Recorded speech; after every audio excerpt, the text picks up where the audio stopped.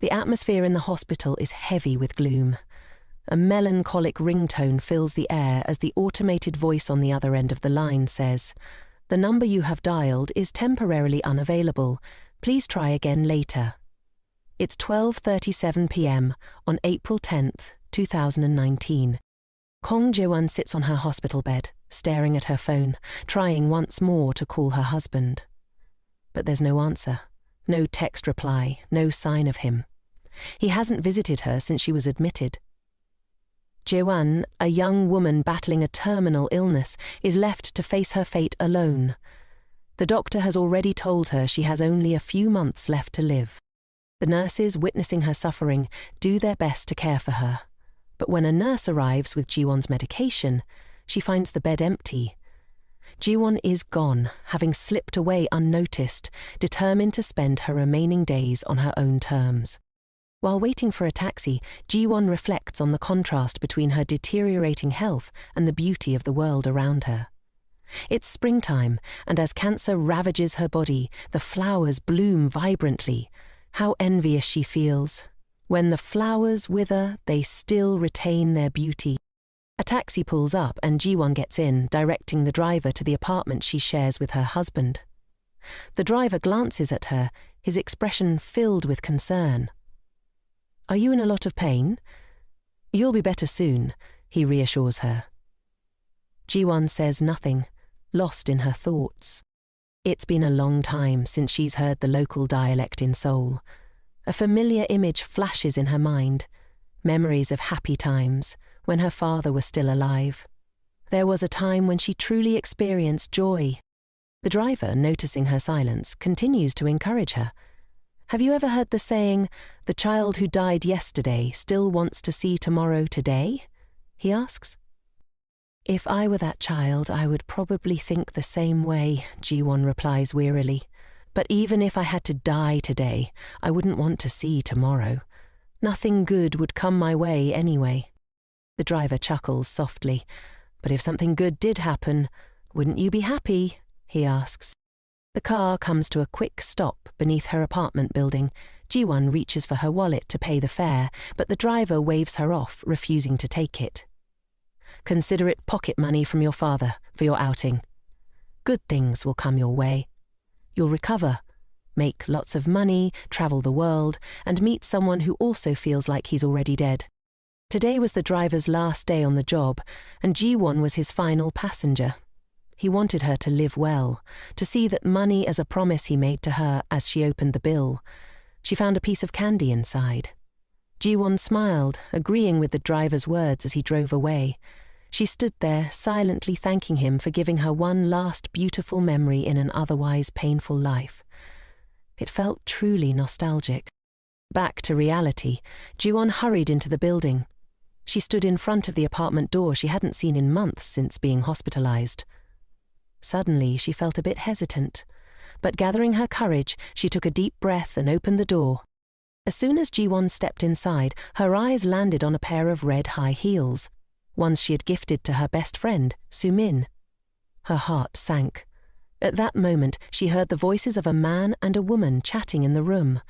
Jiwan trembled as she moved closer, her anger building. Gritting her teeth, she pushed the door open slightly. What she saw confirmed her worst fears. Her husband Minjun lying in bed with her best friend Sumin. But what she heard was even more venomous than she could have imagined. They were discussing how they would enjoy the 500 million won payout from her life insurance after she died. Rage boiling inside her, Jiwan burst through the door, shouting, "Who gave you permission to do this?" The two on the bed jumped up in terror. Minjun panicked, trying to explain, but Jiwan was too consumed by fury to listen. She glared at him, gritting her teeth, and spat out, "Minjun, you dog! Did you really think I'd just lie down and die without a fight? I'll make you pay for this. I'll expose you to the entire company, your families. Hell, I'll post it on social media so you'll never be able to show your faces again.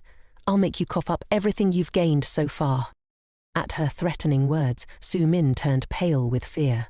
She rushed over, grabbing Jiwan's hand, pleading, "Please don't do this. We're friends, remember? I'm your best friend." Jiwan laughed bitterly, shaking her off. "Best friend? What kind of friend dates and leeches off her dying best friend's husband, all the while counting down to her death so she can cash in on life insurance? Do you even understand how disgusting you are? Sumin, terrified, dropped to her knees, begging Jiwan not to expose her to her family and the company. Through her sobs, she cried, "Please, don't ruin my life. I have to live. You're going to die anyway, but I'm not." Those words ignited Jiwan's fury. Without thinking, she grabbed Sumin by the hair, her rage blinding her as she shook her violently. But before Jiwan could act any further, Minjun stepped forward and struck her across the face with enough force to leave her dazed and stumbling. Jiwan stood in shock, staring at Minjun. "Did you just slap me?" she asked, disbelief in her voice. He shrugged casually and sneered. "You can hit others, but others can't hit you. Just get lost already. Stop dragging us all down with your miserable life. You're going to die anyway, so why bother tormenting everyone else?" Feeling utterly defeated, Jiwan's voice trembled as she replied, "It's because of you and your family that I ended up like this. Your family looked down on me because I grew up without a mother. My dad died of cancer and you took all my money to invest in your worthless stocks. If I'd been hospitalized earlier, maybe I could have survived longer, but now? Even if I die, I'll drag all of you down to hell with me. I won't let any of you die peacefully." Her words left Minjun both shocked and furious. In a blind rage, he raised his hand and struck Jiwan again. She was too weak to dodge, and her head slammed into the corner of the table. Fresh blood poured out, and Jiwan collapsed to the floor, unconscious. Minjun and Sumin looked down at her, but they didn't even care anymore. They were too consumed with panic over what to do next. Sumin nervously muttered, "What are we going to do now?" while Minjun paced, his eyes betraying a hint of panic. Things had escalated far beyond their control. As for Jiwan, in her fading moments, the doctor's words echoed in her mind. 3 months at the shortest, 6 at the longest, and if a miracle happens, maybe 10. But at the age of 37, Jiwan would not even live out those few short months. In the midst of her pain, she heard a voice, a warm, loving voice. It was her father's. His presence was so unlike the cruel intentions she had just faced. Jiwan turned toward him joyfully. She saw her father's familiar figure, his hand reaching out to her. In that moment, memories of the promise she made to him flooded back. "You must live a truly happy life in the future," he had told her. She had agreed to that promise long ago. Her father smiled at her, content, before slowly fading away. As cherry blossom petals bloomed and fell to the ground outside, Jiwan's world went quiet. Suddenly, a noise jolted Jiwan awake. Someone was gently shaking her shoulder. When she opened her eyes, she was startled to see Assistant Jay, a colleague who had left the company 10 years ago. Concerned, Jay asked, "Jiwan, are you okay?" Jiwan, still dazed, tried to make sense of what was happening. She looked in the mirror and was shocked to see herself looking young and full of life. What on earth is going on? The last thing she remembered was being struck by Minjun, hitting her head on the table and dying. Now, here she was, alive. Confused and bewildered, she glanced at the phone on the table. It was vibrating. Jiwan picked it up and stared at the screen. The phone was familiar, the one she used years ago. The date displayed was April 10th, 2009. She quickly reached for her glasses and put them on to see clearly. Ending a painful marriage by being killed by my husband and best friend. Yet here I am, back in my life 10 years ago. What is happening? Am I dreaming? Is this some kind of replay of the life I always wished for before I died? Jiwan sat down in the chair, her mind racing. Why had she returned to 10 years ago? She was puzzled, her thoughts spinning wildly, when suddenly a familiar voice called out behind her. That voice made her heart race and her vision darken with anger. She turned around, and there he was, Minjun pretending to care. "What are you doing out here? You don't look too well. Should I buy you some medicine?" he asked, feigning concern. But looking at his face now, all Jiwan could think of was how he had once yelled at her in anger, how he had humiliated and betrayed her. Hatred surged through her body. She stood up abruptly, filled with fury, and began to walk away. Minjung grabbed her hand, confused. "Why are you acting like this all of a sudden?" he asked. Jiwan angrily yanked her hand free, shouting, "Let go of me! Don't talk to me, and don't ever look at me again!" Just then, another voice called out from behind her. "Jiwan? What's going on? I heard some arguing in here." The voice sent a wave of panic through her. It was Su Min, her so-called best friend and the woman who had slept with her husband. Just the sight of her made Jiwan feel utterly nauseous. She couldn't believe that even after dying, this couple was still clinging to her life. She muttered curses under her breath. "Go to hell, you scumbags." Su Min, still clueless, asked, "What's wrong, Jiwan?" Looking at her fake, concerned expression, Jiwan trembled with rage. The anger boiled inside her, and she wanted nothing more than to lash out. The resentment she had suppressed for so long was bubbling to the surface. Just as she was about to act, Assistant J appeared and interrupted. "The manager is looking for you," Assistant J said, urging her to hurry over. Jiwan wiped away her tears with the back of her hand and left without another word. Yet sorrow still gripped her heart. "Where am I? Why couldn't I have died more beautifully?" She felt lost, trapped in the memories of 10 years ago, where someone always stood alone in her mind. Someone distant yet familiar, always in shades of black and white. Jiwan walked into the office, her eyes landing on the nameplate on the desk. Jo Jin-hyuk, manager. Suddenly memories came flooding back. This was her stern superior from 10 years ago. The tall man, always dressed in a plain suit, never spoke unless absolutely necessary. As soon as she entered, his sharp voice greeted her. "Miss Kong Jiwon, this is the company. I expect you to clearly distinguish between personal matters and work." He handed her a stack of documents and added, "If there's nothing else, you should leave work early." Jiwon noticed a handkerchief placed on top of the documents. Jin-hyuk's tone softened ever so slightly as he spoke again. "Manage your personal emotions so they don't affect your colleagues." She quickly bowed her head in thanks and turned to leave, lost in her thoughts. As she walked, she accidentally tripped over a trash can. Before she could fall, a pair of hands reached out and caught her. "Are you okay?" came a concerned voice from behind her. The familiar voice of the department head echoed in her ears. This was the first time Jiwon had come face to face with the department head, standing so close to him. Jiwon replied that she was fine, pushed the department head away, and hurriedly ran off. Jin-hyuk just silently watched her, saying nothing. After tossing the documents onto her desk, Jiwon thought to herself that she had to get out of there.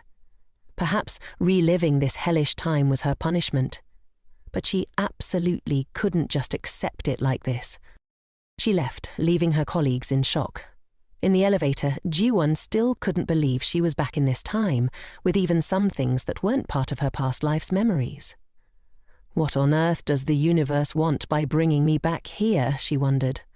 The image of her earlier moment with the department head flashed in her mind. Lost in thought, she suddenly heard someone asking her something. It turned out the elevator doors had opened, and her colleagues were asking if she was getting off. She quickly apologized and stepped out. In her haste, she tripped over the elevator door. This time, no one was quick enough to catch her. She remembered that in her past life, she had also fallen in front of Jin-hyuk, and he hadn't caught her then either. Why is it like this today, she thought. At that moment, her colleagues worriedly asked if she was okay. Jae-won, feeling all mixed up, thanked them and ran out of the company as fast as she could. This time, she didn't trip at the door.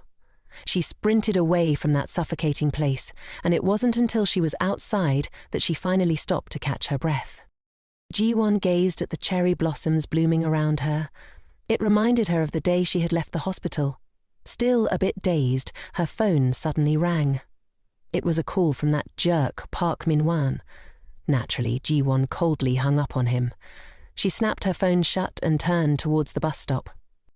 She still wondered if today was just a dream. But why was it 10 years ago, the very year I married that scumbag Park Min-hwan? This dream felt too strange. Just then, her phone buzzed again. This time it was from department head Jin Hyuk, not the other guy, so she answered. On the other end, he informed her that he had sent some additional documents and reminded her to check them when she got back to work. Her mood was sour, so she only gave casual replies. "Tomorrow at work," he added. Without thinking, she replied, "Tomorrow is Sunday." Realizing her mistake, she apologized and quickly hung up the phone, feeling embarrassed. Jiwan wondered if tomorrow would still come for her. Suddenly, she discovered something intriguing in her pocket. Astonished, she pulled it out to take a look. She was taken aback by what she saw. The cash and candy she had received from the driver who took her back to the apartment. Tears welled up in her eyes. It wasn't just some magic trick or illusion. It was her dad's final gift to her. She silently thanked her dad, realizing she really had travelled back 10 years in time. This must be his way of giving me another chance, she thought. She bowed her head, silently promising to live a new life filled with joy and happiness. Maybe her dad was hoping for that too. Meanwhile, back at the company, Park Min-hwan was glued to his phone, frustrated. He had called Jiwan countless times, but she just wouldn't pick up. Why is she acting so different all of a sudden? He couldn't understand what was going on with her, and she had even left her bag behind. At that moment, Jo Soo-min, sitting across from him, curiously asked if he had managed to reach Jiwan. Min-hwan sighed and said it was no use. Jiwan was clearly upset about something.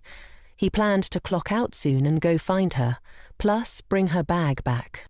Seeing his concern, Soo-min suggested they swing by Jiwon's favourite chicken joint after work to grab some takeout for her. "She'll totally love it," Soo-min said with a smile. Min-hwan happily agreed. Just then, the department head voiced his annoyance from the back. "Park Min-hwan, if you're still in the work zone, it's time to focus on the task at hand." His boss's words instantly had the two scrambling to apologize. Back at her seat, Soo-min pulled out her phone, scrolling through the messages she had sent to Jiwan, all unread. Her innocent face now twisted with resentment. Is she really ignoring all my messages? She wondered bitterly. Outside, it was a sun-soaked day full of bright vibes. Jiwan returned to her apartment, and as she entered her password, she suddenly realized it was still set to Park Min-hwan's birthday. "I need to change this right away," she thought. She quickly switched it up, then swung the door open and stepped inside. The familiar house appeared before her, but the first thing she saw were two framed photos of her with Min-hwan and Soo-min. Next to them was a plush duck bear, a friendship token that Soo-min had once gifted her, saying, "Whatever I like, you like too." Little did Jiwon know back then that Soo-min liked more than just plush toys. She liked her boyfriend too. Looking back, all the guys Jiwon had a crush on eventually confessed to Soo-min. But now she couldn't care less about any of that. For Jiwon, money was her priority. She tossed the photos and stuffed bear into the trash without a second thought.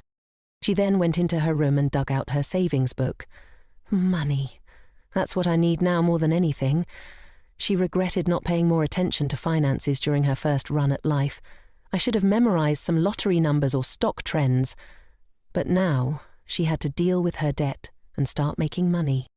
Suddenly, she remembered how, back then, Park Min-hwan had a knack for making any stock he touched soar. I could use that to my advantage. This was a once-in-a-lifetime money-making opportunity. Just then, her phone buzzed. It was a message from Min-hwan saying he'd bring over fried chicken and chat for a bit.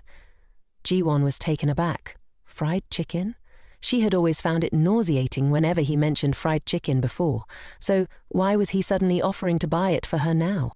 She decided it was time to move out, but before that she needed to deal with Min-hwan and Soo-min. Jiwan texted Min-hwan back, setting up a meeting with him and Soo-min at the bar near her place. Park Min-hwan was taken aback when he received such a short message from Jiwan. What on earth is going on, he wondered. trying to figure out what had caused her to act this way. As he stared at his phone, his boss, Joe Jennyhook, reminded him to finish the report he had been assigned. Minhwan reluctantly dropped his phone and handed the report over to his boss. However, his report was quickly torn apart, and he could only bow his head in apology. Veen Hook coldly reminded him to focus on his work. "The office isn't a place for you to do homework," he said, tossing the report onto the table. Minhwan was furious, but he could only mutter under his breath, "Chonokut, that guy only got his position through connections." Across the table, Jo Soo-min winked and handed him a note inviting him out for drinks after work. Minhwan thought to himself, "Soo-min really knows how to brighten people's moods. She's just so adorable." He quickly wrote a note back to Soo-min, telling her that Jiwan had invited everyone for drinks near her place after work. Soo-min sweetly smiled in agreement, but inside she was silently fuming, cursing Jiwan for ignoring her messages. Minhwan decided to go down and tidy up the car first. Jiwan's used to my messy car, but Soo-min's different. In that moment, he realized Jiwan didn't act like a typical girl at all. Meanwhile, Jiwan was standing in front of her wardrobe, unable to believe how she had dressed 10 years ago. How did I not see it? Everything she owned was just outdated button-up shirts. She hadn't even bothered with makeup and always tied her hair in a ponytail, wearing oversized glasses that completely hid her beauty. Since today would be the last party with her boyfriend and best friend, she couldn't afford to go out looking like this. Jiwan picked up her curling iron and plugged it in. Just then, her phone buzzed with a new message, but because it was resting on the edge of the table, the phone slipped and fell to the floor. Jiwan reached down to pick up the phone, but just as her hand was about to touch it, she froze. A memory from the past suddenly came rushing back. She remembered sitting at her vanity, turning on the curling iron when a message had come in. The phone had dropped, and as she bent down to pick it up, her hand got caught in the cord, causing the curling iron to fall and burn her wrist. This time, however, Jiwan was careful. She picked up the phone gently, and her wrist remained unharmed. It was as if she had learned from her past mistake. The realization hit her. Fate could be changed. On her phone was a message from Minhwan, saying he was on his way and that he had a gift for her. A gift? Jiwan thought back, rummaging through her memories. That day, Minhwan and Soo-min had brought beer and fried chicken. Back then, she hadn't realized how well those two clicked together. A plan started forming in Jiwan's mind. If they liked each other so much, then let Soo-min marry Park Minhwan in my place. She arrived at the bar early to wait for the others. She hadn't even taken more than a few sips of her drink when she heard someone calling her name. It was Minhwan and Soo-min, the lovey-dovey couple arriving together. Soo-min cheerfully suggested that she would treat everyone to drinks today. Minhwan explained that Soo-min had come here out of concern for her. Soo-min asked Jiwan how she was doing, pretending to be concerned. Jiwan couldn't stand her fake worry, so she casually replied, "Just to get it over with." She ordered food and asked the other two if they wanted anything else. Minhwan, noticing a dish on the menu, asked Soo-min if she could eat that one, suggesting they order something different. Soo-min just smiled and said, "I like everything Jiwan likes." Jiwan noticed the earrings Soo-min was wearing. Soo-min had given her a pair just like them, and Jiwan had worn them without realizing they didn't suit her at all. In front of Jiwan, Soo-min chatted with Minhwan without a care in the world. Minhwan remarked that he was surprised the two were such close friends, since they looked so different from each other. Soo-min grinned and said, "Jiwan had no friends growing up, so she always clung to me. Because she was petite, she could only wear clothes like this." Then Soo-min turned to Jiwan and, with a hint of jealousy, remarked that Jiwan was as big as a giant. Her words stung more and more, crossing the line. Soo-min placed her hand in Minhwan's and explained that his hand was so big, almost like Jiwan's. Soo-min laughed and said she wanted to be like Jiwan, a beautiful giant standing in front of the demon Minhwan. Jiwan calmly sipped her drink, unfazed. Then she spoke up, hinting that their portions were the same. She asked, "What were you doing while you were growing up like this?" Su-min, flustered by the question, quickly changed the subject and raised her glass with Min-hwan. The three of them toasted to their first time drinking together. Jiwan wasn't interested in clinking glasses with this couple. She silently watched their fake camaraderie. Soon, the boneless chicken was served, and Su-min exclaimed it looked gross. Min-hwan asked her if she had just said she liked it.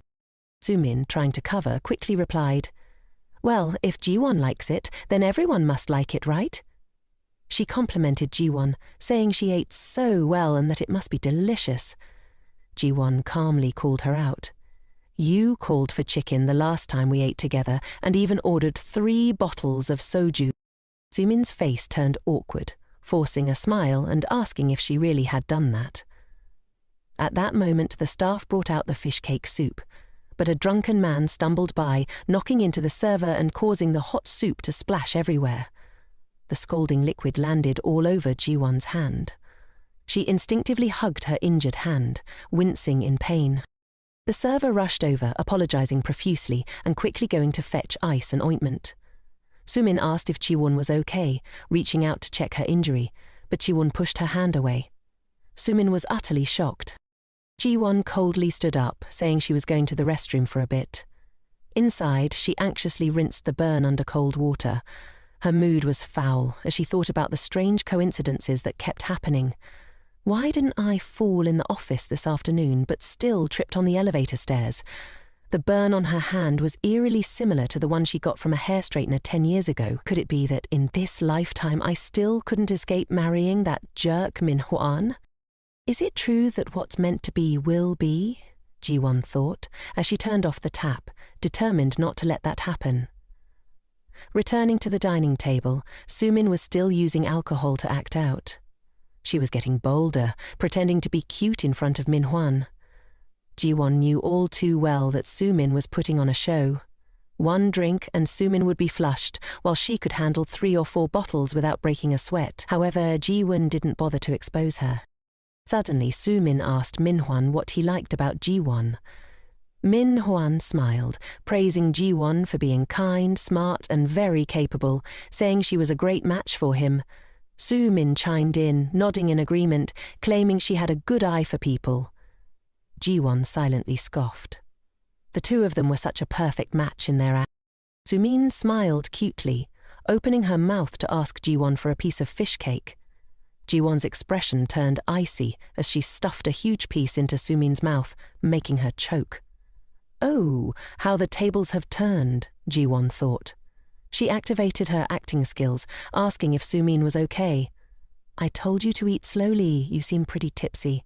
Let me call a taxi for you to head home." Su-min hurriedly explained she wasn't drunk at all, but Jiwan wasn't having it. Without hesitation, she forcibly pulled Su-min up and pushed her into a taxi.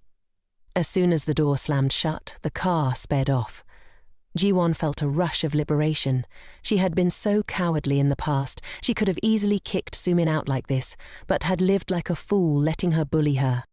Min-hwan sat in the cafe, feeling regretful, as he realized how happy he had been when Su-min was around. Jiwan had never been that charming to him. Jiwan returned to her seat, and Min-hwan still asked about Su-min. He even complimented Su-min's cuteness in front of Jiwan.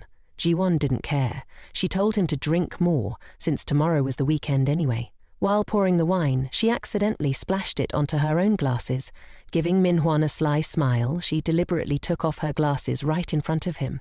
He was dazzled, praising Jiwan for looking stunning without her glasses. He even suggested she should consider surgery. Jiwan smiled, weighing her options.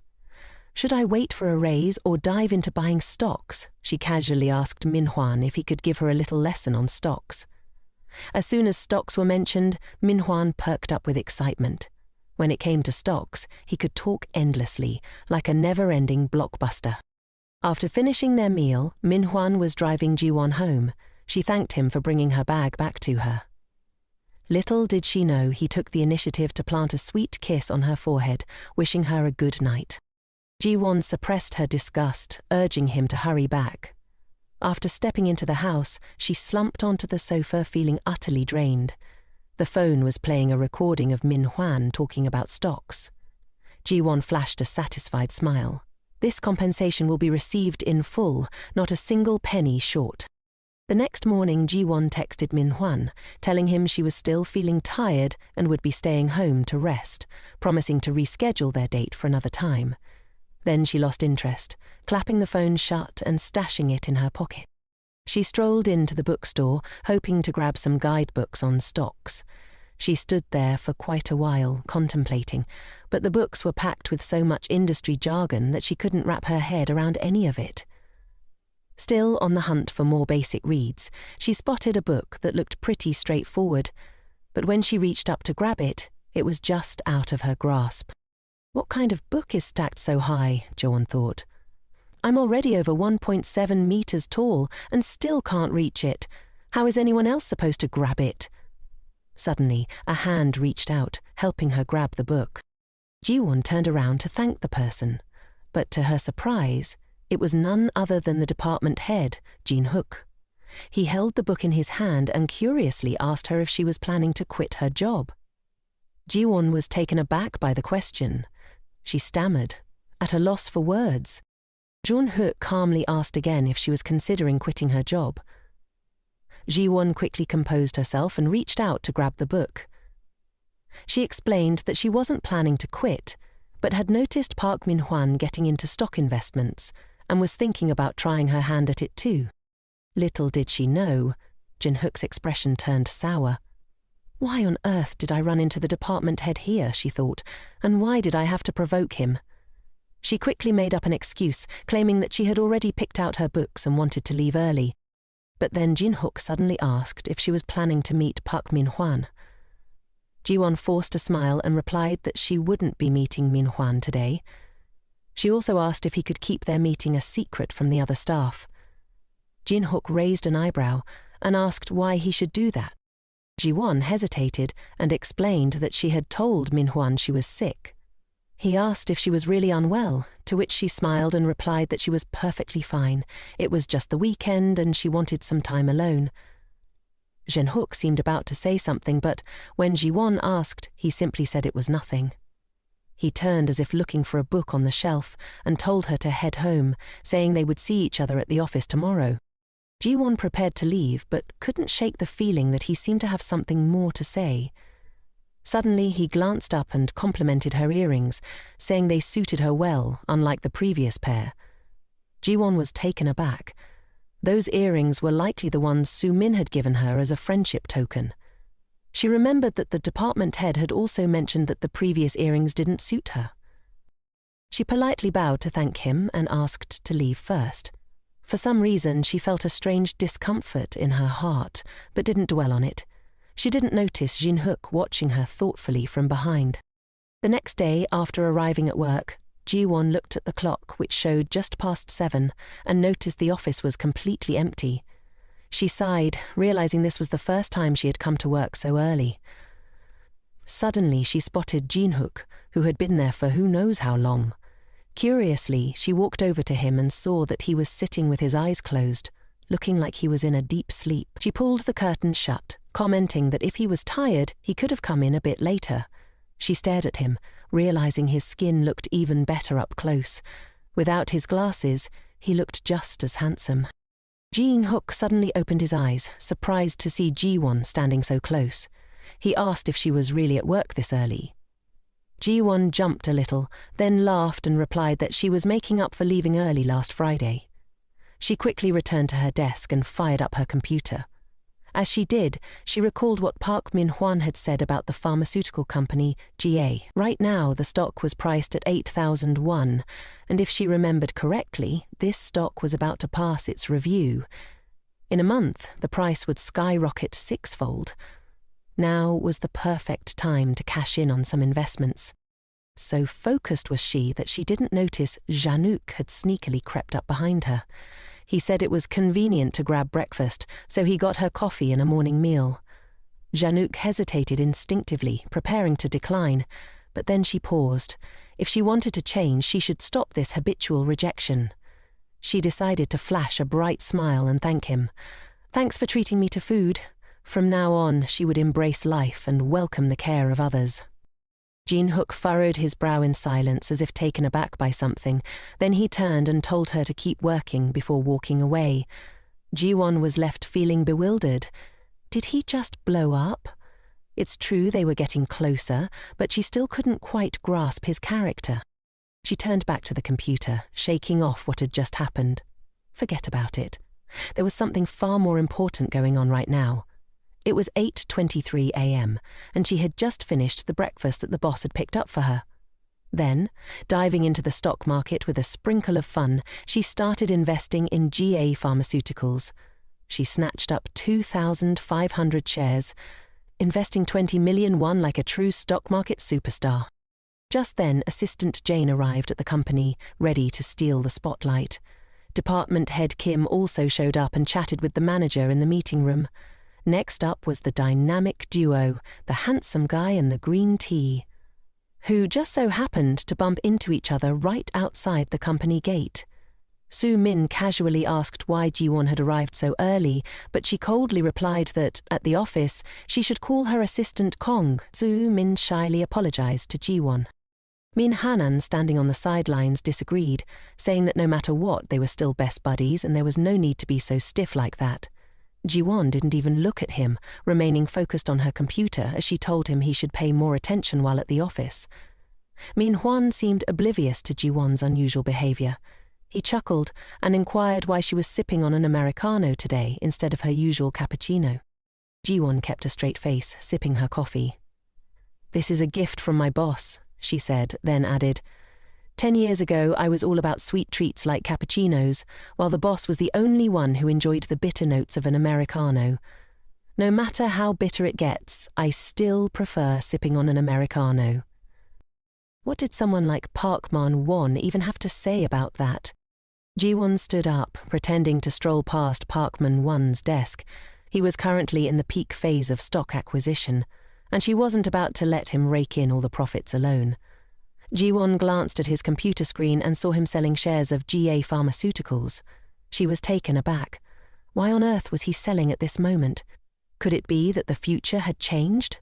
What on earth was his reasoning for selling those shares? They were supposed to skyrocket 5-fold in a month. What was going on? The only fate she wanted to change was her own. 10 years ago he had invested in GA Pharmaceuticals, and the profits had multiplied. But why had she just seen him sell a total of 3,500 shares? Why was this happening right after she bought those shares? Jiwon bit her lip, completely puzzled by Park Min-hwan's calculations.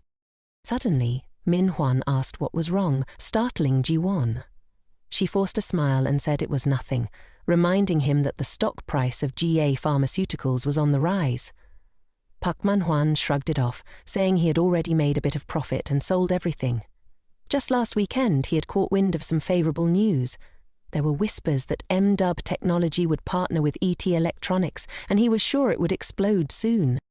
As Park Man-hwan rambled on about the intel he had gathered, Jiwan was lost in thought. A company like M-Dub, even one as clueless about stocks as her, was well known after introducing new technology in mobile phones. The stock price had skyrocketed in no time, only for the CEO to flee abroad a month later, causing massive losses for investors. But why was he planning to invest in such a company now? After grabbing the documents, Park Man-hwan winked at her, saying he was sharing this news with her alone and that she shouldn't tell anyone. He left, leaving Ji-woon deep in thought. If things that never happened in the past were to occur, it meant a different future would unfold. The futures of those involved would also shift. She rolled up her sleeve to check the time.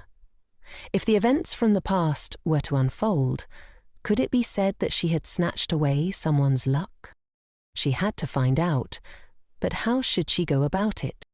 Min-hwan returned to his desk. Jiwon approached and asked if he wasn't going to have lunch. He replied that he was just about to go eat. She smiled and told him she was also planning to grab a bite, asking if he wanted to join her. Moments later, Jiwon, Park Man-hwan and Su-min stood in front of the elevator. Su-min cheerfully remarked that it seemed like this was the first time the three of them were having lunch together at the office. Park Man-hwan was surprised and asked why she was inviting them to lunch today. Didn't she usually avoid having others gossip about her love life at work? So they had never eaten together before. Just a moment ago she had been laughing and inviting him to join her, yet Jiwan remained pensive and silent. Noticing her silence, Sumin asked if Jiwan had just bought that shirt, saying she had never seen her wear it before. She smirked and complimented her, saying the shirt looked great and really suited her. Jiwan merely smirked back, thanking her.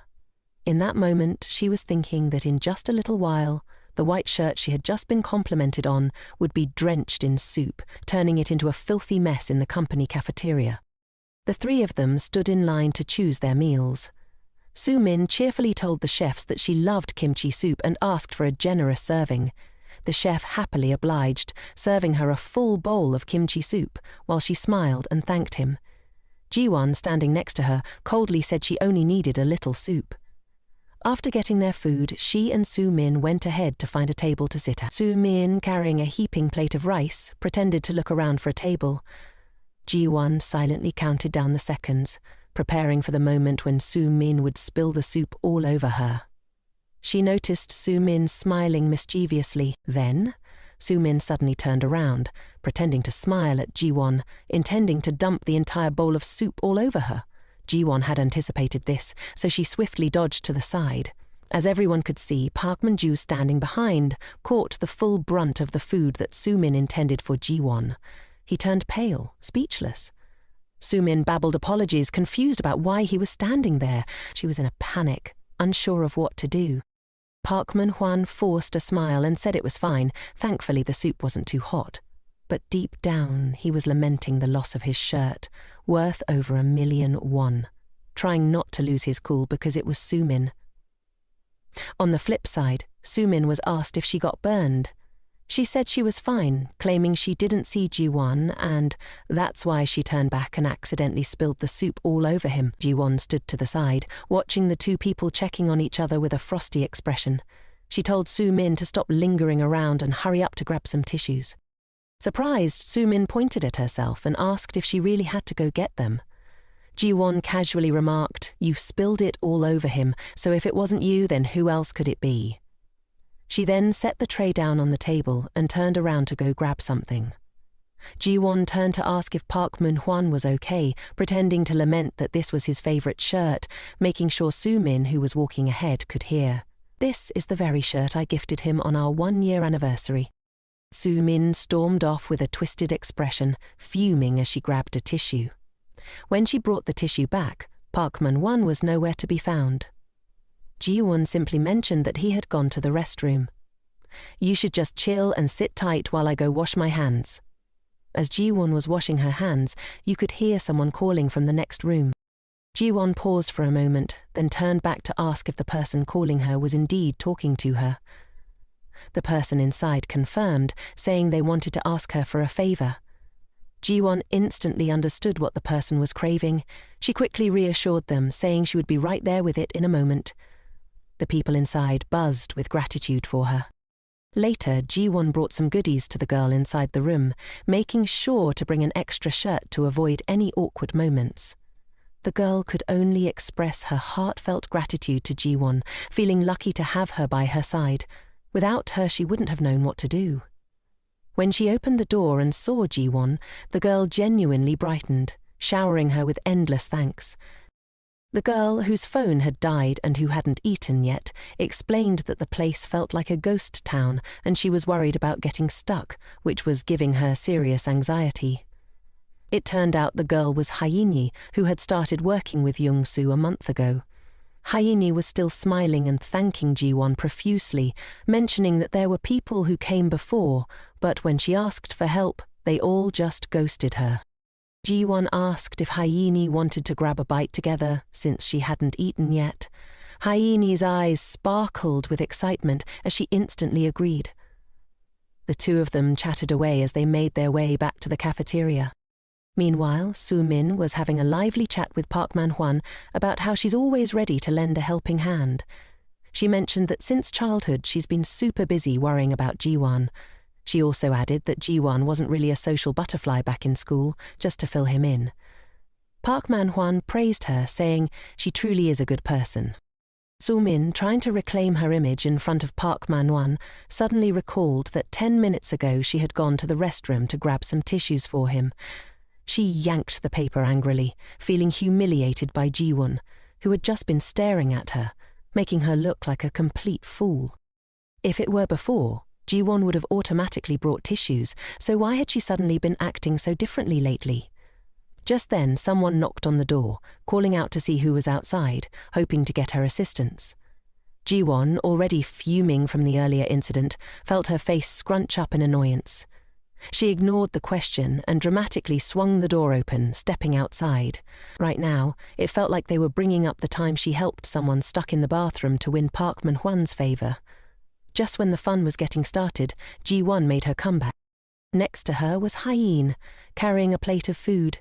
Jiwan smiled at Sumin and asked what they were chatting about.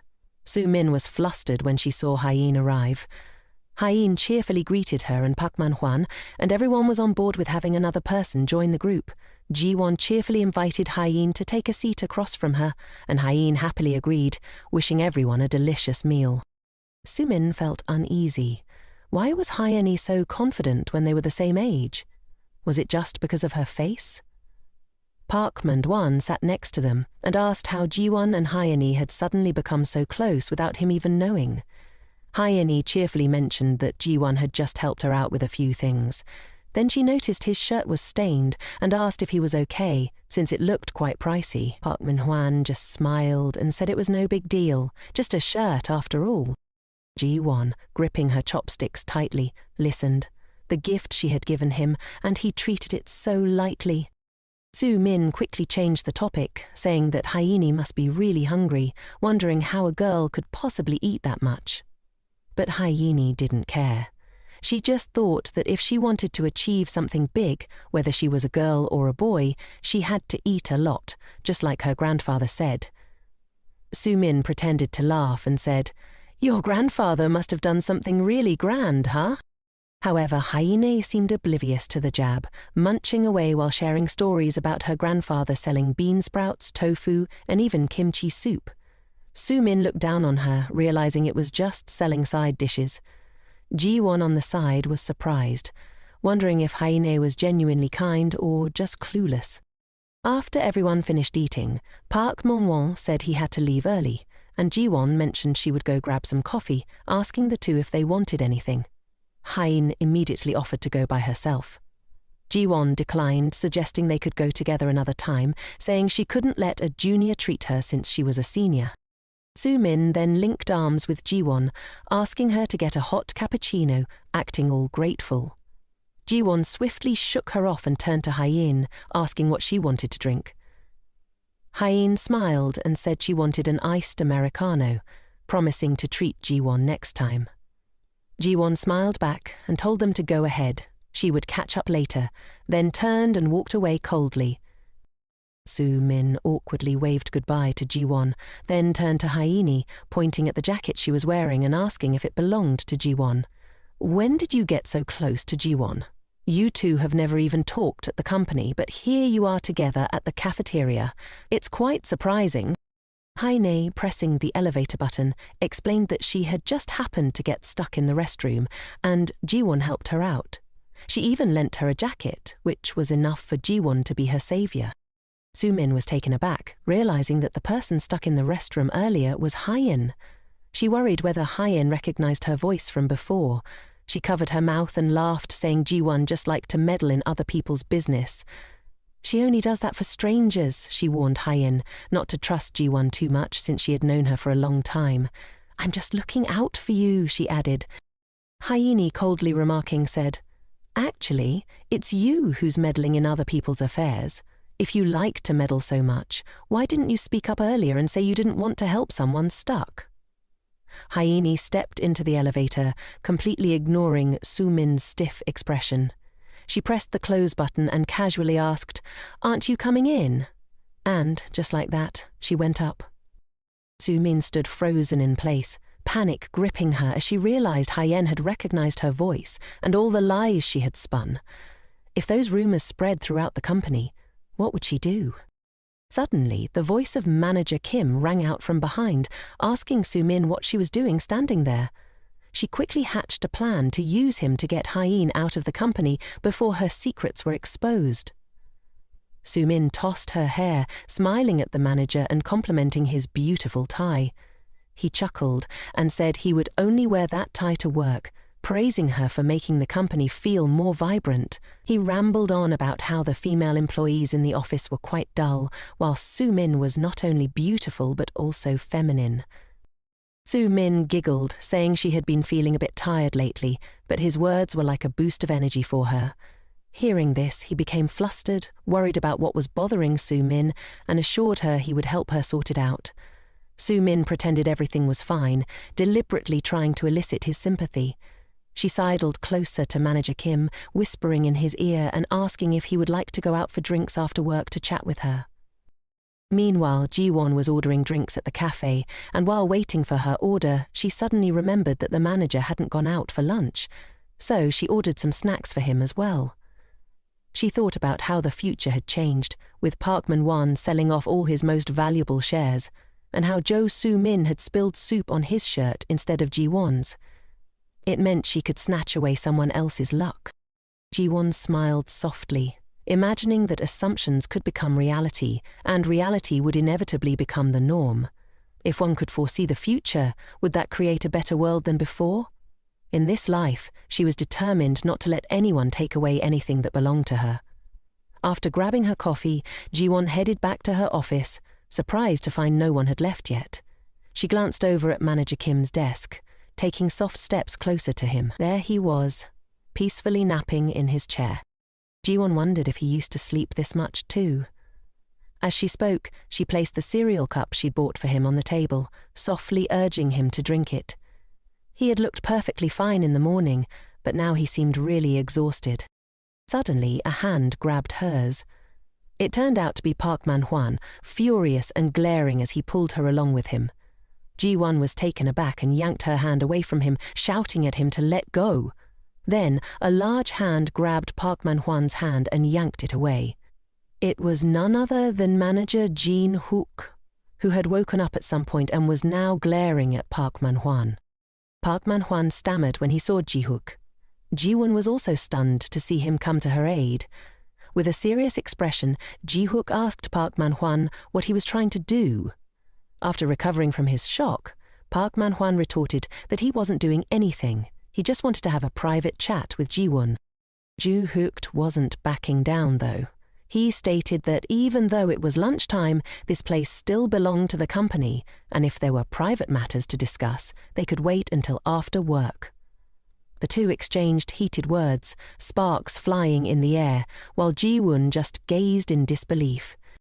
Jin-hook then turned, grabbed the cup of water she'd left on the table, thanked her for the drink and walked away.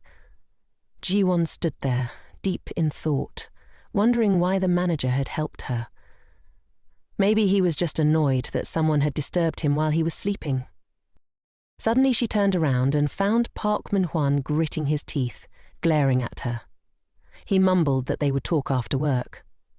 Jiwon shivered, feeling scared at his expression. It reminded her of the time he had yelled at her when she suggested a divorce. He had said her existence made his life miserable and that marrying her was just out of pity. How dare someone like her suggest a divorce? He had said it with a fierce demeanor, and thinking about it now made her tremble all over. Suddenly, someone placed a hand on her shoulder from behind. Thankfully, it was Assistant Jang. She smiled and asked Jiwon if they could talk for a moment. Assistant Jang brewed her a cup of peppermint tea to help her unwind, and kindly asked if something was bothering Jiwon. Earlier, she had noticed that Jiwon's face looked pale. Jiwon simply replied that it might be due to overworking herself. Assistant Jang chuckled, saying it was because Jiwon worked too hard. She suggested Jiwon take a break now and then, just like she had prioritized her own health after having her baby. Jiwon suddenly remembered that Assistant Jang had returned to work not long after her maternity leave, but soon resigned. Worried, she asked if Jang was doing okay these days. Jang replied that she was fine, though a bit anxious because team leader Kim wouldn't leave her alone. He used the excuse that he had to endure hardships while she was on leave, so now he treated her like a workhorse. She added that she was lucky to have talented colleagues like Jiwan, which allowed her to learn a lot. Then, playfully, she told Jiwan not to suffer in silence. Whenever she felt tired, she should just let Jang know because they were colleagues. At that moment, she brewed Jiwan another warm cup of tea. Jiwan held the cup tightly, bowing her head shyly as she thanked Jang, wondering why she hadn't realized 10 years ago what a wonderful colleague had been by her side all along. After finishing their tea, they headed back to the office and ran into Hyene. She was still smiling and thanked Jiwan for buying her coffee. Assistant Jang also asked how Hyene was doing with her internship. Hyene cheerfully replied that everything was going great, with plenty of seniors offering help. Then she turned to ask about Assistant Jang's child, wondering if she had grown a lot by now. Assistant Jang happily showed them pictures of her daughter, and the three of them chatted animatedly, though Assistant Jang still felt sad about having to send her little one away while she was still so young. She knew she had to work hard to provide for her child. While the three of them were engrossed in looking at pictures of Jang's daughter, Sumin and team leader Kim returned to the office. Jiwan and the others noticed them immediately, and the atmosphere shifted. People quickly scattered to their tasks. Even as Sumin returned to her desk, she wondered what everyone had been huddling together about, laughing so much. Could they have been talking about her? She glanced at Jiwan, frowning, thinking to herself, no way, could she really be chatting and laughing with someone else like that? How could that even be possible? Before long, it was time to clock out. The manager stood up and said everyone had worked hard, so they should finish up their tasks and log off. People got up, tidied their things, and exchanged goodbyes, promising to see each other tomorrow. Jiwan anxiously left her desk, worried whether Park Manhwa was following her. Manager Hyuk quietly watched her retreating figure from behind. Jiwan entered the restroom and nervously checked her phone for the message Jo Sumin had just sent her. It mentioned she had something to take care of and left early. Scrolling down, Jiwan saw a message from Park Manhwa saying he was waiting for her at the company entrance and to call him when she came out. She had been in there for 20 minutes. He must have left by now, right? Jiwan tried to calm herself, telling herself not to be scared anymore. After all, she wasn't the gullible girl she used to be. If she wanted to avoid another stroke of bad luck, she had to start by changing herself. As she stepped outside, she immediately ran into the manager. He wondered why she was just now finishing up. Jiwan was surprised he hadn't left yet either. He simply replied that he had some business in the management department, which was why he was still there. The conversation ended, and Jiwan pressed the elevator button. The doors opened, and the two of them stepped inside in silence. Jiwan was still very anxious. What if Park Manhwa was still waiting for her? She absolutely did not want to run into him. Meanwhile, Jun-hyuk suddenly spoke up, saying if it was convenient, he could give her a ride home since they were leaving at the same time. Once they reached the car, Jin-hyuk asked where she lived. Jinwon couldn't bring herself to look at him, replying that her place was in a quieter area, but he could just drop her off nearby. As Jinwon fumbled around, she noticed a designer lipstick by the car door. So, the manager had a girlfriend already. Actually, that wasn't too surprising. As the car approached the checkpoint to exit, Jiwon spotted Park Manhwa still waiting at the door for her. He was leaning against a car, staring intently at his phone. As the school van rolled by, he suddenly looked up, his curiosity piqued. Jiwon, tense in the car, raised her hand to shield her face, fearing he might catch a glimpse of her. The car glided smoothly past him. Jiwon was taken aback, then glanced at Jun-hyuk, who noticed how she kept covering her face with her hands. She softly replied with a thank you, her heart whispering a sigh of relief. That was close, she thought, feeling like she had almost been caught in a drama. Later, Jun-hyuk escorted her all the way home, stepping up to open the door for her. "Goodbye, and see you tomorrow, superstar," he said. She shyly greeted him back before heading up to her room. Jun-hyuk stayed behind for a moment, watching her head to her room before getting into the car. He sat there quietly for a while, and when he saw her room light up, his phone rang. The call was from a girl, asking why he hadn't clocked out yet. She wondered what was going on, since he had been so distracted lately. He casually replied, "I can't make it today, so you'll have to handle things on your own." Without giving her a chance to react, he hung up. The car sat quietly, parked outside Jiwan's place. Meanwhile, Jo Soo-min was having a drink with the head of the team, Kim. Her expression was one of pure discontent, secretly blaming the cheap, cloying scent of his cologne that clung to her like an unwanted sidekick. While Jiwan was out on a date with that handsome guy in designer clothes, here she was, stuck sitting with this smelly old man. The head of the committee, blissfully unaware of her inner musings, finished his drink and began complimenting her, saying that sipping wine with a beauty like her was simply a match made in heaven. He suggested they grab drinks together more often. Jo Soo-min playfully covered her mouth while laughing at him, masking her true feelings. At that moment, he asked her if she had something on her mind, encouraging her to share her thoughts. She simply said it was a small complaint of hers, then grabbed the bottle of wine from the table. Seeing the head of the committee smile, she thought to herself, if we down a few more drinks, maybe he'll spill some juicy details. While pouring a generous glass of wine for him, she casually mentioned Hyeni and assistant Jan, deliberately implying that they weren't fond of her. She pretended to be a damsel in distress, claiming that they had no right to treat her this way. She said she wanted to snap back at them, but if she decided to quit, he shouldn't take it to heart. The head of the committee, hearing this, immediately blew a gasket. He snapped that Soo-min wasn't taking a break and that he would handle them himself. In the company, with the chairman, he couldn't do anything, but here, he was the number one. Soo-min smiled and thanked him, but she didn't forget to add a little fuel to the fire, saying she really wanted to get along with everyone, but that they were being too harsh on her. The head of the department comforted her, suggesting she drown her sorrows in some drinks tonight, and assured her he'd handle everything else. He then turned to cheerfully clink glasses with her. Soo-min took a sip of her drink and shot a glance at him. She secretly smiled to herself, thinking how foolish and easily manipulated he was. Now, all she had to do was sit back and enjoy the show. Meanwhile, at home, Jiwan had just finished her shower, towel in hand while scrolling through her phone. On her screen was a message from Soo-min, pretending to care, asking why Jiwan had turned off her phone. She even mentioned how Jiwan had been making her sad lately, but that she still cherished her, wishing her a good night and saying they'd meet again tomorrow. Then came the missed calls from Park Man-hwan, who was really starting to get on her nerves. Just as Jiwan was about to change her number, her phone rang again. Park Man-hwan was calling. Reluctantly, Jiwan answered. The first thing he asked was where she was. She replied calmly that she was at home and asked if he needed something.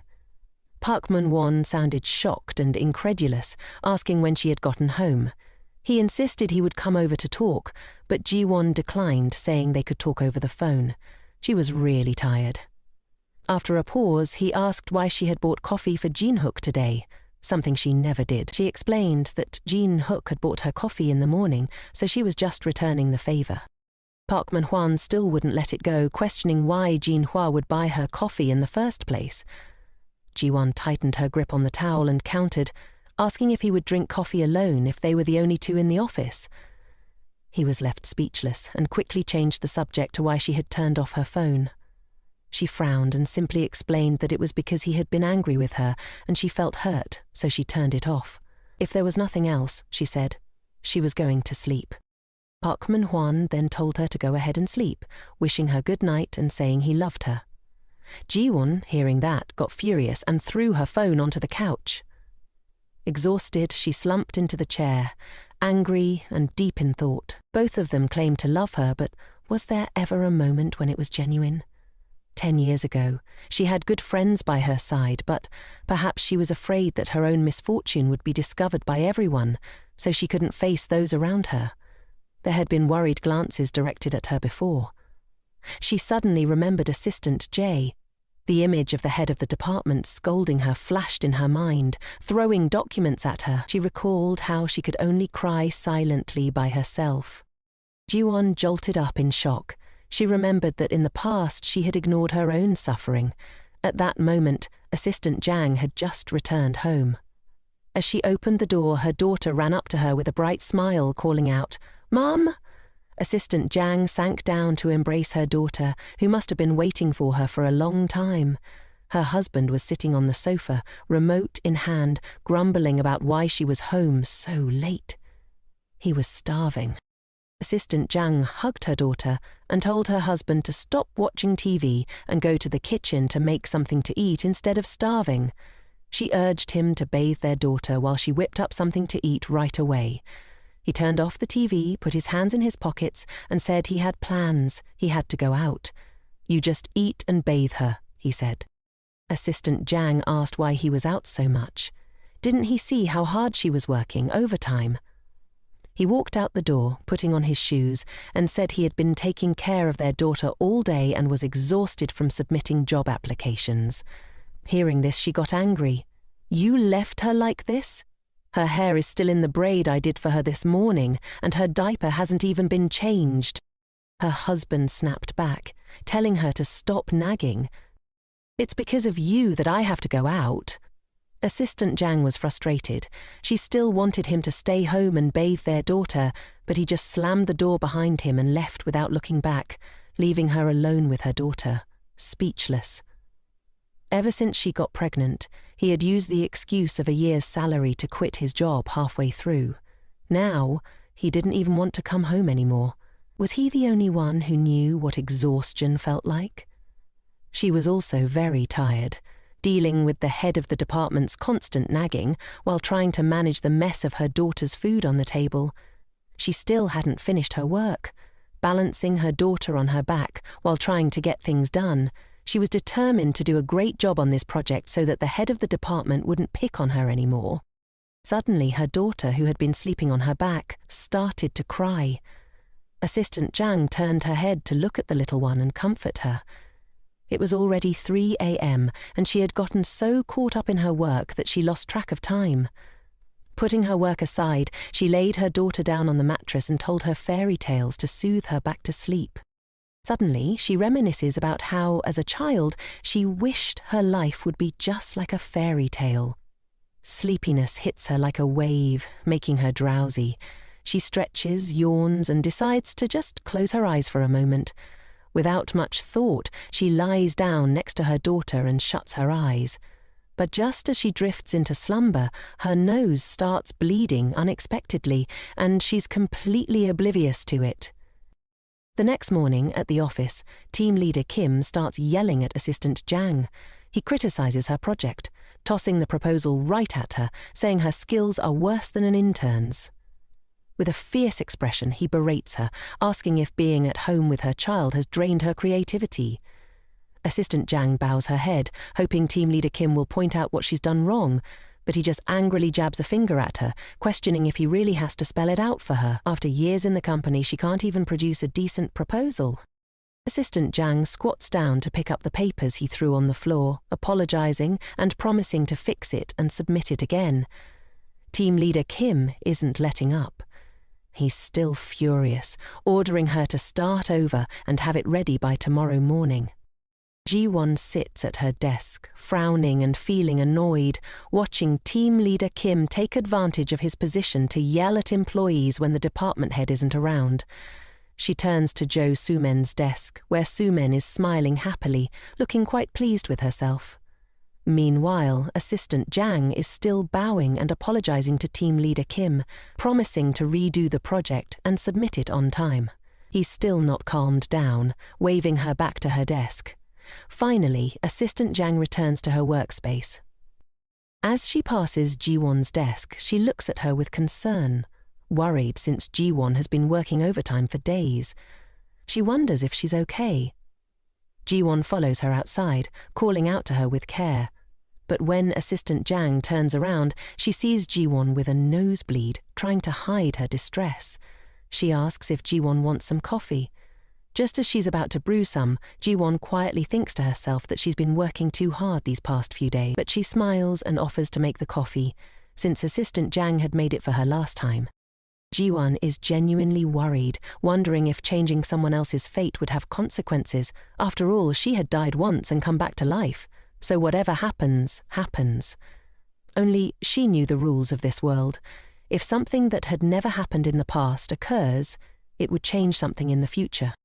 Suddenly, Jae-um reminded assistant Zhang about the project she was working on, and insisted that she absolutely should not redo it.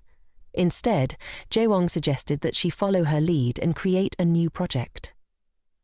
Jiwan explained that it wasn't about changing the content of the project, but just altering the font and layout enough to submit it again. She believed that Chief Kim hadn't thoroughly read the content of Assistant Jang's project. He was simply looking for an excuse to criticize her. Assistant Jang hesitated a bit. Submitting an identical version felt a little off, but Jiwan urged her to trust her just this once. With a bright smile, Jiwan added that if Chief Kim complained about the project being the same, she would redo it, and of course submit it under Assistant Jang's name. Assistant Jang thought to herself, "Is Jiwan really like this?" She reluctantly agreed, saying that if the chief found out, they could just say it was a mix-up. Then Jiwan slipped something into her hand. Assistant Jang asked if it was related to the project. Jiwan replied that it wasn't. It was a voice recorder. Whenever Chief Kim scolded her, she should record it. Assistant Jang looked at the recorder. Even though Chief Kim often scolded her, he had worked hard during her maternity leave, so she felt she should have some conscience. Jiwan countered, "Who said Chief Kim worked hard while you were on leave?" She sighed, recalling that during Assistant Jang's maternity leave, she had to handle half of the workload, with the other half divided among the other staff members. She remembered the scene where Chief Kim angrily threw documents and made employees redo their work. He probably only worked hard throwing reports around, she thought. Jiwan reminded Assistant Jang to keep acting normal and to remember to record everything. It might come in handy in the future. After that, the two returned to the office. As soon as they opened the door, they saw Chief Kim yelling at Hyein again. He was loudly pointing his finger at her, berating her, and she could only bow her head and accept the blame. According to Jiwan's memories, Hyein would soon be transferring to another department. And, of course, the reason was Chief Kim. He only waited for moments when the department head was absent to act like he owned the place. Jiwan stared at Chief Kim, frowning and thinking, "Just wait and see."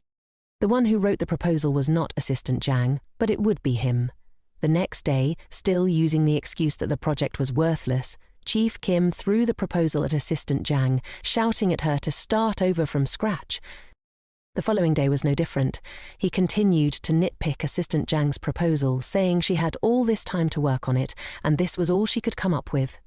3 days later, without even looking at it, he tossed the proposal back, demanding a redo.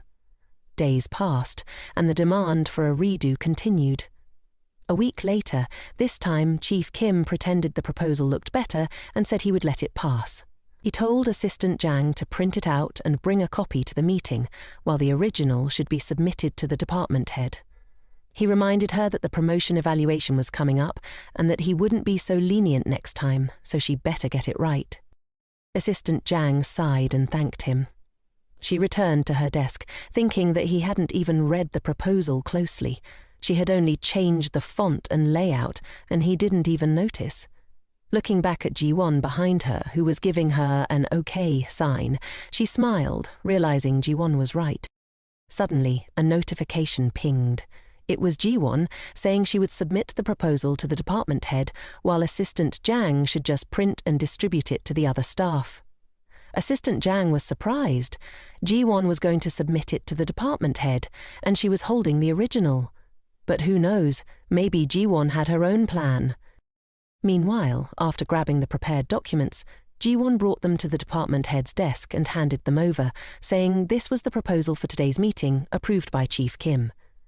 The department head took it and told her to prepare for the meeting, adding that Hyein had already gone to buy coffee, so there was no need to prepare anything else. Jiwan complied, but was curious about Hyein buying coffee. Soon, the table was filled with Americanos that Hyein had brought back. Everyone was grateful and praised Hyein for being so thoughtful. Just as everyone was in high spirits, Hyein smiled brightly and said, "It's nothing. The department head is treating you, not me spending my own money." Suddenly, Chief Kim's voice boomed, asking who had brought coffee to the company. Hearing this, Hyein immediately said it was her who had bought it and cheerfully handed him a cup. He not only refused to take it, but also yelled at her for bragging to him. He shouted loudly, criticizing the coffee she bought as overpriced and mediocre in taste. Who drinks coffee before a morning meeting anyway? There's plenty of coffee piled up in the break room. How dare a contract employee use the company card so recklessly like that? Little did he know, manager Jean-Hook had been standing behind him the whole time, his brow furrowed.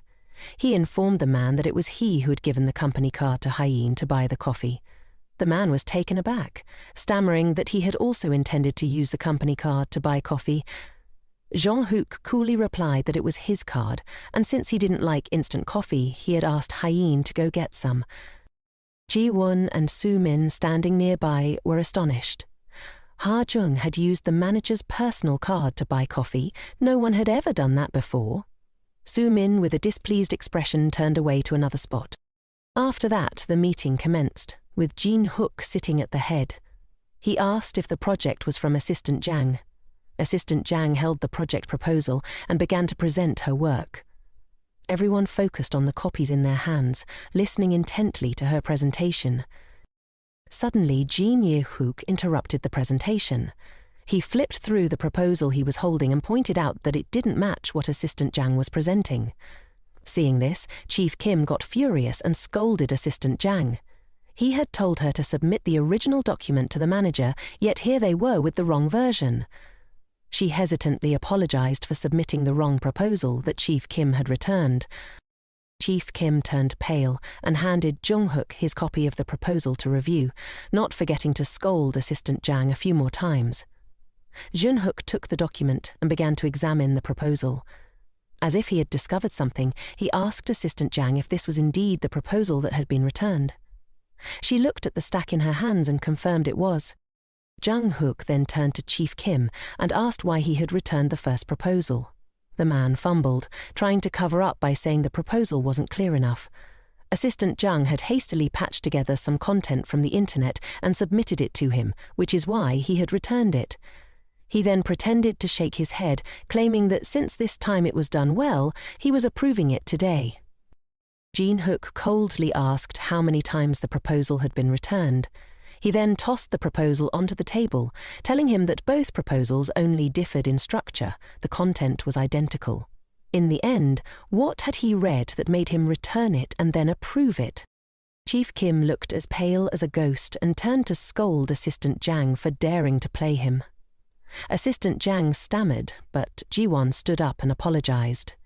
She explained that the first proposal had been written by Assistant Jang, while the one submitted was her own. Jin-hook questioned her, asking what she meant by that. Jiwan bowed her head and explained that she had seen Assistant Jang unwell earlier and had helped her out. She thought the proposal she received was just a reference document, so she based her submission on that. Since Assistant Jang didn't have time to redo it, she submitted that version to the department head. Jiwan bowed, taking responsibility in front of the department head, admitting that submitting the wrong proposal was her fault. Jiwan sincerely apologized.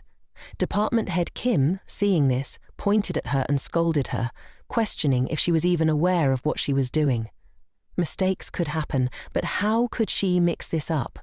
If she knew it was a mistake, she should have asked for an extension to write a new one. Department head Jin-hook adjusted his glasses, frowned, and shot a glare at Department head Kim, asking if he was trying to pin the blame on someone else. Suddenly, the fierce reprimand from earlier vanished, replaced by a stiffened posture as Kim stammered that he might have been tired and confused. Jin-hook tapped the proposal folder and echoed the question that Kim had just asked Jiwan. How could this be mixed up? He stood up and met the gaze of the bowing man, promising that this would never happen again. Jin-hook looked at him with a cold, wolf-like glare and told him he didn't need to apologize to him. Instead, he should prepare a written self-reflection for him by tomorrow. At that moment, Department Head Kim trembled in fear at Jin-hook's intensity, unable to utter a word. Jiwan, seeing this, brought the new proposal folder to Jin-hook. He accepted it and addressed everyone. For future proposals, they should skip the first confirmation and bring them directly to him for review. The meeting continued, and everyone in the room had their own expressions. Jiwan and Assistant Jang smiled cheerfully, while Department Head Kim looked both anxious and furious. Meanwhile, Jo Soo-men bit her lip in annoyance. The meeting wrapped up, and everyone filed out of the conference room to return to their desks. Jiwan let out a sigh. She had been really scared, but thankfully she had managed to resolve the situation smoothly. She hoped Assistant Jang wouldn't be asking for leave anymore. A message came in for her. It was from Assistant Jang, thanking her for the help. She said that from now on she would be less harassed. Another message popped up and Jiwan clicked to open it. It turned out to be from Jo Soo-men, reminding her not to forget their appointment this weekend. Jiwan thought to herself, did she have any plans with her this weekend? Either way, she wasn't going to go. She glanced at her calendar. Her mouth suddenly froze mid-drag. Gwan's face went pale all of a sudden. Wasn't this weekend the day of their class reunion from years ago? She really just wanted to erase all memories of that day. Back then, young Soo-men had promised to take her to a famous restaurant, but unexpectedly she led her to the reunion instead. As soon as her old classmates saw her, they looked down on her and whispered about her, assuming she must have begged Jo Soo-min to take her along. No one there welcomed her. Jiwan stood frozen, unable to say a word while they continued to gossip. Jo Soo-min smiled, linked arms with Jiwan and introduced her as her best friend. So, of course, she was there. Jiwan, feeling shy, excused herself to the restroom, but in there they were still talking about her. They even thought Soo-min was too kind-hearted and had suffered a lot because of her, yet still took care of her. In their eyes, Soo-min was such a sweet girl, always having to put up with Jiwan. Jiwan sat in the restroom, feeling despondent and stunned by their words. They even thought she was a bad friend. While they were chatting, one friend suddenly remembered seeing Jiwan go into the restroom and hurried outside. Inside, Jiwan burst into tears, memories flooding back. She recalled locking herself in the restroom for 30 minutes, and when she finally came out, there was no one left, not even Soo-min. Lost in her thoughts, Jiwan... Suddenly, she heard someone call her name. Turning around in shock, Jiwan recognized it was Assistant Eun-ho, Hyein, Jiwan's assistant. Hyein called her name, jolting her back to the present. Hyein asked what was wrong and why she was so deep in thought in the restroom. Jiwan awkwardly replied that she was thinking about work. Hyein joked that she was like a busy bee and advised her to relax her mind for a bit. Then Hyein asked if Jiwan had any plans for Sunday, as she wanted to invite her to hang out at Gajosue. Jiwan remembered she had a date with Soo-in on Sunday, so she told Hyein she was already booked for that evening.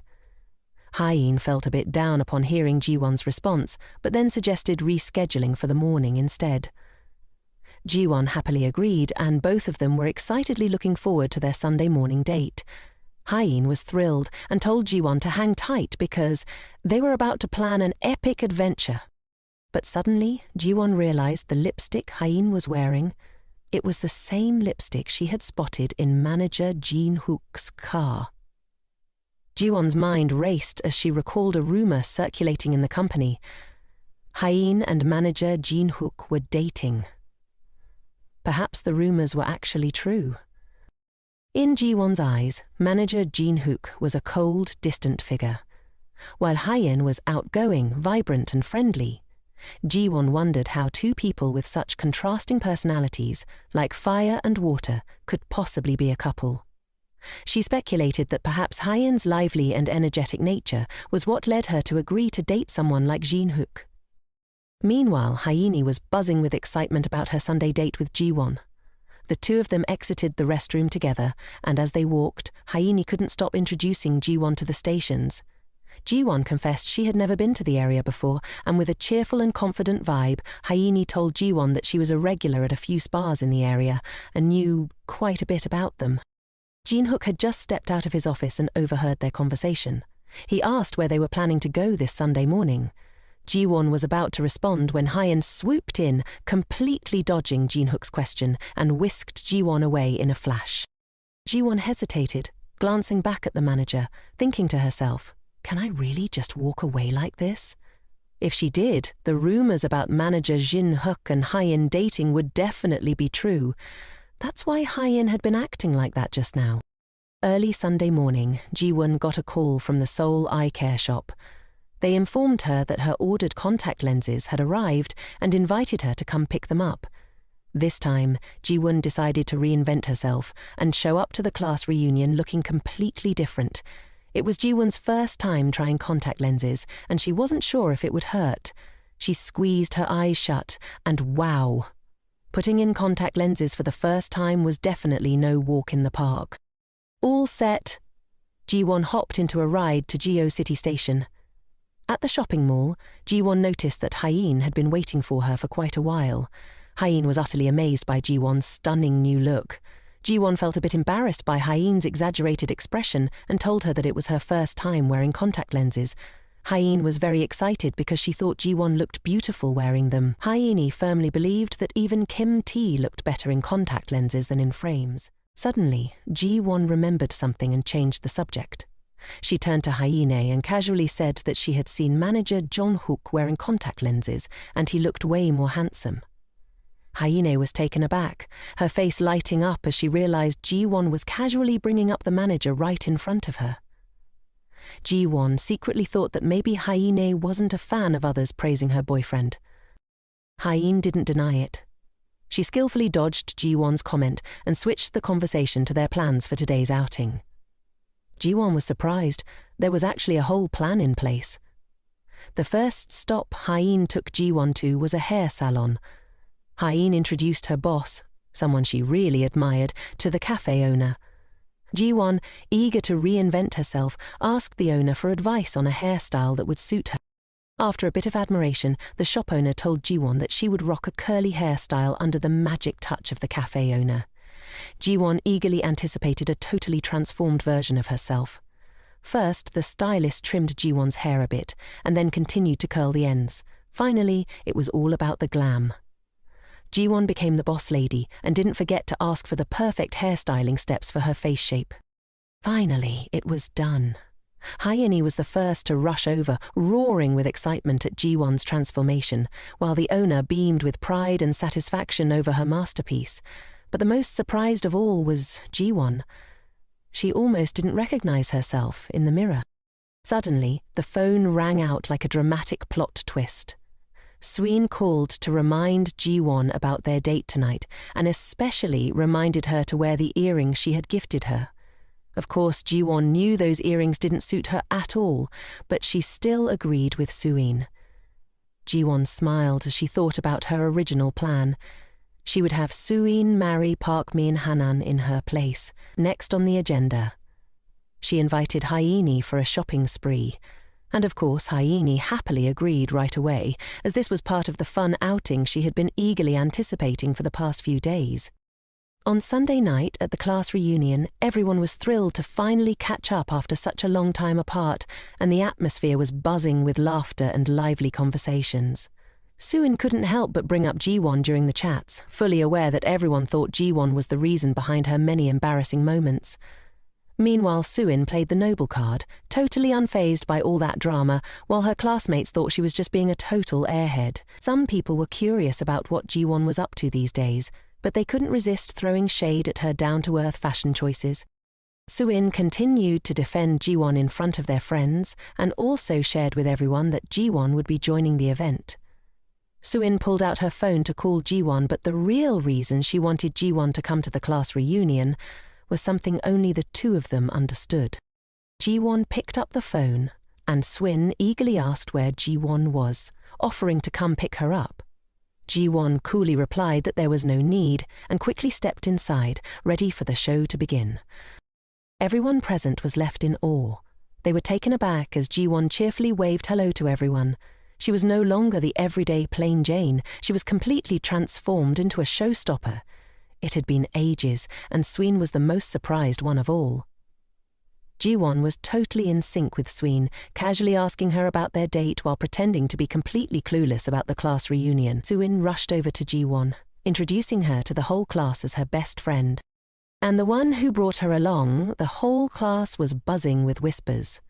A guy even jumped up in surprise upon seeing Jiwan transform into a stunning beauty. But Jiwan didn't recognize him. She asked who he was, and he clearly answered, "Me, Kim T-song."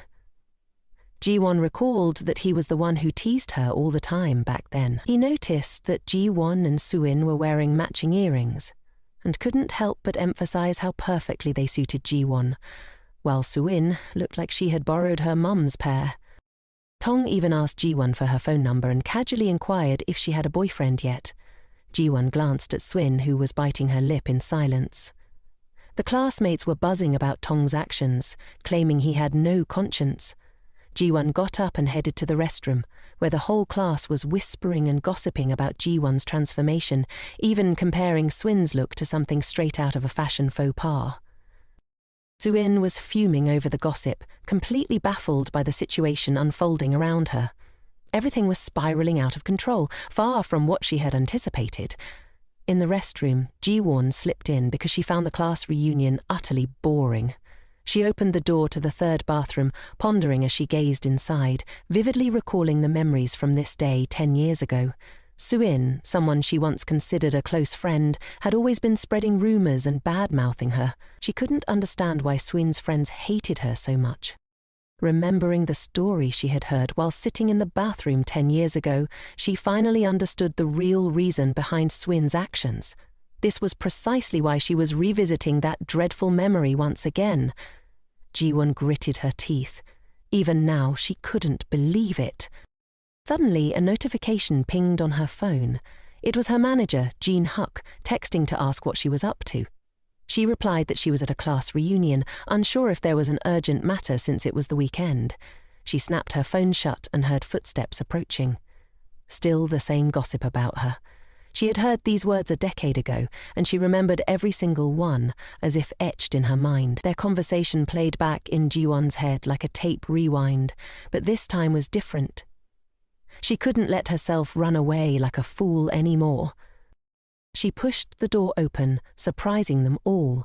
Jiwan asked if they wanted to hear what she had done to Swin back in high school. Swin's friends were taken aback by Jiwan's sudden appearance, but they still defended Swin, claiming she was just pretending to be clueless. They asked if Jiwan remembered Beck and Hanan. Jiwan was equally shocked to hear them mention that name. It turned out it was because of him that her friends criticized her for liking Beck and Hanan, which supposedly prevented Swin from confessing to him, but she knew that wasn't the truth. She had always thought that Beck and Hanan had a crush on Swin throughout their 3 years of high school. Back then, Jiwan received a love letter, but Swin told her that Beck and Hanan had confessed to her, even claiming she had no feelings for him. So Jiwan assumed that the letter was meant for Swin, only to realize now that it was actually for her. She didn't deny that she liked Beck and Hanan, but she had no idea that Swin liked him too. Yet those friends continued to defend Swin, even suggesting that Swin's failure to get into college was Jiwan's fault. They demanded that Jiwan leave Swin alone, especially since Swin was about to work at the same company as Jiwan. Hearing this, Jiwan could no longer hold back. She pulled out her business card and told them that Swin got hired as a contract employee because she had referred her. All of Jiwan's friends were skeptical about what she was saying. They snatched the business card from Jiwan's hand, and after reading the information on it, they realized Jiwan was right. She emphasized that, as a contract employee, Suin was super busy and had no time for beauty care. She even sarcastically remarked that the handbag her friend Jiwan was using was a knockoff. Hearing Jiwan say that, the whole group panicked. They demanded she apologize immediately, but they had no idea that Jiwan had changed. She knew the whole truth now. She had come back to get revenge on all of them. The ones who should be apologizing were them, not her. Throughout their high school years, they had blindly followed Swin in bullying her without checking if it was right or wrong. The group fell silent because the truth was undeniable. Jiwan asserted that if they saw the receipt for the handbag from the mall, she would apologize for calling it a knockoff. However, the more they heard, the angrier they got. Jiwan pointed out that while they were feeling wronged, she had felt the same way all those years. Jiwan told them that if they didn't believe her, they could go ask Swin. Then she turned and walked away with a fierce attitude, hoping she would never have to cross paths with them again.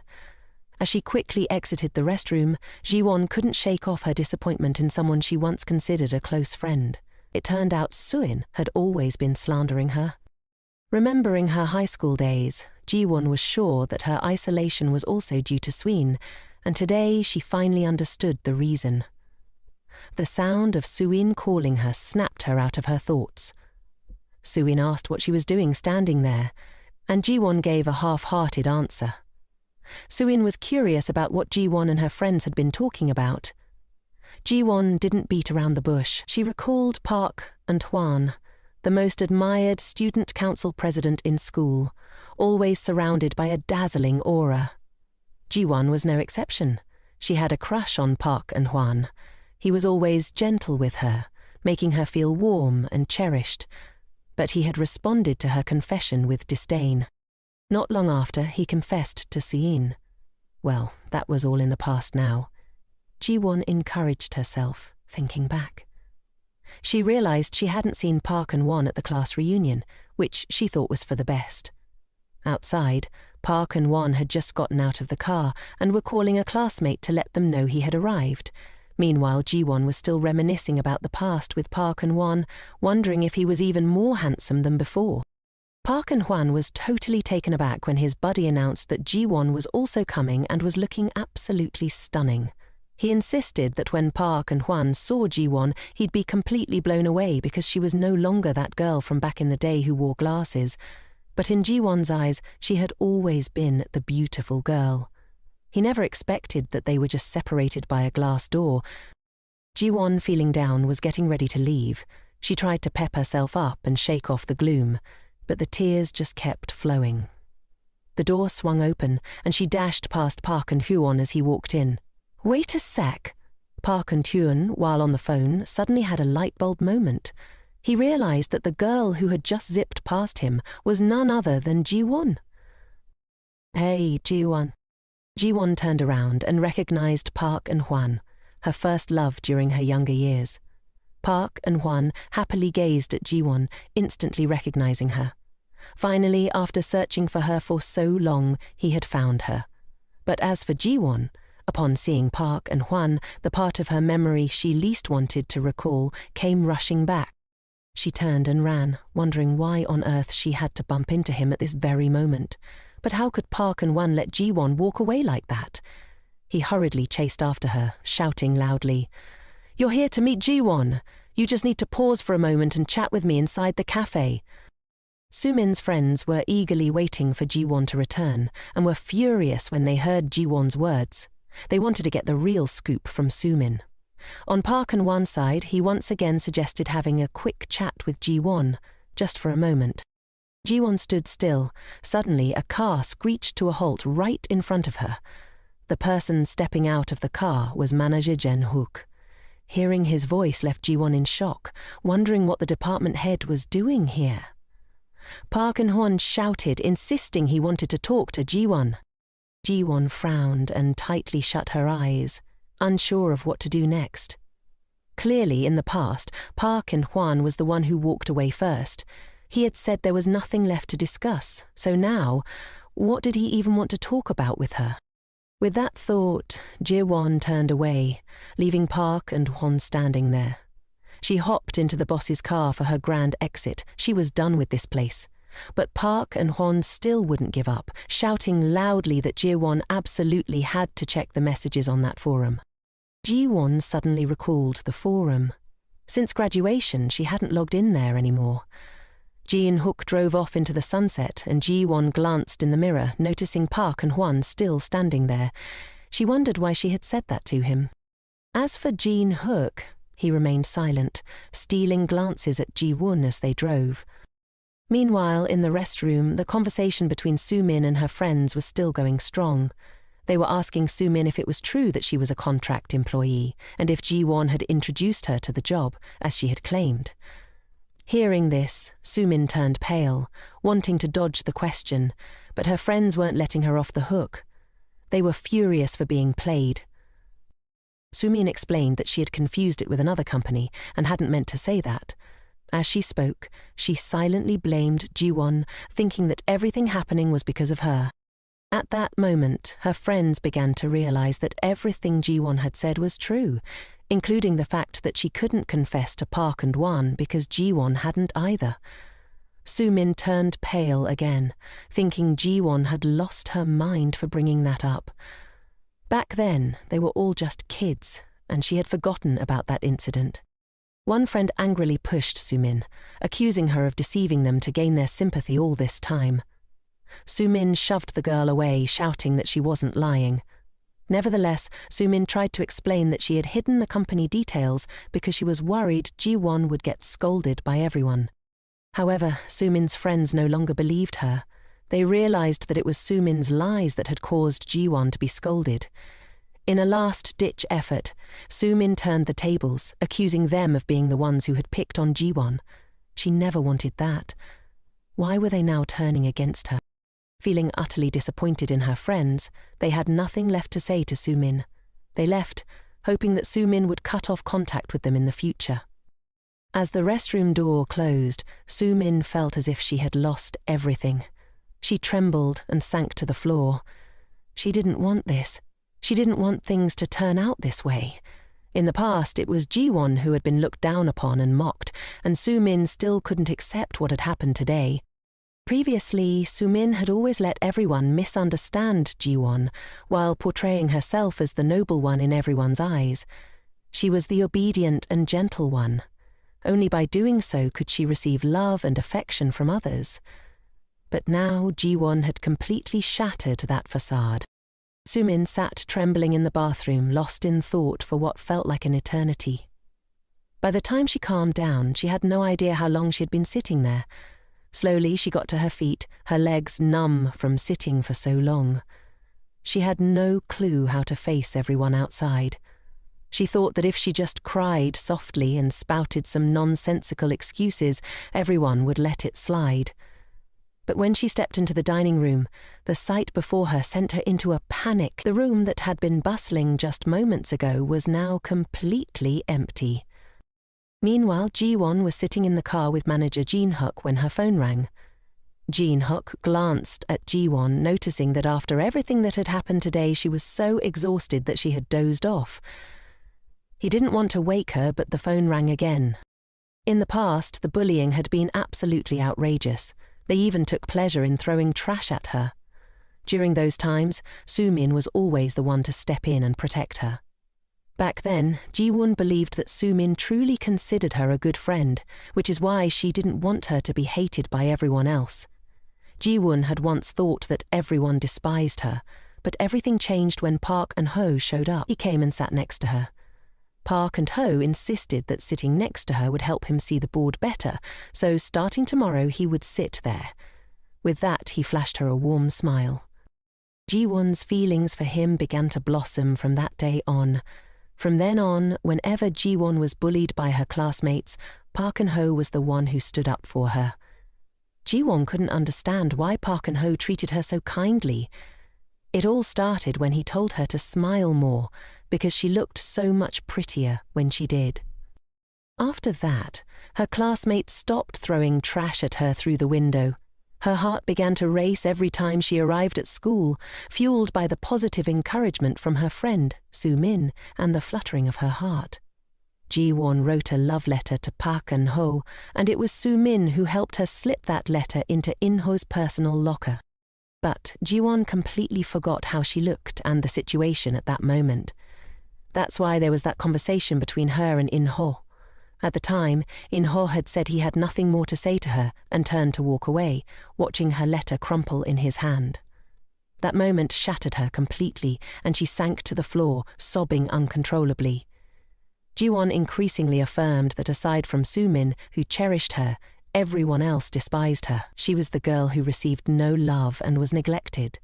At that moment, she had no idea that everything happening to her was intentionally caused by Sumin, the person she considered her only friend. Sumin had always been plotting behind her back. Memories of the past still made Jiwan cry unconsciously, and the painful past jolted her awake. It was then that Jiwan realized she had dozed off in Jin-hook's car. Looking at the jacket draped over her, she remembered she had fallen asleep in the manager's vehicle. Jin-hook, noticing she was awake, casually asked her a question. Jiwon hurriedly apologized and asked the manager what time it was. Jin-hook glanced at his watch and saw it was already 10. Jiwan couldn't believe she had slept for a full 3 hours. Feeling embarrassed, she thanked the manager and quickly opened the door to get out of the car. Suddenly, a hand grabbed hers, shutting the car door again. Jin-hook reached across her to grasp the door handle. At that moment, the distance between them was incredibly close. She had never been this near Jin-hook before, and her heart raced wildly. Jin-hook apologized to Jiwan for meddling, but he thought she wouldn't want to see Park and-wan right now. Hearing Jin-hook's words, Jiwan looked up and saw Park and-wan standing in front of her apartment building. She wondered why he was there. Unable to approach her, Park and-wan got back in his car and drove away. Watching his car leave, Jin-hook confirmed with Jiwan once more. Jiwan sighed in relief, realizing that the manager was quite perceptive, as he seemed to know she was avoiding Park and-wan. She thought to herself that she would have to move soon. She explained to Ji-hook that she and Min Hanan had a falling out over company matters, which was why things were like this. Remembering that the manager's hand was still on hers, Ji-won quickly pulled her hand away. Both of them felt awkward and shy as they looked at each other. The distance felt too close, and Ji-won hurriedly apologized. The manager calmly asked Ji-won if she loved Park and Hanan. Ji-won candidly admitted to Jin-hook that the truth was indeed so, as he was her boyfriend. However, she also told him that she felt uncomfortable answering such personal questions. As soon as she finished speaking, Ji-won suddenly felt flustered, thinking she had sounded too cold. Jin-hook apologized for making her uncomfortable, his words tinged with a hint of sulkiness. Ji-won bid farewell to Jin-hook, wanting to leave since it was getting late, but still wanting to express her gratitude. "Manager, thank you for all the help you've given me so far," she said, reminding him to drive safely. Jin-hook remained silent, not saying a word. Jiwan feared he was upset, so she thought to compliment him. She told Jin-hook that he looked much more handsome without his glasses. Hearing this, the corners of Jin-hook's mouth curled into a smile. He put on his glasses, not forgetting to tell Jiwan that she didn't look good in that outfit today. With that, he drove away. Jiwan didn't think much of it. She figured the manager was just like that. As she walked up to her house, she couldn't help but wonder if that outfit really was that bad. Jin-hook continued to watch Jiwan through the rearview mirror. His heart raced as he recalled the moment Jiwan smiled brightly at him. But he was puzzled as to why she had cried in the car earlier. Was it really because of some loser? Jin-hook had once accidentally overheard a conversation between Uncle Min-hoon and Soo-min. At that time, Uncle Min-hoon had praised Soo-min for being prettier and cuter than Jiwan. Jin-hook was furious, unable to understand why Jiwan would love someone like that. Did she really love him just because he was her boyfriend? Jin-hook dismissed that as a lie and drove straight home. On arriving home, Jiwan picked up her phone and saw a ton of missed calls from Soo-min. She felt sad and didn't even feel like calling back. She recalled Uncle Min-hoon's and Jin-hook's words from earlier and opened her blog to see why Uncle Min-hoon had been upset with her. What could a friendless person like her find interesting on a blog anyway? To her surprise, Jiwan found several messages, all from Uncle Min-hoon. He really wanted to get in touch with her and had even left his phone number for her to reach out. All these messages had been sent to her over time, and she had no idea. Even though he hadn't received a reply from her, he kept messaging. Jiwan didn't understand why he would do that. He even mentioned that he kept using that phone because of her. Suddenly, the phone on the table vibrated. It was a strange number calling. Jiwan answered, and it was Jiwan, a friend of Soo-min, calling. She was calling using the number on the business card Jiwan had given her. Jiwan asked what the call was about, wondering if they wanted to argue with her over the phone. But no, she called to apologize to Jiwan because of everything that had happened. They realized that because of them, Jiwan had to endure a lot of hardships. They had only listened to Soo-min and thought poorly of her, and they hoped she would forgive them. Jiwan's eyes welled up with tears as she heard those words. She candidly replied that even if she accepted their apology, she didn't have the courage to meet them again. However, she still thanked them for reaching out first, and she promised to try to be stronger. The 3 classmates thanked her for forgiving them. By the way, while talking, they reminded Jiwan that Andor wanted to get in touch with her. Jiwan had no idea that Andor was sitting with them at that moment. The next morning at the office, as Jiwan walked through the door, she ran into Hyen. Hyen asked, "Who picked out the shirt for you? It suits you perfectly." She also complimented the department head for looking really cool without his glasses, saying they looked like a couple straight out of a movie. Ji-hook felt embarrassed and asked Hyen to keep it down and focus on work. Just as Haini sat down at her desk, she saw Park Min-hwan and Soo-min approaching. Both of them were surprised when they looked at Jiwan. Min-hwan couldn't believe his eyes and instinctively smiled at Jiwan's transformation. She looked just like a famous actress. Soo-min, however, felt annoyed when she saw Min. Min-hwan rushed over to Jiwan, asking what had happened and why her style had changed so much. Soo-min looked at Jiwan without answering, only asking him if he thought it didn't suit her.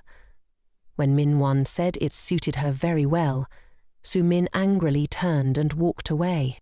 Min-juan leaned closer to Jiwan, telling her that although she looked beautiful, she shouldn't dress like that at the office anymore. He was worried someone might be watching her.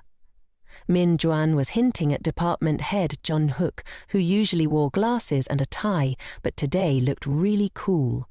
He thought Jun-hook was trying to charm Jiwan.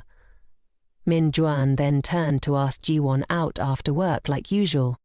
Jiwan declined, saying she already had plans after work. Later, Jiwan went to a nearby cafe. As she pushed the door open, she saw Uncle Minho had already arrived. He was waiting for her. Jiwan sat down across from Minho and hesitantly asked him why he had been sending her messages on the blog for years. Minho honestly replied that he had been in unrequited love with Jiwan throughout their 3 years in high school. Jiwan was taken aback, unable to believe what she was hearing. Minho knew that his misunderstanding had ruined everything, and he apologized for hurting Jiwan. Seeing Jiwan silent, Minho realized she had a boyfriend, and he wanted to meet her not to make things difficult, but simply to be friends again, occasionally checking in on each other's health, grabbing coffee, sharing meals, and chatting. If they were friends, that would be perfectly normal, right? Jiwan smiled and agreed with him. After rekindling their friendship, Jiwan learned the truth from that year. It turned out that Soo-min had intercepted the love letter Jiwan wrote, and Park Min-hwan had deeply liked her. Jiwan couldn't bring herself to tell him that, in fact, she had also liked him a lot. If that venomous Soo-min hadn't done what she did, maybe Jiwan would have been married to Park Min-hwan, the one she liked. She wondered if she would have been happy, or if he would have held her and cried for her. Suddenly, someone called her name. She felt tears welling up as she realized it was manager Jin-hook. Why did he always show up when she was feeling down? Curiously, she asked why he was there at this hour. The manager politely apologized for not informing her beforehand. He mentioned he had seen Park Min-hwan come by for a while before leaving. The manager reminded her to be careful. That's when Jiwon called out, "Manager, Jo Minan is my boyfriend and has nothing to do with you, so please don't wait outside my apartment because of this." The manager hesitated for a moment before replying, "Jiwon, the person you fear and want to avoid is also called your boyfriend. You see him every day. Don't you know why you endure and tolerate Soo-min's jealousy?" Jiwon directly asked the manager what he really wanted to say. The manager turned away and said, "I hope you won't cry alone anymore. I can't bear to see that." Jiwon felt annoyed and asked, "Are you this concerned about another girl? Does Hyen know?" The manager froze and asked, "What?" Jiwon angrily stated, "I know the two of you are in a relationship." Didn't he feel guilty towards Hyeni? The department head looked a bit flustered, and Jiwon mentioned that even though it was just her hunch, it seemed like that was the case. She added, "So please don't pay any more attention to me, or else I'll spill all the tea to Hyeni." Little did Jiwon know, the boss was about to reveal that the relationship between the two was nothing like she imagined. "Hyen is my little sister," the department head said. Jiwon's face went pale as she asked again. The department head urged her to keep this under wraps at the company since it was a bit of a sensitive situation. He clarified that he didn't show any favoritism toward Hyein, even though she was his sister. He just hoped Jiwan wouldn't get the wrong idea. Jiwan finally realized they were actually siblings. The department head added that, although he had a crush, he was still flying solo. A moment later the phone rang with a cheerful beep. Hyeini's voice, tinged with exhaustion, asked, "Why are you calling me at this ungodly hour? I still have to finish my plan." Hyeini told her that Jiwan already knew they were siblings, which made Hyeini extremely unhappy. Jean-Hook suggested she could pretend not to know. Hein retorted, "Is it really the right time for you to meet my benefactor?" She scolded her brother for putting pressure on girls and warned him that if he kept it up, he might end up in the long-term singles club. Jean-Hook asked back, "What's the difference between them?" Hyein inquired if he was going on a business trip next week and promised to help him in every way possible, but reminded him not to act recklessly. The reason she helped her brother was because she thought that men like Hangyu were just total losers. Everyone in the company knew about that guy and Sumin's little romance, but since Sumin was Jiwon's best friend, she decided to let it slide. However, Hyeini added, this is definitely something we can't overlook. Jiwan had made her grand return home. She flopped down on the bed, utterly exhausted, replaying the scene from earlier in her head. The words of the department head echoed in her ears. Jiwan buried her face in her hands, tears streaming down her cheeks as she wondered why she had done that back then. It's like going on an adventure solo, isn't it? Park and Han's story really took her by surprise. It turned out there were so many people who cared about her, including Hyein and Assistant Jane. If she had been braver back then, would the plot have twisted differently? Suddenly, Jiwan reminded herself to stop daydreaming. Love was a luxury she couldn't afford. She would stop at nothing to get revenge on the couple who ruined her life and absolutely would not live like before. The next day, Park Min-hwan was surprised to receive the food package Jiwan had sent over. She smiled beautifully, thinking he hadn't had breakfast, so she bought him an egg sandwich, unsure if he'd like it. Min-hwan joyfully moved closer to her. Of course he liked it. He wasn't angry at all, and kindly asked if she had gotten home late yesterday. Jiwan smiled apologetically, saying she was so tired that she just went to sleep as soon as she got home. Min-hwan thought to himself that she had been distant for a while, but now she seemed back to normal. However, since she was so beautiful, he let it slide. He suggested that if she was going to be late in the future, she should just call him to pick her up. At that moment, Su-min chimed in, asking Jiwan if she had a date today, since she was all dressed up and made up for work. Yesterday she had dressed elegantly, thinking Jiwan was meeting her boyfriend, but when she saw him looking lost, she decided to approach Jiwan. "Hey Jiwan, who are you all dressed up to meet?" Jiwan replied that she was just meeting a few old classmates. The two of them flirtatiously made plans for dinner, making Su-min green with envy. She secretly cursed Jiwan for being a little dressed up and acting all high and mighty, thinking that no matter what, she would always be beneath her level. Jiwan had clearly noticed that attitude. Su-min couldn't charm him as she wanted, so now she wanted to snatch Park Min-hwan for herself. Her nature was to take whatever she wanted, and Jiwan knew this well. So, she decided to use that trait to her advantage. Su-min was now completely in her grasp, with no way to escape. Just then, Haine appeared and apologized for being late due to traffic on the bus. Cheerfully, she wished Jiwan a good morning. Jiwan smiled back at Hyeini. It was only now that she realized, upon closer inspection, that Ji-hook and Hyeini looked quite similar. Just then, Ji-hook glanced over, and Jiwan blushed, quickly turning away. His comment about not having a girlfriend but liking someone yesterday was full of implications. A little later, Jean-hook announced in the meeting that Assistant Jane's proposal had been selected for the new product project, set to launch in the summer. Everyone should prepare for overtime, and once the design department finished the prototype, they should start field surveys. Team leader Kim felt extremely annoyed. Assistant Jane thought to herself that although this was good news, working overtime meant no one would be able to take care of her child.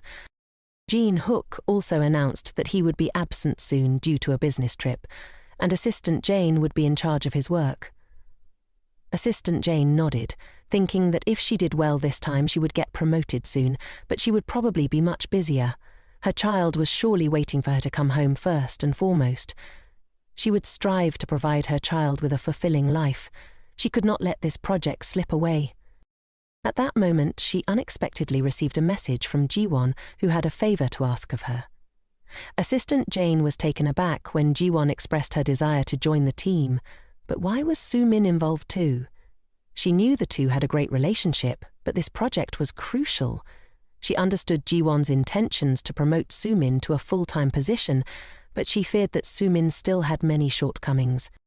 Jiwan replied, "It's not that I'm convinced, but I believe Manager Kim will try to sabotage the project." Assistant Jane, confused, asked how that related to Soo-min. Jiwan responded that it seemed Manager Kim had feelings for Soo-min. Assistant Jane was utterly shocked. That old man, 40 years old, with a 20-year-old girl? Jiwan nodded. That's why his head is balding like that, Assistant Jane concluded. So, Jaewon, you're saying that if Soo-min joins the team, Manager Kim will recklessly sabotage the project? Jiwon nodded. If we want to succeed this time, we need Jo Soo-min. A little while later, Assistant Jane stood before everyone, presenting herself as the team leader for this project. This project would be a collaboration between the marketing and development departments, and they would work hard to launch it by summer. Jiwon also introduced herself as the assistant who would take on the overall support role. Another person introduced himself as Leong-suk, the head of the second team in the development department. Their department had crafted prototypes within a limited time frame, totaling 3 types for field testing. Assistant Jane was pleased, thanked them, and praised the beautiful designs, suggesting they could go into testing right away. Jiwon thought to herself, "Thank goodness the prototypes are visually appealing." The issue was Jo Soo-min, who was worried about Manager Kim. They had included her in the team, and Jiwon was concerned that Soo-min might tarnish Assistant Jane's reputation soon. Soo-min was directly assigned by Assistant Jane to conduct surveys at the supermarket, but she immediately requested a different task as she wasn't good at interacting with people. Assistant Jane refused, stating that this was an important job and, who knows, Soo-min's bright smile might leave a good impression on others. With no other choice, Soo-min reluctantly agreed. She was also afraid that Hyeni would snatch the opportunity to become a full-time employee from her. And besides, working with Assistant Jane meant collaborating with Park Min-hwan, so she had to go along with it. However, Soo-min felt that inviting customers to try and evaluate the new product was humiliating for her.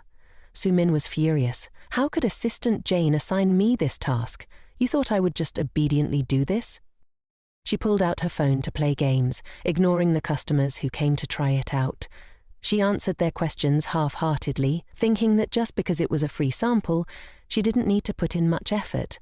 People would still come to try it, and there would be plenty of social media buzz. A couple also stopped by the counter where Soo-min was sitting. The wife asked her if the dishes contained any nuts. Soo-min still didn't take her eyes off her phone and said, "No." The wife introduced the new product to her husband and handed him a bite. Just as he took a bite, the husband suddenly felt uncomfortable. The food box he was holding fell to the ground as his body broke out in red spots. The wife panicked and shouted, "Hyun's allergic to nuts!" Meanwhile, Soo-min was still glued to her phone, unable to look up, annoyed that they were making noise and interrupting her record-breaking fish cake game. Seeing Soo-min's attitude, the woman couldn't hold back anymore. She yelled, demanding to know why Soo-min said the dishes didn't contain nuts, and how she planned to take responsibility for this. Soo-min folded her phone and indifferently asked, "What do you want me to do now?" She claimed it wasn't her fault, saying the couple ate recklessly just because it was free food. This made the couple furious. They demanded to see the manager and added that if they were in pain, they should hurry to the hospital. Just then, Dr. Manhwan witnessed the scene. He rushed over and asked Soo-min what had happened. The couple recounted the incident to Dr. Manhwan. Manhwan bowed his head in apology, saying he would take them to the hospital immediately. He turned to Soo-min and told her he would take them to the hospital first and that she should follow behind. Sumin felt scared, secretly blaming Assistant Jane for making her do this to humiliate her. At the hospital, Park Min-hwan asked Sumin if Jiwan had reminded her that the trial products contained allergens. Sumin cried, saying Jiwan might have mentioned it, but she hadn't heard, and apologized to him for that. Min-hwan felt a headache coming on. He was about to marry Jiwan and didn't want her to face disciplinary action, but he also didn't want Sumin to get fired. He suggested that Sumin shouldn't talk about this with anyone and told her to go apologize to the customers so they wouldn't file a complaint with the supermarket. Hearing Min-hwan agree to help her, Sumin hugged him tightly to thank him. Sumin said that even if she got fired, it wouldn't matter, but she was worried about Jiwon. Min-hwan comforted her, thinking that Jiwon had truly found a great friend. He urged her not to worry and to trust him. Min-hwan reached up to wipe her tears. In that moment, Sumin was determined to win this man over. Meanwhile, Jiwon was working, thinking about how Sumin and Min-hwan were managing their business. Just then, her phone rang. It was Uncle Min-hwan calling. He asked her why she hadn't told Sumin that the third sample contained peanuts. Luckily, he had arrived just in time to resolve the issue, or it could have turned into a big problem. Jiwon remembered that she had already discussed this with Sumin, and realized everything. She didn't want to say anything more. Jiwon instructed him not to tell Sumin that she knew about it, and asked him to comfort and reassure her on her behalf. Jiwon chuckled to herself, realizing that Sumin had truly lived up to her expectations. That evening, at Assistant Jen's house, as soon as she walked in, she asked if her child had been well behaved at home and if they had troubled the grandparents. She asked her mother if the baby had been a handful, and her mother replied that the child had been very well behaved. Her father and husband asked if she was hungry and urged her to shower and come eat, saying they had prepared kimchi soup. She obediently went to take a shower. It had been a long time since she had bathed with such a light heart. It felt right to follow Jiwon's advice. She remembered a few days ago when she had shared her worries with Jiwon about not having anyone to look after her child. Jiwon had suggested that she asked her biological parents for help, but her parents thought she was living happily and didn't know that her husband had lost his job. She didn't want them to worry. Jiwon encouraged her to reconsider, saying that parents often think of their children and would do anything for them. She hoped that she could have an honest conversation with her parents. Who knows, they might become a solid support for her. She had thought a lot about it and couldn't give up on this project. If she got promoted, her family could live a happier life. Just as she finished her shower and stepped out, her husband rushed over to ask why she was calling her parents and talking about him losing his job. He told her she was crazy. Didn't she just need to go to work early and do overtime? She told him she had to work overtime with the staff at the company, and if he was uncomfortable, he could just leave the house. This house was under her name, and she was the one who paid for both the mortgage and living expenses. He raised his voice, questioning if she was trying to show off just because she had money. Furious, she told him to either go out and earn some cash or stay home and take care of the kid. If he didn't want to be kicked out of the house, he'd better get his act together. The next morning, as soon as she stepped into the office, Jiwon received a call from Assistant Jen. Listening to her, Jiwon said she was doing great, and from now on she could finally breathe easy. Assistant Jen thanked her, and Jiwon felt happy for her, since everything seemed to be settling down. While they were chatting, Manager Jen Hook approached her, causing Jiwon to jump a little. He asked if she was done talking with Assistant Jen. She replied that she was finished, but if she remembered correctly, today was his business trip day, so why was he here? Jin Hook explained that his flight was in the afternoon. He mentioned he had a few things to discuss with her, so he stopped by the office for a bit before heading out. Jiwon was puzzled as to why he would come all this way to talk when he had a trip coming up. The two of them headed to a cafe on the first floor, and as she followed him inside, she muttered to herself that she should have just kept talking to Assistant Jane. Jung Hook asked Jiwon what she wanted to drink, and she shyly replied that she'd like an Americano. When the cashier mentioned a free sandwich, Jiwon recognized the voice as very familiar. She looked up, over Jung Hook's shoulder, and realized it was Park Manhan. Jung Hook pulled out his card to pay, and Manhan greeted Jiwon with a bright smile, surprised to see her there. Jiwan was taken aback. Jeonhyu was equally surprised, not expecting Jiwan to know him, and shot Manhan a not-so-friendly look. Manhan recognized him as the guy who picked Jiwan up at the class reunion and asked if he was Jiwan's boss. Jiwan felt confused when Jinhook asked Manhan if he was the one who yelled at her to check the block. Manhan admitted it, saying he was running a cafe here and suggested they meet up more often in the future. Jiwan awkwardly agreed. When their drinks arrived, she wondered why, out of all the cafes, it had to be this one. Jinhook asked if they were classmates. He pointed out that Manhan hadn't mentioned he was opening a cafe here. She told him she didn't know why either, but she was aware it was because of his unrequited feelings for her. She asked Jinhook if there was something he wanted to tell her. Jinhook sipped his coffee and mentioned that while he was on a business trip, Manager Kim would take over managing the work. He informed her that Assistant Jane's project wouldn't go through Manager Kim, but would report directly to the hubs. Jiwan asked if he knew about the poor relationship between the two of them. He told her that was a personal matter for both of them, and as a superior, it wasn't appropriate for him to interfere, but if the man was fair in his dealings, things would be different. Jiwan inquired if, in a situation like the last time, Manager Kim could face disciplinary action. She smiled and thanked the manager for his concern. Such a hint was indeed not a waste of time. Over tea, she reminded him to be careful on his business trip. When work hours began, she headed to the office. Suddenly, Jaewon stopped in her tracks. She spotted Manager Kim chatting with Hyein. He was laughing and talking with her. Jaewon sat down and pondered why it had to be today. She was sure he was up to something. A moment later, Hyein rushed up to her, visibly upset. Hyein explained that something had upset her, and Jiwan stood up, offering to make her a coffee. As she passed by Manager Kim's office, she saw him on the phone with someone. After handing the coffee to Hyein, Jiwan asked what had happened. Hyein revealed that Manager Kim wanted her to give him the plan she had written earlier. Jiwan was taken aback when Hyein mentioned that he said he would let her join the project team and become a full-time employee if she put his name as the author. This morning, Hyein had been confused when the manager called her in.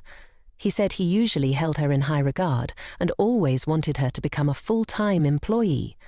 He asked if she remembered the plan she submitted when she first joined the company, and of course, she did. Back then, he had criticized her plan harshly. Thinking of this, Hyein decided to act as if she had never heard the earlier proposals. Manager Kim told her to reconsider, asking if behaving this way would really help her become a full-time employee. Hyein angrily turned back and asked if he was trying to threaten her. He calmly replied that she should think carefully if she didn't want to be fired. Hyein couldn't stand the thought of her brilliant idea being snatched away by someone else, even if it meant risking her job. Jiwan sees Hyein's project as a gold mine, and now the head of the department is scheming to steal it. Hyein asks Jiwan if she knows which religion ranks second among the most followed and believed in. The answer is Islam, boasting over 1.3 billion followers. Yet they don't indulge in fast food. Jiwan suggests that targeting the Muslim community could be a savvy strategy for gaining a foothold. Jiwan encourages Hyein to hand over the plan to the head of the department, confident that he won't be able to pull it off. Hyein questions why Jiwan is so sure about that. Jiwan explains that there will be risks involved, but she wants them to follow his orders for now. Later, she'll find a way to reclaim the idea for Hyein, but not just yet. Hyein agrees and hands over the plan to the head of the department, who immediately submits it to the CEO. The CEO is highly impressed with the proposal. It's been ages since he's seen such a creative project. He mentions that if the project gets the green light, they'll need to send someone to Arabia for market research. The head of the department instantly thinks of Hyein and plans to find a way to send her there, telling the CEO that their team is also working on another project about salads. The CEO is persuaded and decides to prioritize the head of the department's project first. He secretly rejoices, seeing this as a once-in-a-lifetime chance to regain power. Only then will Soo-min trust and lean on him. She'll date and marry him. Meanwhile, Jiwan heads upstairs to the rooftop, bringing the documents to meet the head of the department. Just as Jiwan predicted, Assistant Jen's project has been temporarily shelved and pushed back behind the head of the department's project. Jiwan tells Assistant Jen to wait by the seaside for the enemy's body to surface. She remarks that for that to happen, someone needs to toss that body into the sea, and she's ready to be the one to do it. The head of the department is standing outside, smoking, waiting for her. He asks her what's up, and she presents the stack of documents in front of him.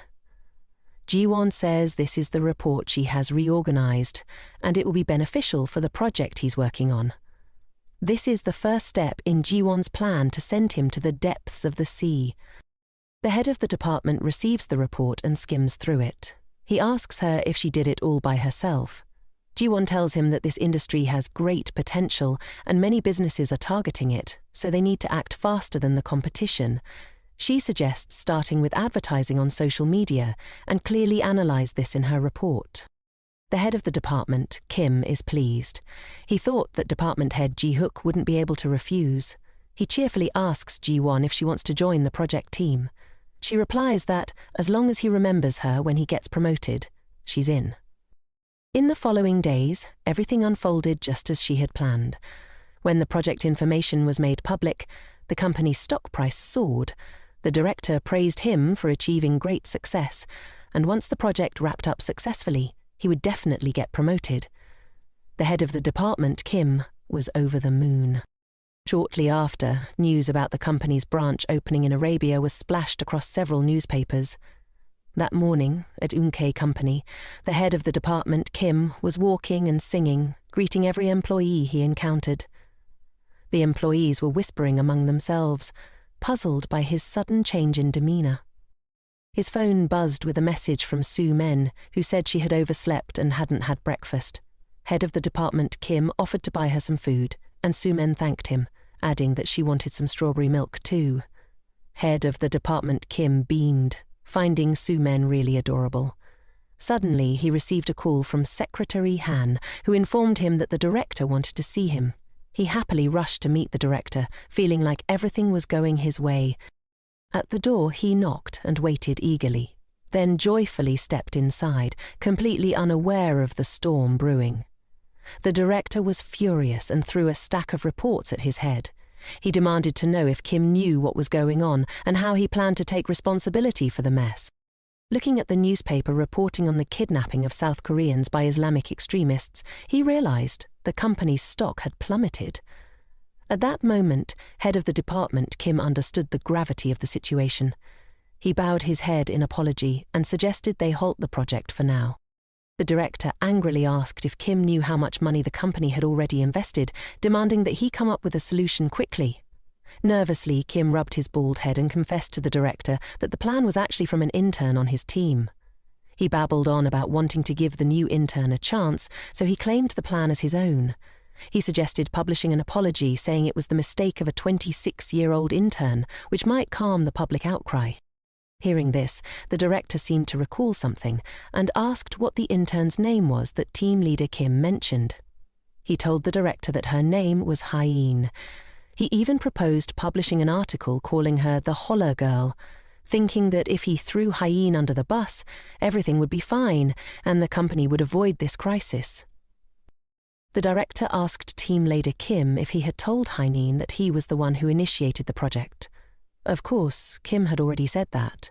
Immediately, the director demanded that he go tell Hyene that he had nothing to do with this.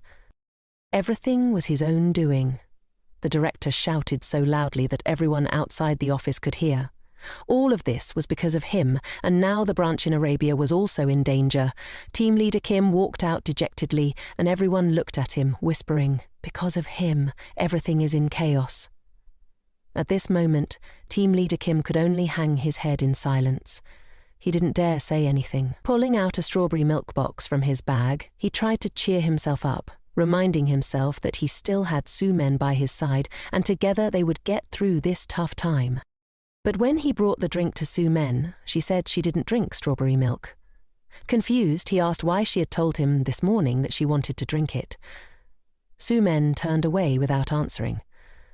Team leader Kim couldn't understand why she had changed her mind like that. Everyone in the office looked at him with sympathetic eyes. He gritted his teeth. It was all Jiwan's fault. She definitely knew Hyein had connections, which was why she befriended her. If he hadn't listened to her and leaked the documents to the press beforehand, things wouldn't have gotten this bad. Using the excuse of needing to submit a report today, he vented his frustration on Jiwan. But of course, Jiwan was already prepared. She had placed the report on his desk and texted him about it. With nothing he could do to Jiwan, he yelled out loud. He said she had pranked him on the street, and seeing Jiwan's attitude only made him more furious. He dramatically claimed that Jiwan's rudeness was a result of her parents' upbringing. Hearing this, Jiwan's expression darkened and her hand clenched tightly. He could say whatever he wanted about her, but she just couldn't stand it when he disrespected her parents. The head of the committee wasn't done yet. For him, everything that had escalated to this point was all Gan's fault. He raised his hand, ready to strike Jiwan. Department head Jinyu Huk witnessed everything unfold and swiftly intervened to stop him. Jinyu grabbed the collar of the head of the finance department. To Kim's surprise, Jinyu lifted him up high and demanded that he immediately apologize to Jiwan. The head of the department anxiously asked when he would be back from his business trip, but Ji-hook ignored him, demanding that he quickly apologize. Head of the committee Kim reluctantly apologized to Jiwan, pleading for him to stop what he was doing. Ji-hook listened to her and let go, causing the committee head to crash to the ground. Seeing this, Jiwan felt a twinge of sympathy. Jin-hook declared that he would send a disciplinary notice to the company's disciplinary board. This incident was definitely not going to end with just a salary cut. A few days later, the head of the committee received the company's disciplinary report. In addition to the failed assault and defamation of assistant Jiwan, he was also facing extra penalties for stealing Haijin's ideas. Head of the committee Kim was taken aback when he overheard Su-men chatting with Park Man-hwan. She told him that she and the boss had no relationship and that she planned to transfer to another department. Mainan didn't believe her, saying it wasn't necessary. The head of the committee was stealthily trailing behind, eavesdropping on their conversation. Su-men asked Minan how the head of the department would face disciplinary action, and he said it was likely the High Council would take serious measures. The head of the committee's expression darkened when he heard what Minan said to Su-men. He bought her a drink and told her that from now on, she didn't need to butter him up anymore. He then asked if getting demoted and suspended for 6 months was like being kicked off the stage. Hearing this, the head of the committee rushed in and threw a punch, straight at Park Man-won's face. He berated Park Man-won as a dimwit, asking if he wanted to get choked by him. Su-men asked why he would do that. He shouted loudly that he and Su-men were about to get married, even though he already had a girlfriend and was still flirting with Su-men.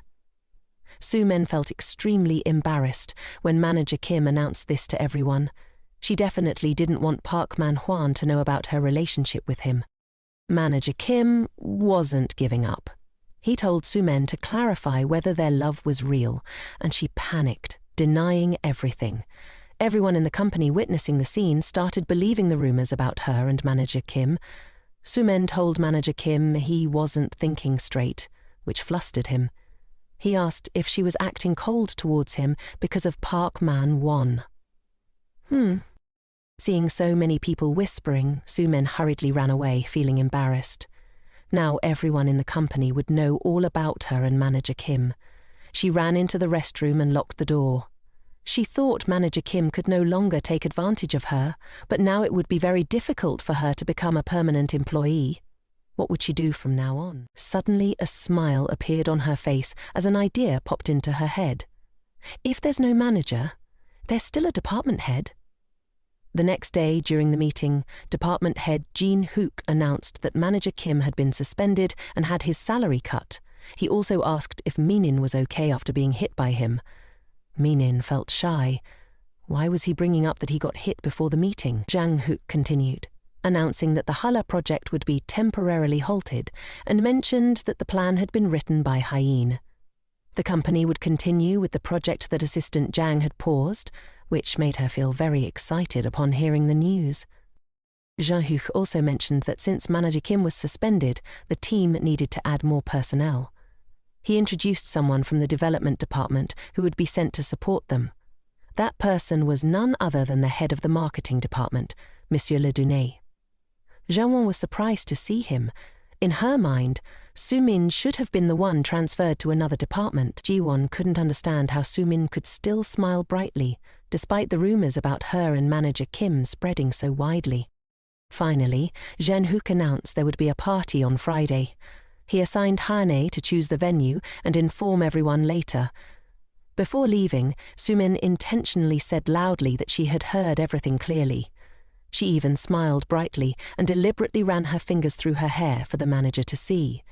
In her mind, she thought, "There's nothing easier in this world than seducing a man." After work, Haini pulled Jiwan into a cafe on the first floor and asked how she knew about these things. Jiwan said she assigned the Hala project to Manager Kim because she knew there would be issues. Jiwan denied it, taking a sip of her coffee. Of course, this was something she couldn't let anyone else know. In her memory, the incident of Koreans being captured around this time of year stood out. She remembered Man Hanan being very angry when the government spent a lot of money to rescue the kidnapped hostages, but of course, she couldn't talk about that with Hyani. She made up an excuse about the tense situation with the Taliban, so she guessed that hearing this, Hyani admired her even more. While they were chatting, Won brought free pastries to the two of them. He asked Jiwan if this was the first time he met her colleague. Jiwan introduced them so they could greet each other. Won placed the pastries on the table, and Heen realized this was her brother's rival. She told him she didn't like sweet pastries. Park Manhan smiled and told her to give it a try. He only added a little sugar so it wouldn't be too sweet. He went on about the pastry, confident that Hyeen wouldn't regret trying it. Hyeen focused on the pastry in her hand, took a bite, and her eyes lit up. She couldn't believe it had such a sweet flavor. Hyeen exclaimed, "Does this flavor really exist?"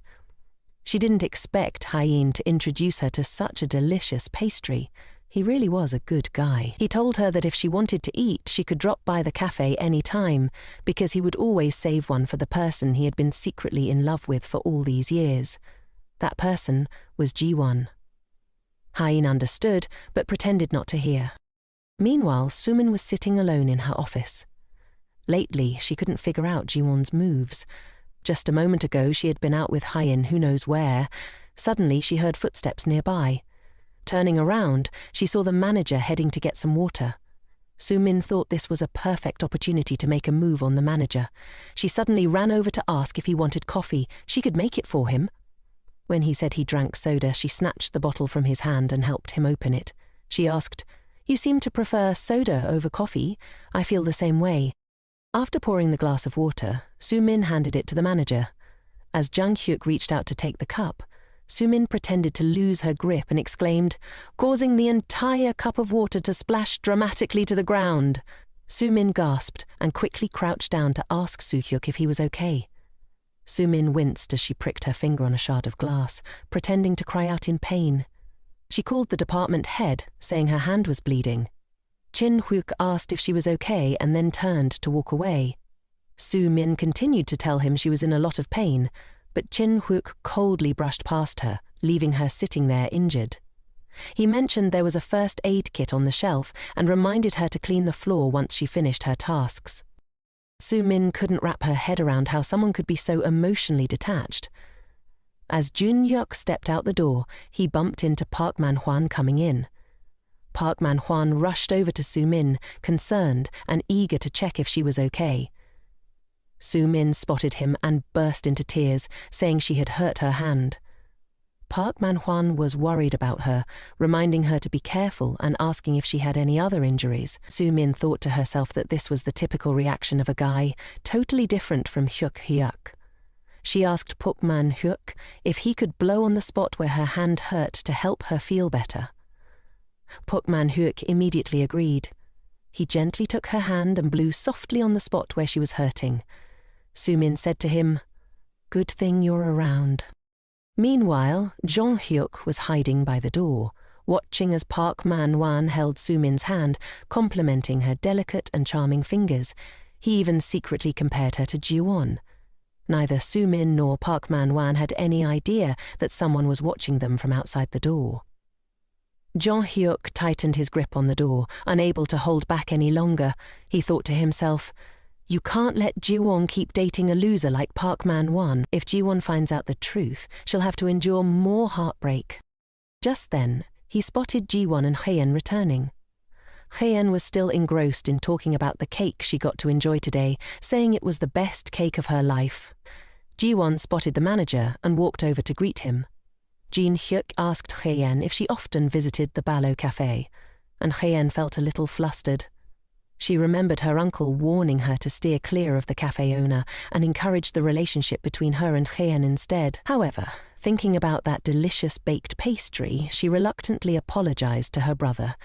In that moment, she decided to stay out of sight so the two of them could handle things on their own, which might be more effective. Hyeni made an excuse to head to the development department and slipped away. Jiwan also asked the department head for permission to leave early. Jang-hyuk immediately called her back.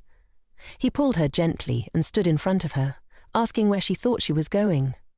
Jiwan told him she was going to the break room to get a water bottle, and Jang-hyuk offered to help her. She awkwardly declined, not wanting to run into Park Man-hwan right now. She needed a reason to keep her distance from him. Jin-hyuk quickly invited her to dinner with him that evening, explaining that he had something important to discuss with her. Jiwon agreed, saying she was free tonight, but asked if what he wanted to discuss was work. Hearing Jong-hyuk mention it was about Assistant Kim, she agreed.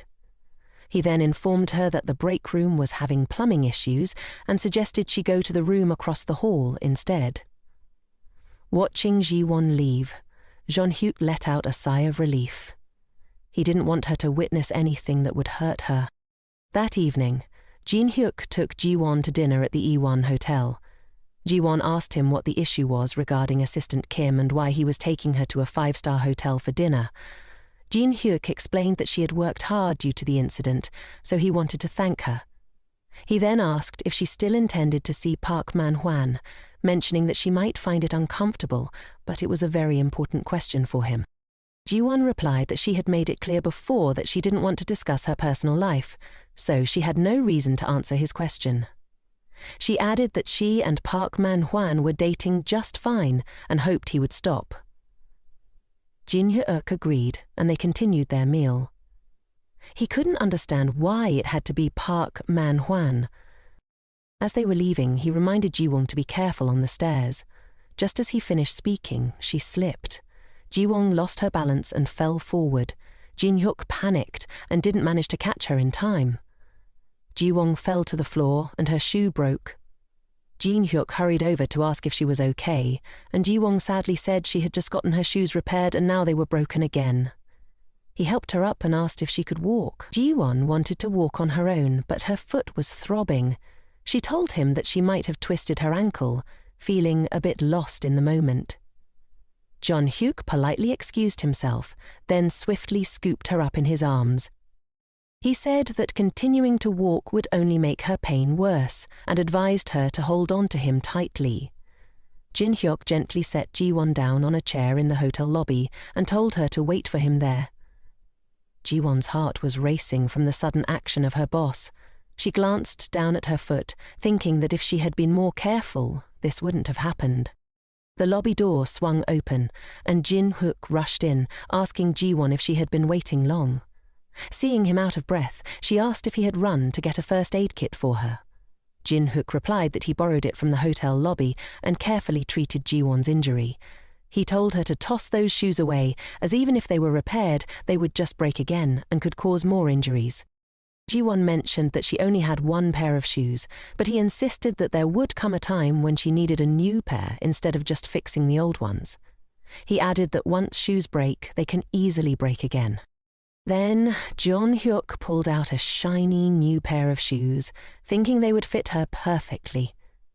He carefully slipped them onto her feet and told Jiwan that she absolutely deserved to wear better shoes. Jiwan's heart raced at Jong-hyuk's gestures. Suddenly, her phone buzzed in her bag. It was Min-hun calling. He was on his way to Jiwan's apartment, driving while calling, but Jiwan stubbornly refused to answer. She remembered that afternoon when she had thought she misheard him. She wondered why she had agreed to dinner with Jin Hook. Park Man-hwan was quite annoyed. If he had finished his work earlier, he wouldn't have let her go with Jin Hyuk. How dare he flirt with her? Min-hwan was glad Jiwan was looking more beautiful, but it also brought a lot of trouble. He was sure the coffee shop owner on the first floor of their company had feelings for Jiwan. Just taking the elevator made everyone look at her. There were even rumors in the company that she was the most beautiful in the marketing department, skilled and capable in her work. He thought that at this rate, someone else would steal Jiwan away from him. He called her many more times before Jiwan finally picked up. He asked why she hadn't answered his calls, and Jiwan explained that she had just finished dinner with her boss and had just gotten home. Park Man-hwan never expected there would come a day when he would worry about Jiwan, the girl he was dating, just to snag a bottle of wine. He recalled that when it all started, it was just a prank between him and a colleague. They had bet that if Min-hwan could win her over, his colleague would gift him a bottle of wine. Jiwan had once been a simple girl that Min-hwan won through that bet. He had confidently told his colleague that he only needed 3 days to pull it off. The very next day, he approached Jiwan to get to know her. He asked for her phone number and kicked off his plan, bombarding her with sweet messages, thinking that would be enough to win her heart. But things didn't go as he had hoped, and he started to lose his patience. By Saturday, he called her to see if she was busy. Min-hun invited her out for dinner, asking Jiwan where she lived so he could pick her up. And just like that, he and Jiwan started dating. At that time, Park Man-hwan only intended to get the wine and then find an excuse to break up with her. But everything took an unexpected turn. The more he got to know her, the more he realized how kind and gentle she was. In fact, she was so good-hearted that it bordered on foolishness. She always helped him with his tasks while he was out partying with his friends, never suspecting him of anything. That was what Park Man-hwan liked most about Jiwan. But lately, he couldn't shake the feeling that she was acting differently, and he wondered if she was cheating on him. Regardless, he didn't care about the reasons. He had become a much more capable man than before. Park Man-hwan opened his computer to check the stock market. Seeing the numbers surge, he thought it was time to put his plan into action. The next day, he would take Jiwan on a boat ride on the Han River. On that boat, Park Man-hwan planned to execute his scheme. He absolutely wouldn't let anyone else take her away, even if it cost him everything. She had to be his. Fireworks exploded, lighting up the sky. Under that sparkling sky, Jiwan held the bouquet Min-hwan had given her, looking stunning. Park Man-hwan took out the ring he had prepared and knelt down to propose to Jiwan. He told her that he loved her, and as long as she agreed, he would make her happy for the rest of their lives. Jiwan beamed with joy. Of course she agreed. Park Man-hwan pulled her into a tight embrace, declaring that from now on she was forever his. He added that she didn't need to worry about their honeymoon home. He'd made a lot of money this time and would take care of everything. Jiwan smiled. Everything was going according to her plan, including the day when the MW company unexpectedly declared bankruptcy. The next morning it was back to work as usual. While having breakfast with everyone in the office, Jiwan shared that her boyfriend had proposed to her and that tomorrow night she would be meeting his parents. Ayin asked if the shirt she was wearing and her new bag were also gifts from Assistant Park. Jiwan replied, "Yes, he wanted to make a little from stocks, so he bought them for me. He also said he would take care of the honeymoon home." "Really?" Ayin asked. "Park is quite impressive." "Hala, but don't you think getting married so soon is a bit hasty?" Soo-min asked Jiwan if she was really going to marry Park Man-hwan. Jiwan laughed and told her, "Who else treats me with love and kindness while having a stable job and a business mind like him? Marrying Park Man-hwan will definitely make me very happy." She also asked everyone to keep this a secret for her, and Soo-min happily congratulated Jiwan, looking at the ring on her finger. As she watched, Soo-min thought to herself that she must have him at all costs. Seeing Soo-min's expression, Jiwan knew she would be so jealous she might go crazy. Even after finishing breakfast, Soo-min was still fuming. She wondered what Jiwan had that made her worthy of marrying Park Man-hanan. Sumin was frustrated. She had always waited on Jiwan, giving her whatever she wanted and always being by her side. She thought she had treated Jiwan well without any ulterior motives. Now she was determined to take everything from Jiwan. Dumping the leftover food from her tray into the trash, Sumin swore she could not let Jiwan live happier than she. Back in her office, Jiwan opened her account to check her pharmaceutical stocks. Currently, the stocks she held were up by 170 million. She thought this money would be enough for her to move out and quit her job after breaking up with Park Man-hanan. She then looked up the tech company MW's stocks, which were continuously dropping in value. Holding the financial newspaper in her hands, reading about the stock market situation, Park Man-hanan couldn't hold back his frustration. He threw the paper down on the table and angrily called the MW security staff for advice, but no one picked up. Clearly, he had told himself that this was a great opportunity, one that no one knew about, so he had invested all his money into buying these stocks. Now, his 40 million was just a pile of worthless paper. If Jiwan found out, she would definitely not agree to marry him anymore. He decided to hide this from Jiwan, planning to make profits from other stocks instead. For now, he would call his parents to borrow money. He regretted buying her that expensive designer bag. He wished he had just bought her a knockoff instead. Jiwan came looking for him and said that everyone was waiting for him to go celebrate Assistant James' project. Park Man-won said he had forgotten and casually tossed the newspaper he had just read into the trash, fearing she would see it. He told her to ride in his car, and Jiwan agreed, even suggesting that Sumin join them, which Park Man-won naturally accepted. Jiwan glanced back at the newspaper Park Man-won had thrown away, secretly smiling, knowing this would happen even before he did. Today, their office was going out for a barbecue, a place chosen by Hyene. Hyene told everyone to focus on eating, while she would take care of grilling the meat. Everyone praised her grilling skills, saying they were truly amazing. Sumin told Hyene that she thought she was more suited for a part-time job at the barbecue place than being an office worker. Hyene wasn't having it. She claimed to be multi-talented and asked Sumin what she was good at. Sumin shyly looked at Hyene, thinking, "How dare this younger girl tease me?" Watching the two of them, Jiwan felt very happy. Jean Hook sat across from her, looking at Jiwan with a sad expression. This morning he had received a message from Hyene saying that Jiwan had told them she was about to marry Park Man-hwan. Hyene had asked her brother if he was just going to stand by and watch this happen. He heard Park Man-hwan remind Jiwan that tomorrow was the introduction ceremony for both families, so she shouldn't drink too much. Jean Hook didn't know what to do now. He kept pouring and drinking continuously. Could he stop Jiwan's marriage? Sumin raised her glass and invited Park Man-hwan to drink. She hoped he would care for her more in the future. Watching Park Man-hwan down his drink, she told herself she would definitely claim him, no matter what. He would have to belong to her. The two of them kept switching glasses, and it seemed that Park Man-hwan was also getting tipsy. In the dining room, Jiwan and the two of them were present, while the manager stepped outside to take a call, and Hyene and Assistant Jan had gone to the restroom and hadn't returned yet. Jiwan didn't like watching the two of them having fun together. She thought her chance had come, a chance to get revenge on them for all the pain they had caused her. She would return to them what she had to endure.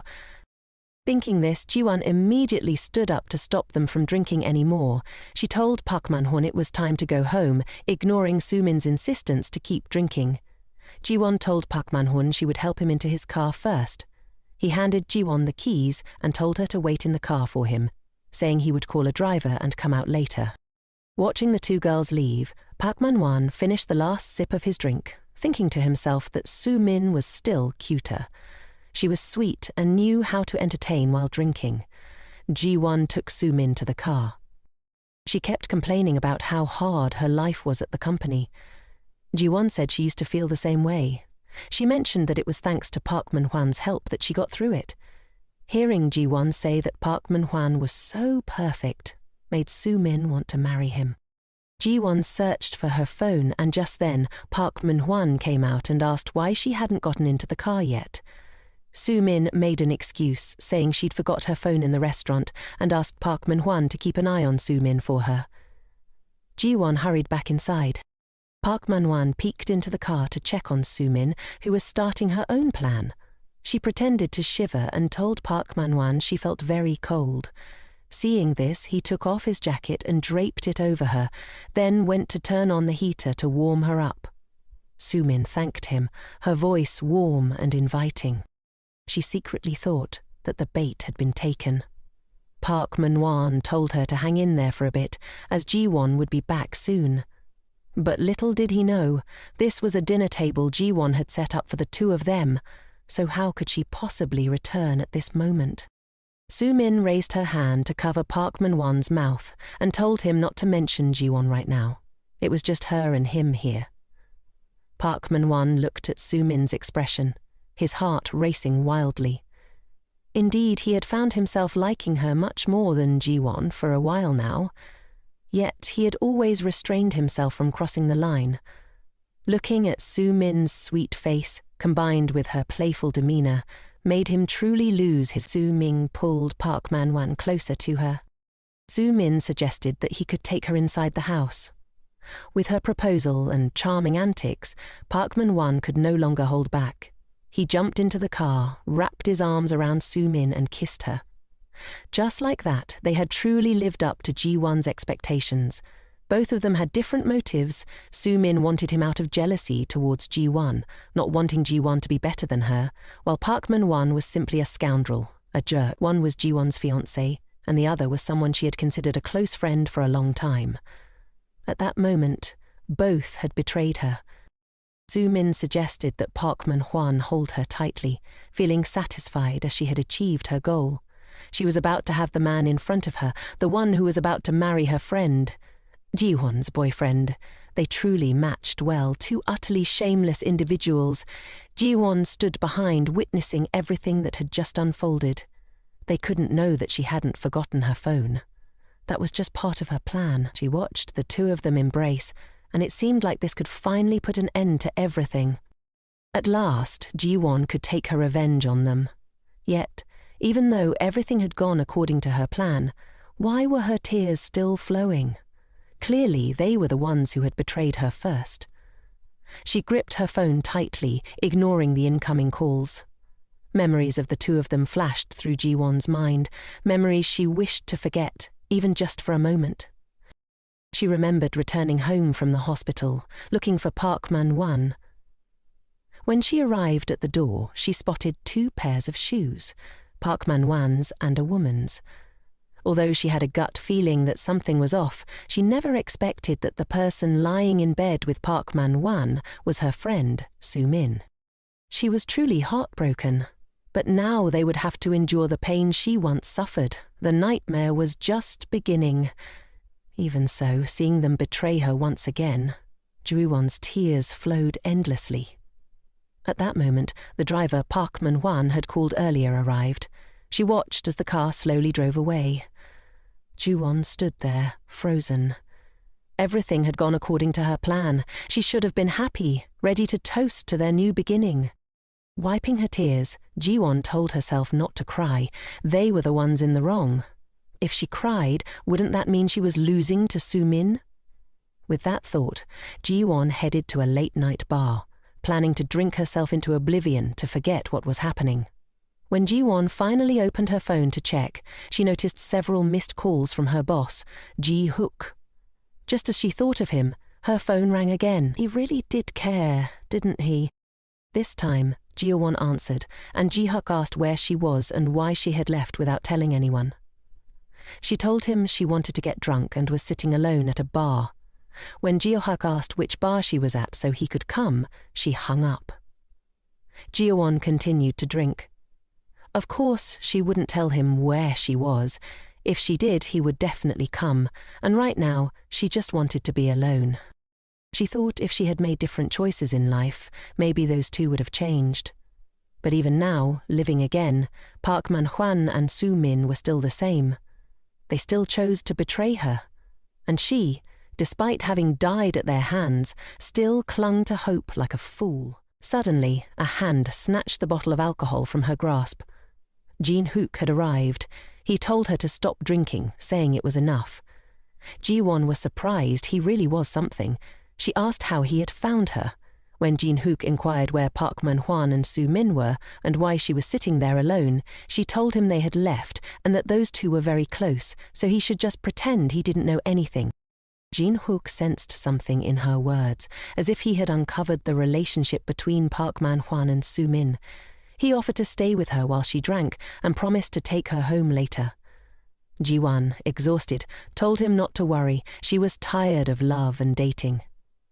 Ignoring her, Jin-hook sat down beside her and asked if she wasn't going to date him, how did she plan to take advantage of him? Jiwan didn't understand what Jin-hook was talking about. He suggested she should date him if she didn't want to look more haggard.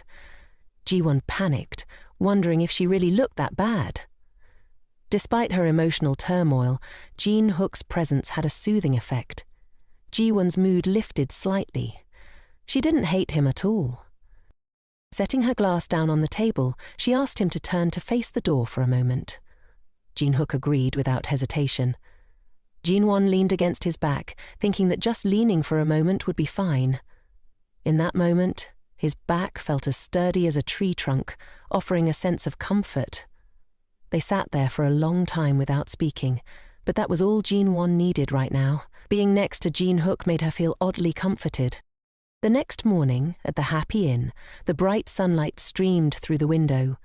Park Man-hwan woke up with a terrible headache. He opened his eyes, trying to remember what had happened as he sat up, feeling a sense of unease. Suddenly, Park Man-hwan realized he had completely lost his mind.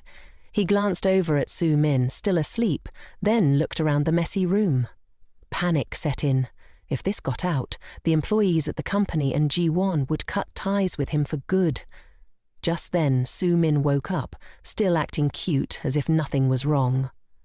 Park Man-hwan, feeling awkward, told her they had both gotten drunk the night before, so it would be best to pretend nothing happened. Su-min, confused, asked how they could just ignore the fact that they had slept together. She pouted, clearly aware that he knew about her feelings for him. Did he really not have any feelings for her at all? Park Man-hwan was flustered. He tried to explain that it wasn't like that, but he had to meet his future in-laws today. Tears welled up in Su-min's eyes as she promised not to interfere in his relationship with Jiwan or tell anyone about what had happened. However, she added that he would still have to continue seeing her in secret. Park Man-hwan felt cornered. He knew he couldn't accept her offer, but the damage had already been done. Feeling guilty, he embraced Su-min tightly, thinking to himself that his romantic entanglements were spiraling out of control. Suddenly, the phone on the wall rang. It was Jiwan, calling Park Man-hwan. She asked if he had woken up yet and why he had returned before her the night before. Park Man-hwan explained that Su-min hadn't been feeling well, and since the hired driver had arrived right on time, he couldn't wait for Jiwan to go back together. As Jiwan applied her makeup, she casually asked if he had booked a restaurant for the two families to meet. Park Man-hwan told her he had reserved a spot at the traditional Lu Hung restaurant at 5 p.m. on the first floor. Jiwan said she would meet him after finishing her makeup. Hearing the conversation with her boyfriend, the makeup artist complimented Jiwan and promised to make her look stunning for the occasion. Jiwan insisted on a bold, unforgettable look that would leave a lasting impression. Surprised, the artist asked if she wasn't meeting her boyfriend today and why she wanted such a dramatic style. Jiwan recalled her life with her late mother-in-law before she passed away. She remembered the harsh words. How her mother-in-law once said she didn't accept Jiwan for her beauty, but because she took good care of her son. One morning, she had even yelled at Jiwan for serving leftovers for breakfast, saying that on weekends a wife should wake up early and prepare nourishing meals for her husband. On top of that, she belittled Jiwan, cruelly commenting that those without parents were worthless, and suggesting that Jiwan's parents had died young because of this. This time, Jiwan was determined to approach the situation differently. She would meet Park In-won's family with a new mindset, prepared to challenge their expectations and change their view of her. Meanwhile, after Park Man-hwan had left, Soo-min paced angrily in her room. Why had he left her there to meet Jiwan? To Soo-min, Jiwan could never compare to her, so why was Park Man-hwan abandoning her to marry Jiwan? Fueled by jealousy and a sense of rivalry, Soo-min became even more determined. She vowed to win Park Man-hwan at all costs. Yet, why was everything still not going as she wished? Soo-min remembered lying next to him when Park Man-hwan had mentioned over the phone to Jiwon that the two families would meet at 5 p.m. at the traditional Luen restaurant. She couldn't let things stay like this. She couldn't just let them get married. Soo-min sat down to fix her makeup. All her efforts up to this point, would they really end up being overshadowed by Jiwon? Surely, before the grand wedding day, she would find a way to keep Park Man-hwan by her side. Once there's a first time, a second is definitely on the way. At exactly 5 p.m., Jiwon hopped into a cab and headed to the meeting spot. The families were already there, chatting joyfully together. Her cheating fiancé, Park Man-hwan, was sweet-talking his parents, completely at ease. A knock on the door echoed through the room, and Jiwon stepped in, politely greeting Park Man-hwan's parents. Upon seeing Jiwon, his parents were genuinely startled by her appearance. She introduced herself as Park Man-hwan's girlfriend, smiling, while everything in the room felt like a replay of her past life. Park Man-hwan's parents were taken aback, mentioning they had heard a lot about her from him. He had described her as a simple girl. Jiwon pretended not to understand his mother's underlying remark as she proudly flaunted the designer handbag Park Man-hwan had gifted her, subtly reminding them of her elevated status. Reflecting on the past, Jiwon realized that even though she hadn't done anything wrong, she used to feel terrified when meeting his parents. But now, things were different. She wondered if Park Man-hwan cared for her at all. He probably cared for his mother more. His mother, however, was quick to assert her authority. She asked if Jiwon knew how to handle household chores, hinting that if no one cooked breakfast, Park Man-hwan wouldn't eat. The tone was clear. Jiwon's worth as a wife would be measured by her domestic abilities, not her love for their son. Jiwon found it quite amusing. She had never even seen Park Man-hwan eat breakfast. With a confident smile, she assured his mother that she would take charge of preparing nutritious meals for Minan, and, if he had to work overtime, she would personally bring lunchboxes to his office.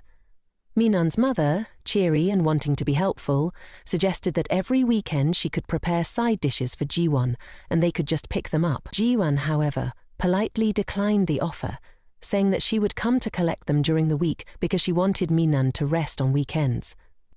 This caused his mother to worry aloud that Jiwan might overwork herself since she also had a job. But Jiwan's next statement shocked her.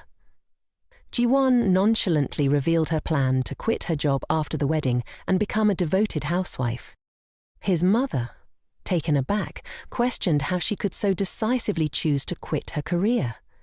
She asked if Jiwan planned to enjoy life at the expense of her son's earnings, pointing out that other daughters-in-law managed to balance work and family life just fine. Raising children, she argued, would also be very expensive. Jiwan remained calm and countered, asking if it wasn't sufficient for one person to earn money if they didn't have kids. At this moment, Minan began to sweat. He couldn't understand why Jiwan was acting so differently today. Hearing her response, Minan's father, who had been silently observing, could no longer contain himself. He slammed his fist on the table and raised his voice, demanding if they wanted their house to be without a legitimate heir. He insisted that only a son could properly take care of the family's ancestral offerings, and questioned how Jiwan could dare stand before her elders and declare she wouldn't have children. But Jiwan didn't back down. Boldly, she replied that her father, despite having only her as a daughter, still used the offerings she prepared for worship. Her words infuriated Minan's father even more. He argued that once a daughter is married, she must perform the rituals for her husband's family, questioning how she could stomach such defiance. Minan's mother, visibly upset, joined in, lamenting that Jiwon's father's crime was giving birth to a daughter, as though Jiwon's very existence was a misfortune to the family. Hearing this, Jiwan wondered why being born a girl was considered a crime. Furious, she shouted back, calling Minan's mother an old hag. Park Wenpani nearly choked at her words. Everything that had happened was beyond his wildest imagination, and he couldn't understand what was going on with Jiwan today. His father's face darkened, confused as to why his son had brought home such a girlfriend. Minan's mother, shaking with anger, demanded to know why Jiwan dared to speak to her like that. Jiwan stood up, leaving the three of them in shock. With her back straight, she declared that she had decided not to marry their son, so calling her mother would be out of the question. Old hag seemed more fitting, she said bluntly. Park Man-hwan was taken aback, asking what nonsense she was talking about. By now, Minan's parents were livid, claiming they had always suspected she would show her true nature like this. They said those without parents were all spoiled, ungrateful people. Jiwan's expression suddenly changed. She coldly asked why, if Minan's mother also had no parents, she would insult Jiwan's parents when they were in the same situation. Minan's mother was stunned into silence by Jiwan's sharp response. She told Minan that she would never agree to him marrying Jiwan, and that she would never allow her to become part of their family. Jiwan replied calmly, "You'll regret that decision." And with that, she walked away. Park Man-hwan called out to Jiwan, confused and desperate to understand why she had changed so much, but she ignored him. Jiwan stepped outside, realizing she could never become the daughter-in-law they wanted. After everything she had heard, it wasn't just a misunderstanding, it was pure insult. Twice now they had crossed the line, and she couldn't take it anymore. With her head held high, Jiwan hurriedly walked away from the place that had caused her so much pain. Suddenly, Jiwan spotted Su-min stepping out of a taxi, dressed as if she were meeting her boyfriend's family for the first time. Jiwan smiled at her. "Su-min, you've arrived just in time. You should marry that jerk for me," she said, her voice dripping with sarcasm. Meanwhile, in the dining room, Park Man-hwan's mother was still fuming, unable to believe her son had brought such a disrespectful girl into their home. She demanded that he end things with Jiwan immediately, insisting that she would never approve of the marriage. Just then, Su-min stepped through the door, feigning surprise. "Oh, what a coincidence to run into you here," she exclaimed brightly. Su-min greeted Park Man-hwan's mother with enthusiasm, introducing herself as his junior at the company, all while tossing in a few compliments about him. Park Man-hwan's mother, softening, confirmed proudly that he took after her.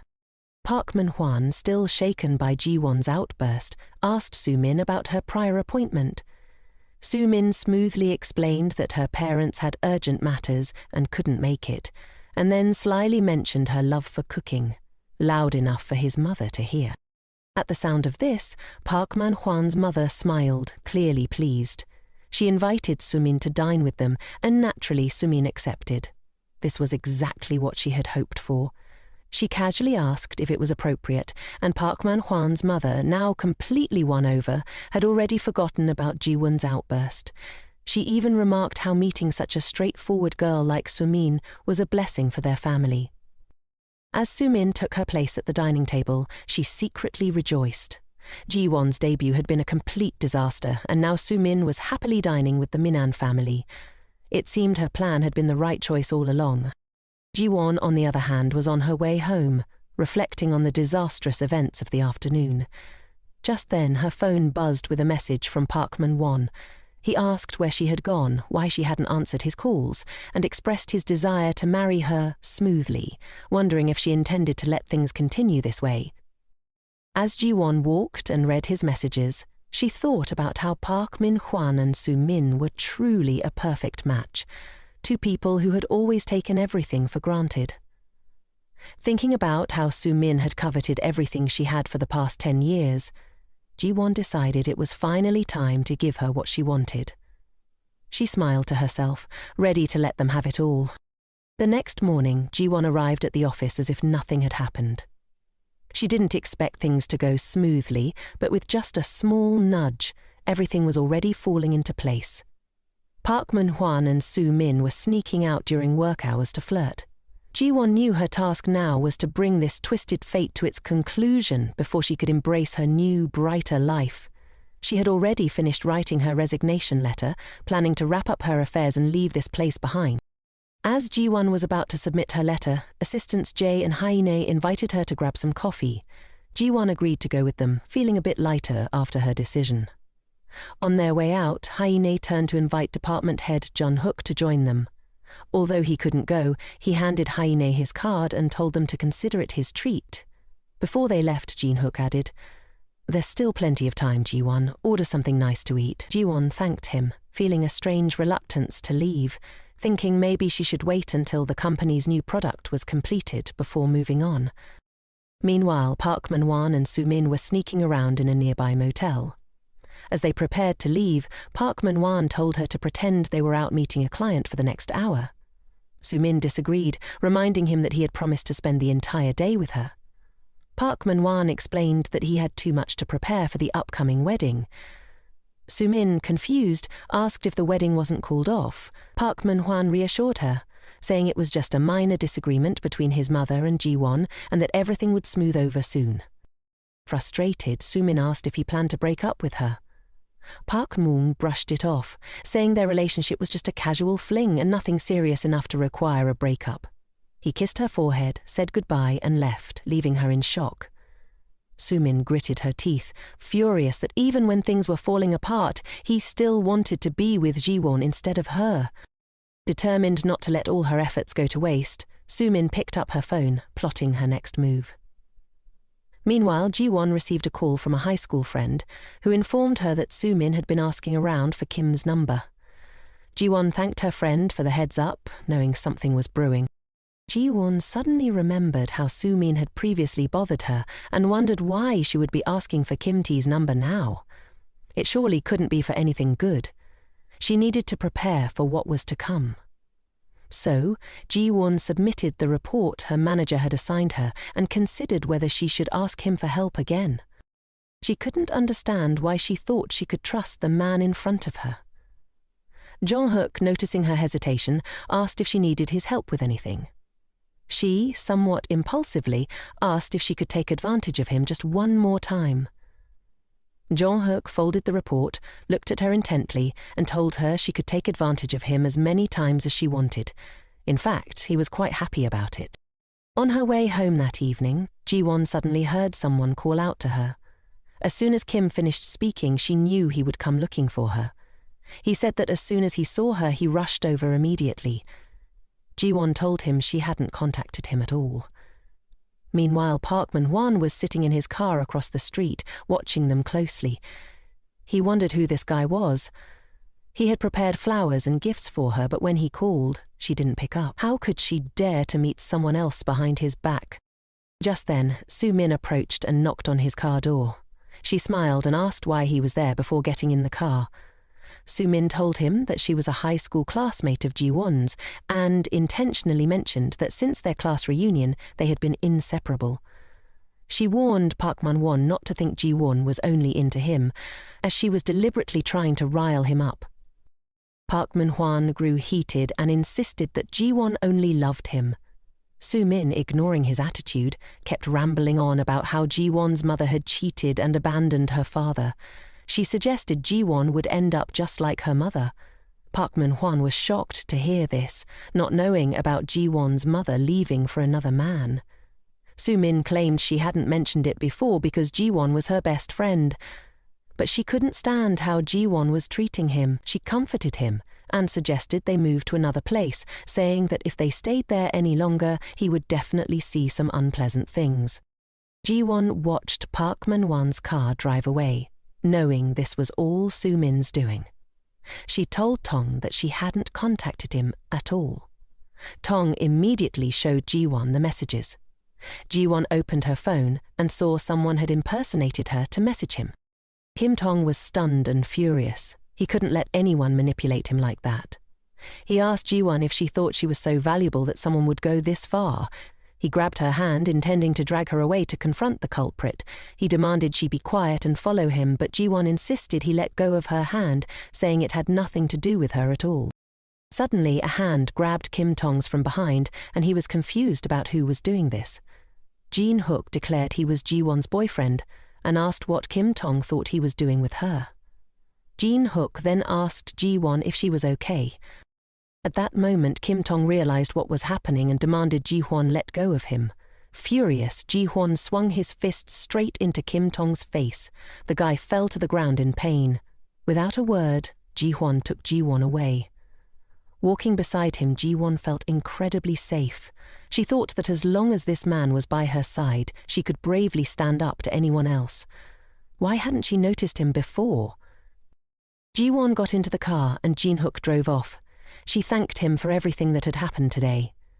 Jin Hook smiled and told her she was just exercising her right to take advantage of him, as this was exactly what he had requested.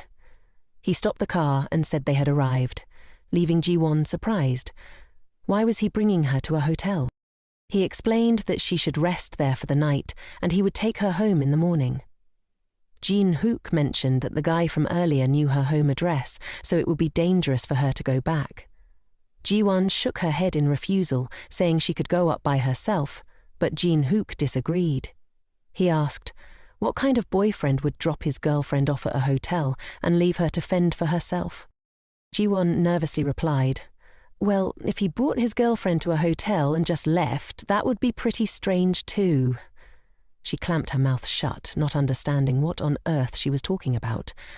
Jin Hook told her that he would also be sleeping there tonight. Jin Hook led Jiwan to the front desk to check in.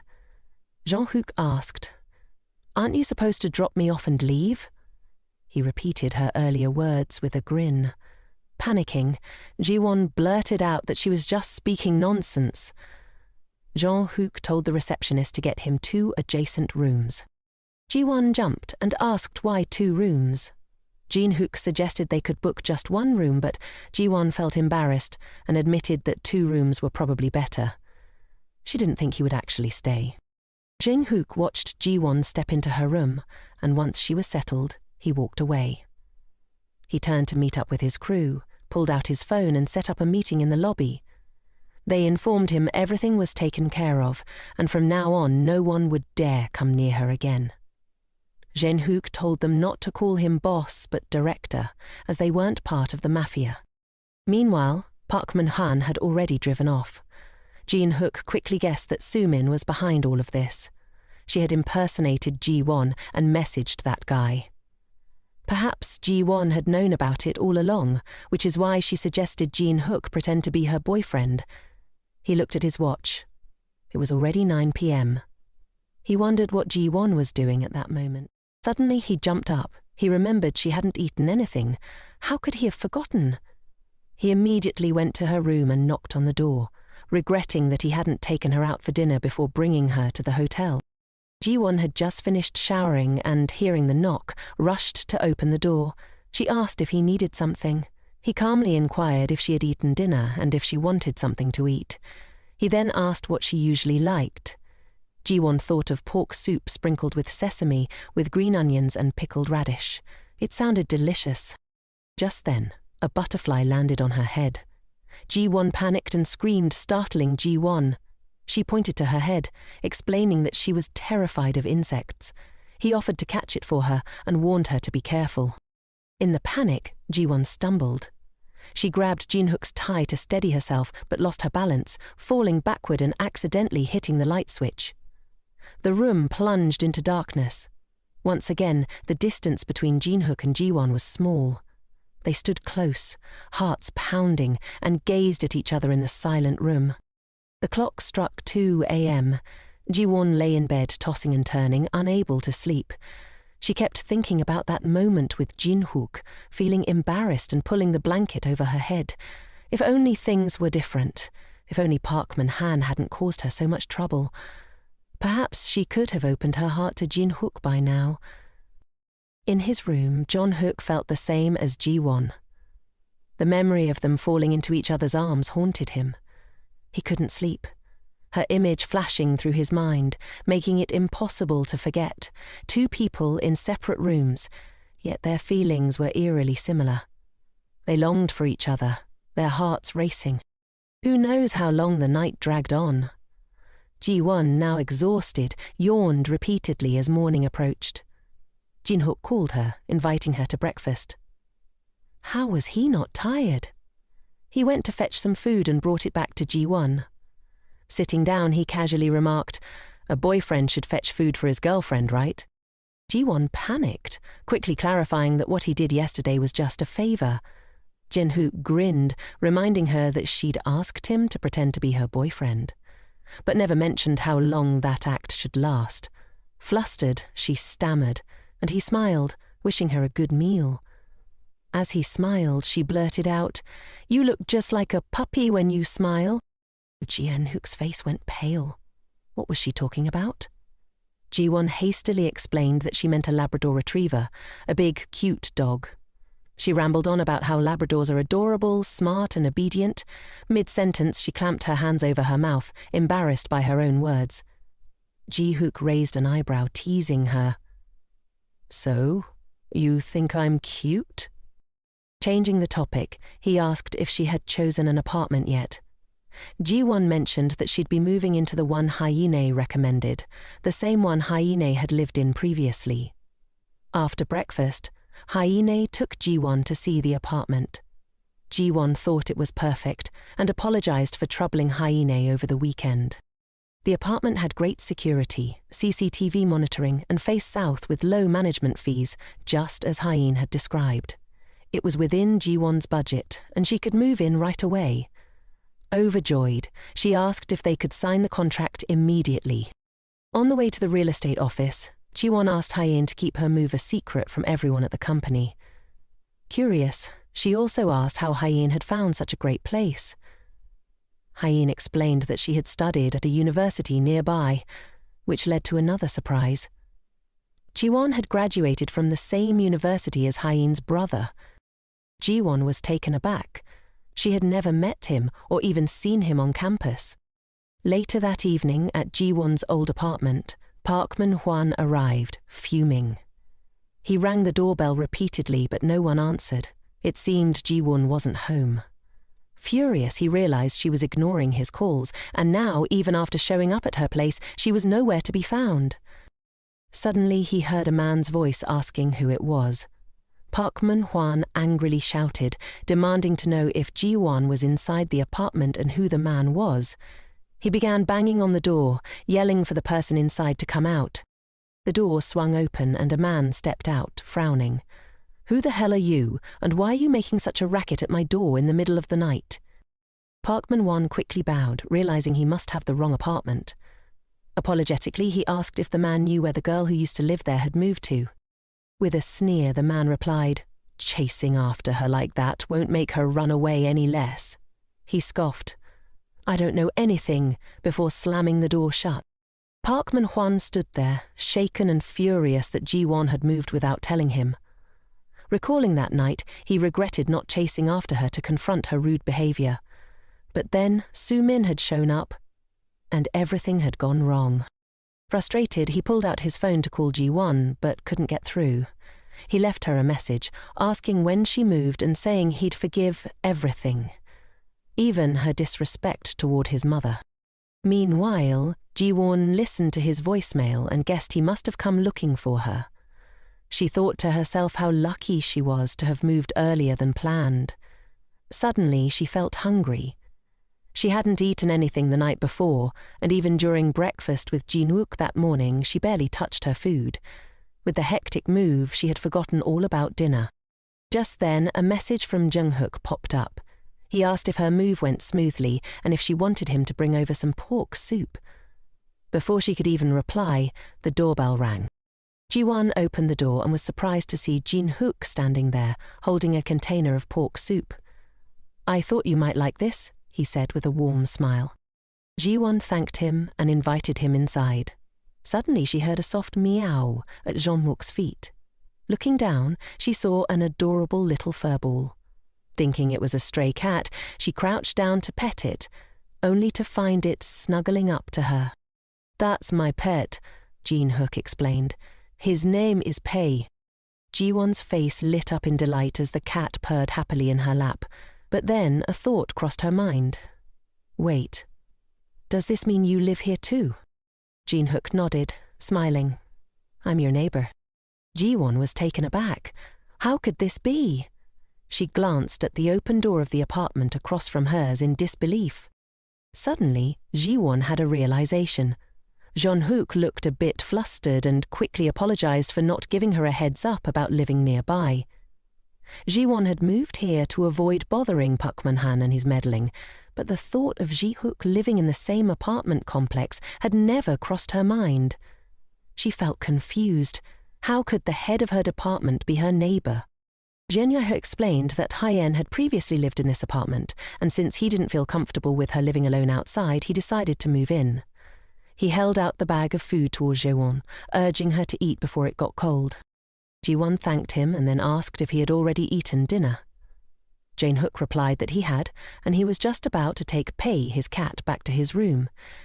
Jiwan, still petting the cat, gave it a gentle scratch on the head. She found Pei incredibly cute. Jin-hook offered, "If you like, you can play with Pei for a while." Thrilled, Jiwan eagerly invited him to stay for a bit. Jin-hook followed her inside with his cat, realizing just how much joy having a pet could bring into her home. Meaning seemed to return to his life. Jiwan sat down at the dining table, looking at the steaming dishes in front of her. She asked, "Did they really deliver the whole pot and bowls too?" Jin-hook felt a bit guilty as he explained, "This is the trendy new style of food delivery. The dishes are from a very famous restaurant." Jiwan began eating, savoring the delicious food. Jin-hook anxiously asked, "Is it good?" She smiled, saying, "It's really tasty. It reminds me of my hometown. My dad and I used to enjoy flavors like this in Busan." Jin-hook sighed in relief, glad she liked it. He recalled how earlier he had called his little brother, carefully instructing him to bring over the pork soup. The effort seemed worth it, seeing Jiwan happily devour the meal. As he was getting ready to leave, Jin-hook said, "Whenever you want to see Pei, just come over to my place to hang out." Jiwan was overjoyed and promised, "I'll visit often." Jin-hook was taken aback, surprised that she agreed so quickly. He hugged his cat, returning to his apartment, and fed Pei while praising the cat. "You're so clever," he said, petting its head. "You already know I like her, don't you? You must like Jiwan too, right?" Of course Pei liked Jiwan, Jin-hook thought. After all, she was his lifesaver. The next morning, Jaewon and her assistant Jae went to a supermarket to survey customer reactions and check the display of new products. Assistant Jae seemed nervous, mentioning that the project had caused some trouble for her parents. Jaewon reassured her, saying, "After this, you might get promoted and can repay them." As they entered the supermarket, they were both shocked to find that all the products from their company were missing, not just the new ones, everything. Finding this strange, they decided to ask the supermarket staff directly. However, when they introduced themselves as representatives of UNC, the staff became very cold. "How do you dare show your faces here after what happened?" the manager snapped.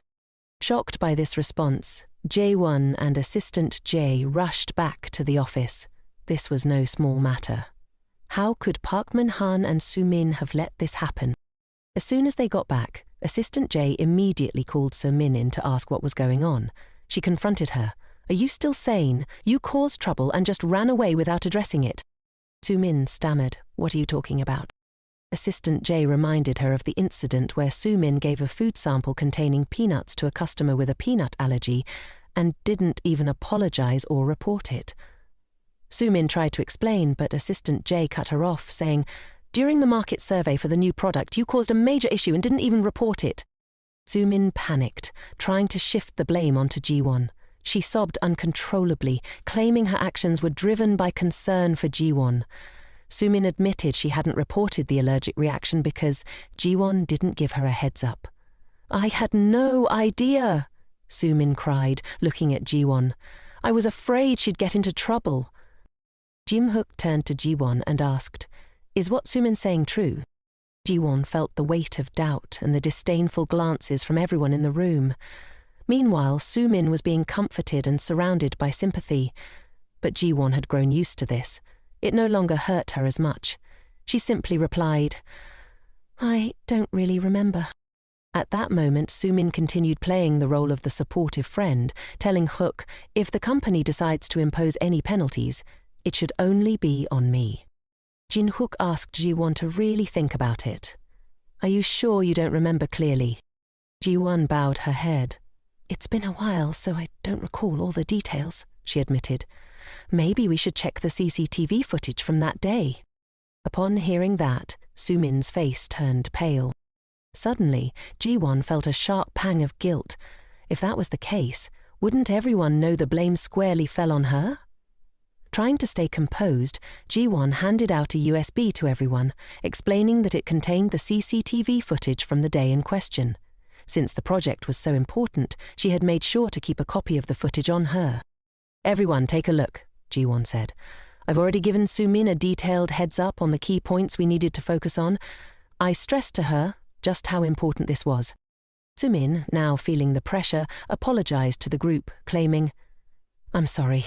It must be because my memory's just so bad that I forgot." Jin-hook frowned and asked, "But why didn't both Sumin and Park Mangwan report the incident to the company?" Feeling cornered, Sumin thought fast. She needed to escape this situation. "Well, Parkman, one advised me to keep it under wraps," she said, eyes darting around. "He told me that as long as we both stayed quiet, no one would ever find out." Park Manhwan was taken aback. "What are you talking about?" he asked, fury building inside him. He could hardly believe Sumin was throwing him under the bus like this. He clenched his fists, wanting to lash out, but instead he bowed his head and apologized to the team. "Since Sumin was a new recruit, I decided to handle the situation myself," he explained, struggling to keep his voice steady. Jin-hook, growing increasingly frustrated, ordered Sumin and Park Manhwan to each write up their individual reports and submit them.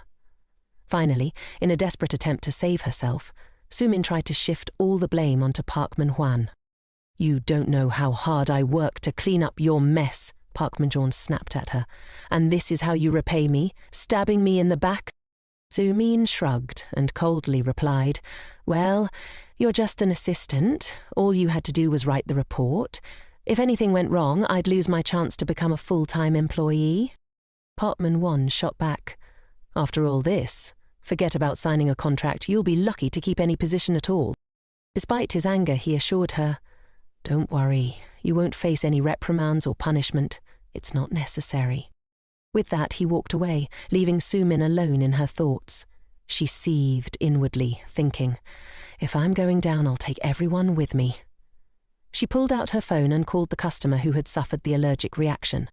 Feigning concern, she asked, "How's your health? Have you recovered? The company wants to send a gift to make up for the mistake." Sumin wasn't about to let the situation spiral out of control. After making the call, she casually focused on her beauty routine, convinced that she had handled everything perfectly. Suddenly, her phone rang. She quickly answered, asking, "Did you receive the gift the company sent?" On the other end, the customer was furious. "You sent me a peanut salad after I almost died from eating peanuts? Are you out of your mind?" Sumin replied nonchalantly, "I thought you'd like free food. Maybe you should try harder to adapt." The man, now absolutely livid, demanded, "Where are you? I want to talk to you in person." Sumin shrugged. "If you want to find me, just come to the company headquarters."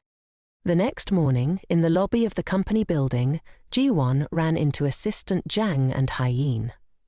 Hyein asked, "Have you seen Sumin at work today?"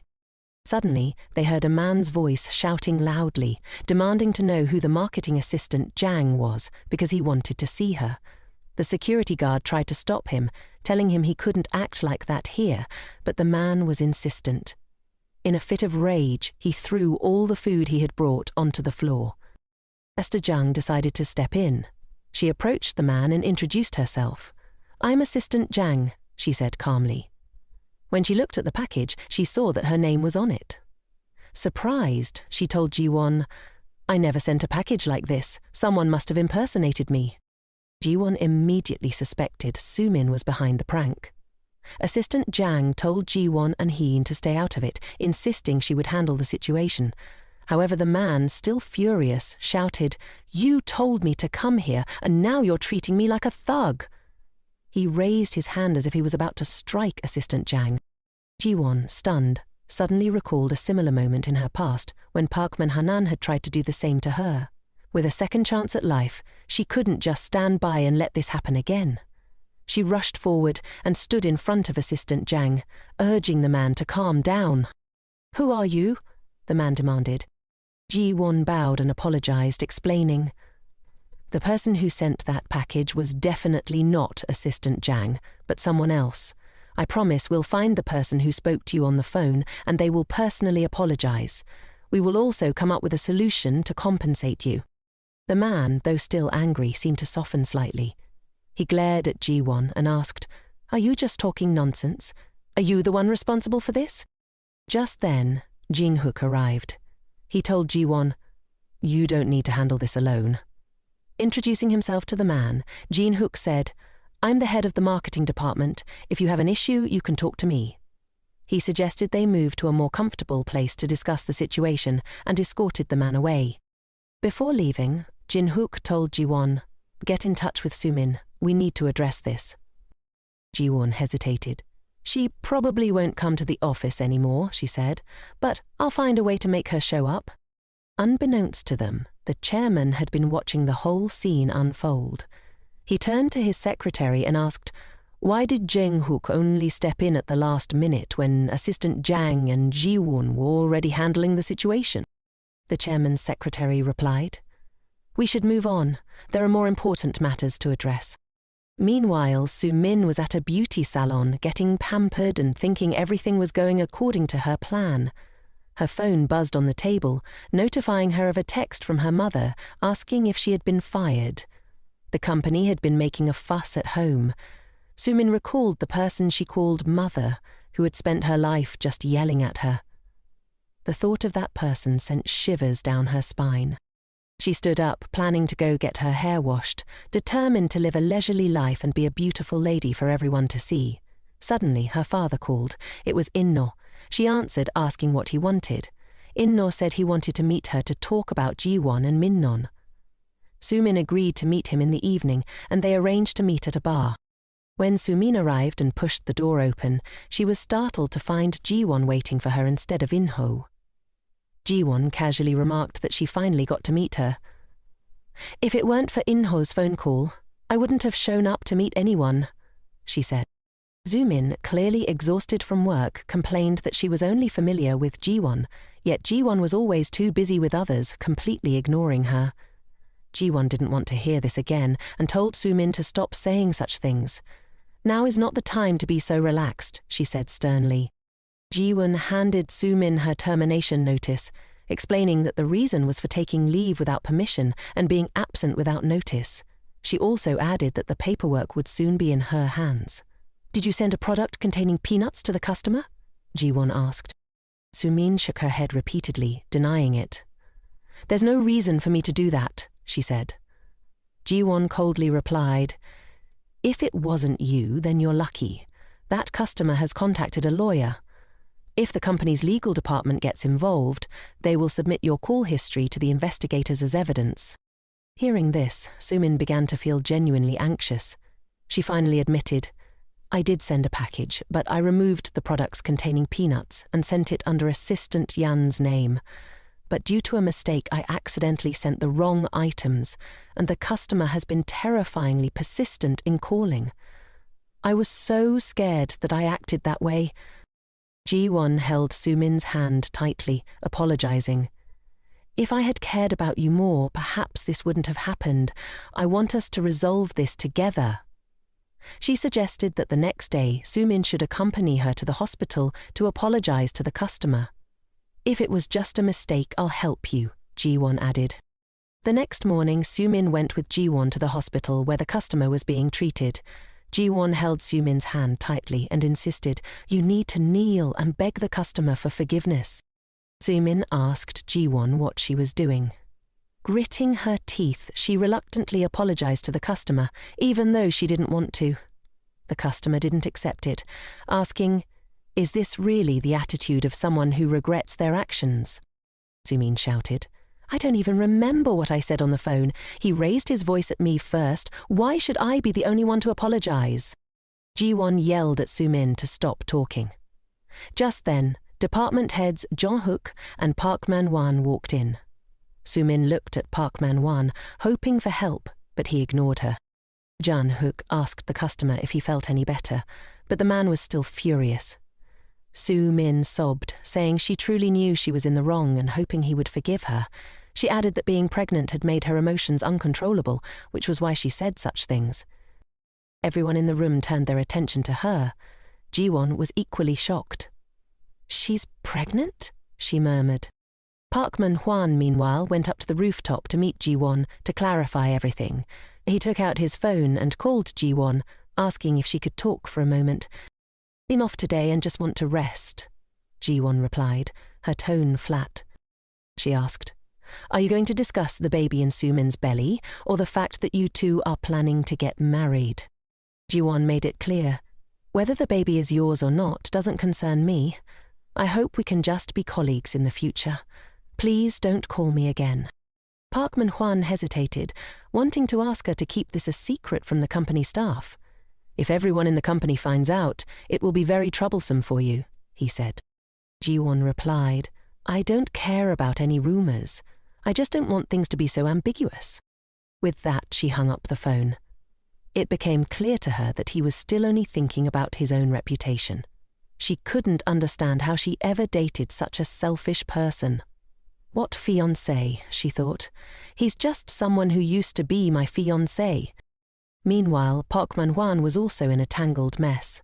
He continued calling Jiwan, but she didn't pick up. Frustrated, he then called Sumin, shouting at her, demanding to know what she had said to Jiwan.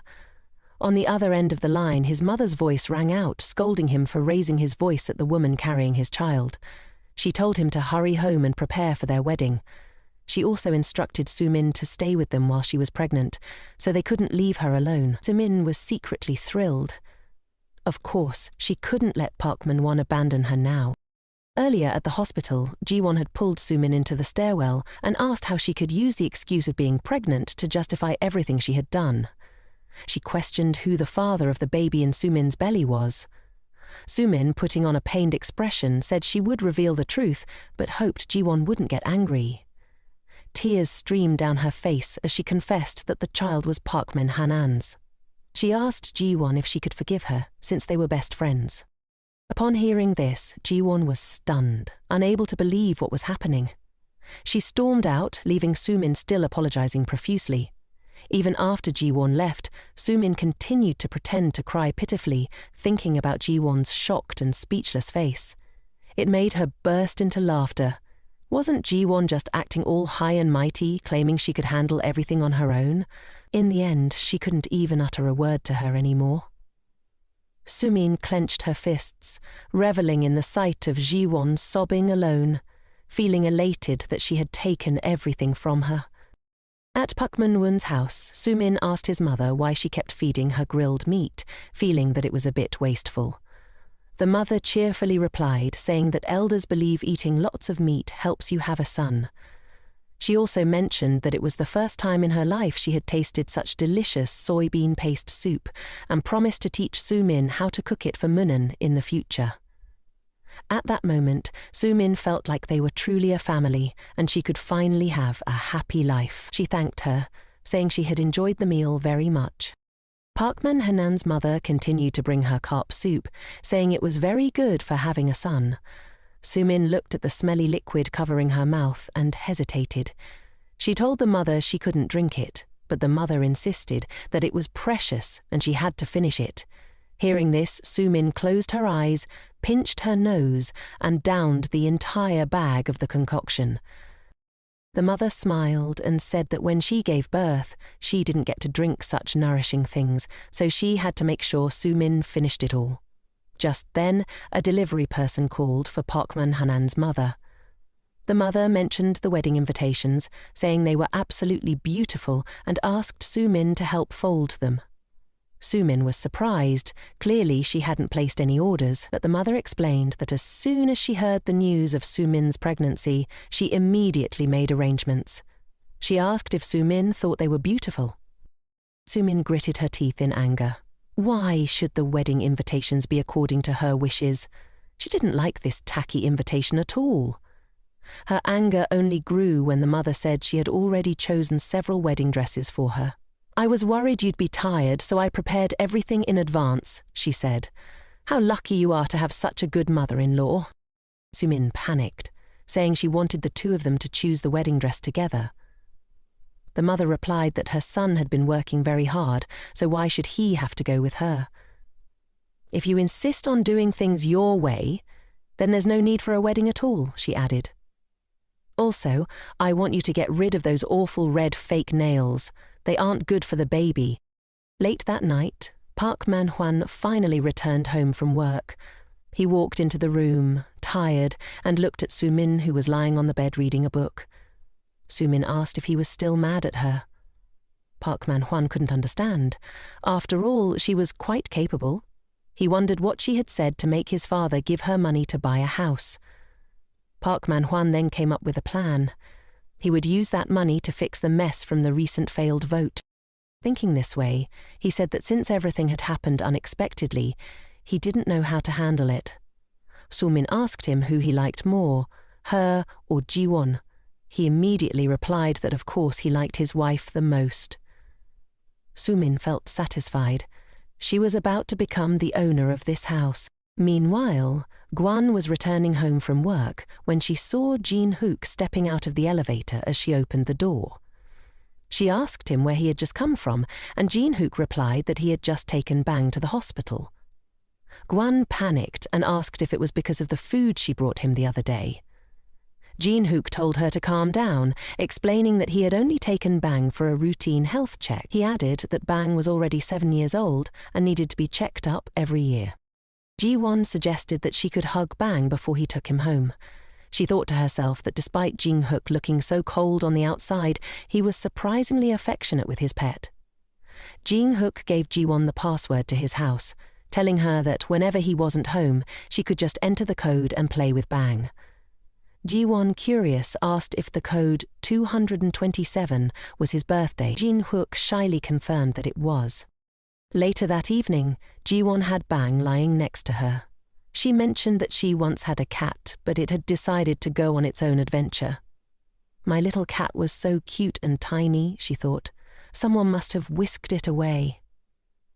Jiwan then pulled out her phone to check a message from Sumin, who asked if she was free after work tomorrow to hand over the wedding invitation.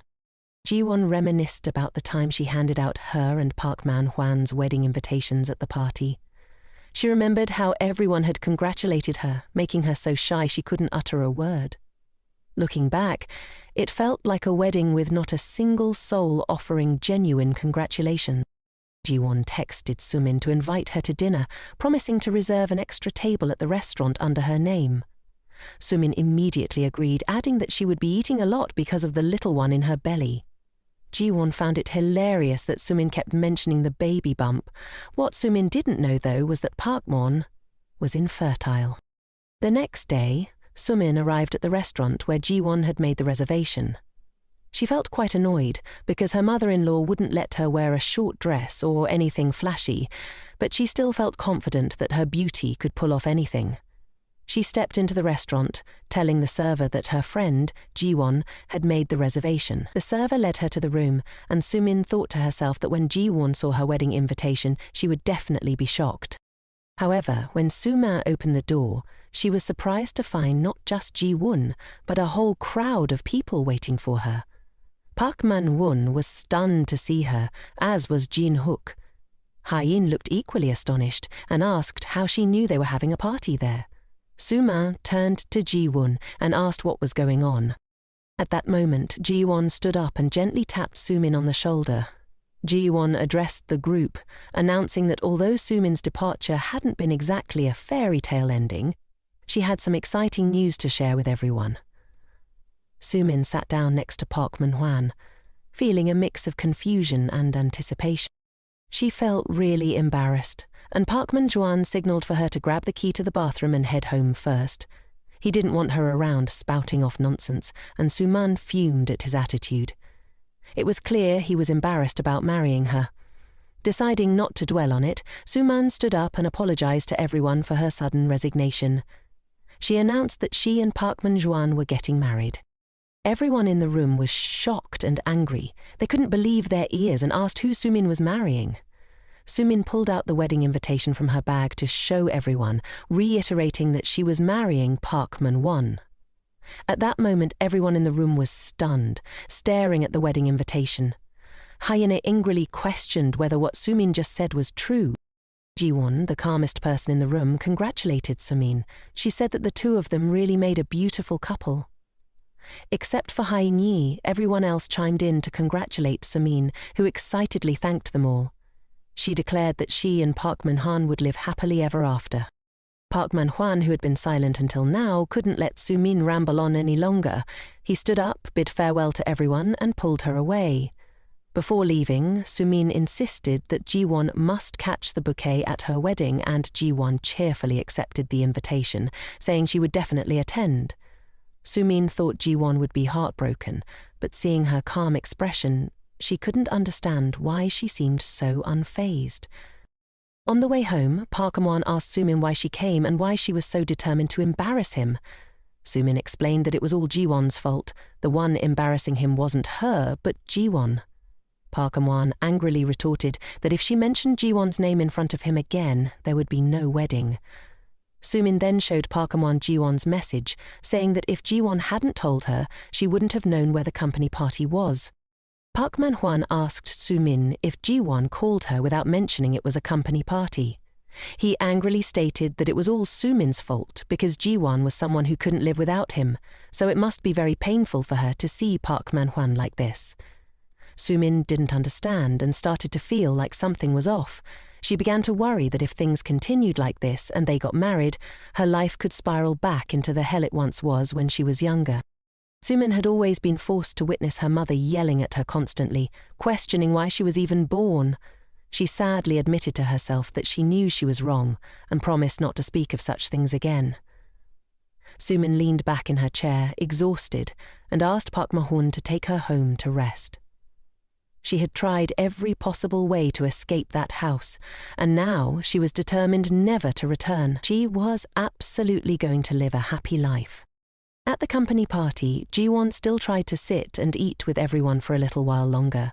She stood up and asked to leave early, bidding goodbye to everyone as she headed out. Hyene was still fuming, even though she didn't know the full story. This situation was truly beyond words, and she felt incredibly angry on Jiwan's behalf. Clearly, Park Manhwan and her friend were supposed to be getting married, yet not long after their breakup, he was marrying her best friend. Jiwan reminded Hyene that this was a personal matter for her and that they shouldn't gossip about it too much. She then stood up to follow Jiwan, wanting to ensure she made it home safely. Jiwan couldn't let her go home alone. At that moment, Jiwan felt very guilty. She had always made Jihook take her home, and though she had once felt a bit shy about it, now he felt so familiar to her. Jihook told her that he would bring Bang over to her house to sleep, ensuring she wasn't alone. Later, Jiwon joked with Jihook, asking if he was bringing Bang over to comfort her because he was worried she'd be sad. Jihook replied that it wasn't exactly that, but because Bang really liked her. Jiwon then looked at the wedding invitation Sumin had given her and realized she needed a plan for that day. She couldn't let them get married peacefully after everything they had done to her. Thinking about this, Jiwon turned to Jinhook and suggested that she wanted to take advantage of him one more time.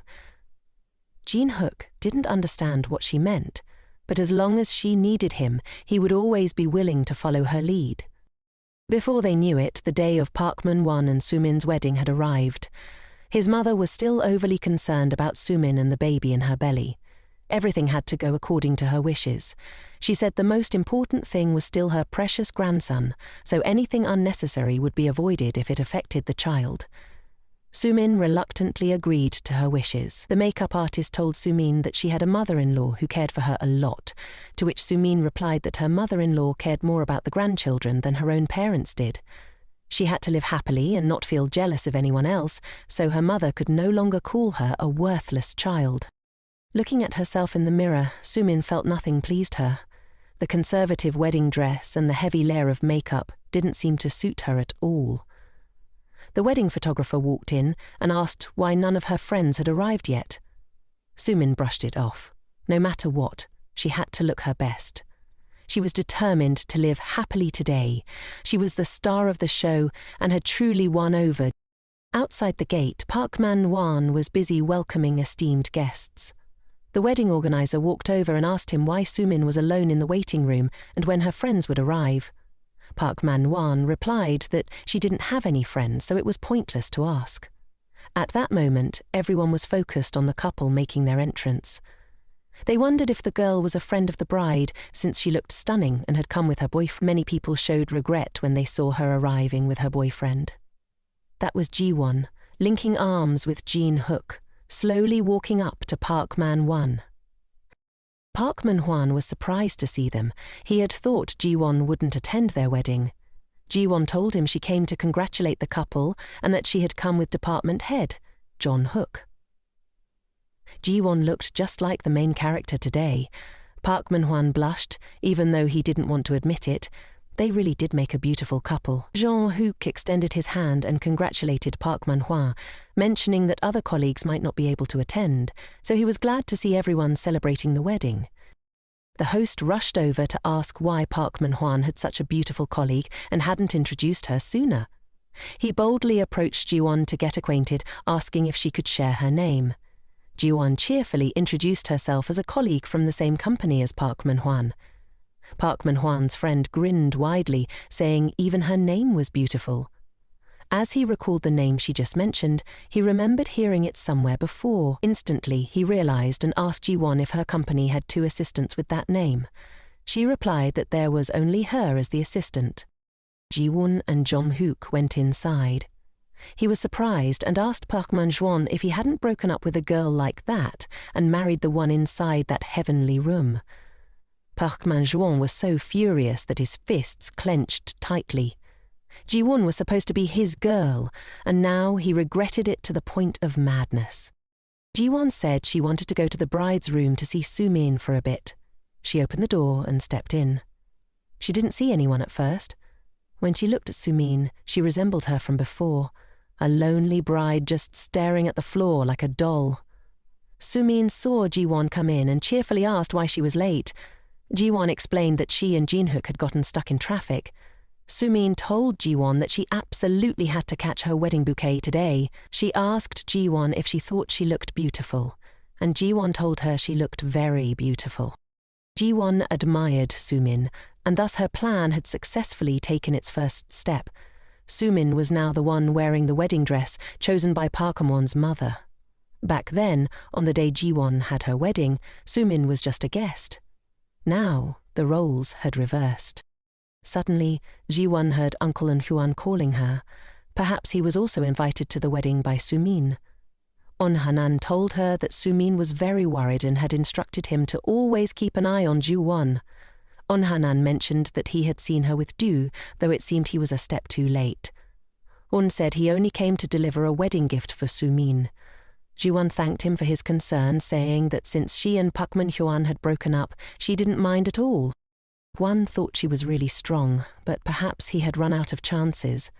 He took out his phone to call a friend and told Guan that earlier he had said he was almost there, but now he still hadn't arrived. Gyan asked Hanan if he had told them anything about Sumin's husband, and, of course, Hanan had shared everything. He mentioned that Sumin's husband was Gun's former fiancé. Guan thought to herself that with their personalities, she was definitely about to witness some drama. Just as she mentioned the devil appeared. All the esteemed guests at the wedding were whispering at the sight of them. Even though they were friends, Guan was utterly taken aback. The 3 of them looked like they were ready to hit up a music festival. One by one they stepped in, leaving everyone gaping in disbelief. Just by looking at their outfits, it was clear they had no intention of being polite at this wedding. Jiwan wondered why they were dressed so bizarrely for the occasion, of all places to attend a wedding. They complimented Jiwan, saying she looked stunning today. Jiwan replied that if she had known they were coming, she would have arranged to go together. They told Jiwan to pretend she didn't know them, to play the demure lady and just sit quietly. They were there just to see the face of Sumin's precious husband. The two people who could never disappear from Jiwan's life were now hand in hand, stepping into the fiery pit she had created in this lifetime. They would have to endure the suffering she had faced in her past life. Everyone present at the wedding applauded for them, but Jiwan secretly thought congratulations were in order for the two of them as they walked hand in hand into hell. She clapped sincerely, wishing them to feel as much pain as possible, because that was the hell they had once thrown her into too. At that moment, the three of them were causing a ruckus in the hall. Sumin wondered why they were there to stir up trouble, since she hadn't invited them. The photographer, seeing the chaotic scene, asked if they were the bride's friends. They all chimed in, claiming they were her friends. Jian and Enhuan looked at them, feeling utterly speechless at their antics. Seeing the guests' reactions, Park Manhwan was furious. How could Sumin invite such a crowd and ruin his family's reputation? The photographer called for anyone wanting to catch the bouquet to step forward. Eager to wrap things up and get out of there, only Jiwan stepped forward, making Sumin feel utterly embarrassed. At that moment, Sumin wished she could throw the bouquet right at her. 1, 2, 3. The bouquet was tossed by Sumin, and naturally it landed squarely in Jiwan's hands. Jiwan beamed and told Sumin that she genuinely wished the two of them happiness. Guan looked so stunning that Park Manhwan was left in awe. He gazed at her with a look full of regret. Sumin's face immediately darkened. Even at this moment, all she could see was Jiwan. The ceremony concluded, and Jiwan followed Sumin into the waiting room. She candidly told Sumin that she wasn't there to congratulate her on the wedding, but had something to say. Jiwan leaned in close to Sumin and said she congratulated her for picking up the trash that her friend had thrown away, adding that this action was no different from that of a beggar. The photographer then called the bride out for a photo shoot. He requested that the bride and groom hug and kiss, claiming that only then would the picture turn out beautifully. Sumin immediately placed her hand behind Park Manhwan's neck and told him to kiss her. She wanted everyone to see that she had snagged a wonderful husband and that they were very happy together. In front of everyone, they exchanged a kiss to testify to their love. This marriage was not something she picked up, but something she had fought tooth and nail to steal. She snatched it from the hands of a friend who once considered her unique, but now she was determined to outdo her. After the wedding photos were done, the bride and groom invited all the guests to dine at the restaurant. The group of D also stayed behind to enjoy a meal, and when they asked why D wasn't staying, she replied that, of course, if she stayed and had to look at Sumin's face, she wouldn't be able to swallow a bite. They looked on as Sumin walked by, deliberately complimenting her beautiful handbook outfit and asking if it was something her mother had left her. Park Manhwan's father asked Sumin if they were her friends, to which she immediately denied, claiming she didn't know them. D excitedly shouted that they were friends, and Park Manhwan's mother was furious. She told the staff to kick those three out or she wouldn't pay the remaining bill. The staff approached the group of D, explaining that the host had complained they were disrupting the party and hoped they could leave. The three jumped up, claiming they had put in the effort to come and congratulate, but now were being disrespected, which was typical of someone who dared to take her friend's fiancé. Sumin was mortified and shouted for the staff to hurry up and get rid of them, but they argued that since they had already given a wedding gift, how could they be kicked out? At that moment, a man appeared. He called the staff over, handed them his card and said he would cover the bill for the three of them so there wouldn't be any more issues. It turns out he's one of Ji Nyuk's underlings. The waiter took the card from him and said he would take care of it. After the waiter left, the man gently approached Jiwan and told her to enjoy her meal. He knew they were friends of Jiwan, and Jiwan felt shy. She found the man in front of her to be very strong. By the time the party ended, they all met outside. Jiwan thanked Ji Hook's underling Singu. Jiwan winked at him and said she hoped to share a drink with him next time they met. Jiwan suggested that he would treat everyone, and Singu offered to drive Jiwan's friends home, while the two of them should go on a fun date. Both of them blushed and felt shy. Ji-hook said he would take Jiwan home. Jiwan asked Ji-hook if he wanted to invite her to dinner. She mentioned that she had received a lot of wedding gifts today, but hadn't eaten anything at all. She had received 5 million won in wedding gifts, which would go towards Sumin's cancer surgery. Meanwhile, Park Man-won and Sumin were on their honeymoon. He tiredly asked her if she felt satisfied with how everything had turned out. Sumin replied that it wasn't her fault. Jiwan had shown up uninvited and she hadn't invited her. Park Man-won angrily said that all this chaos was because Sumin had sent an invitation to Jiwan. Sumin was very upset and told him to stop yelling at her. When their car stopped at a red light, Park Man-won looked out the window and couldn't help but exclaim how beautiful the car next to them was. Sumin heard this and leaned over to ask him how expensive it was. Park Man-won told her that even if he sold her, he couldn't afford that car. Just then, the window of the car next to them slowly rolled down, and it was none other than Ji-hook and Jiwan inside. Jiwan didn't want to see them, so she turned her face away. Ji-hook sped off, leaving Park Man-won in shock. He exploded in anger, cursing that shameless dog who lusted after someone else's girlfriend. Sumin observed that the man in front of her was doing everything he could to marry her, yet he was still fuming at the sight of another man with his ex-girlfriend. Did he really love her? Sumin recalled what that person had said to her during the wedding. Clearly that wasn't true. She was so angry she was shaking as she glanced at her husband sitting next to her. The man she had gone to great lengths to win over. Surely she would live happily with him. He absolutely could not be the trash that Jiwan had thrown away. Speaking of Jiwan, at this moment she had just stepped out of the restaurant, patting her belly. She exclaimed that spending 3,000 won to enjoy an all-you-can-eat buffet until she could barely breathe was truly top-notch revenge. She spotted In-hwan waiting for a taxi by the roadside and quickly approached to greet him. Jiwan scrutinized him and asked why he looked so downcast. In-hwan awkwardly replied that Jiwan had rejected him again, and from now on he would really have to end this relationship. He mentioned that he probably wouldn't even get a chance to see Jiwan from afar anymore. He asked Jiwan if he looked that terrible, and she told him that no matter what, he still looked very handsome in her eyes. In-hwan stared at her in shock, asking if she really thought he was handsome. Jiwan replied that he should know that himself. He burst out laughing and thanked her, saying that she had made him feel much better. She felt flustered, waving her hands and saying goodbye as her taxi arrived. In-hwan curiously asked if she was calling a taxi. Jiwan hurriedly jumped into the car and closed the door, looking back at In-hwan. She thought he was a good person. From their first meeting at his cafe, he had been both friendly and sincere. She remembered the first time he brought her pastries, flashing a warm smile. She felt frustrated that he couldn't be with Jiwan, but at least this was better for her brother now. She just had to trust her brother. Meanwhile, Jin-hook took Jiwan to a traditional restaurant for a late-night meal. Jiwan sat down at the table and thanked him very much for everything he had done for her.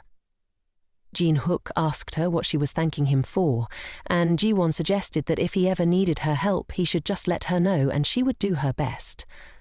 She told him that whenever he needed her, he could take advantage of her, just like she had done with him. The two clinked their glasses and downed their drinks. Jin-hook said that whenever she needed his help, even at 3 a.m, he would fly over, but if she asked for his help, she should think it over carefully before coming. Jinwon didn't understand and asked him why he said that. Jin-hook replied that it might just be his desire to satisfy his own cravings. After saying that, he downed his drink in one go, leaving Jinwon coughing and spluttering. She was surprised that such a composed man could joke around with her like that. Just as they were about to leave, the rain started pouring down. Jin-hook told her to wait there for a moment and he would be right back. Jiwan stood outside the cafe to wait for him, unable to understand why he would go out in such heavy rain at that moment. A moment later, Jiwan saw Jinhook returning with an umbrella. His tall, striking figure radiated a cool demeanor that caught the attention of all the girls on the street. Anyone who looked at him would agree he was quite the catch. But why would a guy like him be interested in her? Jinhook approached Jiwon and held the umbrella over her. He mentioned he had called a cab and they would head to the parking lot to go home. Jiwon quickly ran under the umbrella to stand next to him. She asked him why he liked her, and Jihook replied that it was for no particular reason. Jihoon inquired when he started liking her, but he said that was a conversation for another time. He added that if she gave him a chance, he would answer her question soon. The cab arrived, and they were driven back to the apartment. The two of them stepped out of the elevator on their floor. Jihoon told him she was a bit thirsty and wanted something refreshing to drink. Jinhook mentioned he had some cans of beer in his apartment and asked if she wanted to stop by for a drink and to see Ping for a bit. Jiwan gently petted the cat Ping, who nuzzled against her hand. Jinhook took off his outer jacket and told her to make herself comfortable. Jiwan opened his fridge and found it stocked with expensive imported beers. She asked if she could drink one. He told her she could have as many as she wanted and reached for a can similar to hers. Being so close to Jihook, Jiwan could smell the intoxicating scent emanating from him. He asked if she needed anything else, noticing her flustered expression. He said if she didn't need anything, he would close the fridge, warning her that leaving it open for too long could lead to catching a cold. Jiwon blushed in embarrassment, feeling like her limbs were utterly unnecessary at that moment, as they locked in a dramatic stare. Maybe Jiwon had also developed feelings for Jinhook. As he gazed at her flushed face, his heart raced wildly. At this moment, Jinhook could no longer hold back. He leaned one arm against the fridge and moved in closer to Jiwon. He told her he was dying to kiss her and asked if she could make that happen. Jiwon reached her arm around Jinhook's neck.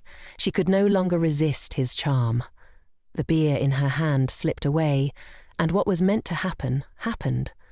The two embraced tightly and shared a passionate kiss.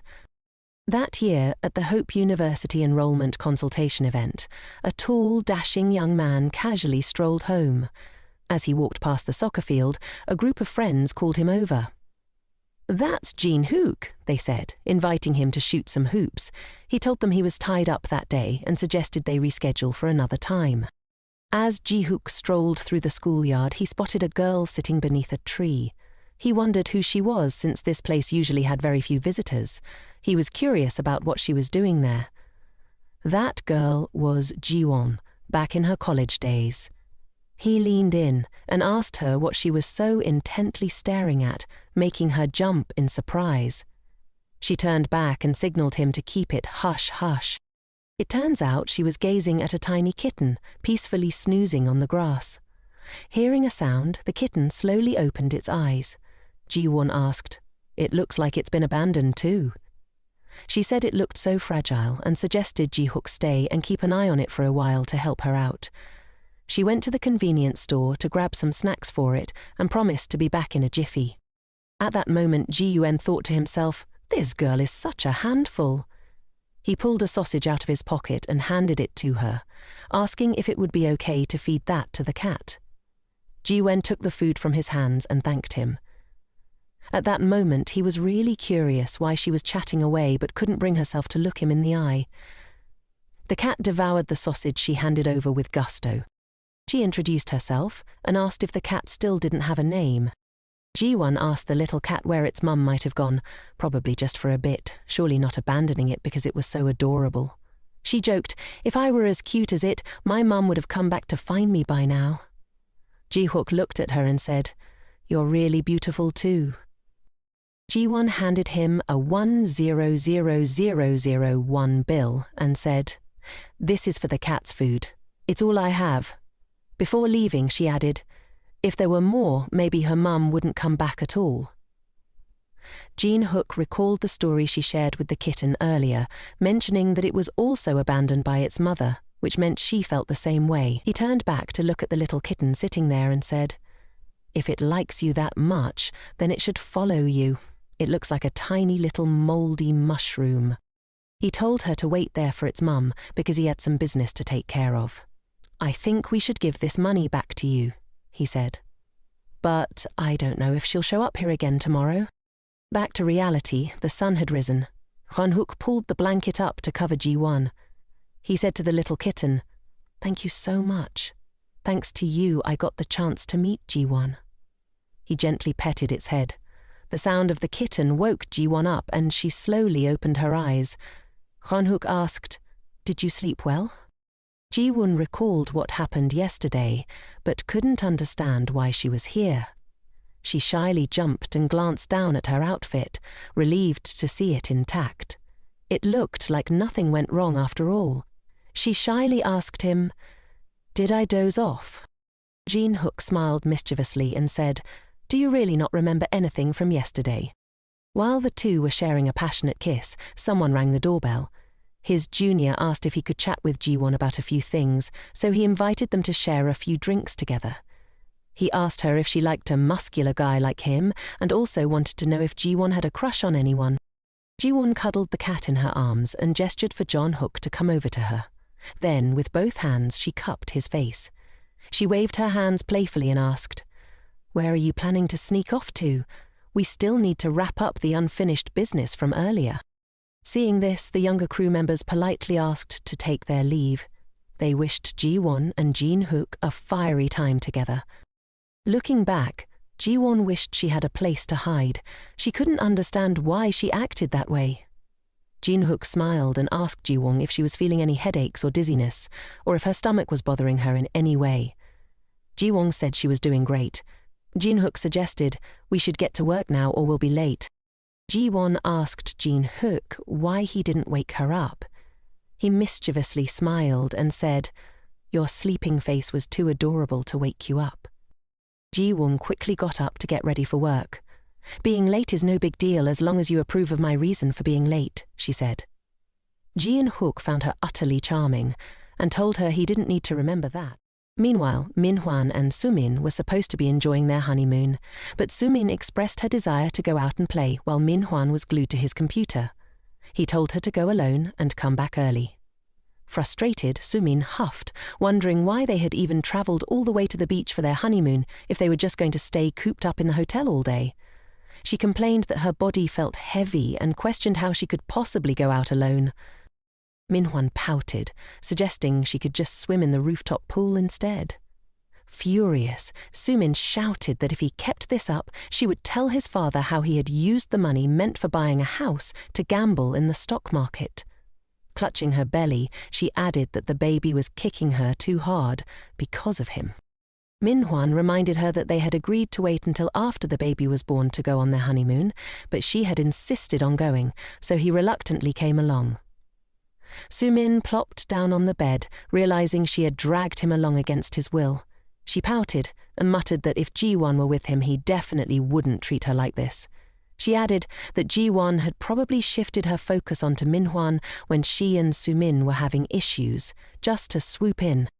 Sumin knew that mentioning Jiwon would always make him furious. She remarked that Jiwon was just like her mother, always complaining to her. Sumin claimed that Minhwan was just a temporary replacement and that from the start, he should have met with manager Jin Hyuk instead. Minhwan got angry, demanding that she shut up, insisting Jiwon would never say such things. Sumin gritted her teeth in frustration and told Minhwan to forget about Jiwon from now on, or she would spill all his secrets. She also revealed that Jiwon had asked her to get close to him. Sumin confessed that from their very first meeting she had liked him, which left Minhwan very surprised. But back then he had only had eyes for Jiwon. Even now, while he was with Sumin, his heart still belonged to Jiwon. Sumin cried, revealing that Jiwon had told her to get pregnant with Minhwan's child, so she would have a valid reason to break up with him. Minhwan was furious. He couldn't believe Jiwon would do something like that. He angrily rushed towards Sumin, gripping her tightly, demanding to know who had deliberately gotten her pregnant. Sumin replied that she was just following Jiwon's orders. Jiwon had told her to do this so she would have an excuse to marry Minhwan, and then she could freely meet Jinhyuk. Jiwon assured her it was a mutually beneficial arrangement, and she was just doing what she was told. Sumin insisted that he let her go, saying he had hurt her. She then revealed something that shocked him. She had suffered a miscarriage. Through tears, Sumin explained that the day Jiwan wanted her to kneel before clients in the hospital room was likely when the strong impact caused her to hemorrhage. She recalled how, during a checkup, the doctor informed her of the miscarriage. Minhwan shouted in frustration, unable to bear the situation any longer. "Why are you only telling me this now?" he asked, overwhelmed. They had already registered their marriage and planned a wedding, and now she was saying she had miscarried. Sumin shot up and exclaimed, "How could I have said anything when both your parents were eagerly anticipating a grandchild?" She pleaded with him to pretend he didn't know anything. Minhwan angrily retorted that she had been pretending to be pregnant, all while complaining about stomach pains and demanding to eat everything in sight. He found her truly cruel and disgusting, even more so than Jiwan. Sumin reminded him they were already husband and wife. Was he really considering divorce? Minhwan was at a loss, saying divorce might be easy, but his parents would never accept it. Sumin suggested that all they needed was for her to get pregnant again. Hugging him tightly, she insisted she held no resentment towards Jiwan, as it was because of her that she got to be with him. "All I need is you, and that's enough," she whispered. Minhwan recalled Jiwan's appearance at their wedding, filling him with rage. Why did she have to toy with him like this? Feeling dejected, he decided to head to the beach for a beer. As he reflected on everything Sumin had said, he blamed Jiwan for it all. She had treated him like a fool, leading him to marry a shameless woman. Minhwan suspected it all started when Jiwan had proactively bought coffee for Jinhyuk, something she usually wouldn't do. At that moment, she had fiercely yanked her hand away from his grasp when he tried to catch her attention. Jiwon had swooped in, playing the hero, even though she rarely contacted him anymore. Her appearance had completely changed, and it seemed like this had all begun long ago. Minhwa was certain Jiwan and Jinhyuk had been seeing each other for quite some time now. Feeling bitter, Minhwan realized he couldn't let those two live happily together. He grabbed his visa and searched for the business card his friend had given him, a card from a company that would do anything for the right price. He planned to use Jiwon to ruin her life, just as she had used Sumin to destroy him. Meanwhile, at the UNK company, Hyen told Jiwon that she had heard the company posted a special promotion list and invited her to check it out together. Jiwon was surprised, wondering if it had come out so quickly. Hyen leaned in, sniffing the air, and said the scent was very familiar. She mentioned it smelled so good it could knock someone out. Assistant Jen then appeared, asking Hyen if she smelled something. Hyeni exclaimed that the smell was so enticing it must be perfume. Jiwon laughed and replied it was just the scent of fabric softener. Suddenly the director, looking embarrassed, popped up, admitting that it had turned out to be just fabric softener. He had been searching high and low for a fragrance similar to it. Assistant Jen asked why he didn't just ask her, to which he admitted he was shy and had happened to be at the mall looking for it. Jiwon was surprised to hear him say he wanted to buy it because it smelled so good. Seeing his expression, she began to wonder if he might have feelings for her. Just then, Hyene called them over quickly, announcing that both of them had been specially approved for promotions. Assistant Jen was promoted to department head, while the director was elevated to assistant. Assistant Jen was still in disbelief, unable to accept that this was real. Jiwon clapped to congratulate them, saying they had put in so much effort into the project and it was well deserved. They were all thrilled, celebrating the achievements of the two. Later, Hyen texted Jaewon saying that to celebrate Assistant Jen's promotion, the new department head would treat everyone to dinner. Jaewon glanced at the empty chair across from her and noted that the department head wasn't at work today. She asked Hyen if it was okay to celebrate without him. Hyen replied that he was unwell and taking a day off, but as long as she informed him the meal expenses would be covered. Jiwon thought for a moment, recalling how his complexion hadn't been great lately. She wondered if he was okay. That afternoon, everyone headed to a barbecue ribs restaurant. Team leader Jen introduced the place as her parents' restaurant and encouraged everyone to eat up. Assistant Jen's parents brought the food, saying the meal was to celebrate their daughter's promotion. Everyone was in high spirits, congratulating the two of them. Team leader Jen introduced her husband, mentioning that he was running the restaurant with her parents. Jiwan received a phone call and checked her phone. It was Minhwan calling her. Without a second thought, she hung up. He immediately texted her, threatening that she had to break up with Jinhyuk or he would bury both of them alive.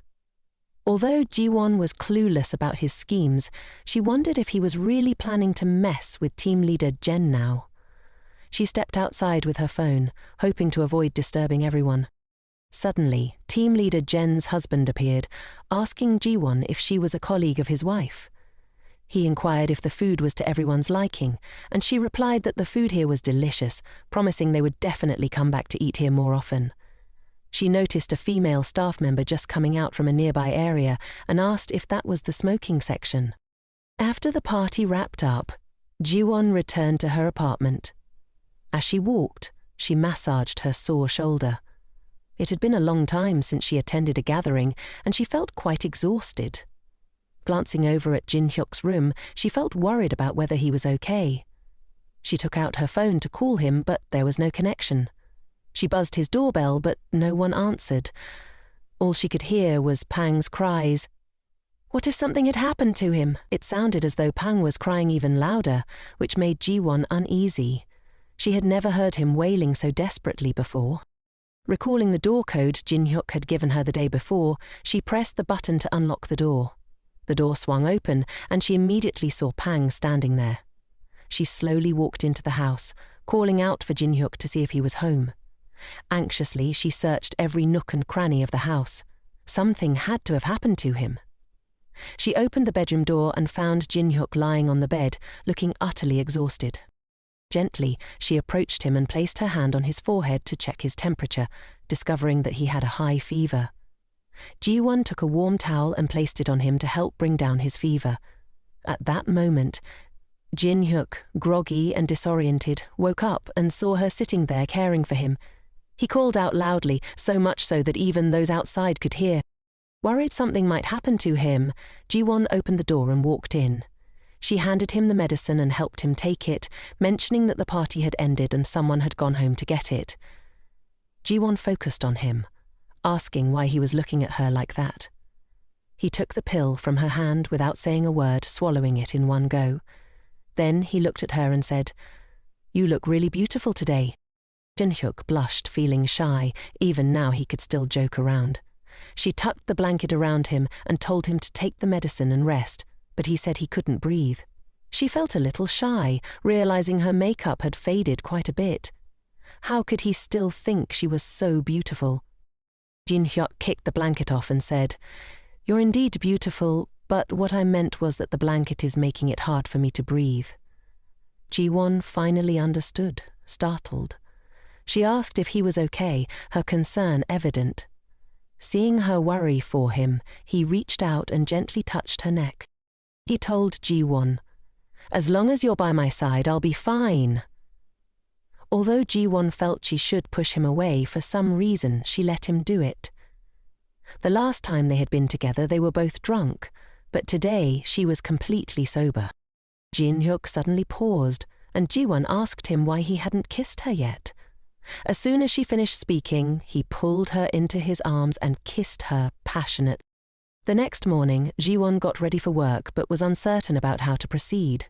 Should she continue going together with him? She didn't even understand what their relationship was anymore. Pacing back and forth in her room, she felt shy about facing him again. Deciding she needed to be clear-headed, she questioned what kind of relationship she and Jinhyuk could have. As Jiwon opened the door, she was startled to find Jinhyuk right outside. She pretended nothing was wrong and asked how he was feeling. He replied that he was well, thanks to her help. The two stood waiting for the elevator, and Jiwon wondered how he could be so calm after what had happened yesterday. Unexpectedly, Jinhyuk spoke up, apologizing for his carelessness the day before. Jiwon told him there was no need to apologize and suggested they forget everything that happened. She mentioned that both she and the manager were at fault, so they should just pretend nothing had happened. Jinhyuk rushed in front of her and asked how she could act like that. He said that whether she could forget or not, he definitely couldn't. He opened the car door for her and said he would drive her to work, explaining that his oversight was because he hadn't seen her home the night before. He then pulled out a bouquet of flowers he had prepared for Jiwan. She was taken aback, thinking, could he have actually prepared flowers for me? Jin-hyuk confidently stated that they definitely kissed the day before, so he proposed they take their relationship to a special level. Jiwan was astonished by his words but accepted the bouquet. He took her hand, feeling ready to take a step forward in their relationship. At the company, everything was in full swing. Minan asked why they weren't continuing with the agreement he had made, but the other person replied that not everyone could be meddled with so casually. Minan, fuming, insisted that he had agreed to pay a handsome sum, and, even if the person was a nobody, once they accepted the money, they had to see it through. The detective revealed that the person Minan had asked him to investigate was the grandchild of the largest unk corporation in South Korea, leaving Minan shocked. He had worked at the company but had never heard this information. The chairman was Jin-hyuk's grandfather. The detective added that he had discovered Jin-hyuk was dating a girl named Jiwan, and that was all he could do. He told Minan to keep it to himself, warning him that disclosing this information could bring serious trouble. Minyan exploded, telling the detective that he had clearly claimed he could do anything, but it turned out he was just a fraud. He demanded a refund. The detective flicked his cigarette to the ground, saying he respected Minyan but felt Minyan was underestimating him. The detective stood up and marched toward Minyan, grabbing his shirt and saying he had already uncovered the fact that they were dating and even lived across from Jiwon's apartment. He had done his part, so why was Minyan demanding a refund? Minyan, now frightened, clarified that wasn't what he meant. The detective gritted his teeth, almost growling at Minyan to get out. That evening, Sumin was reminiscing about the wedding gift money Jiwon had given her. She rummaged through every nook and cranny of her room but couldn't find it anywhere. She distinctly remembered putting the money in the drawer, yet after searching the entire room, it was nowhere to be found. Could Minyan have taken the money? Just then, Minyan came home from work. As he opened the door and stepped inside, Sumin jumped up and asked if he had used the money Jiwon gave her. He shot back, questioning how she dared to raise her voice at her husband, who had just come home after working hard. Minyan slammed his bag on the floor, glancing at the cold rice and soup on the table, feeling utterly defeated. Sumin wasn't letting it go, though. She pressed him again, asking if he had spent that money. Minth? Minyan admitted he had. She demanded to know why he spent the money. It was the money Jiwon had given her. Minth, without a shred of shame, told her that if she wanted more, she could go ask Jiwon again, but this time ask for 500 million won. Sumin retorted, how could Jiwon possibly have that much money? He replied that she might not, but her boyfriend definitely would. Sumin asked if Minyan was talking about Jin-hyuk, and he scoffed, saying, of course I'm referring to that jerk, who just happens to be the chairman's grandson from Unk Corporation. Sumin froze, unable to believe the shocking revelation. Minyan sat down to eat and casually mentioned that Jin-hyuk had rented an apartment right next to his for Jiwan, probably playing house or something. Sumin asked how he knew that, and he claimed he had his own sources. Sumin was furious, slamming her hand on the table. The fact that Jiwan was dating a third-generation tycoon was unbelievable. So, all those things Jiwan said to her were intentional. Sumin believed Jiwan must have known that the department head was the chairman's nephew, and she was scared that Sumin and the head would get together, so she deliberately spoke ill of him. Sumin was seething. If she had acted sooner, Jin-hyuk would have been her boyfriend by now, and she would be living the good life instead of being stuck in this mess. She yelled so loudly that it startled Minyan. She asked him if it was true that the two of them were really going to get married. Later, she questioned Minyan, asking why he was taking her bowl of rice. He casually told her that everything in the house, including every grain of rice, was his money, so what was wrong with him eating it? He even said this couldn't possibly be called her meal. Minyan chewed and mumbled, telling Sumin she didn't even have the right to eat. Sumin recalled her mother's words, which were eerily similar to what her husband was saying. Why was her life, which she had struggled so hard to escape, still so miserable? Even after she tried to take away Jiwan's most precious things, she couldn't seem to escape the same fate. As a child, Sumin always had to endure hunger. When she grew up, she had to play the role of a pretty girl who couldn't eat much at school and at home. Her mother never cooked her a proper meal, just a bit of black bean paste, some dried anchovies, and a bowl of cold, colourless rice. Sumin clearly remembered Jiwan's life was the complete opposite of hers. Once, Jiwan invited her over to play. As soon as they arrived home, she saw Jiwan's dad had finished cooking and was waiting for them to eat. He loved Jiwan dearly. Sumin remembered it was the first time she had eaten homemade soup, and it was so delicious that it brought tears to her eyes. At that moment she realized that even without her mother, Jiwan's life was so happy. Why? Jiwan should have been eating aged chili paste and colourless bowls of rice just like her. That would have been fair. Remembering her childhood, Sumin found it hard to sleep, looking at Minen sleeping soundly. She couldn't understand if he saw her as a wife at all. Alone, Sumin was certain that Jiwan would never live in peace. Her mother had an affair with a married man and then left home. As the daughter of such a wicked mother, Sumin didn't believe she was entitled to happiness. At that moment, Sumin noticed Minan's phone buzzing with a message. She wondered who could be messaging him so early in the morning. She opened the phone and found a message from a man named John D, warning Minan that he had already cautioned him not to let the press know that Jinhyuk was the grandson of the conglomerate, or else neither of them would live in peace. Sumin scrolled through the message history and saw many other messages she didn't understand. She had no idea what Minan was up to. Suddenly, she recalled the earlier message and realized what she needed to do to get revenge on Jiwan. Sumin saw a photo of Jinhyuk giving flowers to Jiwan, and she decided to use this picture to execute her scheme. Thinking it through, she opened her computer and created an anonymous blog. Sumin posted the photo she found on various forums, determined to make everyone aware of Jiwan's relationship with Jinhyuk. She also revealed that Jinhyuk was the grandson of the CEO of the DCA group. Sumin smugly thought this would be the price Jiwan had to pay for deceiving her. The next morning, all of Sumin's posts were picked up by the media, accompanied by malicious comments. Jiwan read those articles, and although the author was anonymous, she knew exactly who was behind it. That man, Minhan, knew about this, which is why he had sent her a threatening message. She frowned, feeling that she no longer wanted to be involved with them. Yet, Sumin had gone too far. But there was one thing Jiwan never expected. Jinhyuk was indeed the grandson of the chairman of the conglomerate. If it weren't for this incident, she would never have thought about it. Jiwan, upon hearing the news, called to check on her. She asked Jiwan how she was holding up. Jiwan reassured her that she was fine, but Ji's voice on the other end sounded furious. Ji asked how Jiwan could be fine, and if she needed her to drag that crazy girl and throw her into the river for revenge. Jiwan insisted she was really okay. As for Jinhyuk, she thought he was capable, but she never imagined he was the chairman's grandson. Just then, someone rang the doorbell. Jiwan told Ji she'd call her back later and hurried to open the door. Outside, Jinhyuk was panting, clearly having rushed back after hearing the news. He asked if she was all right. Jiwan told him she had just read the articles, but she was fine.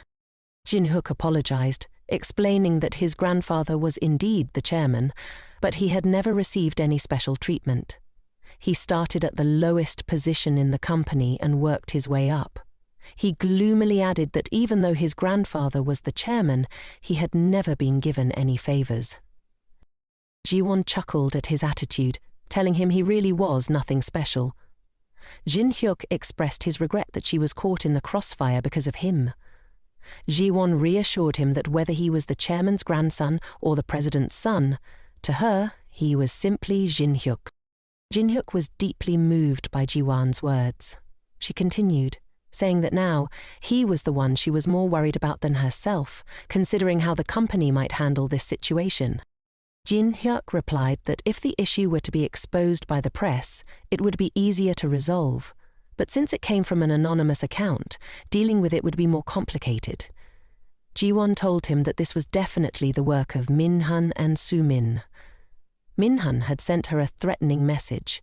saying that if she didn't break up with him, he would bury both of them alive. Jiwan was shocked that the cowardly couple had managed to find Jinhyuk's weakness. She was already used to these backstabbing games, but if they touched Jinhyuk, she wouldn't let it slide. Jiwan thought about how she should deal with that couple now.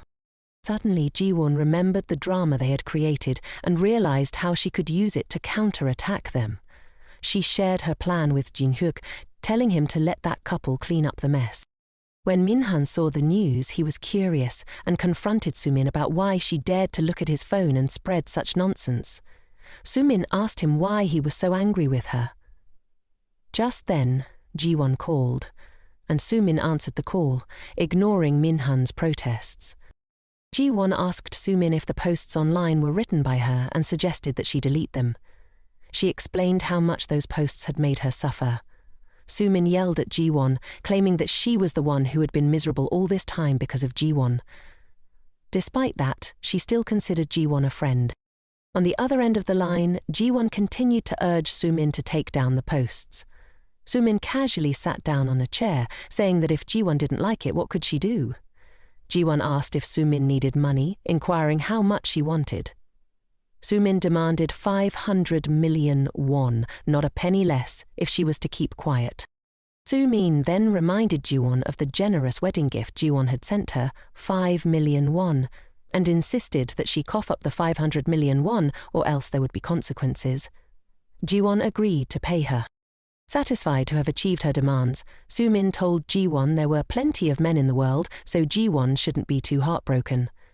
Jiwan responded that the amount of money was too large to transfer through the bank and suggested that Sumin accept cash instead. She would send the location for Sumin to pick it up and even suggested Sumin bring her husband along. Sumin asked why Jiwan wanted to meet her husband. Jiwan explained that she wanted Minhan to stand in front of her and delete all the photos he was keeping. Sumin immediately agreed, telling Jiwan to just send the address and they would come.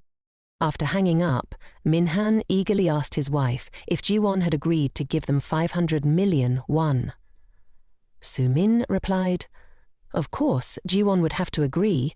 This was all her doing." On Jiwan's side, she snapped her phone shut. She was no longer the easy target she once was. She would show them that they were the ones who would suffer from the very drama they had scripted. Jiwan texted the address to Sumin, scheduling to meet them at the Deklat Hotel. Minhan and Sumin entered the hotel feeling very excited. Sumin thought Jiwan had been dumped by Jinhyuk and would soon be fired from the company. Just imagining Jiwan's expression filled her with joy. Minhan ruffled Sumin's hair and asked why she seemed so cheerful. He told her that he was the one who had found that photo, so he should take credit for the situation. The couple saw Jiwan and Jinhyuk waiting for them. Minhan stepped forward to ask if they had brought the money. Jiwan opened the door and said they would go inside, and he would hand over the money. Jiwan looked at Sumin, who would never expect what was waiting for her inside. Sumin sneered at Jiwan as they walked in. She thought that finally, Jiwan would have to cough up the cash. As soon as they stepped into the room, they were met with a chaotic scene. Reporters were everywhere, pointing cameras at them. The journalists asked why the two wanted to hold a press conference with the victim. Was it to issue a public apology? Minhan and Sumin were both confused as to why there were so many journalists. Jiwan, who had been following behind them, closed the door and thanked everyone for coming. She then announced that they would kick off the press conference regarding the recent rumours surrounding the UNK group. At that moment, Minhan and Sumin realised they had been duped. Sumin asked Jiwan why this was happening. She had called them there just to talk and hand over the money, right? Jiwan replied that she never said it was just for talking. She suggested Sumin quickly take a seat. Sumin questioned if Jiwan was trying to play a trick on her. Sumin threatened Jiwan, saying she would help Jiwan dig her own grave today. Once everyone was seated, Jinhyuk asked for permission to start the press conference. He stated that everyone could ask any questions they had. A journalist inquired about the rumours regarding Jinhyuk's relationship with his subordinate, who was engaged. Was that correct? Another question arose about him buying her an apartment next to his and whether they were living together. Was that true? Jiwan told everyone that she would like to answer that question herself. Jiwan introduces herself as the woman featured in the recent articles and confirms that she and Minhan had indeed planned to marry. However, that marriage was called off. A journalist then asks why they called off the engagement. Was it because of Jinhyuk or financial issues?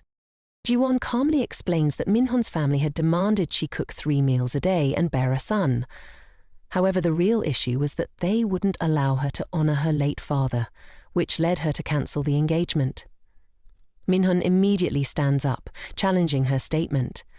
He asks how she plans to explain moving in next to Jinhyuk after the engagement was called off. At that moment, the door swings open and Hin-young walks in. She tells everyone that she was the one who introduced Jiwan to the house. Hin-young brings out the rental contract that she and Jiwan signed with the real estate company. Jiwan turns to Jinhyuk and quietly asks if he called Hee-yoon here. Hin-young presents the contract for the journalists to see, stating that Jiwan's name is on it. From the rent to the furnishings, everything was paid for by. Haein also shows a photo of Jinhyuk giving Jiwan flowers in the parking lot, claiming this is evidence of him secretly taking pictures of her and invading her privacy while they were already broken up. Clearly, this is a criminal act. Minhan, feeling utterly humiliated, rushed over to snatch the photo from Haein-uk's hands and demanded that she stop talking nonsense. Minhan leaned in close to Hyein-ne and quietly asked if she wanted to renew her contract with the company. Hyein-ne shot back, telling him to focus on himself first. With all this drama, what company would want to keep him around?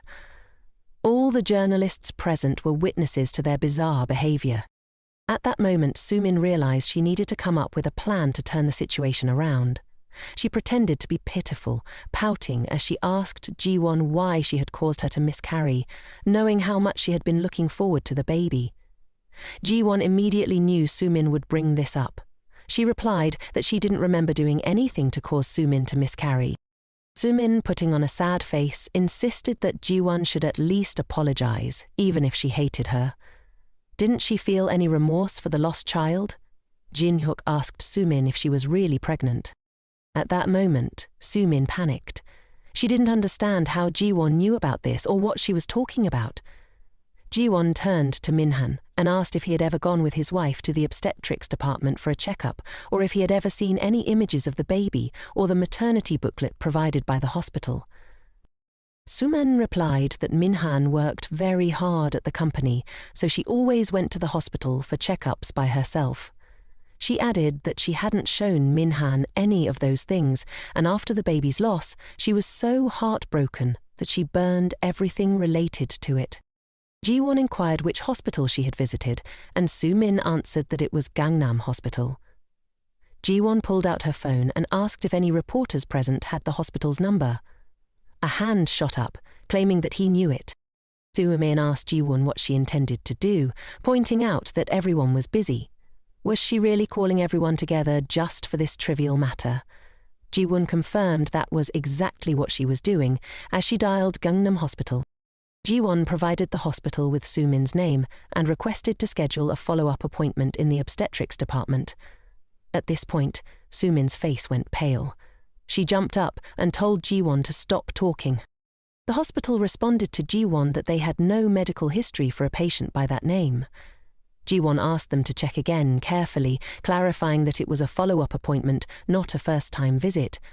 But the hospital staff insisted they could not find any record of such a patient. Jiwan turned to Soo-min and asked, "How are you going to explain this situation?" All the reporters were zeroing in on Soo-min, firing questions about whether the articles were fake and what the motive behind the fabricated stories was. Soo-min lost her cool. She covered her ears and told them to stop asking questions, rushing out of the room, wondering why she was being treated this way. "It's all Jiwan's fault," she muttered as she grabbed Minhan. "Stop just standing there, do something." Minhan, disgusted, demanded that she leave, telling her he didn't want to see her face anymore. "Because of you, my life has crumbled into this mess," he added. Minhan turned and walked away. Soo-min hurriedly chased after him. Jong-hyuk promptly addressed the reporters, assuring them that they likely understood the situation. that Yun K Food Company had no connection to the incident. A reporter, eager to ask one more question, inquired if it was true that he and Jiwan had any kind of relationship. Jun Hyuk hadn't had the chance to respond yet. He was still pondering how to answer without affecting Jiwan. But Jiwan spoke up first, saying, "The two of us met, and our chemistry is really great as neighbors and colleagues at the same company." Jean Hyuk's face flushed as he turned to look at her. The reporter continued, "That phrase implies the two of you are dating, right?" Jiwan casually replied, "If Jun Hyuk agrees, then that's how it will be." Jun Hyuk, feeling shy, stumbled over his words, unsure of how to respond. All the reporters seized the opportunity to snap photos for their archives. Jun Hyuk expressed his gratitude to Jiwon, acknowledging that their relationship had officially entered a new chapter. After the press conference wrapped up, they headed back to their apartment. Jiwon and Jun Hyuk were celebrating their big win when Jiwon called him the department head. Jun Hyuk replied, "From now on, don't call me the boss anymore. Let's switch it up to something more fun." Jiwon asked if she could call him Appa instead, but he smiled and said, "Maybe just calling names is still the best way." Jiwon agreed. He then asked if the food was to her liking. She replied that it was so delicious she could eat it every day. Jiwon proudly told him, "Besides, Hyun's an amazing cook, and I'm good at cleaning, but washing dishes, that's just basic stuff." He said with her by his side, she wouldn't have to lift a finger. He wouldn't let her delicate hands become rough from household chores. Jiwon felt deeply touched by his words. Did he just mention her soft, fair hands? Only Jiwon knew the truth. Those hands had once been calloused and marked with scars from a past life. She shyly asked him how they would get to the company the next day. Jun Hyuk told her he had decided to quit his job. He explained that whether sooner or later, he had been considering this move for a while. He joined the company at his grandfather's request, but in reality, he didn't want to inherit the conglomerate. Now he was running GS Company, and Jiwon was quite surprised. He explained that it was a security company he had founded, and Shigu was also a member of the company. His company provided security services for several large enterprises. Now he wanted to focus more on his own company. Jiwon admired him greatly. From being a department head in a large corporation to running his own business, he was excelling at everything. Jean Hyuk took Jiwon's hand and said it would take about 3 months to hand over his responsibilities to the new manager. He asked if she felt sad that they wouldn't see each other at the company anymore. Jiwon moved closer and said, "Of course, I'm very sad. What if some alluring girl catches your eye when I'm not around?" Jun Hyuk, unable to hold back any longer, pulled her close and kissed her on the lips. He assured her that he would never let that happen. In his heart, there had only ever been her. He also said he was now under her ownership. Jiwon looked at Jin Hyuk, realizing that there would be no more nights of her drunken husband hitting her, nor would she have to endure the torment of cancer anymore. She thought, perhaps her father and heaven had sent him to her. She had been reborn to meet him, hoping that only happiness would come her way from now on. At that moment, the phone on the table kept ringing. It was Director Jen calling her, but Jiwon didn't pay attention to the call. She called back, and Director Jen was sobbing uncontrollably. She was sitting alone in a dark room, crying her heart out. Something must have happened that was truly heartbreaking. A little while later, Jiwon followed the address and message sent by Director Jen, leading her to a hotel. Jiwon knocked on the door, asking if she was inside. Seeing the head of the department, Jen, open the door, Jiwon mentioned that when she called, she wasn't holding her phone, so she hadn't noticed. The head of the department cried uncontrollably upon seeing her. Jiwon brought her inside and asked what had happened.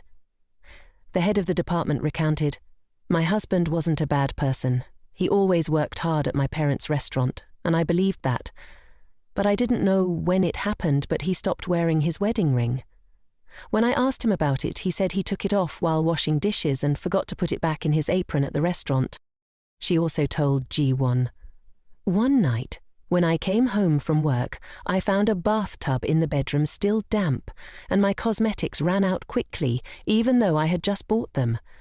I tried to reassure myself that I was being overly suspicious, but then I felt something was off. Even when sleeping, my husband had habits he never had before. So today, she decided to tell her husband she had to work overtime and hid in the emergency stairwell to wait. She saw some girl enter the house and even entered the password to unlock the door. She didn't have the courage to open the door, so she decided to run away. She was afraid that if she stepped inside, everything would collapse. Jiwan understood the head of the department's feelings. She had been through something similar and knew that once the door was opened, there would be no turning back. The head of the department said, "I've thought about divorce several times, but I was worried about my daughter becoming an unhappy child without a father." Jiwan asked, "Why do you think your daughter would be unhappy without a father? I grew up without a mother. She once shared that when she was little, her mother had an affair with another man and left her and her father, but she was not unhappy. Her father raised her with boundless love. If my life had a mother who constantly cheated, that would have truly been unhappiness for me." Jiwan told her the decision was up to her, but wanted to share one more thing.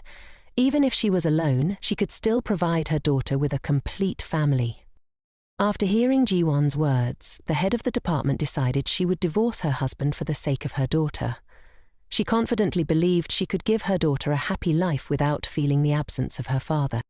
The head of the department thanked Jiwan, expressing surprise that there would come a day when she would show her colleagues this side of herself.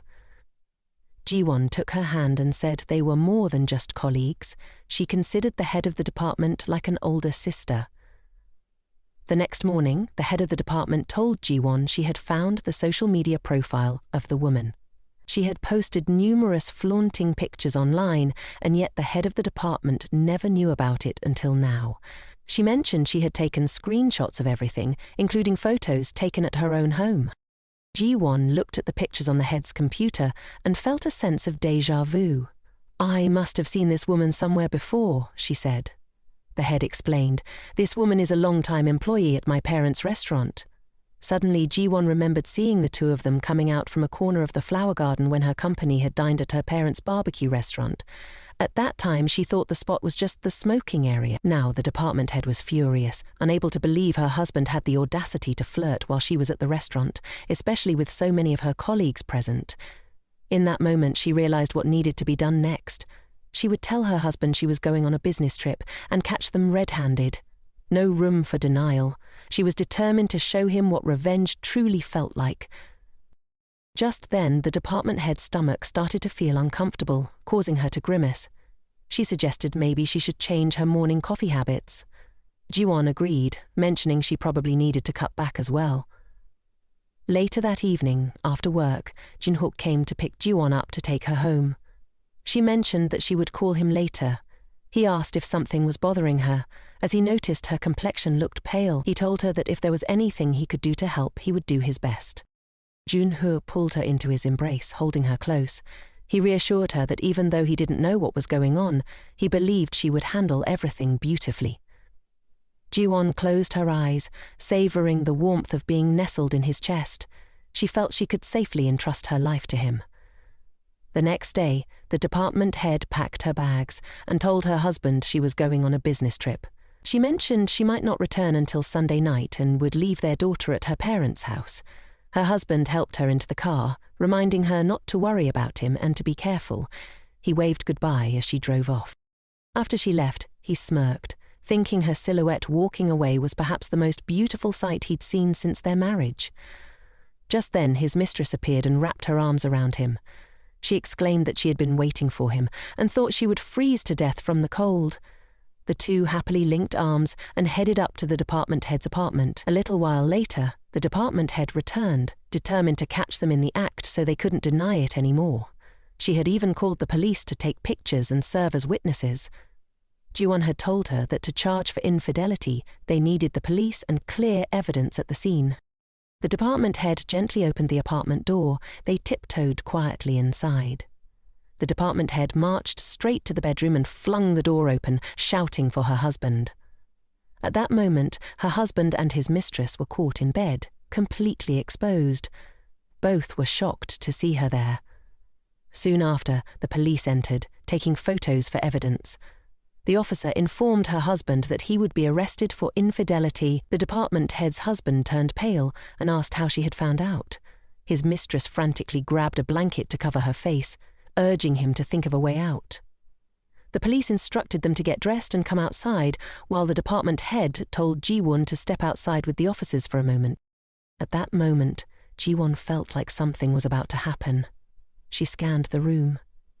Everything looked eerily similar to the moment she died in her previous life. Jiwan picked up a brick and asked for permission to smash the department head's vanity. She hurled the brick toward the table, shattering everything into pieces. She told the department head that if he ever tried to harm her, she would smash his head like that vanity mirror. After that, she angrily stormed out with the police. The more she thought about it, the stranger it felt. Just the other day, she had heard the department head mention her stomach upset from drinking coffee that morning. Suddenly, Jiwan wondered if it really was the coffee. She recalled from her past life that in her bedroom, her husband at the time had told Sumin that he noticed she kept complaining about stomach pain. He had signed her up for insurance before taking her to the hospital. Jiwan also remembered that in her past life, she had died from stomach cancer. At that moment, Jiwan suddenly realized, could the head of the department be like her in her past life? She rushed back, knocking on the door and asking the head of the department what was going on, but no one answered. The police found it strange too, so they broke the door down to get inside. Jiwan stood frozen in shock as she watched what unfolded before her eyes. The head of the department was lying unconscious on the floor. The police immediately called for an ambulance to take her to the hospital. After a preliminary check, the doctors confirmed that, thankfully, she only had a mild concussion. The head of the department told Jiwan that this time she was really lucky. She asked Jiwan how her husband would be dealt with, and Jiwan assured her that he would definitely be arrested soon. A lawyer had already come to work with the police on her behalf. At that moment, the doctor entered to examine the head of the department and informed her that the results of her in-depth tests were ready. Through the tests, they discovered cancer cells in her stomach. Both of them were utterly stunned by the news. The head of the department couldn't believe what the doctor was saying. She asked what it meant, and the doctor reassured her not to worry too much, as it was still in the early stages. The cells were very small, so they could use an endoscopy to remove them. The doctor also advised her to quickly decide on a surgery date, saying that discovering it at this time had a great chance for complete treatment. Thankfully, she had decided to get a health checkup early. The head of the department wiped her tears and thanked Jiwan, thinking she had just had indigestion. It was lucky that Jiwan had urged her to go to the hospital for a checkup. They held each other's hands tightly, and Jiwan encouraged her to hang in there. She told her that God would bless good people and reminded the head of the department to pay more attention to her health because she still had to live happily with her daughter. Thanks to Jiwan's encouragement, the head felt stronger and accepted the treatment. After the patient consultation was over, Jiwan said goodbye to her and headed out. Once outside, she closed the door to the room and sat down, wondering why everything had turned out this way. Jiwan thought back, realizing that if she hadn't smashed the vanity table, the head might not have made it through at all. She had always believed that Sumin would take on the fate of her past life, but, in the end, was that really the case? She felt very sad about how things had unfolded. Could it be because she intervened in the head's life? Perhaps everything started when she advised the head to record all the conversations with B. Kim and their future plans. Maybe that's why the head had to bear the burden of fate in her place. Remembering the scene of the head lying motionless on the ground made Jiwan feel truly guilty. Jiwan muttered to herself that she would definitely take responsibility for her. She was thinking that if she wanted to save the head and help her avoid the fate of being killed by her husband right in front of her lover, she would have to reverse everything from this point on, starting from the moment Minan was in bed with his lover in his own house. At that moment, Sumin would walk in and see the scene, just like Jiwan did in her past life. If Jiwan wanted to shift that fate onto Sumin, she would have to become Minan's lover. This meant that she and Sumin would swap places in this life. Jiwan picked up her phone and called Jia, wanting to ask for her help with something. Minan had quit his job and all his severance pay had been poured into stocks, but the stocks he bought had plummeted. Sumin opened the door and said she had made kimchi soup, urging him to come out and eat. Hearing her, he turned around and asked if that was the only dish. She replied that she didn't know what to do since their living expenses were insufficient. He grumbled that he didn't even have a few coins sitting at home without earning money, and demanded that she order takeout for him. Sumin, annoyed, retorted that he was the one who got fired from the company, so what was the point of acting tough with her? She angrily slammed the door and went outside, telling him to order food for himself. At that moment, his phone buzzed with a new message. He received a message asking if he was doing well lately from an unknown number. He thought this kind of message was typical of girls, and since he was feeling a bit bored, he decided to hear her voice. With that in mind, he texted back asking who was on the other end. The girl asked if this was Mangan's phone. Minan told her she had dialed the wrong number, but he had been using this number for a long time, so there must have been some misunderstanding. The girl thanked him for calling back, as she almost ended up misunderstanding things herself, and then hung up. Minan felt a bit lighter. It had been ages since he heard the voice of a strange girl. After all, meeting a new girl was always exciting. He couldn't just let this golden opportunity slip away, so he immediately started texting to flirt with her. Since he was free and had nothing to do, he thought he might as well seek some new fun outside. The next morning, his mum called Sumin and asked her to come over and make beef bone soup with her. But Sumin replied that it wasn't even 11 yet. Why so early? She then asked why Sumin still wasn't pregnant, since the fortune teller said she definitely would be this month. Why was there still no sign? She even questioned if there was something wrong with her body that was preventing her from getting pregnant. Sumin replied that she had no idea about that. Was it her fault if she couldn't get pregnant? Her mother-in-law yelled at her, asking if that meant the problem lay with her son. She said that if Sumin couldn't have children, she should divorce him immediately. She asked if Sumin dared to raise her voice at her. She couldn't understand how a beggar like her ended up in her son's house, draining him dry. If Minan had ended up with Jiwan, things might have been better. At least Jiwan could earn some money. She reminded her to be ready before lunchtime and hung up. Sumin was furious. Why did she have to compare her to Jiwan? She didn't think she was any less than her in any way. Lately, Minan had been posting nothing but cheesy songs on his blog all day long. Sumin had noticed that he couldn't seem to put his phone down while searching for old photos. On top of that, he couldn't take his eyes off Jiwan during the wedding either. The way he looked at her with such regret was driving Sumin crazy. She wondered if those two were secretly in touch or something.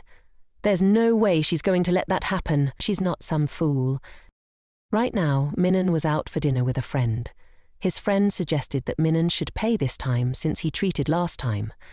Minan asked if his friend didn't think he was pretty pathetic, getting fired, losing money in stocks, and having a disastrous marriage.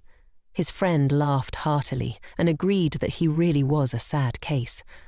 A guy like that actually has a girl reaching out to him? Minan pulled out his phone and said they'd only been in touch, not met up yet. She claimed she was super busy, making it hard to connect.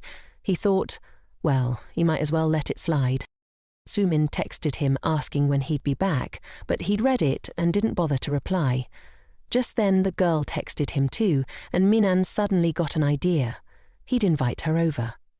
His friend thought it was a brilliant idea and told Minan to ask her to bring along a pretty friend too, but the girl declined, saying they should meet another time. Meanwhile, the one texting him is none other than Jiwan. She thinks to herself that old habits die hard. Yesterday she had a meeting with Jia, and Jiwan handed her phone back to Jiwan, saying she's been keeping in touch with the guy Jiwan asked her to, and he seems really easy to manipulate. She mentions that she's only helping because Jiwan asked, but wonders if anything will come of it. Jiwan assures her that it'll be fine and promises to explain later. Jiwan tells her to keep her word, but playing the role of a girl with deep feelings is actually quite fun. Ever since Jiwan asked Jiwan to flirt with men through texts, she's been doing just that. From the very first message, he was hooked. Jia thanks Jiwan for her help and holds the phone Jiwan gave her, reading the messages he sent to Jiwan, which makes her feel utterly disgusted by him. After a while, Jin-hik glanced at the phone she was holding and asked if it was the one she had asked him to register for her earlier. She replied that it had been very helpful. She then asked him if he thought she seemed a bit suspicious. He said that if she had decided to do something, there must be a reason behind it. Jiwon questioned whether he had trusted her too much. He replied that this was the blind love he had for her. Jiwon patted his head and said that in moments like this he looked just like a big fluffy puppy. He quickly took the opportunity to ask her if she had any rewards for him since he had helped her register the phone. He insisted that his contribution was significant, so she needed to reward him appropriately.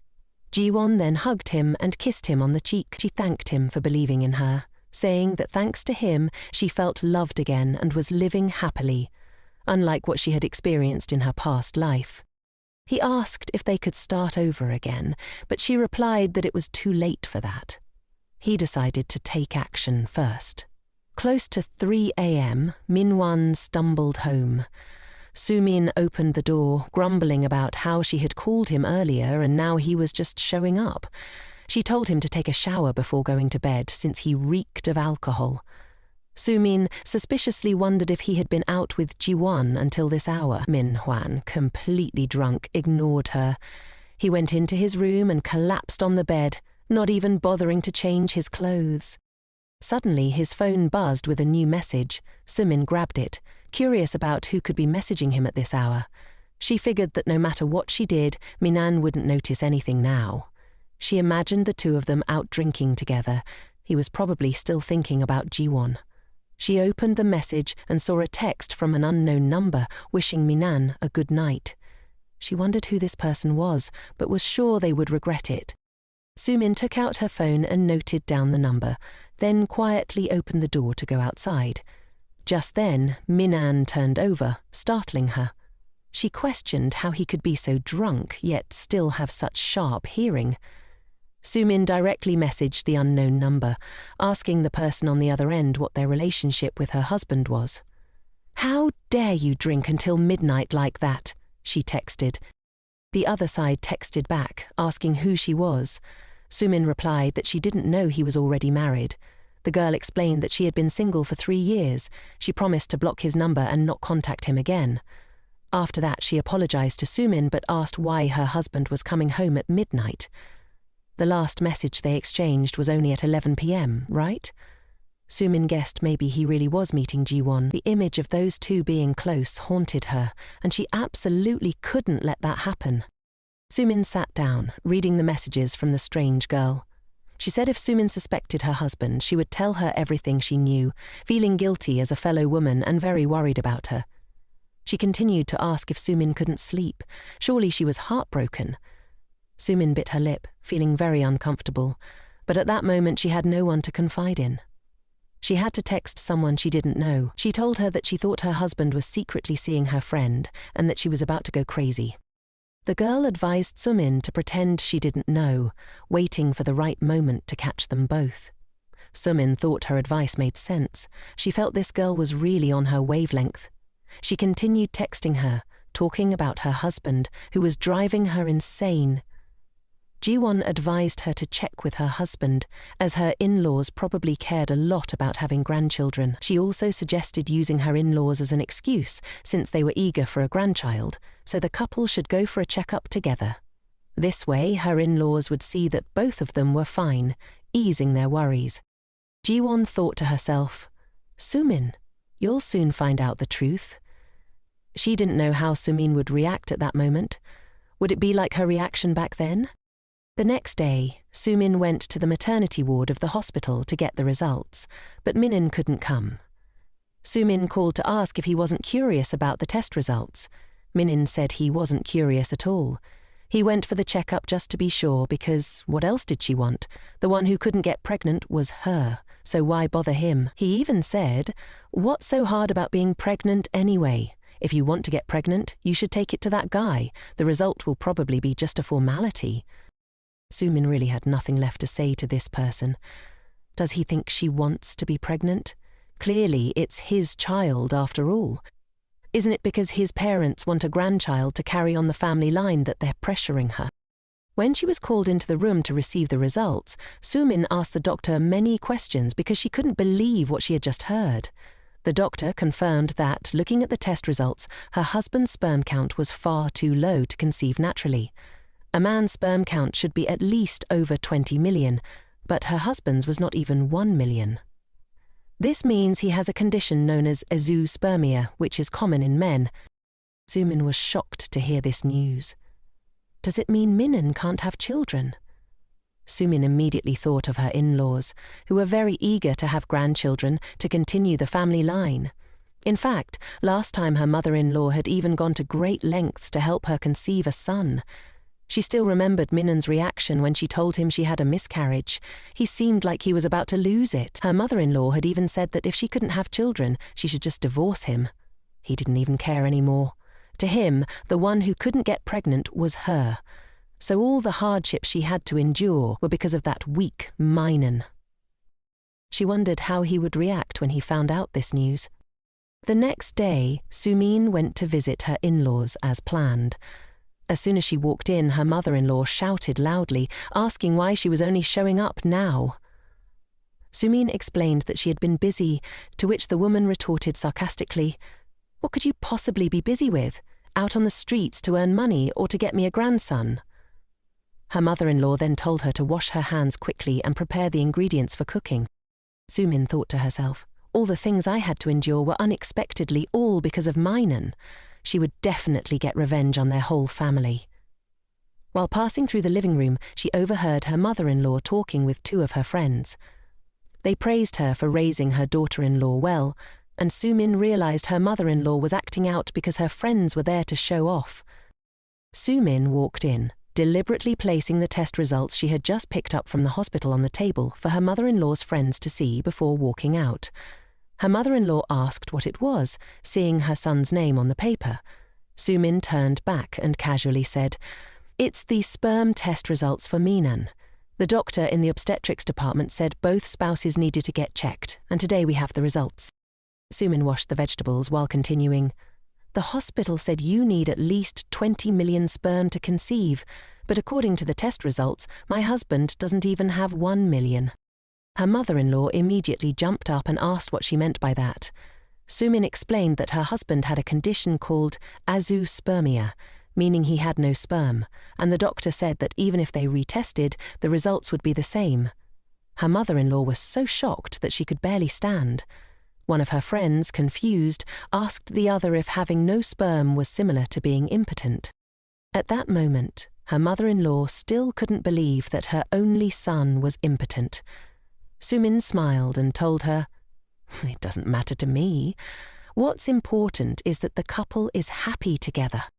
Seeing the situation, two of her mother-in-law's friends stood up and excused themselves to leave.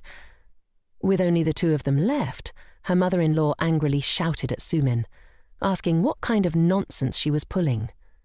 She asked if Sumin had gone crazy for checking her husband's sperm count and bringing out the test results while they had guests. Sumin muttered back that it was her mother-in-law who told her to get the materials checked, and she had no idea that her friends would meddle in other people's business like that.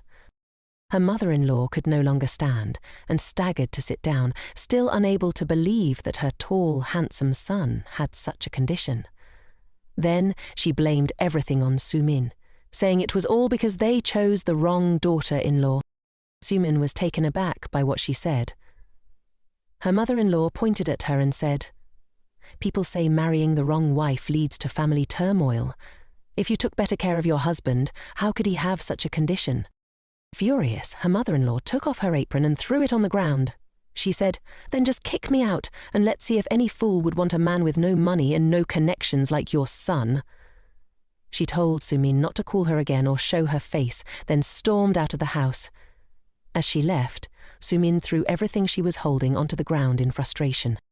Minan's mother stood there stunned, shaking with anger, but still unable to believe what had just happened. Suddenly, Sumin's mother-in-law felt dizzy and collapsed to the ground. Sumin, seeing her like that, hurriedly ran over and asked if she was okay. After all, she was still her mother-in-law, and seeing her in such a condition, Sumin couldn't bear it. She thought that maybe she should take her to the hospital. Sumin placed her hand on the old woman's nose, thinking she might have already passed away. However, when she noticed the faint breath, she smiled, relieved. "Seems like you're destined to live a long life," she muttered. She told the woman to just rest there until her father returned, as she had something to take care of and needed to leave first. Sumin also mentioned that her father had gone fishing that day, so he might not be back until tomorrow, and that all of this was because of the old woman. Once home, she texted the strange number, saying her mother-in-law had fainted. She wondered how the old woman could have known that this day would come. Meanwhile, Guan was out for a walk with Ji Hook, and he noticed that since getting married, Sumin had become much more malicious than before. He asked if anyone around him had gotten married, noting that in movies, it's often seen that daughters from wealthy families engage in political marriages or blind dates before tying the knot. He shared that he had been on quite a few blind dates, all arranged by his grandfather. Jiwan asked if he didn't like any of the girls, to which he replied that none of them were interested in him. Hearing this, Jiwan found it absurd. "You're so charming after all." She insisted he show her his phone. Jiwan pulled out a photo of the two of them and pointed at him, saying, "Look at those bold eyebrows, very manly, and that high, elegant nose." He replied that it looked quite scary. Jiwan agreed it might seem scary at first, but that was just because they hadn't seen him smile yet. She encouraged him to smile for her. He immediately complied, but she told him it wasn't the right kind of smile. Jiwan quickly demonstrated how to smile brightly, saying, "Like this." Seeing Jiwan like that made his cheeks flush bright red. He looked back at her and smiled. Jiwan took a picture of his smile and shouted, "Isn't it amazing? If you don't like it, I'll delete it and take another one." But he quickly hid the phone away. Jiwan then told him to extend his hand, and he immediately complied. She said, "My boyfriend is not only handsome and gentle, but also adorable. How could other girls not see that?" He looked at Jiwan happily, knowing that was all that mattered to him. He planned to save the picture of the two of them together as his phone's wallpaper, so that every time he missed her, he could take it out and admire it. Back at the hospital, Park Min-han received a phone call about his mother and immediately rushed there. He burst into the room, shouting to find out what had happened to her. Seeing her lying in the hospital bed unable to speak, he asked if she was okay. Just then, Sumin ran in, asking how it had come to this. Although his mother couldn't speak, she trembled at the sight of Sumin. His father-in-law explained that he had found her unconscious on the floor when he returned from fishing, so he took her to the hospital. He mentioned it was a brain hemorrhage, but wondered why it had happened while she was home alone. Sumin collapsed in despair, crying out that it was her fault because her husband had insisted she come home to prepare dinner for him. She told everyone she would stay to take care of her mother-in-law. Minhwan agreed, saying Sumin would take great care of her, reminding her to focus on getting better. His father-in-law also reminded them that if she got too cold, it wouldn't be good, so they needed to cover her with a blanket and keep the drafts out. He asked Minhwan what they would do about food. Minhwan replied that Sumin would take advantage of the time while his mother rested to prepare some side dishes before returning to the hospital. He even mentioned that she would prepare a meal for his father too, which made his dad very pleased. Hearing this, Sumin felt a surge of anger but couldn't do anything about it. She thought, why should I be the one doing all the work when both of them seem so free? Maybe it was time for a little showdown between the two of them to wake them up. She told her husband she would text him about what his mother needed and, for now, he should take his father home and take care of him. Minhwan told her to take good care of his mother, as she had always looked after her like a real daughter, which made Sumin feel like she was part of the family. Sumin couldn't grasp the meaning behind his words, as the truth was her own mother felt like a cruel hell to her. After that, Minhan took his father to the car, assuring him that Sumin would take good care of his mother, so he shouldn't worry. As soon as his father sat in the car, he noticed an envelope. He picked it up and asked what it was, but Manhwa said it was probably something his wife had forgotten. His father opened it to find the results of a sperm test and asked if Manhwa had gone for a checkup. Manhwa explained that Sumin wanted him to get tested with her, so he did. He hadn't looked at the results yet, but assumed everything was normal. Suddenly, his dad said he needed to check again because he found it strange that there was only 1 million sperm. Manhwa, feeling annoyed, asked what the big deal was with 1 million sperm. His dad exploded in anger, asking if he really didn't know that with this number, his son was likely infertile. He threw the test result paper in front of him, insisting that their family line would be doomed to extinction. Once home, Park Min-hwan grabbed his phone to call Sumin, questioning her sanity for tossing around such ridiculous test results. He asked if she did it on purpose.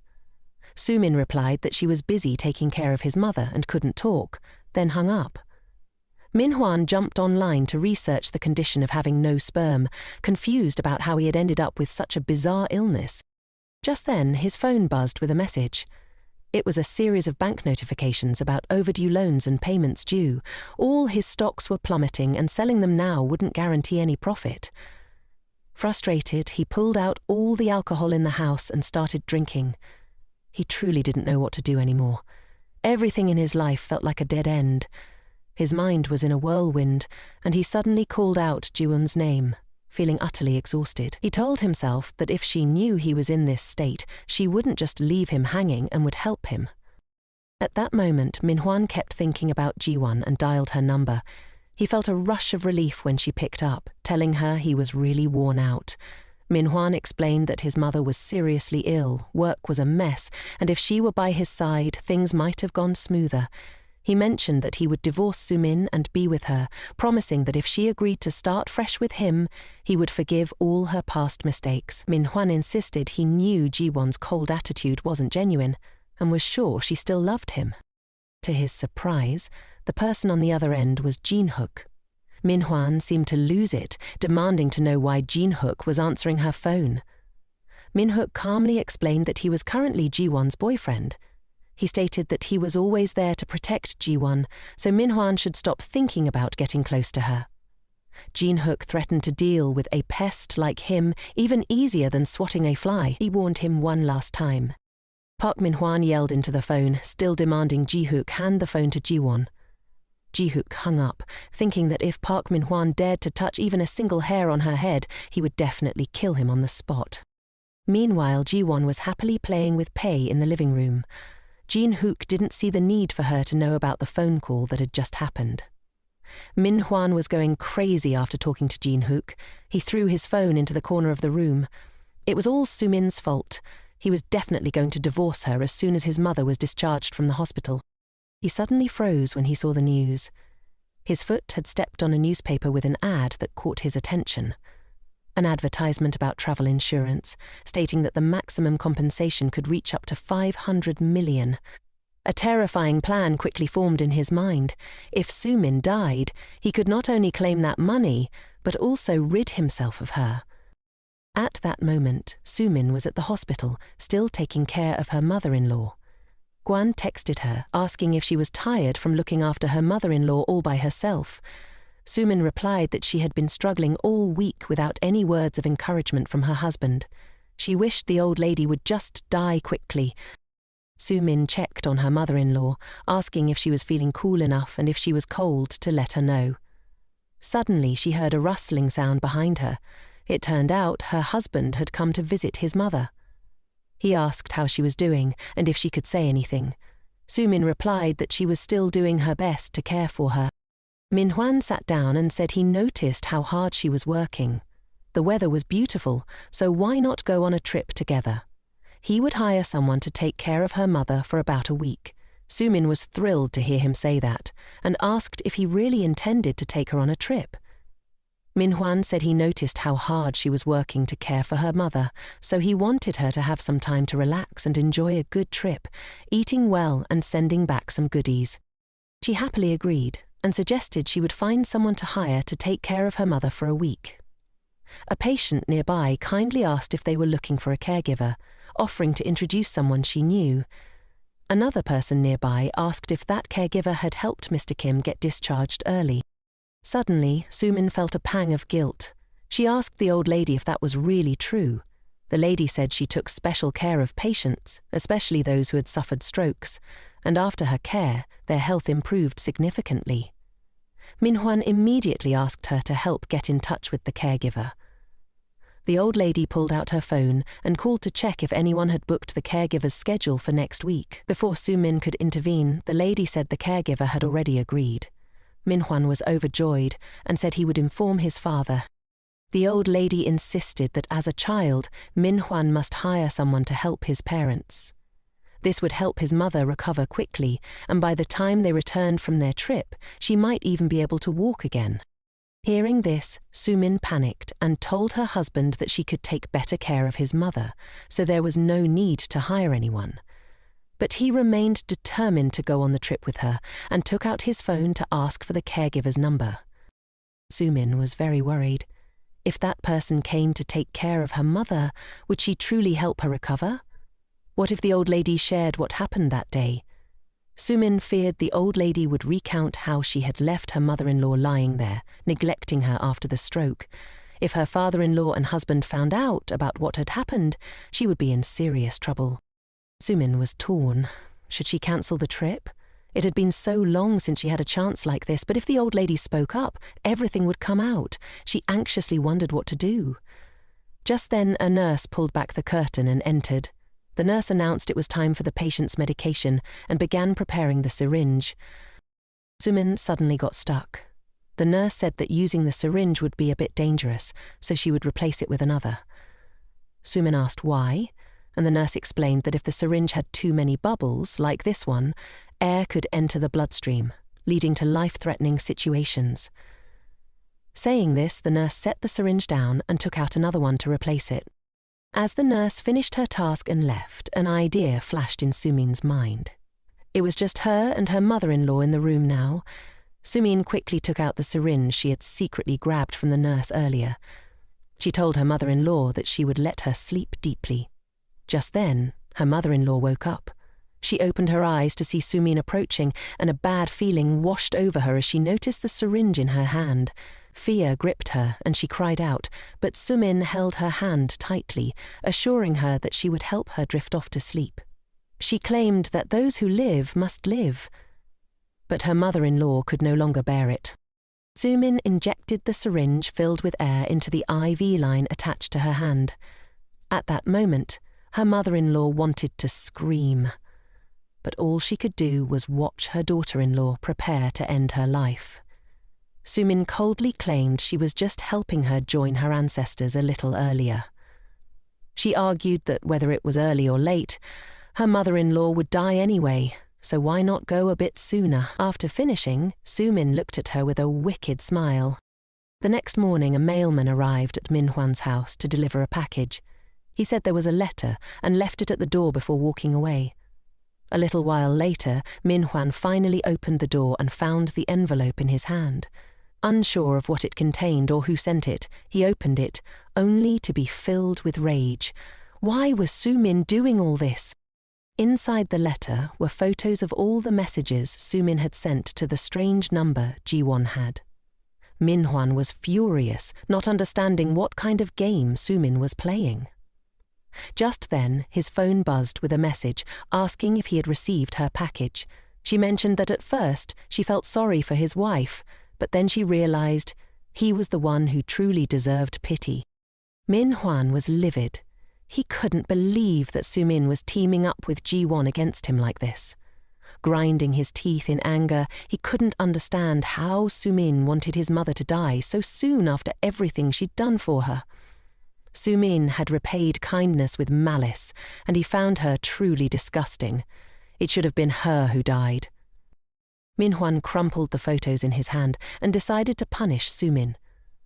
Avenge his mother.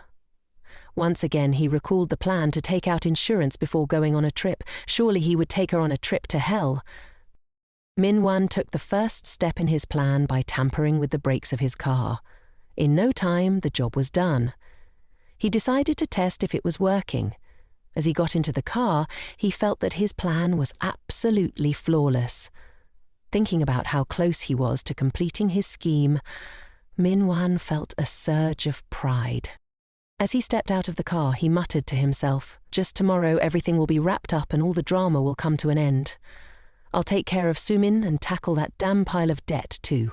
Tomorrow I'll play the role of a grieving husband who lost his wife in a tragic accident, earning a sympathy payout of 500 million W in insurance."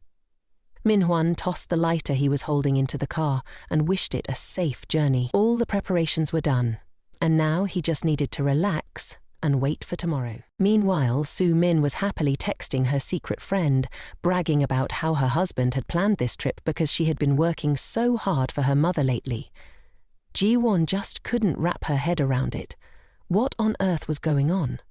Clearly Minan had gone through the documents she sent him, so why on earth did he still want to take Su-min on this trip?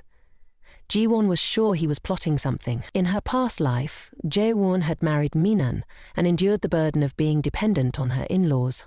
Now, in this life, it was Sumin's turn to take on that role. Park Minan was playing around with Jaewon in her past life, and in this life he was dating Sumin's friend.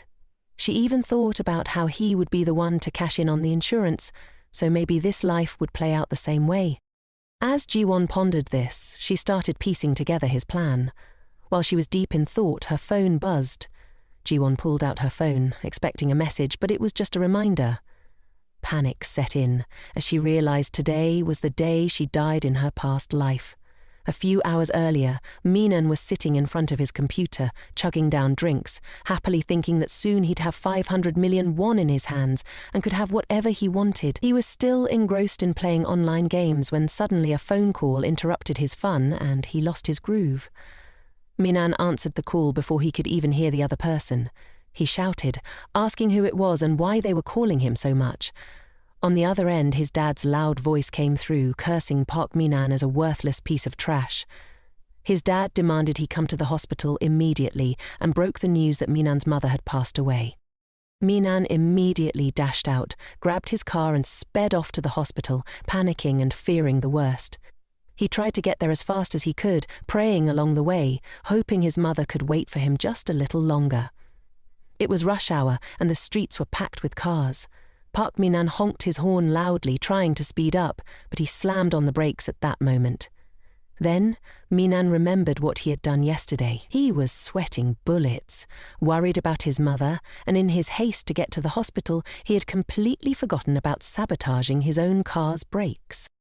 Now, the car was barreling down the road, and Minan could only try to steer to avoid colliding with other vehicles. Just a moment more, and he would have crashed into the truck in front of him. He jerked the steering wheel hard to the right to avoid it. The car crashed into the bridge railing, but luckily, the airbag deployed, and he only suffered a minor head injury. He managed to escape with his life, still dazed and confused, wondering what had just happened. He thought to himself how lucky he was to be alive and needed to find a way to get to his mother quickly. However, due to the violent impact, the car started to catch fire.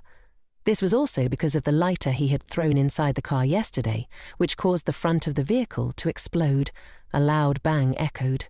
Thankfully, he managed to open the car door and escape, but the flames had already spread to his body. His clothes were ablaze. He ran, screaming for help, and in a desperate move, Minan jumped into the river below. Slowly he sank, wondering if this was really how he was going to die. His plan was still unfulfilled. He needed that 500 million won to buy a new car and invest in stocks to make money. His phone slipped from his grasp and slowly sank to the bottom of the river. At that moment, Su-min lost both her husband and her mother-in-law.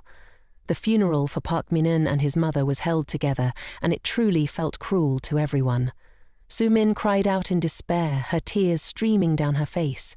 Everyone who came to pay their respects felt sorry for her. They said she had taken great care of her mother-in-law while she was in the hospital. The one in the most pain was Min-eun's father. How could he bear losing both his wife and his only son on the same day? Min-eun's father told Su-min to go inside and rest for a while. He would stay to watch over the casket alone. Su-min immediately complied with his request. She rushed inside, slammed the door shut, and stood frozen in place. Sumin crouched down next to the room's door. She cleared her throat a few times in frustration. It really hurt her to the core. She gritted her teeth and cursed Park Min-eun. Yesterday, a police officer came to see her. He asked if she knew that the night before the accident, her husband had used tools to fix the car. The lawyer also told her they had found out that Park Min-eun didn't buy insurance for himself, but had taken out a huge policy in her name. Turns out he had plotted to kill her.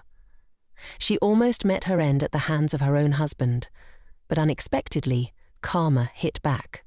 After all, she was quite lucky. Min-eun ended up dying by his own scheme in the end. Sumin could finally escape this hellish life. Hae-ni and Jiwan also came to pay their respects to the mother and child. They walked in and saw Chief Kim had also arrived. Everyone was heartbroken over the tragic loss of both mother and child. Hae-ni wondered aloud to Jiwan why Sumin was nowhere to be found. Why did everything have to end so tragically like this? When Jiwan received the text about Park Min-eun's death yesterday, she truly didn't expect things to turn out this way. Although she had no fond memories of him, at this moment, Jiwan genuinely hoped he could rest in peace. As for his mother, who had always treated her harshly, she still wished for her to find peace in her passing. Jiwan and Hae-in performed a memorial service for the two. After all, Jiwan had once been the daughter-in-law of that woman, and she would do her best to ensure that the unjust death of the mother could allow her to close her eyes in peace. Sumin's father-in-law entered the break room looking for her. He said if she had calmed down, she should come out and help him greet the guests for a bit. Sumin replied that she would be out shortly. She pulled out her phone to touch up her makeup, wanting to look like she had just been crying. Sumin opened the door and stepped outside. As she walked, she sniffled, pretending to be heartbroken. Suddenly, Sumin jumped when she saw Jiwan and Hae-in. She asked Jiwan why she was there, and Hae-in retorted, questioning her attitude towards the visitors. Jiwan calmly replied that she was just stopping by to pay her respects before leaving. Sumin scoffed and asked who was really to blame for all of this. She reminded them that because of Jiwan's press conference, her husband had been fired. Jiwan had turned them into a couple of frauds, and now she dared to show her face at the funeral. Sumin told Jiwan that both her mother-in-law and Park Min-eun were harmed because of her, and even Sumin had almost lost her life after this incident. She vowed she wouldn't let Jiwan off the hook. All the guests at the funeral witnessed the scene, and they sympathized with Sumin, thinking she was probably just too shocked to act otherwise. Sumin cried pitifully, claiming that all of this was Jiwan's fault. She collapsed to the ground, saying that because of Jiwan, her husband was exhausted. Sumin would rather continue her affair with him than have him in danger, even if it meant suffering greatly herself. Jiwan told her to get up. She had nothing to do with the situation. Sumin continued to sob, asking how Jiwan could say she wasn't involved when her husband continued to see Jiwan after their marriage. At that moment, Hae-min knelt down and cried, asking what would happen to poor Sumin now that Min-eun was gone. Hae-min absolutely could not let Jiwan be misunderstood by others. It was ridiculous for Sumin to blame everything on. Sumin confusedly asked what Hae-ni was doing. Sumin jumped up, saying that if Jiwan didn't take Hae-ni away, she would call the police. How dare she act so rudely at someone else's funeral? Jiwan said she didn't expect Sumin to know those two words. She stepped closer to Sumin, making her back away in caution. Jiwan said, "The one who turned their back and abandoned their mother in a state of unconsciousness is the real uncultured one." Sumin shivered, asking Jiwan how she knew about that. Jiwan held up her phone in front of Sumin, saying it was Sumin who had told her about it. They had exchanged cheerful messages for a long time. How could she forget? Sumin was left speechless and astonished. She never expected the friend she had been messaging all night was Jiwan. That was why Jiwan knew everything that had happened recently. Sumin trembled in fear, realizing she had to find a way to get Jiwan out of there. Suddenly, Sumin spotted two police officers appearing at the door. She immediately instructed them to remove Jiwan from the premises. Approaching the officers, she accused Jiwan of being the one who had killed her husband and was now there to threaten her. The officer asked if she was Su-min, the wife of the deceased, and then pulled out handcuffs, cuffing Su-min's hands. He informed her that she was being arrested on suspicion of murdering her mother-in-law. Su-min was stunned by this news. She struggled and insisted she hadn't done anything. Pointing at Jiwan, she told the officers that Jiwan was the one who did it, and they should arrest her instead. The police urged Su-min to calm down, explaining that there was a witness who had seen her kill her mother-in-law. At that moment, Su-min was truly terrified. Was there really a witness? She remembered that night. It had been late, and the room had only contained her and the old lady. Before she injected the old lady, she had observed everything very carefully. How could there be someone who had witnessed what she did? Su-min's mind drifted back to her childhood. Jiwan always seemed to have no desires, tall and lanky like a reed, wearing a pair of ugly glasses. Yet Jiwan had everything Su-min didn't have. When Su-min found out that Jiwan didn't have a mother like other kids, she was so happy, almost jumping for joy. But her happiness didn't last long. When she visited Jiwan's house, she saw how much Jiwan was spoiled by her dad, and Su-min felt it was unfair. Despite their intertwined fates, Jiwan lived happily with her dad, while Su-min lived with her mum but had an unhappy life. Su-min felt that was truly unfair. Back then, Su-min asked Guan why she never saw her mother. Guan honestly replied that she had only heard her mother had met some guy and left home. Su-min felt relieved. Finally, Jiwan was just like her, and she was happy about that. She asked Jiwan if she missed her mum. Jiwan cheerfully replied that she was fine because she had her grandma, dad, and also Su-min as a friend. Guan held up a family photo and asked if Su-min thought her mum was beautiful. Su-min carefully examined the photo and was shocked to recognize the woman. Jiwan's mother was the same woman she had seen sitting with her dad in the car earlier. Jiwan's mother was the shameless woman who had an affair with Su-min's dad. It was because of Jiwan's mother that her own mum had been drinking and yelling at her all the time. Her mum even blamed Su-min for coming home late and not studying, claiming that was why her dad had an affair. Su-min believed her mum's words were the truth.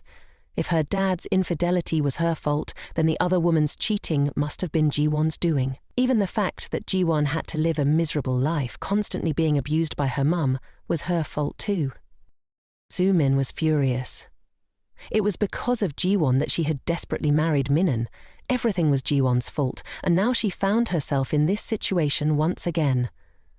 Su-min lost control and rushed towards Jiwan, shouting at the police, asking why they were arresting her when they should be taking Jiwan instead. Jiwan told Hyeni to leave quickly. She didn't want to hear any more of Su-min's insults. Even as Jiwan reached the door, Su-min was still yelling that it was all Jiwan's fault. The police warned that if she continued to be uncooperative, they would have to forcibly take her to the station. Su-min decided she couldn't let that happen.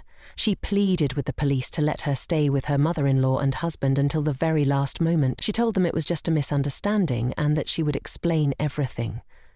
The funeral was only a few hours away and she wanted to stay a little longer. She promised that after everything was over, she would cooperate and go with the police. The officer agreed, stating that after the ceremony she would have to come with them to the station and that they would keep a close eye on her, so she needed to inform them where she was going. Su-min immediately thanked them for allowing her this opportunity. Jiwan said her final goodbye to Su-min, hoping that Jiwan would receive the appropriate punishment for her wrongdoings. The funeral for Minin and his mother was just a little longer until it would begin, but Su-min didn't know what to do. The two police officers were watching her like hawks. She walked over and told them she needed to use the restroom. She asked if they could let her go for a moment, promising she would be right back. The officer stood up and agreed, saying they would wait for her right outside the door. Inside the restroom, Su-min was certain that these police officers had been called by Jiwan. She was furious. When Jiwan pushed her into a dead end, she realized she hadn't committed any huge crime. Su-min was determined to escape at all costs. She scanned every nook and cranny in the restroom, trying to figure out how to get out of there. She spotted the janitor's uniform and tools left behind in the room. There was no way she was going to sit quietly and rot away in prison. Soo-min quickly put on the janitor's outfit and wheeled the cleaning cart out, hoping to make her escape. Otherwise, she would definitely end up behind bars. Meanwhile, the police officer guarding the door was engrossed in his phone and didn't even notice the janitor pushing the cart right past him. Soo-min breathed a sigh of relief as she slipped by him undetected. At that moment, Chief Kim was preparing to leave. He was still worried about Soo-min, having noticed her pale face, which made him anxious. He had bought her a drink from the convenience store, but hadn't had the chance to give it to her. Suddenly, he spotted a familiar figure sitting in the corner of the parking garage. As he approached, he realized it was indeed Soo-min. He helped her into his car and asked why she was sitting there looking like that. He took off his jacket and draped it over her, telling her to share what had happened. Soo-min asked him to keep their meeting a secret, and he agreed. Chief Kim pulled out some snacks and milk from his bag, telling her to eat something. He had bought them for her earlier, but hadn't had the chance to give them to her. Soo-min said she wanted something hot to drink. Chief Kim immediately agreed, ruffling her hair and telling her to wait while he went to get it. He promised he would be back quickly. With that, he hurried off to buy the drinks. Soo-min sat in the car, smacking her forehead. She found the old lecherous man disgusting and wished he would just drop dead. Suddenly, she realized her opportunity had arrived. Soo-min quickly started the car and drove away. She had to get out of there immediately. Thinking to herself that she definitely wouldn't scratch Chief Kim's car, she had to leave right away. If no one saw her, she would be dead for sure. Just then, she spotted Jin-hook in front of her. He was also waiting for someone. Then she saw Jiwan slowly approaching. Seeing the scene of the two together, Soo-min was furious. It was all Jiwan's fault that she was about to go to jail. Now Jiwan was happy with a third-generation tycoon. Jin-hook asked Jiwan if she was okay. She thought everything was over, both Park Man-hwan and Soo-min. From now on, no one would make her suffer anymore. The cruel cycle of fate had finally come to an end. She decided to tell Ji-hook everything about her return from 10 years in the future and her intention for revenge, while trying to change her destiny. Now, she had only one wish: to live happily with him. Jiwan said to him that she had something important to tell him and he needed to listen carefully. Just then, headlights from a car shone directly at them. Both turned around to see a car speeding towards them. Soo-min was on a motorcycle, accelerating. She had already put her hands in the handcuffs, so what was there to hesitate about? Today, she was determined to kill Jiwan no matter what. After that, even if she died, it would be fine. Jin-hook reacted faster at that moment. He quickly pushed Jiwan forward, but he couldn't run away in time. The car crashed into him and came to a stop. Soo-min slumped over the steering wheel. Finally, she had accomplished her goal, but Jimin was lying unconscious nearby. Soo-min struggled to sit up. Thankfully, Jimin had pushed her away just in time, but he was not as lucky. He lay unconscious on the spot. Jiwan immediately called out to him. If anything happened to him, how could she bear it? A few days later, in the largest hospital in Seoul, Jin-hook's grandfather sat on a bench outside, sighing with worry several times. Jin-hook had been unconscious for weeks.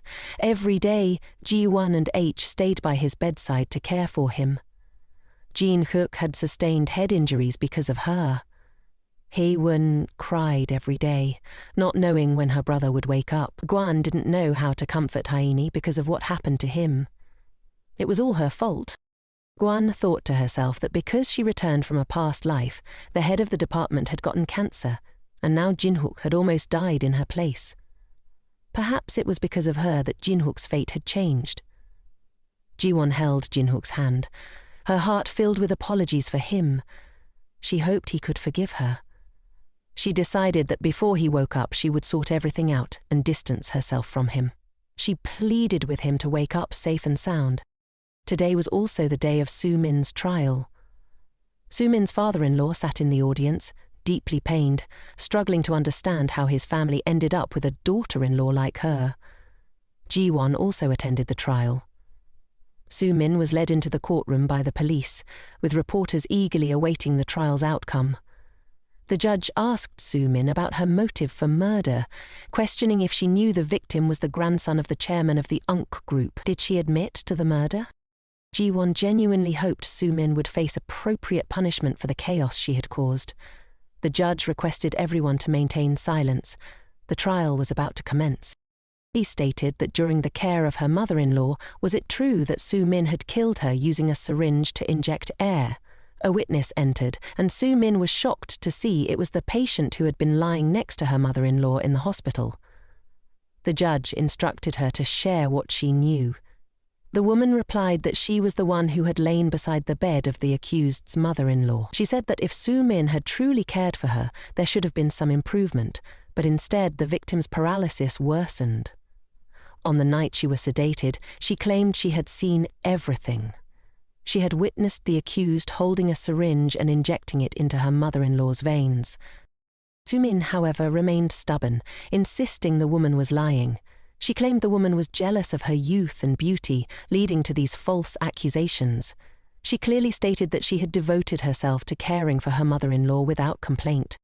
The judge asked if she had any evidence to back up her claims of defamation. At this moment, the judge ordered Soo-min to maintain order in the court. The prosecutor stood up once more, requesting to submit evidence for the case to the judge.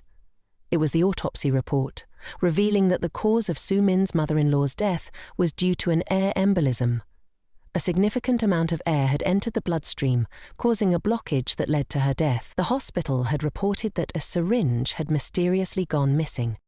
Next, the prosecutor requested the submission of another piece of evidence regarding the attempted murder charge against the defendant, the memory card from Chief Kim's car. It recorded the moment Soo-min deliberately crashed into Jiwan and Jin-hook. This evidence clearly showed that she had intentionally run into the two individuals. Soo-min immediately shouted at her lawyer beside her, clearly demanding that he bring the evidence here to prove her innocence. At this point, the prosecutor concluded that the defendant had brutally murdered her mother-in-law. While trying to escape, she even had the intention to kill someone she knew beforehand. For all these crimes, the defendant showed no remorse whatsoever. Soo-min yelled that she had done nothing wrong. Why was everyone pointing fingers at her?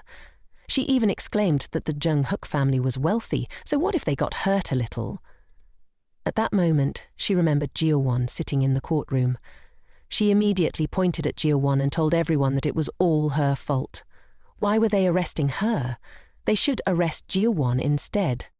The judge once again requested Soo-min to maintain order, stating that the court would penalize the defendant under Article 209. Soo-min couldn't believe what she was hearing. She couldn't believe she was sentenced to life in prison. Gwan felt sorry for her, but she knew this was what Soo-min deserved after everything she had done. The trial concluded, and Soo-min had to face the consequences of her actions. Gwan waited until everyone had left before making her exit. As she reached the door, she suddenly froze in front of a familiar figure. She asked if he was Manan's father. He told her that if she had married his son, none of these terrible things would have happened. He expressed his hatred for Jiwan. Jiwan clenched her handbag tightly upon hearing his words. She asked him where he was, and what he was doing when his late wife was tormenting and treating her like a rat. To him, the duty of a daughter-in-law was to cook for her husband and bear a grandson to continue the family line. He must have always turned a blind eye and just watched, right? She told him that ignoring was also a form of violence, and that he was the sole culprit standing by, watching everything unfold. What right did he have to express hatred and resentment towards her? After saying that, Gwan walked away, leaving him sitting there all alone. She comforted herself, saying it's all good. She was already used to living in the spotlight of disdain. At this moment, all she could wish for was for Jung-hook to wake up. She missed him so much. She returned home without heading to the hospital. She would have to tackle everything on her to-do list before he woke up. She brought some food for the little kitty and asked if it had been a good little one at home. She patted its head and said Jin-hook would be back home soon.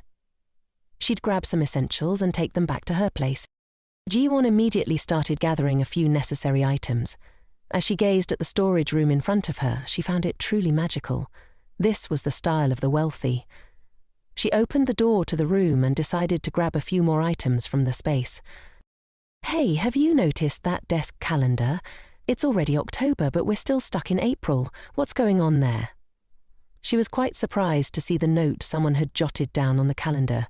It marked April 10th, the day she made her grand return 10 years ago. She wasn't sure what it meant. Maybe it was just a coincidence. After all, she quickly adjusted the October schedule on the calendar. But then, she spotted something on the October calendar. He had marked the 2nd with a note that read, "If only I had known, I wouldn't have run away." It was the day when she and Menhong had tied the knot in a past life. She was surprised when she saw the address he had jotted down at the bottom. It was a spot in the city of Busan. Jiwan felt like something was off. It's 2009 now, right? She thought to herself. But there's no number to dial. She suddenly noticed an envelope behind her. Jiwan couldn't believe her eyes when she read what he had written. So, it turns out Jin Hook also travelled back in time. Jean Hook wrote, "Since my days as a college student, I often spotted a girl behind the school. She's a big fan of wildflowers and stray cats. She often ties her hair up high, but behind those oversized glasses that nearly hide her face, there are sparkling eyes. Many days later, her image has always played in my mind, like a favourite scene from a movie. At that moment, I had no clue that I was already crushing on that girl, whose name I didn't even know yet. You were like a clueless character, wasting time and letting it slip away, and before you know it, graduation day is here, but I haven't seen you at our usual hangout spot anymore." At that moment, when I graduated, I spotted my brother's face looking all gloomy. My little sister playfully pouted at him, saying that she had come to celebrate his graduation, yet he couldn't muster a bright smile for a memorable photo with her, could he? I still haven't had the chance to tell Jiwan about how I brought Bang home when I found it passed out. Ever since that cat vanished, she hasn't shown up there either. But since then, her image has always been present in my life. The memories of Jiwan constantly remind me of a season of blossoms that I always long for. One day, while I was checking out the new hires' profiles at the company, I called the HR department and said that my team is in need of some extra talent. I asked if they could send another person to my department. I wanted to bring on another new hire. And that's when Jiwan came in. Finally, fate has brought us back together, even though she doesn't remember who I am. Just getting to see her every day makes me feel like I've hit the jackpot. The first time I met her in the office, even though I had stayed up all night rehearsing how to talk to her, I still ended up looking like a total goof, only able to spout out stiff phrases. I feel really guilty towards Jiwan, but having the chance to meet her like this really makes me super happy. That day, during a grand celebration with all the staff in the room, Jiwan was having a blast with everyone. I saw Menan sitting close to Jiwan, striking up a conversation with her. That day made me regret it for a long time. I stayed silent, just watching her from afar. I should have had the courage to sit beside her instead. Compared to a boring guy like me, Menan definitely has the upper hand. As the days went by, I noticed that Menan was getting closer to her, and she seemed genuinely happy in his company. At that moment, I believed that Menan could bring laughter and happiness to Jiwan for a lifetime. One day, she bumped into me and asked, "What happens after the contract employee's time is up? Can you snag a recommendation letter from the company?" I just needed to watch her from afar. Just seeing her smile was enough to make me feel like I'd hit the jackpot. But one day, as I strolled past the company's tea lounge, he suddenly stopped when he heard Minan's voice, along with the girl he had heard Minan saying sweet nothings to. At that moment, he realized Minan was a total jerk. How dare he flirt with Gan's best friend? Jin Hyuk was furious. Clearly, he had thought Minan was good to Jiwan, which is why he had stepped back. But how could he betray her like that? Jean Hook pushed the door open, making both of them jump. Sumin saw him and cheerfully asked if he wanted a cup of coffee. If he did, she would make him one. He ignored both of them and told Sumin to get back to work, while asking Menan to stay and chat for a bit. Ji Hook confronted Park Meinan. saying he knew he was passing off his work to others while he was here gossiping. He pointed out that all the documents Mainan had sent him were done solely by Jiwan. He demanded that Park Mainan not push his work onto others next time. Jin-hook hadn't planned to interfere in Jiwan's affairs, but he couldn't just stand by and watch her get deceived by Mainan. He decided he would tell Jiwan the truth. He noticed the earrings she was wearing looked a lot like the ones Suman had on when she was chatting with Park Mainan. He asked her about them, and Jiwan said they were a gift from Suman. Although he thought she looked beautiful in them, the words Park Mainan had said to Suman kept creeping into his mind. He told her the earrings didn't suit her at all. Even though he didn't mean to criticize her, what he was really hinting at was not the earrings, but that guy named Mainan. Then came the day he attended Jiwan and Mainan's wedding. He found himself feeling utterly helpless. At that moment, all he could do was wish her well and hope Mainan would change and make her happy. After several delays, he finally decided to quit his job. Years later, when he heard Jiwan was sick, his heart ached. That day he decided to visit her at the hospital. He got the address from a nurse and found Jiwan's room. He knocked on the door, but no one answered. He stepped inside and asked if there was a patient named Jiwan there. An elderly lady told him that Jiwan seemed to have gone for a walk. The lady said it was great that he came by and mentioned that Jiwan always looked sad because no one came to visit her. He noticed the IV drip still had blood on it, lying on the bed. She definitely wasn't out for a stroll. Jin-hook immediately panicked and went to find her. He feared something terrible had happened to her, that she might have been in a dark place. From the upper floor, he saw Jiwan heading somewhere. He also hailed a taxi to chase after her. He stopped the taxi in front of an apartment building and went inside. Jin-hook felt relieved when he saw her enter an apartment. He didn't know how many times he had followed her. He wondered if he should call out to her when she was right in front of him. At that moment, it wasn't easy for him to decide to turn away, and just as he felt that uneasy whispering moment, he heard a loud scream coming from the apartment Jiwan had just entered. Fearing something had happened to her, he immediately ran. As he ran, he hoped nothing bad would happen to her. He was terrified of what could befall her. He entered the apartment door, thinking that if something truly happened, he wouldn't be able to bear it. Jin-hook noticed a pair of women's shoes at the door, but they definitely weren't Jiwan's. He followed the bloodstains on the floor, filled with dread. He hoped nothing would happen to her. As Jin-hook stepped into that room, he saw Park Mainan and Sumi.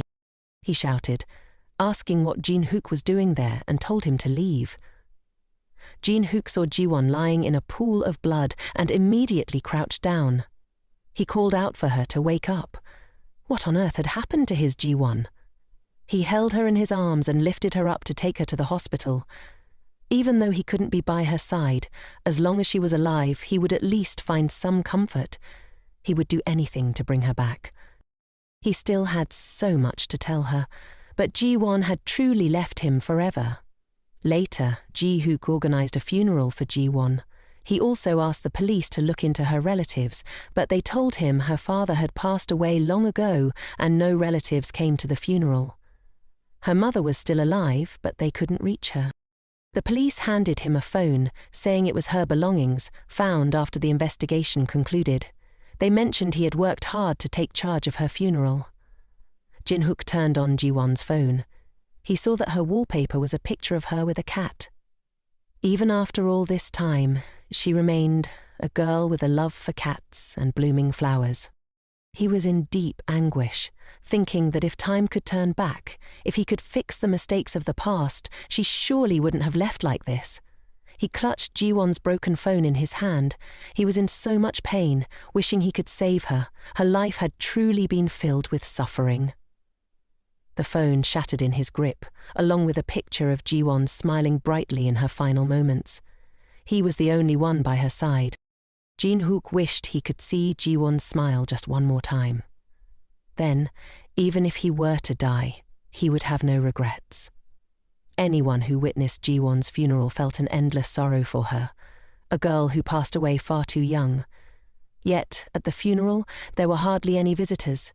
In the stillness, the sound of footsteps echoed. Suddenly, a voice echoed, asking if he was Chief Jin-hook. It turned out to be Assistant Jae. There were still people to send Jiwan off on her final journey. She asked if he still hadn't confessed his feelings to Jiwan, saying she knew all about his feelings for her. People often called it the sensitivity of an old maid, Assistant Jae remarked, adding that Jiwan was a very good person. Jin-hook pondered. It was so obvious that he liked her, so why couldn't he do anything back then? After a while, a few more people arrived to pay their respects. It was Ji and her crew who were discussing that the friend who was with her husband was Sumin. Jiwon had told the others that perhaps that's why he cut off contact with them. They genuinely felt guilty toward Jiwon, even though it was something from their youth. Some old friends came to pay their respects to Jiwon. All three wore expressions filled with remorse for her. They sincerely prayed for her and left shortly after. After they departed, Haimin also arrived. When she saw her brother there, she was quite surprised. Hain asked why he was there and told her brother how grateful she was to Jiwon. Back when she was a contract employee, Jiwon had guided her a lot without letting anyone else know. She truly saw Jiwon as a wonderful person. Before leaving, she told her brother that Jiwon's final journey would always be remembered by him. Hain spoke to Jiwon's spirit, saying that if they could meet again in the next life, they must become best friends. She truly cherished Jiwan. Park Menon also heard the news of Jiwon's passing and came to pay his respects. When he entered, he encountered Hain. However, their moods were filled with sorrow for the lost one, so they didn't pay much attention to each other. Menon performed a ceremony in front of Jiwon's portrait. He was heartbroken, wishing that she was watching over him and everyone from above. He told her that many people still remembered her, hoping she wouldn't be alone on her final journey. Jiwan left this world, leaving Jin-hook all alone. After the funeral was over, Jin-hook took a taxi to leave.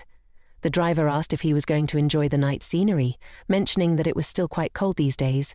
But Ji-hook replied that the cold didn't matter, because there was someone who was even more alone and cold than he was. The driver complimented him on being very handsome, saying it would be wonderful if he paired up with his daughter, who was very beautiful. He mentioned that his daughter was kind, tall, smart, and had just landed a job at a big company. The driver's words made Jin-hook think of Jiwon. He wondered how she felt during her pain, or happiness. The driver also asked him what he would do if he were born again.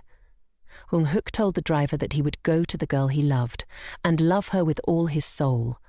If she asked him to die, he would willingly do so. The driver laughed and told him he was a wonderful young man.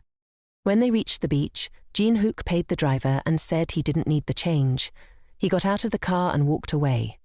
The driver took the money he was given and felt something was off. He wondered why Jin-hook would give him so much money for such a short ride. Jin-hook remembered when Haini happily lay on the bed, drawing a heart on the person she liked. She kissed it and said it meant he was as important to her as her heart. At that moment, Jin-hook had also drawn a heart on the 10,000 won bill that Jiwan had given him. It also meant that she was just as important as his heart. Jiwan used to be a very significant person in Ji-hook's life, but he thought he shouldn't be by her side now. His life was filled with regret, and there was no meaning left to continue. Ji-hook slowly walked down to the sea, hoping that if there is a next life, he would want to see Jiwan happy. Perhaps the heavens had granted him another chance. When he woke up, it was April 10th, 2009, the very day he lost her. 10 years later, he clearly remembered throwing himself into the sea. So why was he here now? Was this the next life? He opened his eyes and realized he was sitting in his old office.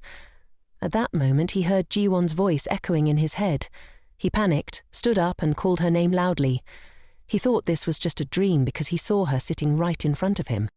When Jiwon heard him call her name, she was equally surprised. He himself didn't understand what was happening. He was terrified this dream would end. Even at the moment they met, he couldn't dare to look at Jiwon's face clearly.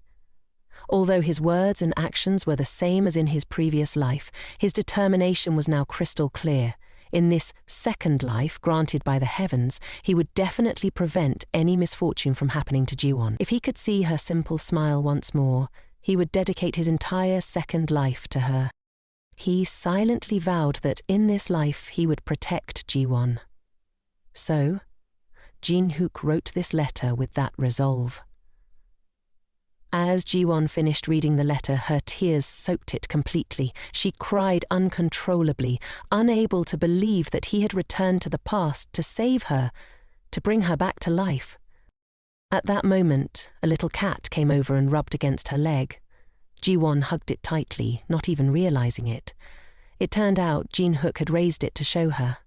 He had helped her take care of it, making it so adorable and healthy. Jiwan held Jin-hook's letter close to her heart, realizing that he had always silently stood behind her to protect her. Now she wanted to do everything to protect him. She had so many unspoken words for him, and Jiwan immediately hopped into a cab to the hospital. She rushed up to see Jin-hook. At this moment, she truly wanted to be by his side. Jiwan opened the door to his hospital room. She had a ton of things she wanted to do with him. Just thinking about how he risked his life for her made her heart ache. Jiwan tightly held his hand and said, "If you want to see my smile, you should wake up." She hoped he woke up to see her right there beside him. As long as he woke up, she would agree to do anything. At this moment, Jin-hook was still lying unconscious, showing no signs of waking up. He dreamed he was back in the taxi before he died in his past life.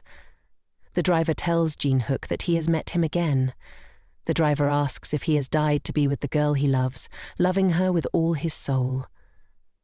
Jin-hook tells the driver that he will change her fate. The driver smiles and reminds him that he once said he could die if the girl he loves wanted him to. The driver immediately stops the car, turns back, and says there is someone waiting for him. The driver even tells him he doesn't need to pay, thanking him because thanks to him, he can now close his eyes in peace. The driver smiles brightly and tells him that his daughter is counting on him. Jean-He is still trying to understand what's happening when a bright light flashes in front of him. Everything changes. Suddenly, everything disappeared before his eyes, even the driver. Jean-Hook screamed loudly and woke up, finding Jiwan crying beside him. She was so happy that he had woken up. Jean-Hook, still unsure whether he was dreaming, was embraced by Jiwan, who cried loudly, asking him why it had taken so long to wake up and expressing how worried she had been for him. Jean-Hook hugged her back and apologized for being late. She, on the other hand, apologized for making him wait for 10 years. Once again, she hugged him tightly because she had truly missed him. Jiwan then revealed that she knew everything, including the fact that he had died once. She asked him how long he planned to keep that from her. Did he intend to let her live without ever knowing he had once lost his life? Ji-hook reached out and placed his hand on Jiwan's cheek, asking if she also came back from the past. She confirmed, telling him that they had all returned on the same day in 2009. Hand in hand they walked together, and Jin-hook asked her how she had lived in her previous life, curious about how she managed until she married Park Man-hwan. His hand held hers tightly. He wouldn't let her slip away again. Jiwan recalled that day when she really wanted to eat black bean noodles, but her salary had to go towards paying off debts, leaving her with no money to spare. After a long thought, she decided to settle for instant black bean noodles. At that moment, Park Man-hwan and his mother saw her. He asked about the smell, and his mother questioned why she was eating noodles alone, even saying Jiwan should focus more on whether her husband was eating well than on eating alone. Min-hwan then asked his mother what she wanted to eat, and also questioned Jiwon about whether she was full from eating alone. At the time, Jiwon thought if she endured, everything would return to normal. The two sat comfortably eating, ignoring her cleaning up, but she still thought they weren't bad people. When Min-hwan finished eating, he handed her the bowl, telling her that he had saved some food for her, thinking of her. However, by the time Jiwan realized she was wrong, it was too late. That's why, when she returned to the past, she always wanted to change her fate and find a new life, but everything seemed tangled up. If she knew the future and could prevent misfortune, it might simply happen in another form. If she tried to change her fate, someone else's fate would change too. She feared that Chief Jan had gotten sick because of his proximity to her, and she was terrified that her death might transfer to him. Hearing this, Ji-hook hugged her tightly, saying that even if he had to carry misfortune in this life, he would protect her for a lifetime. If there was any fate at all, he wouldn't let it happen. Ji-hook, touched, thanked him. She was deeply moved by his feelings for her. Why hadn't she realized this in her previous life? She thought that if her fate had transferred to him, she wouldn't just stand by and let it happen. Meanwhile, Hyena, finishing work, was heading home. As she passed by Minhwan's cafe, she noticed there were still plenty of customers. She peered inside and saw Minhwan still hard at work. Wondering why he was working so late, she pushed the door open, wanting to catch a glimpse of him before heading home. Minhwan, hearing the door open, looked up and informed her that the shop was about to close and they weren't taking any more customers. When he recognized Hyena, he asked her why she was working late, mentioning that there was still some pudding left. He invited her inside, offering some dessert. Hyena's stomach growled, and she couldn't resist the delicious treat. She quickly forgot about her image, devouring the dessert as if she hadn't eaten in days. Minhwan was taken aback by her enthusiasm. Hyena clenched her fists, slumped over the table, and exclaimed that his pastries were so amazing she felt ready to meet her ancestors. If she could, of course, finish the pudding first. She added that she had to come back to life for that. Minhwan was delighted to hear her compliments. She questioned why such delicious pastries weren't sold out, saying that if it were up to her, she'd give it 100 hearts. Minhwan replied that if she worked late and wanted to eat, she could come to the shop any time. He would always save her a portion.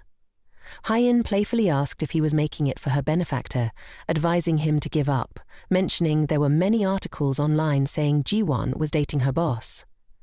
Minhwan told her he had actually given up a long time ago. After seeing the trusting looks between Jiwan and John-hook, he realized he couldn't compete. Hyena was surprised and asked why he was still saving a piece of cake. He explained that giving up didn't mean he no longer had feelings. He could only do this much for her. Hyena, holding the piece of cake, wondered if she could eat it, soaked in tears. Minhwan told her to eat it since Jiwan wouldn't be eating it anyway. Hyena thought he was indeed a handsome yet foolish boss. If he kept saying things like that, she'd want to come back for more tomorrow. At that moment, Chief Jan was on her way home. Taking the subway on her first day at her new job after getting promoted, she felt a bit tired. Little did she know that riding the subway could be so cozy. When she wondered why no one was pushing from behind, she spotted a familiar figure through the subway glass. Turning around, she saw her assistant, Dong. He explained that he took the subway because it was super convenient and kept the traffic drama-free. He handed her a pair of headphones, telling her to give them a spin as they were still in mint condition. He said the commute home was dull and the headphones would help brighten her mood. He assured her that the sound was really great and wanted her to give it a listen. The head of the Jan team asked her to try the headphones, which was exactly the kind of vibe she loved to hear. Dong took a deep breath, closed his eyes, and soaked in the sound. Suddenly she felt a rush of shyness when she saw him like that. She immediately dodged to the side, leaving him in a state of shock. She said she wasn't listening anymore and handed the headphones back to him. He told her that he had already given them to her and wouldn't be using them anymore, but she insisted that she didn't need them. He replied that he didn't need them either, so if she didn't like them, she could just toss them aside. He then asked if she knew she had to switch trains at the station. Chairman Jan immediately dashed off. She turned around and saw him beaming at her with a cheerful wave. She waved goodbye to him, realizing that Jiwan had been right all along. Assistant Dong-suk really did have feelings for the head of Department J. After leaving the subway station, Chief J still had a bit of walking to do to get home. She held the headphones in her hand, rushing so much that she hadn't had the chance to return them to him yet. Anyway, she picked them up again and played the song she had just listened to. Strolling along while soaking in the music, she suddenly came to a halt when she spotted a very familiar figure ahead. the person she feared the most. Her heart dropped when she realized it was indeed her ex-husband. He asked her why she was just coming back now, and even questioned if she was living her best life. Chairman Jan listened intently and calmly looked at him, saying, "Didn't I mention that we need to go through the lawyer first? Why did you show up here before even checking in with them?" Her ex-husband admitted he was wrong and hoped she would withdraw the lawsuit. She firmly stated that she wouldn't do that. If she had to make a ruling, it would be in favor of her company. He asked if she was really that cruel, begging her to reconsider and hoping she would think of their daughter. The department head pushed her ex-husband's hand away, demanding that he let go of her. She said it was precisely for their daughter that she would not turn a blind eye anymore. The next day at work, she shared with Jiwan what had happened the night before. Jiwan suggested that maybe withdrawing the lawsuit might be better. The head of department, Jan, was surprised and asked why she would overlook the infidelity. Jiwan explained that infidelity was considered a crime now, but it might be decriminalized in a few years, meaning the offender could be released. Dong-suk asked where Jiwan had heard that information. She mentioned that negotiating a divorce with the condition of withdrawing the infidelity complaint should be reconsidered, especially to protect the most important things like custody and negotiation rights. Jiwan also apologized to Head Ji if she had overstepped any personal boundaries, saying she only wanted what was best for her. The head agreed that Jiwan's suggestion was quite insightful, stating that if her daughter could escape from such a father, it would be for the best. Her daughter would grow up strong, and she would never allow her ex-husband to show his face in front of her or their daughter again. Before long, it was time to clock out. While Head Jan was waiting for the elevator to leave, Assistant Dong-suk approached and asked if she was taking the subway today or if they could go together. She replied that she wouldn't be going home today because she had a meeting with her ex-husband. Although they were legally divorced, she was still a mother to their child, and that didn't change. He wondered why she was sharing that with him. The head hoped he wouldn't think of her as a burden anymore. Dong-suk asked if she was going to meet that jerk now, and offered to accompany her because he was worried she might be in danger. He even suggested that he would just stay nearby to keep an eye on her without being right next to her. Dong-suk arranged to meet her ex-husband at a cafe on her way home. She presented the divorce agreement and told him that if they reached a successful agreement, she would withdraw the lawsuit. After reading through the agreement, her ex asked if it was really too much, questioning why she was taking all his assets and forcing him to give up custody of their child. She replied that it was just an apartment, and her parents had helped a lot. She had also paid off the debts with her own salary, so he had no claim to the house. Hearing this, he was furious. He asked if she thought she was the only one working. He had a job too, but because he was busy taking care of their daughter, his shoes were practically wearing out. He slammed the agreement down and demanded to know what the compensation money was for. The mediator told him that 5 million won wasn't enough, because she saw him as a beggar, which was why she lowered it to this amount. He retorted that if she saw him as a beggar, she should just drop the compensation entirely. He absolutely refused to give her any money, and the negotiation was off. The mediator immediately left, and her ex chased after him, insisting that at least she should let him see their daughter. She angrily asked if he was planning to use their daughter as a hostage. She reminded him that no matter what, she wouldn't reduce the compensation amount. He agreed that she could keep the inheritance rights, but wanted the compensation removed. The mediator asked if he had any conscience left, reminding him that she was the one who initiated the divorce. He said that as long as he was being reasonable, she should take the compensation out of the agreement. She told him to be grateful she wasn't asking for more. At this point, her ex completely lost his cool. He raised his hand and threatened to kill her. The mediator didn't even have a chance to react before Assistant Dong-suk rushed in and intercepted his hand. He turned to her and asked if she was okay. Her ex asked who he was, questioning if the mediator was having an affair with this guy. Dong-suk told him that smart people don't resort to violence to win. He even said that if he wanted to add more charges, he could keep hitting him. There are cameras here, you know. Although he was furious, her ex realized he couldn't do anything more. He turned and stormed off. The mediator immediately asked Dong-suk if he was all right. She pulled something out of her bag and told him that in the future they should only discuss work matters. She returned the earphones from the other day and told him not to follow her anymore. Dong-suk was completely baffled by her attitude. How could she just walk away like that after he had just taken a slap for her? The head of department left sadly, thinking she couldn't let him get involved in this mess because she was capable of handling it herself. At that moment, Dong-suk pulled out a gift he had prepared earlier from his pocket. He had gotten it ready because today was the head of department's daughter's birthday, but in the end, he couldn't give it to her. The head of department hurried home to organize the birthday party for her daughter. She invited her colleagues, Jiwan, Jin-hook, and Hye-in, to celebrate her daughter's birthday. She thanked everyone for coming and even for bringing so many gifts. Her little girl was truly having a blast today. Jin-hook stood up first and told everyone to keep enjoying themselves, as he had to leave early. He reminded Jiwan to call him when she was ready to go home. Hye-in found it amusing and teased them, as if those two were serving up a romantic feast for her. They continued the birthday party in high spirits. Meanwhile, a car was parked outside. Inside the car sat the head of the department's ex-husband and his mistress.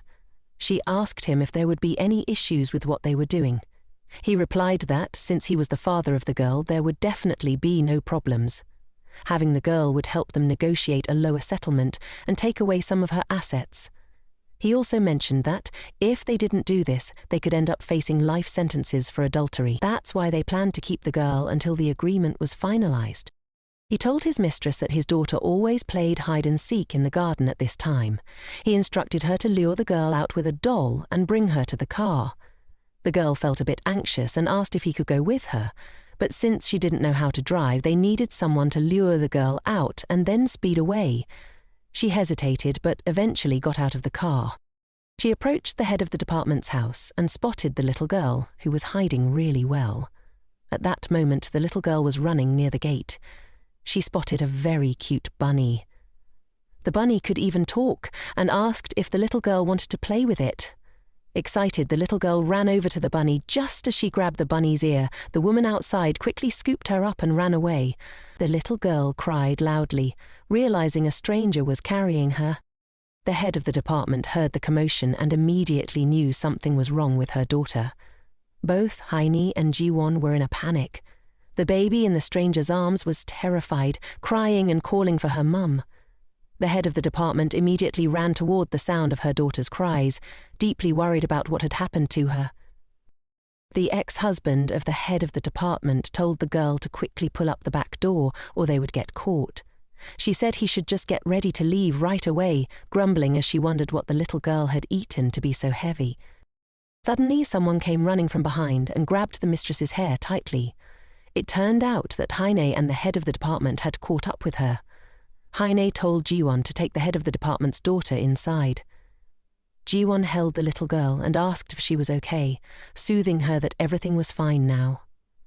At that moment, the head of the department arrived, feeling incredibly relieved that her daughter was safe. Hye-in, still furious, refused to let go of the mistress, demanding to know why she dared to touch her niece. She was determined to make sure the woman couldn't leave, and the mistress, in so much pain from the hair pull, couldn't take it any more. She cried out for her lover, while the head of the department's husband, genuinely worried, thought that if he got caught, he was done for. He considered abandoning the mistress and running away. Just as he was about to leave, the head of the department's father charged in and slammed his fist against the car window. He yelled at him, calling him a worthless scoundrel for daring to kidnap his granddaughter, then opened the car door and dragged him out, ignoring his explanations that it was all a misunderstanding and he wasn't a kidnapper. The head of the department's father was fuming, demanding to know who had incited him to do this, declaring that today would be a day of reckoning for both of them. The head of the department suggested he should call the police to handle the situation. At the police station, he complained that he should be the one pressing charges for the assault against him. The police officer pointed out that both sides had engaged in violence. His mistress, who had fought alongside him, pointed at Hye-in, screaming that she was only defending herself because she had been attacked.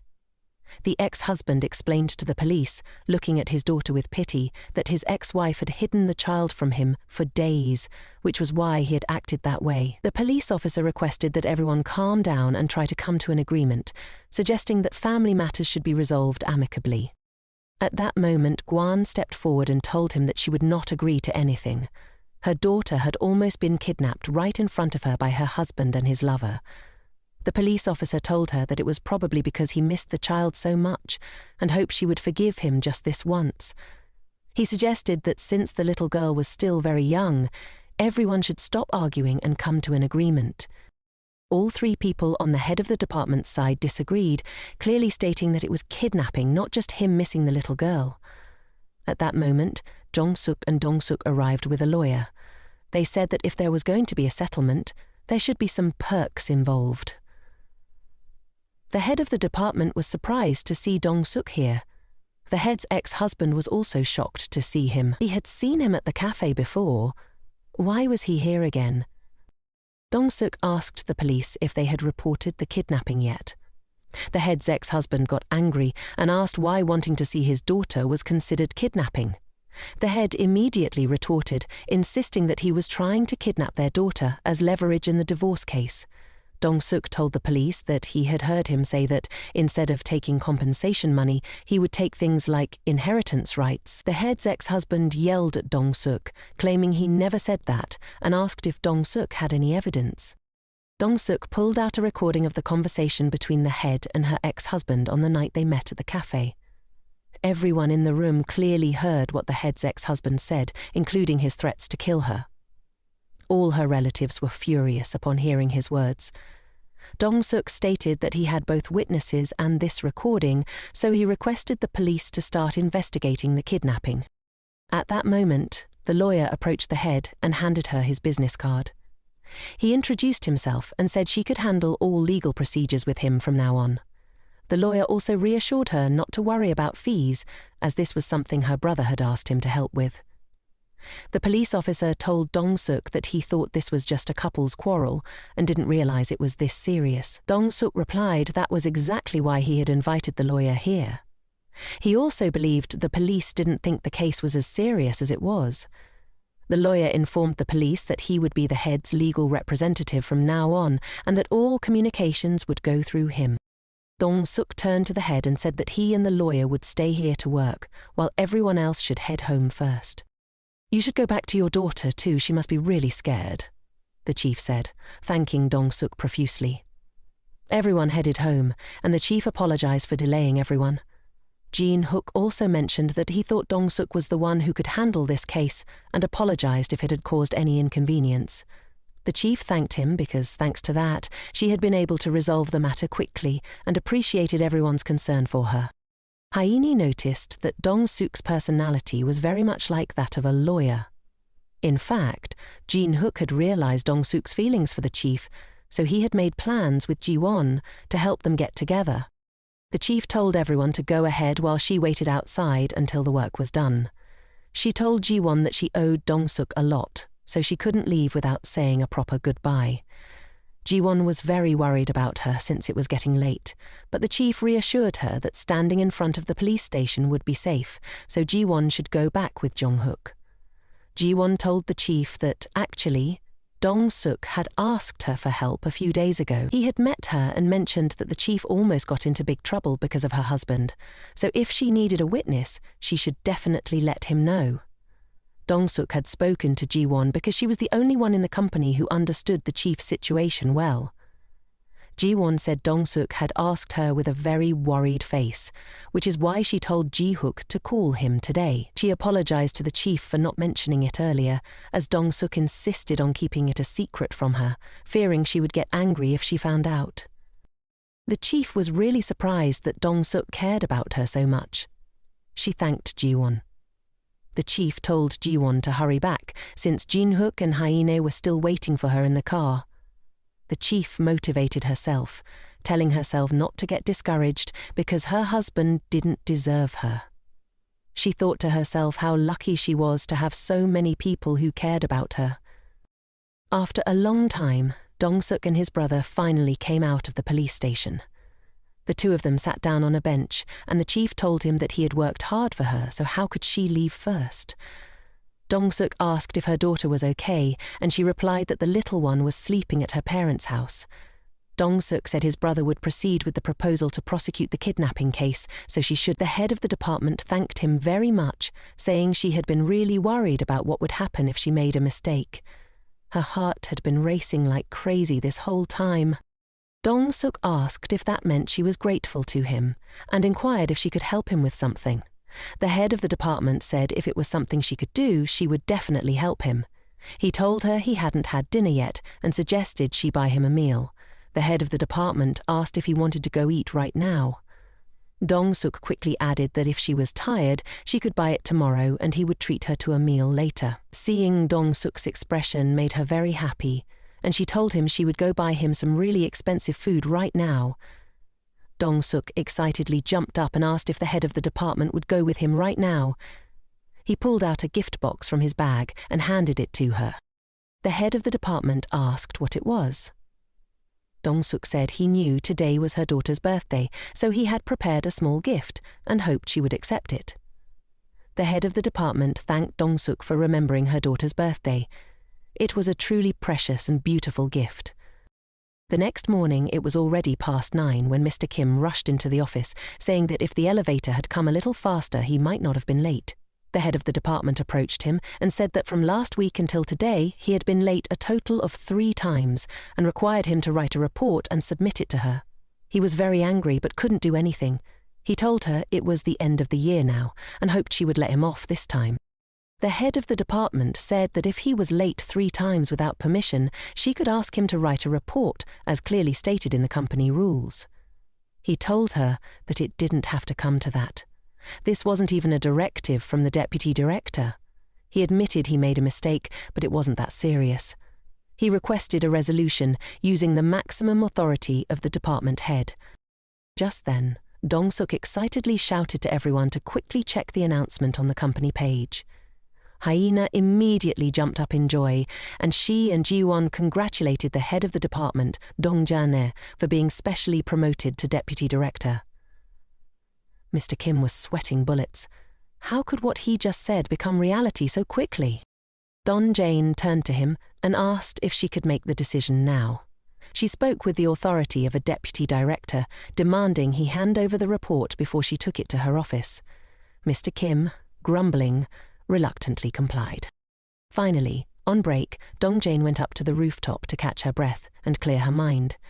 Lately, her life had been full of surprises, and she couldn't believe she had been promoted so quickly. Just then, Dong-suk approached her and said he guessed right, she was indeed here. She asked him why he always popped up unexpectedly, giving her a fright every time. He apologized for startling her and congratulated her, having heard from his brother that she had won the lawsuit. Dong Jen replied that now that everything was settled, she felt a huge weight lifted off her shoulders. She asked him if, legally speaking, she was single now. Dong-gain expressed her gratitude for his support, but reminded him that she was still a single mother. She pointed out that there were many beautiful and kind women in the company, so why was he treating her so well? Dong-suk asked if she was curious to know why. He leaned in close and whispered that he had fallen for her. Dong-jen blushed, taken aback by his boldness. Dong-suk chuckled and asked if she was planning to thank him today. He then asked if she could help him with one more thing. He suggested they go on a date, just once. Dong-jen felt truly flustered by this proposal. As a woman who had been married and had children, even if she had feelings for him, she couldn't pursue a relationship. Meanwhile, Jan-hook told Jiwan to join him in meeting the chairman. Jiwan asked if the chairman had called for both of them or just him. She wondered if she had done something wrong, but Ji-hook had no idea why the chairman wanted to see them. Upon entering the room, the chairman informed Jiwan that he had given her a special promotion, along with Deputy Director Jang. He asked her to explain why she had declined. Jin-hook inquired about the reason behind Jiwan's promotion. The chairman replied that he wasn't asking Jin-hook, he was asking Jiwan, so she should answer for herself. Jiwan thought to herself that until now, the company had never encountered a situation like this.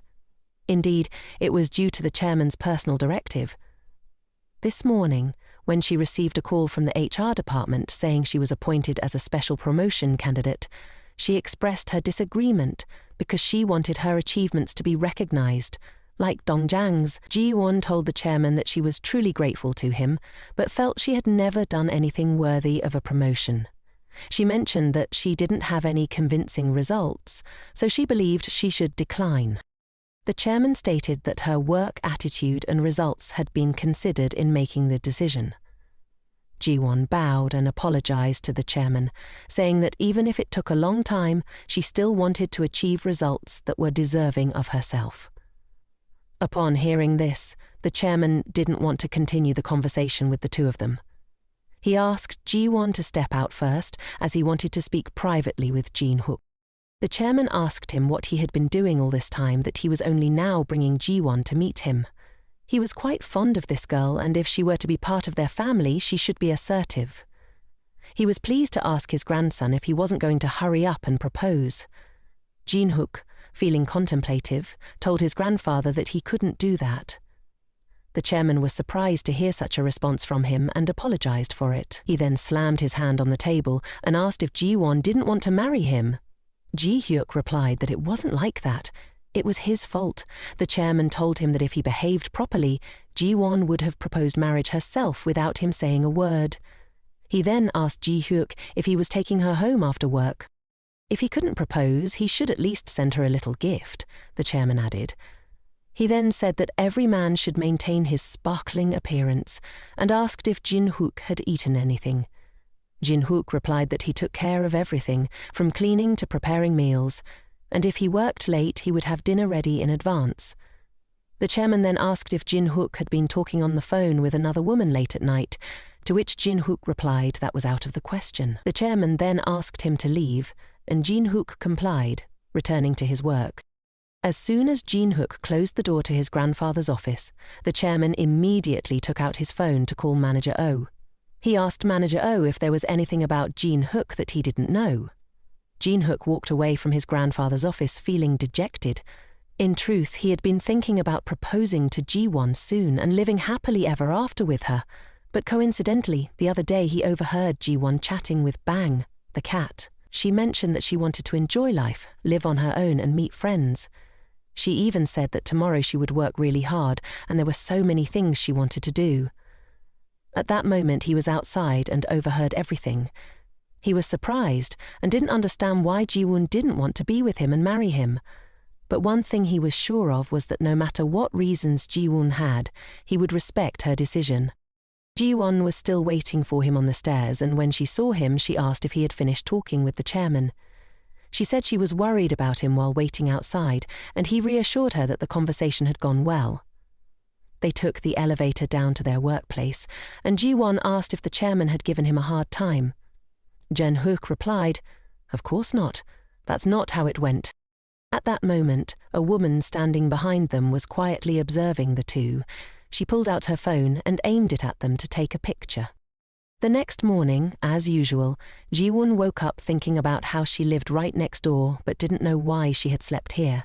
She immediately called Jin-hook to wake him up. She told him she had to go to work and wondered why he still didn't want to get up. Unexpectedly, Ji-hook reached out and pulled her into his arms. He told her to sleep a little longer, just a bit more time to be with him. Jiwon said she was just an employee, and if she was late it would be a big deal. So, Jin-hook promised he would take her, ensuring they wouldn't be late. She asked, "What if we get stuck in traffic?" Just then, Jin-hook's phone rang.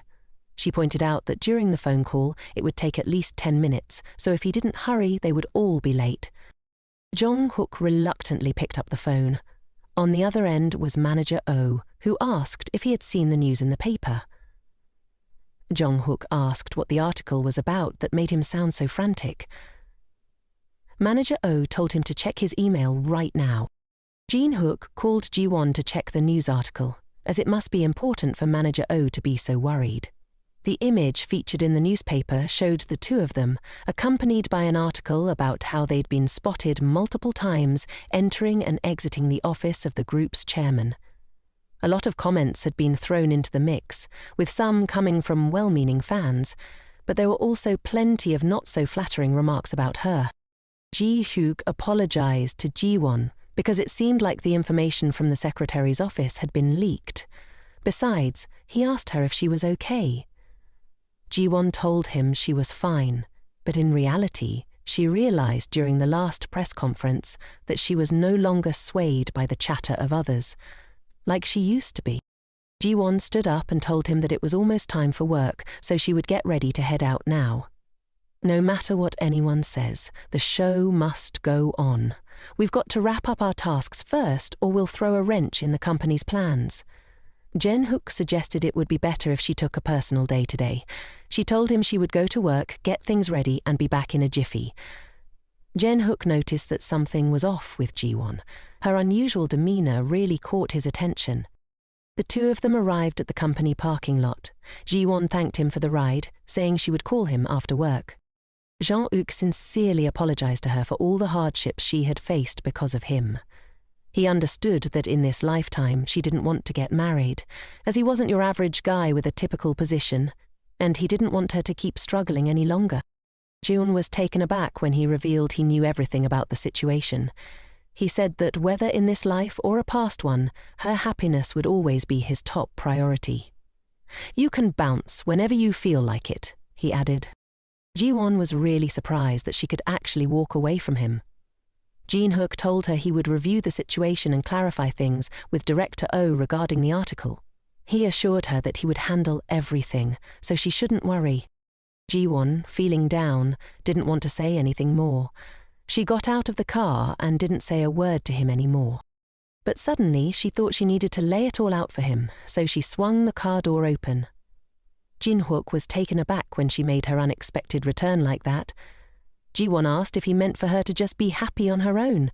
"Right," she asked, wondering whose idea this was. She suggested that he should take her to the office today. Jin-hook was completely taken aback because usually she wanted to keep him at arm's length, not wanting to make a public appearance together in front of everyone at the company. The two stepped into the elevator together. At this moment there were many other employees around in the elevator.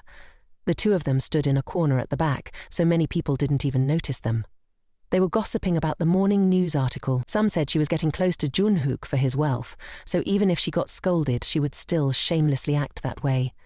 Another employee even knew that she was almost promoted to a special position.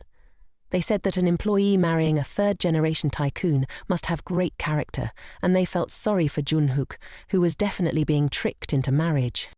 Jin-hook felt furious upon hearing these words. He thought, "Do they have nothing better to do than gossip about me and Jiwan like this?" He clenched his fists. Jiwan decided to take him out of there. She addressed everyone in front of them, saying that she and Jin-hook had business on this floor and asked them to make way for them to exit. All the people who had just been gossiping about them immediately fell silent, surely feeling quite embarrassed. As Jin-hook and Jiwan stepped out of the elevator, she turned back and told them that even though she and Jin-hook weren't married yet, they were in a serious relationship, and she hoped everyone wouldn't misunderstand. Everyone inside turned pale, realizing that while they were chatting, the two had been standing right there. Jiwan told him that she felt much more at ease now. Jiwan asked Jiwan what she meant by that earlier statement. She replied that it meant she and he would absolutely not break up. Jiwan insisted that there was no way she would leave him, so if he continued to speak to her the way he had before, it would definitely make her very sad. Jin-hook sincerely apologized for misunderstanding her. That evening's news broadcast reported that a man with the surname Du, known to be the grandson of the chairman of Unk Corporation, would marry an employee named Jiwan Soo-min. Soo-min, who was currently in prison, heard this news and was curious. The girl she had always tried to outdo now had the chance to marry someone extremely wealthy and live a happy life while she was stuck in prison. Soo-min screamed in frustration. Why was life so unfair to her? She kept mumbling. This definitely couldn't be happening. A few of Soo-min's roommates saw her like this and had no idea what was going on. They called the guard to check on her situation. The guard took her to the infirmary of the prison. At this moment, Sumin was only thinking about how to stop Jiwan from marrying John Hook. She was sure she had to come up with some kind of plan. She sat up abruptly and decided she needed to call her dad. Sumin stood up and walked outside the prison. The doctor asked her if she was feeling better. Sumin pleaded with him to let her use the phone for a bit. The officer asked her how many times she had used the phone this month. She told him this was her first time here. He agreed, but said he would only give her 5 minutes, so she had to talk quickly. Sumin called her biological father. She told him she was calling because she had something to discuss. On the other end, her dad told her not to call him anymore as he was busy. She asked if he was still living with that woman. He asked why she was inquiring about that. Sumin said she had good news to share with that woman. She mentioned that the woman's daughter was about to get married, and it was to a famous tycoon. Sumin told her dad to try and find Jiwan. If her biological mother didn't show up at the wedding, Jiwan would definitely feel very lonely. When the officer came in to inform Sumin that her time was up, she repeated Jiwan's address to her father. She also reminded him not to mention that he was her dad. She was determined to wait for his news. Sumin hung up the phone, thinking that the officer must have heard everything. She thought if Jiwan's family found out about Jiwan's past, she would surely be kicked out of the conglomerate. Imagining Jiwan being abandoned by Jeon Hook made Sumin feel quite delighted. The next morning, as the end of the workday approached, Jiwan texted Jeon Hook to ask if he was almost done, saying she would wait for him on the first floor. Just then, Duran called her and said someone was looking for her in the main lobby and wanted to see her. She urged her to hurry there. Jiwan was very surprised, wondering who could be looking for her at the company. Jiwan leaned in close and whispered that the woman claimed to be Jiwan's biological mother. Jiwan couldn't believe it. There must be some misunderstanding. After all these years, had her mother ever come looking for her? Since the day her mother abandoned the family, she hadn't once returned to visit or even asked her father about Jiwan. Jiwan quickly made her way down to the main hall, where a middle-aged woman stood before her, bursting into tears at the sight of her and asking if she was indeed Jiwan. The woman in front of her felt both strange and familiar, which made sense since she hadn't seen her in years. Upon hearing Jiwan's confirmation, the woman rushed over and enveloped her in a tight embrace, asking if she was well. She expressed that since Jiwan was born, she had no idea how her daughter had been living. For Jiwan, the only memory of her mother was a family photo taken when she was a child. For all these years, she had no news about her, and her mother had never once called. Yet here she was, suddenly standing before Jiwan, holding her tightly and sobbing uncontrollably. Jiwan stood there, frozen, unable to comprehend why her mother had come looking for her after all these years. Meanwhile, Ji-hook was also in the building, witnessing the emotional scene unfold. He immediately turned his head and made a phone call. Jiwan led her mother into a cafe on the first floor and asked her why she had suddenly come to find her. She questioned why her mother had not been in touch all these years and why she chose today to seek her out. Her mother replied that she felt guilty and had kept her distance. She had thought about searching for Jiwan 1,000 times, and many times she had stood outside her school, only daring to watch her from afar. Jiwan asked how her mother knew she was working there. Her mother responded that she had heard someone mention her. Grasping Jiwan's hands, she pleaded for her forgiveness. All she wanted was for Jiwan to allow her to visit occasionally from now on. That was all she desired, to make amends for her mistakes over the years. Jiwan was still in shock. A person she had almost forgotten had suddenly reappeared in her life. The server brought their food to the table and asked where to place the fried eggs. Jiwan's mother quickly said to put them on Jiwan's side, asking if she still enjoyed eating eggs, recalling how delicious it was to watch her eat rice with eggs when she was little. Jiwan asked her mother if she still remembered the things from her childhood. Her mother replied, "Of course I remember. You were always praised for your beauty, fair-skinned with a lovely smile." Jiwan thought to herself, "If I was so beautiful, why did you leave me? Why did you take all the money and disappear with your lover? Why didn't you attend my father's funeral?"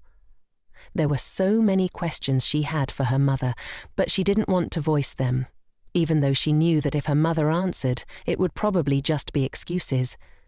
Today, she wanted to hear everything. After finishing their meal, Jiwan took her mother to the apartment where she lived. Her mother said she was very happy to see her living in such a nice place. Jiwan asked if her mother wanted to come in and tour her apartment. Her mother said that she must be tired after today and that it was best to go home and rest early. Just having dinner and walking together made her very happy. Her mother thanked Jiwan for coming to see her, telling her that if she missed her, she could call any time. Hearing her say that, Jiwan felt truly confused. For so long, she had felt like she no longer had a mother, but today, her mother suddenly appeared before her, leaving Jiwan in a whirlwind of emotions. Jiwan asked her mother if she could give her a hug. She then asked if her mother had seen the news about her upcoming wedding. Her mother fell silent upon hearing that question, then immediately brightened up, congratulating Jiwan on her engagement. She took Jiwan's hand and excitedly asked when the wedding would be, wondering if she could attend. Jiwan pulled her hand away and said she wasn't getting married. She sadly told her mother that the article was false. While she was seriously seeing someone, she had no intention of marrying him. Her mother told her that no matter what, she would always be her beloved child. She hoped that even if Jiwan didn't have blessings from her parents, she would find happiness with her boyfriend. She was glad Jiwan met someone good, and her only wish was for Jiwan to live that would ease her guilt a little. Jiwan cried and hugged her mother tightly. After so many years, she finally felt the warmth of her mother's love. The two of them embraced for a long moment, lost in silence. Eventually, they realized it was getting late. Jiwan's mother said her goodbyes and started to head home. As Jiwan watched her mother disappear from view, she still couldn't believe what had just happened. She wondered why, after all these years, her mother chose this moment to reconnect. Her mother, after walking away, quickly pulled out her phone and called her husband. She told the person on the other end that she had met Jiwan. He asked if it was true that Jiwan had a boyfriend. She grimaced and told the man to hold on, as if she had just lured a tiger into its den. The voice on the other end sounded frantic, mentioning that he was trying to stop his own checks and needed to pay his son's salary this month. She told her husband that he wasn't just any ordinary businessman and suggested he try to pull in as much money as possible for their business. A wicked smile spread across her face once she hung up. She thought her plan was absolutely flawless. While she was gleeful about the prospect of exploiting a large sum of money from the daughter she hadn't seen in years, she couldn't help but feel satisfied with her cunning move. Suddenly, she spotted a man standing a short distance away. Startled, she asked who was standing there. It turned out to be Jin-hook, who had intentionally been waiting for her for a while. He slowly approached her, greeting the mother of Jiwan warmly and introducing himself as Jiwan's boyfriend.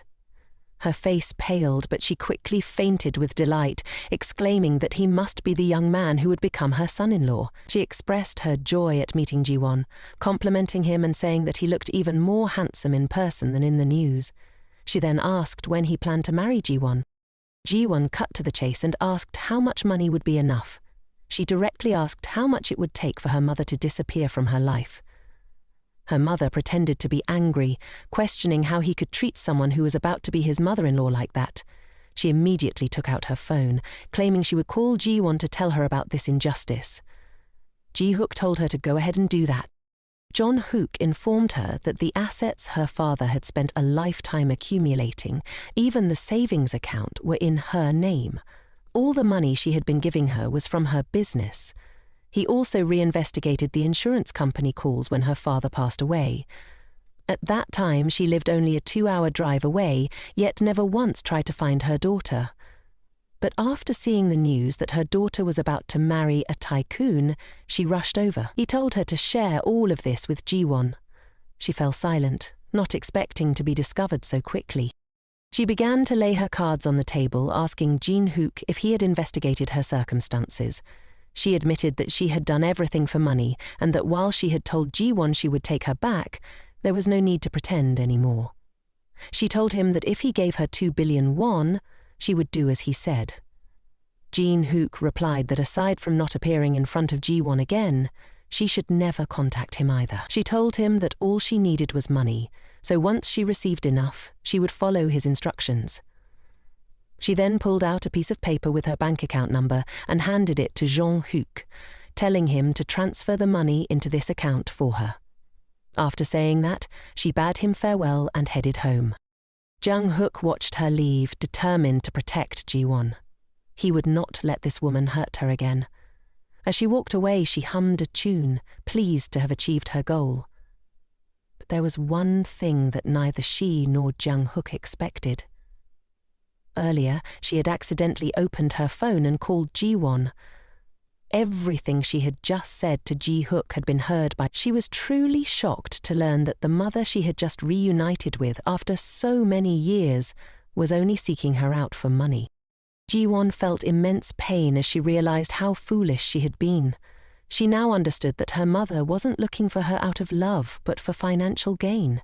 She was certain her mother had seen the news about her upcoming marriage, which prompted her to seek her out. Yet, she had also been happy to have a mother. Jin-Hook anxiously looked at the message she sent. She apologized for not answering the phone, saying she wanted to be alone and would call him back later. The rain began to pour. Jin-Hook didn't know what to do to prevent Jiwan from getting hurt again. Why did life keep throwing her into the depths of despair? The next morning, at the airport, Manager O bowed his head to welcome Director D back. The director politely inquired about Manager O's health, then glanced at the clock, guessing that Jin-Hook was probably busy, but Haini had more free time and still didn't come to pick her up. Manager O explained that Hainin had to work overtime this weekend. Director D smiled proudly, saying that the girl was quite capable. Once in the car, she asked again, "I heard Jiwan's biological mother came looking for her." Manager O confirmed that they had followed Jiwan's advice to arrange protection for Jiwan. Director D asked if the woman claiming to be Jiwan's mother was after money. Manager O confirmed that was indeed the case. The director sighed, knowing it all too well. That woman was not worthy of being Jiwan's mother. It seemed she would have to handle this matter personally. Meanwhile, at a coffee shop, Jiwan's mother was anxiously waiting, worried that Jin-Hook had told Jiwan about her intentions for money. She regretted leaving after giving Jin-Hook her bank account details. Soon after, Jiwan arrived. She had arranged to meet her mother and recounted everything she knew. Then she turned and walked away. Her mother, feeling regretful, asked why Jiwan lied after promising to give her money. Jiwan, in tears, asked if only her mother had the right to lie. Her mother angrily questioned if Jiwan dared to joke with the woman who gave her life. Jiwan wiped her tears and said, "Don't dream of getting money from me. You should take care of yourself. Let's not meet again." Her words made her mother furious. The mother immediately lunged to grab Jiwan's hair. Suddenly, a hand grasped her wrist, stopping her in her tracks. Jiwan's mother was taken aback, seeing a stranger standing before her. Wondering who this woman was to interfere in her business, she demanded to know who she was. The woman calmly replied that she couldn't lay a hand on their precious daughter. The woman responded, "Jiwan is a proud daughter of the UNK group, and I have raised her far longer than her biological mother ever did." Jiwan was astonished to see Ji Huang's mother, who was also the director of the Chagaman branch, appear at that moment. When Jiwan asked why the director was here, the director instructed Manager O to take Jiwan home. She wanted to have a little chat with Jiwan's mother. The director insisted that Manager O take Jiwan home, but Jiwan's mother refused, demanding that the director come back and help her. She was furious to see Jiwan ignoring her and leaving with Manager O. She shouted loudly at Ji-Hook's mother, thinking that a wealthy family would have some class, so why was she just like her son? Ji-Hook's mother replied, "The world is much better, but those words are coming from a mother who abandoned her child." She clarified that Jiwan's biological mother had not only abandoned her husband and child, but had no right to be called a mother. Jiwan's mother felt terrified when her true name was mentioned. Ji-Hook's mother then asked if she lived with a man named Dong Manit, 58 years old, who ran a company that led to a compensation of 100 million won due to poor management. It was because he embezzled and evaded taxes that she deserved such a fate. Jiwan's mother was sweating profusely and suggested they could negotiate a bit. Ji-Hwan's mother shook her head and turned to leave, saying she only wanted to talk to a human being. She was furious that this woman had dared to deceive the daughter she had discarded. No amount of money would save her now. Jiwan's mother yelled that no matter what, Jiwan was still her daughter, the child she bore with great pain. Jiwan's mother was surprised and asked, "Who gave birth to?" She was curious to see her BL blaming herself for what she did wrong, clearly understanding that she didn't deserve to be called a mother. She even mentioned that she was trying very hard to restrain herself from skinning Jiwan's mother alive. At that moment, Jiwan's mother felt very scared. She asked if all she needed to do was promise not to see Jiwan again. Jiwan's mother shook her head in confusion, wondering why someone so vile could be so clueless.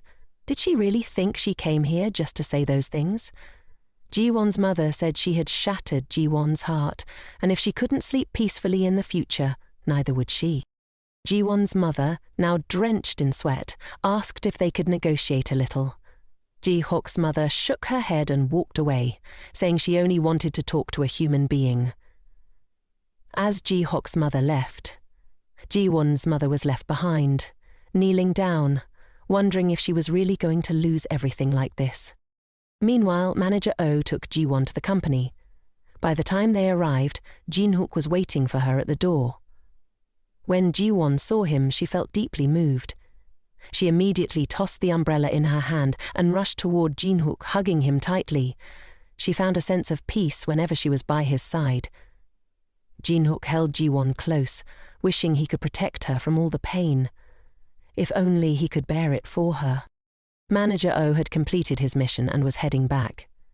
Jiwan could no longer hold back. She cried loudly and clung to Jin-hook. She told him she had heard everything over the phone and asked if his mother had secretly been investigating her because she was afraid of her getting hurt. Jin-hook replied that he had just learned about his mother's visit from Manager Oh. Jiwan, feeling dejected, said she was exhausted because her mother only thought about money. If Jiwan's mother had been honest, Jiwan would have helped her live well. But instead, her mother chose to pretend to love her, causing Jiwan even more pain. She felt as though her mother saw her as a fool. Jin-hook reassured Jiwan, telling her she wasn't a fool. He then revealed a secret. Mrs. Cha wasn't his biological mother. His real mother had passed away when he was very young, and his father remarried later, which is how he got a mother and a younger sister. His younger sister was Jin's biological mother. Jiwan was astonished. This was the first time she had heard this from him. Jin-hook recounted a memory from when he was very young. It was a rainy day, just like today.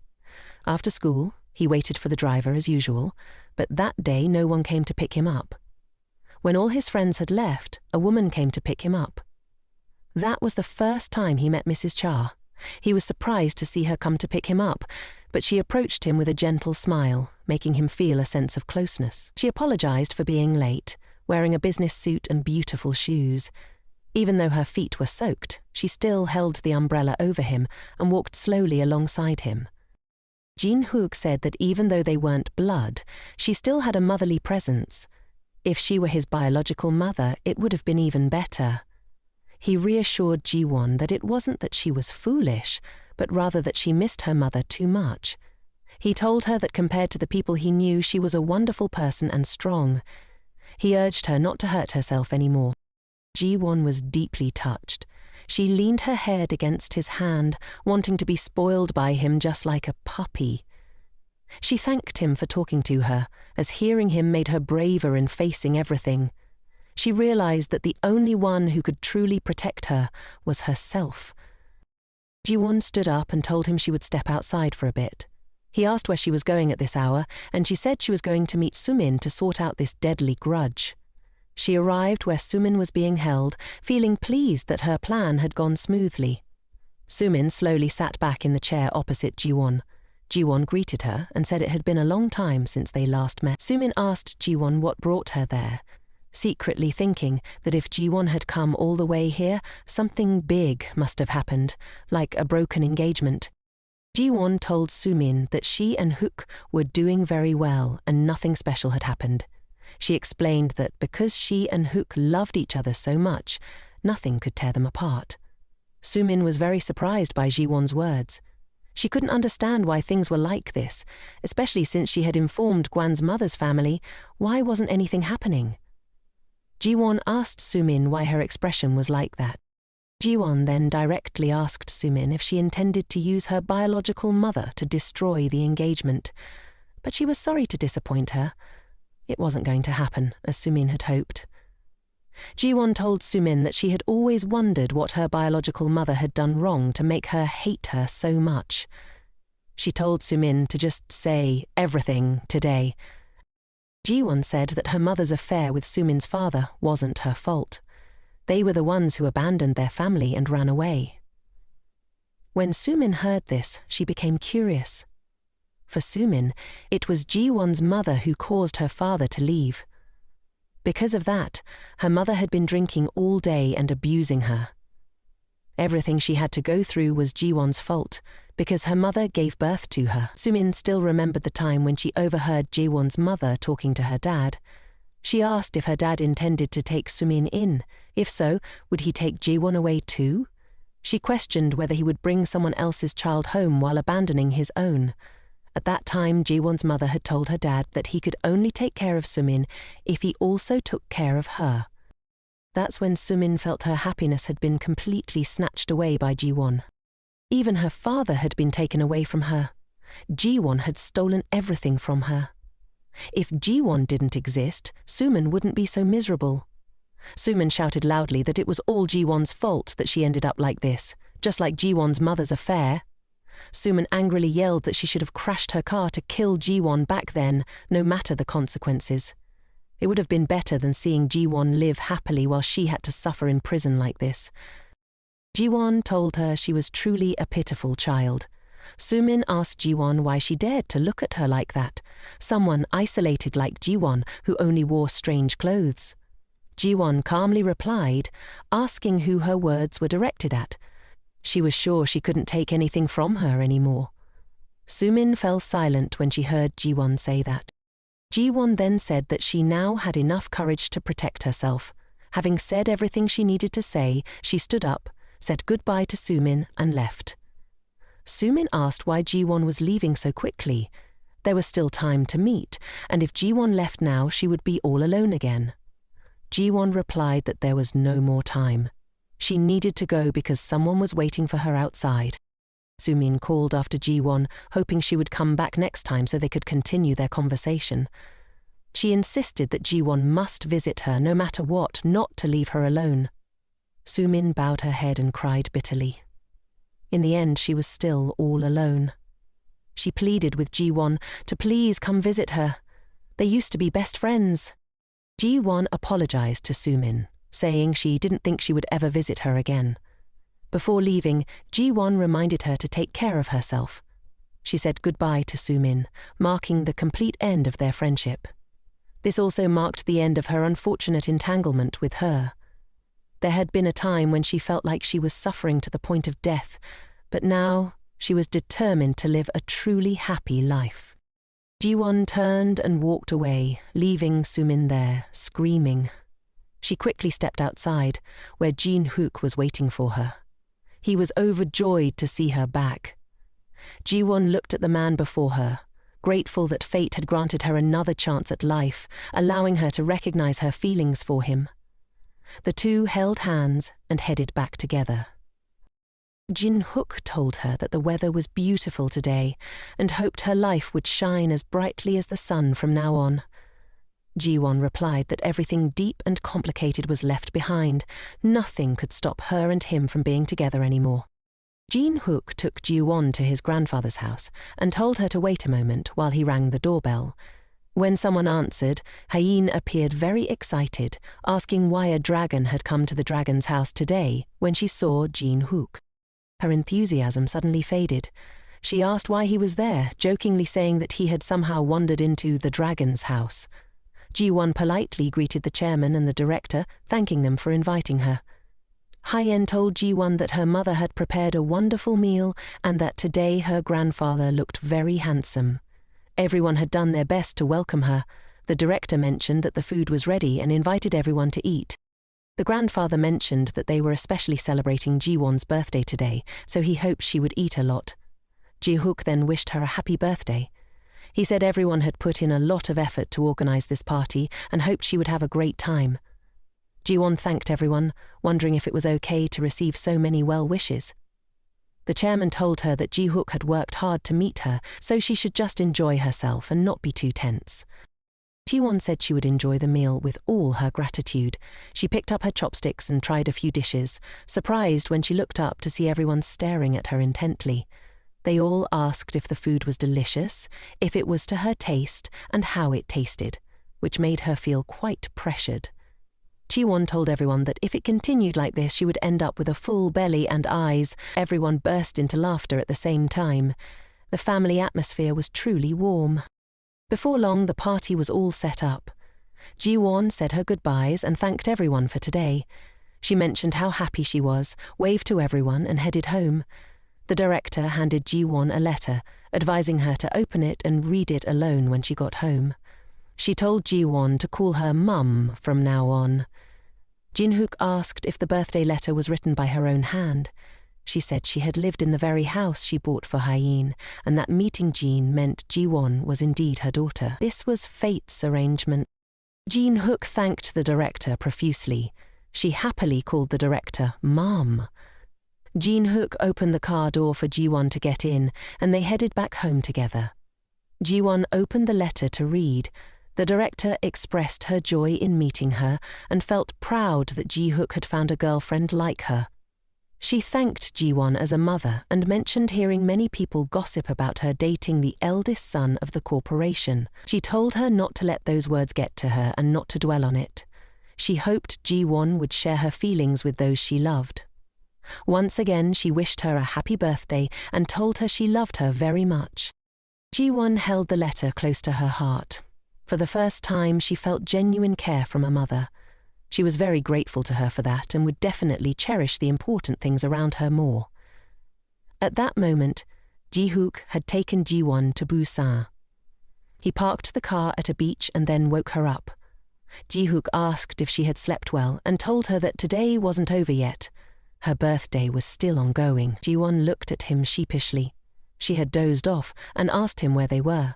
He told her that today was a special day, so he wanted to take her to a special place. He had something very important to tell her. Jiwon asked Jin-hook what that important thing was. He took out a stack of envelopes and handed them to her. He said the shares he owned in the corporation totaled 15 shares. He mentioned that this was the transfer document for the Samsung building that his grandfather had given him. Jiwon asked if he really intended to give all of this to her. She joked, asking if he wasn't proposing marriage to her right then. Jin-hook said that if, after he finished speaking, she didn't like it, he wouldn't bring it up again. He also presented a commitment document stating that no matter what Jiwon did after they got married, whether it was business, studying, or working, he would fully support her. Jiwon held the commitment document and skimmed through it, finding that everything in it was beneficial for her. Jin-hook mentioned that all the conditions were written by him. Because he likes her, he is willing to do everything for her to ensure Jiwon's happiness. Ji-hook will always do his best. Jiwon felt a bit shy and wanted to open the window a little to breathe in the fresh air. Jiwon asked why he didn't promise to make her happy, but instead said he would do his best. Would that be enough? Jin-hook explained that everyone has different elements that contribute to their happiness. Among the things he wants to do for her, there might be mistakes, and in those moments, if she speaks up, he will correct them. He even joked that if she told him to pretend to die, he would just act like he did. Jiwon remembered her father and realized that this was the reason her dad chose him. She asked him why he would pretend to die. Jin-hook replied that if he really died, she wouldn't be happy anymore. He truly loved Jiwon. He knelt before her and took out the engagement ring he had prepared. He asked her if she could accept this ring because he wanted to have her. Jiwon said she had decided not to marry in this lifetime, and he already knew that. Jin-hook acknowledged that he knew all of that, but he still wanted to do what he wanted to do. He slowly stood up, explaining that he had driven for hours to this special location just to propose to her. Finally, he managed to say the clumsy words he wanted to express. Jiwan told him that she loved him too and wanted to be by his side for a lifetime. For her, just being able to live with this man was already great happiness. Jiwan asked him if he wanted to try living together. Jong-hook was taken aback by her proposal. He embraced her tightly and kissed her passionately. Jiwan silently promised her father that she would definitely live happily, hoping he would watch over her from heaven. The next day, Jin-hook arrived at the company before Jiwan. When she arrived, she asked him why he got there so quickly and if he had been waiting for her for a long time. Jin-hook told her that he was fine and was also looking into something a bit. Jiwan was surprised to see the staff taking down the sign for In-won's cafe. She asked Jin-hook why the cafe was closed. Jin-hook asked if she didn't know about this, saying that it seemed In-won had quit the cafe and he wondered how Hin would feel about it. Jiwan asked him how this was related to Hyein, and Jin-hook replied, "Don't you know that Hyein likes In-won?" Jiwan was taken aback when she heard that. She told him she thought Hyein only liked the desserts there. She asked how he knew about this, clearly feeling that she should have a better perspective on life than he did. So why hadn't she noticed it? Suddenly, Jiwan realized that today's lunch menu featured ribs, and Heini hadn't had lunch yet. Jang-hook thought this could be serious, and Jiwan suggested she would ask In-hanan about it, while he proposed inviting Heini to dinner with In-han that evening. Jiwan went to find Hyein and asked her what brought her all the way there. Jiwan told her that In-hanan would be studying abroad in Switzerland the next day. Hyena replied that she already knew about it, but it didn't concern her. She and In-hanan weren't that close. Jiwan mentioned that In-hanan's flight was at 7:30 the next morning and hoped Hyein would meet him in the morning. Jiwan added that she didn't know when he would return. It could be a few years, not just 1 or 2 months. Hyein replied, "It doesn't matter to me if he goes to Switzerland. He doesn't necessarily have to bring back chocolate." Jiwan asked her, "If you feel fine, then why are you crying?" Hyein quickly wiped her tears away and said that In-hwan didn't care about her and she didn't like someone so ordinary. Jiwan asked, "If In-hwan didn't care about you and you didn't like him, then why did he save a piece of dessert for you every day?" Jiwan also asked why Hyein accepted it. Hyein remembered In-hwan's gentle smile whenever he brought out the dessert for her. Sorrowfully, she told Jiwan that the dessert was meant for her. In-hwan had given it to her. Clearly, Hyein wasn't just a substitute for Jiwan. Hyein then asked Jiwan if she had ever liked cappuccino pudding. Jiwan said she absolutely hated that dish. Jiwan urged Hyein, "No matter what, you must go tomorrow or you'll regret it." The next day, In-hanan had finished packing and was at the airport, ready to leave. He had decided to take a break from this place for a while. Just as he approached the ticket counter, he heard Hyein calling out to him. He asked why she was there, and she said she had taken a half day off to come see him because she had something to ask. She asked, "Were all the desserts I've eaten during this time the ones you made for Jiwan?" Hyein said she knew this, but she didn't know when he would be back, so she had something important to tell him. Then Hyein shouted loudly at In-juan, "I really like you!" Everyone in the airport turned to look at her with admiring eyes. After saying everything she wanted to say, Hyein felt much lighter. In-hwan told Hyein that he was very sorry. She told him he didn't need to apologize at all. She was the one bothering him. He asked if she could wait for him. He wanted to make a special dessert just for her, and then he would come back. Hyein was very surprised to hear him say that, and asked what he meant. In-hwan said that for some time now, every time he made a dessert, he always thought of Hyein, wondering how happy she would be when she ate it. So if she came because she was hungry, he would immediately whip up that dessert. He apologized to her for not being able to completely erase Jiwan from their space, as that would mean Hyein wouldn't have complete happiness. Hyein sniffled and wiped her nose. In-hwan asked if she was crying, and she told him she was about to freeze to death.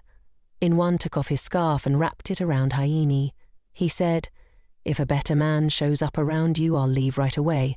But until I return, if that man hasn't appeared, I'll confess to you. Hyeni told him that she would definitely kick him away at that time. Inhwan asked, "Can I confess to you like that?" Hyene took off the hair tie from her head and handed it to Inhwan. She said she didn't know if she had another guy, but she hoped he would come back before that. She told him that she would definitely wait for his return. Inhwan also promised that he would come back for sure. Just then, snow began to fall, making their scene even more romantic. Both of them reached out to catch the first snowflakes of the season. They temporarily said goodbye as Inhwan boarded a plane to Switzerland. Hyeni returned home, determined to wait for him. At that moment, talking to Hyeni made Inhanan feel really comfortable. He was determined to return quickly to find her. Finally, winter arrived. A very cold winter. But everyone eventually found happiness.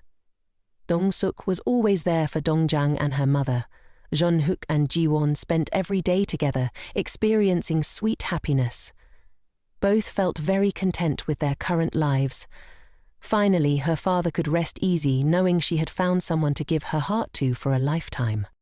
Spring quickly arrived, and today everyone was busy preparing for Jiwan and Jinhook's wedding party. Jinhook's grandfather even hired a band to perform at their wedding. Everyone had been eagerly anticipating this ceremony for a long time. Everyone hoped that she and Jinhook could live happily together. Hyene went to the bridal waiting room to meet Jiwan. She knocked on the door to ask if she could come in. When Hyene stepped inside, she was immediately stunned by Jiwan's beauty. She saw Jiwan wearing the sparkling glasses that Jinhook had gifted her. Jiwan asked Hyene why she had just arrived. Jiwan smiled happily, looking like a fairy descended from the heavens. "Today," Hyene said. Jiwan looked so beautiful that she felt like crying. Jiwan thanked Hyene for the compliment, looking at herself in the mirror and mentioning that her belly seemed a bit bigger, but it should be fine. Hyene said that Jiwan was about to have the 2 cutest babies in the world. She joked that she would definitely become an aunt with 1,000,000 points. At that moment, Hyene received a phone call. She told Jiwan to wait a moment, and when she saw it was Inhwan calling, she was quite surprised. Jiwan told Hyene that he must have arrived by now. Jiwan mentioned that she had sent him the address to come over. She grabbed Hyene's shoulders and urged her to answer his call. He must be waiting for her. Hyene stepped outside to take the call, unsure of what to say to him. At that moment, she asked him why he called her. Inhwan asked her when she had cut her hair short, saying it really suited her. She was surprised and asked how he knew she had cut her hair. Had he seen her? Was he nearby? Inhwan told her to look out the window. Hyene couldn't believe it. He was really back. Was he actually standing right in front of her? He looked just the same. Nothing had changed since the day he left. She immediately ran downstairs to him, asking when he returned to South Korea. Inhanan said he just got back this morning, and as soon as he landed, he rushed over to see her. She teased him, saying he must have been afraid of missing Jiwan's wedding, right? Inhan shyly admitted he used the wedding as an excuse just to see her. Hyene playfully remarked that he probably didn't buy any chocolate and was just flattering her. She asked if he really came all this way just to see her. He replied that he brought back a lot of famous Swiss chocolate just for her. While in Switzerland, every time he saw something beautiful or delicious, the first person he thought of was Hyene. He said it wasn't intentional. Her image just kept popping into his head, which is why he brought back all that sweetness to gift her. She asked if all of it was really just for her. Inhwan declared that no matter who it was, he would say this was only for Hyene. He rolled up his sleeve to show her that the string she gave him was still intact. He asked her if their promise was still valid. At that moment, Hyene understood. Inhwan told her that from now on, his heart would only belong to her. The two embraced each other happily. After a while, Hyene led Henan into the bridal waiting room to meet Jiwan. Inhwan congratulated Jiwan on her marriage and asked if she was doing well and if she would be staying in South Korea for good. Hyene said that this time he had to set up his shop properly and definitely not leave again. Jiwan felt very happy for the two of them, seeing them together like this. One was the sibling of the person she loved most, and the other was her closest friend. She was thrilled that they could truly be together. Hyeni and In Hanan were holding hands tightly, and from now on they were definitely not letting go of each other for a single step. At this moment, Jiwon's friends had also arrived, showering her with congratulations, not only for getting married but also for becoming a mother. Truly the best news ever. Jiwan asked if the person they'd just met was In Hanan. Ji asked how much the dress Jiwan was wearing cost, hoping Jiwan would whisper the price to her. The two whispered for quite a while, and it's a mystery what secrets they shared with each other. Gaia was talking to her friends, saying that their Jiwan had succeeded. She felt jealous of the baby in the womb, saying, "In the next life, I definitely want to be born as Jiwan's child." At that moment, Dongjung's daughter burst through the door and ran straight to Jiwan, wrapping her arms around her and exclaiming that she looked like a fairy today. Jiwan then asked who this adorable little girl belonged to. The little girl called her mum and Dong-suk to hurry over for a photo op with Jiwan. The two strolled in, chatting away about how the little one absolutely adores the garden here. They'd gone around 5 times already, and she was still not bored. Dongjung took Jiwon's hand and said Jiwon looked stunning today. She looked at Jiwon in her dress and felt like she was a bride too. Dong-suk asked her if she wanted to wear a dress one more time. If she agreed, he would definitely buy it for her. The atmosphere in the room was now filled with pure joy. Everyone was thrilled by Jiwon's happiness. Each person took a photo with the bride, starting with Dong-suk, Duran, and their daughter. Next up, the Jia crew stepped in for a group shot with Jiwon. At this moment, Jin-hook's crew asked him why, on such a supposedly lucky day, he looked so tense and awkward. His expression right now looked like Jin-hook was gearing up for battle. He said, "Just think about the twins about to make their grand entrance.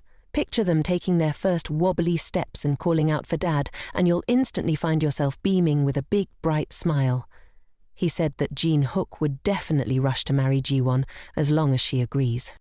Suddenly, Gwan realized that for her it would probably be way too much to handle. Just then, Manager O showed up and said it was time to roll out.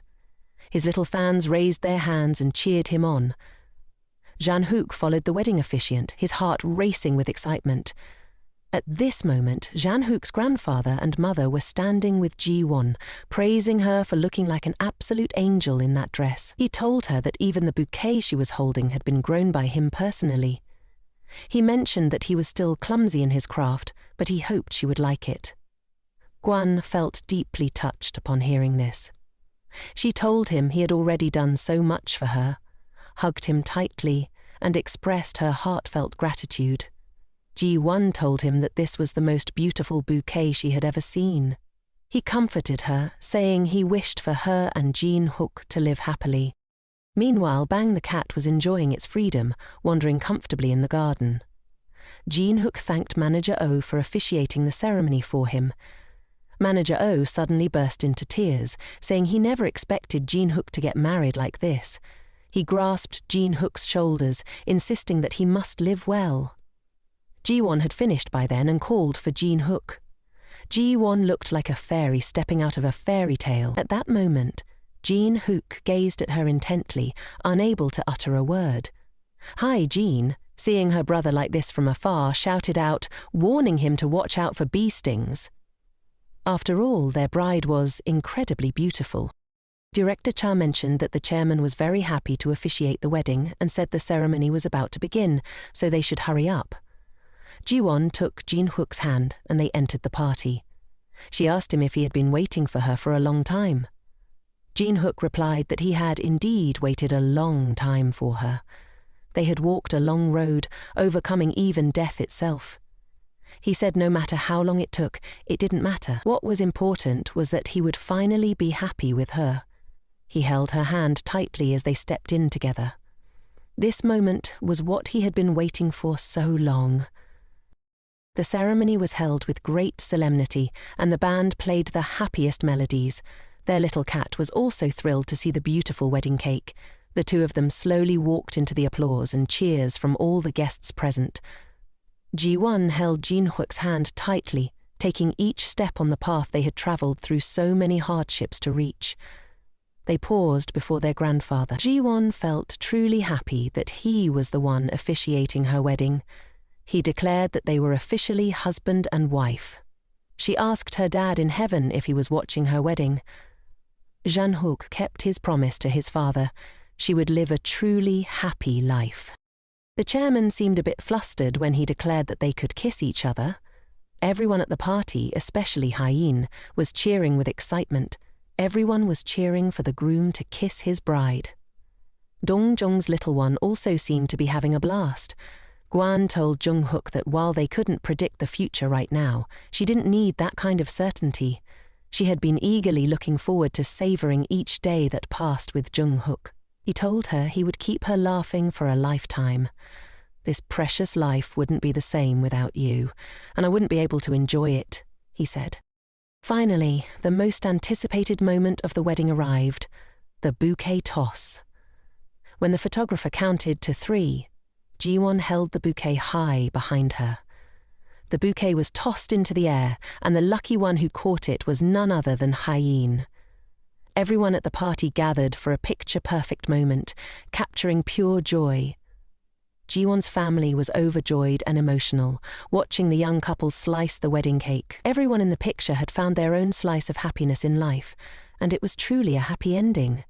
Lovers will always find their way to each other, and hopefully, good people will always receive good outcomes. Thank you for listening to the story. If you enjoyed, please give it a like, and subscribe if you want to see more Manhwa recaps.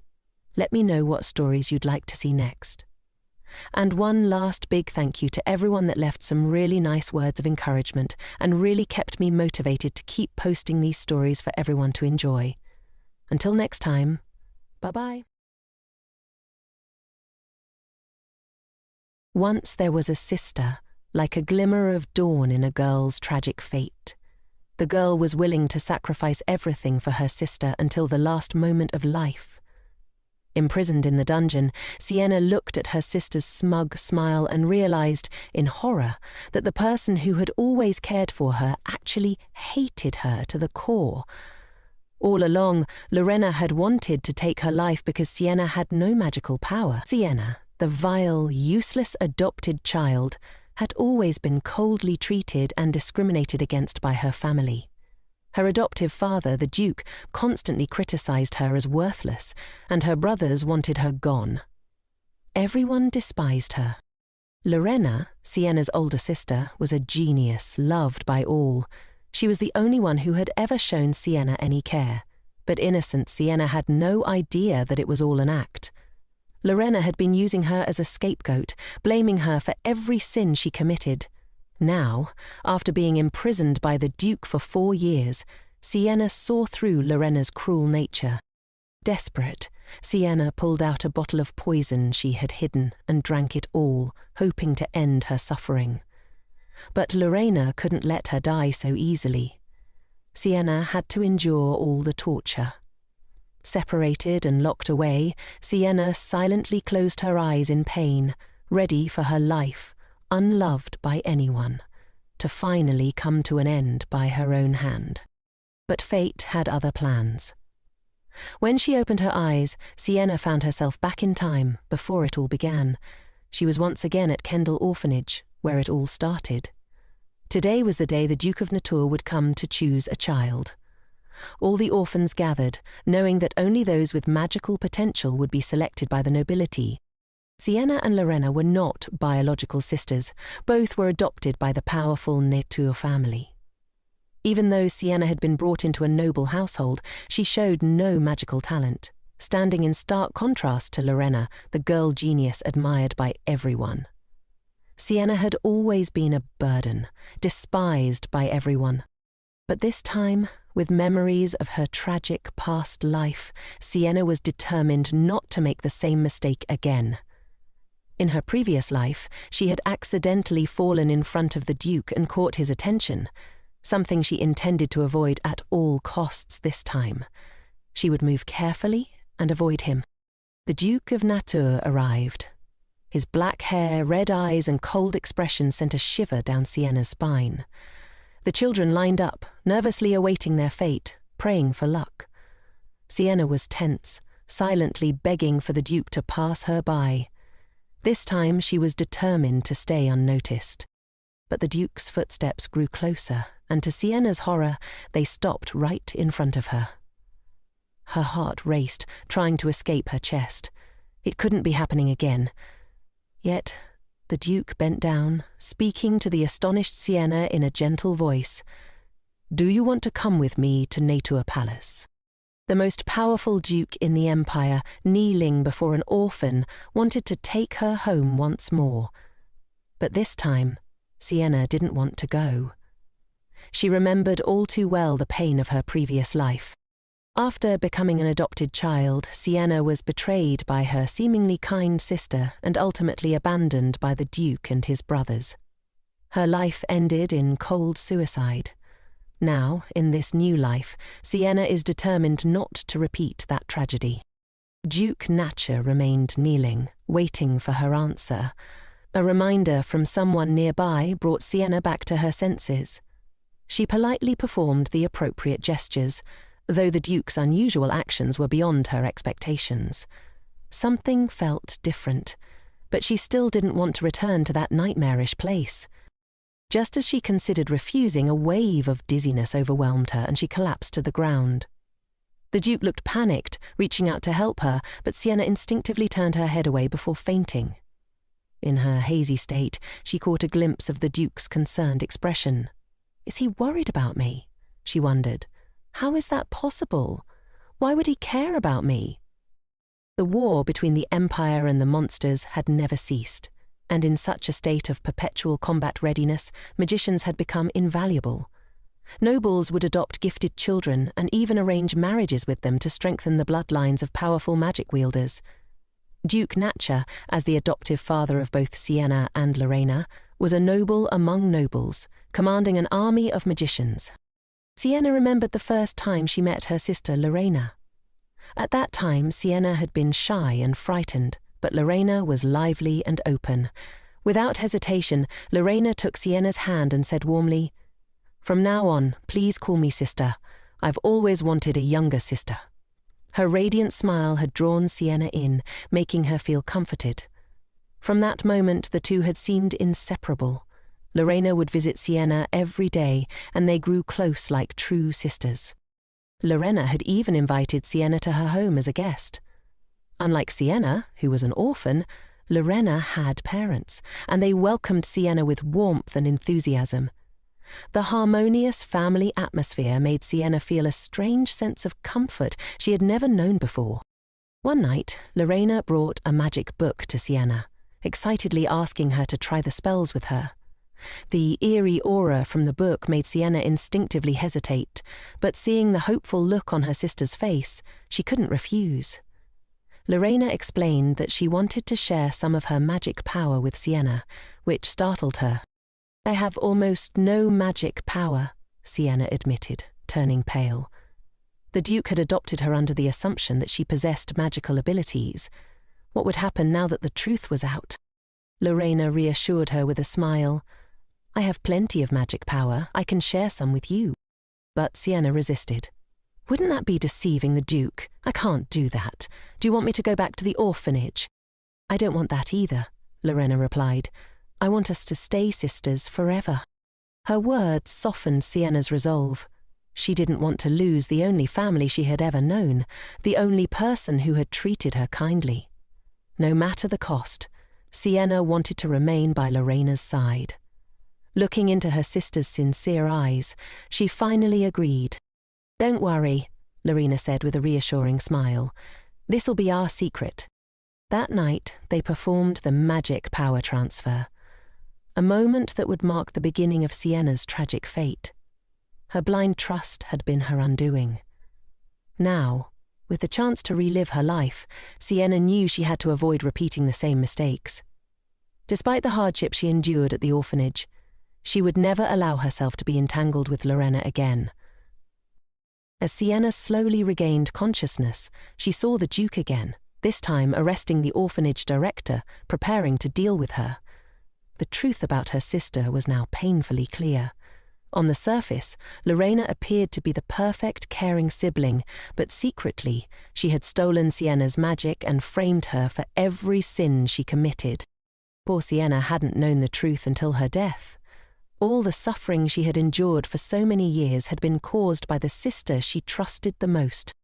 Duke Natchard, observing the fainted Sienna, seemed lost in thought. She was avoiding us, he mused, likely overwhelmed by stress. As he looked closer, he noticed Sienna's frail figure, as well as the thin, malnourished faces of the other children at the orphanage. Despite the funds that were meant to ensure the well-being of these magically gifted children, it was clear that they had been living in terrible conditions. The Duke quickly concluded that the orphanage director had embezzled the money. With a cold and commanding tone, the Duke ordered the director dismissed. The director attempted to protest, thinking it was unfair to be punished so harshly over a mere child, but the Duke's firm voice left no room for argument, and the director was dragged away. At that moment, Sienna slowly woke up, catching the Duke's gaze. His stern expression hadn't softened. Perhaps he's decided I'm too weak, she thought. He probably doesn't want to adopt me anymore. Taking the opportunity, Sienna clung to the teacher beside her, pretending to be weak. Desperately, she pleaded not to be taken to the Duke's palace. "I'll be obedient, I promise," she begged. "I'll just eat a little rice each day. Please let me stay at the orphanage." Noticing the Duke's growing impatience, the teacher quickly intervened, saying, "She's too young, I'll talk to her." But Sienna suddenly burst into tears, the long-suppressed resentment finally pouring out. The Duke's subordinates urged him to make a temporary concession, and with a sigh the Duke agreed. "I won't force her to go," he said, and immediately Sienna stopped crying. The Duke turned away reluctantly, leaving the teacher to hold the trembling Sienna, gently comforting her. As Sienna felt the teacher's gentle caress, she realized the bitter truth. Her older sister's sweet words and gentle smiles had hidden only malice. It wasn't until Sienna was on the brink of death that she uncovered this betrayal. Her magic had been stolen, her life trampled upon, all by the sister she had loved with all her heart. If I had stayed with the teacher in my previous life, would my life have been better, Sienna wondered. The teacher, seeing Sienna's pale face, felt her heart ache with pity and silently vowed to take good care of her in the future. Suddenly, the door was kicked open, startling both Sienna and the teacher. To their shock, it was the orphanage director. Wasn't he taken away by the Duke's men? The enraged man stormed forward, grabbing Sienna by her hair. "Damn you! I won't forgive you!" he snarled, yanking the girl's blonde hair viciously. His fury was unhinged, all because she had fainted and unwittingly exposed his abuse of the orphans. In a desperate attempt to save himself, he had spent all his money on bail, and now he was blaming Sienna for his downfall. Teacher Lisa tried to intervene, but the man struck her, sending her to the ground. As Sienna gasped for breath, feeling herself suffocating under his grip, a commanding voice cut through the chaos. "Let her go, now." Before the man could even register who had spoken, he was punched hard in the face, knocked backward. Sienna, trembling, looked up to see none other than Asil, the eldest son of Duke Naisha. Known for his calm demeanour, it was rare for him to show such anger. Father and son entered the room, watching as the director was dragged away. Sienna, still in shock, ran to hide behind teacher Lisa. Why does my life keep taking such painful turns? She felt powerless, unable to fight back.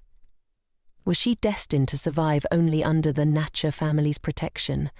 Could she ever have a life of her own? Teacher Lisa embraced Sienna, her heart aching for the frightened girl. The orphanage was no longer a safe place for her, and the Duke seemed to recognize this. He looked down at Sienna with a solemn expression. "What do you want to come with me to Natra Palace?" he asked again, his voice gentler this time. To Sienna's surprise, there was a hint of pleading in his eyes. Is my magical talent really that valuable? She wondered. Why does he insist on adopting me, even after I've refused so many times? In her past life, Sienna had lived with the weight of guilt, believing she had stolen her sister Lorena's magic. That guilt had driven her to do everything Lorena asked, from imitating her handwriting to enduring pain just to please her. But in the end, none of it mattered. Elle had made it clear. What their family needed wasn't someone hard-working, but someone with magical power. I always did useless things, Sienna thought bitterly, and in the end, I met a tragic fate. But now, with the chance to rewrite her life, she knew she had to change her future. The orphanage might get a new director, but who could guarantee that person would be any better? And if she chose to go to Nacha Palace, she would see Lorena again in 6 months. But this time, with the memories of my past life, I can avoid being betrayed. After careful consideration, Sienna finally made her decision. She would go to the Duke's palace. Elle, who had developed a protective instinct towards Sienna after seeing her mistreated, had even offered to make her favourite teacher, Lisa, the new headmaster of the orphanage, to keep her happy. But Sienna knew that her life was about to take a different path. She hesitantly agreed to become the Duke's adopted daughter. Though she couldn't bring herself to fully trust him just yet, she clung to teacher Lisa, avoiding the Duke's outstretched arms, hugging the only person who had shown her consistent kindness. Lisa gently helped Sienna into the carriage, whispering reassurances. They made a promise to each other. Lisa would visit often, and Sienna would do her best to live well and be a kind, obedient child. As the carriage made its way to the palace, the atmosphere inside was tense. Sienna sat in silence while the Duke and Elle looked out the window. The awkwardness hung heavy in the air. Sienna wondered if she should apologize to them, but then she decided she didn't want to try to act like a good child anymore. This time, she would live on her own terms. Upon arriving at the Duke's palace, Sienna had already fallen asleep. The Duke carefully carried the little girl out of the carriage, intending to place her in her new room. Elle stepped forward, offering to carry her instead, but his father refused. "Don't you have work to do?" the Duke asked, his tone firm. Elle was indeed busy, but something about leaving Sienna made him anxious. He couldn't explain why, but he didn't want to leave her side. As they entered the palace, Michael, the Duke's youngest son, ran up, curious about the little girl his father was carrying. "Is that her?" Michael asked excitedly, but the Duke quickly hushed him, scolding him for being too noisy and disturbing Sienna's sleep. Undeterred, Michael turned to his brother. "Will she stay with us forever?" he whispered. Elle nodded, giving him an affirmative answer. Michael seemed reassured by that, settling down. The Duke gently placed Sienna on the bed in her new room. Elle watched as the little girl slept soundly, noticing the unusual care and attention his father and brother were giving her. This little girl, who they had just met, was already changing the atmosphere of the household. But Assel's thoughts wandered back to Lorena, Sienna's older sister, a girl who had once driven her kind sister to her death, using cruel tricks to maintain her favoured position. In her dreams, Sienna relived the horrors of her past life. She saw Lorena's furious expression as she screamed, "You stole my place! Are you happy now?" The accusation sent chills down Sienna's spine. She knew how cruel her sister could be, yet the years of oppression in her previous life made her instinctively submit, obeying her every whim. Sienna woke up with a start, her heart racing. It was only a nightmare, but the fear still lingered. As she looked around, confusion set in. This room, it looked just like Lorena's room from her previous life, the Cradle of the Moon, a lavish space filled with warmth and luxury. Why was she placed here? Despite the comfort of the room, Sienna felt uneasy. Although this was a normal room by the palace's standards, it was far better than anything she'd experienced at the orphanage, and for a moment she was grateful. But then Lorena's mocking laughter echoed in her memory. She had coveted this room, dragging Sienna there to flaunt it. "This room suits me perfectly," Lorena had boasted. "But you can sleep in the servants' quarters." In her previous life, Lorena had convinced the Duke to let her have this room, leaving Sienna to stay in the servants' quarters. The joy Sienna had briefly felt about having a new home had been snatched away in an instant. The sting of discrimination made her heart sink. Now Sienna just wanted to be far away from Lorena. The fear from her nightmare lingered, and she couldn't bear to stay in this room, worried it would cause misunderstandings or worse, stir up painful memories. She decided it was better to return to the smaller, simpler room she had been given before. As she stumbled through the dark halls, searching for her way back, Sienna tripped and scratched her leg. She bit her lip, enduring the pain, and continued onward until she finally found her old room. The bed was covered in dust, but she didn't care. It was quiet, and here at least she could sleep in peace. The next morning, Deborah, the newly appointed housekeeper, was tasked with taking care of Sienna. She was curious about the child from the orphanage. What kind of exceptional person could be placed in the prestigious Cradle of the Moon? However, when Deborah knocked on the door for a long time and received no answer, she grew concerned. She cautiously pushed the door open, only to find the room empty. The young lady had disappeared. The servants searched the entire palace from the living room to the study, but Sienna was nowhere to be found. Reluctantly, Deborah reported the situation to the Duke. His reaction was swift and furious. "How could so many people lose track of a single child?" he demanded, his voice tight with frustration. It became clear to Deborah that Sienna held a special place in the Duke's heart. She watched as he put aside his work and went to search for her personally. Meanwhile, Sienna had spent the night in the small, dusty room she had once slept in, her mind haunted by memories of her past life. Despite the warmth and comfort of the luxurious room in the Cradle of the Moon, she had fled. She couldn't bear to be associated with her sister, Lorena, who had claimed that space with her manipulative charm. Sienna wanted nothing to do with her anymore. Deborah had discovered Sienna missing early in the morning and immediately informed the Duke. Hearing the news, the Duke hurried to find her, leading the search himself. The servants were astonished. Why was the Duke so personally invested in finding an orphan? Could there be more to her than they knew? As the search continued, the Duke had a sudden realization. It was a gut feeling, the same one he'd had the day he first met Sienna at the orphanage. Though he had never known this girl before, something about her felt profoundly familiar, as if she were his own. Following his instinct, he approached a quiet, less used part of the palace and stopped in front of a closed door. He was certain Sienna was inside, but when he entered, the room was empty. However, the bed showed signs that someone had recently been there, and the cold air was heavy with dust. The Duke's heart sank as he saw bloodstains on the dusty sheets. "Is she hurt?" He immediately summoned all the servants to search every corner of the palace. Just as the servants began to scatter, only Deborah remained in the room. As she stood there, the cabinet next to the wall creaked open. Deborah watched in disbelief as Sienna slowly crawled out from inside the cabinet. "Please don't tell anyone," Sienna whispered urgently, her eyes pleading. "Don't bother anyone," Sienna muttered to herself as she woke up that morning. She realized that by disappearing on her first day, she had likely caused trouble for the servants.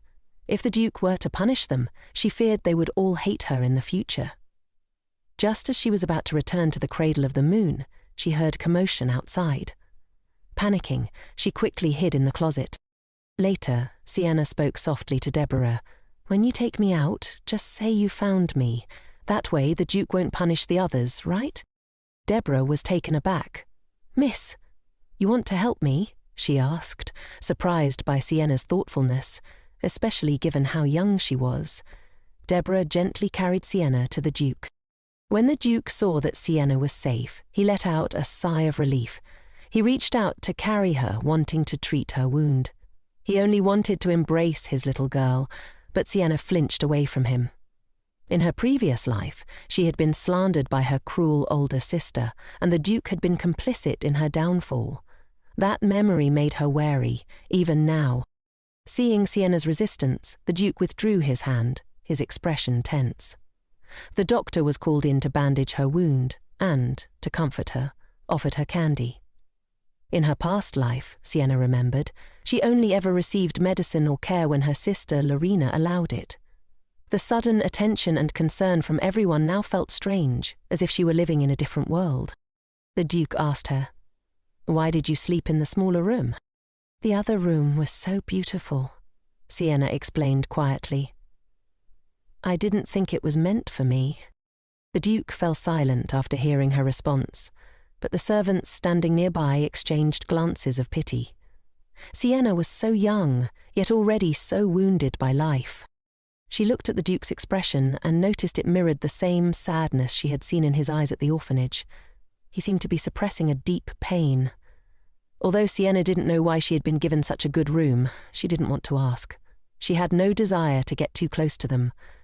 In her mind, no matter how well they treated her now, once Lorena arrived, the attention and kindness would inevitably shift back to her sister.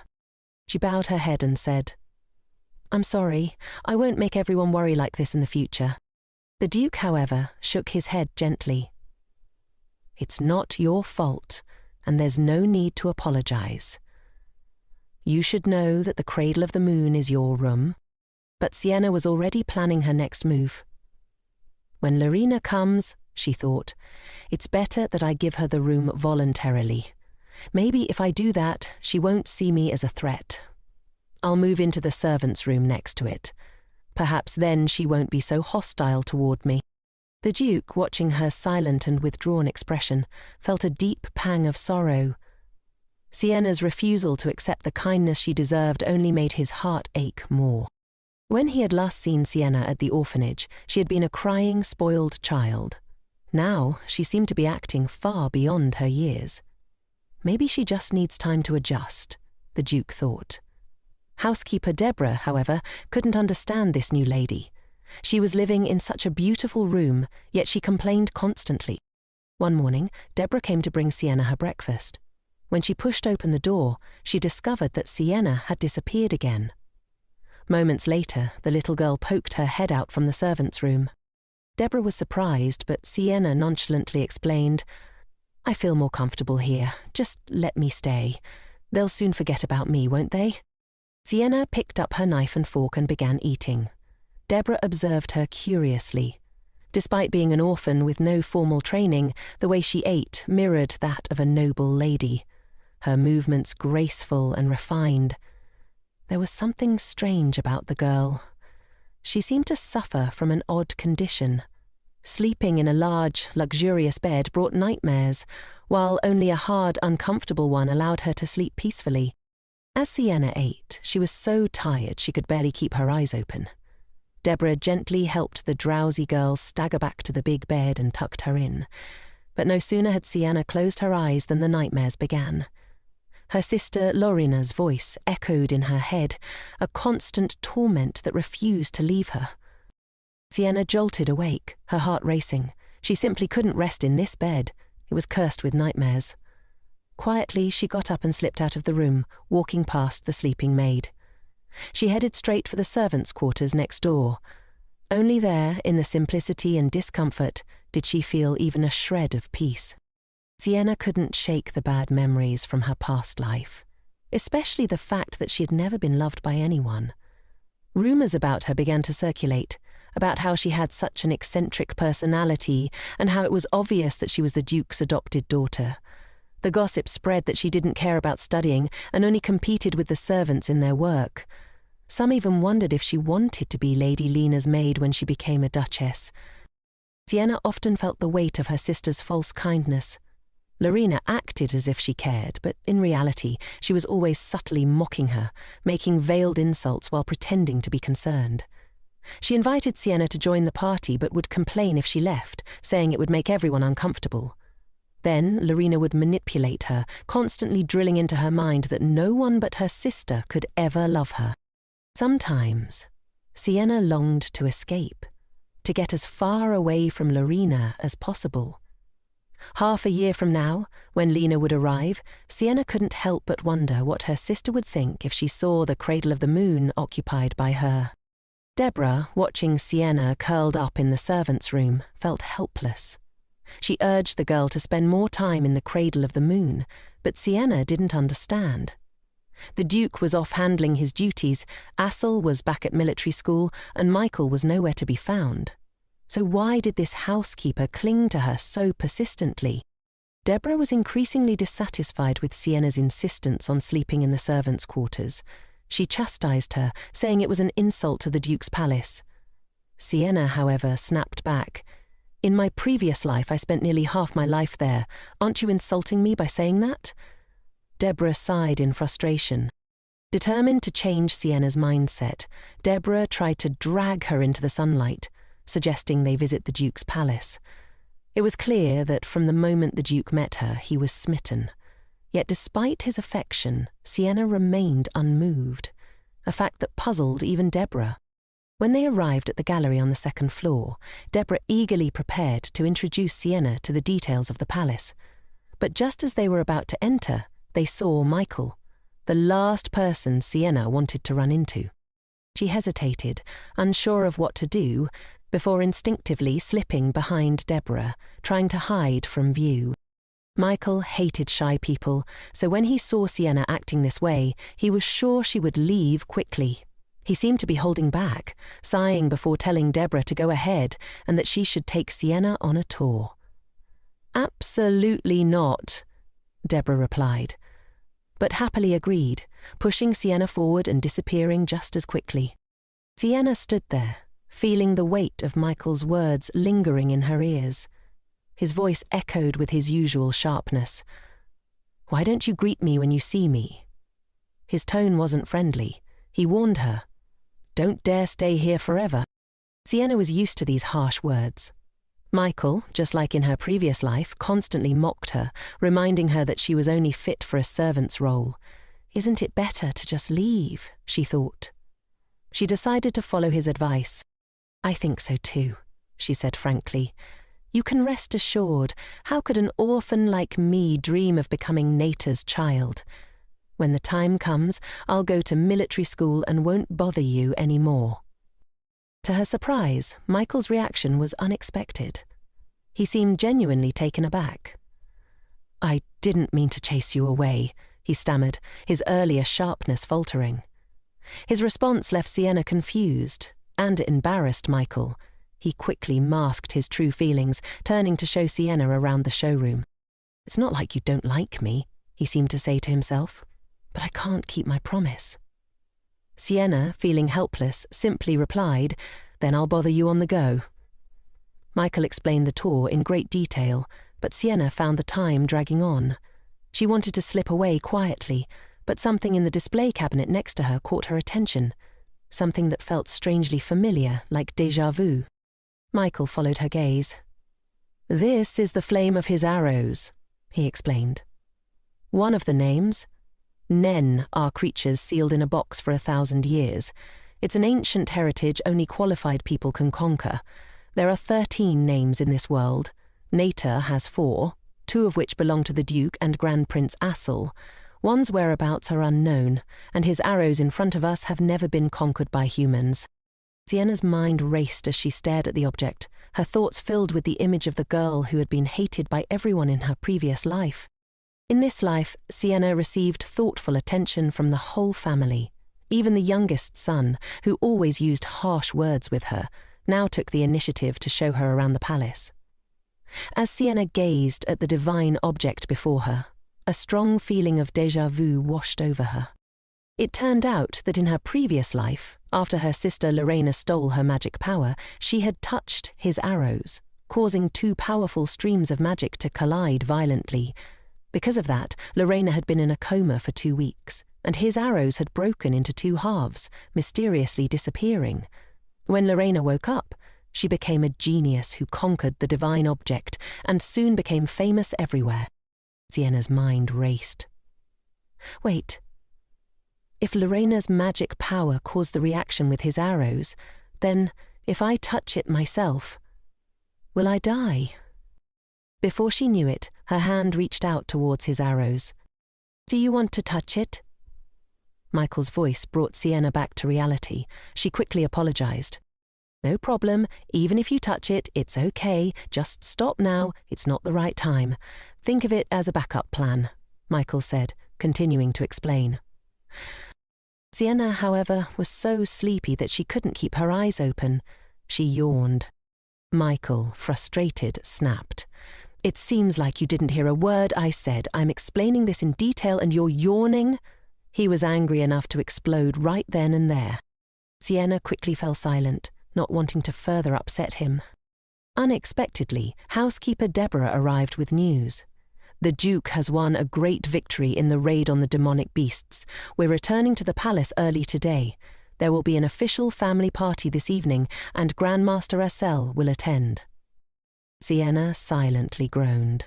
She did not want to attend the party. She tried to refuse, using the excuse that she didn't understand etiquette. But Deborah was firm. "You must go tonight. They've also said there are good things waiting for you." Sienna felt a heavy gloom in the Duke's residence tonight. In her previous life, when she first arrived here, she had been so scared she couldn't sleep. The large door slowly opened, and she saw 3 people dressed neatly and solemnly. Sienna immediately felt embarrassed. She was still wearing the clothes she brought from the orphanage. Did they do this to spite me? Is it really necessary? Even though they didn't, Sienna knew she didn't truly belong here. Her eyes caught sight of a pomegranate on the dining table. It was the symbol of the Nater family, adorned on their coat of arms. Seeing pomegranates decorating the table was no ordinary thing. It looked like tonight's party wasn't just any gathering. The Duke's palace, in all its luxury and solemnity, was hosting a grand party to welcome the appearance of an ordinary orphan. But Sienna was filled with resistance. In her previous life, she had been harmed and met a miserable end in this very place. Now, facing 3 people who had once been indifferent to her, she couldn't swallow her feelings of discomfort. "Is the food not to your taste?" Grandmaster Elle asked, noticing her gloomy demeanour. Did he notice me again? Sienna felt a pang of guilt, thinking she had offended him. She opened her mouth to apologize, but Elle looked confused. It seemed she had misunderstood his intentions. At that moment, the Duke spoke to comfort her. "You don't need to apologize. If the food doesn't suit your taste, just leave it. No need to worry about it." He immediately signaled for the butler to bring out another dish. Sienna shook her head in refusal, not wanting to trouble anyone. The Duke observed her distant attitude and began to wonder if he had acted too hastily in calling her to this place. "Let's proceed with the ceremony," he said. He ordered the servant to bring out a plate of pomegranates and instructed, "Peel the pomegranate yourself." The blood-red juice covered the Duke's hands as he carefully peeled the fruit and placed it before Sienna. Does this have any special meaning? She wondered. It turns out that this was a custom of the Nater family. When a new member joined the household, the head of the family would personally divide the pomegranates for everyone to share. "This symbolizes that the whole family can enjoy it together," the Duke explained. "The blessings are as numerous as pomegranate seeds." But in Sienna's eyes, it didn't seem like a pomegranate at all. Instead, it looked like a piece of raw meat, bleeding. The ritual felt more like gathering wild animals and dividing their prey, savage and bloody. As everyone around her enjoyed the pomegranates, Sienna hesitantly picked up a seed and put it in her mouth. The moment she did, disturbing, bloody images flooded her mind, making her feel incredibly uneasy. A chill ran down her spine, and goosebumps covered her skin. The Duke, noticing her discomfort, declared, "Sienna is now officially a member of the family." Sienna didn't understand. She was just an orphan. No matter what expectations the Duke had of her, she couldn't respond. Unexpectedly, the Duke noticed something unusual. "These are not words that a child could say," he mused. "Surely someone nearby has instigated her." Deborah, who served Sienna most closely, cried out in defense. "She is so loyal. How could she say such things? Someone must have taken advantage of my absence to speak nonsense." The Duke, however, was unmoved. "Now that the lady has eaten the pomegranate, she is officially a member of the family. Such things won't happen again." He turned to the butler, who nodded in agreement. "We will strictly manage the servants moving forward." At that moment, Deborah suggested finding a tutor for Sienna, and Elle agreed. Studying cannot be postponed. Michael, ever eager to help, offered, "Sienna can study with me." Sienna remained silent, unsure of what to say or how to feel. "In the morning, he still wanted to chase me away. and now he wants to study together? The Duke agreed and told someone to make the necessary preparations. He spoke sincerely to Sienna. You are my recognized child of the Manhwa family. Don't pay attention to those gossips. Forget it all. The poor girl, hated by everyone in her previous life, had returned to the Duke's palace after being reborn. Faced with the attention of 3 men, Sienna was extremely resistant, especially since the Duke wanted her to forget everything. She found it almost laughable. The suffering she had endured in her past life, the father and son's hatred, the trauma she had been forced to bear. How could they expect her to simply forget it all? He had said, "Forget it," so gently, but how could her wounded heart be healed by just those words? She remembered the pain, how her heart had ached to the point of suffocation. Sienna's violent reaction surprised everyone present. She couldn't stand it any longer and collapsed to the ground.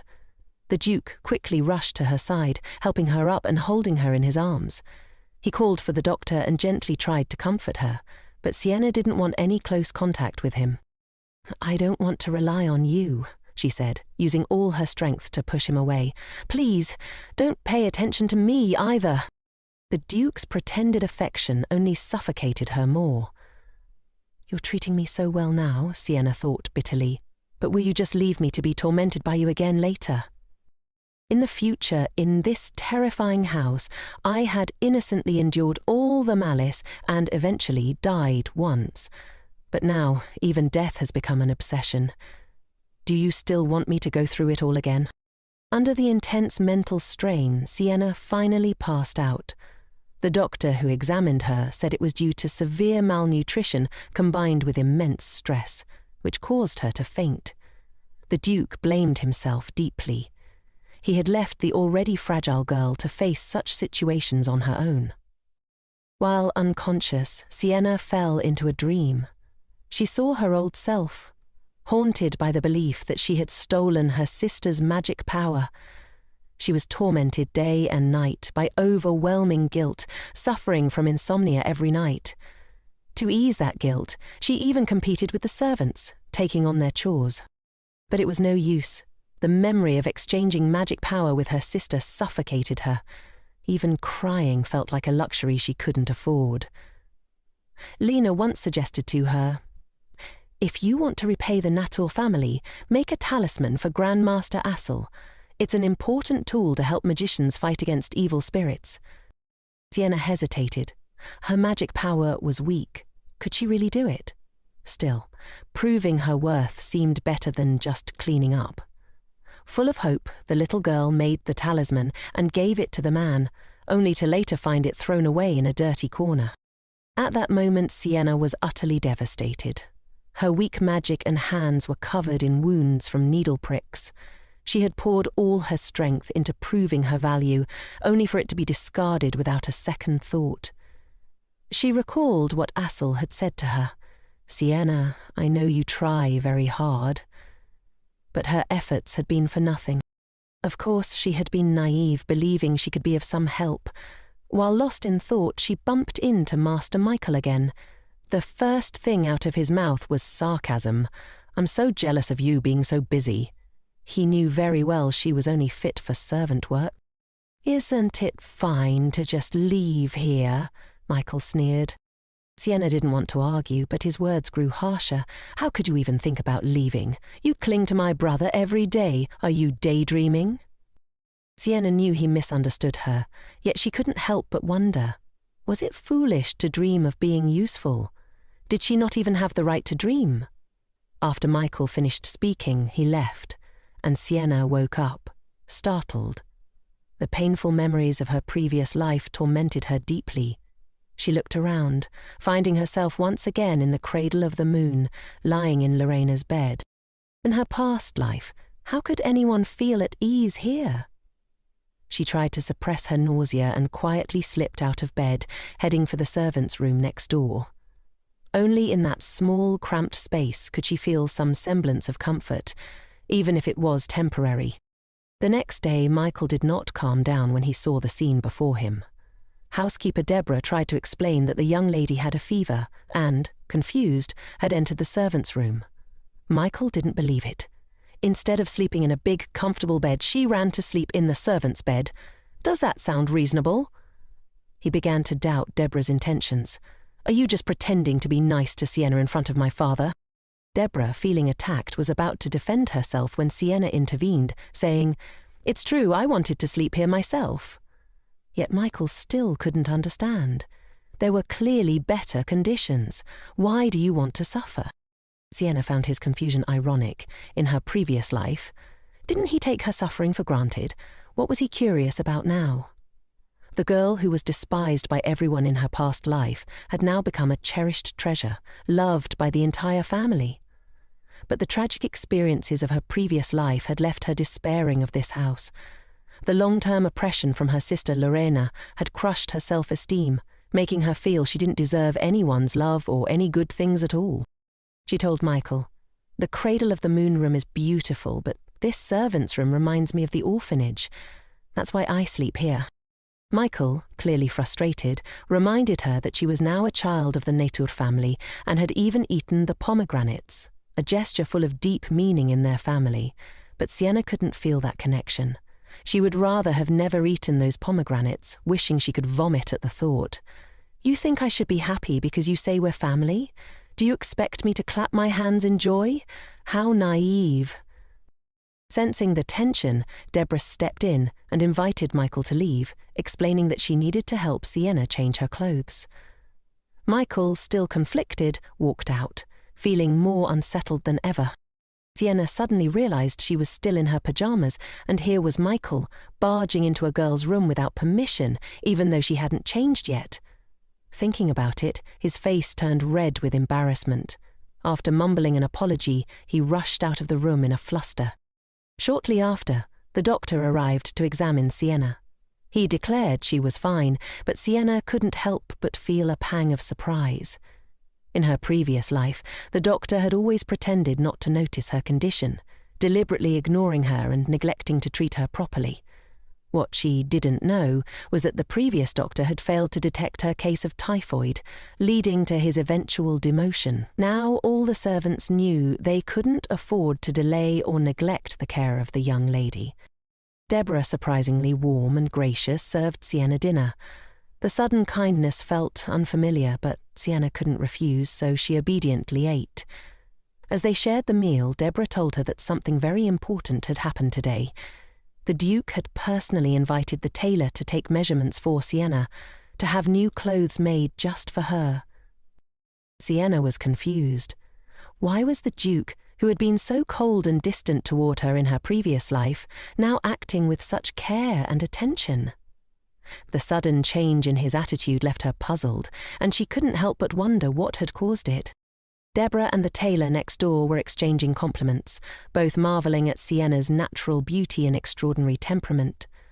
But Sienna, lacking confidence, couldn't see herself that way. She felt ordinary, just a girl from an orphanage, unworthy of the praise. To her, only her radiant sister, Lorena, seemed suited for occasions like this. While Sienna was lost in her thoughts, a man suddenly walked in, carrying a large bouquet of roses. "Excuse me, is Miss here?" he asked. Sienna was startled. It was the first time she'd ever received a bouquet of roses. She could hardly believe it. "Are these really for me?" She stared at the stunning display. 999 fresh roses, vibrant and delicate. Yet, instead of feeling joy, a sense of unease washed over her. On the accompanying card, the message read, "Wishing you a quick recovery." The gift was from none other than Grandmaster Elle. The surrounding maids were practically buzzing with excitement, marvelling at the romantic gesture. "It's so romantic," they gushed. "Each of these flowers is worth a gold coin. Why are they so expensive?" Sienna, still overwhelmed, felt more apprehensive than thrilled. The grand display of wealth and affection felt suffocating, as if it carried a weight she wasn't prepared to bear. "Then why doesn't he just give me the money instead?" Sienna thought. The cost of attending military school certainly wouldn't be cheap. Suddenly she remembered something. Assel had given her flowers again. Could this have been the same misunderstanding that happened in her previous life? Did Michael think she wanted to marry Assel because of the flowers? How naive. Why would he think that? Could it have been another one of Lorena's tricks? With her deceptive ways, it was entirely possible. After all, Lorena had once tricked Sienna into stealing her magic power. But in this life, Sienna was determined not to let similar things happen again. First, Sienna asked a servant to convey her thanks to the Grandmaster. Then, she suggested sharing the flowers with everyone, explaining that back in the orphanage, gifts like these were always shared. She wanted to spread the joy with everyone present and prevent any misunderstanding with Michael. She didn't want him to think she had any ulterior motives. To her relief, Michael didn't misinterpret the gesture this time, and the servants who received the flowers were overjoyed. Their affection toward Sienna grew rapidly as they thanked her. Finally, Sienna gave the last flower and the blessing card to the tailor as a token of gratitude. In return, the tailor presented her with a sophisticated, gorgeous outfit, the most popular design of the season and the store's treasure, representing the skill of the designer. The outfit was stunning, but Sienna couldn't help but laugh at the color combination. Why does it look like a chick? She thought, trying to suppress her amusement. Housekeeper Deborah, on the other hand, was overjoyed. "With this outfit you can attend school tomorrow," she exclaimed. Sienna, however, was less enthusiastic. "I bet the tutor is still someone who hates my family," she thought. The tailor and Deborah busied themselves checking the long list of clothing: jackets, dresses, long gowns, pajamas, evening wear and capes, a total of over 100 sets. Deborah pulled out a blank piece of paper signed by the Duke himself. "Don't worry," she assured. "Any amount of money can be paid." Sienna sighed, thinking to herself, "We just don't understand the world of the rich." The next morning, Sienna wore the gorgeous dress that Deborah had insisted on. Deborah couldn't stop praising her beauty and charm, but Sienna found the colour far too dazzling for her taste.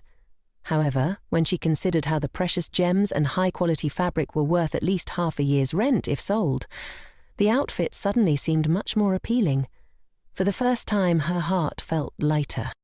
Sienna pushed open the study door, expecting to meet her tutor. Instead, she saw someone unexpected: Master Michael.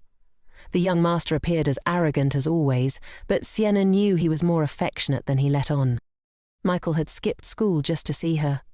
"You should study hard," he reminded her. Sienna stayed silent. "Don't you have class?" she asked coldly. "No one asked you to come here." "Well, I'm too lazy to tell you," Michael replied, trying to sound indifferent as he eyed Sienna. She quietly sat in her seat, ignoring him. His eyes lingered on her for a moment, but he still couldn't resist commenting, "I heard you bought new clothes. It doesn't look rustic anymore. If this outfit is worth half a year's rent and still looks rural, then there's a real problem." Before Sienna could respond, the tutor finally walked in. Noticing Michael, the tutor immediately bowed his head in flattery. "Is this the same tutor who bullied me in my previous life?" Sienna wondered, but she still greeted him politely. Before starting the lesson, the teacher gave them a small test, asking the children to write the letters they knew on paper. Michael began scribbling quickly, but Sienna hesitated. "In my previous life, I practiced writing relentlessly to write letters for Lorena. My handwriting was perfect, but now she was just a child. If I reveal my perfect handwriting, people will get suspicious." As she debated whether to intentionally write poorly, she realized this body had never learned to write properly, so her writing was naturally bad. Her hands kept shaking and the letters were clumsy and uneven. As Michael glanced over, he noticed her struggle and moved closer. The tutor praised Michael wholeheartedly. "Very well written. Truly our child," he exclaimed. Sienna felt a wave of shame wash over her. To be praised by a 10-year-old for something as simple as writing. What a disgrace. The tutor, however, quickly turned impatient. He slammed the paper on the table and told Sienna to practice more seriously. Just then, a man rushed into the room. It was Michael's tutor, sent to take him back to school. Seeing Sienna's subtle sigh of relief, Michael grew a bit confused. "Don't misunderstand," he said quickly. "I didn't come here because I was worried about you." He pointed at the teacher in warning. "Teach her well, and don't do anything wrong just because I'm not here." Without further explanation, the man grabbed Michael and whisked him away. As soon as they left, the tutor's flattery evaporated, replaced by a sneer. His tone shifted harshly. "An orphan, out of nowhere, dares to bother the master again," he muttered bitterly. Sienna immediately recognized him. "This is the same tutor who bullied me in my previous life. He hasn't changed at all." His insults intensified, degrading Sienna to worse than an insect. "You should just go away," he spat. But Sienna didn't flinch. In her eyes, this type of blatant malice was preferable to the suffocating hypocrisy she'd endured before. "It's the wolves in sheep's clothing that hurt the most," she thought bitterly. The tutor continued, basking in his false sense of superiority, mocking her as a mixed-race orphan. Though his words no longer frightened Sienna, she despised hearing them again.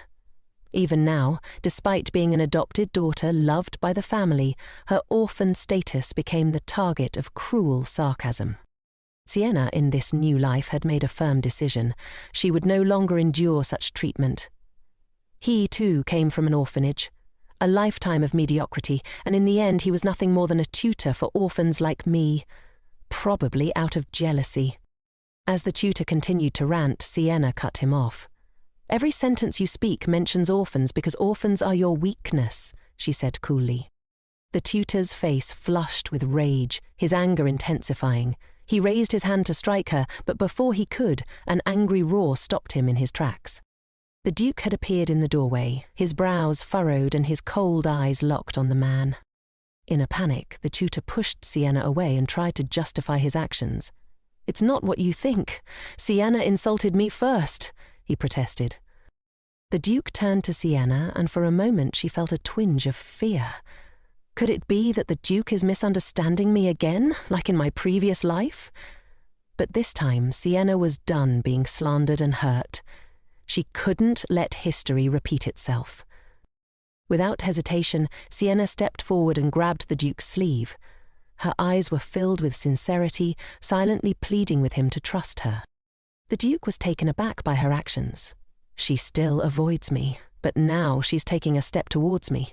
She must have suffered a lot of frustration." The tutor still tried to deny the truth, but the Duke wasn't having it. He gave no chance for further defense. With a cold, commanding voice, he signaled for the bodyguard to step forward. The Duke, with a stern look, grabbed the tutor by the collar. "You dare disrespect the daughter of the Natter family. Prepare for the consequences." The man was dragged away, his protests fading as Sienna finally exhaled, the weight of the tension lifting from her shoulders. She watched as the Duke observed her, his gaze soft but filled with concern.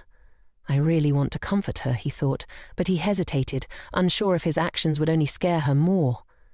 Deciding not to rush her, he gave her space, saying only, "Rest," before turning and leaving. Sienna stood there, her mind spinning. The Duke trusts me unconditionally, but why? She couldn't let herself be swept up in the illusion of kindness. She knew all too well how fleeting such kindness could be. If it disappeared, she'd fall into the abyss again. She couldn't afford to get lost in that. Her thoughts shifted. There was something important she needed to understand. She turned to Deborah and asked, "Can you tell me more about the pomegranate ceremony? What exactly does it mean?" She couldn't shake the feeling that there was something significant about it, especially with the mention of the daughter of the Nature family by the bodyguard. But Deborah, just a servant, was not the one who could explain it. "You should ask Master Michael," she said. Just as she finished speaking, Michael burst into the room, having overheard their conversation. In her previous life, he had mocked her, but in this life, he appeared to want to protect her. When he heard Sienna was being bullied, he rushed to her side. However, before he could speak, Deborah scolded him sharply. Michael recoiled, quickly retreating to knock on the door again, this time lowering his head in apology. His usual arrogance was gone, replaced with genuine concern as he defended Sienna with a fierce expression. "I'm amazed," Michael said, his voice filled with emotion. "If I had been there that day, I would have protected you." Deborah, moved to tears by his words, was left speechless, while Sienna, though appreciative, felt a deep sense of helplessness. She didn't want to owe him anything.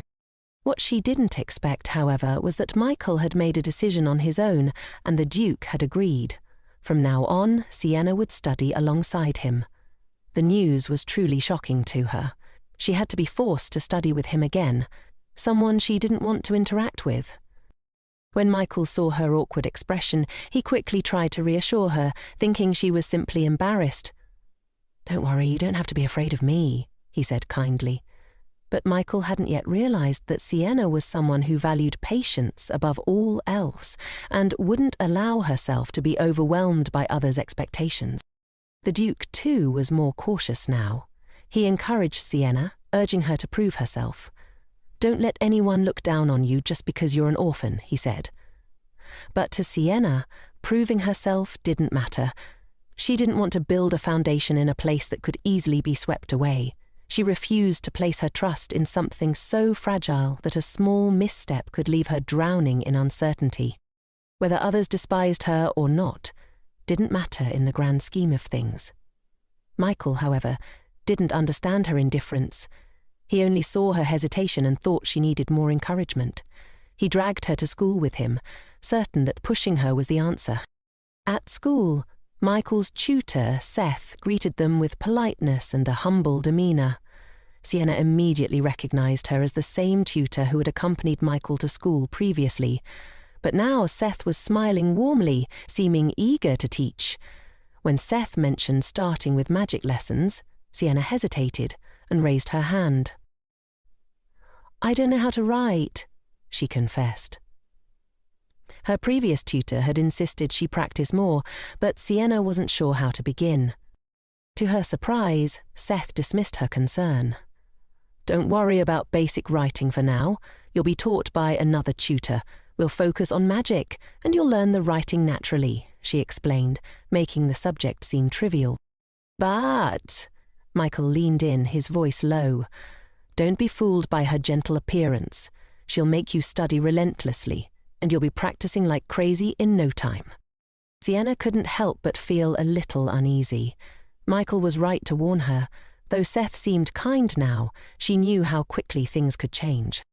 After hearing Seth's words, Sienna felt a surge of happiness. She bowed her head and thanked her, deeply grateful to finally have a dedicated tutor. This would be invaluable for her future at military school. Seth, taken aback, couldn't quite believe it herself. Perhaps she had finally found a good student. On the first day of school, Sienna's attitude of attentively listening to the lectures, so focused that she even forgot to eat or sleep, impressed Seth deeply. After years of teaching, she had finally encountered a student who truly cared. Even though Sienna still struggled with writing, she took notes diligently, which only fueled Seth's enthusiasm for teaching her. Seth lectured on the principles and stability of magic, delving into the specialized field of magical therapy, which is a highly professional skill among magicians. They covered half of the book in one session and even assigned homework. When Seth asked Sienna if the lesson was difficult, Sienna's confident response made her even more certain. This was a rare student. This was the first time in both of Sienna's lifetimes that she had officially learned magic. Unlike her previous life, where her magic power was stolen by Lorena, this time she was free to develop her abilities. This new beginning was her opportunity, and she was determined to seize it as she prepared for her future at Theoban Military School. Meanwhile, Grand Master Assel stood by the window, gazing into the distance. A pigeon carrying a letter landed in his hand, and he carefully read its contents. Lately, he had been receiving letters from home. His friends had been inquiring about what was going on there, but Assel had remained silent, offering no updates. As he turned to leave, it seemed he was preparing to return home this weekend to the Natcha district. Back at school, Michael had heard that Sienna had been working on her homework non-stop for 3 days. He admired her dedication, remarking that he had absolutely no academic talent compared to her. But Sienna couldn't help but wonder why Michael was pretending to be modest. It was clear to her that he wasn't as lacking in talent as he made it seem. After entering military school, Sienna always aimed to maintain the top position, pushing herself to understand every sentence. But, despite the challenges, she felt immense joy in learning. She enjoyed the independent process of studying, even though her hands were calloused from the constant writing. Deborah also noticed the change in Sienna. Once quiet and withdrawn, she now exuded enthusiasm when studying. However, this change also made Deborah feel a tinge of sadness. She suggested that Sienna take a break and go for a walk in the garden. At that moment, Elle returned. The butler, well aware of why the Grand Master came home every weekend, noticed him heading upstairs. He kindly reminded Elle, "If you intend to visit the ladies' room, you may be making an unnecessary trip. These days she's always in the study room, focusing on her studies." Elle realized, only then, that his instinct had led him to go upstairs to see Sienna. He hadn't meant to, but his body moved of its own accord. Known for his reason and perfection, Elle found himself losing control when it came to Sienna. When he first met her, special feelings had begun to form, but her eyes, filled with disgust and rejection, quickly reminded him of his past actions in her previous life. In that life, Elle had trampled on her feelings, and now Sienna naturally avoided him. Elle, with no memories of the previous life, assumed his strong presence had scared her and decided against seeing her, wanting to respect her space. The housekeeper, knowing how much Elle cared about Sienna, explained, "Every day, you ask about the lady's well-being, sending letters and flowers, especially when she was sick, but why don't you go see her yourself? You'll know for sure if she's doing well." Determined to check on her, Elle went to the study room, but Sienna was out. He looked around, his eyes scanning the room to ensure she wasn't being mistreated.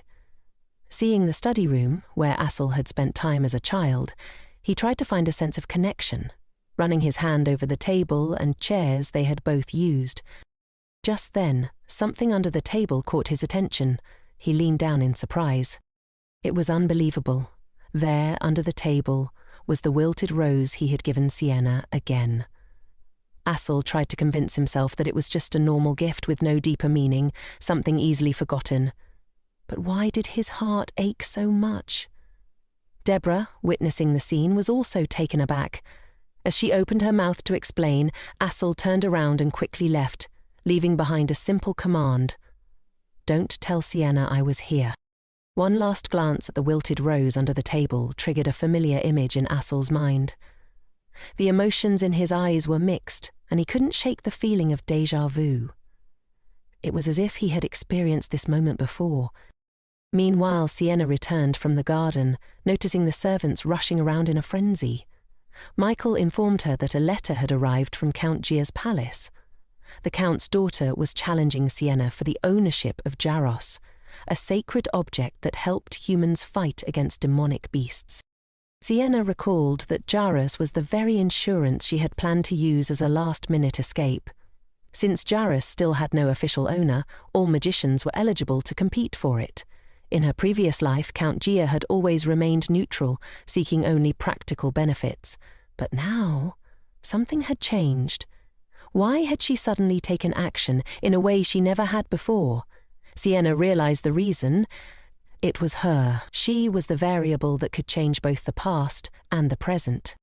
The Countess must have seen how much Assel cared for an orphan like her and become jealous. She believed her daughter was better suited to the role and had long coveted Sienna's position. This sentiment mirrored Sienna's thoughts in her previous life, when, after a dispute with Larina, she had tragically taken her own life. The position of guardian of the Duke of Natta's residence was not just about noble status, it was also tied to Assel the Grand Master, who many considered the ideal husband. Countess Jie, like so many others, coveted that position. Although there was no official rule stating the guardian must marry the Grand Master, it was widely assumed. Once Sienna had become the adopted daughter of the Natta family, she had entered a realm where many powerful figures had their eyes on her. She would definitely become Assel's wife, Assel thought, unable to stop himself from laughing at the absurdity of it all. But, according to the regulations, he couldn't stop the Count's daughter from challenging Sienna. In his heart, however, Sienna was the only one he truly saw. At that moment, Sienna was struggling to reach books on the top shelf. With the announcement that Count Jin's daughter would be coming, the entire palace was in a flurry of preparations. Every servant had been assigned a task, and even Deborah, the new servant who had been assigned to help her, was nowhere to be found. No one offered to help Sienna. Sienna did it herself. After all, she had experienced similar situations in her previous life. The books, however, were packed too tightly, and as she tried to reach for one, she accidentally fell to the ground. After a moment of noise, she suddenly realized that her surroundings were eerily quiet. Had she become so accustomed to being surrounded and cared for by people that she now felt sorry for herself? She could only force herself to focus, telling herself to concentrate on learning magic. She understood better than anyone how to deceive herself when her heart was hurting. Meanwhile, the servants in the palace were busy preparing to welcome Count Jin's daughter, leaving Sienna alone once again, with no attention paid to her. The girl was hungry and had to find food herself. Relying on her memories from her past life, she made her way to the kitchen, hoping to get some bread to eat. It was there that she unexpectedly met Grandmaster Assel standing at the door. He was surprised to see her in the kitchen. Sienna explained that she was simply hungry. Assel, concerned, asked, "Could it be that the housekeeper doesn't prepare food for you?"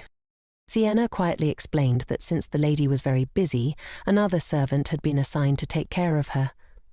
Assel's expression darkened when he asked, "So where did that servant go? Why are you in the kitchen alone?" The more Assel thought about it, the angrier he became. It was clear that the servants had intentionally ignored Sienna, and the fact that she knew where the kitchen was showed that this situation had likely happened often before. Sienna, enduring yet another frustration, avoided Assel's outstretched hand when he attempted to comfort her. In her previous life, Sienna had believed that Assel didn't hate her because he was simply cold toward everyone. She had given him the most amulets, hoping that he would at least acknowledge her efforts. But instead, his cold words crushed her hope. "Sienna, your efforts are worthless." Sienna begged Assel not to scold others because of her.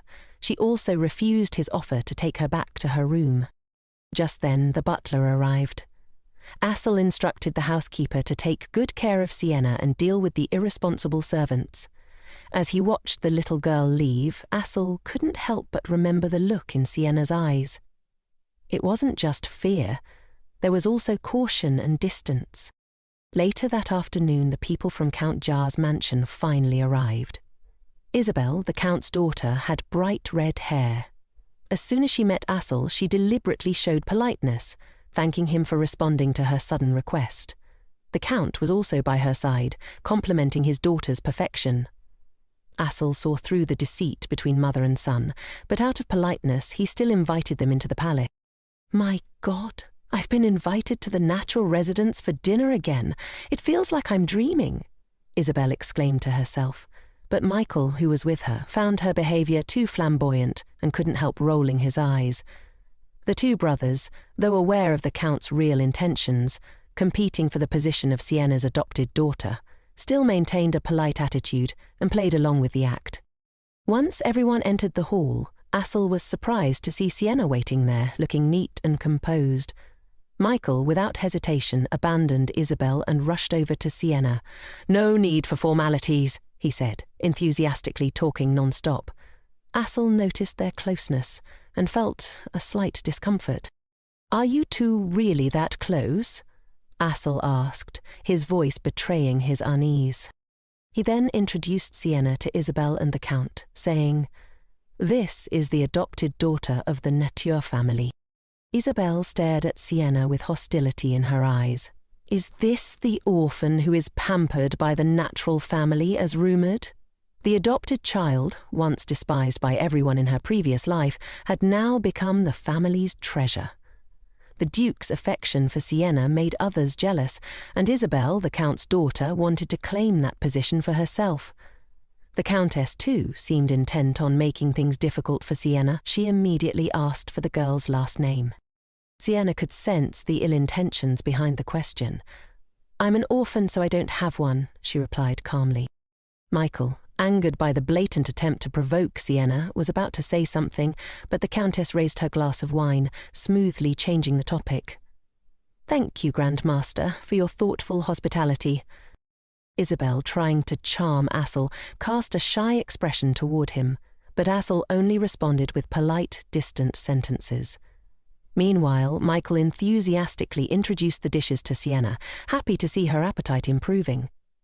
It was a small relief to Assel, who couldn't help but feel a twinge of jealousy seeing the two of them so close. However, Isabel couldn't contain her jealousy for long. "How lucky you are," she sneered, her anger barely contained. "No one has ever enjoyed such an honor." Her eyes glared at Sienna, filled with bitterness.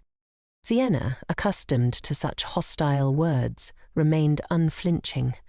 "I am very grateful for the Duke's grace," she said calmly. The room fell into an uncomfortable silence. Isabel was taken aback by Sienna's composed response, finding it odd for such a seemingly ordinary child to speak with the calmness of an adult. Sienna, however, hadn't expected her simple words would have such an impact. She felt a quiet satisfaction, knowing that one word from her had made Isabel retreat. Compared to Lorena, who was skilled in manipulation and deceit, Sienna still had a lot to learn, but for now, she was content with this small victory. Sienna sighed helplessly, but Isabel misunderstood her reaction, thinking she was laughing at her. "Insolent child," Isabel sneered. "You think you're worthy, don't you? It's clear that only I am fit to be the Duke's adopted daughter." Isabel's words were laced with arrogance, and she made sure Sienna could see her contempt. Then, with an air of superiority, Isabel invited Sienna to challenge her for the possession of Hissar the next day. The room went silent in shock. Even the Countess hadn't anticipated such a bold move from her daughter. Isabel explained her reasoning, her tone dripping with false humility. "Since I'm the adopted daughter recognized by the Duke, I must surely be more talented than her. If we eliminate her, it would be unsatisfactory for me to participate myself. Whether it's me or this orphan, neither of us is likely to succeed, but everyone will see that I'm more talented than her. Let her be humiliated in front of everyone."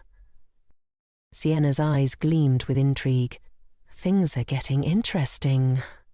The challenge for the Hissar artifact could be her chance to escape the tragic fate of her past life. Isabel, eager to usurp the pampered position, was trying to humiliate her in front of everyone to show she was the superior candidate, but Sienna saw an opportunity to turn the tables. Master Michael, however, was beside himself with worry. He jumped up, frantic. "What if Sienna fails and Isabel succeeds?" he fretted. "Then she'll definitely claim she's more worthy of being the Duke's adopted daughter. What if she takes Sienna back to the orphanage and takes her place?" His fears were clear, but Sienna's resolve remained steady. She wasn't going to let this opportunity slip by without taking action. Sienna's indifferent attitude drove Michael crazy. "What do you mean, let's go back to the orphanage?" he exclaimed. "Do you really think we would just abandon you like that? You're already part of our family." His voice was filled with frustration and disbelief. Sienna remained calm, her expression unreadable. Michael, clearly distressed, continued, "You've already eaten the pomegranate. That can't be undone." Sienna paused, processing his words. It turned out that in the Natur district, only those who were officially recognized could receive the pomegranate. It wasn't just a fruit, it was a type of magic, a custom that allowed individuals without Natur bloodline to live safely in the Natur mansion, protected by powerful barriers. The realization hit her like a ton of bricks.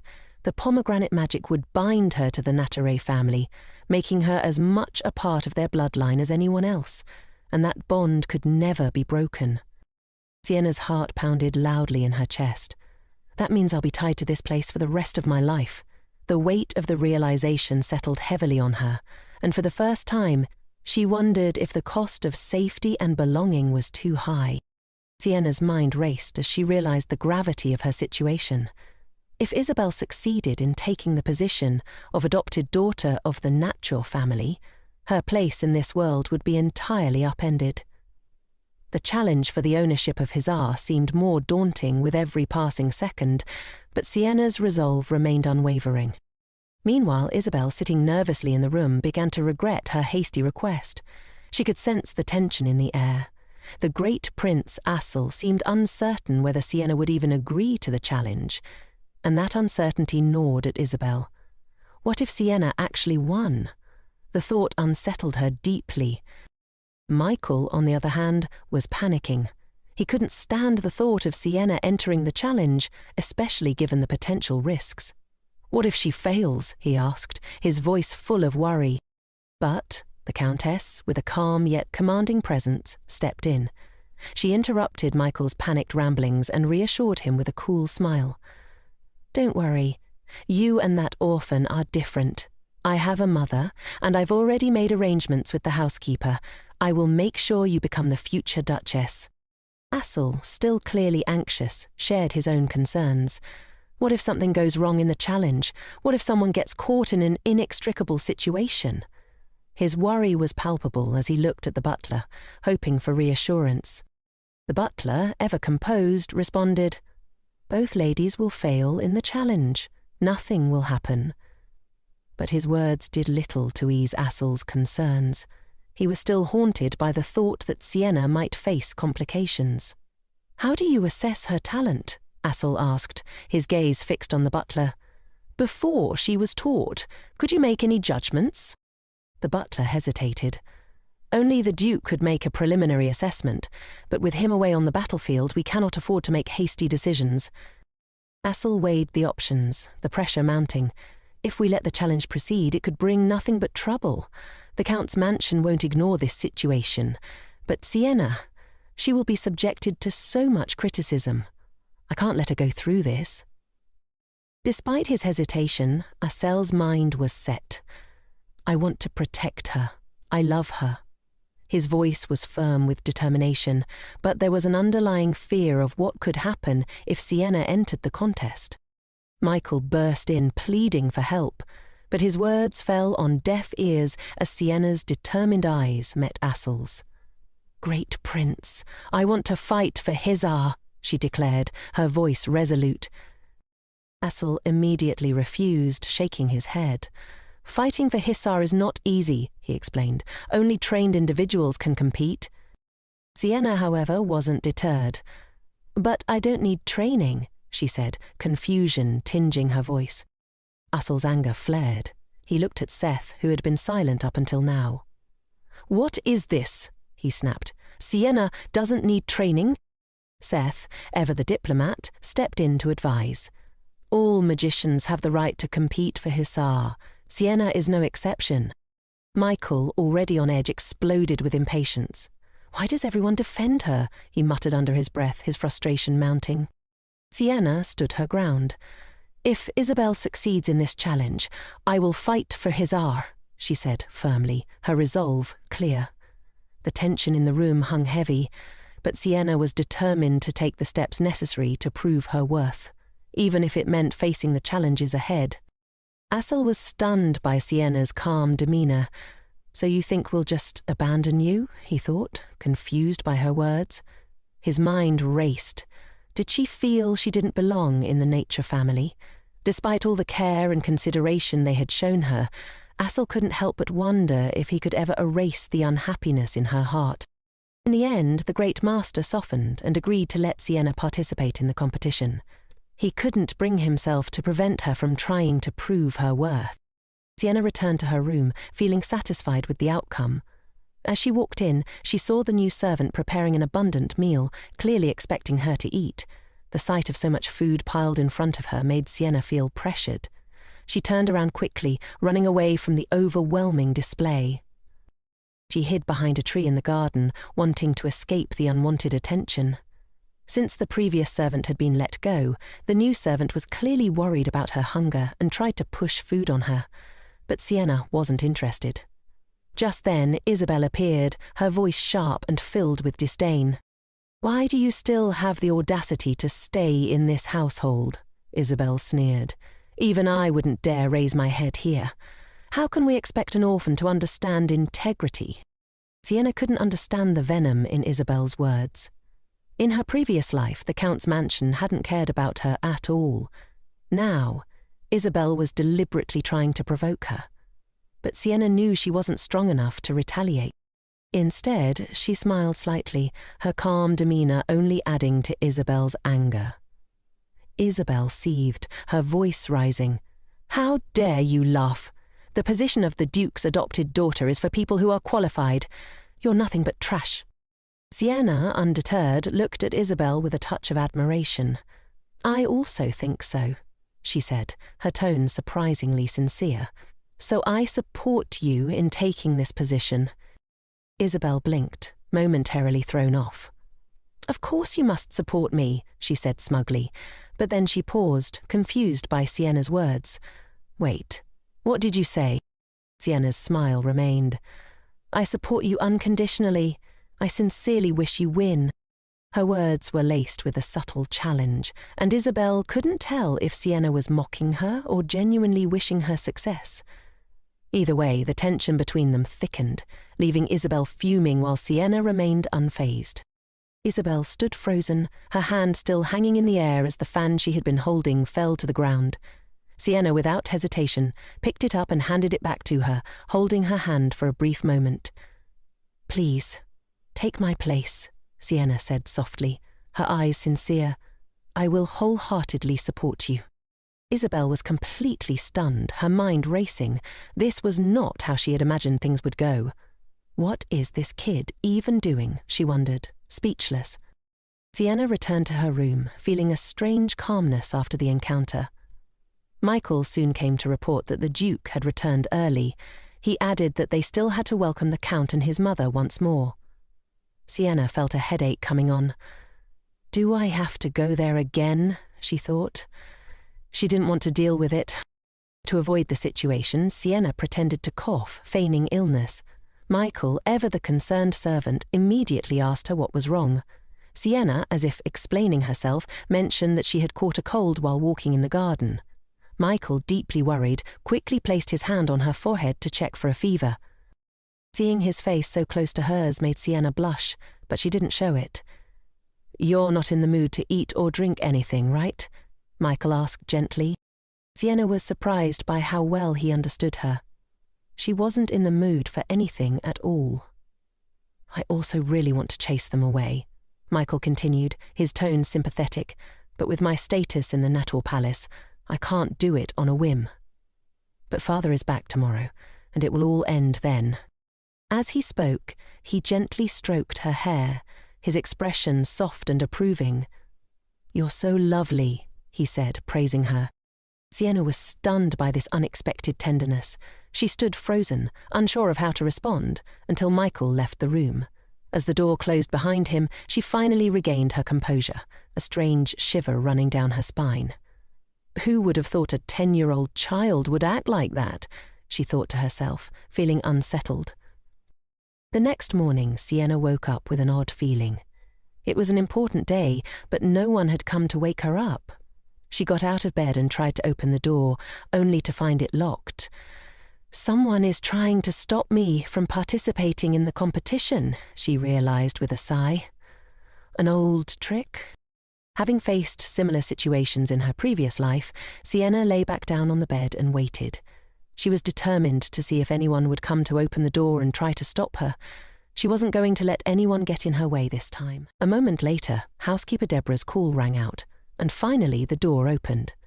Seeing Sienna lying on the bed, Deborah felt a mix of worry and impatience.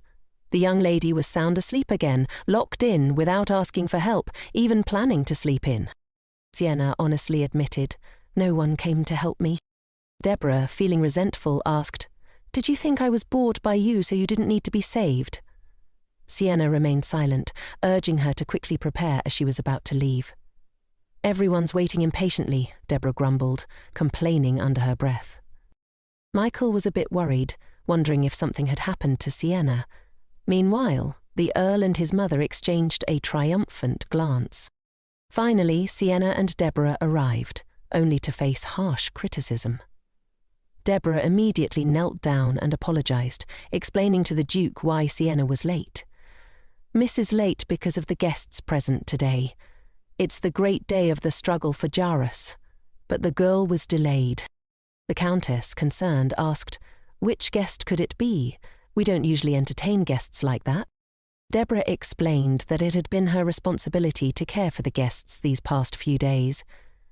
She had assigned another servant to look after the young lady, but unfortunately Sienna had been neglected and hadn't been fed. Hearing that his daughter had been mistreated, the Duke became furious. "How dare they treat Sienna so cruelly?" he demanded. Whispers spread throughout the room, and people began to murmur in sympathy. Letting such a frail child go hungry was unthinkable, and everyone began to feel sorry for Sienna. Deborah continued, "Miss is late because the new servant locked her in her room." She confessed it had been done on the Countess's orders to prevent Sienna from joining the competition. Deborah also mentioned that the Countess promised the servant 100 gold coins if the plan succeeded. Feeling exposed, the Countess's wife quickly denied the accusation. "How could we do such an evil thing? Are you claiming the housekeeper is slandering us?" The Duke's cold gaze silenced her, and the Countess flinched under his stare. At that moment, the priest presiding over the ceremony spoke up. "The competition cannot be cancelled. Let the ceremony begin." As the tension simmered, Elle added, "After the fight, there will still be penalties. If you fail, the consequences will be even more dire. Even if Isabel wins and becomes the owner of the Nater name, she will still be prosecuted to the end." Isabel, hearing the Duke's resolute stance, began to feel a twinge of fear. The Countess, noticing her unease, tried to console her. "You just need to show that you're stronger than that orphan. Everything will be easily resolved." Isabel nodded, trying to calm herself. "I just need to prove I'm stronger than her. Everyone will forget how they treated her and reevaluate me." With a sharp glance, Isabel approached Sienna and whispered fiercely, "Just like you. You dare challenge me?" Sienna, confused, replied innocently, "I made no attempt to participate in the challenge. Didn't you invite me?" The moment Sienna finished speaking, Isabel's anger boiled over. Her eyes were filled with darkness and malice. Sienna flinched, startled by the intensity of Isabel's glare. At this point, the showdown began. The magician announced the rules of the game. The Jaro artifact would choose its owner. If you were refused, you would have to bear the consequences. Once you became the owner of the name, it meant you had achieved the honor of being the protector of humanity, a title that would never change. Isabel, looking nervous, stepped forward, her eyes fixed on the holy water jar containing the Jaro artifact. The Countess, equally anxious, held her breath. As Isabel reached out to place her hand in the jar, a powerful force immediately pushed her back. The challenge was over. She had failed. The Countess was stunned. "Let me try again," she begged, despite Isabel's warnings. She placed her hand in the jar once more, but this time a stronger force knocked her to the ground. Both mother and daughter were defeated, their hopes dashed. The consequences of arrogance, combined with failure, were severe. They would now have to face punishment for their attempt to harm Sienna. Now it was Sienna's turn to challenge the Jaro artifact. Elle and Michael watched with extreme concern. Sienna took a deep breath and slowly placed her hand into the holy water jar. There was silence. Nothing happened. It seemed that in her previous life, Lorena had been harmed after touching the Jaro artifact because she had 2 streams of magic power in her body. Now, with only 1 stream, nothing occurred. Sienna felt a twinge of disappointment but was relieved. Just as she was about to withdraw her hand, a voice suddenly rang in her ears. Don't go," the voice echoed again. Sienna looked around, but no one reacted. Maybe she had heard wrong. It seemed like she had failed the challenge after all. "What are you talking about? You didn't fail," the voice rang out again. Sienna hesitated, then responded, "Could this be his arrows?" "That's right. For 2,000 years I have been waiting for you, my first master." Sienna, overwhelmed, withdrew her hand and turned to leave. She just wanted to be a normal person. Someone who could eat and sleep well without the burden of being the protector of humanity. She wasn't ready for such responsibility. She lied, claiming her hand hurt and that she had failed the challenge. However, his arrows seemed to easily ignore her. Suddenly, the gem in the water leapt up, glowing with a brilliant fire. Sienna heard a fierce roar. "I told you not to go!" The sacred fire exploded violently, and everyone in the room was stunned. Assel and Michael moved forward to help, but the Duke held them back. "Wait." Fiery snakes surged towards Sienna. The fire surrounded her, but instead of burning, it didn't feel hot at all. The intense flames shrank down into a small, controlled flame. This was his arrows. Sienna wanted to give up, thinking again, "I never said I wanted to be your master." A mocking laugh echoed. "Do you think I have enough free time to ask for your opinion? I'm not the first destiny you've met. Don't compare me to others." Sienna felt confused. She had never met another fate she didn't understand. The voice, taunting her, continued, "Why don't you want to sign a contract with me? You know you don't want to be my master." Sienna opened her mouth to explain, but her vision began to blur. Her body weakened, and she lost consciousness. The divine artifact that others coveted, the girl dodged again, only because she wanted to live a normal life. Yet, as she struggled with his arrows, she fainted. It was then revealed that the new mage relies on instinct to cast their first spell. This moment of enlightenment could determine the direction of their magical future. Based on the scale and trend of her magic, it was clear. Sienna's future lay in evolution. She would become an excellent healing magician. Everyone congratulated the Duke. After all, healing magicians were incredibly valuable. They could rescue others from evil spirits. But what surprised them even more was Sienna. Not only had she dispelled the evil spirit that had lingered in the Natar Palace for years, something no other healing magician had been able to do, but her evolving powers brought even more magic. She even summoned spring in the midst of cold winter, bringing life where there had been none. It was unforgettable. "Let Sienna rest," the Duke told everyone, signalling them to retreat. There was still the trial of the Count and his mother to prepare for. Once everyone had left, the Duke turned to Sienna and told her to open her eyes. It turned out there had been too many people watching, and Sienna, ever sensitive, had avoided opening them. The Duke understood, giving her the space she needed. Alone, Sienna couldn't help but sigh. This time it's completely over. The thought of her life's end felt overwhelming. "What's the end of life?" His arrow's voice rang out, jumping into the conversation with a tone of complaint. The small flame stretched, waving and smiling with satisfaction. "At last! I don't have to hide as a necklace anymore." Sienna, feeling frustrated, muttered, "I signed a contract alone after making someone else faint. It's so forced." His arrows grumbled in response. "You put your hand into the water of evolution. That's an ancient custom for signing contracts. You did it yourself, meaning you asked to sign the contract. I agreed to your request. This is a fair and public signing ceremony." "There's no backing out now." Sienna knew there was no point in arguing. She immediately changed the subject, asking, "What does the Nacho Evolution Palace mean?" The small flame glowed with pride. "This is my gift to you. Surprised? You should be. I've performed such powerful magic. From now on, no one would dare rob her again." But Sienna had a headache. She didn't want to stand out like this. Despite the strong magical powers in this life, she didn't want all the attention. She just wanted a simple, quiet life.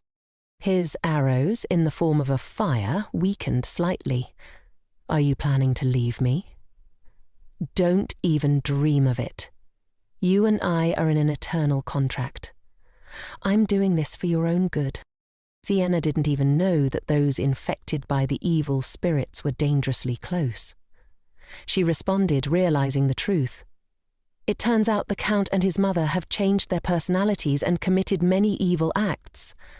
As expected, it's connected to those dark auras. At that moment, the two criminals, the Count and his mother, were kneeling on the ground, trembling. They couldn't understand why they had done such cruel things. The powerful Duke Nater stood over them with an expressionless face. The Earl and his mother, once proud and arrogant, now cowered, kneeling in fear for daring to harm the Duke's pampered adopted daughter. Now they faced the Duke's judgment. The Count, still confused, thought, "Why did I suddenly become so stupid? Why did I harm others? What made me do such things?" But when they saw the fire of his arrows, the realization hit them. Their bodies were definitely affected, but it was too late now. The Duke had the right to execute them.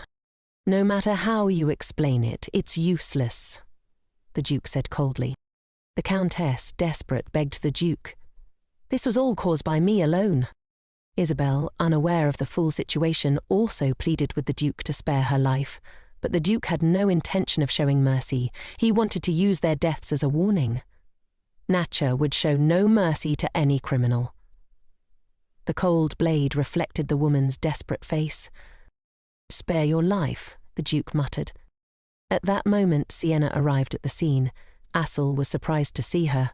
"Why did the bodyguard let the lady come here?" Sienna explained calmly. "I came by myself. Please don't scold the servant." After hearing this, Assel didn't say anything further. This response surprised everyone present. As expected, Sienna was the master of his arrows, making the others listen in awe. The Duke took back his sword, his cold eyes turning to Sienna. The look in his eyes reminded her of her previous life. The fake older sister, Lorena, who had falsely accused Sienna, making everyone believe she used evil magic to harm her. No matter how much Sienna tried to explain, the Duke had locked her in prison. The Duke's gentle voice broke through Sienna's thoughts, pulling her back to reality. "What's wrong?" Sienna tried to calm herself before speaking. His arrows told her that the Earl and his mother had been invaded by evil spirits, which was why they had acted the way they did. As soon as she spoke these words, murmurs rippled through the crowd. "No wonder their actions were so unusual," someone whispered. "Without Sienna's intervention, I'm afraid the evil spirits would have fully taken over, and they would have gone mad." It turned out that his arrow's words were highly trustworthy. At that moment, Assel asked Sienna, "Why did you save the Earl and his mother? The noble adopted daughter was almost murdered, yet you prevented the execution of criminals at the last minute. I don't understand." Though the Earl and his mother were influenced by evil spirits and did bad things, they still threatened you. Why save them? Sienna replied calmly, "I'm not here to save them, and I don't have that ability either. I just don't think we should hide the truth. As for how they should be handled, it's not up to an orphan like me to decide. That's for the Duke to decide." The Duke pondered for a moment before delivering a new verdict. He decided that the Earl and his mother would have to give Sienna half of the mining shares from the Count's palace as compensation for damages. It was a lenient punishment. The Count's palace, in turn, expressed gratitude to Sienna for her actions. Isabel, recalling Sienna's life-saving intervention, vowed, "I will repay this favour." Sienna glanced at the share contract, her eyes widening. It turned out the mine wasn't just about ordinary gems. It also contained gem essences that could create magic. These essences could be used to engrave cleansing spells or make powerful amulets, making the mine extremely valuable. Sienna hesitated, not wanting to accept it. It's too expensive, she thought. In her previous life, this mine had belonged to Isabel, and she had lost it to Lorena in an underground fight. Now, compensation for Lorena's loss had placed this massive fortune in Sienna's hands. She feared that accepting it might lead to disaster. Assel, sensing her reluctance, advised, "You should take it. This is an inseparable asset for the magician who owns the name. Perhaps the Duke or Grand Master could accept it for you." At that moment, the Duke suddenly stood up, his gaze fixed on Sienna. You are no longer an orphan, he said sincerely. You are the owner of the name Jaros. With that title comes great privilege, but also great responsibility. His words hit Sienna hard, leaving her feeling an immense sense of pressure. Sienna was taken aback by the Duke's words. So, Sienna, if you still want to give up your responsibility, then just leave, he said calmly. We can live as we please. You don't have to care about other people's opinions. The freedom that Nasha guarantees you, even I cannot violate it. So from now on, don't say you're an orphan anymore. Nasha will always be behind you. Sienna was utterly surprised. The Duke's expression was sincere, and there was even a hint of mercy in his tone. For a moment she was stunned. It seemed that the things from her past life were not meant to happen in this one. She was the only one bound by those memories. Could she really forget the unforgettable pains of her past? Could she begin a new life calmly, without those haunting memories? She couldn't do it. There was no apology or remorse for what had happened. She couldn't forgive easily. She would rather carry those memories with her for the rest of her life. Although the Earl's government had compensated her, it wasn't over yet. Before she could focus on that, Deborah had discovered a bottle of poison that could temporarily suppress magical powers. The origins of this drug were unclear, just as the source of the evil spirits affecting the Count and his mother remained a mystery. Everything needed to be thoroughly investigated. Late at night, Michael found himself in a familiar room. A man was pacing nervously in front of him, muttering curses. "This is so arrogant. Doesn't even want to see him. I don't understand why my father brought that child to the palace." Michael sat frozen in the chair, unable to move. Who is that person? He wondered. The man turned around, and when Michael saw his face, he was shocked to realize that it was himself. He woke up startled, realizing he had just dreamt about his future. He broke out in a cold sweat. Who is the person I hate so much in my dream? And who is the girl who keeps flashing in my mind? Seth, meanwhile, congratulated Sienna on becoming a healing mage. "Thank you for bringing spring to my palace. Even though I didn't see that moment myself, I feel the blessing. I'm very happy." Seth looked at Sienna, feeling reassured by her growth. He also secretly admired the Duke's wise decision. Before that, someone had suggested that the Duke hold a victory party and publicly reveal Sienna's identity as a healing mage. However, the Duke chose to keep it a secret. He explained that Sienna wasn't used to being recognized as Natcha's daughter, and he forbade any outsiders from making contact with her. The nobles who had hoped to use her position to climb higher in society were worried. With the Duke pampering Sienna so much, how would they find opportunities to flatter her? But the Duke didn't make it difficult for them. Instead, he provided all sorts of extravagant gifts, toys, books, and treasures gilded with gold and inlaid with pearls. These were all gifts from the nobility. However, the Duke insisted that they be returned. At the time, Seth didn't fully understand, but now, seeing Sienna's smile, he realized that the Duke had wanted to protect her. His actions had been thoughtfully planned out. Since Sienna had become a healing mage, she would be required to attend military school once she turned 14. So, Seth began teaching her the basics. This was exactly what Sienna had been hoping for. She eagerly took notes as Seth explained the principles of shamanic healing. Seeing how attentively Sienna listened to the lecture, Seth decided not to assign homework. However, to his surprise, Sienna was a bit disappointed. "Actually, doing homework is quite interesting," she admitted. This was the first time Seth had ever heard a student speak so positively about assignments. It was as if the great master had accidentally exposed a weakness in his own teaching approach. Forced to teach, Seth's tiring and painful career as a mentor began. But now, with a student like Sienna, diligent and eager to learn, his once gloomy life was finally beginning to shine with hope. Miss Sienna is a great student, Seth thought, touched by her hard-working spirit. She truly was an angel. One person was attracted by the wit and humour in the teacher's teaching style.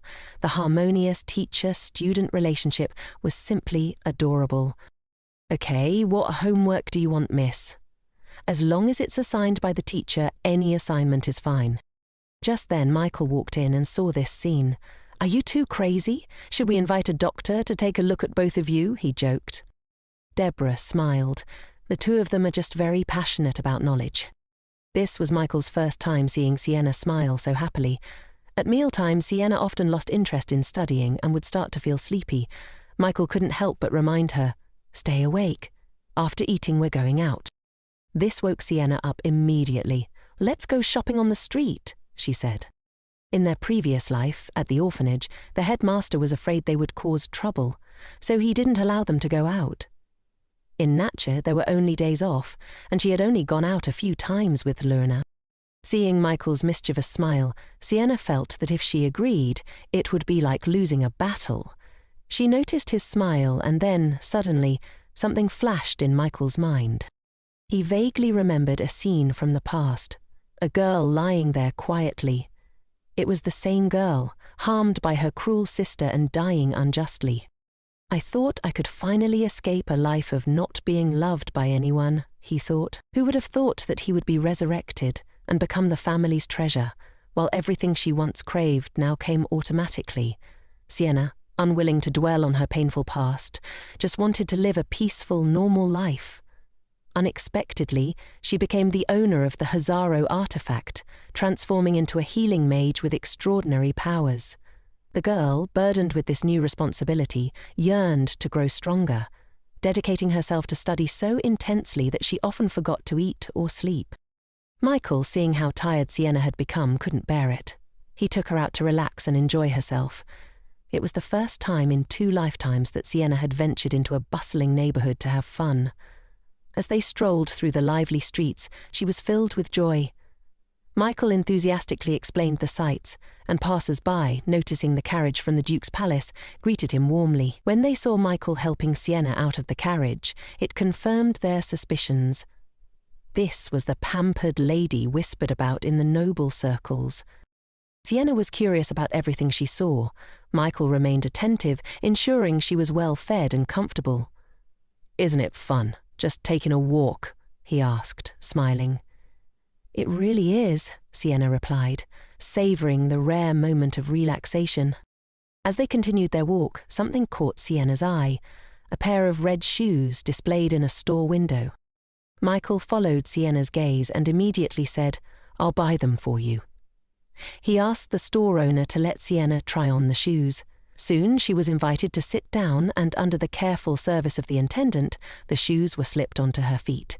The boy and the butler gave approving thumbs up. Sienna, feeling a bit embarrassed by all the enthusiasm, said, "I was just looking at them."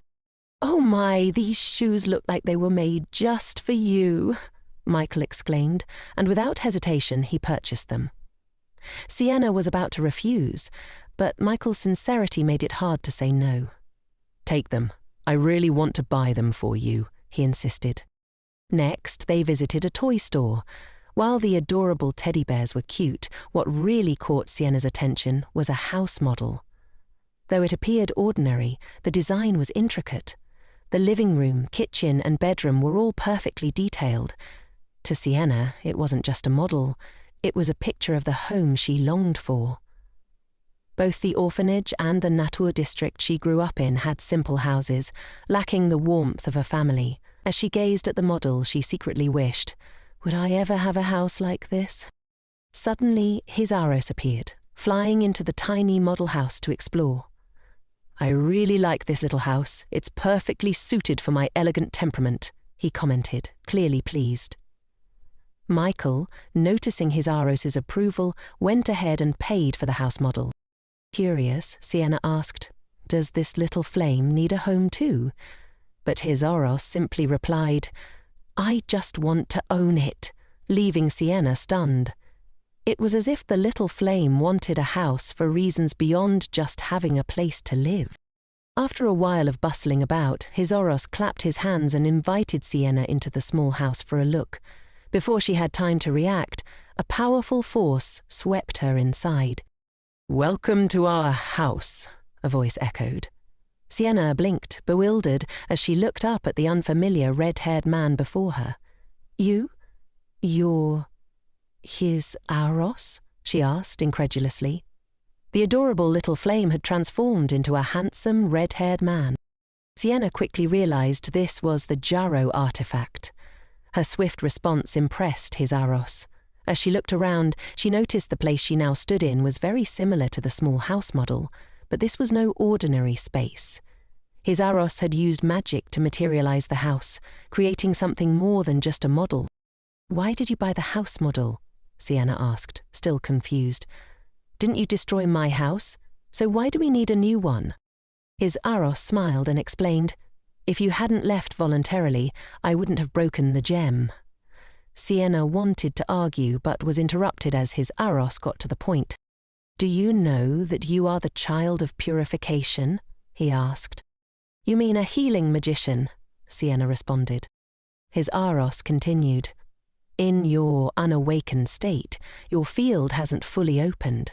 This palace, though, has already been purified once." Sienna was stunned by this revelation. His Eros explained that children of purification, like her, possess the natural ability to cleanse their surroundings, effortlessly purifying spaces as they breathe. It all made sense now. Since entering the Natur district, Sienna had always felt drained.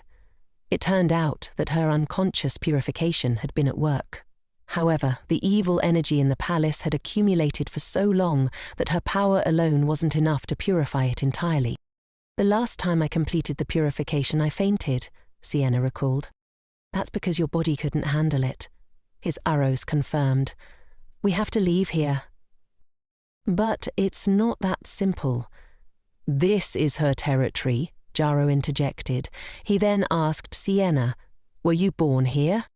When she denied it, he looked puzzled. "Strange. You have strong ties to this place, as if you've lived here for 10 years and then died." "Are you worried about me?" Sienna asked. "Of course I worry about you," Hizaroth said as he suddenly approached her. "You're the only master I've chosen in the past 2,000 years. I just didn't expect you to be so foolish." He sighed and added, "To keep this lovable but foolish master from dying of purification, we have a lot of work to do." His Aros took Sienna's hand and pressed it against his body, his expression serious. "Sienna, you are my master. I can see what you see," his Aros said. "You haven't fully awakened yet, but when you do, I will grow with you. For now, our most important task is finding a new house, perhaps one with pure energy crystals." As his Aros finished speaking, Sienna's vision became blurry, and she soon fell asleep. Early the next morning, a servant came to wake her, but as they lifted the blanket, the servant's eyes widened and a piercing scream echoed through the palace. Sienna, still drowsy, noticed something strange. Her body felt different. "Why are my arms so short and chubby?" she wondered aloud. Deborah rushed into the room upon hearing the scream, and when she saw Sienna, she froze. The once teenage Sienna had shrunk, now appearing much younger. "Oh my God, she's so adorable!" Deborah exclaimed, wide-eyed and in disbelief. After the initial shock, she quickly examined Sienna, but there were no signs of illness or anything unusual about her health. Deborah immediately called for the Duke and the doctor. Sienna, now in a much smaller body, looked around in confusion. "What's happening?" she asked. Then a small, timid flame poked its head out. It was his Aros. "Sorry, might be my fault," he said quietly. "When the gem was broken, I clung too closely to you, which might have caused this transformation." Sienna's anger flared. "I just want to crush this little troublemaker," she thought, glaring at the flame hovering above her head. But his Eros quickly urged her, "You need to find a new home with pure energy crystals. That will restore you to your original form." The Duke arrived shortly after, stunned by the sight of a child version of Sienna. "What on earth is going on?" he asked. After a thorough examination, the doctor reassured everyone. "Sienna is completely healthy." Maybe it's because so many things have happened recently, Sienna thought to herself, signing a contract with a divine object, evolving her powers. All of it had disrupted the balance of magic within her body. That's how it had come to this. However, the doctor reassured her, "No need to worry. In about 2 weeks, things will return to normal." "We still have to wait that long?" Sienna groaned, feeling extremely down. She couldn't help but complain to the Duke, unaware of how adorable she looked in her current form. Every little action she made caused the servants to squeal with delight. At this moment, Sienna appeared no older than 3 or 4, her voice even becoming sweetly childish. Even the Duke couldn't resist reaching out to pinch her chubby cheeks. Sienna explained how she had ended up like this. It was all because of Jaro. She then remembered what Jaro had mentioned about needing a new home, one powered by the essence of gems. These gems served as both an energy source for magic items and tools for performing magic. However, since their supply was limited, they were incredibly expensive. Sienna recalled the mine that the Earl and her mother had compensated for, a place known for mining these gem essences. She mentioned this to the Duke, who gestured for her to follow him to a quieter place to talk. Sienna slowly crawled out of bed, her small, adorable form once again surprising the servants. As the Duke walked ahead, Sienna tried to follow, but the long skirts she was wearing hindered her movements, making her pant and struggle. Through the butler's gentle reminder, the Duke turned around and finally noticed Sienna lagging behind. "Your Highness, I'm sorry. You go first. I'll catch up quickly," Sienna called out, thinking the Duke might be upset with her. Just as the Duke was about to pick up the little girl, Deborah appeared, apologizing. "I'm so sorry to trouble you, Your Highness. Please, don't worry. I'll carry the young lady." Without hesitation, Deborah scooped Sienna into her arms. The Duke, visibly embarrassed, awkwardly withdrew his hand and quickly turned to leave. Sienna, now in Deborah's arms, felt completely confused by the whole situation. "Why does it feel like His Highness's back looks a bit sad?" Sienna wondered. "Is it possible that after turning into a child, something happened to my eyes?" The butler sighed softly and explained, "It's not that, my lady. His Highness is a father of 2 children, yet he still doesn't know how to approach them." After Sienna told the Duke about his Orosa's request, the Duke ordered a servant to bring a bag. Inside were gems, precious quintessences of gemstones. Sienna was stunned. Even a coin-sized gem could buy a house in the center of the capital. "How much is all of this worth?" she thought in disbelief. The Duke continued, "Although you have shares in the mine, it would still take time to acquire gems, so I'm giving you mine. When the divine object is housed in a gemstone, it becomes more than just an object. It becomes a weapon encrusted with a soul stone." His Eros, now needing a new home, required both a gem and a weapon. Sienna stared at the pile of gem essence, thinking she would just have to choose one. But the Duke's expression turned grim. "What do you mean?" he asked. Sienna was confused. Shouldn't it be a gift of one precious gem, but now I still have to pay? The little girl held onto the priceless gems and asked, "Can I just have one?" The Duke's face became even more unsightly. "What do you mean, just one?" the Duke responded. "I'm giving you all of this." Sienna breathed a sigh of relief. "I don't need that much," she said, hesitating. But the Duke insisted. "You should take a little extra, just in case you need it." Overwhelmed by the Duke's generosity, Sienna marveled at the wealth of the Nator family. As one of the 3 founding families of the empire, they had accumulated wealth for generations, enough to ensure comfort for many lifetimes. The Duke then invited Sienna to rest and recover her health, offering to take her to the treasure store to choose something she liked, which could be encrusted with precious gemstones. At first, Sienna wanted to refuse, but then she reconsidered. "Living here, I've helped purify the Duke's palace," she thought. "It's only right to accept what they give." She realized that if she wanted to live independently in the future, she would need money. There was no need to refuse such an offer. Seeing that Sienna didn't refuse, the Duke sensed something different about this child, something wise beyond her years. Normally, she always seemed sad, but today there was a small change. She looked cute and innocent. The relationship between father and son felt much closer. In the blink of an eye, the weekend arrived, and the Grand Masters asked for Assel to return from military school again. The Duke himself noticed that his son had come home for 3 weeks in a row, which was really strange. Everyone saw the young master, and a kind servant reminded him, "Lady Sienna is currently in the study reading a book." Assel coughed intentionally, trying to hide his embarrassment. Was he panicking just now? Pretending to remain calm, he headed to look for Lady Sienna. When Assel arrived at the study door, intending to enter, he suddenly remembered the last time he was there. His heart ached as he recalled the bouquet of flowers he had given to Sienna, being tossed under the table. But today there was no sign of Sienna in the study. The servant informed him that she had just returned to her room. However, Assel's attention was drawn to another bouquet of flowers by the window. The servant introduced it as a gift from Teacher Seth, congratulating Lady Sienna on her enlightenment. The lady had placed it carefully in a vase. This different treatment made Assel feel uneasy. Late at night, Assel fell into a strange dream. He saw himself frantically searching the table. "Where is it? We have to find it," he muttered in the dream. The amulet that Sienna had given him. Where had it disappeared to? He searched the entire room, but it was nowhere to be found. In his dream, Sienna's image appeared. She shone brightly like the sun, yet there was also an eerie coldness to her. A lifeless body, devoid of vitality. Assel was overwhelmed with pain, as though he had lost something extremely important. He woke up, startled and breathless, his heart racing. "What have I done?" he whispered to himself, tears welling up in his eyes.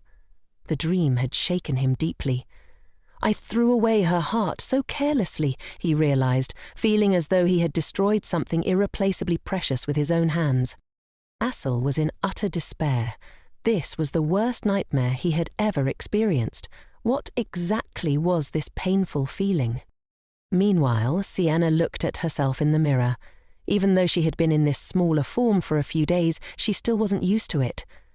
Deborah couldn't help but be charmed by her young lady's appearance, even dressed in young prince's clothes. The young lady was still extremely adorable, and Deborah had the urge to hug her. Sienna, however, felt uncomfortable. Now the servants treated her like a child everywhere she went. Yesterday she had fallen in front of Michael, and just thinking about his expression made her upset. Now her speech was slurred and her face had grown chubby. The moment Michael saw her, he burst out laughing.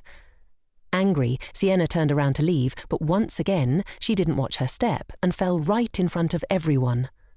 She was mortified. Everyone froze in shock at Sienna's awkward position, but Michael simply smiled and comforted her, telling her not to cry and calling her an obedient and lovely baby. Sienna fumed. "Don't treat me like a child." At the dinner table, Sienna tried her best to control her slurred speech. Michael gave her a thumbs up and praised her for being an obedient and wonderful baby once again. Assel was surprised. He hadn't expected to see Sienna in this tiny form. When Sienna greeted him, she accidentally called him Great Uncle, which sent Michael into hysterics. He laughed so hard he almost fell over, much to Sienna's frustration. She wanted to hit him for the first time, but fortunately the Duke intervened and told everyone to settle down and eat together. A moment later, Michael leaned over and whispered to Sienna, pointing at the butler's shoes. "Those ridiculous shoes again." As it turned out, when they went out last time, after buying Sienna red shoes, Michael had bought another pair of funny shoes as a gift for the housekeeper.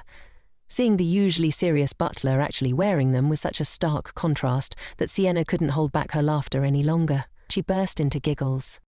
Seeing her sweet, happy smile, both the Duke and Assel were astonished. Michael had made her laugh once again, and this time Sienna laughed out loud. "This is unprecedented.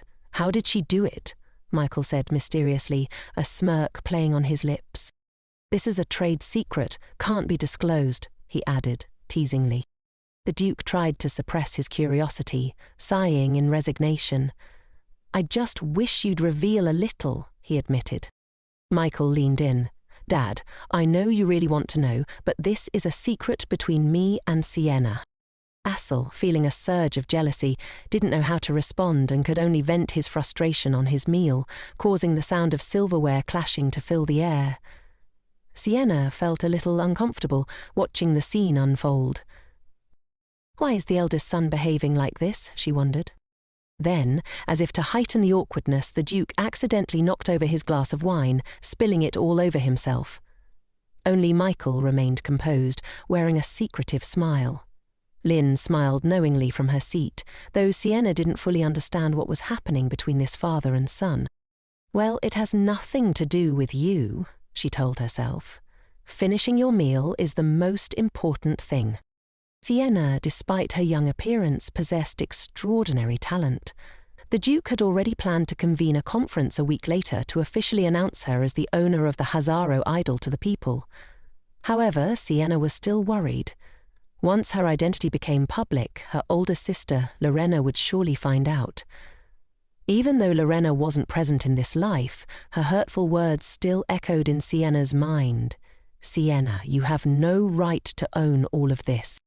In her previous life, Sienna had always lived under Lorena's mental control, losing everything because of a few sweet words. Looking back now, Sienna felt deeply embarrassed. In this life, she didn't want to trust anyone. She didn't want to love anyone anymore. A week later, the conference was held as planned, but Sienna's body still hadn't fully recovered.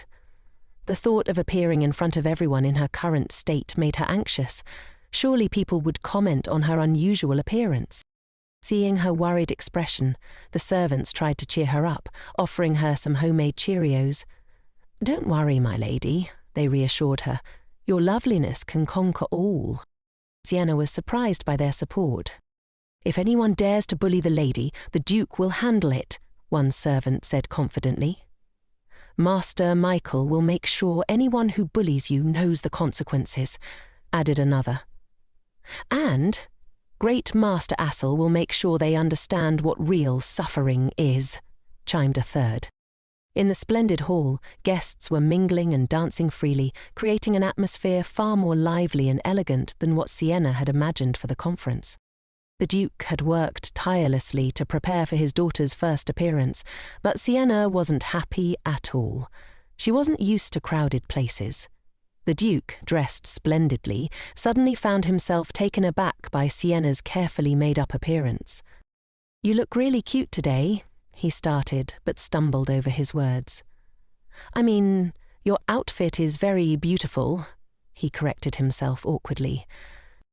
The butler smiled quietly, while Deborah tried to ease the atmosphere. The Duke, rarely flustered, blushed slightly. It was clear he still hadn't figured out how to connect with girls. Kneeling down, the Duke reached out to carry Sienna. She, obediently, rushed into his arms, and they prepared to make their entrance.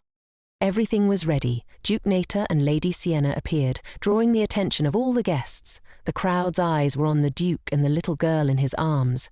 Murmurs of admiration spread through the room. As rumoured, she became the Master of Hazaro at such a young age. "Truly remarkable," people whispered. Despite the praise, Sienna was extremely nervous. Sensing this, Michael walked over to take Sienna from the Duke's arms. Their close interaction sparked whispers among the guests. "Isn't Master Michael usually so distant? Why is he so close to her?" someone murmured. Assel reached out to help Sienna sit down on a chair. The actions of both father and son clearly demonstrated Sienna's important position within the Nator family. The Duke officially introduced Sienna to the crowd. "This is my adopted daughter, Sienna, and she is the rightful owner of the Hazaro idol." The revelation caused quite a stir. An ordinary orphan had become the Duke's adopted daughter and was chosen to wield the prestigious Hazaro idol. The guests were surprised, but they quickly began offering congratulations, praising the Duke and Michael for their generosity. However, Sienna, who had lived through a difficult past life, was very aware that many of the compliments were veiled in sarcasm and disdain. She could feel the whispers. An orphan sitting in such a position? How shameless! Michael, noticing Sienna's discomfort, called her name softly. He discreetly pulled her away from the crowded room to a quieter spot. Sienna, still reeling from the scene she had just witnessed, let herself be led, overwhelmed by it all. A mountain of gifts piled up before Sienna, each one a present from the guests. This is what the daughter of the Natcha family should receive, Sienna thought. Michael encouraged her to pick one and open it, but Sienna felt a bit confused. Choose the smallest one? She asked. No, you must choose the biggest one, Michael insisted with a grin. With his guidance, Sienna hesitated before picking the smallest gift. However, Michael didn't let it go and excitedly placed her in the lap of a giant teddy bear. Oh my God, Sienna, you fit this gift perfectly, Michael laughed with excitement. Who gave such an exquisite gift? He added, his smile wide. If not her, then who else? Michael teased. At that moment, Michael suddenly took Sienna's hand, gently placing it against his lips and kissing it lightly. Congratulations, Your Highness, Princess of Natcha, he said, his voice sincere.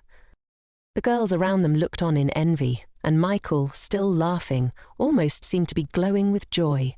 But Sienna, feeling the weight of the attention, couldn't help but feel uneasy. I feel like I'm about to get into trouble, Sienna thought, her discomfort growing. The next day in the garden of the Duke's palace, Sienna felt a bit awkward as she observed the bustling crowd. The Duke and others went to the meeting, leaving her behind. Mrs. Deborah insisted she received the guests. As a daughter of nature, she had to appear at such occasions, but no one paid her any attention. It would have been great if Jairus could talk to her. Suddenly, a fan dropped at Sienna's feet. Oops, my fan fell. Miss Sienna, can you help me pick it up? The person who approached was the blue-haired girl who had been angry with her the day before. She was clearly looking for trouble.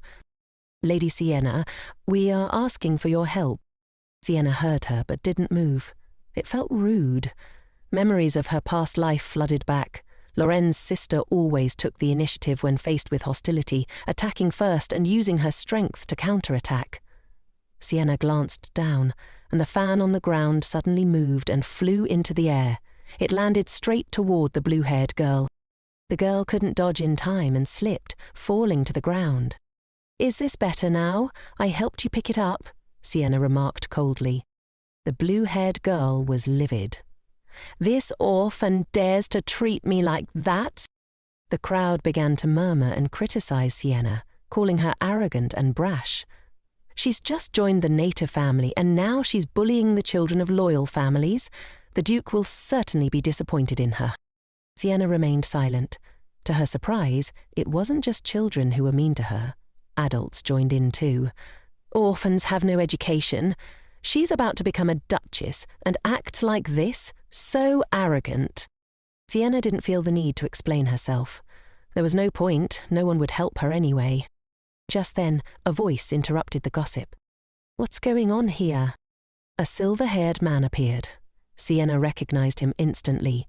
He had helped Lorena in her past life. It was Count Jester, who had supported her sister's rise to become the future duchess. Why was he helping her now? Count Jester cleared the crowd with a few sharp words, silencing the criticism. Thank you for helping me, Sienna said, her voice trembling. But don't do anything like this again. If you encounter any problems in the future, just look for me. Jester smiled gently, his enthusiasm palpable as he invited her to go out with him. But something didn't feel right. Sienna sensed the dark, malicious intent from him. In the next moment, Jester ripped off his mask of deception, drawing a dagger to control Sienna. The rain poured heavily outside as Jester pushed open the door to a house and shoved Sienna inside. Hurry, upstairs, he ordered. Sienna stumbled, falling to the ground. The gem in her bag fell out, and her heart raced. Was her aura still unresponsive today? Could she escape this danger alone? She was dragged into a small room. As the door opened, a foul stench filled the air. Jester smiled eerily, tossing Sienna to the floor. Her eyes landed on a blood-drawn symbol beneath her. Jester caressed a nearby coffin, muttering, "My angel.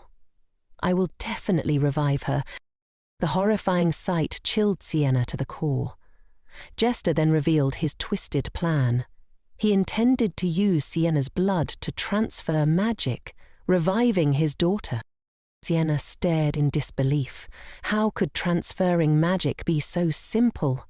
If just drinking blood was enough, Lena wouldn't have spent so many years trying to destroy her. Jester's smile twisted into something dark. If you don't obediently comply, I'll kill you.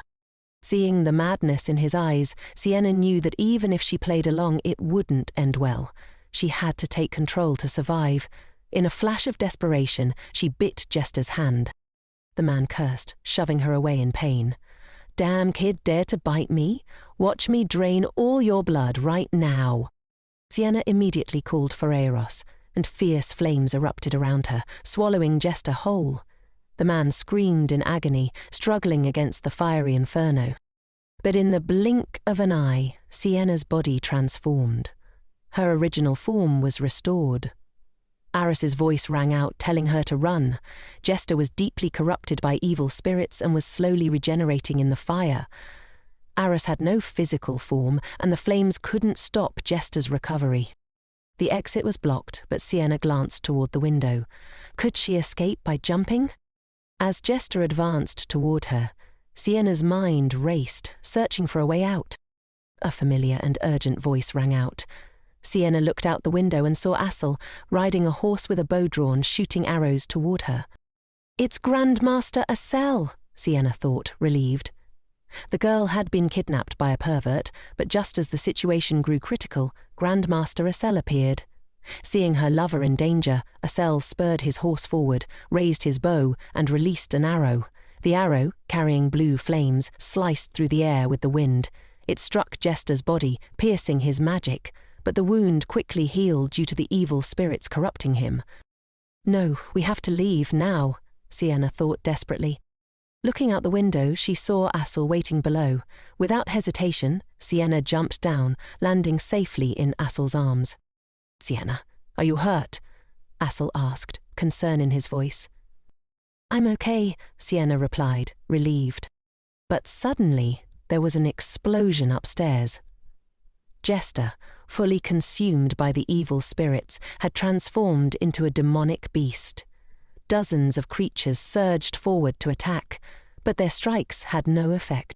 Aris's voice echoed in Sienna's mind, explaining, The evil spirit of the magical beasts is breaking out. Regular magic can't break through. Only the power of names can defeat it. Assel's name was Thanatos, and Sienna's name was Jaro. The combined strength of their names would be enough to purify the beast. Two streams of power merged, forming a beam of brilliant light that shot toward the demonic beast. The magical beast finally disappeared and the crowd erupted in cheers. Elle and Sienna breathed a sigh of relief as they made their way back. Sienna reflected on everything that had happened recently. Jester, Lorena's supporter, had died, again before Lena even entered the Duke's palace. Was all of this just a coincidence? The cradle of the moon room, which had originally belonged to her sister, was now hers again. Aros had been destroyed by Lena in her past life, but now he was by her side once more. The gem mine, once her sister's, was hers again. Even though she wanted to change everything in this life, it felt difficult to break free from the past.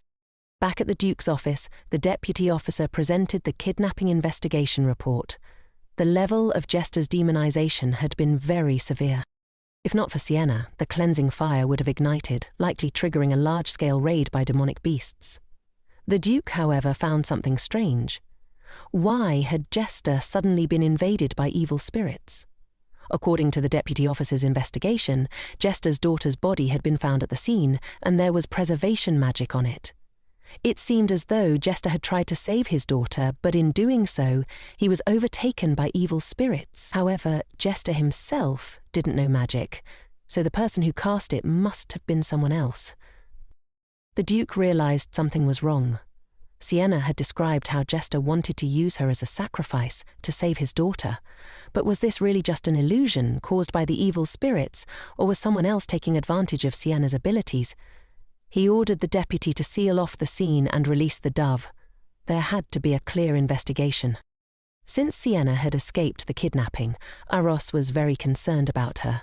To enhance her survival abilities in unexpected situations, Aros intended to give her special training. Special training? No need, Sienna interrupted. If I die, You can just find another owner. What did you say? The angry little flame flared. I am the master. I chose after many difficulties. How many times have I said it? Her life is not something to be taken lightly. Don't you think about my feelings at all. Seeing the little flame upset, Sienna realized that what she said was too harsh. Eros reassured her once more. Besides you, I don't intend to let anyone else be my master. In that moment, Sienna's forgotten memories resurfaced, and she asked Aros, "So, is there any way to destroy destiny?" The little flame became angry, growing larger. "You want to destroy me again?" Sienna hastily explained. "I didn't mean that." After hearing Sienna's words, Aros began to understand the situation better. Sienna still couldn't explain why this was happening, but in her lost memories, it seemed that she wasn't always Aros's master, and Aros had been destroyed by someone else. The small flame paused, deep in thought. "Are you sure I will be destroyed? Maybe someone changed me," Sienna thought. She wondered if that was possible. But why would Lena do that? Even though Lena had never directly harmed Aros, she was still the genius mage chosen by millions. Lorena was born with rare healing abilities. She had once extended the life of a seriously ill emperor by a year, which had made her famous as a healing magician. "Does she not want you to be my master, so you took me away?" Sienna mused, feeling suspicious. At that time, when she had been robbed of her magic power, could she still become Eros's master? Even so, Eros chose her.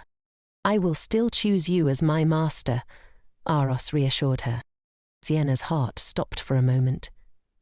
"Even if I don't have magic power, you still choose me?" Aros continued, determined. "I want to give you special training. If you keep running away, you won't be able to live in peace. To stop Lena from sabotaging you again, you must become stronger." Aros gently placed his hand over Sienna's. "Don't worry. You are not alone. Our contract is eternal. I will always stand by your side. So, your enemy is my enemy. I will always be by your side." The unexpected sincerity of his promise left Sienna confused. Those words seemed to warm the most sensitive corner of her heart, transforming her long-standing resentment and repression into tears. Lena had caused the deepest hurt in Sienna's life. She didn't want to trust anyone anymore. She had clearly determined to push everyone away, but deep inside, she still longed to be loved. "I will forever be by your side." Aros's words brought immense strength to Sienna. "I've decided, whatever happens, we'll face it together. I will become the best healing magician. A lifetime of being weak and cowardly like a mouse is enough," Sienna declared. "Even though I don't know what the future holds, we will reach the top. I'll engrave your name, Eros, into it. People will always choose us. No matter what happens, we'll always be together." Her confident, bright appearance even surprised the Duke. There's something different about this child, he thought. The Duke asked about Sienna's health. "Thank you for your concern, Your Highness. I'm okay," Sienna replied, not shying away from the Duke's gaze. She flashed a bright smile. "Thank you, Grandmaster, for your timely help, but I was really scared." The Duke, concerned, asked in detail about what had happened. In the past, Sienna would have lied and hidden the truth, but now she would use every opportunity to achieve her goal. She pointed and spoke, recounting the event. At that time, Jester suddenly held a knife and threatened the child. The Duke was startled. "Dare to threaten with a knife?" Sienna continued. "I wanted to ask for help, but no one came to my aid because you and the other ladies were also in conflict." She told the Duke everything about being bullied. The Duke's anger grew. His little daughter had been humiliated like this. "What was Mrs. Deborah, whom I sent to look after you, doing at the time? She was busy receiving guests and didn't pay attention to my child?" Sienna complained. "Even when I was threatened with a knife, she completely ignored it." The Duke was heartbroken. "No matter who you are, you have no right to dictate to my child." They dare to disobey my orders and treat my daughter like this? What an unforgivable sin! He ordered the immediate revocation of Count Jester and Lady Deborah from their positions. They were to be disqualified, expelled from the territory, and have all their property confiscated. Those who bullied Sienna are no longer allowed to step foot into the Duke's palace. Duke Nata was the centre of power. No one dared disobey his orders. As a result, no one would dare associate with those families anymore. What an irony it was. Those who had once mocked her as a mere orphan were now reduced to commoners themselves. The nobility began to gossip. Everyone realized that the Duke highly valued Sienna. After that, no one dared provoke her again. People were also curious about the Duke's judgment. An orphan from the streets had not only become the owner of a noble name, but also a healing magician. Some even wanted to adopt orphans, hoping to strike it lucky. That day, Hezero officially began Sienna's special training. In the past, Sienna had always practiced how to concentrate magical power with teacher Seth. Today, it was finally time to show the results. Sienna closed her eyes and felt the magic flowing around the core of her heart. Magic power slowly gathered in the palm of her hand, and a brilliant magical field appeared. This was the beginning of everything, the first meeting of the world. It took the shape of a vast field, the first world that Sienna created with her magical power. It was the first time she had used her magic to successfully create her own field. The little flame was very satisfied. As expected, my master has chosen wisely. Under my guidance, you will definitely be very useful. At the same time, the little flame urged Sienna, "Quickly find yourself a house. Haven't I found the quintessence of gems for you?" His Aros was very dissatisfied with the crude stones. If you just pile up ingredients, can you really call it a house? Sienna, however, reassured her, "It's enough for now. Rest assured." The little flame huffed. "You speak so sweetly, yet you're so cold and heartless. It's all because I was stupid and chose the wrong owner." Then she flew into the closet in the small house, sulking by herself. Sienna sighed helplessly. "I'm sorry, His Eros, I was just joking with you." Before that, the Duke had wanted to comfort Sienna. He asked if she wanted anything.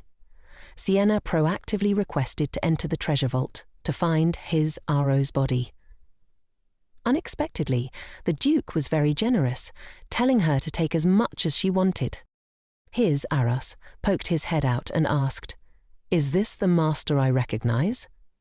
The treasure vault was filled with all kinds of priceless treasures and the heritage of prosperous times. There were even treasures kept since ancient times, some of which no one knew the use of. Michael assured Sienna, "Rest assured, we've already cleaned up the dangerous objects, so this time it won't be too dangerous." "Does that mean there are still dangerous things?" Sienna asked, a little worried. "That's right," Michael replied. "Who knows, maybe there are even scary monsters." The Duke interrupted Michael, who was making a devilish face. "Don't scare her, look at the two children talking."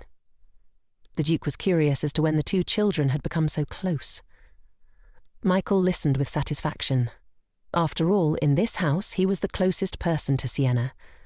Even the eldest brother Elle wasn't as close. Sienna felt bewildered. If there had been no misunderstandings in her past life, would Michael treat her this well now?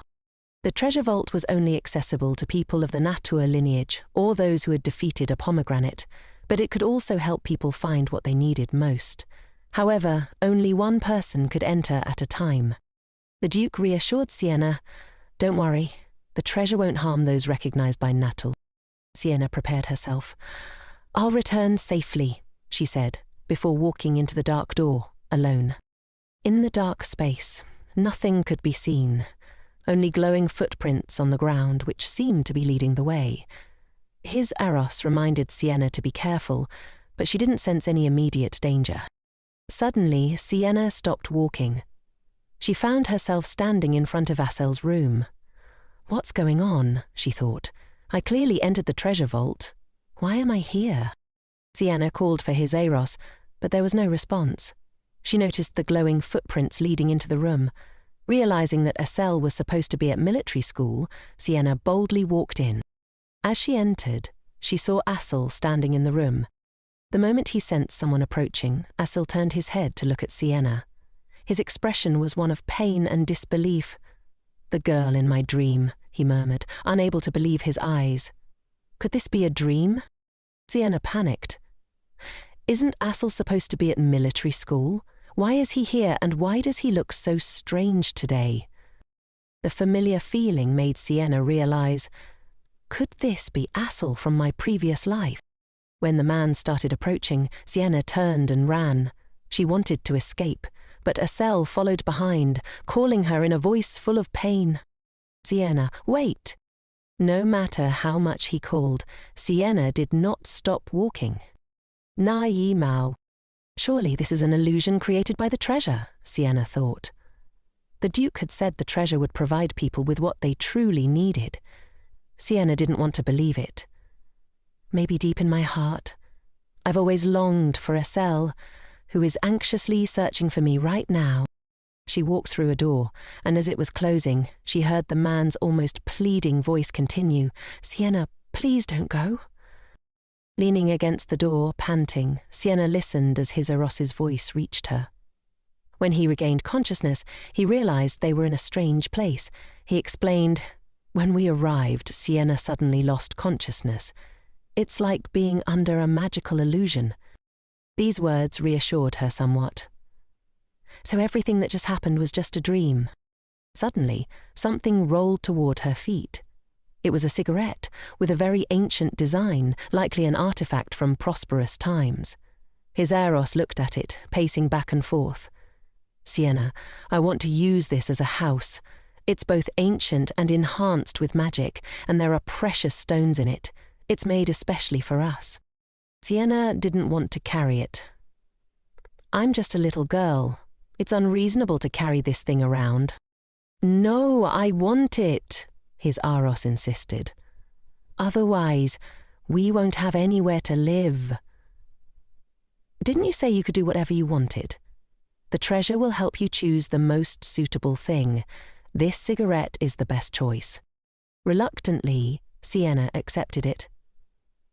"I didn't realize I was still so young, carrying around a cigarette like this."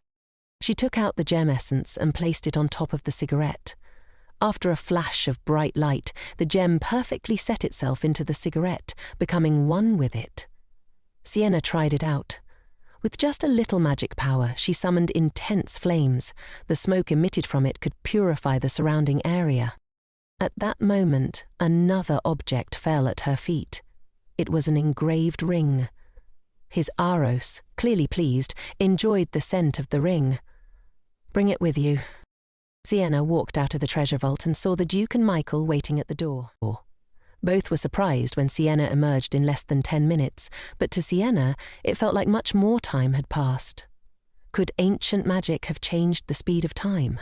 When Sienna pulled out the box of cigarettes, the Duke and Michael were taken aback. "Sienna, do you remember how old you are?" the Duke asked. It was Jaros who spoke up, saying he liked the name's aesthetic but not the design. His Eros wasn't pleased, his expression darkening. "How dare this kid criticize my aesthetics?" Sienna quickly scolded him, but the entire family just laughed and chatted happily. The small fire in the room, however, was so angry that smoke rose from it. The teacher had just announced the end of class when Sienna quickly turned to Michael. He was overwhelmed by the girl's hard-working spirit. She studied all day, and Michael couldn't understand why learning was so interesting to her. "Of course it's interesting," Sienna replied. "The more you learn, the more you know." Through her studies, Sienna had come to realize that in her previous life, she hadn't just been robbed of her magic, but also of joy and opportunities. Since creating her own field, she had immersed herself in a brilliant world, watching it grow stronger and stronger. Nurturing a world that belonged only to her brought her immense happiness. The world sparkled with starlight, and every day was full of vitality. Today, Sienna returned to the orphanage. As soon as she got off the bus, she rushed to hug teacher Lisa. Seeing her, Lisa couldn't help but comment, "You've changed. You really have the temperament of a lady now." Along with Sienna, Michael had also arrived. Lisa eagerly asked, "How have you been?" "I'm living very well," Sienna replied. "Everyone is very kind to me, well, at least before Lorena appeared." Sienna marvelled at the transformation of the orphanage. No more drafty windows, and everything is much cleaner than before. Since Lisa took charge, the living environment had improved significantly, but Michael found it hard to believe that such small improvements could make a difference. The cracked glass doors, degraded walls, and rotten stairs that creaked underfoot were still there. The tea was brewed with old items and the rice was black and hard. Michael thought to himself, "This place used to be worse than I imagined. Servants wouldn't even eat here." Lisa remembered the previous dean's frugality. He was so strict with expenses that even onion skins were cooked into soup for the children to drink. The spices were so bad the taste was unbearable. Now the children can finally eat well and don't have to suffer like before. Sometimes I even make cookies for them to eat. Sienna's eyes lit up. "I've always wanted to eat those." Lisa smiled. Only the director and guests used to eat them. Michael was taken aback. Cookies? They were so difficult to get before, and now they're a treat for the kids. The delicious dish was something the children craved, and seeing Sienna's satisfied smile, Michael felt increasingly uncomfortable. He couldn't help but wonder how Sienna had spent her days in the past. Lisa felt guilty because she hadn't taken good care of Sienna before. She was excited that now, with Sienna back, she could ensure the girl would never have to suffer like she did before. "Now that I'm the director here, I'll make sure you're very happy too, Sienna." Sienna was taken aback when Lisa reminded her, "But you're now the daughter of the Nature estate." Michael's reaction puzzled Sienna. He hadn't expected such a response.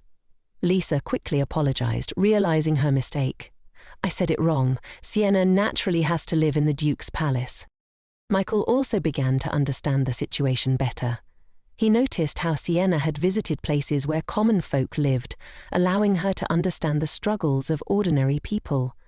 But only today did he realize how hard life had been for the poor. Sienna, who had grown up there, must have endured much worse. Lisa explained that recently many nobles had donated to the orphanage after Sienna's public introduction. There had been a surge in the adoption of orphans, though many were driven by impure motives. Still, some people genuinely saw the orphanage's plight and made voluntary donations. Before long, it was time to say goodbye. Sienna bid farewell to Lisa with some reluctance. Michael had never seen her so at ease at the palace. She had always kept her distance from everyone, and there were times he wondered if an orphan, more outstanding than the rest, would eventually return to the orphanage. Did Sienna miss that life so much? On the way back to the palace, Sienna remained cheerful about their brief visit, but Michael was growing more concerned. "Sienna," he said, "don't go to the orphanage again in the future." Sienna was confused by Michael's insistence. After all, he had been the one to insist on accompanying her, even interrupting her conversation with teacher Lisa. Now they wouldn't let her go to the orphanage. Sienna had visited with the Duke's consent, and it was something she had been allowed to do from the very first day she arrived at the nature residence.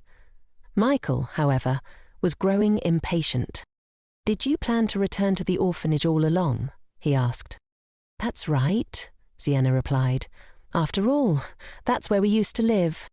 The two didn't understand each other's feelings, and a disagreement quickly began to brew in the carriage. Michael couldn't understand why Sienna felt the need to return to the orphanage. Does she hate the Nur family? Does she hate us that much? "Even so, you're still the daughter of the Natter family," he said. Sienna turned away, no longer looking at him. Michael knew she wouldn't listen to him, and there was nothing more he could say. A silence hung between them, and a few days passed. Meanwhile, Lisa was working in the garden when she noticed Sienna approaching. She was a little worried and asked, "Is it okay for you to come here so often?" Sienna smiled. "My visits don't bother you, do they?" "How could they?" Lisa laughed. "The more you come, the more donations the nobles make. thanks to the children, of course. Sienna chuckled at Lisa's humorous expression. When Lisa asked if Michael had come with her, Sienna paused. Since their argument, the two hadn't seen each other again. If this were my previous life, I would have been afraid he'd get angry and stop coming to the orphanage, Sienna thought. But now, she didn't care. After all, when Lorena showed up, or when Michael misunderstood the relationship between her and Assel, this fragile friendship would have ended anyway. He's very busy, Sienna explained to Lisa. He couldn't come today. Just then, someone called out to Lisa. The child in room number 6 escaped to the storage room. Is this the new naughty one? Lisa asked, and then turned to Sienna. Please wait in my office for a moment. Sienna walked toward the office and noticed the door was slightly open. As she stepped closer, she saw some fabric exposed under the closet door. Immediately she understood. The child must be hiding in the closet. Sienna couldn't help but smile.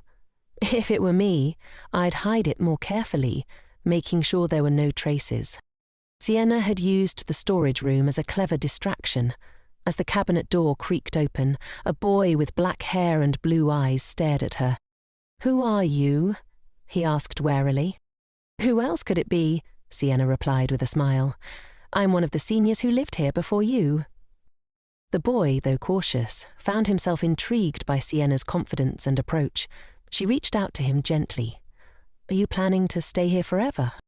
Meanwhile, Lisa was thoroughly searching the storage room, but when she couldn't find anyone, she grew exhausted. She returned to her room and was surprised to find the boy sleeping soundly on Sienna's lap. Lisa sighed, feeling a bit helpless. This child was transferred from another orphanage and was always very resistant to this place, refusing to open up, but now he's opened his heart to you. Sienna reassured Lisa, don't worry. I've already talked to him. He'll listen and be obedient. As the time came to leave, the boy clung to Sienna, begging her not to go. No matter how much Lisa tried to encourage him to let go, the boy wouldn't budge. Sienna leaned in and whispered something into his ear. The boy pulled away slightly, looking at her with uncertainty. You didn't lie to me, did you? So we really promise? Sienna smiled. Of course, but you have to keep your word too. As Sienna was about to leave, Lisa asked curiously, What did you say to him? He's never been so obedient. I just told him I would come back, Sienna replied. Lisa was still puzzled. So, what did you promise him? Before Sienna could respond, the boy appeared behind Lisa. Bowing his head and apologizing, he confessed to all the mischief he had caused, promising that if he was obedient, Sienna would return to play with him again. Returning to the Nacho mansion, Sienna looked out the window, lost in thought. She had been there for a month now, and according to the timeline of her previous life, it had taken more than 4 months for Lorena to appear. Though many things had changed, Sienna still couldn't shake her worry. She feared that all the progress she had made so far would be undone by Lorena's magic. Sienna had hoped things would get better, but after her quarrel with Michael, she realized something. The love she received from others felt fleeting and meaningless. Sienna realized she needed real achievements and tangible changes to confront Lorena, who was about to appear. She thought back to the Emperor's illness in her previous life. The Emperor had suddenly fallen seriously ill and died, but it was Lorena who had extended his life for another year. That was why she was given the title of the Healing Angel. Even after the Emperor's passing, Lorena stood by the Crown Prince during the funeral, maintaining her position as a public servant.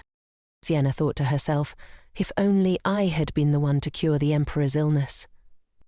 Izaros, sensing her thoughts, advised, You should try anyway. Healing and purification come from the same origin. It's not impossible to succeed. Since that incident, Lorena had gained the support of the people and was favored by the royal family. But suddenly, Sienna realized something felt off.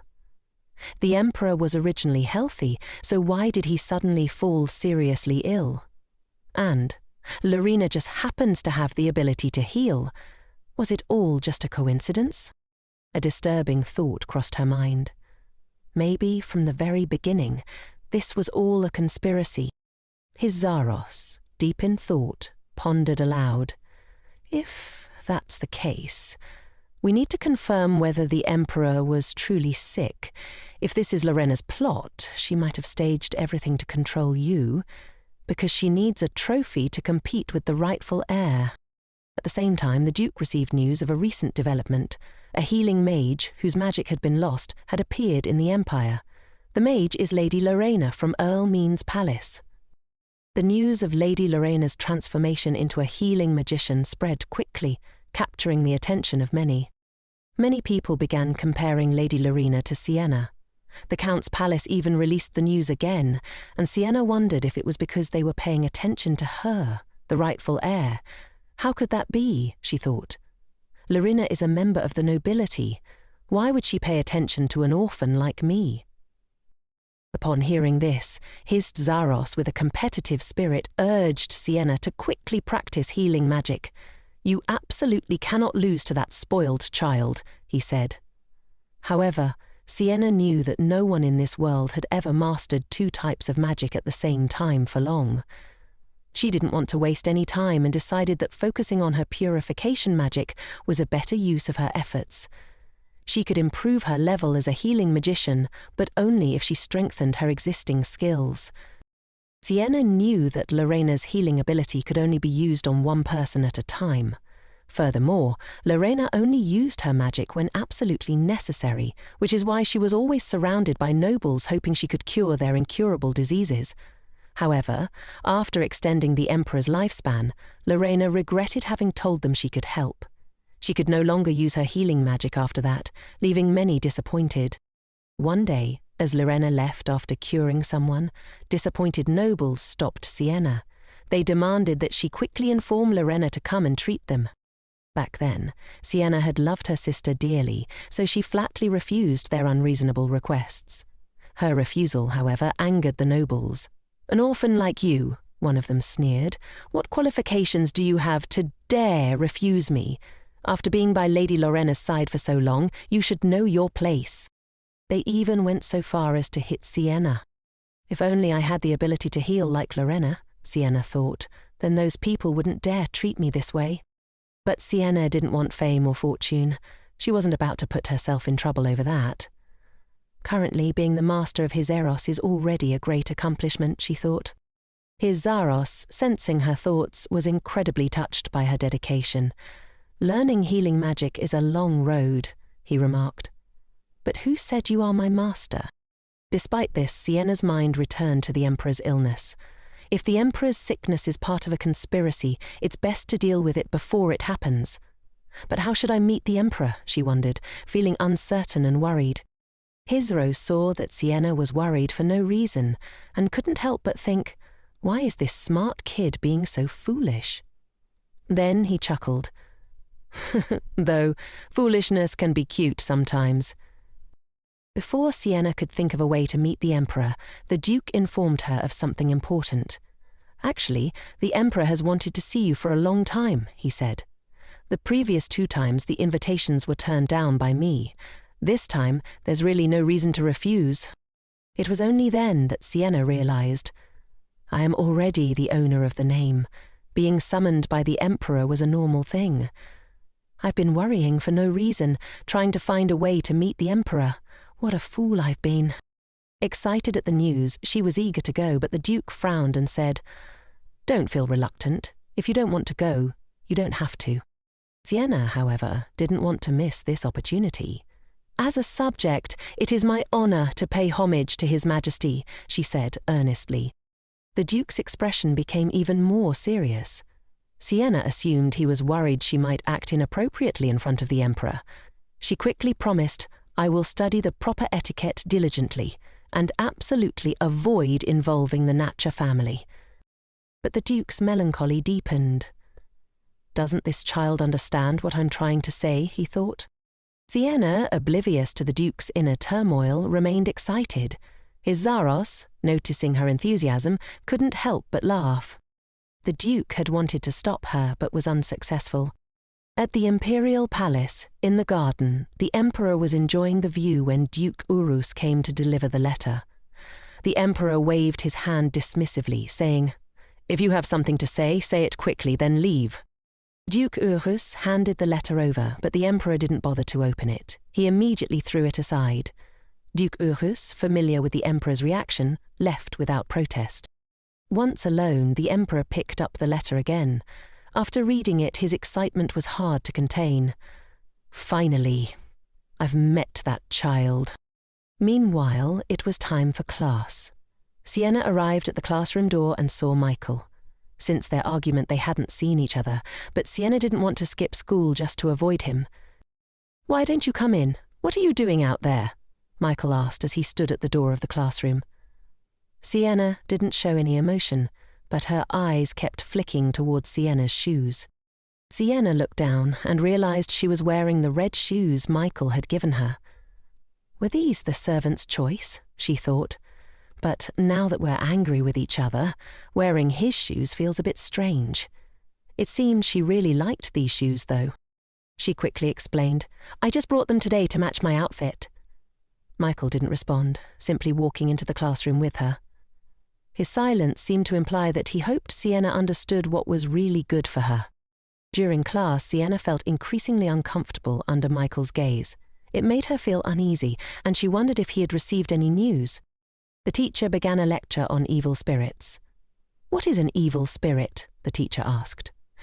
"It's the evil energy that arises from the human heart, an evil energy born from within us. Count Jester and Isabel, along with their mother, are typical examples." The teacher explained that humans inherently carry evil intentions, making it hard to detect the symptoms of evil energy invasion before it breaks out. Sienna, however, had already seen the evil spirit in Jester and Isabel's eyes long before the teacher's lesson. When she had mentioned it to his Zaros, he had explained that unlike humans, Sienna could sense evil spirits. Since becoming the master, she had gained this ability, which not only helped her sense evil spirits in others, but also enhanced her skills as a healing mage. His Zaros had advised her to keep this ability a secret, because its power was so great that it could easily make others jealous. Today, the teacher introduced the 4 levels of magical beasts. Demonic beasts are the lowest level, the teacher explained. They've lost their reason and only know how to kill and plunder. The next level, the common level, includes demonic beasts like Count Jester, beasts that can recognize each other and cooperate. The teacher went on to explain the rare and epic levels. Demonic beasts that use evil magic belong to the 2nd, rare level, and magical beasts that surpass human strength belong to the highest, epic level. Sienna and Michael couldn't help but feel concerned. The teacher assigned homework: investigate typical events for each demon level. Michael asked Sienna what her plans were for the day. Sienna had no intention of hiding it from him. "Frankly speaking, I will go to the orphanage today," she replied. Michael's reaction surprised her. "Be careful on the road. Come back and we'll do the homework together." His calm response was beyond Sienna's expectations. He wasn't angry anymore. Sienna headed to the orphanage with 2 bodyguards the Duke had arranged for her. When she arrived, teacher Lisa was busy taking care of a group of children. As soon as the children saw Sienna, they excitedly rushed to her, calling her teacher of room 6. The scene quickly became chaotic, and Lisa had to calm them down and tell them to take a bath. The bodyguards, understanding the situation, quietly stepped back, giving them space. Sienna worried that Lisa might think she was overdoing it, but Lisa was thrilled. This scene was proof of the Duke's high regard for Sienna. Thanks to her frequent visits, the amount of donations from the nobility had increased significantly. Even though many of these donations came with ulterior motives, they still greatly improved the conditions at the orphanage. Both the teachers and the children were grateful to Sienna for her support.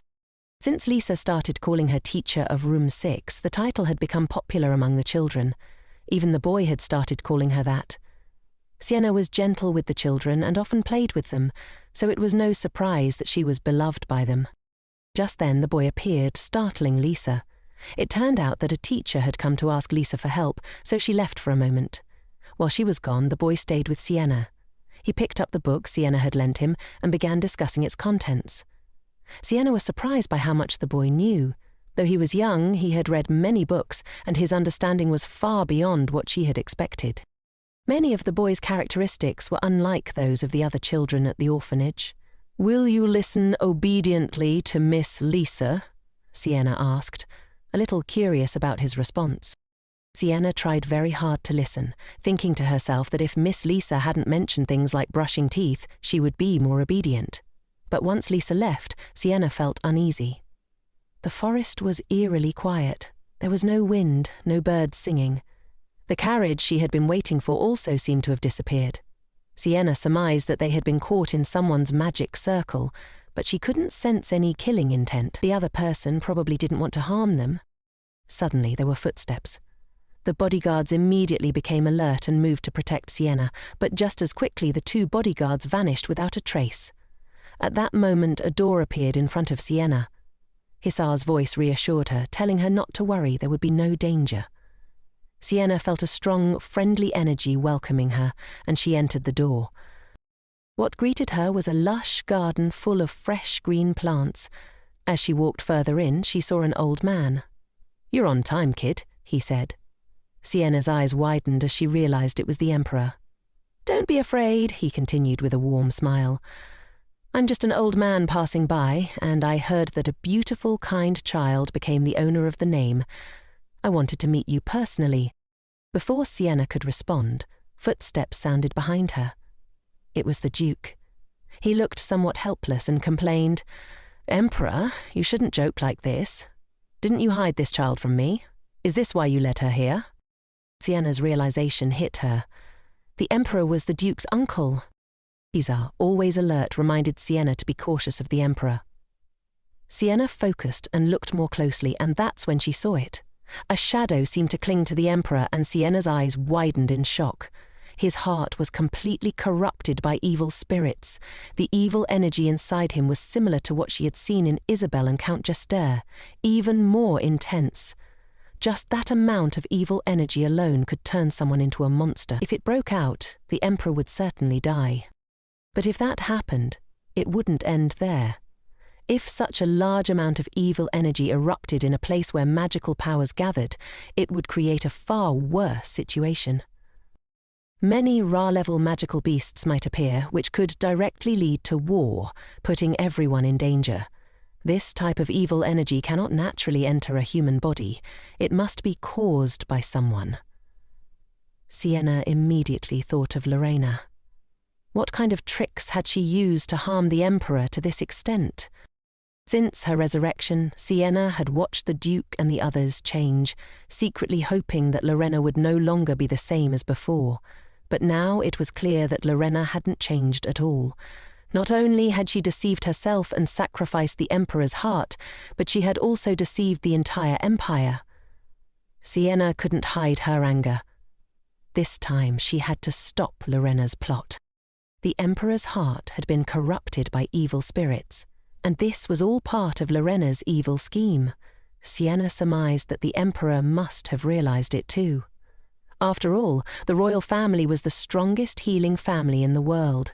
But this entire garden was under the Emperor's domain, and Sienna intended to use the power of purification to counter the evil spirits as much as possible.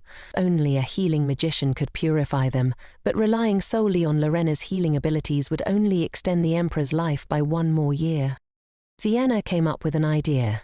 She would cooperate with Hisar to treat the Emperor's illness. That way, she wouldn't be caught up in a direct confrontation with Lorena. The Emperor invited Sienna to enjoy cake with him. The royal family's cakes were indeed much more delicate than those of the Duke's palace. In her previous life, Sienna had only seen them as part of the royal family's gifts to Lorena. Lorena would divide those royal rewards among the surrounding ladies to display the royal favour toward her. Sienna took a piece of cake and put it in her mouth, but the taste didn't impress her. Perhaps it was the royal title that truly attracted people. The Emperor, charmed by her lovely appearance, became quite fond of her. He couldn't understand why such a delightful child had been taken away by the Duke. The Emperor invited Sienna to take a walk in the garden, and she was thrilled. It was a great opportunity to chat with him. However, she couldn't help but wonder if it was all right to leave the Duke alone like that. The Duke reassured her, Don't worry, you're the Empire's top healing mage. We'll teach you many things. As the two strolled down a small path, the Emperor asked if Sienna minded being suddenly disturbed by an old man. I hope you understand, after all. Healing magicians always have many followers. Since they can purify evil spirits, everyone around them feels at ease. Now Sienna understood why people treated her so kindly. You and your Majesty are both healing magicians, she replied. The Emperor's loving gaze turned probing. When did I reveal your identity? He asked. Sienna stiffened, realizing that she had never met the Emperor in this life. How could she have called him Your Majesty? But she quickly put the pieces together. Someone who could have such a close conversation with the Duke could only be the Emperor. Her quick thinking cleared the Emperor's doubts. By this time they had ventured deep into the forest, but what lay ahead was not a lush landscape. Instead it was a desolate land, overgrown with weeds. This garden was the Emperor's domain, the world he had created. The Emperor gazed at the weeds, his expression solemn. This place became like this. Is it because people are sick? Maybe, Sienna replied. It's because there's something black on the human heart. Upon hearing this, the Emperor was stunned. Child, can you see it? His cry of surprise attracted the Duke. Sienna explained to the Emperor, I can share my vision with Hisar, so my eyes can see evil spirits. It's a gift for the future. Faced with the Duke's question, the Emperor decided not to hide it anymore. Kid, we don't have much time left, he suddenly said. I'm about to die. This revelation startled the Duke. The Emperor kept asking, why? It turns out that not long ago the Emperor suddenly fainted while handling his work. Despite his old age, his health had always been very good, so the fainting caused quite a commotion. The Crown Prince even told the Emperor, if your Majesty doesn't have much time left, then please choose a successor. This surprised the Emperor greatly, but after waking up there was nothing unusual about his body. Even the royal physician confirmed that his health was fine. The Emperor thought everything would return to normal, but unexpectedly, he discovered something within himself. Besides the Crown Prince, the Emperor didn't tell anyone about this discovery. The Duke looked at the Emperor with worry. The Emperor seemed to enjoy joking a lot, even telling the Duke to come to his funeral. The Duke was speechless, and the two began to argue again. Sienna whispered, Your Majesty, are you sick because of evil spirits? The Emperor remembered that Sienna was also there, and gently responded, Please keep this a secret. Don't let outsiders know. But Sienna replied, You can disperse evil spirits. Hearing this, the Emperor felt reassured, but he knew his condition was serious. Relying only on Sienna couldn't solve the problem. This was the first time Sienna had seen such a large amount of evil energy. If the evil energy broke out in a place where magic power gathers, it would give birth to countless monsters. That's why the Emperor chose to stay in his domain. He didn't want to harm others. The Emperor was very surprised that Sienna grasped the situation so accurately. She was right. Only here could the evil spirits be restrained. He turned and shouted at the Duke, You keep praising this child for being smart and clever. Of course we have to use the word genius. What will others think if you let them underestimate this child? The Duke was completely infuriated by the Emperor's words. He admitted that he had been too modest, and in the future he would definitely praise Sienna as a peerless genius. Hisar also chimed in. Of course, we also need to see who chooses the owner. Only Sienna looked at them worriedly. At this moment, the Emperor bowed and asked Sienna to demonstrate the name of Hisar. Sienna took out Hisar's body, and the Emperor observed it carefully. I've heard that Hisar has changed form. What is this? A very special design? The Emperor said, growing more intrigued. The more he looked, the more strange it seemed. Wait, isn't this a cigarette? Did you choose this yourself? Sienna hastily explained, No, it's not me. This is what Hisar likes. The Emperor rested assured, thinking that Sienna's aesthetic might just be a little skewed. He smiled at her. I'm honored to meet Hisar and its owner. The name is a mysterious spirit. Its origin unclear, and it has become the most famous, perhaps also the strongest, master of Hizar. The Duke advised the Emperor to listen to Sienna. She and Hizar could definitely cure people's illnesses. But the Emperor hesitated for a moment. He couldn't give Sienna an exact answer because there was another child who also wanted to cure him, Lena, who had recently awakened as a healing magician. With the start of the new year comes the Lunar New Year, a holiday for families to come together, cook delicious food and enjoy each other's company. But 32-year-old Jia isn't happy. She's an out-of-work freelancer, though most would say she's unemployed. As she prepares food for the guests who have yet to arrive, her mother is sitting nearby, watching a cute video of her grandson. Jia, however, is irritated. Her family is getting in her way and eating the food she's cooked before the guests even arrive. When Jia suggests that her parents should cook since they're already eating, her mother reminds her that cooking is the least she could do, especially since she's still living at home without paying rent. Soon, Jia's sister Jimin arrives with her family. Their mother warmly embraces Jimin's daughter, while her husband carries their young son. Jimin, exhausted from the trip, immediately wants to sit down. Jia steps out of the shadows to greet her sister, offering her an almost forced smile. "Happy to see you," Jia says, handing Jimin a flower print apron. Jimin laughs and teases her, saying the apron looks great on Jia and that all she needs now is to walk down the aisle. Jia, not amused by the joke, coldly insists that Jimin put the apron on to help her cook. Their mother, not impressed by Jia's attitude, lightly scolds her. All Jia wants is for someone else to take over the cooking, but Jimin's husband steps in, explaining that Jimin is already exhausted and subtly hinting that she's pregnant with their third child. This announcement is big news for the family, and they gather around to eat soon after. Later, Jia steps outside to smoke, frustrated with her sister's seemingly perfect life and the constant pressure to meet someone. Her brooding is interrupted by a man she doesn't recognize at first. "Still got that foul mouth, I see," he says, surprising her. He's standing in the smoking area, eating chicken breast, which catches Jia off guard. After a moment, the man introduces himself as Minchul Jin. Minchul mentions that he used to live next door and wore headphones all the time. Jia doesn't recognize him at first, but then realizes he was that scrawny gamer kid from her childhood. Minchul, however, doesn't think he's changed much. Jia insists otherwise, pointing out how strange it is to see him eating chicken breast in a smoking area. Minchul explains that he's here because his family wasn't happy with him avoiding the Lunar New Year food. Too many calories, they said. Jia suddenly remembers that Minchul is the same age as her, 32, and that they grew up in the same building. They were childhood friends, but not by choice. Minchul was the shy kid who didn't get along with anyone in class. Despite the shared past, Jia doesn't feel like reminiscing. Instead, she wonders how Minchul managed to change so much. She concludes that city life must have transformed him. Now, he's an assistant manager and programmer at a well-known company, living what seems to be a decent life. This realization makes Jia reflect on her own situation. She's constantly scolded at home, unemployed, and can't believe that Minchul, the awkward kid from her childhood, is doing better than she is. Feeling a surge of envy, Jia begins to sulk.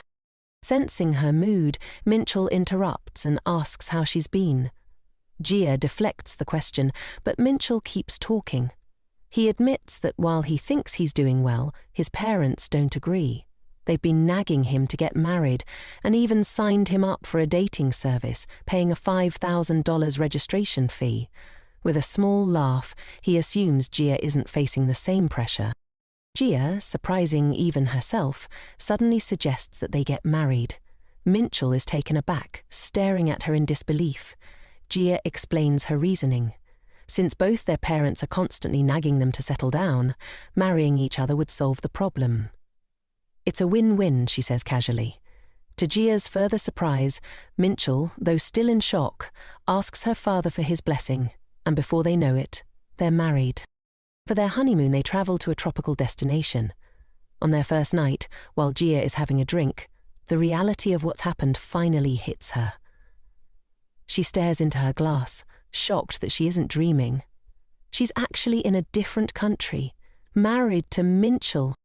Later that night, as they prepare for bed, Minchul rummages through his suitcase. Jia watches him, wondering what he's looking for. When he mentions that he's searching for something to make their first night together comfortable, Jia's mind jumps to conclusions. Embarrassed, she blurts out that she's not ready for that yet, but to her surprise, Minchul simply hands her a pair of earplugs. "Sometimes I snore," he explains with a sheepish grin. That night, after Minchul starts snoring, Jia puts in the earplugs and drifts off to sleep, noting how practical and prepared he is. The next morning, Jia starts worrying that their happy honeymoon could go downhill if they start fighting. As she carefully selects her outfit, Minchul appears in unfashionable but comfortable clothes, including socks with sandals. He asks how much longer Jia's going to take. She winces at his outfit, and when he asks if it matters, Jia insists it does because people will be looking at them. Since their schedule isn't tight, they decide to go clothes shopping. Although Jia doesn't know much about fashion, she assumes anything would be better than Minchul's current outfit. But she's wrong. Minchul emerges from the dressing room in a bright red and blue outfit with suspenders. His reasoning? The bright colours will keep him from getting hit by a car. Jia, frustrated, hands him a simple shirt and pants, telling him they look nice. Minchul is so pleased that he asks the store clerk for 7 sets of the same outfit. Outraged, Jia tries to explain that it's better to have a variety, but Minchul is insistent. Since the outfit looks good, he wants multiple copies. Jia decides to pick out a few new outfits herself so Minchul can rotate between them. While she's browsing, Minchul notices the swimsuits and, with sudden excitement, asks if he can choose one for her for their upcoming banana boat ride. Without thinking, Jia agrees, but then quickly feels embarrassed, realizing what he's just asked. After finishing their shopping, they head to the shore, but Jia can't shake her embarrassment about Minchul picking out her swimsuit. Jia feels obligated to wear the swimsuit Minchul bought for their next activity, even though she has no idea what he chose. She fears he might have picked a sexy one, but to her surprise, Minchul bought her a wetsuit, matching his. To Minchul, it was the best choice, offering comfort and insulation. However, Jia feels embarrassed by his choice. After all, this is their honeymoon and everyone else is wearing bikinis and swim shorts. She worries that the wetsuit will be too hot, but to her surprise, it turns out to be very comfortable. The two have a wonderful time on the banana boat, eating, laughing, and taking pictures throughout the day. As the sun starts to set, Jia and Minchul walk along the beach. Jia, wanting to make the most of their expensive trip, tries to pack in as much as possible. Minchul, however, notices an injury on her heel and suggests she take it easy. Jia hadn't realized she was hurt, caught up in the excitement. Minchul offers to give her a piggyback ride, insisting that walking on an injured heel must be painful. Jia hesitates, concerned about sticking to their schedule, but eventually hops onto Minchul's back. Feeling embarrassed, Jia asks if she's heavy. Minchul, always practical, responds that her weight makes it a good workout, which offends her a little. As they continue walking, Jia begins to feel comforted by Minchul's steady presence and warmth. She notices the beautiful sunset and insists they take a picture. Minchul initially resists, but Jia insists, saying they should live in the moment. Back at the hotel, Jia scrolls through the pictures and remembers her sister's words about how couples usually fight on their honeymoon. But despite her worries, she and Minchul didn't argue at all. They had fun together. As she watches Minchul peacefully sleeping, Jia reflects on the trip and, despite the embarrassing moments, feels content and satisfied with how it all turned out. Back in Korea, Jia's mum prepared a feast and packed several boxes of food to celebrate Jia's return and help her move in with Minchul. Although Jia feels apprehensive about the whole situation, she reminds herself that she agreed to this when they got married. After the move, Minchul hands Jia a piece of paper. At that moment, a random memory pops into Jia's mind. A cartoon theme song with the lyrics, "Just do it, just do it. It's okay to make mistakes because you aren't an adult yet." Jia now realizes that, as an adult, making mistakes means you're stuck dealing with the consequences. Since she was the one who suggested they get married, Jia reflects on how her life has spiraled out of control, and now here she is, living with Minchul. She looks back at the paper. It's a contract for living together. Shocked, she throws it on the floor, but quickly accepts that they probably do need a contract. Each of them writes down 3 conditions. Minchul's rules are no smoking, don't bother Mouse, and communicate if something is wrong. Jia's rules are don't enter a room without knocking, don't force anything, and communicate if something is wrong. Jia is outraged by the no-smoking rule, noting that even her dad couldn't get her to quit. But Minchul explains that he doesn't like the smell, so he suggests she smoke in moderation. Confused, Jia asks, "Who's Mouse?" Minchul points to the cat currently lounging at Jia's feet. "That's Mouse," he explains, chuckling. He named the cat Mouse because cats like mice. Jia admits she likes the cat, but jokingly asks what would have happened if she didn't. Minchul, unfazed, says he would have just gotten another room for her to live in. After all, money wouldn't be an issue. He's serious about making the marriage work. They agree on the rest of the terms and officially sign the contract. Minchul adds one final clause. Either party can terminate the contract any time. Jia can't help but foreshadow that this contract will bring them both tears and laughter. On their first night living together, Jia decides not to unpack just yet, and instead orders some furniture.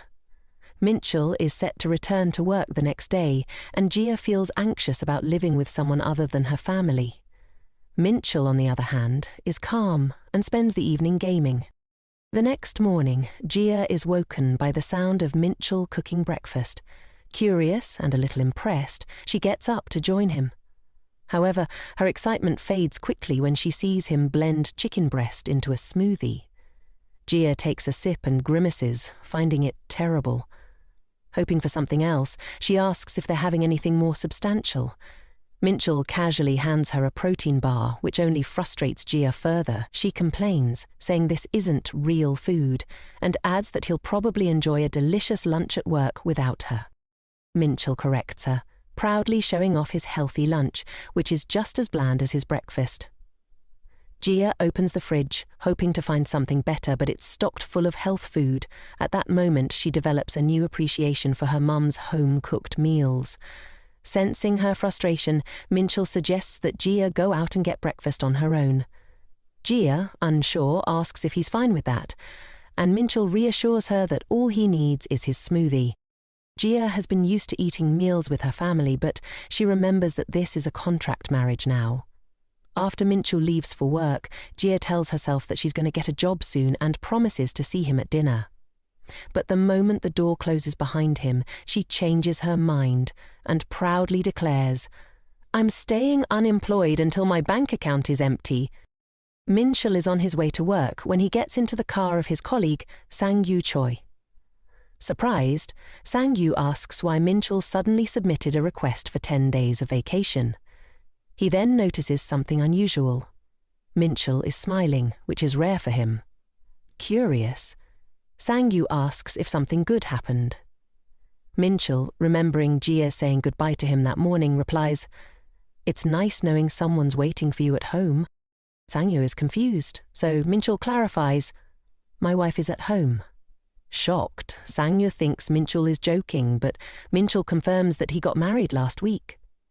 When they arrive at the office, word spreads quickly and everyone congratulates Minchul. He hands out souvenirs from his honeymoon, but before Sang-yu can start his day, their manager, Soo-yeon-so, pulls him aside, visibly upset. Soo-yeon, who had been quietly harboring feelings for Minchul, is irritated to hear about his marriage. She vents to Sang-yu, suggesting that she had liked Minchul. Sang-yu is surprised, noting that Minchul had never seemed interested in dating. The narrative then shifts to Soo-yeon's backstory, a 33-year-old who was once considered a child genius. She's climbed the ranks of success but remains single. Despite her achievements, she's always yearned for a moderately okay guy. As she reflects on her situation, it hits her. Minchul was that decent guy she'd been hoping for all along. Now that he's married, her dreams are shattered.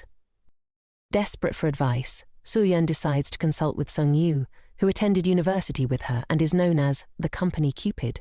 for his ability to navigate office relationships. After work, Sang-yu and Soo-yeon decide to follow Min-chul home to see if he's really married.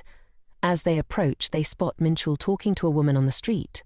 The woman is Ji-ya, standing with an angry expression, smoking. Ji-ya is upset because Min-chul didn't call to let her know he'd be coming home late, and she had waited for him to eat dinner together. Sang-yu and Soo-yeon, hiding around the corner, are skeptical that Ji-ya is the type of woman Min-chul would be interested in.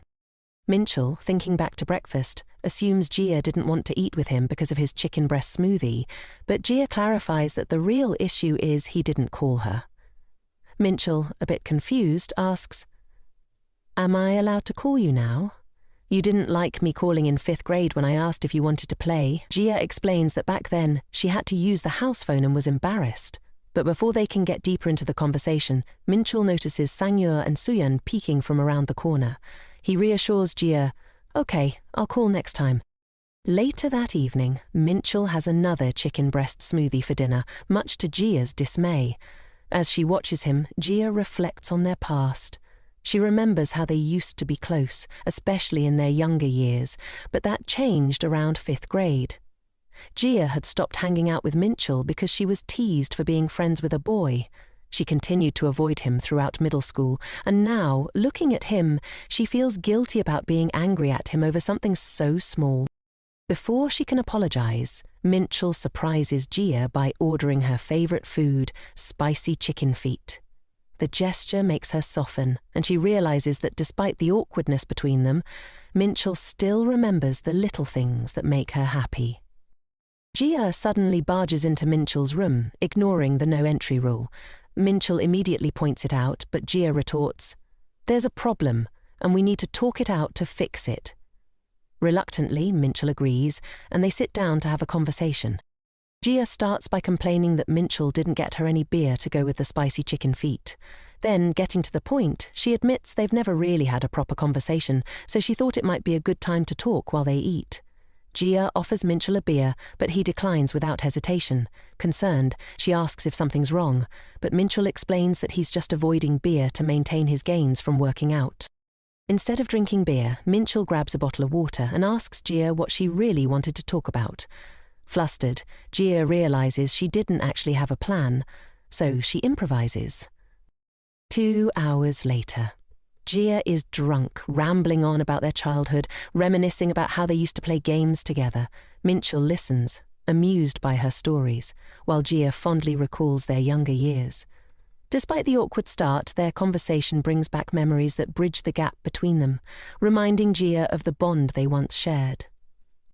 Ji-ya falls asleep, but Min-chul abruptly wakes her up with the sound of an alarm. He tells her to go to her room and sleep while he cleans up. Still in a drunken haze, Ji-ya realizes that she's tipsy from drinking the alcohol meant for 2 people.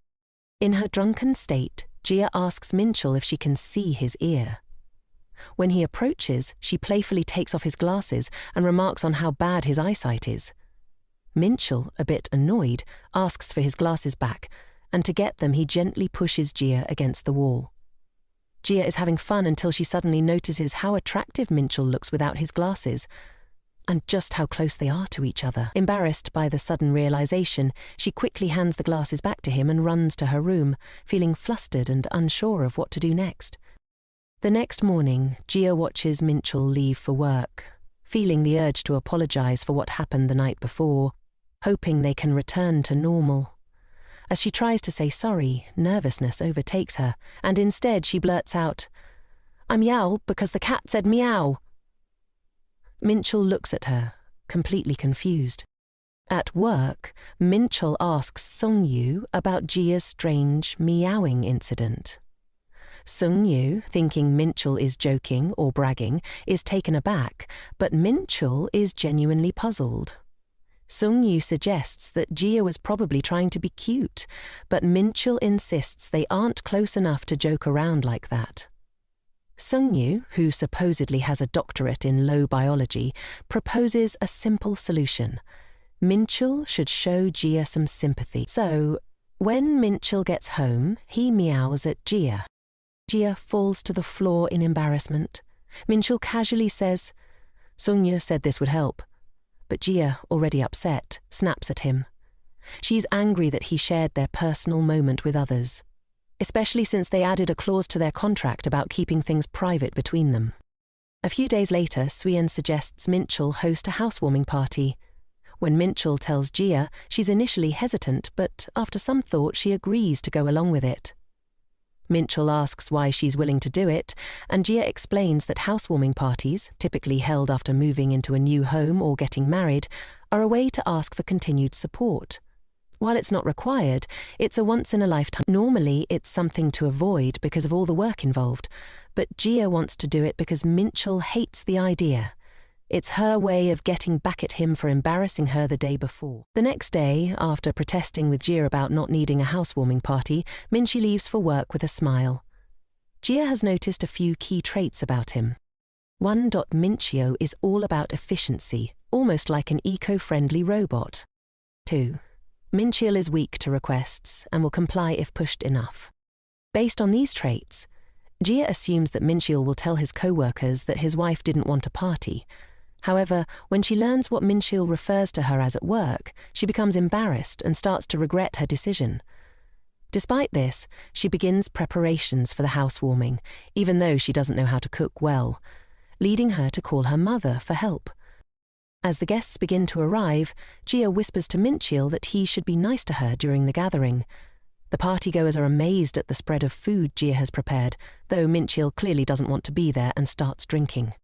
Sungyu, one of the guests, asks Suyen if she feels satisfied knowing Minchil is actually married, but Suyen, unfazed, reveals she has something prepared to test them. Sungyu then proposes an activity where they all get to know Minchil better, explaining that everyone wrote down something they wanted to ask him. The first request comes from Suyen, and to everyone's surprise, it is for Minchil and Jia to kiss. Jia is curious to hear the request, but Sungyu hesitates before reading it aloud, sensing the tension building. The next question comes up, and Jia, eager to avoid a headache, quietly tells Minchil they should just pretend to be a happy couple for the evening. The question is, when, where, and how did he propose? If they can't answer, they have to drink a whole glass of beer. Jia scrambles for a good fake response but can't come up with anything convincing. To her surprise, Minchil casually responds, "Jia proposed to me in a smoking area while I was eating chicken breast. This, to Jia's shock, is true." Unsure how to handle the truth coming out in such a casual setting, Jia chooses to stay quiet and drink. The next question follows. When and where was your first kiss? This presents a bigger problem. Jia and Minchil haven't kissed, not even at their wedding. Resigned, Jia prepares to drink again, but before she can, Minchil jumps in with another unexpected answer. "We kissed when we were 5. In kindergarten," he says confidently. Jia stares at him confused until he explains. "Your nickname back then was the smooching ghost because you went around kissing everyone." Jia turns red with embarrassment, angry that Minchil would bring up something so silly from her past. Eventually the party winds down and the guests leave, but not without suspicion. Sungyu and Suyen agree that something about Minchil and Jia's interactions felt forced, almost too practiced. Sungyu, worried, asks Suyen if they should dig deeper into the couple's relationship, but Suyen surprises him by saying no. Sungyu is taken aback by her sudden shift and almost gets into an accident while driving. Suyen reassures him. "It's okay. I didn't think I could force my way into their relationship anyway," she says with a mix of resignation and acceptance. Sungyu, still startled, suggests they go out for a drink to clear their heads, and they end up at a fancy barbecue place. The night blurs in a haze of alcohol and conversation, and suddenly the two wake up the next morning in the same bed, naked. Sungyu, shocked and confused, wonders aloud if this could be the beginning of something romantic, as the reality of what happened between them starts to sink in. Back in Jia and Minchil's apartment, Jia confronts Minchil about why talking about their kindergarten kiss and his proposal in a smoking area is so embarrassing for her. She thinks it's common sense to avoid such stories, but then she remembers she's dealing with Minchil, whose understanding of social cues can be a bit off. She sighs and suggests we should probably pick another time for our first kiss. Just as they start discussing it, Jia's phone rings. It's her mum, calling excitedly to tell her that Spaghetti Man Loses His Way just came out today. Spaghetti Man is a franchise that essentially launched the hero movie craze, and Jia's family is obsessed. "Did you already watch it?" Jia asks, half joking, and her mum immediately says yes. Before her mum can spoil any details, Jia cuts her off and quickly ends the call. Her family has a long-standing tradition where if you don't watch a movie the day it comes out, whoever sees it first gets to spoil it for everyone else. The competition is especially fierce for major releases like Spaghetti Man, so Jia knows they have to watch it immediately. "Mitchell, we need to watch it now," she declares, grabbing her coat. Later, at the movie theatre, Jia settles into her seat, happily munching on popcorn while Minchia seems unusually tense. Midway through the film, he quietly says, "This feels like a date." Jia is caught off guard by the comment and finds herself momentarily flustered, but she quickly focuses back on the movie. The movie turns out to be fantastic, but an awkward moment happens when Jia and Minchi both reach for the popcorn at the same time, their hands brushing against each other. They both pull back, a little embarrassed. Afterward, as they leave the theatre, Jia excitedly chats about the film, dissecting every detail. She suddenly realizes that the whole evening felt, well, like a date. Unbeknownst to her, Minchiul has been a Spaghetti Man fan for over 20 years, following the series from the beginning. He listens intently to Jia's thoughts but remains quiet about his own long-standing phantom, his mind more focused on the fact that this outing really did feel like a date, something that catches both of them by surprise. As Jia and Minchiul were leaving the theatre, Jia suddenly got pushed from behind by the crowd. Instinctively, Minchiul caught her in his arms. The abruptness of the moment caused them to accidentally kiss. Shocked, Minchiul quickly put her down.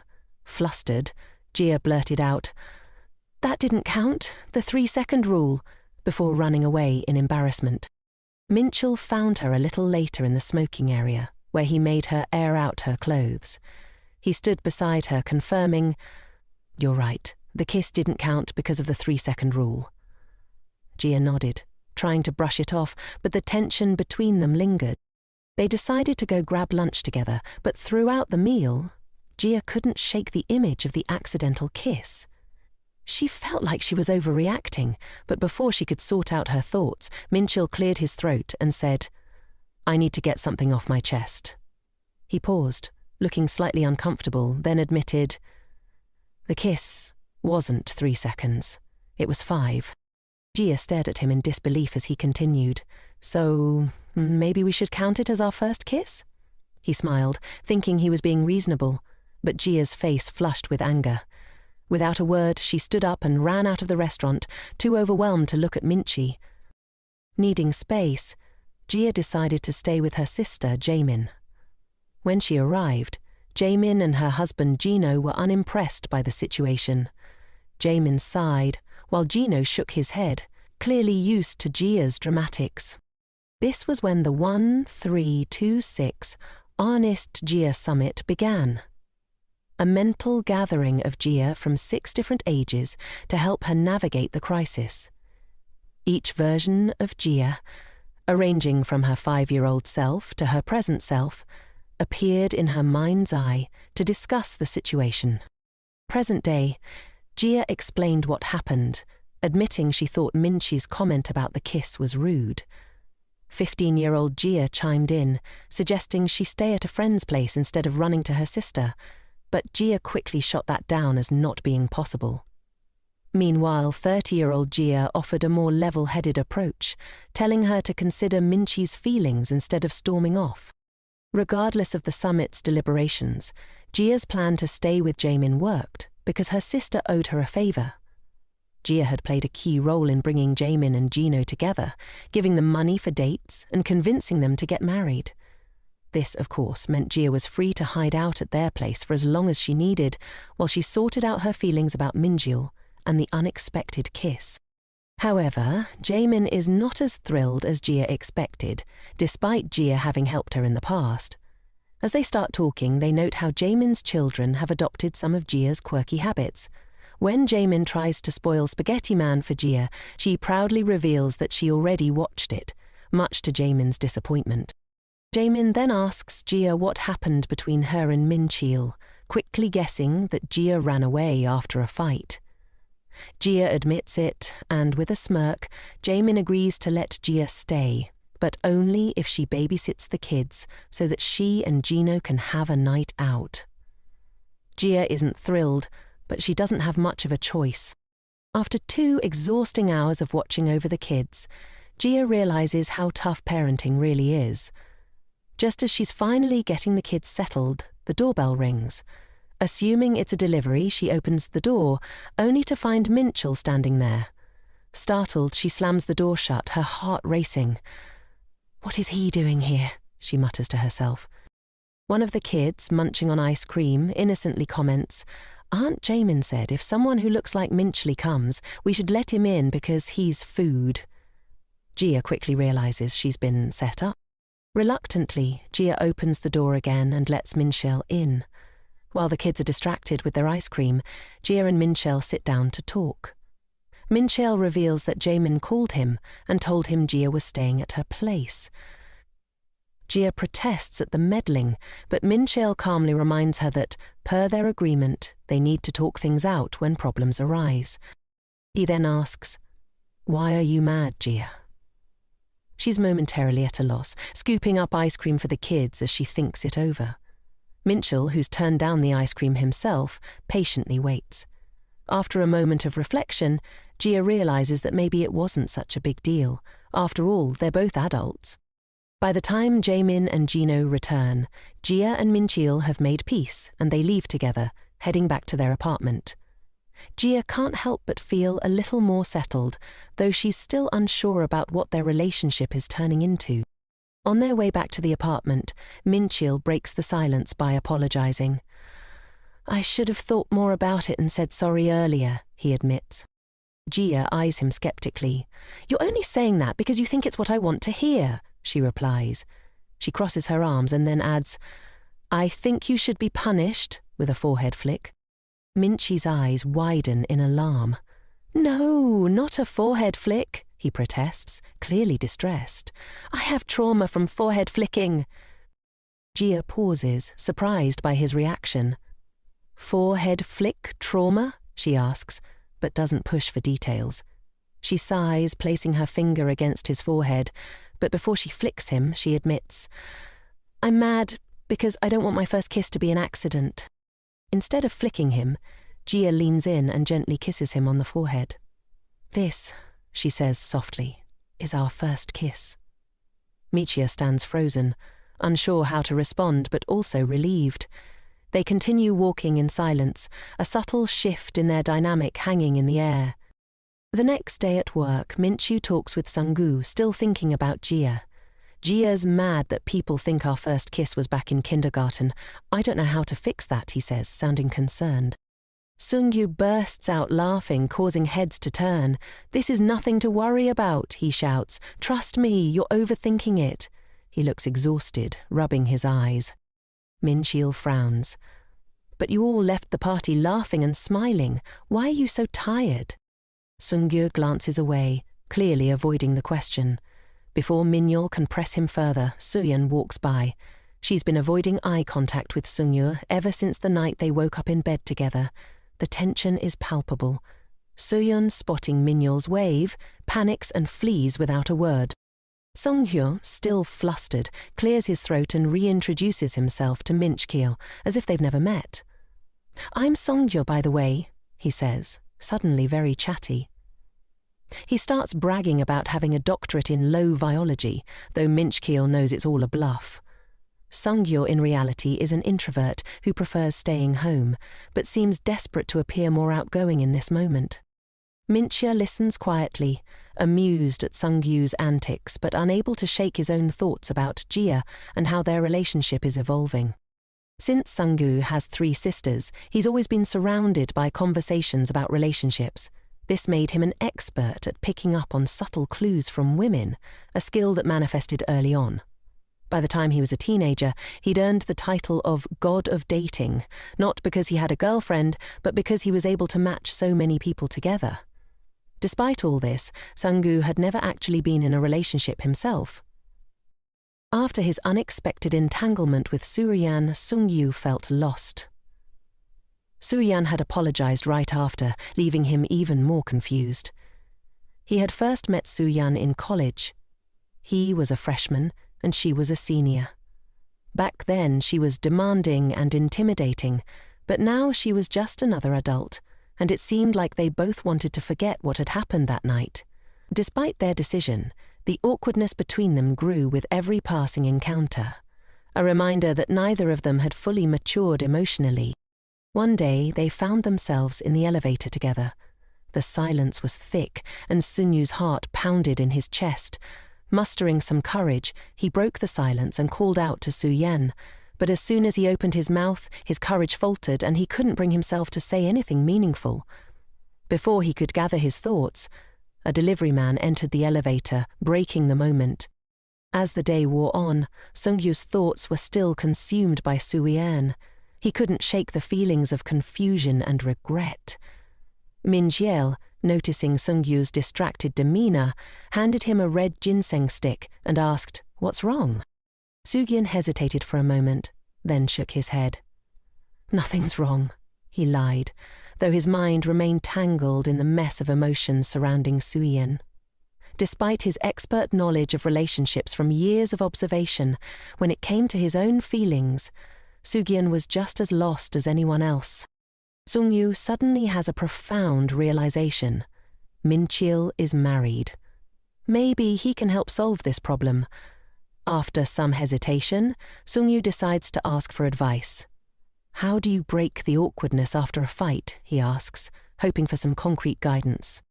Min-jeil, momentarily thrown off, remembers that he's not supposed to talk much about his marriage to Jia. However, he also recalls that sometimes being flexible can help. He finally replies, "Our last fight. It was resolved when Jia kissed me." Sung-yu's face falls. This wasn't the kind of advice he was looking for. He nods politely but walks away feeling more frustrated than ever. He gives out great relationship advice all the time, yet no one seems able to help him with his own problems. As he heads home after work, Sung-yu's mind churns with annoyance. In desperation, he decides to call his second oldest sister, Yeonju. Yeonju is a successful romance novelist and influencer with a keen understanding of relationships, or at least the fictional ones she writes about. When Sung-yu explains his problem, he tells her it's actually a friend's problem to save face. Yeonju is quick to catch on, but she's willing to help, under one condition. "You get me 2 boxes of those macarons I love, and I'll give you advice," she says with a playful tone. Sung-yu sighs but agrees. However, just as she's about to start giving advice, Yeonju pauses and asks, "Wait, is this friend of yours named Choi by any chance?" Realizing that she's onto him, Sung-gu panics and abruptly hangs up the phone. He groans in frustration, feeling even more stuck. But just as he's about to give up, he unexpectedly runs into Jia. Their conversation starts awkwardly, full of small talk, but it doesn't last long. Sensing the tension, Jia quickly says, "I have to go," and darts off, leaving Sung-yu alone once again. He watches her leave, feeling like the universe is playing a cruel joke on him today. Sung-yu pauses, staring at Jia, feeling like he recognizes her from somewhere. "Wait a second," he blurts out. "Are you flaming hot chicken feet?" Jia freezes, her eyes widening in shock. She quickly tries to play it cool, pretending not to know what he's talking about. I don't know what you mean," she stammers, but Sung-gu isn't convinced. "You're Yeonju's little brother, right?" he continues, ignoring her attempt to deflect. She's always talking about her friends and writers. She's written, "Is it hot because it's summer?"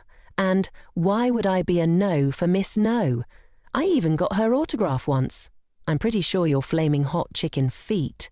Her friend from back in college? Jia's heart sinks.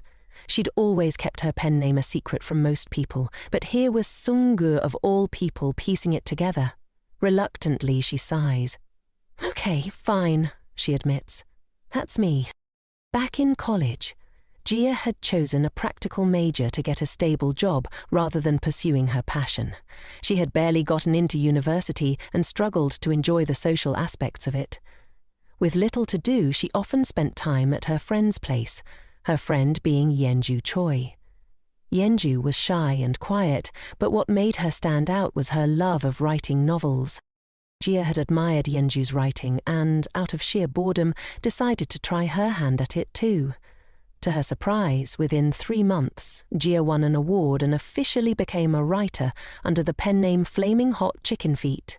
It was meant to be a joke name since she never expected to win. Yenju, however, seemed a little jealous. She debuted soon after Jia, but their relationship had become complicated because of it. Now Seungyu had caught on, and she had no choice but to face it. Jia agrees to go with him to a nearby cafe, hoping to steer the conversation away from her past. At the cafe, Seungyu lays out his problem, his complicated feelings for Suyen. Jia listens patiently, sipping her coffee, then asks, "Do you need someone to just listen to you, or someone to give you a push?" Seungyu looks at her, shocked. He hadn't expected such a direct question. Jia leans forward and continues. "It's pretty obvious to me that you're interested in her, but the real question is, what are you going to do about it?" Seungyu feels a wave of realization wash over him. Jia's words hit him harder than any advice he'd gotten so far. "I guess I haven't thought that far ahead," he admits quietly. Jia smiles knowingly. "Well, it's time to start thinking." After hearing Jia's advice, Seungyu leaves, muttering to himself, "Writers have no empathy, but I guess that was still useful." He walks away with a sense of determination and quickly decides to call Su-yan. When she answers, her voice is filled with surprise. "Seungyu?" she asks, puzzled. "Why are you calling so late?"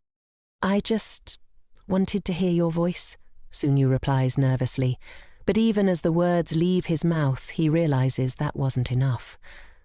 "Actually, can I come over? I'm already outside." Suyin is caught off guard. "Outside? Right now?" She glances at the clock. It's late, and she's already taken off her makeup and gotten ready for bed. Flustered, she hesitates. I'm not ready for visitors," she admits, but ultimately she agrees. "Give me 30 minutes. True to her word, Suyin appears at the door half an hour later, dressed in an intricate outfit that seems a bit too elaborate for such a late-hour meeting. They head to the playground nearby and sit on the swings. As they sway gently back and forth, Seungli breaks the silence by handing her a box of macarons. "I got these for you. They're from that place with the long lines." Sulian's eyes widen in delight. "These are amazing," she says, impressed. "Thank you." She seems ready to leave, thinking this was the sole reason for his visit. But Seungyu stops her. "Wait, don't go yet. Let's stay here a bit longer," he pleads. "It's fun, isn't it?" Suyin frowns, sensing something deeper. "What's really going on, Seungyu?" Taking a deep breath, Seungyu musters up the courage to say what's been on his mind. "We need to talk about that day." Suyin's expression shifts. "We agreed to forget about it," she replies firmly, but her voice betrays her own lingering doubts. "I know," Seungyu says, his voice trembling slightly. "I tried, really, but I can't." Suyin looks at him, confusion evident in her eyes. "Why not? You're the expert, the relationship matchmaker. Why is this so hard for you?" Seungyu chuckles bitterly. "That's the thing. It was my first time. I've never done anything like that before." Suyin shakes her head in disbelief. "But you're supposed to be this relationship expert, right? The guy who knows everything about dating." He smiles sadly. "That's the image, sure, but it's not me." Silence falls between them, only the creaking of the swings filling the air. Seungyu takes one final breath and says, "If you really want me to forget about it, I will. But I just needed you to know how I felt." Suyin stares at him, her thoughts swirling, unsure of what to say next. The weight of the moment presses down on them both as they sit quietly, side by side, the swings slowly coming to a stop. Suyeon sits silently for a moment, contemplating Sungyu's words.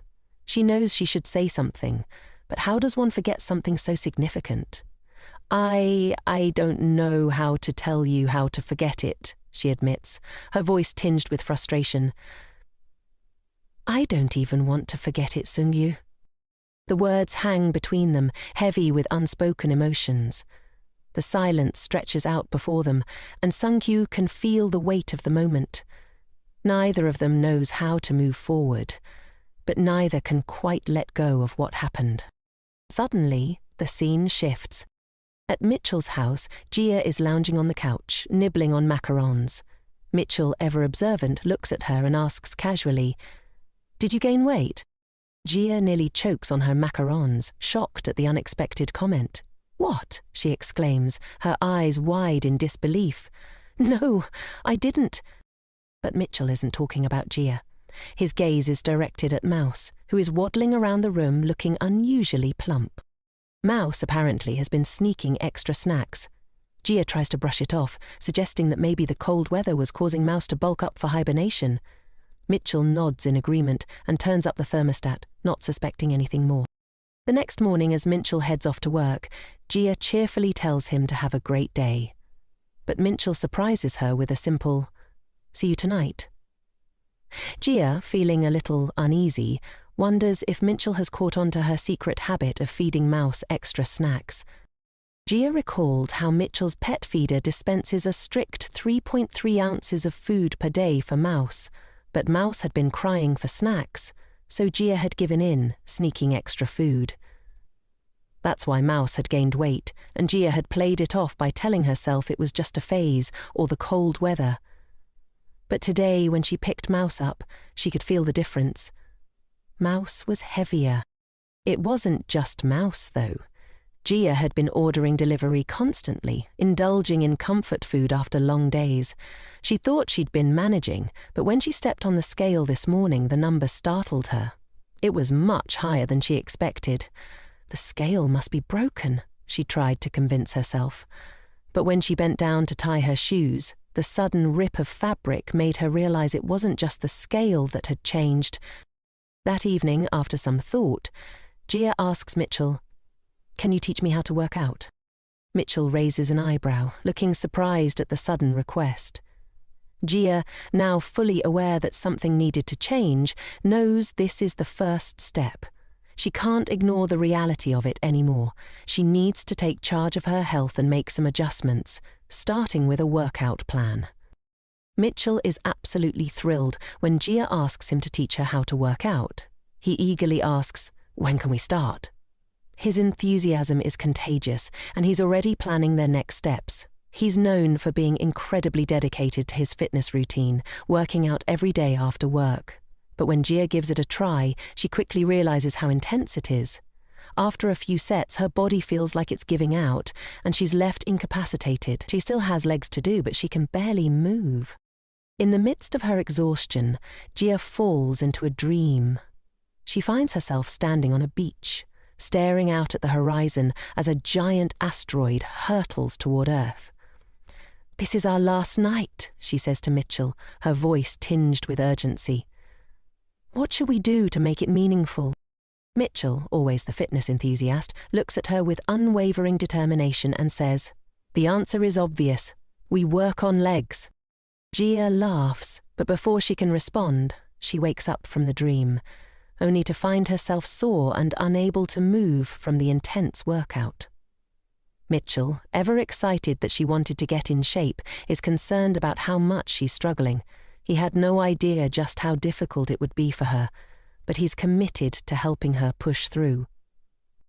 Back at the gym, Jia is doing lunges while Mitchell cheers her on, his enthusiasm never waning. "You've got this, Jia," he encourages, but Jia is questioning her decision to start working out at all.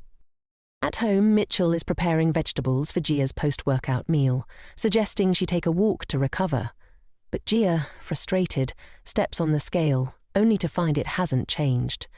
"I should have lost at least 6 pounds by now," she thinks, but the scale mocks her. Mitchell, ever the optimist, insists, "If you do a routine every day, you'll see improvements. 3 minutes a day. That's all it takes. He sets out a small but effective routine for her to follow, starting with a 60-second plank. Jia struggles immediately. The plank is harder than she thought, and doing 3 sets of it feels nearly impossible. After finishing the sets, Jia can only think, I think I might have died. Her arms feel like jelly, and the soreness has set in deep. But through it all, she looks over at Mitchell, who's benching 350 pounds for reps without breaking a sweat. She's amazed at how strong he is, wondering how he makes it look so easy. It's clear that they have very different fitness levels, and for the first time, Jia realizes just how far she has to go. Her journey toward fitness might be tough, but with Mitchell by her side, she's determined to keep pushing forward, no matter how sore she gets. While at the gym, a girl approaches Mitchell and asks if he's a personal trainer.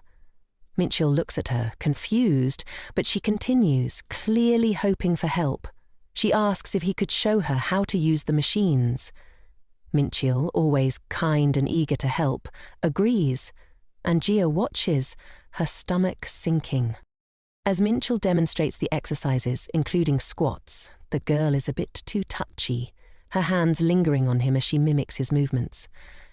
Jia watches in silent frustration, unable to ignore how uncomfortable it makes her feel. When the girl trips in a cute, exaggerated manner and claims it's her first time working out, Jia can't help but roll her eyes. She's pretty sure it's not her first time at all. The girl then flirts with Mitchell, saying that he's totally her type, and asks if he wants to grab coffee after the session. Jia is shocked. She knows she's not supposed to get involved in Mitchell's interactions like this, but she can't hold back. Mitchell, she calls out, her voice a mix of surprise and frustration. Mitchell, unfazed by the flirtation, calmly responds, I'm married, and then, to Jia's surprise, announces to the whole gym, this is my wife, Jia. The gym falls silent. The girl, clearly embarrassed, flees the scene, her face flushed with humiliation. Jia stands there, stunned, a wave of heat rushing to her own cheeks. As they leave the gym, Jia can't contain her curiosity. Does this kind of thing happen often? She asks Mitchell, trying to keep her voice steady. Mitchell, clearly used to these kinds of situations, shrugs casually. It happens sometimes, but I always decline, he explains. I don't want to go to a cafe or a bar after a workout because there's nothing to eat.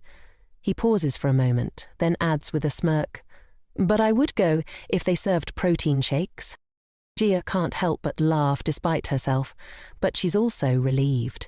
Mitchell is completely unfazed by the attention and has no interest in anything other than his post-workout routine. 3 days later, Jia feels at ease, knowing nothing bad will happen. She's grateful that Mitchell is helping her, but she's also thinking about quitting because it's tough. On their way back, Jia notices Mitchell smiling. He tells her it's because he gets to work out with her, which makes it harder for Jia to quit. The next morning, Jia goes for a light jog to relieve her muscle aches. At the track, a hooded man approaches her and asks if she's Jia. Shocked, Jia tries to run away, but since they're both out of shape and the man has asthma, they eventually stop. The man hands her his business card, introducing himself as Yang Jukner, a former main producer. His business card has a ruler on it, but it's deliberately misprinted. Yang Jukner explains that it's a marketing tactic, which works, as Jia becomes curious about it.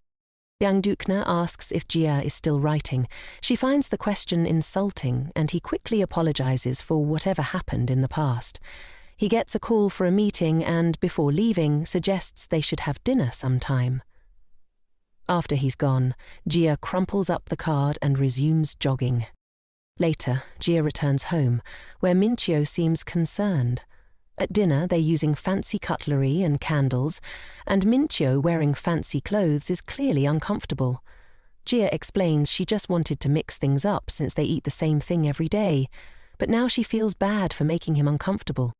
After dinner, Jia is in her room, feeling anxious about how she keeps running into people from her past. Suddenly, Mitchell knocks on her door, dressed in a suit, and asks her for a dance. Jia tries to close the door, but Mitchell blocks it. Reluctantly, she concedes, and they sit on the sofa. Minhwa tells her that she was acting weird, so he wanted to cheer her up with a dance. Jia is confused, but Minhwa explains that it's something people do in movies. Jia finds it romantic and asks what kind of movies he's talking about. Minhwa responds, "Bollywood movies. They dance all the time, even when they're sad or in the middle of gunfights."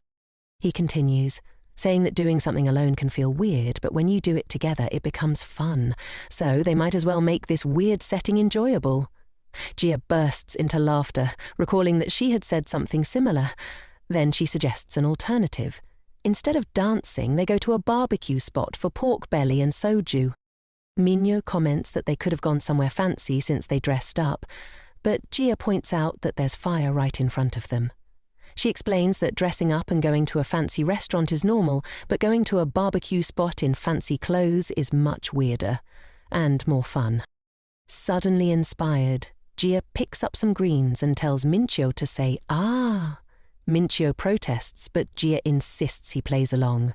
When he finally obliges, he realizes too late that Jia hid peppers inside the greens, and his funny reaction makes them both laugh. Afterward, they head to a karaoke bar. Jia is having a blast. She never thought doing something considered weird could be this exciting. However, she ends up having so much fun that she feels embarrassed. Minhwa, on the other hand, remains unfazed, simply enjoying the moment. Jia thanks Minhwa for hanging out with her, but he looks confused. She tells him she'll repay him for the night and suggests they head home. However, before they leave, Minhwa grabs her hand and asks why she always has to have the last word. He says he has something to add, then gently places his hand under her chin, as if preparing to kiss her. In that moment, Jia is reminded of when she was 10 years old, watching a drama series. She had found kissing scenes embarrassing and once asked her mum why people kissed if it was so awkward. Her mum reassured her that it was normal, explaining that such moments often happen unexpectedly. Back then, Jia didn't understand, but now she does.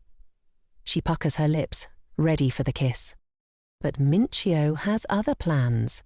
Instead of kissing her, he picks a loose thread from her shirt that had been bothering him. Jia, feeling frustrated and embarrassed, grabs him by the tie and kisses him. Minhwa is caught off guard, but Jia brushes it off, saying it was complimentary. She explains that she kissed him because she wanted to. Later, in the bathroom, Jia is mortified by what she did.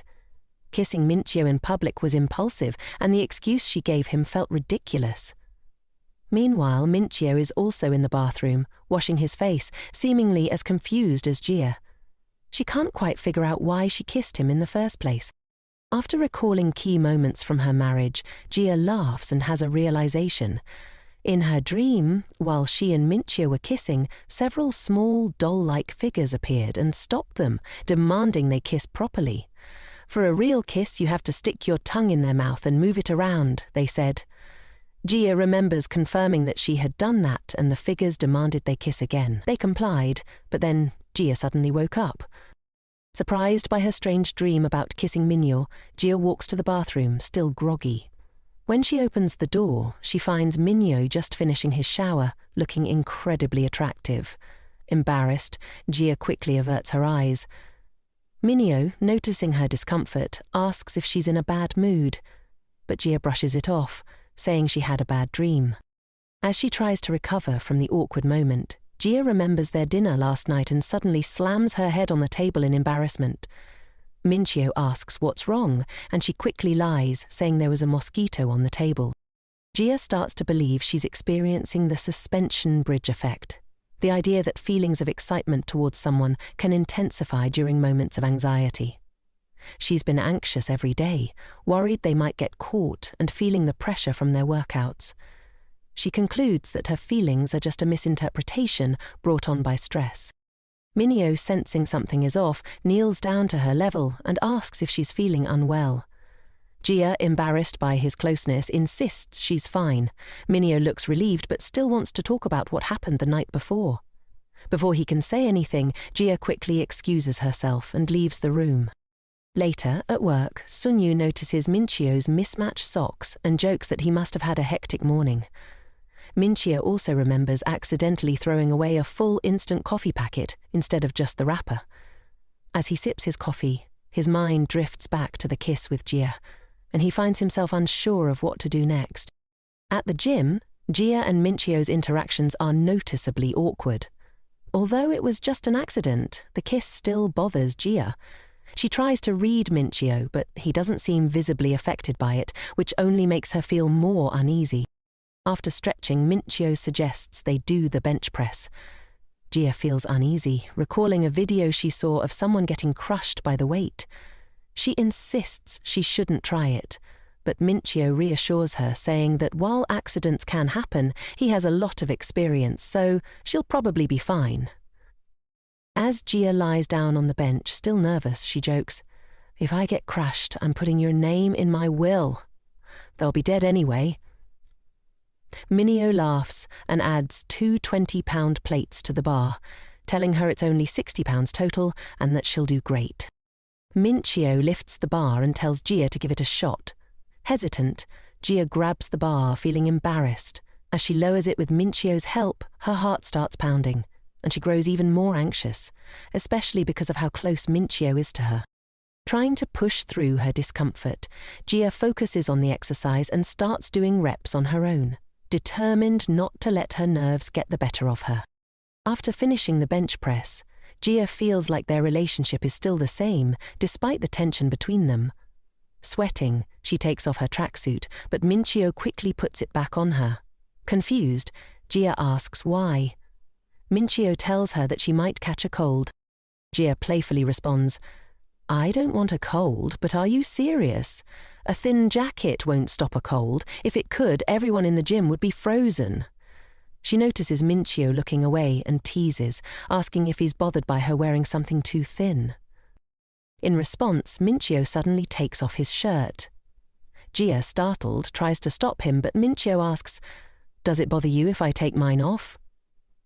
Jia avoids answering directly, but Minchio continues, admitting that it bothers him when she does it. He adjusts her jacket, making sure it's properly on. On their way back, Minchio remains silent. Jia recalls how he's always been this way. When they were kids and Jia hurt her leg, Minchio insisted on carrying her home, even though he was shorter than her at the time. What should have been a 20-minute walk took them 2 hours, but Minchio was happy to help. Back in the present, Minchio tells Jia she did a great job today and encourages her to keep it up tomorrow. Jia, feeling happy, grabs his hand. Minchio, confused, asks why. Jia smiles and says, "You've got a problem. You can let go now." Jia ponders how things might have turned out if they had taken a different path or made different choices. The scene then shifts to Yenju and Yangduk having dinner. During the meal, Yangduk casually mentions that he recently saw Jia. Yenju, curious but cautious, asks who Jia is. When Yangduk describes her and what she was doing, Yangju quickly changes the subject, suggesting they eat before their steak gets cold. Yangduk, sensing her discomfort, realizes that Yenju may not have fully gotten over whatever happened in the past. The scene shifts again, this time to Sungyu and Suyan, who are sitting on swings. Before Suyan can say anything meaningful, she gets embarrassed and suggests they talk another time. Sungyu, frustrated, asks if he's too much for her. Suyan reassures him that it's not that, but admits she's scared of changing their relationship. Sungyu is the only person she feels she can truly talk to, and she's worried about losing that. However, Sun-Ye isn't satisfied. He points out that Suyan was the one who crossed the line first, initiating things between them. Sun-Ye then declares that he likes her, leaving Suyan no choice but to agree to go out with him. Now that Sun-Yu and Suyan are officially dating, their dynamic has changed. The car ride with Minyo feels awkward, and at the office, Sun-Yu seems completely absorbed in his work. He even skips lunch with Suyan, leaving their interactions distant and tense. By the end of the day, they say goodbye with an air of discomfort between them. After work, Sungyu and Suin exchange texts, and this cycle repeats until Sungyu realizes that their relationship hasn't really changed. It feels the same as before. Suin has a similar realization. They need something to break the pattern. One day, Soo-in texts Sung-yu first and asks, "Do you have a sack?" She quickly realizes her typo and tries to correct it, but once again misspells it, typing sack instead of set. Embarrassed, Soo-in is flustered. Sung-yu, trying to make sense of the message, calls her. When Soo-yan picks up, he clarifies that she probably meant to ask if he had a second to talk, and reassures her that he does. His kindness has a big impact on Soo-yan, who is silent for a moment. Sung-yu, thinking he's messed up, is about to apologize when Soo-yan confirms that's what she meant. They make small talk, but Soo-yan still doesn't have the courage to open up, so she lets out a yawn. Sung-yu takes this moment to compliment her voice. Before Soo-yan can hang up, Sung-yu suggests they go on a date. Surprised but intrigued, Soo-yan agrees. Sung-yu, eager, suggests they meet up right away, despite it being 11:38 p.m. Soo-yan, irritated, reminds him that it's rude to ask her to meet without notice, especially when she isn't ready. They settle on a later date. On the day of the date, Soo-yan arrives wearing a trench coat, a hat, a mask, and sunglasses to avoid being recognized. They decide to go to the movies, joking about the odds of running into someone they know. Then, to their surprise, they run into Jia. The three exchange awkward greetings until Jian notices Soo-yan and pieces together that Soo-yan had asked her for advice before. Realizing he was successful, Jian congratulates Soo-yan. Soo-yan, feeling uneasy, isn't sure how to react. Jia teases them, saying it's funny they're going on a date in broad daylight. They all part ways, but as they leave, Soo-yan mentions to Sung-yu that she hadn't realized how close he and Jia were. Sung-yu seems taken aback by her comment. Sung-yu hugs Soo-yan, and just as the moment feels intimate, Min-hyo suddenly appears, holding a jar of Spaghetti Man-branded tomato sauce, which is limited to one per customer. He doesn't seem to notice them, and when he leaves, Sung-yu and Soo-yan awkwardly pull away, embarrassed by how close they were. Trying to cover up their flustered state, they both comment on how hot it is, though the heat is really from their embarrassment. They decide to cool off by getting cold noodles at a trending restaurant. However, when they arrive, they run into two more people from their office, making lunch uncomfortably awkward. Afterward, they head to karaoke to unwind, only to bump into yet another colleague. To top it off, the once famous cafe they planned to visit afterward turns out to be closed. As they finally grab ice cream, Sung-yu sighs and complains, "Why do we keep running into people from work?" Sung-yu notices that Soo-yan has a bit of ice cream on her cheek and, without thinking, wipes it off with his finger and licks it. Both of them are instantly embarrassed by the intimate gesture, but despite the awkwardness, Sung-yu feels happy about how the day has turned out. As the day comes to an end, neither of them wants to say goodbye, but they've done everything they planned and can't think of anything else to do. Sung-yu suggests they should head home and Soo-yan agrees. Suddenly, they find themselves standing in front of a motel, and Soo-yan is taken aback by its size. In his flustered state, Sung-yu grabs Soo-yan's hand and pulls her toward the building. To her surprise, they walk into an arcade, not the motel. Sung-yu, however, worries that Soo-yan might be disappointed that they didn't actually go into the motel. In reality, Soo-yan is embarrassed that her mind even wandered to such thoughts. Still unsure of what to do next, Sung-gu remembers that Soo-yan once wanted a fox plush from the claw machine. Soo-yan tries to deny it, but Sung-gu insists, reminding her that she spent $50 trying to win it the last time they were there. Determined, Sung-gu declares that this is his chance to make it up to her. He confidently approaches the machine, fully focused on getting the fox plush for Soo-yan. After spending $120 at the claw machine, the owner hands them a similar-looking fox plush. Sung-yu is frustrated, feeling like he's failed. They couldn't do any of the activities in peace, and the day turned out to be the worst date imaginable. When they arrive at Soo-yan's house, Sung-yu apologizes for the awful first date, but Soo-yan reassures him that she had fun. The cold noodles were delicious, trying to win the fox was fun, and avoiding people was exciting. Sung-yu, still embarrassed, insists that he'll get her a bigger fox on their next date. They part ways, and Sung-yu heads home to his parents, where he declares that he loves them. Meanwhile, Soo-yan places the fox next to a bunny plush Sung-yu had given her in the past. Feeling content, At Mitchell's house, they're watching Spaghetti Man on the sofa. Gia is sleeping on Mitchell's lap.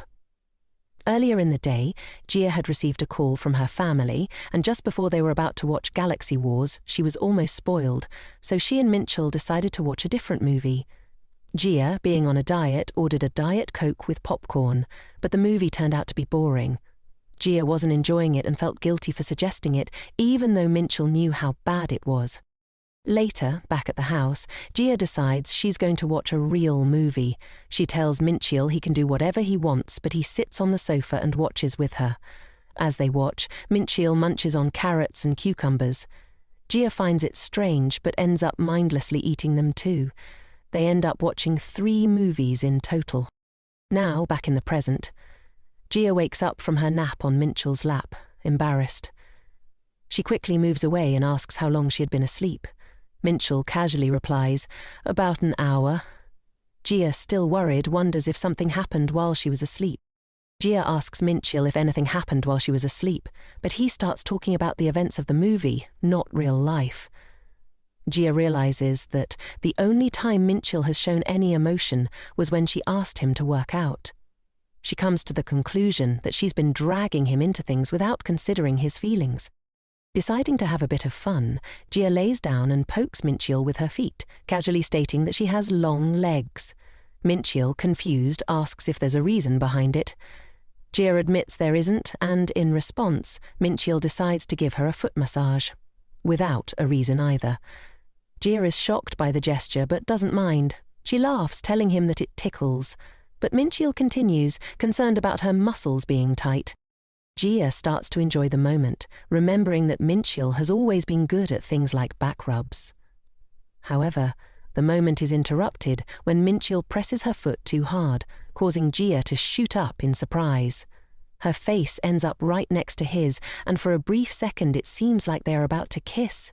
Before that can happen, Gia's foot cramps, and Mitchell begins to meow in response. Gia is confused, but Mitchell insists that the meowing is meant to scare away the cramp. Gia, now washing her face, reflects on how she's always the one feeling embarrassed. But what really stands out to her is that they almost kissed during the massage. Everything was aligning, and it seemed inevitable if not for the cramp. She remembers how Mitchell didn't seem to oppose the idea and wonders if he might actually want it too. As she continues to process this, Gia suddenly tastes something bitter and assumes it's cucumber, but she never ate cucumber during the movie because she doesn't like it. Then it hits her. There's only one possibility. Mitchell must have kissed her while she was asleep on his lap. Before Mitchell leaves for work, Gia's mind is in turmoil, unsure of what really happened, or if she's just overthinking everything. The next day, Gia asks if nothing truly happened. Mitchell says nothing happened, but when Gia presses about it, Mitchell gets embarrassed and leaves. Gia now knows something occurred and decides to mess with Mitchell for the next few days. However, Mitchell starts avoiding Gia at all costs. Gia respects Mitchell's privacy, but it's almost as if Mitchell is deliberately avoiding all conversation with Gia. After a few days of this, Mitchell even texts her saying he won't be going to the gym. Gia is shocked and starts typing a long message, but then Mitchell calls her. She heads to a bar, and when Mitchell arrives, he is asleep on the table, while Sungyu is crying beside him. Gia assumes they are both extremely drunk. Gia realizes that Mitchell is red from drinking too much and that Sungyu was the source of the problem. When Gia confronts Sungyu, he reveals that Mitchell was the one who wanted to drink. Sungyu also mentions that Mitchell had been acting off for the last few days. Mitchell, still drunk, starts making mistakes and asks if Gia and he had a fight during the taxi ride home. Gia ponders this question when Mitchell drunkenly leans on her and asks if she's there. In that moment, Mitchell tries to kiss Gia, but when she says no, he recalls that Gia once said, "It's up to the person who gives the kiss."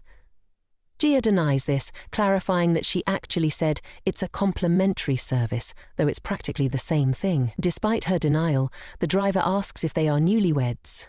Gia gets embarrassed and realizes they've been acting like a newlywed couple. The driver then comments that Jia's husband must really love her, which causes Jia to remember that Mincheol is in fact her husband. When Jia remarks that Mincheol is a thorn in her side, the driver asks if they had a fight. Jia decides they should go somewhere other than Mincheol's apartment. Soon after, Mincheol wakes up and they find themselves on a Ferris wheel. Jia had gotten all-access passes to an amusement park. Since there are barely any people there, they can use the pass to keep going around the Ferris wheel. Mincheol tries to get off, but Jia stops him. Jia asks Mincheol if he remembers passing out at the bar. She believes he was drinking because of her, and the contract says they need to talk things out. Jia had wanted to discuss it, but Mincheol kept avoiding her due to all the trouble she's been through. Mincheol owes it to her to stay on the Ferris wheel. As the Ajiar-Han pondered event begins, they start the first round of Truth or Dare. Mincheol is confused, so Jia explains the rules. You need to answer truthfully or face punishment, which is a forehead flick if you lie. The game ends if he lies. Mincheol doesn't want the forehead flick, which reminds Jia of the time she kissed his forehead. Still, Mincheol doesn't want to play, as Truth or Dare often makes a fool of the person. Jia reassures him that this won't happen because she won't lie due to an unpleasant memory related to Yanju. Jia provokes Mincheol, saying that this is his chance to ask her anything and even flick her if she lies. Mincheol agrees and asks who goes first. They play rock, paper, scissors, and Jia wins. Jia's first question is if Mincheol likes her. Mincheol gets embarrassed and doesn't answer. When the countdown runs out, Jia flicks his forehead. It's Mincheol's turn, and he asks if she likes him. Jia replies that she doesn't not like him, also feeling embarrassed. Mincheol is confused and tries to ask another question, but Jia stops him. Jia then asks her next question, saying that she could taste cucumbers after the movie even though she doesn't eat cucumbers. She also mentions that Mincheol started avoiding her after that night. Jia asks Mincheol if he did something while she was sleeping. Mincheol is speechless, so Jia continues by asking if he kissed her that night. She tells him there's no point in avoiding it because they're staying there until she gets an answer. Mincheol eventually admits he didn't kiss her. Jia ends the game, declaring that Mincheol is lying. He then confesses that he did kiss her that night, but not on the lips. He kissed her forehead. The reason she tasted cucumbers is that he put his finger on her lips. Mincheol explains that he was looking at her face while she was sleeping, and it just happened. Jia is confused about why they had so much trouble over a kiss when it was just a forehead kiss. Mincheol apologizes, but Jia feels disappointed, suggesting she wanted something more. Mincheol apologizes again, and Jia says he doesn't have to, but he insists on apologizing for what he's about to do. At that moment, fireworks go off, and Mincheol kisses Jia on the lips. Jia is shocked that Mincheol initiated the kiss, but the taste is bitter because he had eaten cucumbers at the bar. Jia pulls away because of the taste, and before she can ask anything, Mincheol passes out. Jia struggles to get Mincheol out of the Ferris wheel. They later refer to that night as the first great drinking apocalypse and add a rule to their contract: no kissing after eating cucumbers. The next day, as Mincheol leaves for work, he says he thought Jia would be more mad. Mincheol adds that since he can't kiss after eating cucumbers, it's probably for the best. Mincheol says he can't kiss her when he hasn't had cucumbers, and Jia demands he leave for work. At work, Mincheol apologizes to Sungyu about the events of the previous night. Meanwhile, Jia is vacuuming when she gets a notification on her phone. Her stock portfolio has dropped significantly. Jia is devastated. Jia isn't a freelancer who has to work, she's a freelancer who doesn't need to work. The royalties and dividends from the stocks she owns are enough to pay the bills. She's quite loaded. Well, was loaded. Jia thinks her stock app is broken. Why else would the value be falling so much? She's lost 9.28%. Jia decides to wait it out, thinking that selling is for amateurs. Her stocks have gone down before, so it should be fine. Days later, her portfolio drops even further, down 18.18% to Minch. Mincheol notices her behavior and becomes concerned. Then there's news that a businessman is getting a divorce, so Jia decides to sell her stocks. The next morning, the stock goes up 12.3%. Jia is furious and starts cussing the businessman out. Jia then decides to go out and eat. She realizes that if she buys stocks when they're down, she's essentially getting a discount. She continues to sell her stocks low and buy high. Now at the gym, her stocks are worth less than her original investment. Mincheol asks if Jia's going to work out, and she says yes. He also asks if she's been playing a game on her phone, since she's always looking at it. Jia lies to avoid worrying Minchi, saying she's been watching a show instead. Jia's investment drops even lower, and she deletes the app because she can't stand to look at it. Later that day, there's a scandal with the businessman, causing the stock to plummet even further. She should have sold her stocks, but Jia rationalizes that if she never sells, she never actually loses any money. This is perfect logic for her. Then Mincheol appears, looking very concerned, and asks if Jia likes someone else. Jia is shocked and denies it. Mincheol explains that he saw a video about married couples, which stated that if a spouse starts acting differently, they might have someone else. Jia is still confused until she realizes she's checked off all the boxes for suspicious behavior. Mincheol points out that she also lied at the gym when she said she was watching a show. He notes that Jia has a tendency to share interesting and funny things with others, but she didn't share the name of the show with him. Jia thinks Mincheol took it the wrong way, so she decides to tell him the truth. Mincheol is shocked when Jia admits she lost that much, but she tells him she just didn't want him to worry. Mincheol becomes concerned and asks if it's really okay that she lost all her savings and how she plans to manage living expenses. Jia says she'll just work for money, but deep down it's not fine. What hurts more than losing the money is the impression it left on Mincheol. Mincheol suggests that he could pick up more of the bills, but Jia stops him. She explains that they should take care of their own financial issues, which is why she didn't tell him about the losses at first. For Jia, this is a matter of pride. When she moved out, she promised herself that she would handle her own life. She's proud that she hasn't had to borrow money from anyone. Mincheol stands up and says that he trusts her, touching her ears. Jia gets embarrassed and smacks Mincheol on the forehead. Mincheol explains that he was simply giving Jia his energy by touching her ears. He adds that they used to do this in the past and they would yell energy and fusion while doing it. Jia smacks Mincheol again and storms off, angry that he would bring up something from the past. Once she leaves, she realizes that touching someone's ears is a very sensual thing. A week later, Jia is going to job interviews and Minch wishes her good luck before she leaves.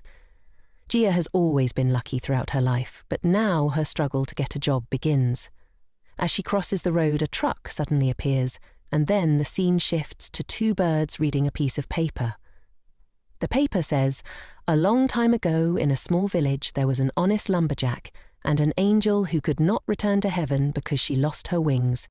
One day, while the lumberjack is cutting down a tree, he hears the angel calling for him. The angel has found her robe while cleaning the house, and she's excited. But the lumberjack is horrified. The angel continues, saying that the robe had been hidden right under their noses, at the back of the closet. She rhetorically asks, who could have possibly put it there? The lumberjack hangs his head in shame. He's the one who hid the robe. He did it because angels can't fly back to heaven without it, so they're forced to live in the human world. The lumberjack thought he was clever by stealing it while the angel was taking a bath, but the angel knew about the lumberjack's scheme from the very beginning. She could have taken the robe out of the closet as soon as it was placed there, but she didn't, because the angel knows. She starts to tease the lumberjack, playfully suggesting that he hid the robe so she would be forced to live with him, but simple teasing is too much for the lumberjack to handle, and he admits it. He apologizes profusely, justifying it by saying it was all in the name of love. The angel is shocked that the lumberjack admitted it without protest. Instead of leaving, she has other plans. She tells him that if he does her one favor, he will be forgiven. The favor is that whenever they are together, the lumberjack can't wear his glasses. The lumberjack is shocked because he can't see without them. Then the angel accidentally drops his glasses into the water, meaning he can't use them anymore. She continues, calling the lumberjack clueless, saying that she's been dropping hints all along that she doesn't like his glasses. The angel tells the lumberjack that the robe is irrelevant to the situation since she doesn't plan on going back to heaven anyway. As long as he gets rid of his glasses, she will stay with him. Then, the angel places her hands on the lumberjack's cheeks and slowly leans toward him, almost as if they are about to kiss. Just before their lips touch, the great mountain spirit suddenly emerges from the water with 2 pairs of glasses, asking which one belongs to the lumberjack. Suddenly, Gia screams neither of them and wakes up in a hospital bed. She realizes she didn't become an isekai protagonist and is flustered that it was all just a dream. She's confused about why she had such a strange dream. The story of the lumberjack and the angel ends with them starting a business selling sticky rice cakes to tigers. Gia calls her mother to inform her about the accident, but her mother is horrified. Gia reveals that it wasn't really an accident. Truck-kun stopped right in front of her and barely grazed her. She is unharmed, but she did faint, likely due to being tired from job hunting. The doctor tells Gia to inform her guardian about the accident, but her mother points out that Minchil is her guardian now and asks what he said about it. Gia is shocked. She thought her guardian was still her mother. Upon looking up the definition of guardian, Gia discovers that Minchil is her guardian now. Suddenly, Minchil appears next to Gia, covered in sweat, and asks if she is okay. Gia is confused as to why he's there, but Minchil explains that her mother called him. Then Minchil notices a man talking to the doctor in the distance and approaches him. He towers over the man and menacingly asks if he's the one who hurt his wife. Gia is shocked, having never seen Minchil make a face like that. Upon seeing Minchil, the man bows down and apologizes for what he's done. The doctor tells Minchil to calm down so they can discuss Gia's symptoms. When Gia hears this, she remembers that Minchil and she are now family. This means that Minchil is there whenever she needs him. Minchil confirms that Gia is okay, but instead of leaving, he continues to ask if she's really okay and wants to stay with her. Eventually, Minchil leaves to go back to work, but Gia wishes he could have stayed with her longer. Gia is now walking through the hospital, needing to focus on getting a job. Suddenly, she runs into Yenduk. Gia explains that she fainted because she almost got hit by a truck. Yenduk asks where Gia is going as he walks toward his sports car. Whenever Gia sees a sports car, she knows how much it costs and doesn't dare to walk near it. She's always wondered what type of people drive those kinds of cars, and now she knows. As they walk, Gia's hair blows in her face, and Yenduk starts coughing. He says, "Maybe I should have used one of my other cars." Gia's shocked and asks if he has another car. Yenduk reveals that he has several cars, but they're all rentals. Gia had thought he won the lottery, wondering how else he could afford them, but Yenduk says, "I already won the lottery." Gia is intrigued, but then Yenduk reveals that he hit the jackpot when he ran into Gia. Gia gets angry, frustrated by his cheap pickup lines, but Yenduk suddenly gets serious and asks, "Why are you dressed in a suit?" Gia says that she was on her way to an interview because she needs money. Yenduk is speechless. He points out that Gia made a lot of money from her days as an author and asks if she's already used it all up. Not wanting to reveal what really happened, Gia just says that a lot of things have happened recently and there isn't much left. Yenduk laughs, saying that Gia-han is willing to work a job to pay the bills. Before he can say anything else, Gia flips him off and tells him she isn't going to ride with him again. Yenduk points out that her reaction, without him saying anything, shows she has the writer's spirit.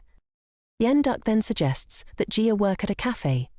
Gia is confused, but Yenduk explains that he knows a rich guy who runs one for fun and pays very well, even though there aren't many customers. Gia is baffled that something like that could exist, but Yenduk hands her his business card and tells Gia to call him if she's interested. He can get her an interview.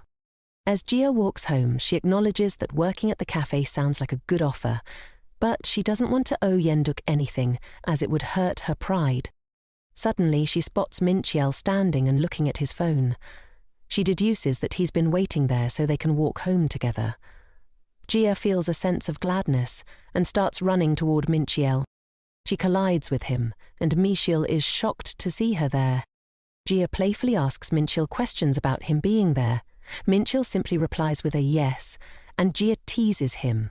asking if something is wrong with his head since he didn't elaborate. Then Jia suddenly realizes she's hugging Minchil in public and everyone is looking at them. She quickly backs away, but Minchil pulls her back into a hug and asks why she hasn't been answering his calls. Jia explains that her phone was on silent and that he was worried. Jia confirms that she's okay and tells him she wants to stop hugging because people are staring, but Minchil insists they continue for just a little longer. He's always so nice to Jia that she feels bad for making him worry. She knows she needs to put her pride aside to prevent him from stressing, so she declares that she got a job working at a cafe. That means she won't be jobless anymore and will be heading to work tomorrow. She suggests they go out and celebrate. Jia playfully asks if Minchi will risk losing all his gains by having a cheat day today, and Minchi agrees. Jia is glad to see Minchi not worrying anymore. His smile is so much better than when he's concerned. The next day, Jia arrives at the interview, and to her surprise, the owner is shocked that she's on time, but Jia is even more shocked to realize that the owner is none other than Yenduk. Jia was living a completely normal life, but then she rediscovered the importance of working. However, she didn't like any of the job offers she had received so far. That was until she got a call from her old boss, who was recruiting her for a job. Jia was suspicious of his offer, but she didn't realize Yenduk would trick her like this. As Jia tried to figure out what to do, Yenduk began reading off her resume. He noticed that Jia had dropped out of college, worked in a call center for 2 years, had a few part-time jobs, but no real work experience. Yenduk noticed Jia seemed distracted and asked what was wrong. Jia didn't know what to do since she hadn't spoken to Yenduk in years, but before she could respond, Yenduk interrupted her thoughts, assuring her not to worry. He wouldn't have interviewed Jia if he wasn't serious about hiring her. Yenduk never thought he would meet Jia again, but after looking over her resume, he said he had seen enough. Then he noticed that Jia was married. He took off his glasses to confirm what he had seen and, upon closer inspection, realized that Jia was indeed married. He was shocked. Jia recalled that Yenduk Choi was the one responsible for all the good memories in college. She also observed how her old hair color was the same as Yenduk's current hair color, wondering if that meant he hadn't moved on from the past.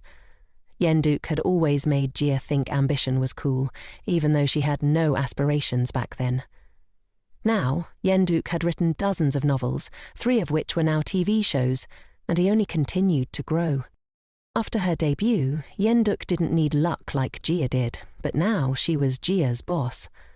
Yenduk laughed when she heard Jia was married, never imagining that the same girl who stayed up all night reading web novels in Yenduk's room would end up married.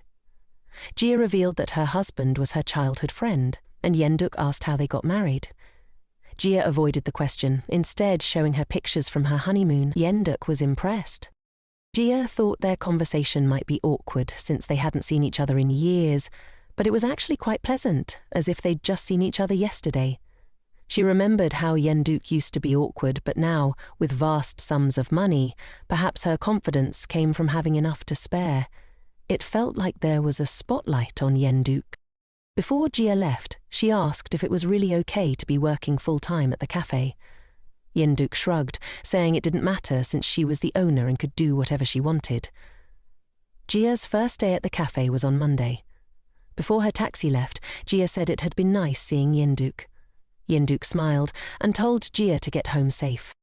Jia arrived home and celebrated getting the job. Minchil was concerned, but Jia reassured him. Meanwhile, Yenduk was at home, looking at an old picture of her and Jia.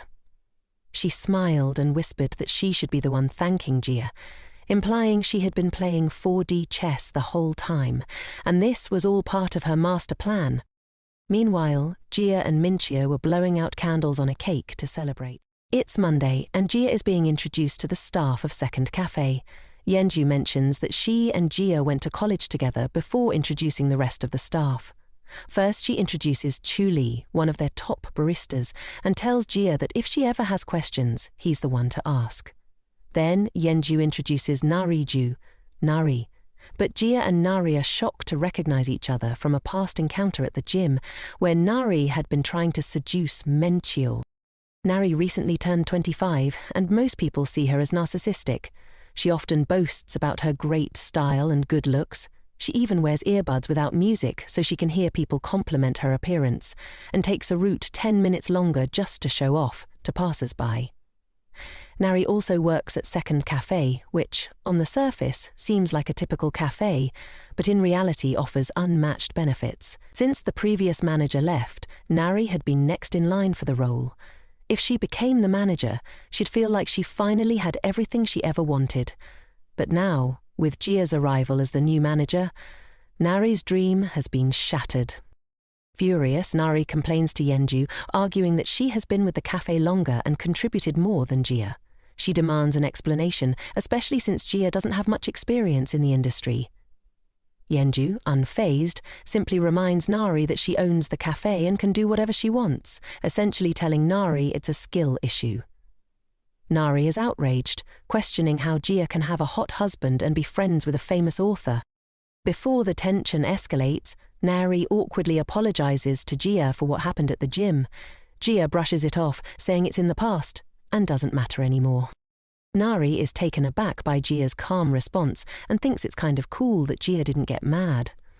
Still, Nari believes Jia doesn't know the first thing about running a cafe and can't accept her as the manager. When Jia asks Nari for help, it catches her off guard, and her voice cracks as she awkwardly agrees. Jia asks about a recipe, and Nari quickly realizes she doesn't actually have to help. She decides to taunt Jia, saying it's embarrassing that a manager doesn't know something so basic, but Jia calmly replies that's exactly why she's asking, to learn and improve. Nari is shocked that Jia doesn't get flustered. Despite Nari's rude attitude, Jia keeps asking questions. Nari, to her surprise, starts noticing that Jia isn't bad-looking.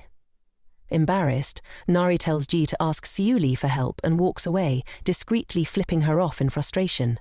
She thinks Jia is annoying. Soon after, an old man arrives and compliments Nari's appearance, which irritates her. He asks for her number, and when Nari tries to give him the store number instead, he gets angry, claiming that after spending so much money at the cafe, the least she could do is give him her personal number. Nari wishes Chuli or the boss were around to deal with this. Suddenly, Jia appears next to Nari and, to Nari's shock, suggests that Nari should give the man her number because the customer is always right. The man gets excited, feeling understood for the first time. Jia then introduces herself as the new manager. Nari is at a loss, unable to believe what Jia's doing. To her surprise, Jia writes something down on a piece of paper and hands it to the man, saying it's the number he wanted. When the man leaves, Nari realizes Jia gave him the store's number all along, but handled the situation confidently. The man is excited because all he wants is to take Nari for a drive and grab something to eat together. But when he looks at the number on the paper, his excitement turns to outrage. It's 911, the emergency number. The man is furious, but Jia, completely calm, insists that he go ahead and dial it. The entire cafe is now staring at them. To make things worse, Jia offers to dial it for him, which only infuriates the man more. The man pulls the classic, "Do you know who I am?" card, but Jia effortlessly flips the situation by replying, "Do you know who I am?" The man, suddenly subdued, quietly admits that he doesn't know her, and awkwardly wishes them a good day before leaving. As soon as he's gone, Jia sighs and comments that she almost let her true colours show back there. Nari, somewhat impressed, thanks Jia for her help and expresses concern that the situation might cause trouble with the boss or stir up rumours. But Jia, nonchalant, brushes it off, saying she'll deal with it when it happens and that there's no point worrying about something that hasn't even occurred yet. Even if it does, she promises to take full responsibility. Nari jokingly replies that as long as Jia takes full responsibility, it's fine. She's surprised. She never thought Jia was the type to step up like that, and she has to admit that Jia standing up for her was pretty awesome. But then, Nari quickly reminds herself that Jia is still her enemy. After all, Jia stole Mentiel and her chance at becoming manager, even though deep down, Nari knows Jia never really stole Mentiel in the first place. Suddenly, another customer enters the cafe and asks for one hot-iced Americano. Both Jia and Nari are speechless. it's villain number 2, the notorious Hot Ice Lady. This lady has a reputation for chewing out the staff if they get her order wrong. She continues, saying she didn't expect the same qualità in Servidio as a cafe in Milan, but their lack of response is rude. Gia, looking frustrated but composed, repeats the order in the lady's strange accent. Then, without hesitation, Gia hands her a cup of ice and a hot Americano, letting the lady decide how much ice she wants. Surprisingly, the lady says Gia passes and leaves. Nari is shocked. That's all it took to satisfy her? Nari starts to notice that Gia does whatever she wants and seems to have fun doing it. Gia continues to handle things in her unique way, even confronting loud customers. When they complain, Gia dramatically tells them they're disturbing the peace and that legal action will be taken. She calls the boss, who refunds their money and orders them to leave, stating that lawyers will follow up with a lawsuit. Afterward, Gia asks for salt to cleanse the cafe. Observing Gia's quirky behavior, Nari realizes that Gia has a way of making everyone happy, which explains why people are drawn to her. As Nari watches, she notices Chuli staring at Gia. Alarmed, Nari quickly covers his eyes, determined not to let Gia take him away from her. Meanwhile, in a black car, Yanduk asks the Hot Ice Lady how Gia did. The lady, slightly disappointed, says that Gia seems unsatisfied with working in a cafe. She then turns to Yanduk, asking why he's introducing Gia to her now. The lady is Yomana, the CEO of Yomi Entertainment. The cafe is now closed, and Gia is saying goodbye to Nari and Chuli. A lot happened today, but nothing too major. However, there's one last thing Gia needs to deal with. She suddenly calls out to a man with a box on his head, telling him to come out because she saw him hiding for a while. Minchi is shocked that Gia spotted him, thinking his perfect disguise of casual clothing and a box was foolproof. As they walk home together, Elle is still confused about how Gia recognized him, especially since he wore different clothes and had a box on his head. Gia acknowledges that he put in some effort and asks why he was at the cafe, since he doesn't drink coffee and the cafe is out of his way. Elle fumbles for an excuse and eventually says he's trying out a new workout routine, walking to the gym instead of running on the treadmill. Gia, amused, remarks that she thought he was there to pick her up and smirks at him. As they continue walking, Gia suddenly trips, but instead of hitting the ground, she finds herself in her bed, her face buried in a pillow. The conversation had been going well until she tripped and fell, and she swears she heard a crack from El's shoulder when he caught her. She remembers how he looked in pain at the gym and starts worrying that something might be wrong. Concerned, Gia goes to check on El. When she opens his door, she's greeted by the sight of him shirtless, and she quickly becomes flustered, backing away and awkwardly saying she's going for a walk. El, confused, watches as Gia then sits down in his gaming chair. El explains that he pulled his shoulder and back muscles when he caught her, and he was just about to apply some pain relief patches. Gia, still confused, asks how he's going to put them on if he can barely reach behind himself. El confidently insists he has a method. First, he lays the patches on the floor, then he rolls around on them until they stick to his body. Once he stands up, they should be properly applied. Gia can't help but laugh, thinking his approach is as quirky as ever. Bah, the patches aren't sticking properly. Gia sighs and offers to put them on El's back for him. Despite his insistence that he can handle it himself, Gia is already prepping another patch, telling him to be quiet.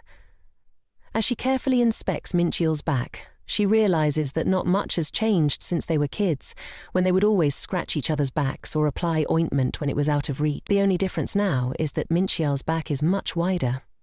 Gia starts wondering what El eats to get such a broad back. As she thinks about it, she remembers she was on his back during their honeymoon, which makes her start to unconsciously touch his back. Minchki suddenly speaks up, calling out to Gia. Startled, she quickly stops and he asks why she's rubbing his back. Embarrassed, Gia struggles to explain and ends up blurting out that his back is incredibly attractive. Trying to save herself, she quickly adds, "Your shoulders are huge," and starts massaging them. El, now concerned, asks if she's okay, but Gia insists his shoulders feel like rocks. As she continues massaging his back, Jia can't help but feel that this situation could easily spiral into something awkward. Minchil, without his glasses, glances at her and comments that her nails are digging into his back, causing him some pain. Flustered, Jia apologizes, realizing he isn't wearing his glasses, and tries to focus on giving a proper massage. She mentally scolds herself, acknowledging that she needs to get her mind out of the gutter. After all, it's just a massage. 10 minutes later, Jia's hands are aching from the effort. Minchi's back is massive, and she wonders if stepping on his back like she used to do for her dad might have been more effective. Regardless, Minchia thanks Jia for the massage, mentioning that he feels much better and can move freely now. Jia is happy that Minchia is feeling good and starts to head back to her room to sleep. However, Minchia stops her, insisting on returning the favor with a shoulder massage. Jia tries to decline, claiming she doesn't have any knots, but Minchia doesn't let it go. Now sitting on the bed, Jia watches nervously as Minkyil prepares to give her a shoulder massage. He asks her to move her hair to the front, and when she does, he gently places his hands on her shoulders. Jia feels inexplicably nervous. Why am I so anxious, she wonders. It's clear Minkyil isn't feeling the same way. He's calm and focused. As his hands begin to knead her shoulders, Jia lets out a small sound which makes Minkyil pause, thinking she must be in pain. But the pain isn't in her shoulders. It's in her heart. Jia's heart is pounding so fast and loud that she's convinced Minchil can hear it. Even if he can't hear it, surely he can feel the vibrations through her body. But Minchil doesn't say anything. Is he pretending not to notice? She wonders. The massage continues until suddenly, Jia yelps in pain. Minchil's pressure is too much. It feels like her shoulders are going to rip off. Instinctively, Jia grabs Minchil's arm, digging her nails into his skin. In the commotion, Jia falls back onto the bed, and when she opens her eyes, Minchil is leaning over her, his glasses off. Jia's face flushes with embarrassment, and the angle they're in feels problematic. She grips the bedsheets tightly, bracing herself for whatever happens next. Wait, what underwear did I wear today? She panics, unable to remember. Then it hits her. She wore a matching set earlier to feel more confident at work. Flustered, Jia tries to shake off the moment, but her heart continues to race, and she wonders if Minchil feels the same tension in the air. Jia feels relieved for a moment, but then quickly becomes embarrassed. Why am I relieved my underwear isn't mismatched, she wonders. It's almost as if she's anticipating something more with Minchil, and that thought makes her flustered. Jia puckers her lips, waiting for Minchil to kiss her, but he just stays there, unmoving. After a long 10 seconds, she pushes him off, annoyed. Why didn't he make a move? Nothing seems to be going right for Jia today. She even messed up while trying to open a snack earlier. It wasn't a total failure, but right now, all she can think about is how sure she was that Minchil would kiss her. Maybe I was the only one expecting it. Jia blushes, feeling foolish for assuming. Both of them are unsure of what to do next. Minchil suddenly gets up and calls out to Jia, catching her attention. She asks, "What's up?" And he hesitates before saying, "It's not good for your back to crouch like that. You should push your chest out to keep your posture straight." Jia straightens her back, and Minchil gives her a thumbs up before heading to take a shower, despite just putting on the pain patches. Now alone, Jia lies down on the sofa, disappointed that Minchil didn't kiss her. She berates herself for falling into these kinds of expectations over and over again. Meanwhile, Minchil in the bathroom is just as frustrated. He slams his fist against the walls, looking completely drained. His gaze falls on a pink toothbrush, presumably Jia's, and he picks it up, lost in thought. Back in the living room, Jia looks at a picture from their honeymoon and reflects on how she and Minchia are often called a trickster couple, always surprising each other in unexpected ways. Suddenly, Minchia appears, startling her. He casually says, "I brushed my teeth," leaving Jia confused as to why that's relevant. Minchia then explains, "I had cucumbers with dinner, and I know you don't like the taste of cucumbers. That's why I didn't kiss you." Jia stares at him, processing the explanation, and can't help but feel a mixture of relief and exasperation. Mitchell asks if he can kiss Jia now, and when she says yes, he leans in and kisses her. After the first kiss, he takes off his glasses and continues, much to Jia's slight annoyance. She thinks he's always so strict about following the rules, maybe he should be a bit more flexible. Just as that thought crosses her mind, Mitchell surprises her by placing his hand on her waist. Jia is momentarily shocked by the sudden boldness. At Jiwan Construction, Miss Emotion tells Miss Reason that Menial Construction is on strike again, which frustrates Miss Reason because there's a lot of work to be done. Suddenly, a giant machine appears, driven by Mr. Flexibility from Menial Construction. He cheerfully tells them to just keep working while using his machine to move dirt, leaving Miss Emotion and Miss Reason in awe of his solution. Back in reality, Jia is surprised by Mitchell's newfound flexibility. It's unexpected, and she's not sure how to react. She thinks that Mitchell needs to turn on the blinker before making such a move, but then acknowledges he did, just in his own way. Jia is impressed, but then reminds herself that Mitchell is still a guy, so maybe it was bound to happen. Still, she hadn't expected things to escalate so quickly today. Mitchell's hand slides up Jia's shirt slightly, inching closer to something more intimate. But just before things go further, a phone buzzes, breaking the moment. Both Jia and Mitchell freeze, unsure of what to do. Mitchell leans in for another kiss, but Jia stops him and tells him to answer the phone. Mitchell hesitates, but finally gets up to take the call, leaving Jia feeling flustered and embarrassed. Now alone, Jia tries to sleep but is consumed with thoughts. She questions why she told Mitchell to answer the phone. If she were drunk, she wouldn't have hesitated to go further, but she was sober, and that stopped her. She recalls the kisses, feeling embarrassed all over again, and begins punching her pillow in frustration. Have I come to like Mitchell this much? She wonders, uncertain of when her feelings started to change. Just as Jia begins to ponder the nature of their relationship, she's interrupted by a knock on the door. It's Mitchell, asking if he can come in. Jia is confused but lets Mitchell in. He's on his knees, looking nervous, which only adds to Jia's confusion.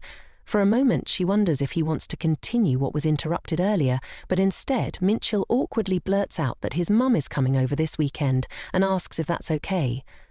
Jia is completely taken aback. She tries to dodge the question by asking if he meant her mum, but Mitchell confirms that his own mother will be in town for business. Neither of them knows why she's visiting, and the atmosphere turns uncomfortable. Jia feels her anxiety rise. She's still awkward around Mitchell's mother. Memories of their school days flash in her mind. The bell rings at school and students rush out of the classrooms. It's the stormy period of puberty, when everything feels heightened, especially in middle school. Everyone wants to stand out, and even the lunch menu feels like torture. Jia and her friend are trying to climb the school wall to escape, protesting that the food they're served is worse than what prisoners of war get, and therefore a violation of the Geneva Convention. Her friend is worried they'll get caught, but Jia insists it's worth the risk. Then, just as they're halfway up the wall, a woman wielding a baguette catches them. The woman had already subdued another student trying to escape, and now she orders Jia and her friend down. The punishment is swift and severe. She smacks Jia and her friend's behinds with the baguette so hard they can barely stand. It's not violence, it's corporal punishment, as the woman in charge of discipline at Jia's school was none other than Mitchell's mother. Jia had thought back then that she might get off easier since it was Mitchell's mum, but she was wrong. In fact, she got punished even harder. Jia sighs, remembering how she had definitely deserved it back then, but now that same woman is her mother-in-law. The thought makes her uneasy. She tries to shake it off by watching baseball, commenting to herself about how it reminds her of the old days when things were simpler. Before she ever imagined she'd be dealing with Mitchell's mum again, but in such a different context. Mitchell is confused, not knowing that Jia used to play baseball. She confirms with a smirk that her position was always the ball, and Mitchell's mother was the batter. Suddenly, Mitchell's mum, whose name is Jizzy Jang, arrives and they get into the car. As they drive, Jia notices how healthy Mitchell's mother looks and wonders what she eats to stay so fit. Jizzy comments that she's happy Mitchell actually picked her up this time, even though she's always declined whenever he offers. Then, she asks if the idea to pick her up was Jia's, and Jia freezes for a second before realizing that yes, she is the daughter-in-law. Jia confirms, but she's unsure how to address Mitchell's mum, feeling the awkwardness of the situation. She texts Mitchell for help, but naturally he ignores her text, so Jia awkwardly turns to him and asks if he could look at his phone. Meanwhile, Jizzy raises an eyebrow and comments that she finds it strange how they still call each other by their names. Both Jia and Mitchell are suddenly terrified of what she might mean, and Jia nervously asks her to explain. Jizzy casually starts talking out loud, saying that ever since they discussed getting married, she's sensed some sort of incompatibility between them. Jia feels the tension rising. This could be a dangerous situation for both her and Mitchell. Jizzy goes on to say that they've seemed a bit awkward for a couple about to get married, and she's always been quick to pick up on little things. Especially when it comes to, she expresses her suspicion about how quickly they decided to marry, just an hour after Mitchell signed up for the dating service. However, Jizzy softens, admitting she might be reading too much into things, but points out that newlywed couples typically can't keep their hands off each other. And the fact that Jia and Mitchell don't even call each other by pet names is unusual. Jia, feeling the pressure, quickly tries to diffuse the situation. She claims that they only occasionally call each other by their names and then nervously adds, "Hey." Mitchell's mum stares at her for a moment, then waits for more, leaving the air thick with unspoken questions. Mitchell's mother looks confused when she hears Jia call him "hey" and quickly looks away in embarrassment. Before Jizzy can say anything else, Jia blurts out, "Babe," and urgently tells Mitchell to check his texts. She's mortified for calling him babe in front of his mum. Jizzy, with a knowing look, concludes that they probably call each other babe, and Mitchell, trying to lighten the situation, tells Jia to address his mum as ma'am. That doesn't help much either. They finally arrive at the apartment, and the first round of the visit begins, the home inspection. Mitchell's mum slides her finger across a surface, inspecting it closely. She then calls for Jia, and Jia braces herself, thinking this is going to turn into one of those soap opera scenes with a nagging mother-in-law. To her surprise, Mitchell's mum reveals that she saw a soap opera where the mother-in-law nags the daughter-in-law, and she thought it'd be fun to try it out. Jia, feeling relieved but also a bit annoyed by the joke, chuckles awkwardly. Jizzy then says that Jia should clean more because there's a lot of dust, but quickly adds, "Just kidding." She turns to Mitchell, asking where she can unpack. Round 1 ends with a defeat for Jia, but she takes it in stride. Round 2 is lunch, where Mitchell's mum comments that the food is okay, though a bit too sweet for her taste. Jia quickly apologizes, explaining that her mum made the dish and that she should have tasted it beforehand. Next time, she'll ask her mum to make it less sweet. What Mitchell's mum actually meant, however, is that it needs more rice to balance it out. She rates it 4 out of 5 stars thanks to Jia's mum. Round 2 was a close save. Round 3 is the clean-up and tea. Everyone drinks tea, except Mitchell, who sticks to his protein shake. The conversation is awkwardly silent. Mitchell and his mum aren't talkative, and Jia is too nervous to speak up. Jia starts to worry that Mitchell's mum isn't convinced their marriage is legitimate and feels the pressure mounting. Desperate to change the mood, Jia realizes she needs to distract her with something. Jia looks at Mitchell and gets an idea. She asks him if he ever washes his shirt, thinking Mitchell's mum will immediately get suspicious because she heard Jia use his name. To her surprise, Mitchell's mum is curious instead and remarks how Mitchell always wears that same red shirt. The spotlight shifts to Mitchell, who sheepishly reveals his wardrobe, which consists exclusively of the same red shirt. Jia can't help but laugh as Mitchell's mum joins forces with her to fix his wardrobe. This day would go down in history as the first surprising of the Red Devils, inspired by the 2002 World Cup. Everyone was cheering for South Korea, and the Red Devil shirts were flying off the shelves. Jia and Mitchell were caught up in the excitement, but Mitchell took it a step further. He ordered the shirts in bulk, convinced it was a good deal. Now they find themselves at a clothing store, with Mitchell being dragged through the doors by both Jia and his mum.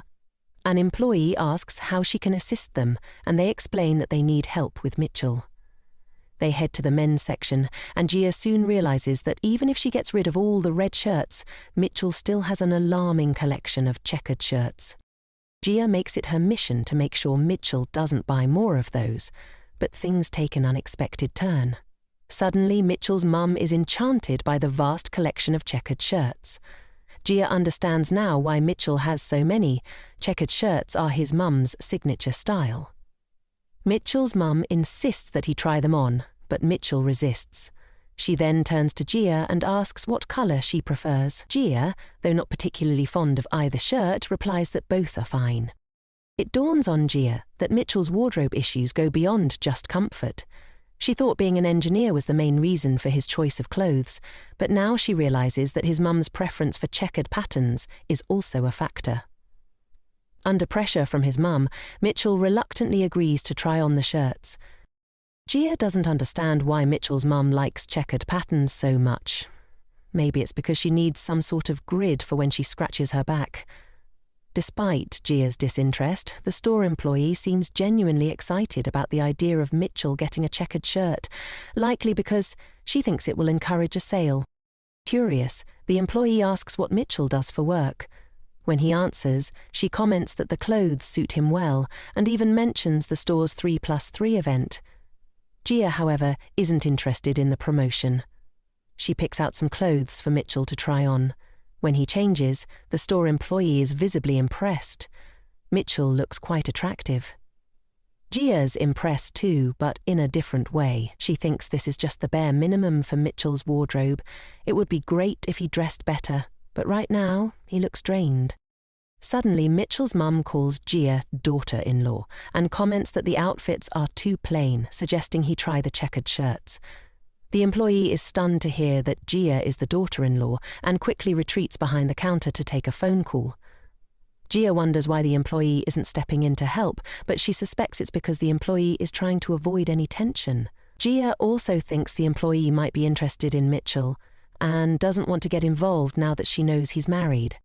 Mitchell's mum presses him, asking which option he prefers, but Mitchell masterfully avoids the question by claiming that all he cares about is comfort, and both options are comfortable.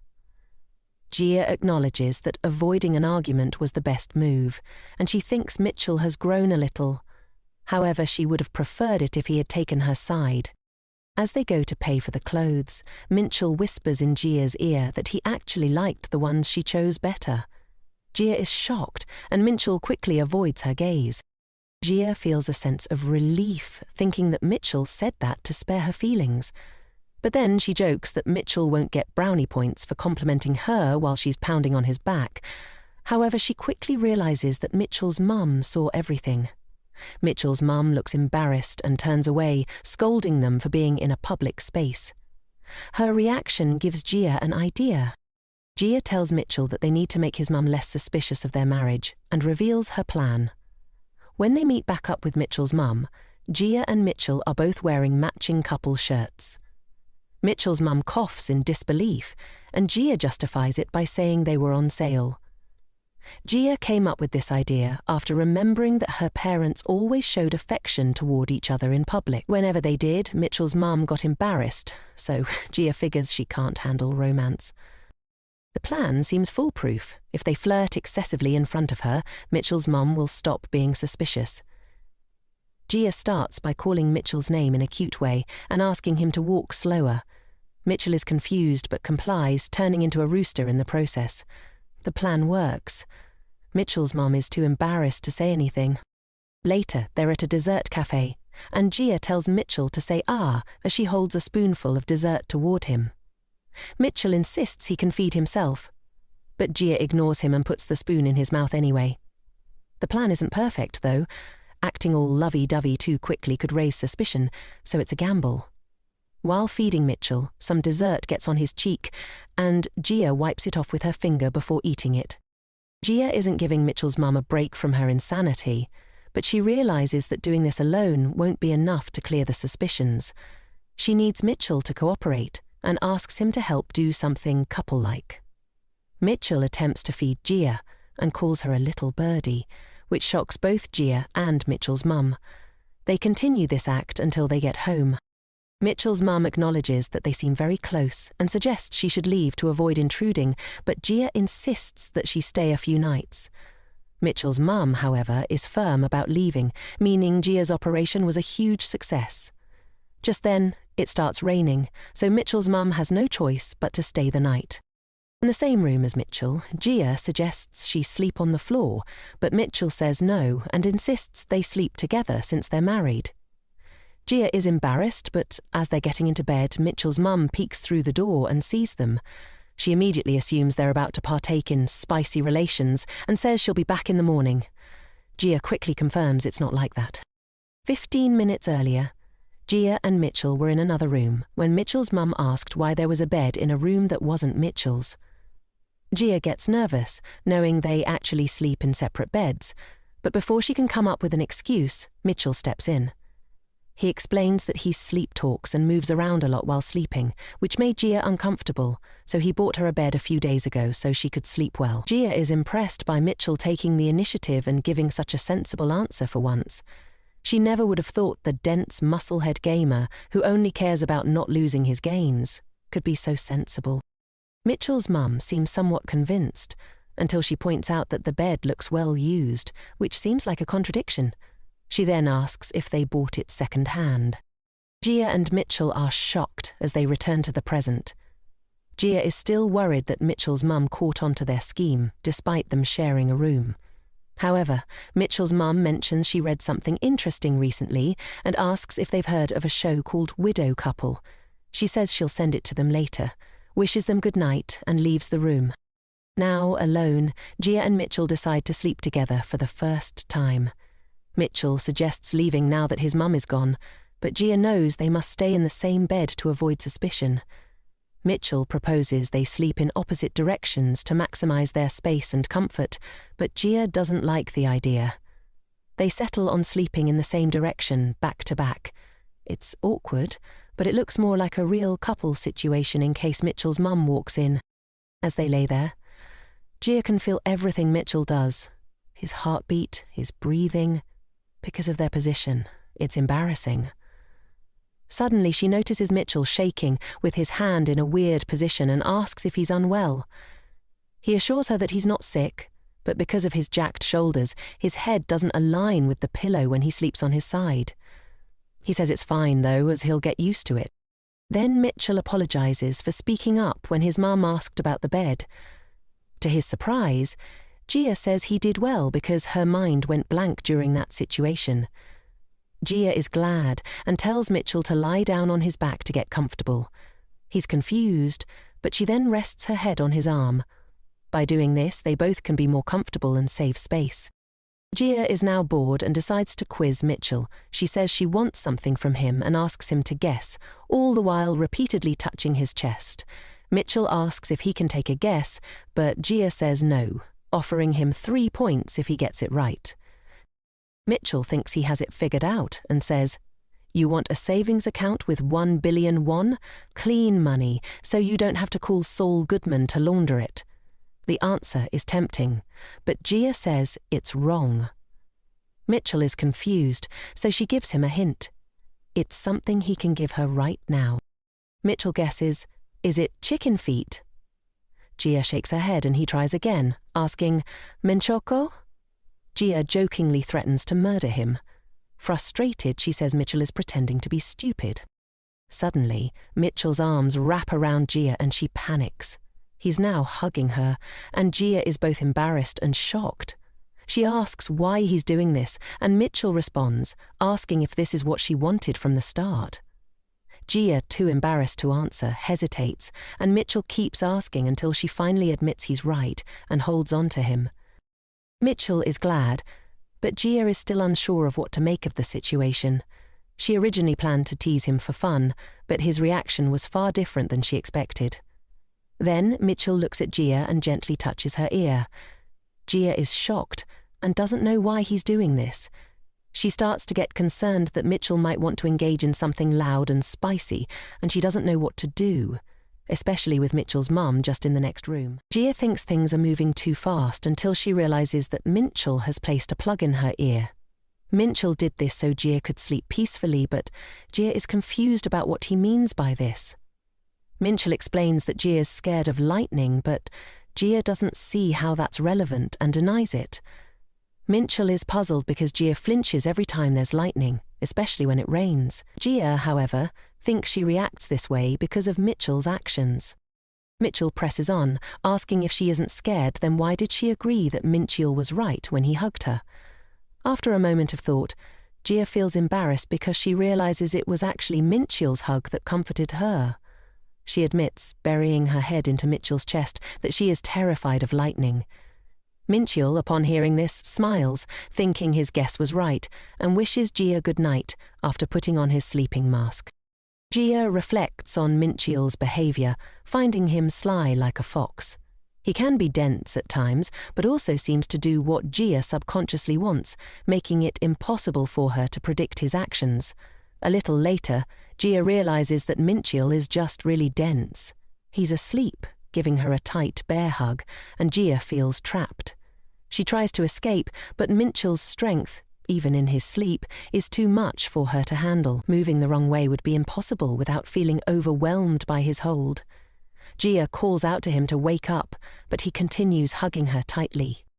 The next morning, Mitchell's mum is drinking something when she notices Mouse, Mitchell's cat, trying to sneak into a room. After she lets the cat in, Mitchell's mum looks inside and sees Mitchell and Jia peacefully sleeping in unorthodox positions, both uncovered by sheets. She quietly leaves the room, not disturbing them. Later in the morning, Jia wakes up and stares down the meal Mitchell's mum made.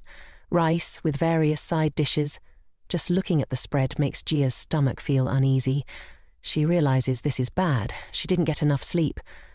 As they start eating, Jia thinks the scene could be straight out of a morning drama. She anticipates being scolded, maybe even slapped with kimchi, though she figures Mitchell's mum probably won't go that far.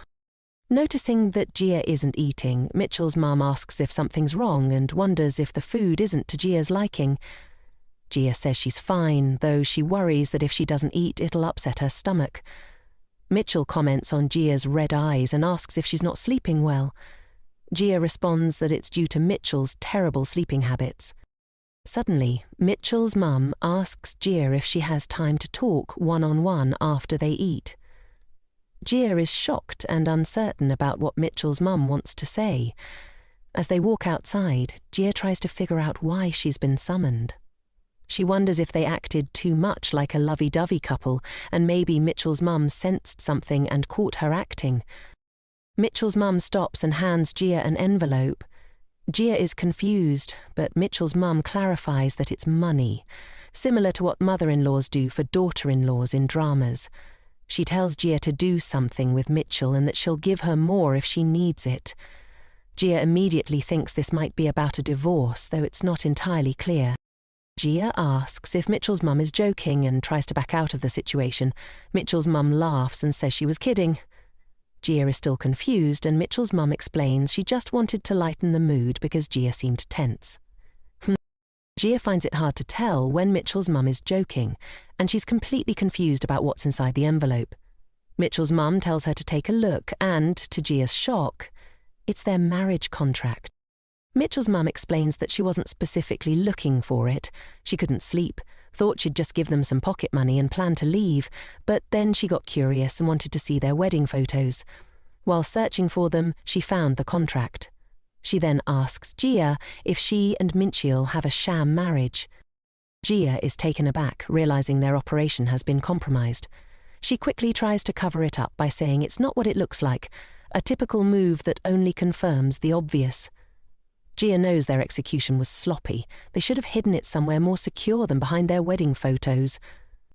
Unsure of what to do, Jia thinks she's screwed, but then Mitchell's mum surprises her by saying it's fine because she knew about it from the start. Jia's confused, and Mitchell's mum continues, explaining that from her perspective, it made sense. Mitchell had come home on New Year's, and she'd signed him up for a marriage matchmaker. Only 2 hours later, Minchil brought over a girl he had decided to marry, and the girl just happened to be Jia, someone Minchil had known his entire life. Of course, it was suspicious, but Minchil's mum was glad that he married Jia because, deep down, she had always wished for this outcome. She told Jia to take good care of Minchil and said she would cheer them on. Jia was confused because she thought Mitchell's mum would try to break them up, now that she knew their marriage was a sham. But Mitchell's mum didn't see any point in breaking up a perfectly functioning couple. If Jia and Minchil wanted to split, that was up to them to figure out, since they were adults. Jia hadn't realized this until now. Mitchell's mum had been concerned about their relationship before visiting, but after seeing them together, she was relieved to see that they were both happy. She was also comforted to see that Jia was the same person she'd known a long time ago. Jia was taken aback by this. Later, as Mitchell's mum rode in a taxi, she commented that dealing with her must have been tiring. Jia quickly denied this. Before leaving, Mitchell's mum said that she hoped their firstborn would be a daughter. Jia was embarrassed, and Mitchell's mum left. Despite being a fake couple, Jia and Mitchell had survived the visit from Mitchell's mum. They even got pocket money, which made it seem like they had scammed her. Regardless, Jia and Mitchell complimented each other on how well they had handled it. Suddenly, Mitchell asked if he could ask Jia something. Jia didn't respond, but Mitchell asked the question anyway. He wanted to know if his mother had said anything weird. As Jia pondered this, she recalled how she had told Mitchell's mum that their marriage wasn't loveless because she had fallen for Mitchell. Mitchell's mum thought their relationship was just an act, but Jia insisted it was real.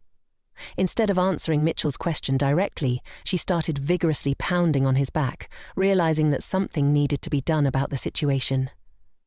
Jia asked Minchil if they should start dating for real. Minchil was confused, so Jia attempted to justify her suggestion, explaining that to avoid situations like this, where they had to pretend to be a lovey-dovey couple, they should just become a real couple. Suddenly, Minchil grabbed Jia's hand and said he was fine with becoming a real couple, but the reason he wanted to wasn't for the same reason Jia suggested. He then pinned her to the wall and confessed that he liked her and wanted them to start dating. Jia was taken aback and asked if Minchil liked her romantically. Minchil nodded to confirm it. Jia asked when he started feeling this way, and Minchil replied, "Not since when, even now," implying that he probably had feelings for her for a long time. Jia was still confused, but Minchil simply repeated that he liked her. Jia looked away, embarrassed, and then said that if Minchil really liked her, then if he kissed her in the next 5 seconds, she would decide how to move forward. Minchil was shocked and concerned about doing this in public. Jia, feeling embarrassed, pointed out that Minchil had already slammed her against the wall and held her hands, so it wouldn't make a difference if he kissed her now. She then began counting down from 5. Minchil leaned in to kiss her, but just before he could, a woman entered the elevator they were in. Startled, both Minchil and Jia quickly separated. The woman was confused, but then realized what had been going on and started to leave the elevator. Jia stopped her, saying it wasn't what it looked like, though of course it was exactly what it looked like. The woman began to sweat profusely due to the awkward tension in the air. The elevator seemed to be moving incredibly slowly.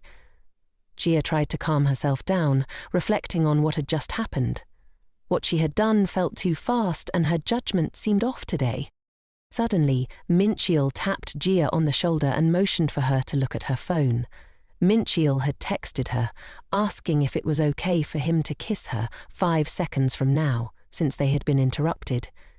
Jia was shocked and asked Minchil if he was crazy, especially since there was someone right in front of them.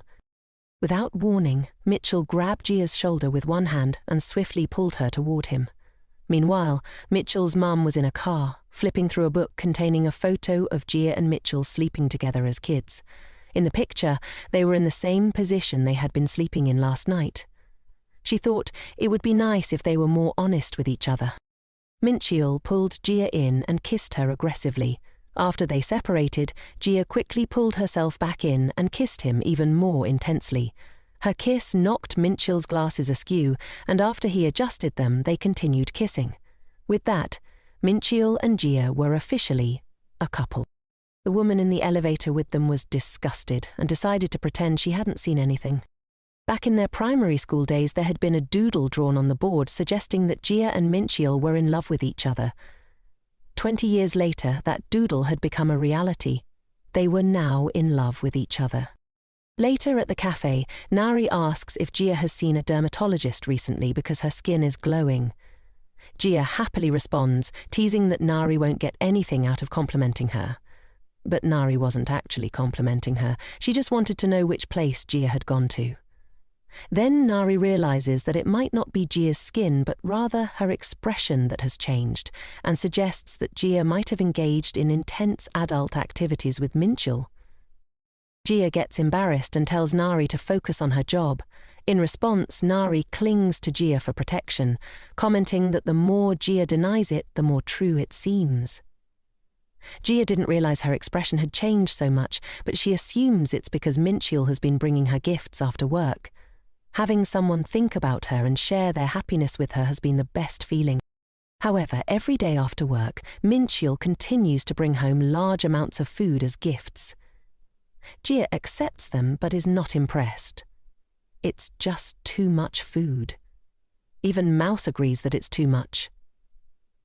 Jia knows Mincheol enjoys bringing her gifts, but she doesn't want to kill his vibe since he's doing it out of love for her. One day, Jia spots a scale in the distance. When she steps on it, a beam of light shines from the apartment, indicating that she's gained weight. Mincheol is now banned from bringing food home from work. He's confused, but Jia explains that if he keeps bringing her food, she'll gain more weight. She then corrects herself, admitting that she's already gained some weight. Mincheol comments that the food has 0 calories if you enjoy it, but the truth is, he hasn't even eaten any of it himself. He's been too busy trying to maintain his gains by eating chicken breast. Jia, amused, suggests that Mincheol get her something other than food if he's going to continue with the gifts.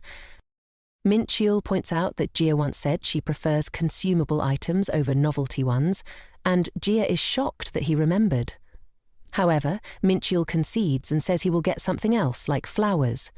Jia is fine with this, as long as it's not too often. The next day, Mincheol returns from work with a massive array of flowers, and Jia is taken aback. Technically, Mincheol did exactly what Jia had suggested. He brought flowers. Mincheol asks her what's wrong, and Jia asks why he bought such a large amount. Mincheol justifies it by saying Jia said flowers were okay, and since bigger is better, he went all out. He also mentions that he noticed they were on sale, but Jia tells him the price isn't the problem, it's the scale of the gift. Jia sits down and tells Mincheol that his gifts are becoming a burden. Mincheol is confused, so Jia explains that it got annoying after the first 2 times. While she's grateful for the gifts, they're just too much, and make her question if she got into a relationship just to receive presents. Mincheol understands and apologizes, but Jia quickly reassures him that he doesn't need to apologize. She then asks why he bought so many gifts in the first place. Mincheol answers that he did it to make her happy, and Jia points out that's exactly the problem. She doesn't want gifts, she wants Mincheol himself. Before she can finish her sentence, Jia gets embarrassed and walks away, saying that buying gifts is banned. However, Mincheol grabs her arm and insists she finish her sentence. Jia clarifies that there are other ways for him to make her happy besides buying gifts. Mincheol, looking a little mischievous, asks what those ways are. Jia is confused, but Mincheol clarifies that since she said she wanted something other than gifts, he wants to know exactly what that is. With a seductive smile, he grabs Jia's hand and says that he needs to know this crucial information, so he doesn't make the same mistake again. Jia and Mincheol stare at each other blankly for a moment, and then Jia grins, saying that Mincheol is amazing. Mincheol, still confused, asks what she means. Jia gets a little angry, saying that Mincheol is pretending not to understand and using it to mess with her. She then takes his glasses off his face and puts them on her own, teasing him for acting so high and mighty. Mincheol is still confused and asks Jia to clarify. He wonders if he did something wrong, and Jia assures him that he didn't, while putting his glasses back on his face. As she walks away, she says that she's actually complimenting him and gives him an 80/100 for today, which means he needs to try harder next time. Minchil is confused about what geopoints are, and Jia stops in her tracks, shocked that she has to explain such a simple concept to a higher life form like him. Jia explains that geopoints are a rating system for how close she was to falling for Minchil a second time. After answering, Jia tells Minchil that he doesn't need to overthink it, he should just act naturally. This makes Jia feel satisfied, and she heads into her room to go to bed, leaving Minchil speechless on the couch. Minchil, still processing everything, starts to intensely study his hand, recalling the moment when they held hands. He questions what his usual self really is. On the other side of the door, Jia leans against it, embarrassed by the speech she just made. She had tried to act tough but couldn't be honest with herself. She realizes she wasn't acting naturally, even though she had told Minchil to. Jia reflects on how Minchil is a fool. If he had pushed a little harder, things might have gotten spicy. Suddenly, Minchil opens the door without knocking, accidentally knocking Jia to the floor. He walks in with a serious expression, explaining that he's thought about it and finally understands what Jia meant by acting like his usual self. He then asks her if she was referring to the thing they do that has the letters X. Jia is confused for a moment until she realizes that Minchil is talking about their intimate moments. She recognizes her mistake in giving him space and decides she needs to regain control of the situation. Naturally, Jia looks away from Minchil and, trying to appear nonchalant, says that he can do whatever he wants. Minchil is confused by Jia's reaction, but Jia decides to just accept it and worry about it later. Minchil then suggests they head to their destination now. Suddenly, they are at the gym, where Jia is squatting and Minchil is cheering her on. Jia realizes that Minchil was referring to exercising all along. Exercise is technically his usual self, so this shouldn't be surprising.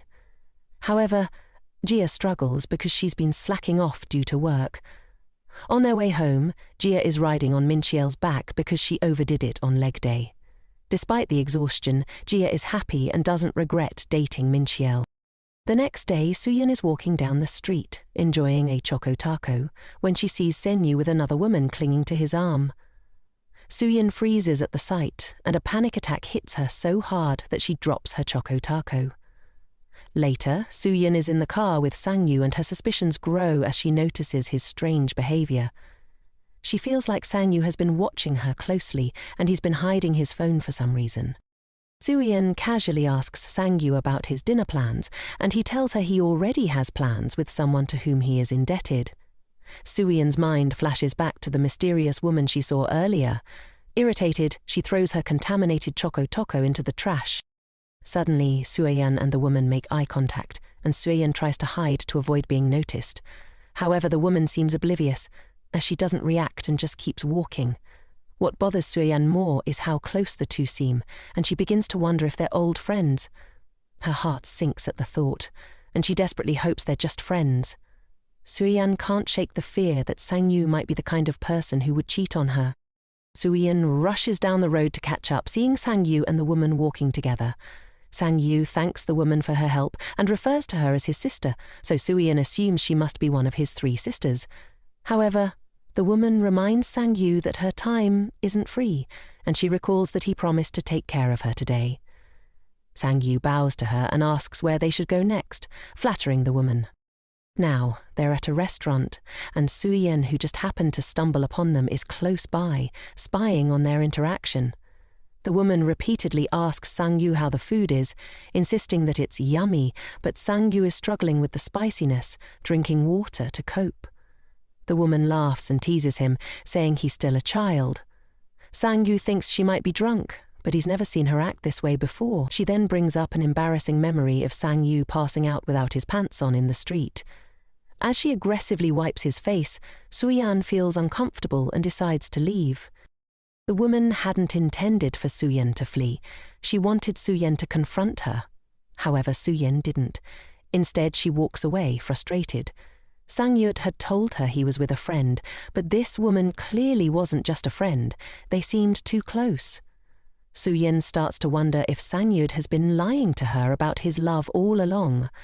However, she slaps her cheeks and decides not to jump to conclusions until she knows what's really going on. First, though, she needs to eat. While eating macarons, Suyeon suddenly notices Sangyu and the woman again. They seem to be everywhere she goes. Suyeon begins to suspect that the woman is somehow predicting her movements. Soon, the woman enters a bathroom, and Suyeon, determined, waits for her outside. When the woman emerges, Suyeon confronts her, demanding that she say whatever it is she wants to say instead of following her around all day. The woman, smiling, stands there confused. Suyeon continues accusing her of following her, but the woman only seems more puzzled. The woman asks Suyeon if they've met at a wedding or birthday, explaining that she struggles to remember faces. Suyeon confirms that this is their first time meeting. Then the woman suddenly realizes that this must be because of Sangyu. Suyeon, confused, asks how she knows him. The woman reveals that they used to eat together every day and even slept under the same roof. Suyeon is shocked, and the woman casually asks how Suyeon knows Sangyu. Looking at the ground, Suyeon replies that Sangyu is just a work colleague. The woman accepts this and asks how Sangyu is adapting to his job, but Suyeon ignores the question and instead boldly declares that she is Sangyu's girlfriend. The woman is astonished. They then meet up with Sangyu, who is annoyed that the woman would mess with Suyeon like that. The woman, however, was just having fun but still apologizes to Suyeon. The woman introduces herself as Sangyu's oldest sister, Yenji Choi. Suyeon, still processing everything, introduces herself as well. Yenji, pondering the situation, smiles and says that Suyeon is her sister-in-law. Suyeon is taken aback, but Yenji asks if it's okay to call her that since she's her brother's girlfriend. Suyeon hesitantly agrees. Yenji says she has many questions for Suyeon, but that's for another day, and she leaves. Suyeon bows respectfully, while Sangyu jokingly flips his sister off as she walks away. Now Suyeon and Sangyu are walking together. Sangyu apologizes, explaining that his sisters always mess with him. Suyeon smiles and says she understands, but Sangyu is confused about why Suyeon is here at all, since she was supposed to be working from home today. Suyeon lies, saying she needed to buy something and just happened to bump into Yenji by chance. Sangyu, sensing something, changes the topic and explains that he needed his sister's help with something. He then apologizes again. Suyeon thinks it's about Yenji's behavior, but Sangyu seems to be apologizing for something else. He's been hesitating to tell her something important and is unsure if now is the right time. Suyeon feels a wave of dread wash over her, unsure of what he's about to say, leaving her devastated. Suyeon immediately assumes the worst and through tears thanks Sangyu for everything. They've been dating for only a few weeks, and although she's been happy, she thinks it hasn't worked out. As she begins crying, Sangyu stops her. Suyeon, desperate for answers, asks if he's been avoiding her. Sangyu reassures her that he hasn't. Gathering his courage, Sangyu presents Suyeon with a jewelry box, a symbol of their relationship. Suyeon is shocked as Sangyu asks if she'll accept it. It's implied that she does, solidifying their bond. Meanwhile, back with Jia and Minchkil, they've just returned from the gym. Minchkil notes how hard Jia worked and says he wants to reward her. However, the reward turns out to be a surprise. He jokingly tases Jia. The joke is based on a Korean pun where the symbols for reward and fatal wound are similar. Suddenly, Jia wakes up from this strange dream, wondering why she always dreams weird things after leg day. As she walks, she's in immense pain. It's been a while since she last worked out, and Minchil really pushed her hard yesterday. This is definitely going to affect her work. Just then, Minchil appears in front of her, fresh from the shower with wet hair and no glasses. Jia is taken aback by how good-looking he is, wondering if Minchil has always been this handsome. Minchil, confused by Jia's reaction, continues making his chicken breast smoothie and casually asks if she wants protein powder. Jia declines, opting for the regular chicken breast smoothie. As she watches Minchil, Jia has a sudden realization. He has always been handsome, especially without his glasses. Her mind drifts back to their childhood when they were in elementary school. Jia remembers that Minchil was already good-looking back then. She even applied makeup to him once as a kid, making him even more striking. Minchil, seeing Jia's expression change, assumes she wants some protein powder after all. but she shakes her head and chugs her chicken breast smoothie, lost in thought. After they were done with the makeup, Minchiel washed it off, and Jia felt a little bad, even though it was just practice for the talent show. Later, when Minchiel left the bathroom, Jia apologized, telling him not to be mad. But Minchiel wasn't mad at all. Jia kept apologizing and explained that it was her first time seeing him without glasses, and he was cuter than she expected, which is why she couldn't help herself. Minchiel, however, took offense and told her not to call him cute since he's a guy. She should call him handsome instead. He added that even his own family thought he looked cute without glasses, which bothered him. Jia found this amusing and teased him, saying that his big eyes and long eyelashes were why people thought he was cute, but that he looked more manly with his glasses on. Minchiel, feeling a bit self-conscious, asked if that was really true. Jia laughed and admitted that it wasn't. In the present, Jia realizes that their interaction back then was more significant than she had thought. She asks Minchiel if he wears his glasses to look cool. Minchiel, puzzled, asks why she's suddenly bringing this up. Jia points out that he's been wearing the same glasses since they were little. Minchiel explains that he wears them because they're comfortable and practical, especially since he spends all day staring at a computer. The large lenses reduce eye strain, and he even has anti-blue light lenses for extra protection. Jia feels a bit disappointed that her comment back then didn't have a life-changing impact on Minchiel. Later, as they part ways to go to work, Minchiel recalls the same scene from their childhood, the one Jia had been thinking about. He smiles to himself, indicating that he still wears his glasses, partly to look manly, though it's more for comfort now. As Jia walks away, she still wishes Minchiel wouldn't wear glasses all the time. Nari, noticing that Jia is deep in thought, asks her what's wrong. Just then, Jia spots something that surprises her. Nari is reading one of her books. Jia remembers the day she published her first book, when she had appeared at a bookstore to buy a copy herself, only to find that everyone there was also buying her book. After Jia had run home celebrating her accomplishment, the bag she was carrying ripped, sending her books flying everywhere. Now, back in the present, Jia is puzzled as to why Nari is reading her book. She wonders if it's even still on sale, thinking it must just be a coincidence.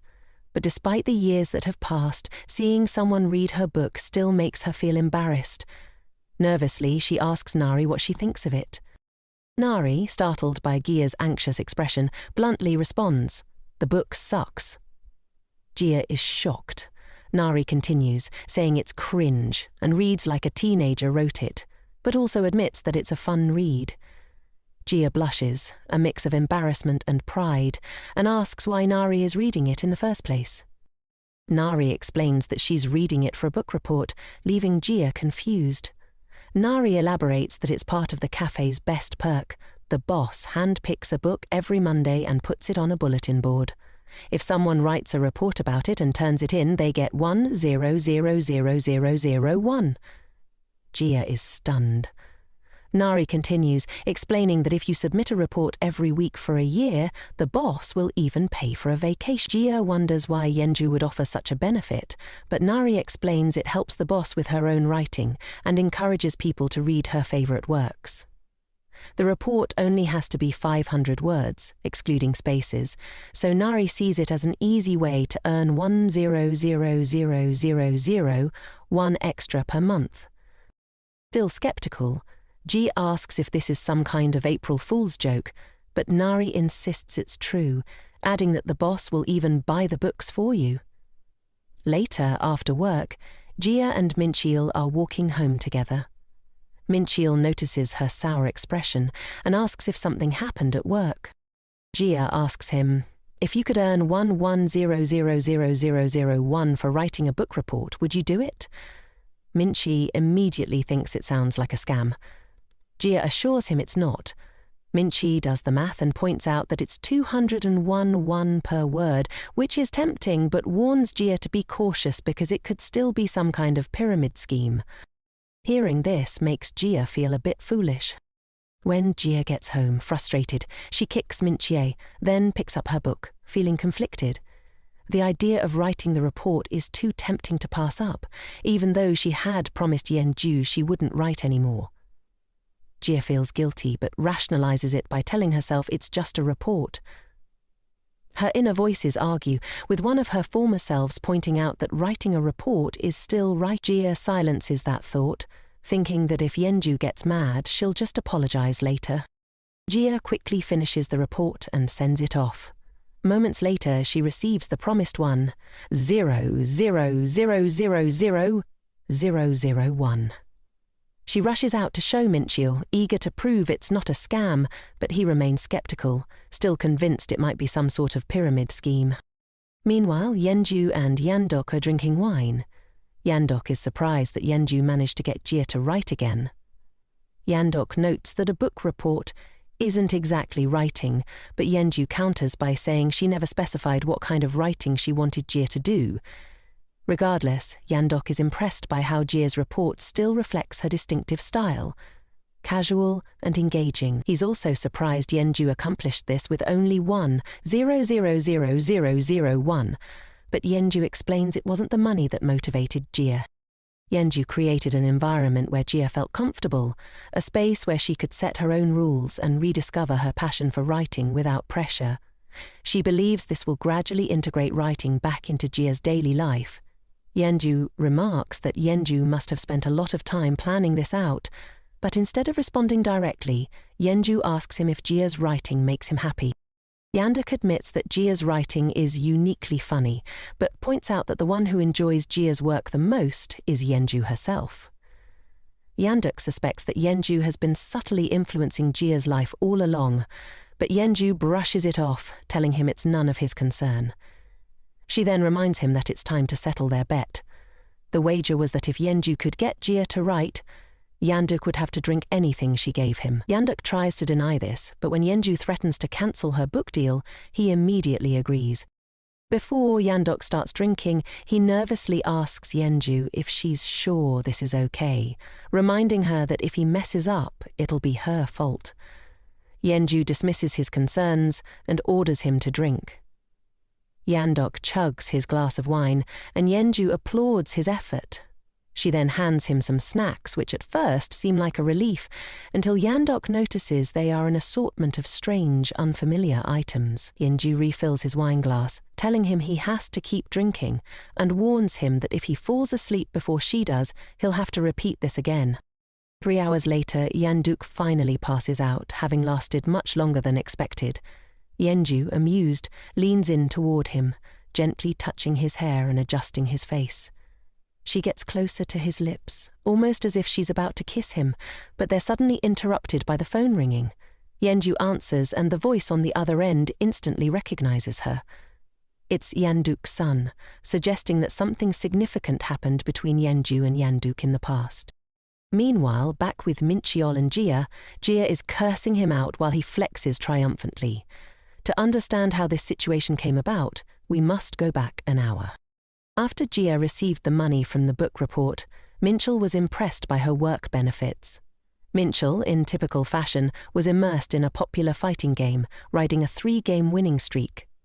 Jia, watching him play, admired his skills but also noticed that despite dating for 2 weeks and being happy together, their relationship hadn't really changed.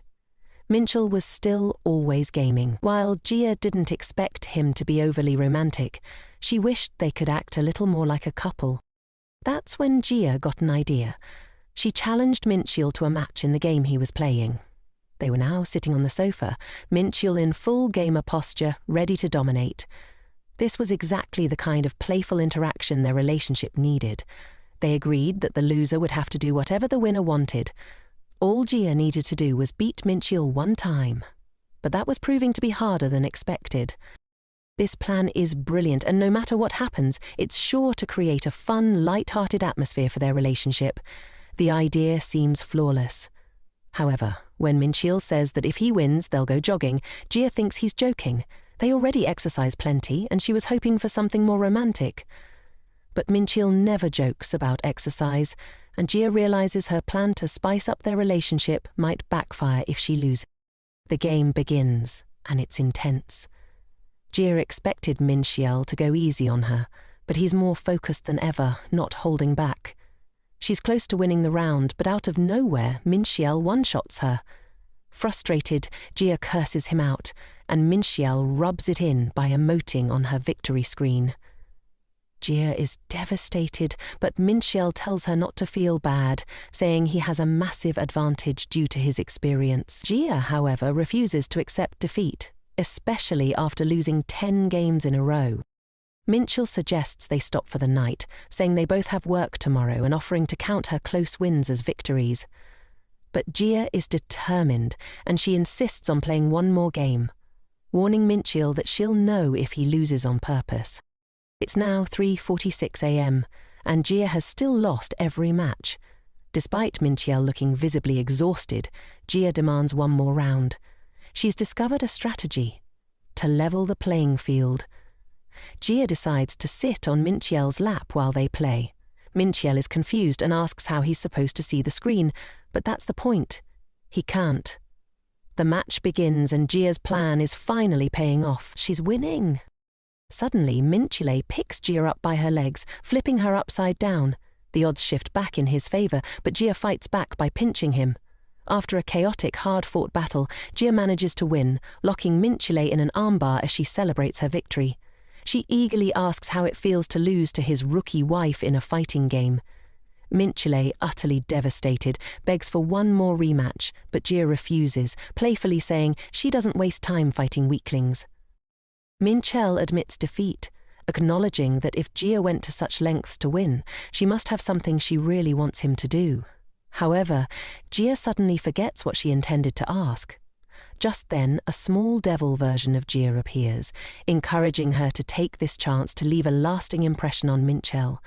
But before the devil Jia can convince her, an angelic version of Jia steps in, suggesting they engage in something more innocent. Embarrassed, Jia crushes the angel Jia's argument. At that moment, Minxiel calls out to her, suggesting that they should sleep soon. Jia, however, knows that this is an opportunity she might never get again. She quickly tells Minxiel to meet her at the park entrance on Saturday at noon, warning him that he'll be slapped once for every second he's late. As Jia waits at the park, the devil and angel versions of herself debate whether she should have gone further, but Jia is still too shy to take it to the next level. It's almost noon, and Minxiel still hasn't arrived, despite leaving the house an hour ago. Jia starts to wonder if he went to the gym, but she can't believe he would skip this special day for that. Just as her impatience is about to peak, she hears her name from a distance. She turns and is shocked to see Minxiel, looking incredibly handsome in fashionable clothes and without his glasses.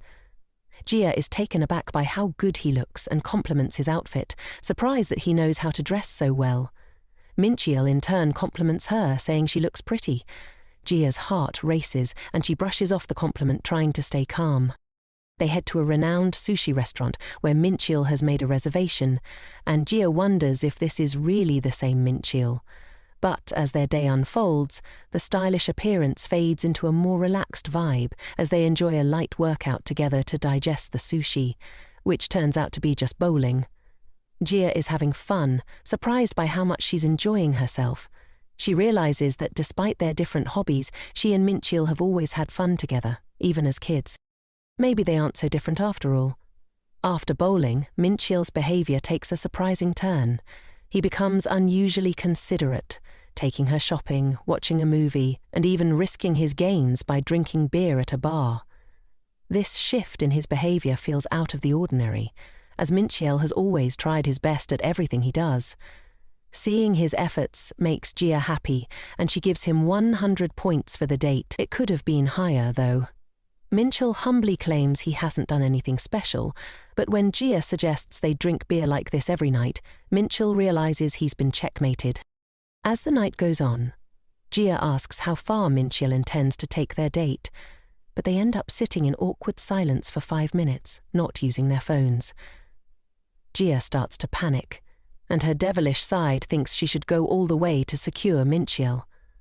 Her angelic side agrees with the devil, as today feels like the perfect opportunity, and she may not get another chance. Nervously, Jia breaks the silence, asking how far Minxiel plans to take it. Minxiel confidently replies that he's going to take it all the way. What a Chad. Minxiel grabs Jia's hand and repeatedly asks how far she plans to take it. Just as their romantic moment intensifies, they are interrupted by a misunderstanding with Sue, who mistakes Mincheol for someone trying to hit on Jia. Nari had warned him not to, but Mincheol didn't listen. Sue then asks if Jia and Mincheol are on a date, and Jia quickly lies, claiming they're just on a walk. Nari and SIU avoid answering when Jia asks them the same question. Eventually they all leave, and Mincheol apologizes for being too pushy at the bar. But this is exactly what Jia wanted, and she loved the day. Still, there's one problem. Jia doesn't like how Mincheol is trying to be someone he isn't. Taking this into account, Jia reduces her score for the date to 98 points because Minch apologized earlier and she prefers confidence. Mincheol takes this personally and surprises Jia by hugging her as she walks away, trying to make up for the lost points. But Jia avoids the situation by claiming she's feeling hot, attributing it to her heart racing. Mincheol apologizes, thinking she's referring to the temperature, but Jia doesn't like this and tells him to stop apologizing. Suddenly, Jia pulls Mincheol in and kisses him. She does this as an example of what Mincheol should be doing, because showing affection for each other is normal for couples. Her point is that it's okay for Mincheol to make mistakes, and he doesn't need to apologize for something that isn't wrong. Mincheol, moved by her words, suddenly kisses her back before they go home. Mincheol wants to stop at the convenience store on the way back, and while Jia waits outside, she thinks about what he might be getting. Could it be something starting with CON? Maybe he's picking up hangover medicine, but she doubts it. Her mind runs wild, and she starts to think the only reasonable conclusion is that Mincheol is preparing for something spicy. While Jia waits outside, someone recognizes her. It's Gang Yu Jo, a tall, well-liked guy she met when she was a sophomore in college. He used to cover her with his jacket, and they always got along. 10 years after college, they run into each other again at the convenience store. They exchange friendly greetings, but Mincheol suddenly appears and apprehends Gang Yu, thinking he's trying to pick up Jia. Jia quickly diffuses the situation before Mincheol can break Gang Yu's arm and introduces Mincheol as her husband. As they leave, Gang Yu suggests that they should all meet up again, because other college friends are worried about Jia. Jia and Micha are now in a taxi on the way home, and Jia explains that Gang Yu is just someone she knew in college. But there's more to it than that. Something traumatic happened between them back in college.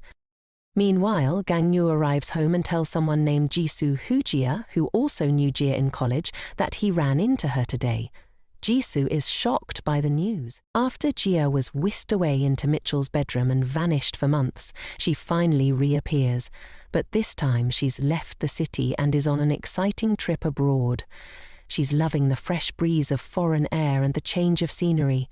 Most of all, she's thrilled to share this experience with her Chad husband, Mel, and her parents, who are having the time of their lives fishing without her. How fun for them. But how did Jia end up in this situation? It all started when Jia got a notification reminding her that her dad's 60th birthday was coming up. When she mentioned it to Mitchell, he thought it was a big deal. Jia, on the other hand, was unconcerned. Her dad had told her not to worry about it. Who even celebrates their 60th birthday these days, she had thought. But when she brought it up with her sister asked if Jia was an idiot. Who actually takes Dad at face value like that? Naturally, Jia insisted she never believed it, but we all know the truth. Then, out of the blue, Jia got a call from Mitchell's mum, inviting her on a trip abroad. Jia was confused at first, but Mitchell's mum explained that she had won the trip in a golfing competition. Looks like Mel isn't the only Chad in the family. Before long, they were all on a flight headed to their exotic destination, and everyone was having a blast at the beach. Well, everyone except Jia. That brings us to the present. Jia's dad is in his element, reeling in a huge catch, practically glowing with joy. Jia's parents are endlessly grateful to Mel for spoiling them with this trip, asking him to send their thanks to his family. Mel assures them he will. Everything seems perfect, until Mitchell notices Jia sitting off to the side, arms crossed, clearly uninterested in the whole thing. Mitchell notices Jia's sour mood and asks why she's angry. Gia immediately snaps back, asking what he's talking about, as if he's the one being ridiculous. Mitchell explains that Gia looks like she's sprouting horns with the expression she's wearing. But Gia, still avoiding the issue, brushes it off and asks Mel to explain further. Mitchell, reading between the lines, assumes Gia's just upset. Gia denies it, saying it's way more complicated than that. Too hard to put into words. To name a few reasons, she doesn't like being on a trip with her parents, she hates fishing, she's just gotten off a long flight, and, to top it off, she's seasick. Seeing this, Mitchell decides to think fast. Using his extensive knowledge of all things Gia, he devises a plan to lift her mood. He starts by asking Gia if she wants to see something cool. Confused, Gia nods. Mitchell folds his hands and tells her to look closely, warning that it might be hard to see. Gia, curious but skeptical, leans in to inspect his hands, trying to figure out what he's up to. Suddenly, Mitchell catches her off guard by leaning in and planting a quick kiss on her lips. Gia's so startled that she yells at him, smacking him on the back of the neck in embarrassment. But Mitchell has already braced himself for her reaction, ready for whatever she throws his way. To make things worse, Gia's parents start teasing her, implying she's in a physically active relationship, if you catch their drift. Flustered, Gia denies everything, frantically asking Mitchell why he'd do something like that out of the blue. Mitchell, a bit confused, asks if Gia didn't like it, trying to justify his spontaneous kiss by explaining his reasoning. But as he continues, it dawns on him that Gia actually hated it. Now, disappointment washes over him as he realizes his efforts to cheer her up have only made things worse. Seeing Mitchell's reaction, Gia is at a loss for words. Deep in thought, she knows Mitchell is sly like a wolf, and he's framed the situation in such a way that she can't easily dodge his question. Instead of answering, Gia places her hands on Mitchell's shoulders and leans in, bringing them face to face. Just as their lips are about to meet, the ship's captain yells out that a big wave is incoming, urgently commanding everyone to take cover for their safety. But safety is the last thing on Gia's mind. The captain just ruined the mood, and surely the wave can't be that big, right? Gia and Mitchell turn around, only to be met by the sight of a massive wave, towering many times higher than their boat. They're both speechless. Mitchell instinctively tries to shield Gia, but the sheer force of the wave hurls them both into the ocean. In an eerie reflection of the start of her vacation, the sun is still shining and Gia, now adrift, is enjoying the freedom from the suffocating city life. Perhaps a bit too much freedom this time. Weeks pass, and Gia has been stranded on a remote island. One day, while sitting alone, Gia hears her name being called. To her surprise, it's Mitchell, returning from a fishing trip, dressed in a stylish, almost absurdly fashionable outfit. He's laughing and in high spirits, as if he's living the perfect island life. Though relieved to see him, Gia can't help but wonder how they ended up in this bizarre situation.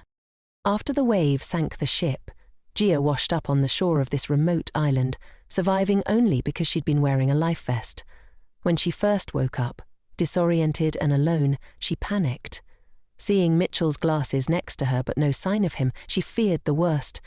In a fit of emotion, she screamed out his name, thinking she was sending him off into the afterlife. Little did she know, Mitchell was right behind her the entire time, alive and well. Concerned by Gia's behavior, he asks her what's going on. Shocked to see him, Gia tries to play it cool and act like nothing happened, despite Mitchell having witnessed the whole scene. Mel calmly explains the situation to Gia. He also woke up on this island after the shipwreck, and as far as he knows, Gia is the only other person within 500 meters.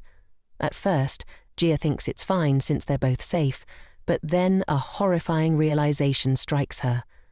Her parents are missing. Panic rising, Gia desperately asks Mel if he's seen them. His silence and expression say it all. Gia's heart sinks. She collapses to the ground, overwhelmed by the thought of her parents being gone. She blames herself, thinking that if she had convinced them not to go on this trip, none of this would have happened. But despite her despair, she clings to hope, insisting they'll search the entire island together to find them. Mitchell, however, knows Jia isn't thinking clearly. He calls out her full name in an attempt to snap her out of it, but she's too focused on finding her parents. Defensive and frantic, she refuses to listen. Desperate to calm her down, Mitchell quickly forces something into her mouth. Jia has an immediate, intense reaction, gagging and trying to spit out the disgusting taste. She starts pouting, demanding to know what he just gave her. Mitchell nonchalantly explains that it's saponin, a bitter bioactive compound found in many plants, known for its sterilizing properties. Jia rolls her eyes, frustrated, and says she doesn't care about the science. She just wants to know what she ate. Ignoring her complaints, Mitchell grabs her face and checks to see if the panic has subsided. Relieved to see that Jia has returned to her normal self, he tells her to calm down. He reassures her that while she's worried about her parents, her fears aren't reality. If they landed safely, the others should be okay too. Jia thinks about it and reluctantly agrees, though she's annoyed that Mitchell is treating her like a child. But despite everything, she manages to smile, feeling a bit more at ease in the situation. Jia can't deny that Mitchell's approach is working. She starts to wonder if having someone comfort her without words has always been this therapeutic. As Mitchell inspects her ear, he suddenly asks what happened to it. Jia, confused, asks what he means. Mitchell explains that something seems off. Her ear feels colder than usual. Jia brushes it off, saying it's probably just because she was in the water, but Mitchell doesn't buy it. He's convinced her ear temperature is dangerously low and insists it needs to be warmed up immediately. Panicked, Mitchell places his hands over Jia's ears and declares that if her temperature stays low in this heat, she's in danger. Jia, still confused, tries to process what he's saying. Mitchell, growing more urgent, yells that she could die if they don't fix this fast. The seriousness finally sinks in, and Jia stomps her feet, anxiously asking what she should do to stay alive. Mitchell explains that they're both in bad shape from being in the water for so long. The first step to warming up is getting out of their wet clothes, as the damp fabric is making them colder. Hearing this, Jia suddenly realizes the severity of the situation. She recalls the #1 rule in disaster survival: maintain body temperature.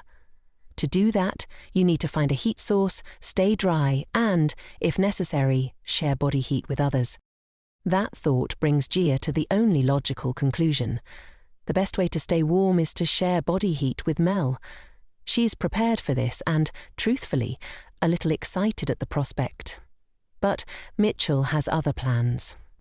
Instead of getting cozy, Mitchell instructs Jia to lie down on a large rock under the sun, where she'll absorb maximum heat. Reluctantly, Jia complies. As she lies there, feeling the sun's rays beating down on her, she starts to feel like she's being grilled alive, hot and uncomfortable. But that means Mitchell's plan is working. Now that Jia's front side is warmed up, Mitchell tells her to flip over onto her stomach like a fish being grilled. She feels like she's in a bathhouse, exfoliating under the sun. As she lies there, relaxing, Jia can't help but feel relieved that Mitchell is with her. Without him, she would probably be scared and crying. She thanks him, but Mitchell, busy grinding a green substance, is confused. He asks what she's thanking him for, assuming these are Jia's last words before she dies. Annoyed, Jia snaps back, frustrated that Mitchell can't even accept a simple compliment. But Mitchell remains serious, reminding her that it's too early to feel safe. He stands up, holding the freshly ground green substance, determined to use it at all costs. Jia watches him approach, terrified. Fire, he explains, is a heavenly gift to humanity, as dangerous as it is useful. Burns, especially from fire, are among the most painful things humans can experience. But surprisingly, fire isn't the biggest cause of burns. It's the sun. This, Mitchell says, is why Jia needs to apply the green substance to her skin to protect herself from sunburn. Despite his explanation, Jia is still suspicious of the sticky green stuff and doesn't want to use it. Mitchell, undeterred, explains that it's made of seaweed, a common ingredient in skincare products. But Jia covers her ears, refusing to listen to any more of Mitchell's seaweed propaganda. Mitchell won't give up, though. He warns her that direct sunlight causes skin to age prematurely. Jia's life flashes before her eyes as she imagines her skin wrinkling in the sun. Without hesitation, she grabs the seaweed mixture and slathers it on her face. Now, with their perfect skin protected, the crisis is averted. For the moment. Jia and Mitchell begin discussing how to survive on the island. Mitchell suggests they start by making a fire. Jia is confused, thinking water would be the natural first step, but Mitchell explains that even though water is essential, it can be dangerous if it contains bacteria. To stay safe, they'll need to boil it first, which requires a fire. Normally, getting water would be the first step, but since they still have some energy left, it's better to focus on making the fire. Jia admits she doesn't know how to make a fire and assumes they'll have to rub sticks together. But Mitchell has a different plan. He's found a water bottle that washed up on the beach. His plan is to fill it with water and use the bottle to concentrate sunlight onto a specific spot, creating enough heat to start a fire. Mitchell carefully holds the bottle, focusing the sunlight, while Jia works with the stick. She warns Mitchell that he'll be in serious trouble if he burns her hand with the sunlight. Mitchell, concentrating intensely, holds the bottle steady, while Jia vigorously spins the stick on top of the wood. After a few moments of effort, Jia's determined expression practically scares the wood into catching fire. For Mitchell, this is just another day, but Jia is thrilled. She throws her hand out for a high five, and after a moment of consideration, Mitchell gives her one. They stand back to admire the fire they worked so hard to make. However, a new problem arises. Jia is now feeling too hot, and the fire is only making things worse. She tries to cool down by adjusting her dress for ventilation, but it doesn't help. Mitchell, noticing her efforts, quickly looks away and moves to sit farther from her. Jia is confused by Mitchell's sudden distance and asks why he's sitting so far away from her. Naturally, Mitchell quickly changes the subject and points at a seagull flying overhead. He wonders aloud if it has enough protein to help him maintain his gains. Jia, amused, confirms that seagulls are friends of the chicken species. Mitchell then asks if she's ever had bird meat other than chicken and tries to make eye contact with her, but the sight of her is too much for him. He quickly hides his face. Jia notices and asks what's wrong. Mitchell, fumbling for an excuse, claims there's an insect near her, causing Jia to panic. She stands up, frantically trying to brush the non-existent bug away, since she hates insects. Mitchell watches, momentarily breathless at how captivating she looks, even in her panic, but he manages to keep his composure. Mitchell then pivots, mentioning the heat and asking if Jia is thirsty. Without waiting for a reply, he sprints off to find water. Jia calls after him, suggesting they go together, but Mitchell insists someone needs to keep the fire alive and delegates the task to her. Jia, without any suspicion, agrees and assumes Mitchell just has a lot of energy. Meanwhile, Mitchell is deep in the forest, leaning against a tree, trying to calm himself down. Every time he looks at Jia, she seems more beautiful, no matter the situation. It's overwhelming, and he can't stop imagining her, his thoughts filled with her at every angle. Desperate to get a hold of himself, Mitchell repeatedly slams his head against the tree, trying to regain focus. He knows he can't continue acting like this around her. Finally, Mitchell takes a deep breath, adjusts his glasses, and decides to pull himself together. He rationalizes that this intense attraction is only temporary, likely caused by the adrenaline rush from their life-or-death situation. With newfound resolve, Mitchell locks in and heads back toward Jia, determined to act normal. Suddenly, Mitchell hears Jia scream and sprints toward her at full speed, ready to save her. When he arrives, he sees Jia backed up against a tree, face to face with a venomous snake. From a documentary she watched, Jia remembers that snakes usually only attack when provoked, so she should be okay if she stays calm, but she can't stand still forever. Thinking quickly, Jia sprints toward the fire. Just as she reaches it, the snake lunges at her. She braces for the worst, but instead of biting her, the snake sinks its fangs into her shirt. At that very moment, Mitchell appears, wearing a makeshift cloth around his arm, which the snake bites instead of Jia. With Jia still in shock, Mitchell swiftly removes the snake, pulls his arm back, and hurls it into the sun with all his strength. Jia can't believe what just happened and is overwhelmed with gratitude for Mitchell saving her. Mitchell grabs her shoulders and frantically asks if she's hurt, if the snake bit her.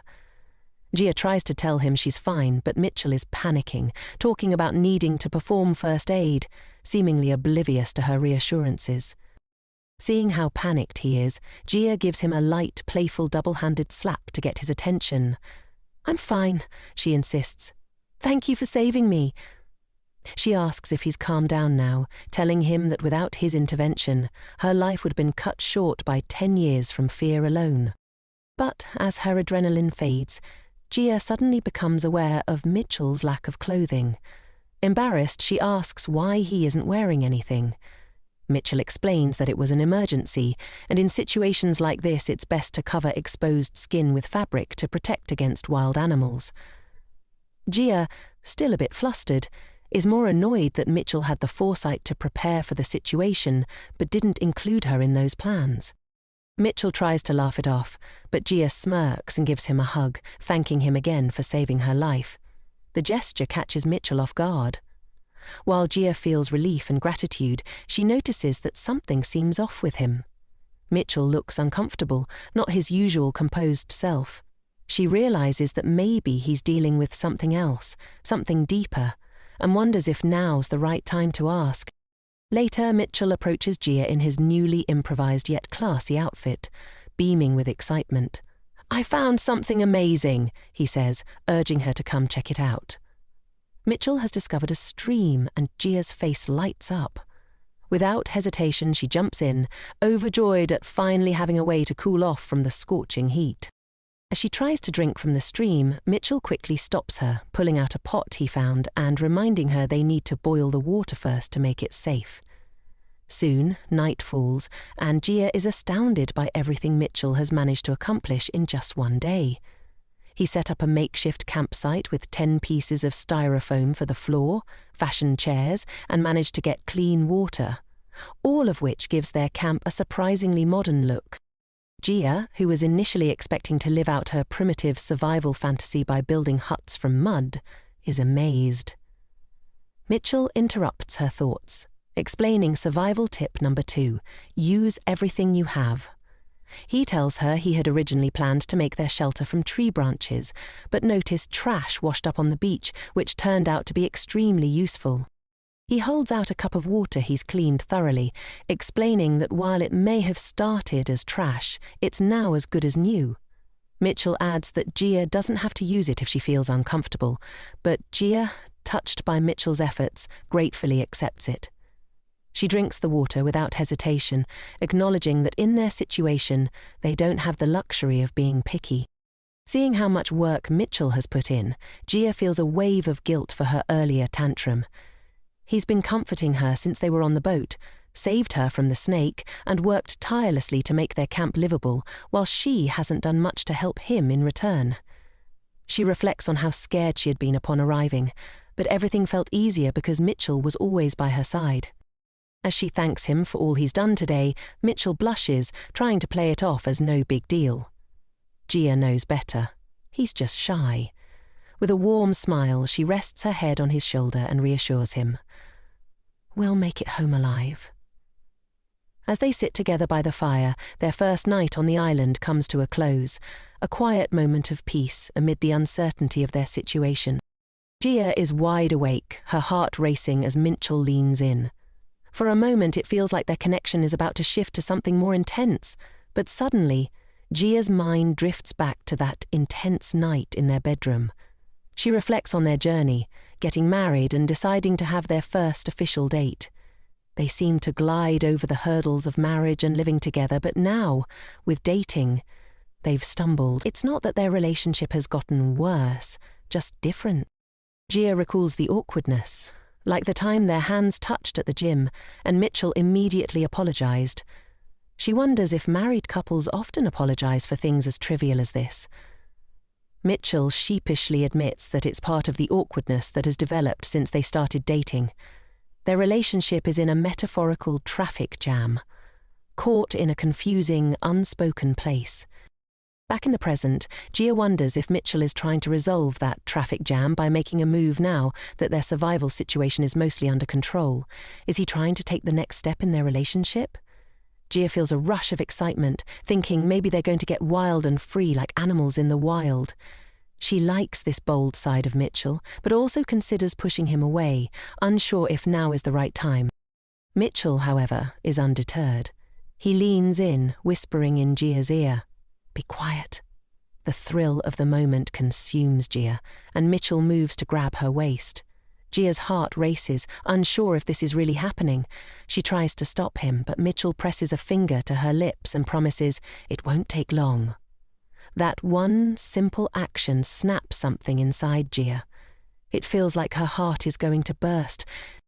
In the heat of the moment, Jia wonders if she should just stop resisting and give herself over to Mitchell.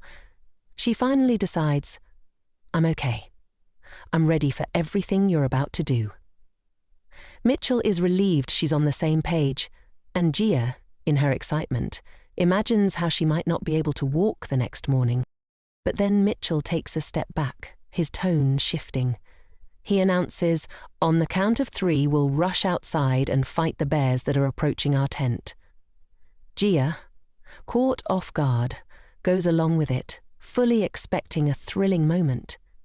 But then she realizes what Mitchell really said. When Mitchell counts to 3, they both rush outside, making loud noises by yelling and banging random objects together. The bears, clearly startled by the noise, take one look at Mitchell and flee as fast as they can. Exhausted, Mitchell turns to Jia and asks if she's okay. Jia, standing there in stunned silence, feels a sense of disappointment. She had expected something far different, but of course, this was Mitchell. The next day, Mitchell is living his best life, full of energy, while Jia is completely exhausted and not in the mood for his antics. Their goal today is to find food, something vital for their survival. Mitchell keeps reiterating the importance of food, but Jia can't help but feel irritated. She barely slept at all thanks to what happened the night before, and now Mitchell's boundless energy is only making it worse.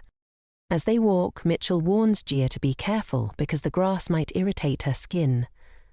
Jia doesn't worry about it, but eventually realizes why Mitchell is acting so cautious. She smiles to herself, understanding what's going on. When Mitchell asks what she's thinking, she assures him to not worry about it and just keep moving forward. Jia thinks she's figured it out. She believes Mitchell's over-the-top energy is a result of the suspension bridge effect, a psychological phenomenon where people tend to develop stronger feelings for someone when they experience intense, arousing situations together. She believes Mitchell is trying to gain attraction points by using their current survival situation to ease the awkwardness between them. It explains why he's been so energetic and overdramatic lately.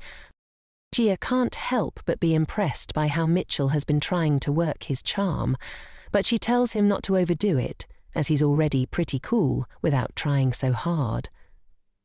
Mitchell, caught off guard, asks if it was too obvious. Jia, with a smirk, reminds him that they've known each other for so long. Of course she noticed. Mitchell is surprised, but then suddenly he apologizes for what he's about to do. Before Jia can process, he dramatically stumbles and falls to the ground. Jia stares in shock as Mitchell lies there, looking sick. It's a beautiful day on the island, but Mitchell is unwell. Jia can't believe what's happening. He's always warned her not to get sick or hurt, but now he's the one who's sick. His primal instincts kick in as he tries to get up, but Jia rushes to stop him, worried because he has a fever. Mitchell insists that he's fine now and that he needs to get up to work. He has to keep the fire going and find food. After all, he promised Jia he would get them out of there alive. Jia hesitates, but she can see the determination in Mitchell's eyes. She knows he won't stop until he's done what he set out to do, even if he's clearly not feeling well. Jia, frustrated with Mitchell, decides to tie him up to force him to rest. "Shut up and get some rest," she commands. She even teases him. "I bet you'd rather be the one tied up instead." Mitchell demands to be untied, but Jia stands firm. If you want to get untied, do it yourself. You love showing off your strength, right? This should be light work for you. But Mitchell admits that he's not strong enough for that. Gia reiterates that Mitchell's only job now is to rest. She'll go out and find food. Mitchell begs her not to go, asking her not to worry about him. But Gia snaps. Why can't I worry about you? Mitchell is taken aback. And Gia continues, explaining that he's been working non-stop since they arrived, overworking himself. She wonders if Mitchell thinks she's untrustworthy, and that's why he's been pushing himself so hard. Mitchell apologizes, but Gia has had enough. Stop apologizing. We're a married couple. You should trust me, she says firmly. Get some rest, please. After a long pause, Mitchell finally accepts his fate and thanks her. Once he's settled down, Gia begins to second-guess herself. She feels embarrassed for saying something so dramatic. Trust me, because we're a married couple. It sounds like something straight out of a K-drama. She rolls around on the ground in frustration, unsure of how to face Mitchell after that. But then a sudden realization hits her. This is a waste of time. Worrying about Mitchell's reaction isn't helping either of them. He will get better, but she needs to focus on survival. At home, she could press a button and have food delivered instantly, but right now, in the middle of nowhere, she's been searching for food for hours without success. Her stomach growls in protest, and her vision starts to blur. She's losing her sense of direction, but she knows she has to keep going. After another hour of fruitless searching, Gia spots wild mushrooms. She's tempted, but something about them doesn't seem right. They look poisonous. Reluctantly, she moves on, realizing that finding food isn't going to be easy. So far, Gia has only managed to collect a few pieces of fruit and is now reluctantly forced to search the beach. Trash regularly washes up there, and the place is rank, with rotting fruit and flies everywhere. Gia wanted to avoid it, but it's also the most likely spot to find something edible. She starts flipping over debris and searching the water. Suddenly, she spots crabs. She's face to face with her potential dinner and begs them not to run away. Gia slowly inches closer, determined, and is just within arm's reach of one of the crabs, but then, out of nowhere, a wave, similar to the one that sank their ship, appears behind her, and Gia freezes. She thinks this is the end. As the wave looms, Gia begins to reflect on her life. Why does nothing ever go her way?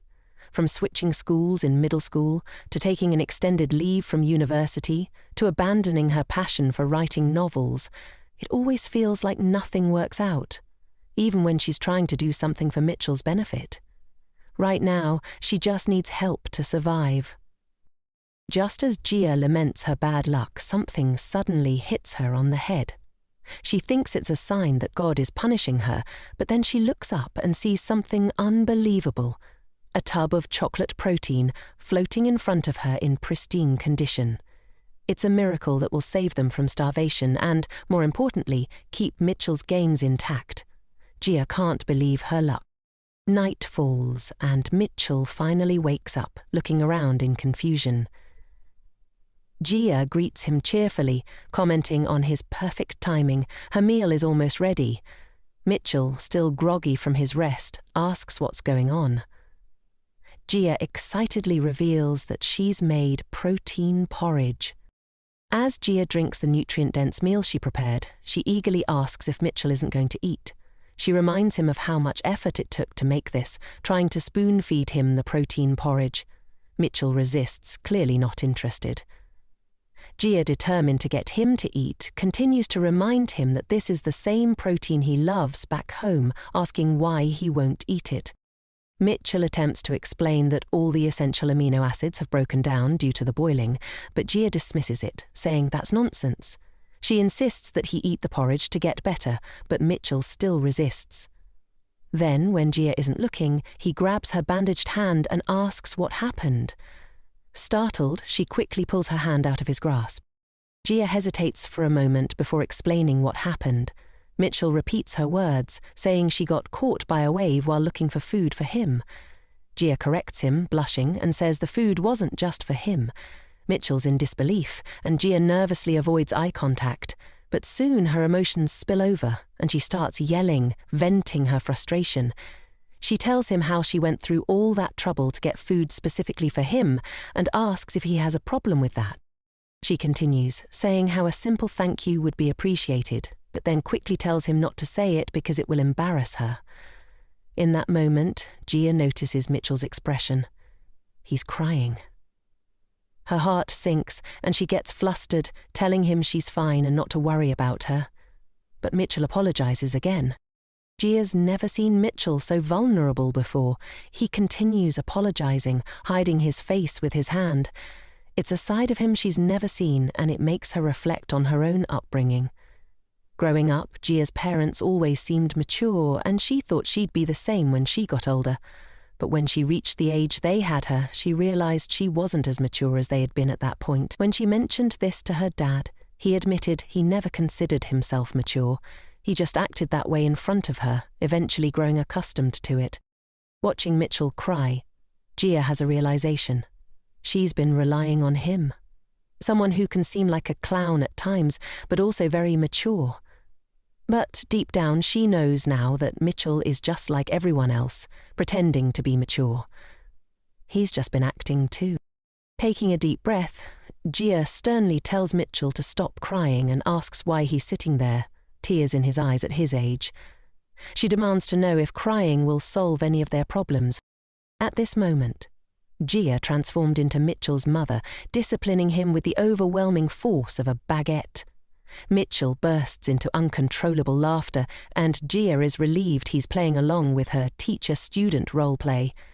She continues with a sarcastic remark about how Mitchell didn't filter what he said in front of his teacher, which only makes him laugh more. Mitchell mentions how incredible Gia is, almost like his mum is really there with them. Gia, a bit surprised, tries to think of any similarities she might share with Mitchell's mother, but decides to move on for the sake of her sanity. She then asks if Mitchell is feeling better now. Mitchell explains that he's not just feeling better, it feels like they're on vacation rather than stranded. He even thought he was dreaming when he saw the protein powder earlier. Gia laughs, admitting she had the same thought. Suddenly, Mitchell apologizes, acknowledging that Gia is going through all this trouble because of him. This leaves Gia speechless for a moment, but after a sigh she tells him to listen carefully. She explains how Mitchell has gotten into the habit of apologizing even when he hasn't done anything wrong. It's a bad habit, a form of escapism. While there might be times when it's appropriate, when he's with Gia, he should never apologize without a real reason. To reinforce her point, she flicks Mitchell's forehead, but Mitchell's still confused. He doesn't know what else to do in situations like this because Gia got hurt trying to help him. Gia tells him she doesn't know either and insists that he figure it out because he's not a kid anymore. Mitchell smiles, grateful for Gia's words, and praises her for doing such a great job gathering food and saving him. Caught off guard, Gia appreciates the compliment, but then Mitchell says, "I love you." Gia blushes, and before she can react, Mitchell steps in from behind and hugs her tightly. He continues to say he likes her, not letting her escape. Gia asks if he's doing this because he feels sick. Mitchell confirms he's sick and currently being taken care of by Gia, making her blush even more. Gia is still confused and attempts to pull away from Mitchell's embrace. However, before she can fully escape, she lets out a gasp as Mitchell makes a move. They share a brief but intense moment before the scene shifts to the next morning. Mitchell is hard at work and Gia is in disbelief. Despite still recovering, Mitchell has crafted DIY dumbbells and is doing bicep curls. He explains that he's been feeling the urge to work out and couldn't afford to lose any muscle mass. Gia is speechless. Frustrated, she asks why Mitchell is working out when they're both suffering from hunger, heat, and exhaustion. Mitchell, however, calmly explains that a healthy mind produces a healthy body, and in their current situation, it's even more important to stay active. He then flexes and asks if Gia would like to join him, but she declines. As Mitchell continues doing pull-ups, Gia reflects on their situation. So much has happened since they arrived. Close calls, overwhelming stress. But she has a feeling that somehow things will work out. In a moment of warmth, Jia walks over to Mitchell, wraps her arms around him and snuggles into his chest. Mitchell, confused at first, softens and holds her gently as she rests in his embrace. The tension of the moment fades, and for a brief second it feels like they're just two people in a chaotic world, trying to hold on to each other. Jia looks at Mitchell, urging him not to move. Mitchell, still confused, asks if this is some kind of punishment for what happened last night. Jia avoids the question, instead leaning in for a kiss. Just as their lips are about to meet, Jia's parents suddenly appear beside them, looking on in disbelief. Jia freezes for a moment, processing what just happened, and then quickly hides behind Mitchell in embarrassment, mortified that her parents just witnessed them in such an intimate moment. Her parents, clearly stunned, suggest that they take a walk and come back later so Jia and Mitchell can finish their activities. Still flustered, Jia is red-faced and tense, while Mitchell shields her from their gaze. Jia, feeling overwhelmed, calls out for them to take her back to the hotel. She curls up in a ball on the bed, trying to escape the embarrassment of the situation. Jia's parents are confused as to why she's still in shock. Jia isn't shocked, though. She realizes the remote island they thought they were stranded on was actually just a short 4-hour walk from a tourist attraction. They were only discovered because a passing boat noticed the smoke from their fire. Jia feels foolish for not figuring it out sooner, especially since no true deserted island would have so much everyday waste washing up on shore. Her mum, still a bit confused, wonders why Jia isn't back to normal now that she's safe, which is the most important thing. Determined to make up for lost time, Jia's mum starts preparing to get back to sightseeing. But Jia, frustrated, can't understand why her mum isn't concerned about her, especially since she was so worried about her mum's safety earlier. Seeing Jia's frustration, her dad steps in and explains that her mum was actually incredibly worried. She couldn't sleep and insisted on searching for Jia, even though they tried to stop her. Her mum knew Jia was alive and couldn't rest until she found her. Jia's dad gently reminds her to enjoy the rest of her vacation with Mitchell, as they'll be leaving tomorrow. Jia's frustration starts to ease, and she agrees to stop sulking. Now with Mitchell, Jia doesn't feel like sightseeing at all. She's sick of travelling and just wants to relax in the room. She turns to Mitchell and asks if he agrees, if you know what she means. Mitchell, however, is ready for a full day of sightseeing and isn't having it.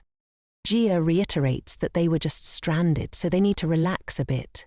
Yet, Jia and Mitchell are now under the scorching sun at a lighthouse, surrounded by a crowd, eating ice cream while watching dolphins in the sea. Jia is convinced this won't be relaxing, but her expression tells a different story. Suddenly, Mitchell is carrying Jia because she tripped while running in excitement. She says it reminds her of the old days, referring to their childhood. Mitchell, however, mentions how this happened during their honeymoon, which makes Jia recall the day she suddenly got married to him. So many heart-fluttering moments followed, and she tells Mitchell that she wants to do something special when they get back home. Back in Korea, Jia and Mitchell's story is all over social media. However, the iced hot Americano lady demands that Yandu bring the girl in the photo to her with a very menacing look. Some subtle foreshadowing, if you ask me. This all started because, before returning to Korea, Jia was approached for an interview. Their survival story had become big news. Jia isn't one to turn down such opportunities, but Mitchell had other plans. He used his hand to block the sun from Jia's eyes, and she was happy about it. She nudged him with her elbow, and that moment ended up going viral online. At the cafe, Naria asks Jia if she enjoyed it. Jia, confused, doesn't know what she's talking about. Naria explains that being stranded on an island brings to mind certain images, struggling to survive, facing countless conflicts which eventually bring them closer, and of course all-night spicy activities. Jia initially doesn't understand, but then she realizes and is disgusted. She gets embarrassed and asks what Nari is talking about. Nari explains that it's only natural for a married couple left alone on a deserted island. After all, why else would people in rural areas have so many children? It's tied to those intimate interactions. Nari asks Jia for stories, but Jia sighs and explains that being in a shipwreck is no joke. They were hungry, hot, and exhausted. Nari begs to hear more, but Jia can't think of anything.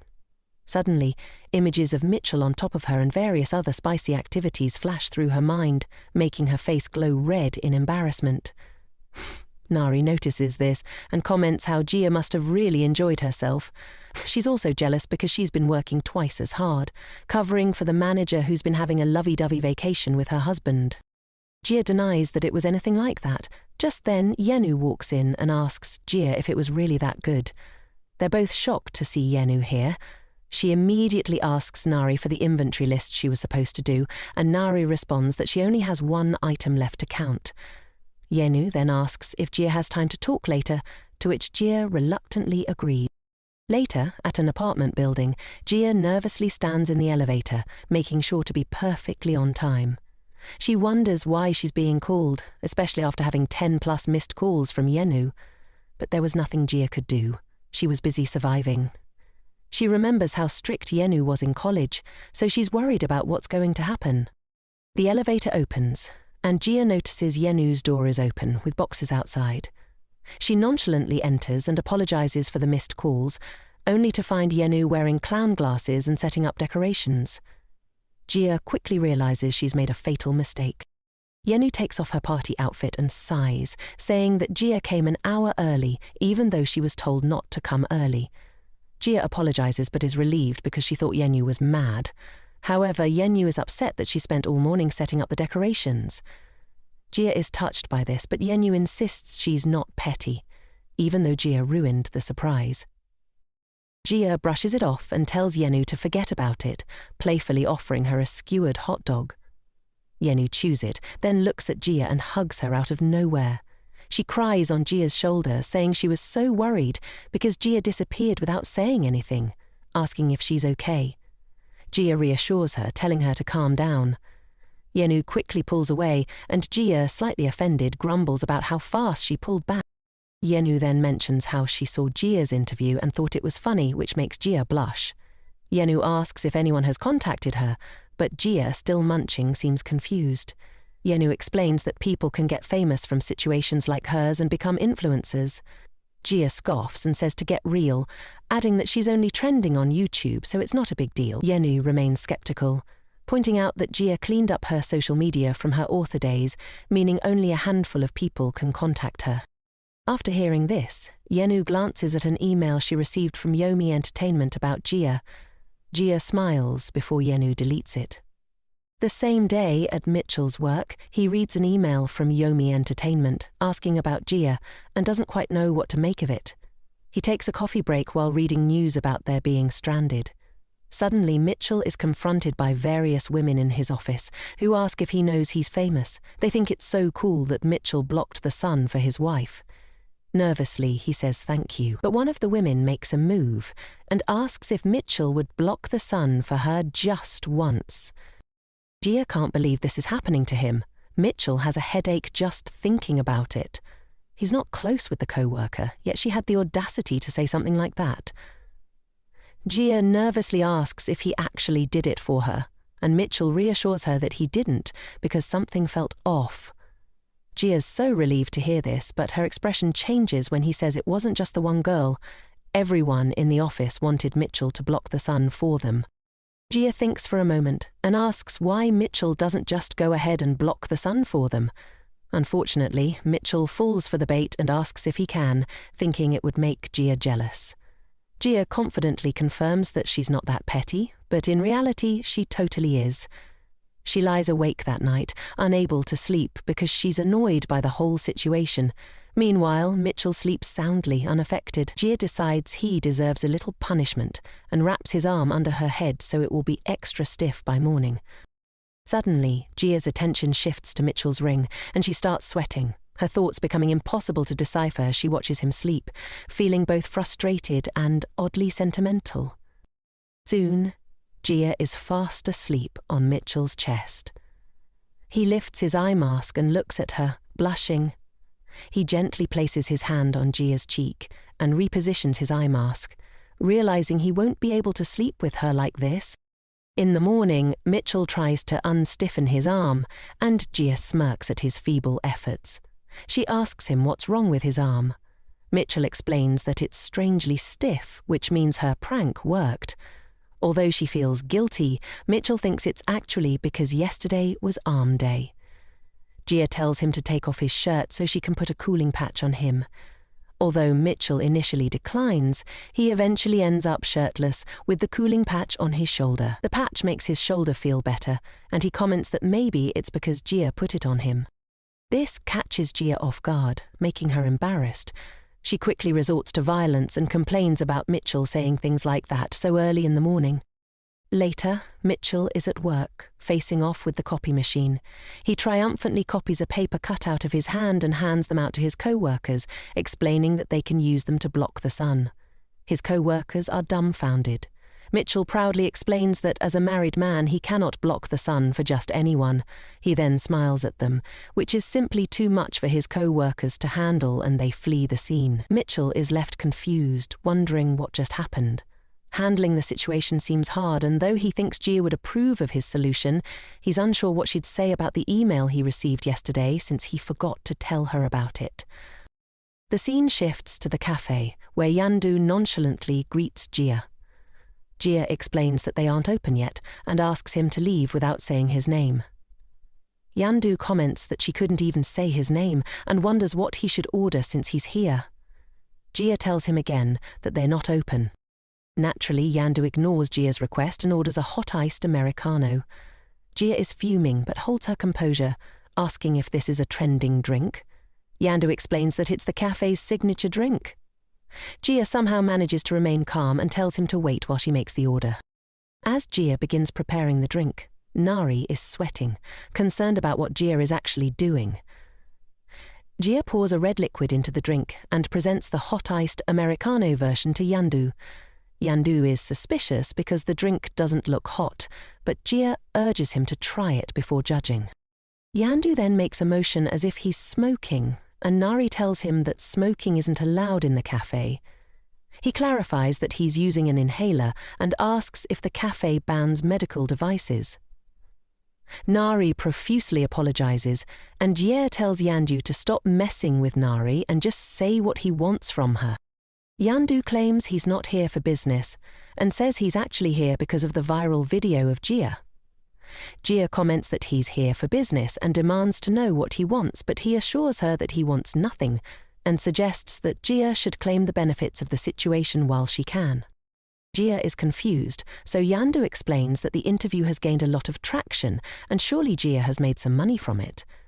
Jia admits that she hasn't and regrets doing the interview because it's only made her life more tiring. Yandu quickly calculates how much money Jia could have made and shows her the astronomically large number. Jia is stunned, unable to believe it's real, but Yandu reveals that the information is restricted because the interview is associated with his company. He tells her that if only she were affiliated with his company, she could get a cut of the profits. Jia thinks Yandu is only here to rub the number in her face, but he isn't. He says that Jia is still under his company's management. Jia is confused, and Yandu explains that it's the same contract she signed when she was a writer with his management company. In Article 17, Paragraph 3 states that the contract is automatically renewed every year unless manually terminated. Since Jia never did this and simply disappeared without a trace, their contract is still technically valid. Yandu asks if Jia wants to get involved again, but she's hesitant. The scene shifts to the iced hot Americano lady sitting outside the cafe. She thanks Yandu for his work, and he confirms that his scheme worked. He hands her the iced hot Americano version, and she reveals that they're getting involved with Jia because her going viral is an opportunity to profit massively, which would be foolish to miss out on. She then takes a sip of the drink, immediately starts sweating, and yells at Yandu for ordering something so spicy. The secret ingredient in the iced hot Americano version is extremely spicy. While the lady is screaming at Yandu, he sends an email to ensure that Jia is forced to work with them. It's now night, and Jia arrives home tired, but Mitchell is already home and tells Jia that they need to talk with a concerned expression. Jia and Mitchell are seated across from each other, and Mitchell has a blank expression. Typically, it's hard to tell what he's thinking unless he's exercising, but Jia knows something is different today. Mitchell is pissed off. Jia asks if something is bothering him, and he brings up a clause from their relationship contract which says that communication is a priority. If this is an issue, Mitchell has come up with a solution, a lie detector, which they used once a long time ago. Jia is apprehensive and doubts if this is really necessary. She asks if Mitchell doesn't trust her, but Mitchell explains that he has this because he doesn't trust himself. He says that if Jia doesn't want to, he can be the only one wearing it. Jia doesn't know how to respond, as Mitchell has left her no room to object. Naturally, Jia gets up and asks Mitchell if he thinks she's scared of a lowly lie detector, declaring that the second truth game will begin. Since this was Mitchell's idea, he goes first. Jia's first question is if Mitchell is currently angry. He says he is not, and they sit in silence as nothing happens. Jia can't believe her assumption was wrong because Mitchell's face definitely looked angry, but he starts sweating and yells out because the lie detector hurts so much. Mitchell finally admits that he's angry and warns Jia that the lie detector's strength seems to be amplified for some reason. Jia's nervous but places her finger on the device. Mitchell's question is if there is anything Jia is hiding from him. Her mind immediately goes blank, and she thinks of all the times she snuck spicy stir-fry squid in the middle of the night, lied about exercising, had a junk food feast and ate right after exercising. Just thinking about this makes the device sting. Jia quickly says the device is broken because she never answered the question, but Mitchell still wants an answer. Jia avoids it and demands to know why Mitchell is angry right now. Mitchell asks if there is a connection between Jia and Yomi Entertainment. Jia is shocked. Mitchell knows about them? He explains that he saw the email asking about her, and when Yomi Entertainment sent an email saying a contract with Jia had been established, Mitchell felt left out because the decision also concerns him. Jia is confused because she never received an email from them and assumes this is why Yondu showed up at the cafe. She had a bad feeling about it, but can't figure out why he contacted Mitchell without her knowing. Jia can't figure it out, so she decides to explain everything to Mitchell about her time as a writer. When Jia was in college, she would lie on the bed and read books while Yandu was writing. One day the phone rang, and Yandu assumed it was for her. But it's not for Yandu, it's for Jia. A publishing company is calling, and Jia is surprised they're interested in her and not Yandu. Jia meets with the publisher, who is of course Yandu, and he calls her a writing genius. He refers to her as the fire chicken author because he doesn't know her name yet.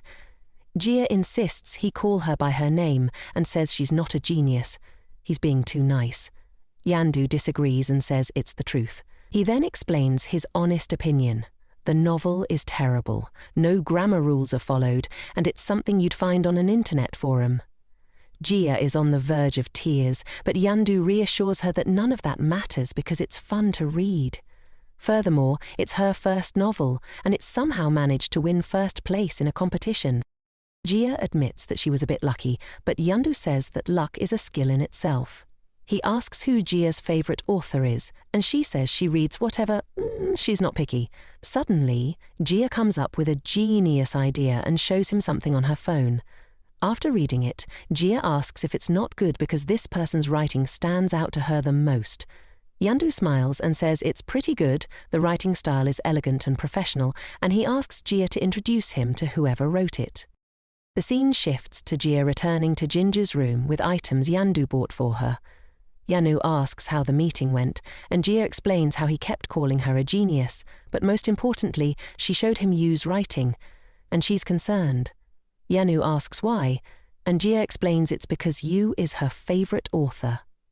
Yanu, strangely mad, sheepishly asks what the publisher thought of her novel. Jia tells her that he said it was well written, but she doesn't know if she can trust him because he wanted to make a bet with Jia. The bet was that if 1,000,000 or more copies of her novel were sold within 6 months, Jia would have to sign an exclusive contract with his company. Yandu believes Jia's novel is going to be a jackpot, but Jia is still skeptical and thinks he's full of it. However, If Jia wins, she can give him 3 forehead flicks, which she deems a lethal attack. Soon, Jia's first novel is published and she picks up a copy for herself. Jia thought she was just lucky, but she never expected so many people to love her writing. The first edition of the novel sells out, and within a year, 300,000 copies are sold. Just like that, Jia becomes an author.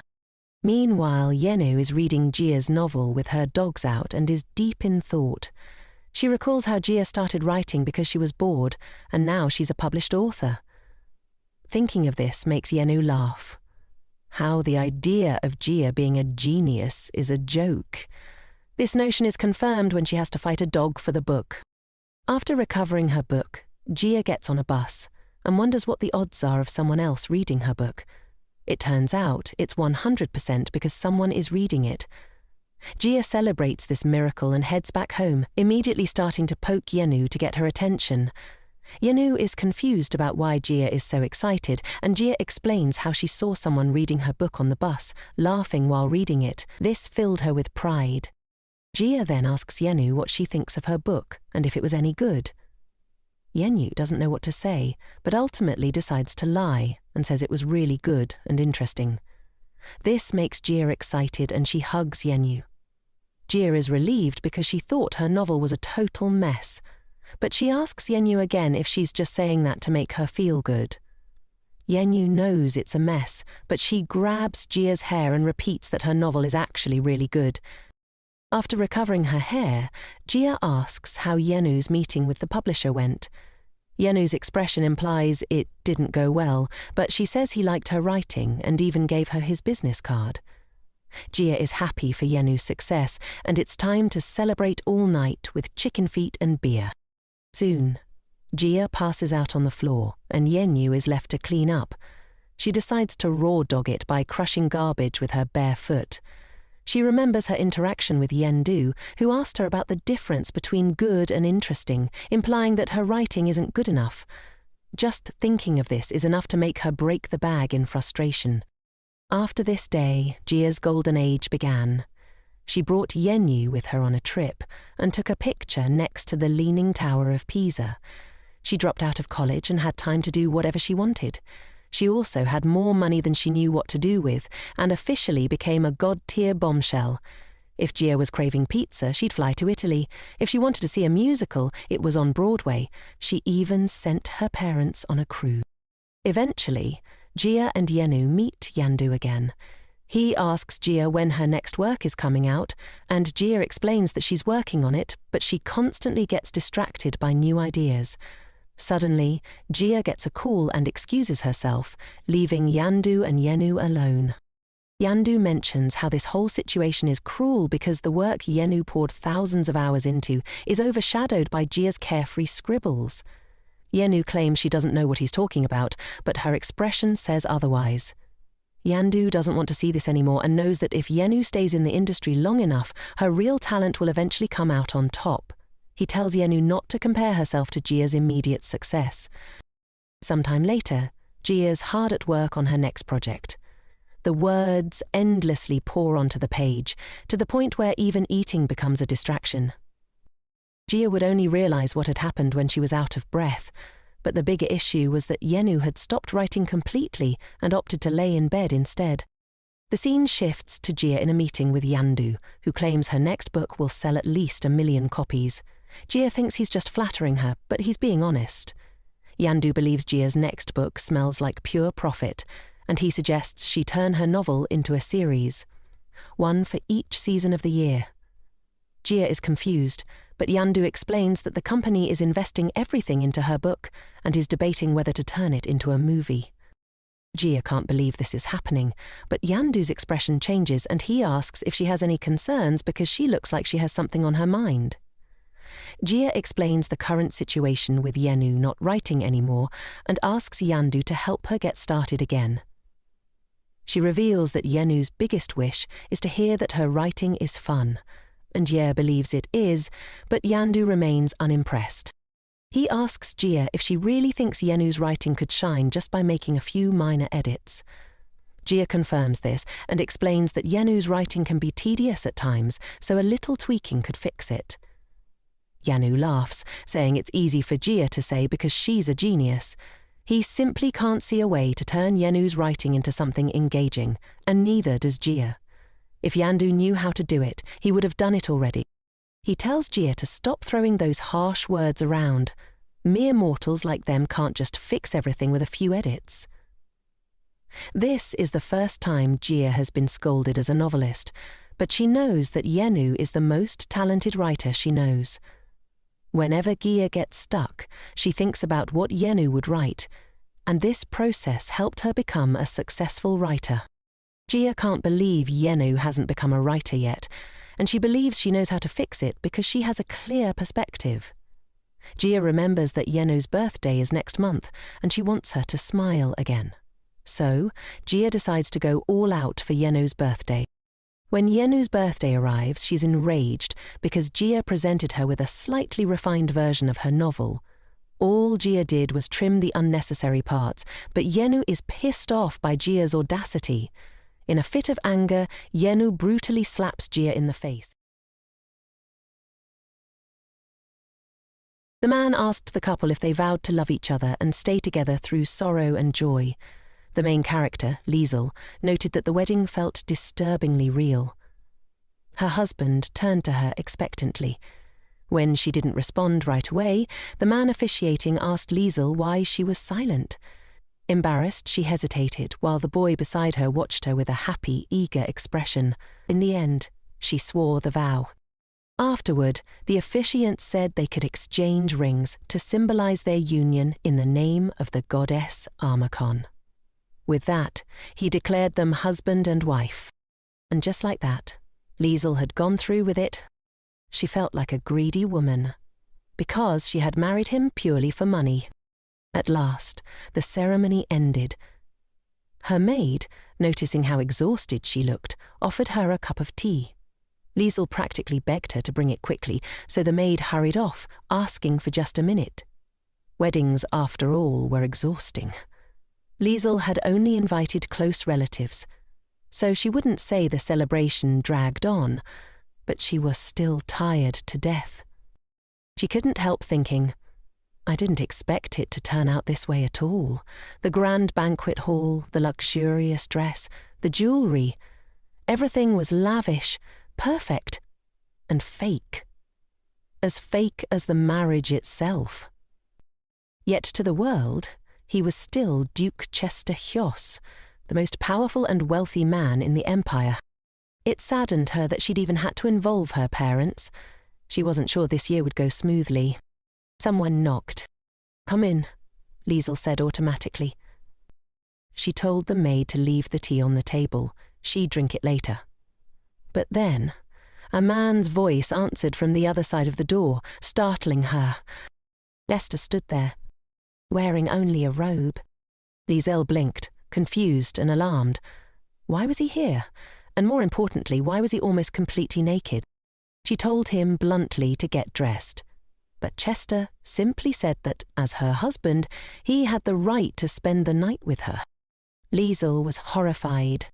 Then she laughed nervously, assuming it must be a joke, a strange, awkward joke about spending the night with her. But Chester didn't seem to understand what was funny. This was their wedding night, after all. Liesel was stunned. Was he serious? When Chester began approaching her, she backed away and asked him to stop. "What kind of wedding night is this?" she demanded. "We didn't agree to anything like this." Bezen. He replied simply, "We're married, of course we will." Then, as if trying to be considerate, he asked if she needed time to think it over. Liesel didn't want him coming near her with that intense expression. None of this made any sense. But Chester reached out to kiss her. Then he whispered something outrageous. "Don't even dream of sleeping tonight." Liesel was speechless. There had been nothing in the contract about this. It had all started 3 months ago. Her father had asked for more time to pay the Duke what he owed. Chester had already waited those 3 months and said he wouldn't wait any longer. Liesel's father had sworn there would be money next time. as well as I understood, otherwise touchbacks were free to do as he wished. After that, the man paused to think, then said that if there was no money, the debt would have to be repaid. With the Baron's daughter. Liesl had no idea what was happening. Her father hadn't believed his daughter could truly be at stake, but the man made it clear. If the Baron didn't want his daughter involved, he needed to repay the debt. Otherwise, he would do whatever he pleased. Reluctantly, the man gave the Baron 2 more months. The Baron tried to stop him, but the man had already turned away, leaving with his servants. Shaken, the Baron turned to Liesl and said he was deeply ashamed of himself. He begged her forgiveness. But Liesl simply turned to him and said there was no need to worry. Nothing terrible would happen. There was still time. Her father rushed to her and, trying to believe her words, told her she was right. He asked her to trust him and promised that he would never hand her over to anyone. Liesl smiled weakly and said she believed him. She would go to her room. He agreed, saying she was probably a bit shaken and needed to rest. Later, the Baron asked his wife if she'd noticed how calmly their daughter had behaved. The Baroness nodded and said their daughter had grown up. Liesl, however, didn't understand just how bad things really were. Her parents' reactions made that clear. They'd probably have to sell the house. And truthfully, she hated Liesl. Because the main character isn't really Liesl. She was just a girl who had fallen asleep reading a novel, and when she woke up, she had somehow become Liesl, a spoiled noble girl in a book called Frozen. She hadn't even cared about this character. Liesl had been a background figure to her. But now she was trapped in her body. And the real problem was how selfish and indulgent Liesl had been. Her demands had pushed her family deep into debt. In the end, almost all their property had been taken. The worst part? The original Liesl had lived in luxury, enjoyed every bit of her wealth, and now the main character was left to deal with the consequences. She was frustrated. Why did she have to clean up this mess? Still, there was no point in whining now. She needed money, and fast. She looked around. The room was filled with expensive junk, dresses, jewelry, accessories. It was probably worth something. She decided to sell as much as she could. She started gathering everything that might fetch a price, though she had no idea what it would all be worth. She'd have to ask the butler to sell it. When she told him, the butler was stunned. He asked how much she hoped to get. She replied that she didn't know. The things were second-hand, after all, but she had to try. Moved, the butler teared up. He couldn't believe the lady was doing all this to help her father. After 20 years of service, he said it was the first time he'd felt so proud of her. She was touched, but not enough to hug him. Instead, she told him she was going for a walk. She didn't think she'd be able to raise the full 80 million, and time was short. 2 months was too little. Things were looking bleak. If only money would fall from the sky, Liesl muttered. Just as she was thinking about how to get the money, a piece of paper smacked her in the face. Annoyed, she looked up and grumbled, "If you're going to throw something, Lord, at least make it cash, not paper." Still, curiosity got the better of her, and she unfolded the paper. It was a wanted poster. For a missing 5-year-old boy. The reward? A staggering 100 million. Immediately, Liesl remembered. Lapel was the main character of the novel she had read. This must be the time in the story when he disappeared. She practically lit up with joy. "Thank the heavens there's no law in this world against improving the life of a time traveller," she whispered to herself. After all, she knew exactly where he was. Her memory was sharp. This was her golden opportunity. She set out at once, eyes gleaming at the thought of that reward. "Maybe he's in this pile," she muttered, rummaging through a large bag of trash, but it was just that. Garbage, food waste, rotten and smelly beyond belief. "The smell is divine," she muttered dryly, holding her breath. "I really need to get out of this dump." But Liesel was a measured flower, as she liked to call herself, and a measured flower does not curse, no matter how foul the stench. She pressed on. 100 million shillings is no joke, she said. I will find him. Even if I have to swim through 100 rivers of garbage, I will not go back to being the beggar I once was. Her clothes were already torn from the mountains of filth she had waded through, but she kept searching. Then, suddenly, she heard a rustling behind her. She froze, straining to listen. Had she imagined it? Carefully, she crept toward the sound.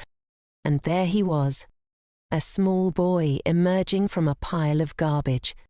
He had black hair and striking red eyes, just like the description on the poster. He looked up at her and, in a hoarse voice, called her Mum. Liesel's heart stopped. She'd found him. She had actually found the boy worth 100 million shillings. She touched his forehead. Burning hot. Without a moment's hesitation, she scooped him up and ran straight to her estate. Her parents were horrified when they saw her enter, filthy and clutching a strange child. I'll explain everything later, she panted. Call the doctor, now. The physician arrived quickly. After examining the boy, he reported that the child was suffering from extreme malnutrition and body pain. With proper rest and medicine, he'll recover, the doctor said. Liesel thanked him sincerely. The doctor gave her a strange look. How could things have gotten so bad that you'd let a child suffer like this? She quickly clarified. We didn't starve him. He was like this when I found him. The important thing was that he would live. And yes, he was the main character. Even now, just wiping the dirt from his face, she could see a glow returning to his cheeks. She couldn't understand how such a small child had ended up like this. Then she remembered the backstory. Lapel's father, Duke Hylos's son, had fallen in love with a commoner. They lived together happily, even having Lapel before they were married. The Duke opposed the union, of course, but after his death, they finally wed. Tragically, they were killed in an accident on the way home. Lapel, the only survivor, had hidden himself in a garbage dump. Liesel's joy faded. She had been so focused on the reward money, she hadn't stopped to think about the child himself. He had just lost both his parents. She felt a pang of guilt and considered apologizing when he woke up. But, in the end, she decided not to say anything. They wouldn't see each other again after she got her reward. In the novel, the Duke had immediately recognized Lapel and doted on him. He'd take good care of the boy. There was no need for her to worry.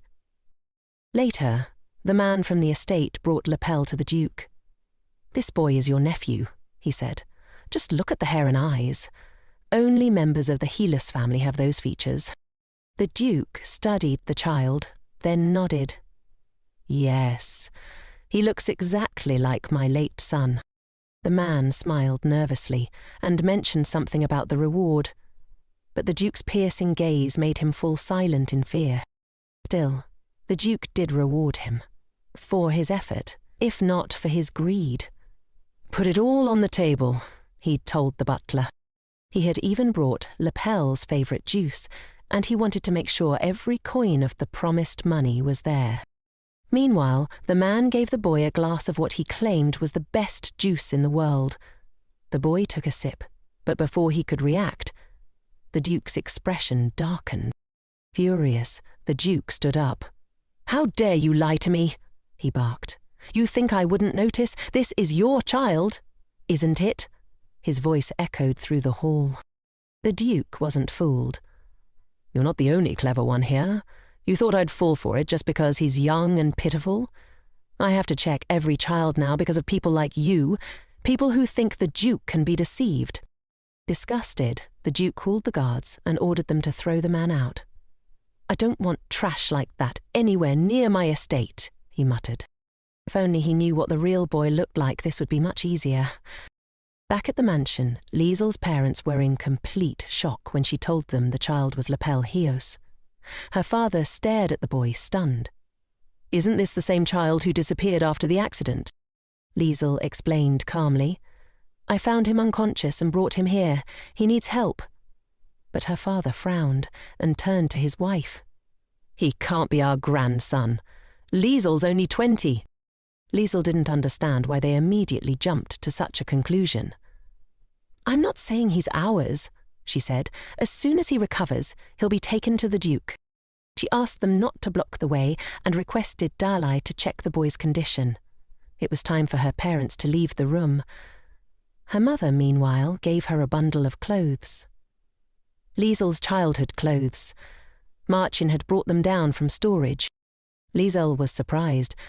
They've kept all my old things so carefully. It made her realize how deeply her parents loved her. How did such kind people end up with a daughter like the one I replaced? Just then, the boy began to stir. Liesel approached him gently. How are you feeling? She asked softly. She placed a hand on his forehead. His fever was gone. The boy looked at her, eyes wide, and whispered, Mum. Liesel smiled sadly. I'm not your mother, she said. His expression crumpled, and tears welled in his eyes. Where's my mum? Where's my dad? It hit her then. He didn't remember. The trauma must have caused him to lose his memory. He couldn't even recall their faces. It was far too much for a child. You don't have to cry, Liesel said, picking him up in her arms. Everything will be okay, I promise. Your family is waiting for you. Once you're better, we'll go see them. The boy blinked at her. You're not my family? She shook her head gently. I'm just Liesel. He repeated her name softly, and she smiled. And you are Lepel Heol. I'll call you Lepel, okay? The boy nodded, calmer now. His tears had stopped. Liesel could already tell he was a clever and sweet child. All you need to do now is get better, she said. What do I have to do to get better? He asked. It's simple, she replied. Eat your medicine and your rice. But first she needed to clean him up. Time for a bath, she said. I only wiped you with a towel earlier, but you still smell like, well, trash. Lepel looked horrified. I don't want to bathe. You need to if you want to grow up healthy, she said patiently. The duck-shaped tub was already prepared, and she carefully checked the water temperature before helping him in. Lepel shrieked at first, splashing and protesting, but eventually she coaxed him into the water. Afterward, wrapped in a towel, he looked much better, clean and almost glowing. You're very cute, she said. You're saying that just to flatter me, he pouted. Liesel laughed. All right, I won't praise you unless you really deserve it. When it was time to eat, Lepel sulked again. I don't want to eat any more. So Liesel used the classic airplane trick. Here comes the plane, she said, zooming the spoon toward his mouth. To her relief, Lepel giggled and opened wide. She managed to land the spoonful of rice perfectly. He liked it. And that made her smile. After the second spoonful, Lepel paused and asked, What's an aeroplane? Liesel smiled and gave a simple explanation. It's like a carriage that flies through the sky. Lepel's eyes lit up with wonder. He was completely delighted by the idea, giggling as the spoon airplane flew toward his mouth. But as she watched him, the main character felt a sudden wave of doubt. What am I doing? She thought. She had planned to hand him over to the Duke as soon as he recovered, yet here she was feeding him, playing games, and watching over him like he was her own. Earlier, Lepel had refused to bathe, saying the water made him feel like he couldn't breathe. Now she understood. He must have been trapped underwater during the accident. The cart must have fallen into a river or lake, and this tiny boy had somehow survived it. He was only 5. Liesel's heart ached. What kind of fate has this child endured? He was so small, so fragile, and yet he'd lived. and not just lived, but smiled, laughed, and asked curious questions. How could a child who had suffered so much still be so sweet and smart? She couldn't understand it, and she couldn't ignore it either. Such a boy deserves love, she thought. He shouldn't be left alone. Liesel made a quiet decision. Until he was safely in the Duke's care, she would take responsibility for him. She would protect him. "Come on," she said gently. "Let's go meet your grandparents." Far away, in a cold, shadowy place, a masked man lashed out at his subordinates. He still hadn't found the boy's body. He needed it, for reasons only he knew. Back at the estate, Liesel reassured Lapel. "Don't be scared," she said. "My parents don't bite." She brought him to meet her mother and father, who were immediately enchanted by him. "My goodness," her mother said, kneeling down. "How can such a cute little creature exist?" Lepel looked up at her, startled, then turned to Liesel and whispered, "There's another you standing over there." Liesel laughed. "That's my mother. That's why she looks like me." Her father chuckled and stepped in to say hello, but Lapel leaned close to Liesel and whispered, "That one definitely isn't you. I don't know how to explain it." Soon, her mother clapped her hands and invited everyone to the table before dinner got cold. Liesel encouraged Lapel, "You can call him Grandpa, okay?" Lapel beamed. He was so excited to eat on his own, but Liesel noticed something. "You're not eating your carrots," she pointed out. He frowned.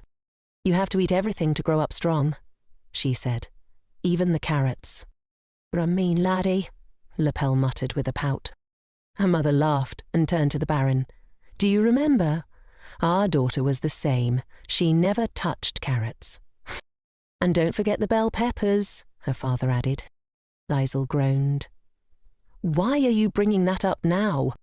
Lapel giggled as he watched the way his grandfather ate, mimicking him for fun. Then he leaned over and whispered, "Can you ask him to be a little quieter?" That night, as Liesel tucked him into bed, she whispered, "Sweet dreams. I'll see you in the morning." But Lapel clutched her sleeve.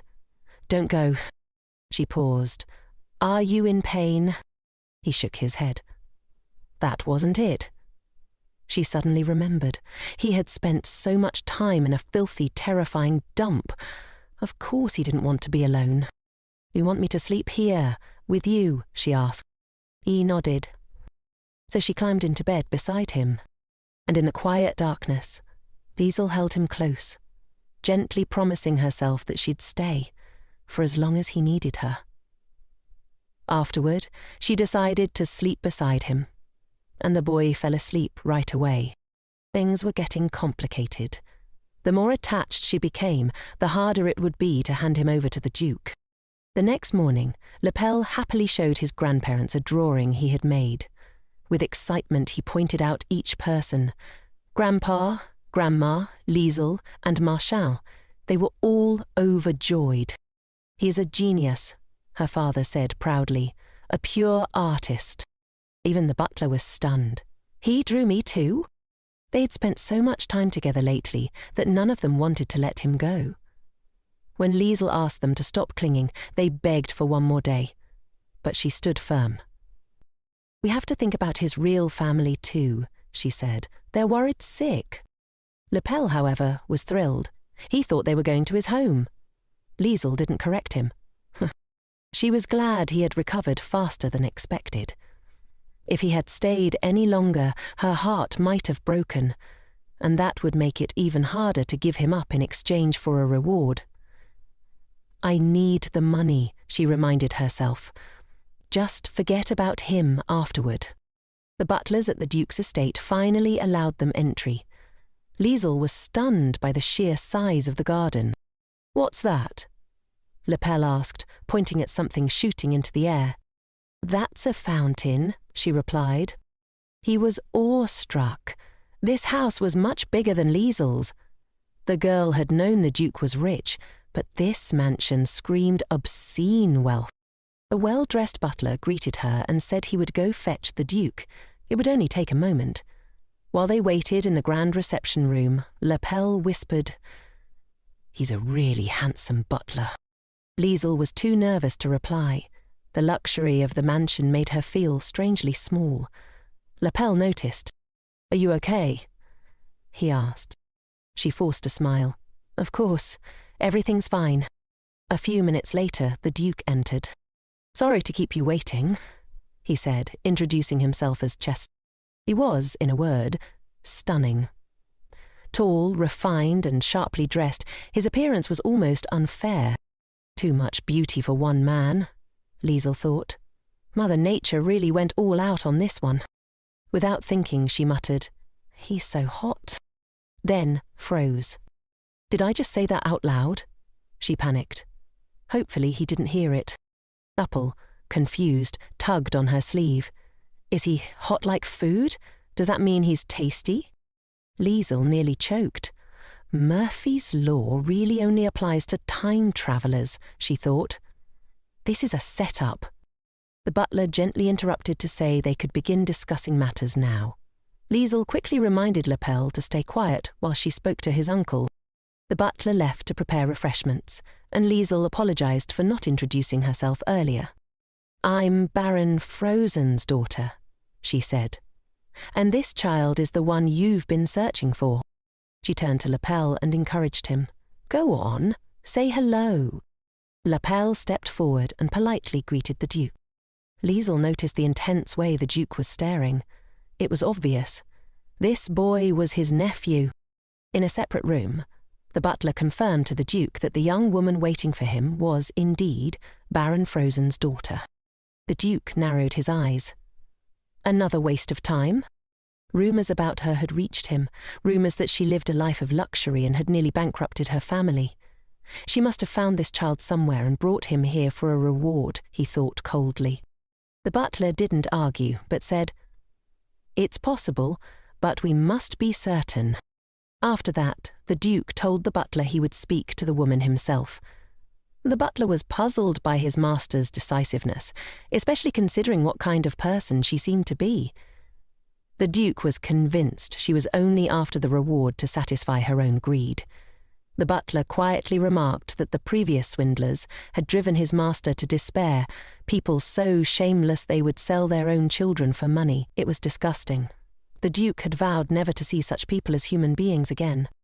Liesel wasn't even sure she had imagined it, but Chester had been staring at her with a strange intensity.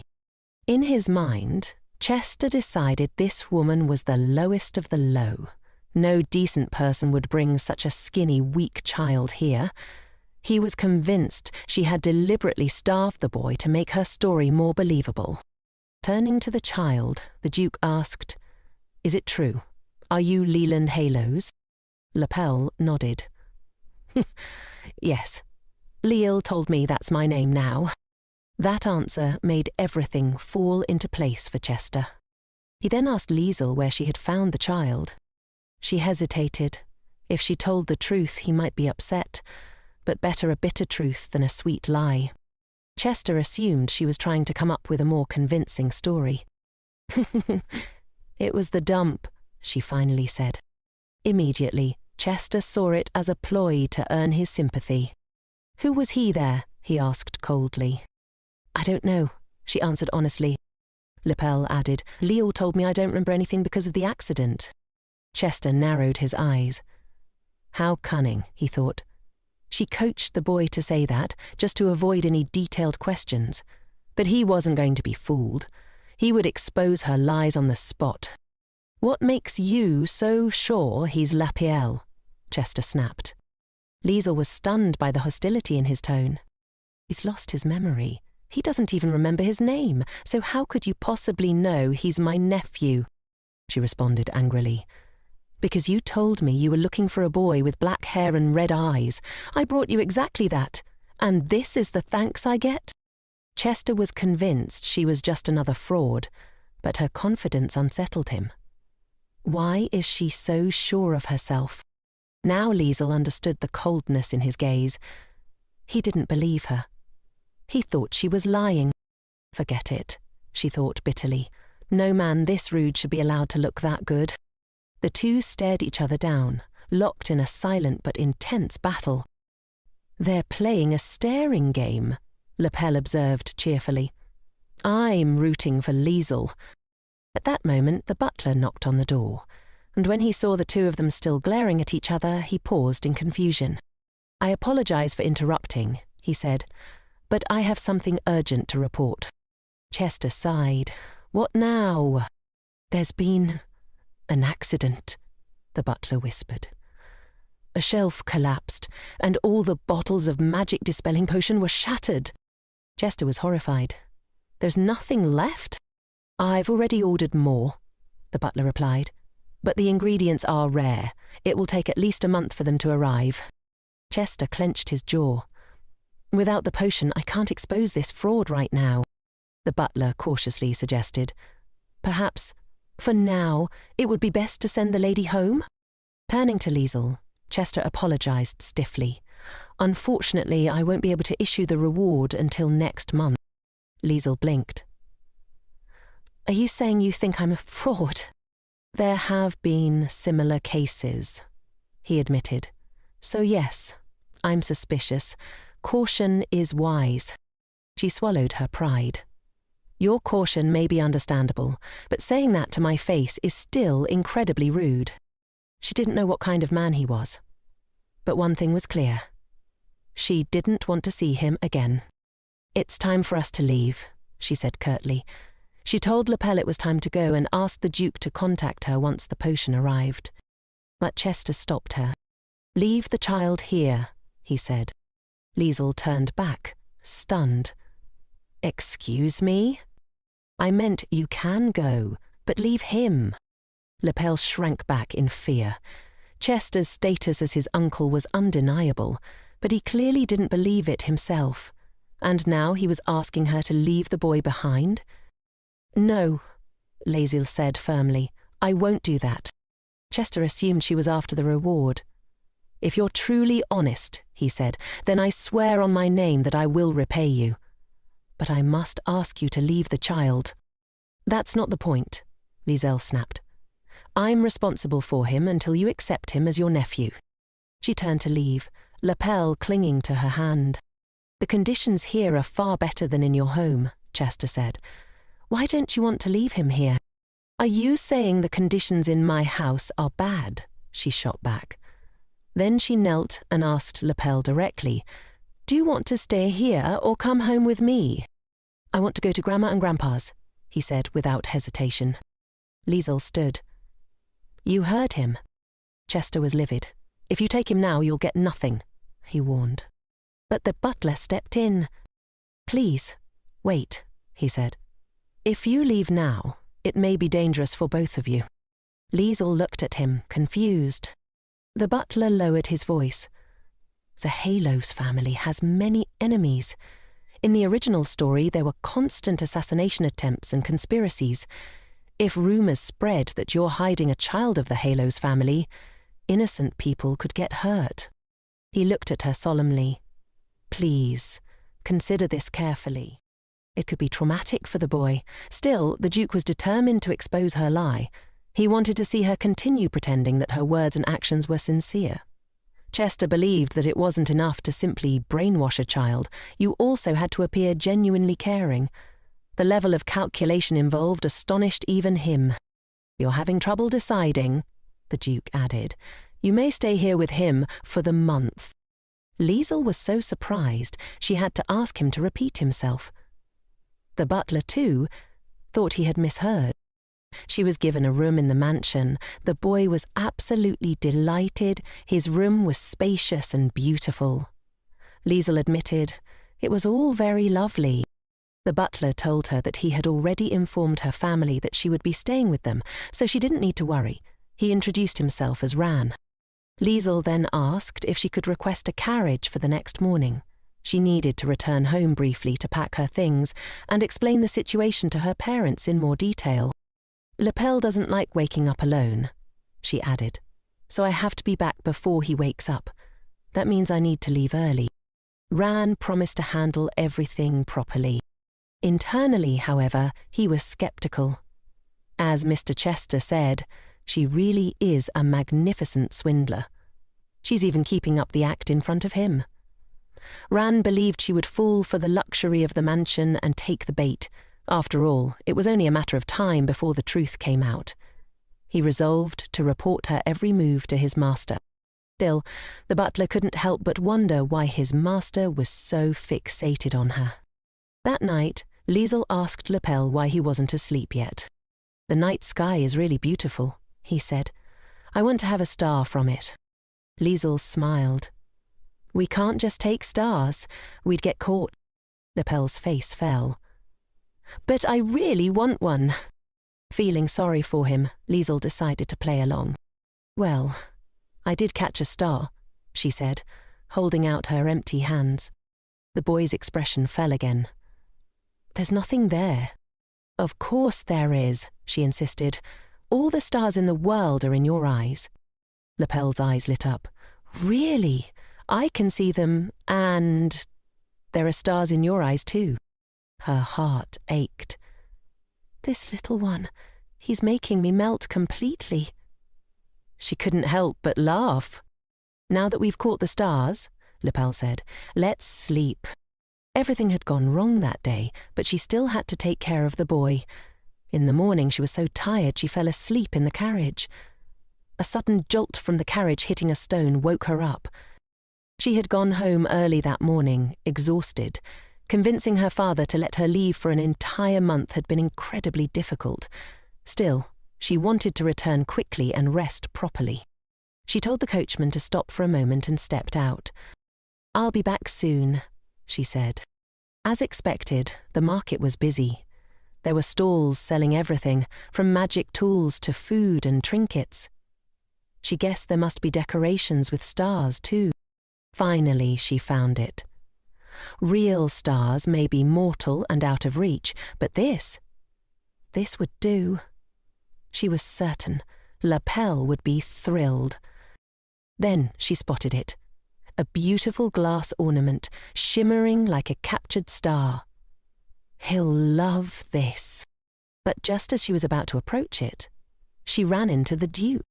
The butler, Ran, was also surprised to see him. "We've already prepared the carriages, sir," he informed the Duke. "Then let's go," Chester replied curtly. Ran hesitated, then asked, "Are you sure you want to go there personally, sir?" "I'm just fulfilling someone's request," the Duke answered. Rand hoped this trip would be worth it, that the man really had useful information. Still, he knew the truth would only come out at a face-to-face meeting. Gretzky had also reminded the Duke to finish his business quickly. There was still a scheduled meeting with the elders. Rand sighed. Since the master would be passing through the market, he just hoped he wouldn't get distracted. Afterwards, the gentleman asked, "What about the woman and the child?" "The boy is sleeping, and the Ms. left early this morning to visit her house," Ran replied. Ran then snapped. "Stop indulging her, and stop buying those magic balls. We already have more than enough." Chester was running late. It was time to move. Rowan tried to get his attention, asking not to be ignored, but no one listened. Suddenly he remembered his brother's words, how his son loved stars. "I watch the night sky," his brother had once said, and he smiled with such sweetness. That smile could touch anyone's heart. Rowan had believed that one day his brother would be able to see that smile too. Chester had never thought those would be his brother's final words. He was probably still worrying about his son, even now. "Don't worry, Leon," Chester thought. "I'll take care of Lepel's happiness." But first, he had a few minor problems to deal with. He'd assumed Liesel was still at home, but she appeared just then, saying she had finished her errands and had stopped by on her way back. Chester told her to take her hand off him and walk around as she pleased. Liesel blinked, confused. She had touched him first. The saleswoman interrupted, praising their excellent taste. "This magic ball glows when you press the button. It's the last one. We've nearly sold out." Liesel decided she had to get it for Lepel. "I touched it first," she said firmly. "We touched it at the same time," Chester argued. Thinking fast, Liesl teased him, hinting at his fondness for collecting cute trinkets.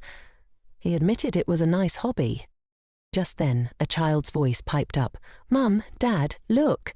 Auntie and Uncle are fighting over a toy." Liesl had her pride, but she wasn't backing down now. She looked around and guessed the voice belonged to Ran. Taking advantage of Chester turning away, she quickly snatched the ball from his hands and told the shopkeeper she'd buy it. Chester was indignant, but the victory was hers. Liesl thought it was a beautiful day. Chester observed how happy she looked. It's just a toy, he thought. She's not a child. Is she really happy over something so small? He found himself doubting his assumptions. Could a woman obsessed with luxury find joy in something so simple? He almost believed her act. Liesl called to him, telling him to hurry up. Even her innocent smile, he told himself, was part of the deception. "I'm coming," Chester said coldly. She thought he was rude and turned away. Suddenly, shouts rang out. People were warning her to move. She didn't even have time to finish her thought before she noticed a carriage speeding straight toward her. A crowd gathered. The coachman apologized. The horses had gone wild. People asked if she was okay. "I'm alive," Liesl said dazedly. Chester's voice came from beneath her. "If you're alive, could you please get off me?" She realized that when she'd turned around, he had stepped in front of her, and she had fallen onto him. Thanks to him, she wasn't injured. She thanked him and joked, "I must be heavy." "It's good we weren't hurt," was all the Duke said. Chester approached the man whose carriage had caused the chaos. "You dropped these boxes. They look heavy. I'll help." Liesl watched. "He's definitely not the man of my dreams, but he seems like a good person." Noticing a cut on her hand, likely from the fall, she went over and mentioned that his hand was injured too. Chester turned away. "It's none of your business." Liesl felt like a fool for thinking well of him. "He's nothing like me. He's not honest. But he did help people, and maybe that counted for something." She continued her shopping, buying the magic ball and a few other small gifts for Lapel. In the end, she had 2 boxes full. She felt satisfied. "We didn't buy anything for Lapel, and he's the one who invited us as guests," she mused. "If the Duke doesn't mind spending money, why shouldn't we get him something nice?" Back in the carriage, she thought maybe she should have gone into an expensive shop just to empty the Duke's wallet a bit more. The carriage suddenly stopped. Curious, she asked the coachman what happened. Basin's carriage broke down. A wheel came off. They can't go further. "Lady Frozen is heading to the Hertz mansion," he added. "You'll be travelling together." Liesl sighed. Should I even try to talk to someone so rude? She asked the Duke if he wanted to ride with her. He replied calmly, "Go ahead, I'll wait here." "Just as I thought," she muttered, saying goodbye. But the servant stopped her. "Please wait." The servant again asked the Duke to ride with the lady. Chester finally agreed, remembering the nobleman's words. He had to return quickly for a meeting. Liesl had said she needed to get back before Lapel woke up. There wasn't time to waste. They rode together, both clearly unhappy. The carriage was crowded, so they sat opposite each other. With every bump their bodies touched. Liesl nearly suffocated and was baffled by his long legs taking up all the space. Each jolt made the situation worse. Chester tried folding his legs, but that only made his knee bounce more. Liesl didn't understand why he didn't sit like before. She had no space left. Chester, annoyed by her pushing his legs, thought, "At least I'm trying to think of her comfort. She only thinks about herself." She wanted him to sit properly again. She's such a cheater, he thought. The carriage turned suddenly, and Liesl began to fall. She was furious. But Chester wasn't even paying attention. He was staring out the window. Of course, she thought, short legs, I'll just have to endure it. She wanted to sleep, but found it impossible. Eventually, though, she lay down and managed to fall asleep. Chester was shocked. She's actually sleeping, after everything. He looked at her sleeping face. At times like this, she looks like an innocent child. Then his mind drifted somewhere he didn't want it to go. He quickly composed himself. I know better than anyone that you can't judge someone by their appearance or their clothes. He remembered being beaten once for interrupting a nobleman. His brother defended him, saying Chester was still a child. But their father had snapped. Leon, don't interfere. A father should love his child more than anyone, but he acted like a cruel bastard, Chester recalled bitterly. That's why you should never jump to conclusions about people. Meanwhile, the lady was still sleeping, and the gentleman had started to suspect that she was only pretending. But then, quite suddenly, she fell headfirst against the carriage window with a loud thud. Chester was shocked. How had she not felt that? The impact had been loud enough to make him wince. They had hit a rocky stretch in the road, and he was beginning to worry she might be tossed around the carriage. Acting on instinct, he reached out to catch her head before it could hit anything again, telling himself it was just a reflex. To his surprise, she clung to his hand and murmured, "Mummy," in her sleep. Chester blinked, bewildered. What kind of strange woman is this, he thought. She's completely eccentric, nothing more. Meanwhile, back at the estate, the servants were struggling to calm Lapel. The boy was crying, calling for Liesel in distress. One of the maids knelt beside him, gently explaining that she would return soon. Just then the butler arrived and asked what was going on. The maid quickly reported, "He didn't see Miss Liesel when he woke up, sir. We told him she would be back soon, but he's inconsolable." The butler was surprised. It seemed the child had already made several loops around the living room in search of her. The staff apologized, saying they were quite busy at the moment but would give a full report later. Ran, observing from nearby, joked, "I believed in them. That's why she promised to come back before he woke up." Peering out the window, he noticed a carriage arriving. His face lit up. She's back. The boy will calm down now. Inside the carriage, the Duke was still holding Liesel's head, trying not to draw attention. The moment the butler opened the carriage doors, Chester quickly let go and shifted to look out the window. Ran stared at the scene, confused. "What happened to your carriage? Why are you two returning together?" Chester replied calmly, "The wheel broke. We hit some rocks and had to come back together." Just then, Liesel stepped out of the carriage, looking dazed and rubbing her head. "I'm fine," she said with a groan. "Probably just bumped around a few times while I was sleeping." The Duke raised an eyebrow. "You were fine when you hit your head, but the moment you wake up, suddenly everything hurts?" He decided it was best to ignore this insidious woman until the potion arrived. As he stepped inside, the master of the house was taken aback to see Lapel running frantically, the servants chasing after him. Liesel was taken aback when she saw the boy immediately rush into her arms. Lapel began to cry, accusing her of being cruel and expressing that he didn't understand why she had left him alone. Liesel's heart ached for him.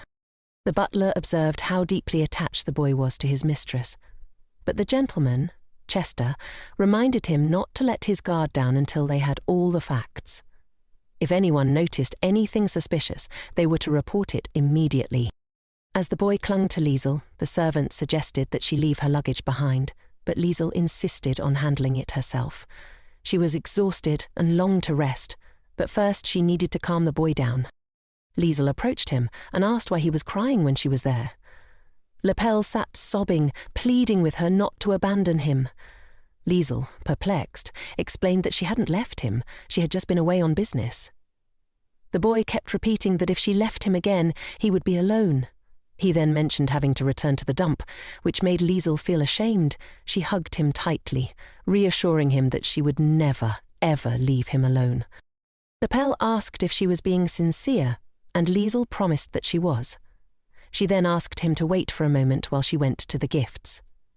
Liesel told Lapel that if she were leaving, she wouldn't have bothered to buy him a present. She asked him to hold the magic ball for now, and closed the curtains. The boy was confused, especially as the room was growing darker. Liesel wanted to show him something special. She asked Lapel to watch carefully as she pressed a button on the ball. Instantly, the ball began to sparkle, and the room filled with twinkling stars. "These are real stars," Liesl said. The boy was mesmerized, his face lighting up in awe. "These are your stars now, Lapel," she continued. "This is your home, and no one will ever drive you away." The boy, overjoyed, pressed himself against her. Though they would part soon, Liesl wanted to keep this promise to him. Yet, deep down, she knew she couldn't keep it forever, and that made her feel guilty. Meanwhile, the woman who had taken the boy was now in the Duke's mansion. The masked man asked if they were sure it was the same boy. The servants confirmed that he had black hair and red eyes. The woman, they noted, was the Baron's daughter. The masked man froze. "Is this the vain girl we've been talking about?" he asked. He then turned to the servants and sighed. "Is that all you found out? You've had all this time and this is what you've come up with? I could have learned more from gossip." Furious, he quickly called Hazen and ordered him to dispose of the trash. The servants begged for mercy, but their pleas fell on deaf ears. Hazen asked what the plan was now, and the gentleman responded, "We'll start with the magic sphere." Ran, looking on, noted, "From what we've learned, the accident wasn't an accident at all. The target was Leon himself." Chester slammed his hand on the table in frustration. "Who would dare do such a thing?" He then asked about the list of suspects. The butler explained that there were too many enemies within the family, making it difficult to narrow it down. "It would help if we had testimony from the only surviving witness, Lapel," he added. The butler had no idea where his master was headed, but Chester said he needed to see the Knight's commander. Ran was surprised. "You're going, personally?" he asked, before requesting that Chester wait in case he needed to be called.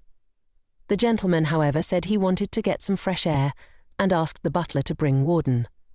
"Maybe someone holds a grudge against me, but I don't remember having any enemies," Chester mused. "I need to find the culprit and learn the truth." As Chester passed by the servants, he overheard one of the maids asking another if she was afraid of the Duke. "They say he might have killed his older brother to take the title," she whispered, shuddering at the thought. "It's a terrifying possibility." Another maid scolded them, warning, "Keep quiet, the walls have ears." The conversation shifted to the assumption that Chester had killed his brother for the title of Duke.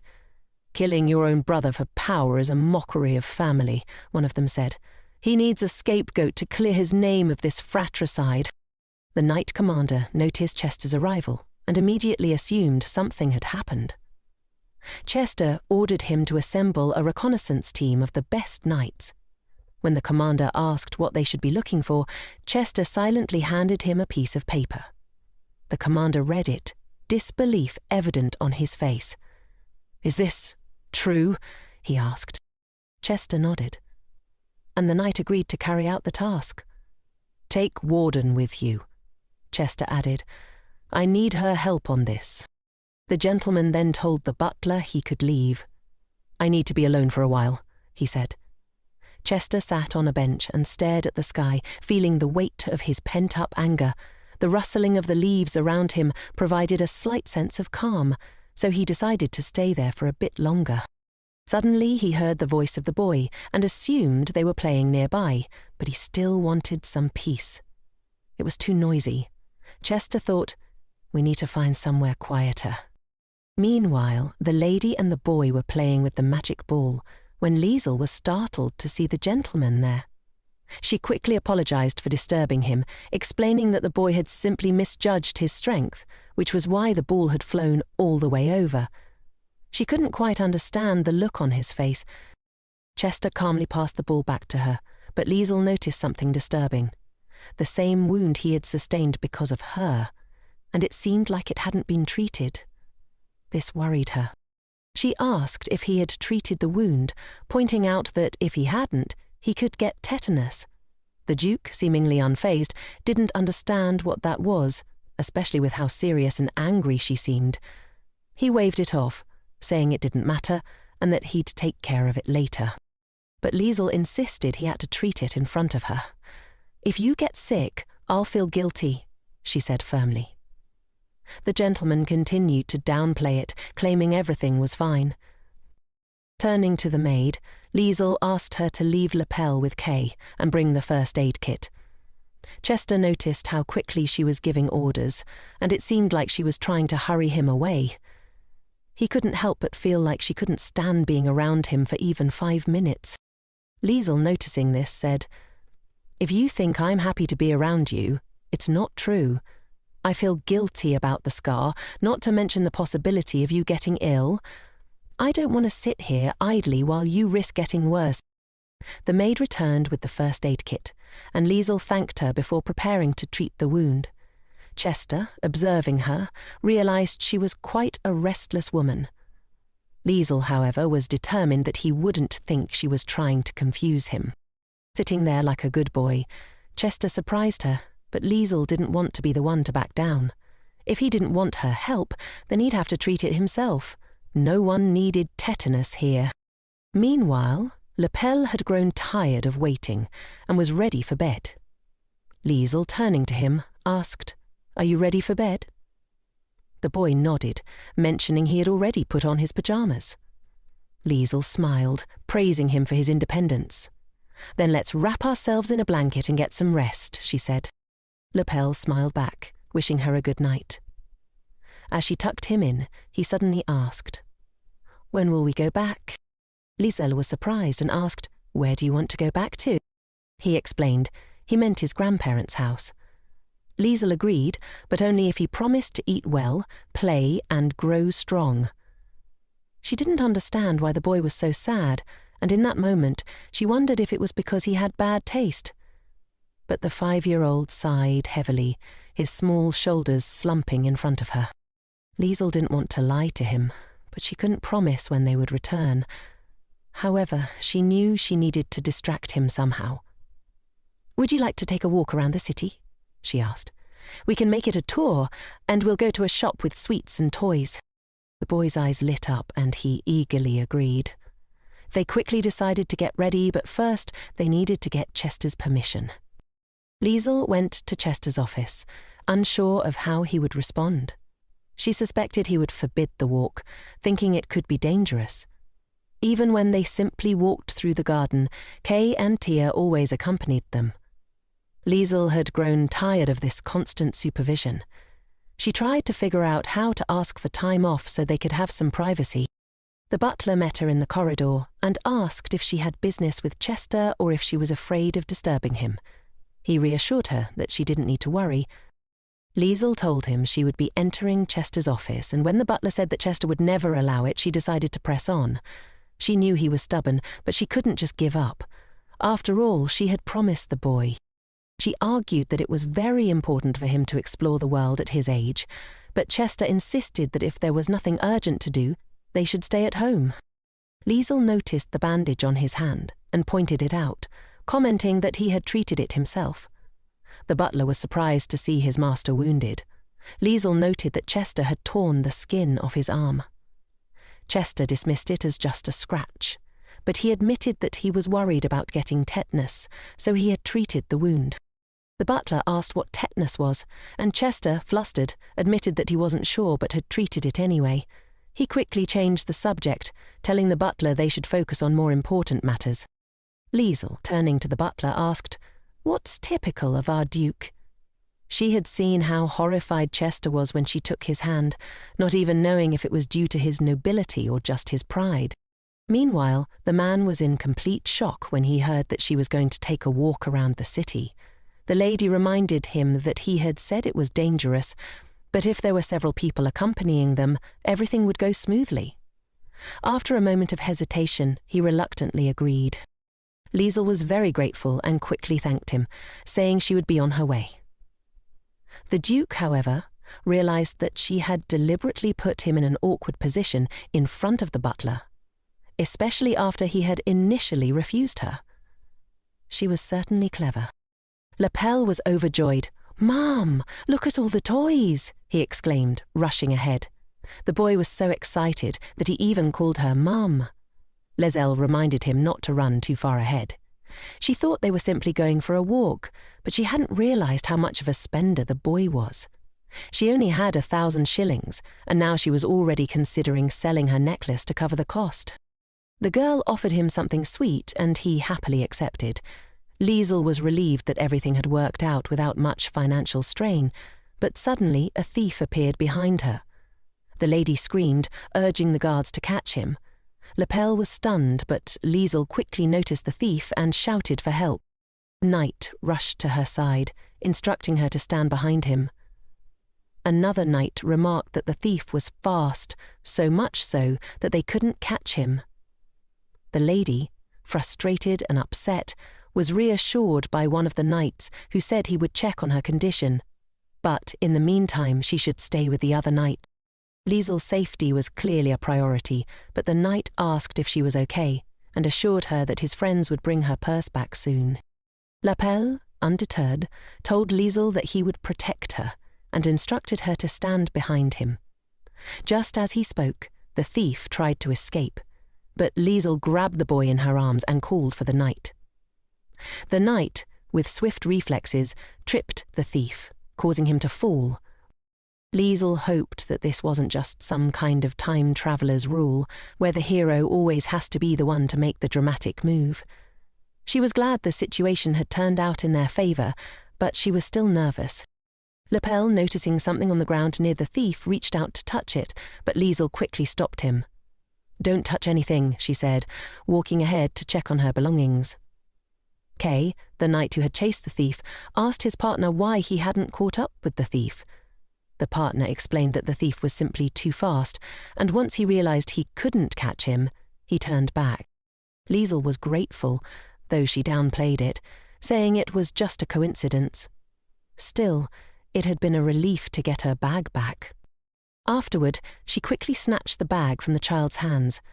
Liesel thought she could have done it more carefully, as she almost tore the boy's arm off in her haste over the unfortunate bag.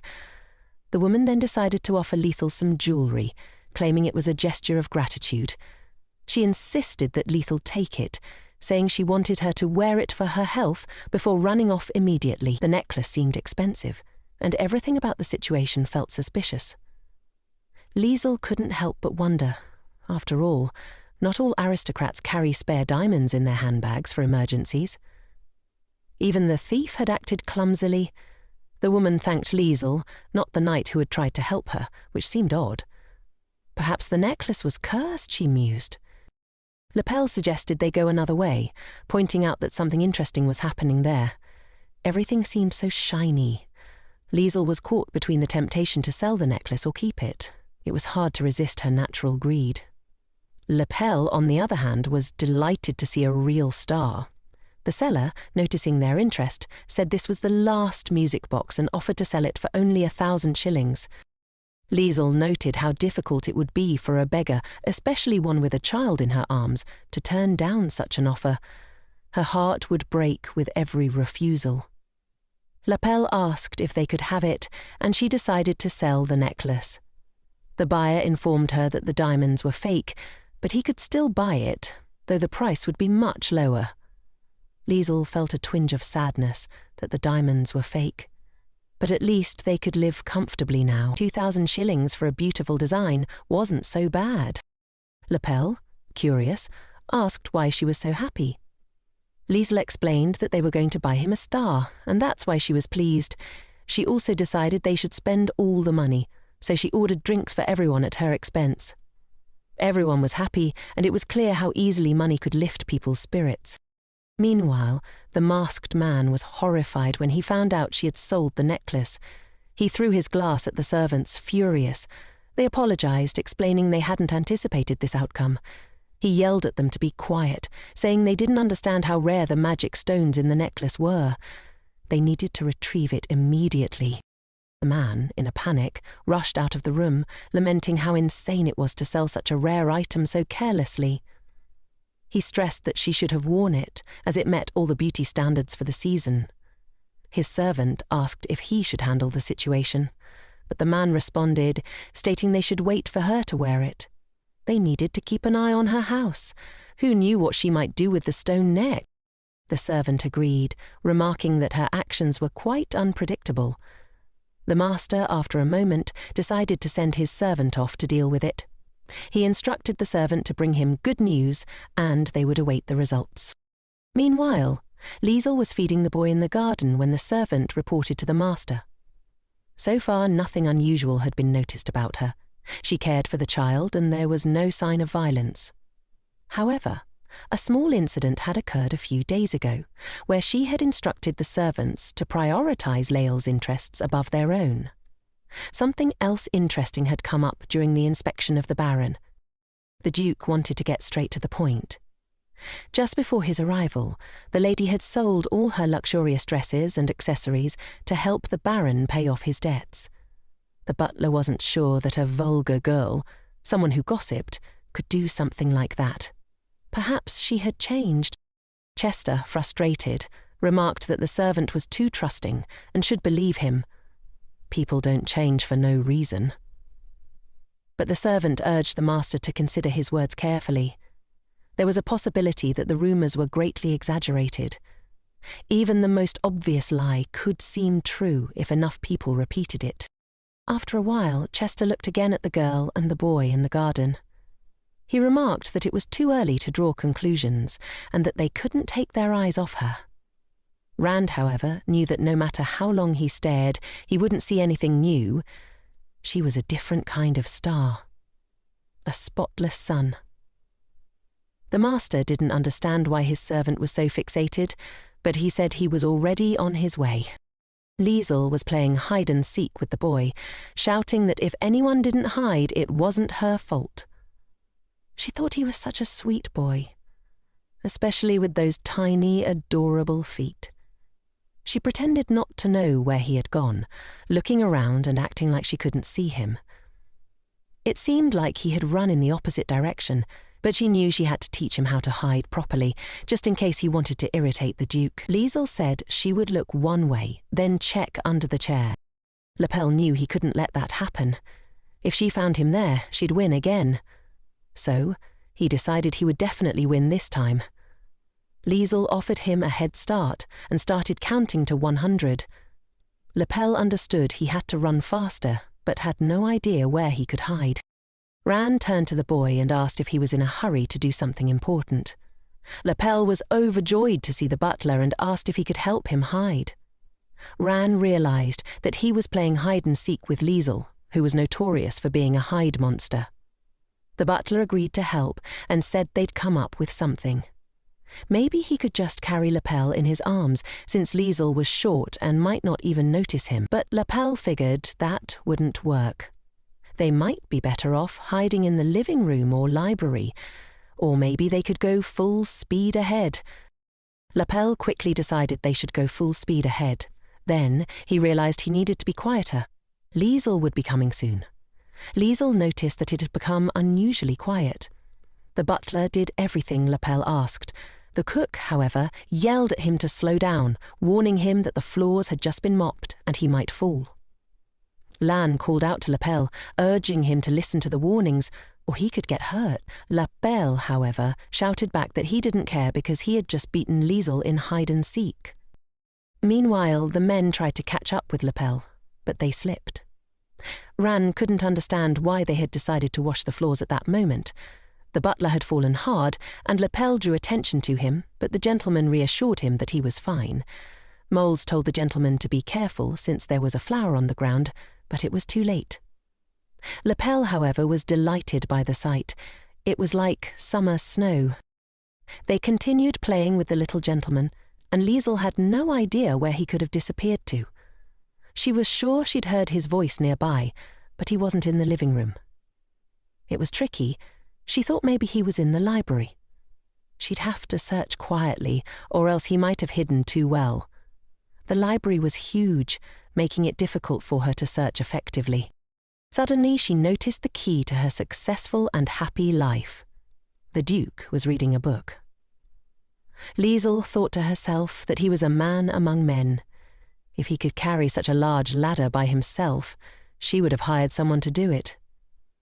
It was almost as if there was a new medieval profession, ladder mover. But for something like this, what wouldn't you do? It must be fate.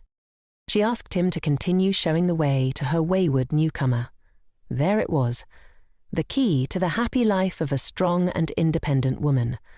The book was called How to Turn 1,000 into 10 Billion Shillings.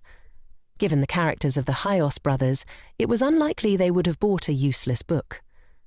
Now it seemed possible to increase her capital. Liesl decided she would pay off her debts, and the remaining 20 million that the Duke would give her would multiply many times over. Then she would be able to live her own life. Suddenly, Liesl began to fall, but surprisingly, it wasn't painful. It felt almost pleasant, as though she were being caught by someone. She realized Chester had caught her. He was so handsome, like a sculpture. And for some reason her heart skipped a beat. This was crazy. She was losing her rationality. It was so much easier to think clearly about a 2D man when she was in her world and he was in his. The lady began to apologize, asking him to let her go. She needed to act as though she were ashamed, lowering her head so she wouldn't seem impudent. He looked down at her, his gaze almost detached, like he was examining his hand. It irritated her that he interfered even when she was busy with important things. Afterward, she apologized for looking in there without permission, explaining that she thought the boy might be hiding there. Chester pointed out that he hadn't come in yet. Liesl quickly put the book down and began to leave, saying goodbye as she approached the door. Chester noticed that she couldn't lie convincingly. She had been in his head when she fell into his arms. This confused him, and he found himself wondering why he was remembering her face. He decided to see what kind of book she had been holding to her chest. When he saw it, he realized it was some kind of nonsense, not a book on investing at all. It had to be thrown out immediately. After reading a couple of paragraphs, Chester hoped that Liesl wasn't acting this way because of the book. He couldn't believe he even considered the possibility that someone could become a billionaire just by reading something like that. Liesl was embarrassed, especially since he was still holding her and her heartbeat quickened. She didn't understand why this was happening. He was absolutely unbearable. Louise's laughter echoed, but this was the kitchen, and she hoped he wasn't alone there. Liesl entered the kitchen, saying she had found it, and then she was very surprised. She asked the butler if everything was okay. Lapel called her to play with them. The lady was grateful they had been with him this whole time, and noted that she saw they had also been part of the battle with Flower. She apologized, but they didn't mind. They were happy themselves. Lapel, being the mischievous boy he was, played with the flower and then immediately went to bed. Liesl couldn't even be mad at him, because he was just so sweet. The cat overheard the knights talking about who would be the first to enter. "Kay is so tired he needs to go to bed quickly," one knight said. Suddenly, they heard a strange crunch in the bushes. When they turned around, they saw a very cute cat. The knight apologized, but the cat couldn't stay there, so he decided to find its owner. After a huge burst of light, the cat possessed the knight, with the help of magic. Chester was in such a hurry that even his butler couldn't keep up with him. He quickly called Shane, who was surprised to see the gentleman had decided to meet them personally. Ran noted that Chester was so eager to hear the report that he came himself. The Duke immediately asked what had happened and told them to get to the point. Shane apologized, explaining that they had thoroughly searched all the way from Bern to the capital, but they had found nothing. Chester acknowledged their hard work and told them they could rest. Shane then suggested they expand the search area, but Chester said they should rest for now, because they would need strength for further searches. Shane understood and agreed to wait until they were needed. Ran pointed out that the killer must have planned everything carefully, since there were no clues. Chester agreed. They would need time and effort to solve this puzzle. He was also pleased when he saw Warden. The servant mentioned he would return the dog to the kennel, but Chester hugged the dog and said there was no need. "This little one has worked hard. You can't just shove him in," he said. So, the gentleman decided to walk with the dog for a bit. Chester then ordered Ran to arrange some delicacies for the dogs. The knight, Kay, was called and told they needed to patrol the house. He thought they were still looking for clues. After the guest's arrival today, plans had changed, and they had to hurry. The gentleman noted that he had seen his pet enjoying the walk. Chester also apologised for having to stay indoors, as they had guests and his dog might scare them. He mentioned that the dog would need to wait a little longer until the identity of the boy was established. He recalled Leon asking Chester if he could handle Dobermans. Considering they were such a large breed, Chester's efforts had been thorough, and though he was a little busy now, they would walk later. If this boy was truly Lapel, Chester would introduce them, and he would be happy to learn that his son had made a friend. Chester offered the dog something to eat and asked him to sit still. He promised to return soon, hoping the dog wouldn't be too upset about being locked in again. He noticed a woman having lunch with a child, treating him very well and praising him for eating his carrots. The woman remarked on how unusual it was, as it was always so quiet here. If he ever had a family, he imagined it might look something like that. Chester felt a bit out of place here, and it was time for him to leave. Liesl decided to ask if his lordship had eaten yet. Chester admitted that he hadn't. Liesl understood, though she didn't quite understand why he seemed so worried. After this, the chef presented the final dessert, and the boy was thrilled with it. Since he had already been noticed, there was no point in trying to escape quickly. The cook was glad to see his master. Ran informed him that the Duke needed raw chicken, and it had already been prepared. Liesl asked for a moment to think. She was surprised, but realised that if she had such tastes, she'd be concerned too. Chester, puzzled by her sly look, hinted that they should leave to enjoy their chicken in peace. He began to prepare to leave. Chester noticed that Liesl hadn't eaten, as she had been feeding the baby. He suddenly dropped by and asked her to finish her meal. Liesl said she was already full and suggested he sit and enjoy the food. Chester said he would take the jacket with him, but Liesl called out to him before he left. She told him that it was better not to eat raw meat, which surprised him. It was close to poisoning, and he needed to stay healthy. After Lapel's comment, the Duke had no idea what she was talking about. Liesl said that it was better to cook the chicken, boil it, fry it, or stew it, but just don't eat it raw. She added that she didn't blame him if he didn't know and wished him a pleasant appetite. Chester couldn't believe she thought he had asked for raw chicken for himself. This made him laugh. He noted that the more you got to know her, the more interesting she became. It simply couldn't be true. But it was. He had seen it with his own eyes.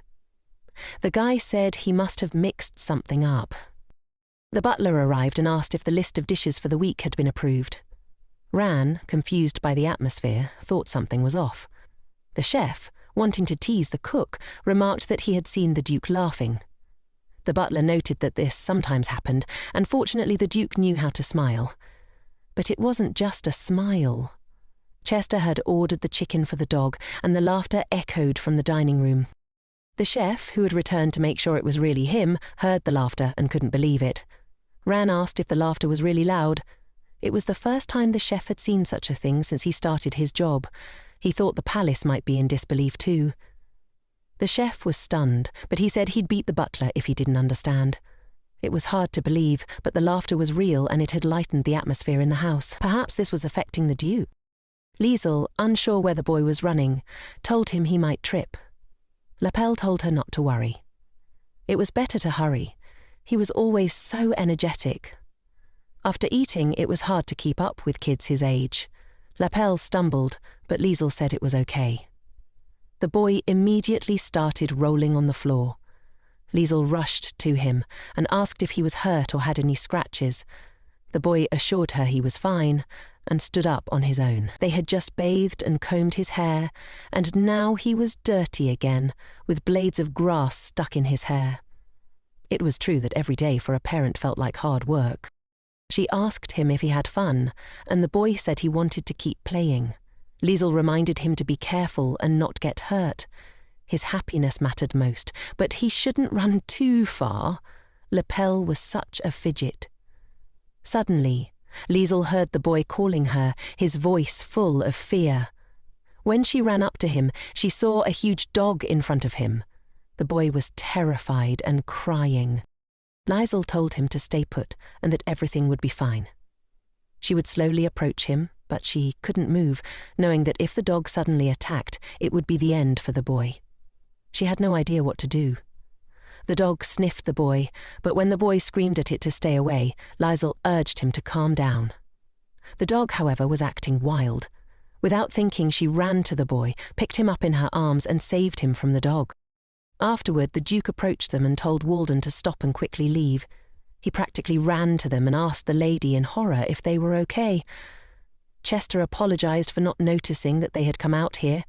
Liesl asked Lepel how he was, urging him not to cry because everything was fine now. Suddenly the lady closed her eyes, and the boy asked in fear what was wrong with her. It was the stress that had built up, causing her nerves to act up, and she had no strength left. Her body felt like a mess, but she wanted to know if the boy was okay. The Duke rushed to her and asked if she was all right. Liesl had no idea when she'd stopped getting into awkward situations right in front of his nose. She stood up and asked the boy not to cry, also asking if he was in any pain. Liesl then asked Chester if he had heard that the boy wasn't injured, so he didn't need to worry. Chester looked embarrassed but repeated that he had been asking about her, not the boy. Liesl noticed that he was angry again, and she didn't understand why. It was confusing. Why did she like him so much, even when he looked so upset? If someone had seen her face, they might have thought she had pushed him away, leaving him lying there, unhappy, exhausted and angry. Ran hurried towards his master and noticed that Chester was screaming loudly. He wondered what had happened. When he saw the lady, he was told she had just fallen, but the butler couldn't understand how this had occurred. He asked if she was okay, and the Duke asked if she could get up. There were some problems. She couldn't feel her legs. Apparently her body still hadn't recovered from the shock, and she didn't think she could stand up on her own. Lepel was worried because she was hurt. Ran decided to ask what had happened. Liesl noticed the gentleman's eye twitching, and since she was the victim, she wasn't angry. She said she thought her body was still in shock, which made her legs feel heavy. She told the boy not to cry and that she would rest and soon feel better. The gentleman asked the butler to take the child and bring him to the estate, but Lepel asked to stay with the lady, wanting to accompany her. Ran assured him everything was fine and that the master would help Liesl get up. Liesl gave him the key to stop because she would have laid down on the grass and gotten up on her own. There was no need to carry her in his arms. Chester ordered the butler to bring the doctor to the ladies' room immediately. She said she was fine, but Chester insisted on carrying her, which seemed odd to the butler. The doctor examined her legs and confirmed she was in a lot of pain. The gentleman thought it was serious, but the doctor reassured him that there was no need to worry. The bone was fine, it was just a slight sprain. She needed ice and to avoid putting any weight on her leg for a while, but it would heal soon. The doctor left and the Duke stayed in the room with her, which surprised Liesl because it was directed mainly at him. She sat on him, falling right into his arms. She didn't understand why he was always nearby. Because of all this, she had already been in his arms twice, feeling his hard chest against her side.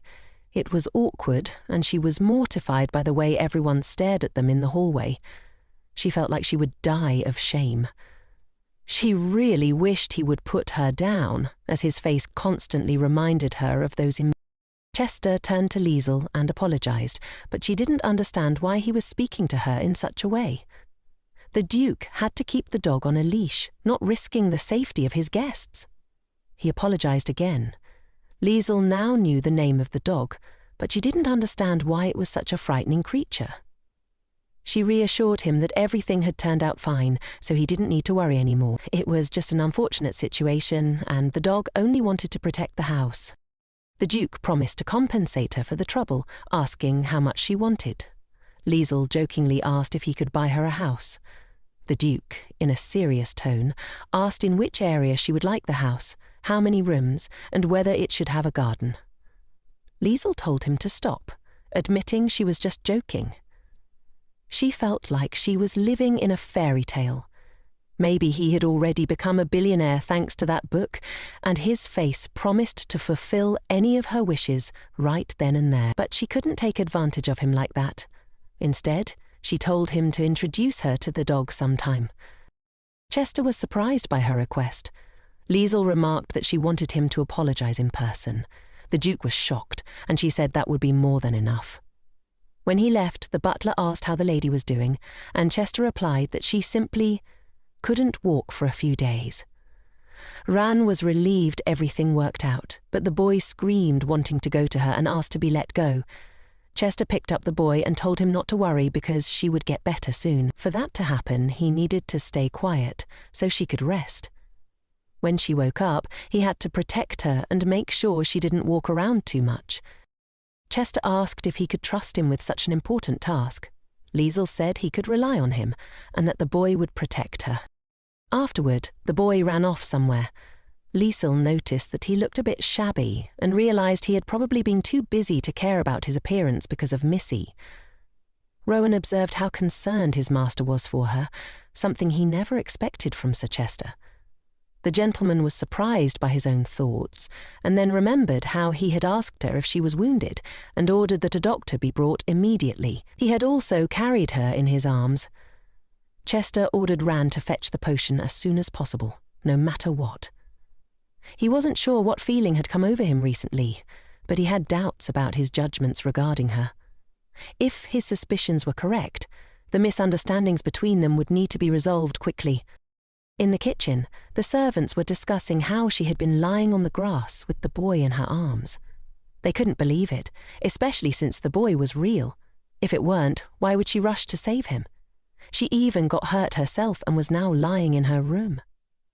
But it seemed more logical to run from such a large dog, a Doberman, rather than protect her son. Regina suggested that she was a hypocrite, possibly trying to seduce the Duke by using the boy as an excuse. They should think for themselves. No noble woman would go looking for a boy in a landfill, and she couldn't have just found him by accident, since the Duke's search party had already scoured everything. The cook proposed that this was indeed the case, and the maids also thought it was a bit strange, but seemed to believe it. Regina suggested waiting for the potion to arrive and then seeing what happened. The head maid asked why they were all gathered, as they had work to do. They told her they were working, but Regina had finished everything she was assigned and asked for a short break. The maid allowed it, saying Regina deserved it for working hard. The cook then decided to get back to his tasks, as he had forgotten about the deep dishes and the first course. Soup. It was important to monitor nutrition during a visit and diversify the diet. Regina offered to help with the soup, though the cook didn't quite understand why she looked a bit off. He didn't mind, though. Liesel had planned to handle the situation herself, but Regina didn't agree with that and was determined to get revenge. Lapel, however, said no way. Then, the lady complained that she was very thirsty, but the boy wouldn't let her get up, insisting that if she did, her leg wouldn't heal. It was better for her to stay still, and he promised to bring her something to drink. Lapel was careful not to spill a drop, knowing Liesel needed water to heal. When he handed it to her, she was very grateful, but the boy refused her thanks, telling her to drink it because it would help her get better faster. Liesel wanted to tell him that her hands were fine and she wasn't paralyzed, but he insisted on giving her the drink from his hands. She thanked him sincerely, and he was pleased. He told her to never get sick again, and she promised she wouldn't. His sweet scent intoxicated her, and she wished she could stay like this forever. But with only a few days left before their separation, she knew she had to stop dreaming about things that wouldn't come true. It seemed like it would be hard for her without him, because he was her little hero. Lapel said he would protect her, just as long as she stayed close and didn't leave. Liesel didn't understand how she would cope without him by her side. She would miss him terribly, and also Tia. Tia had become like family to her, along with Rowan, Kay, and of course the Duke. But she wondered why the Duke was on this list. He was a nice man, but she wouldn't miss him for sure. He was hard to understand. His first instinct was always to get angry with her. Lapel told her she had wrinkles. Just then, Tia came in and informed the lady that she had brought food for both her and the boy. Lapel asked why she even got up, since he would have fed her himself. Liesel apologized, but explained that she was feeling better, so she wanted to offer him something to eat before he insisted on feeding her again. She had to eat it quickly before he started insisting, and when she tasted the soup, she thought it had about a pound of salt for every litre of water. Liesel's face remained unchanged. Perhaps someone had accidentally dropped too much salt in her dish, but she decided that no one had ever died from too much salt. She ate the soup anyway. Meanwhile, Hazen was supposed to report the situation through his magic ruby. He looked like the baby of the family, but he wasn't entirely sure yet. The potion hadn't arrived at the mansion, and the gentleman told him to continue observing and report anything important. Tia noticed the lady staring at the sky for a long time and asked what was wrong. Liesel said it was nothing special. She just hadn't looked at the sky in a long time and couldn't help but admire it.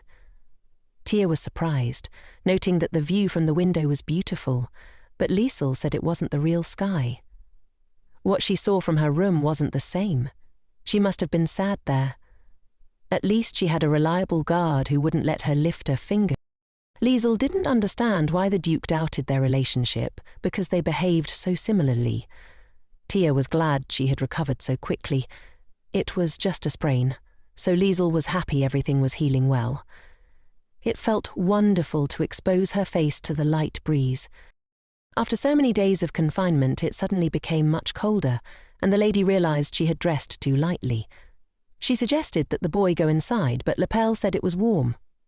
Tia offered to bring her a cape, but Liesel assured her it wasn't necessary, as she would get it herself. It was good for her to move around more now. Lapel said he could play with the maid for now. When Liesel took the oath, she felt so warm and soft. She decided to take something for the boy, just in case. The staircase had seemed too wide in the beginning, but she had grown used to it. It felt like this was her home, and she needed to hurry, because her own plans were probably already in motion. No matter whose little pranks they were, they wouldn't spoil her wonderful mood. Tomorrow, she was meeting the gentleman, and he remarked that he had heard she was feeling better. Liesel confirmed this and said she was planning to take a walk. The gentleman agreed. Liesel was very happy to see the Duke's dog near him, whom she had wanted to meet. Chester asked her to wait because he had prepared something for her. The dog brought her a flower and placed it next to her. Liesel was very grateful to the dog and then asked the Duke if she could pet him. Chester allowed it, but told her to approach slowly. Liesel was sure everything would be fine. The dog seemed like a well-behaved boy, but there's no such thing as too much caution. She was grateful for the trust he had shown and suggested that they forget the past incident and become friends. Even the Doberman had given her a flower. Not everyone could boast of that. But of course the dog wouldn't have thought of doing that on his own, so most likely the Duke had rehearsed this with him. Liesel didn't understand why he had done it. A simple apology would have sufficed. She hadn't thought the Duke could be so romantic. Perhaps something had really changed in his gaze. Chester's gaze softened, and then the Duke asked if she had anything to say. Liesel immediately replied that she wanted to thank him. She remembered that he was thick-skinned and that she shouldn't have stared, as he might still think something of it.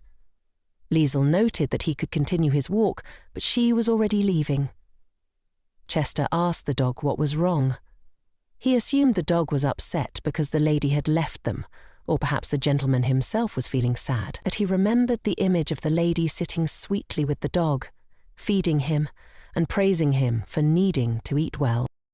Lapel asked if he could skip the carrot this time. If he did, Liesel promised to give him a piece of pie. The boy asked for the pie first. Liesel thought he must have woken up on the wrong side of the bed, but since he was a good boy, he needed to eat. The cook saw the Duke standing behind the wall and noted that he was early today.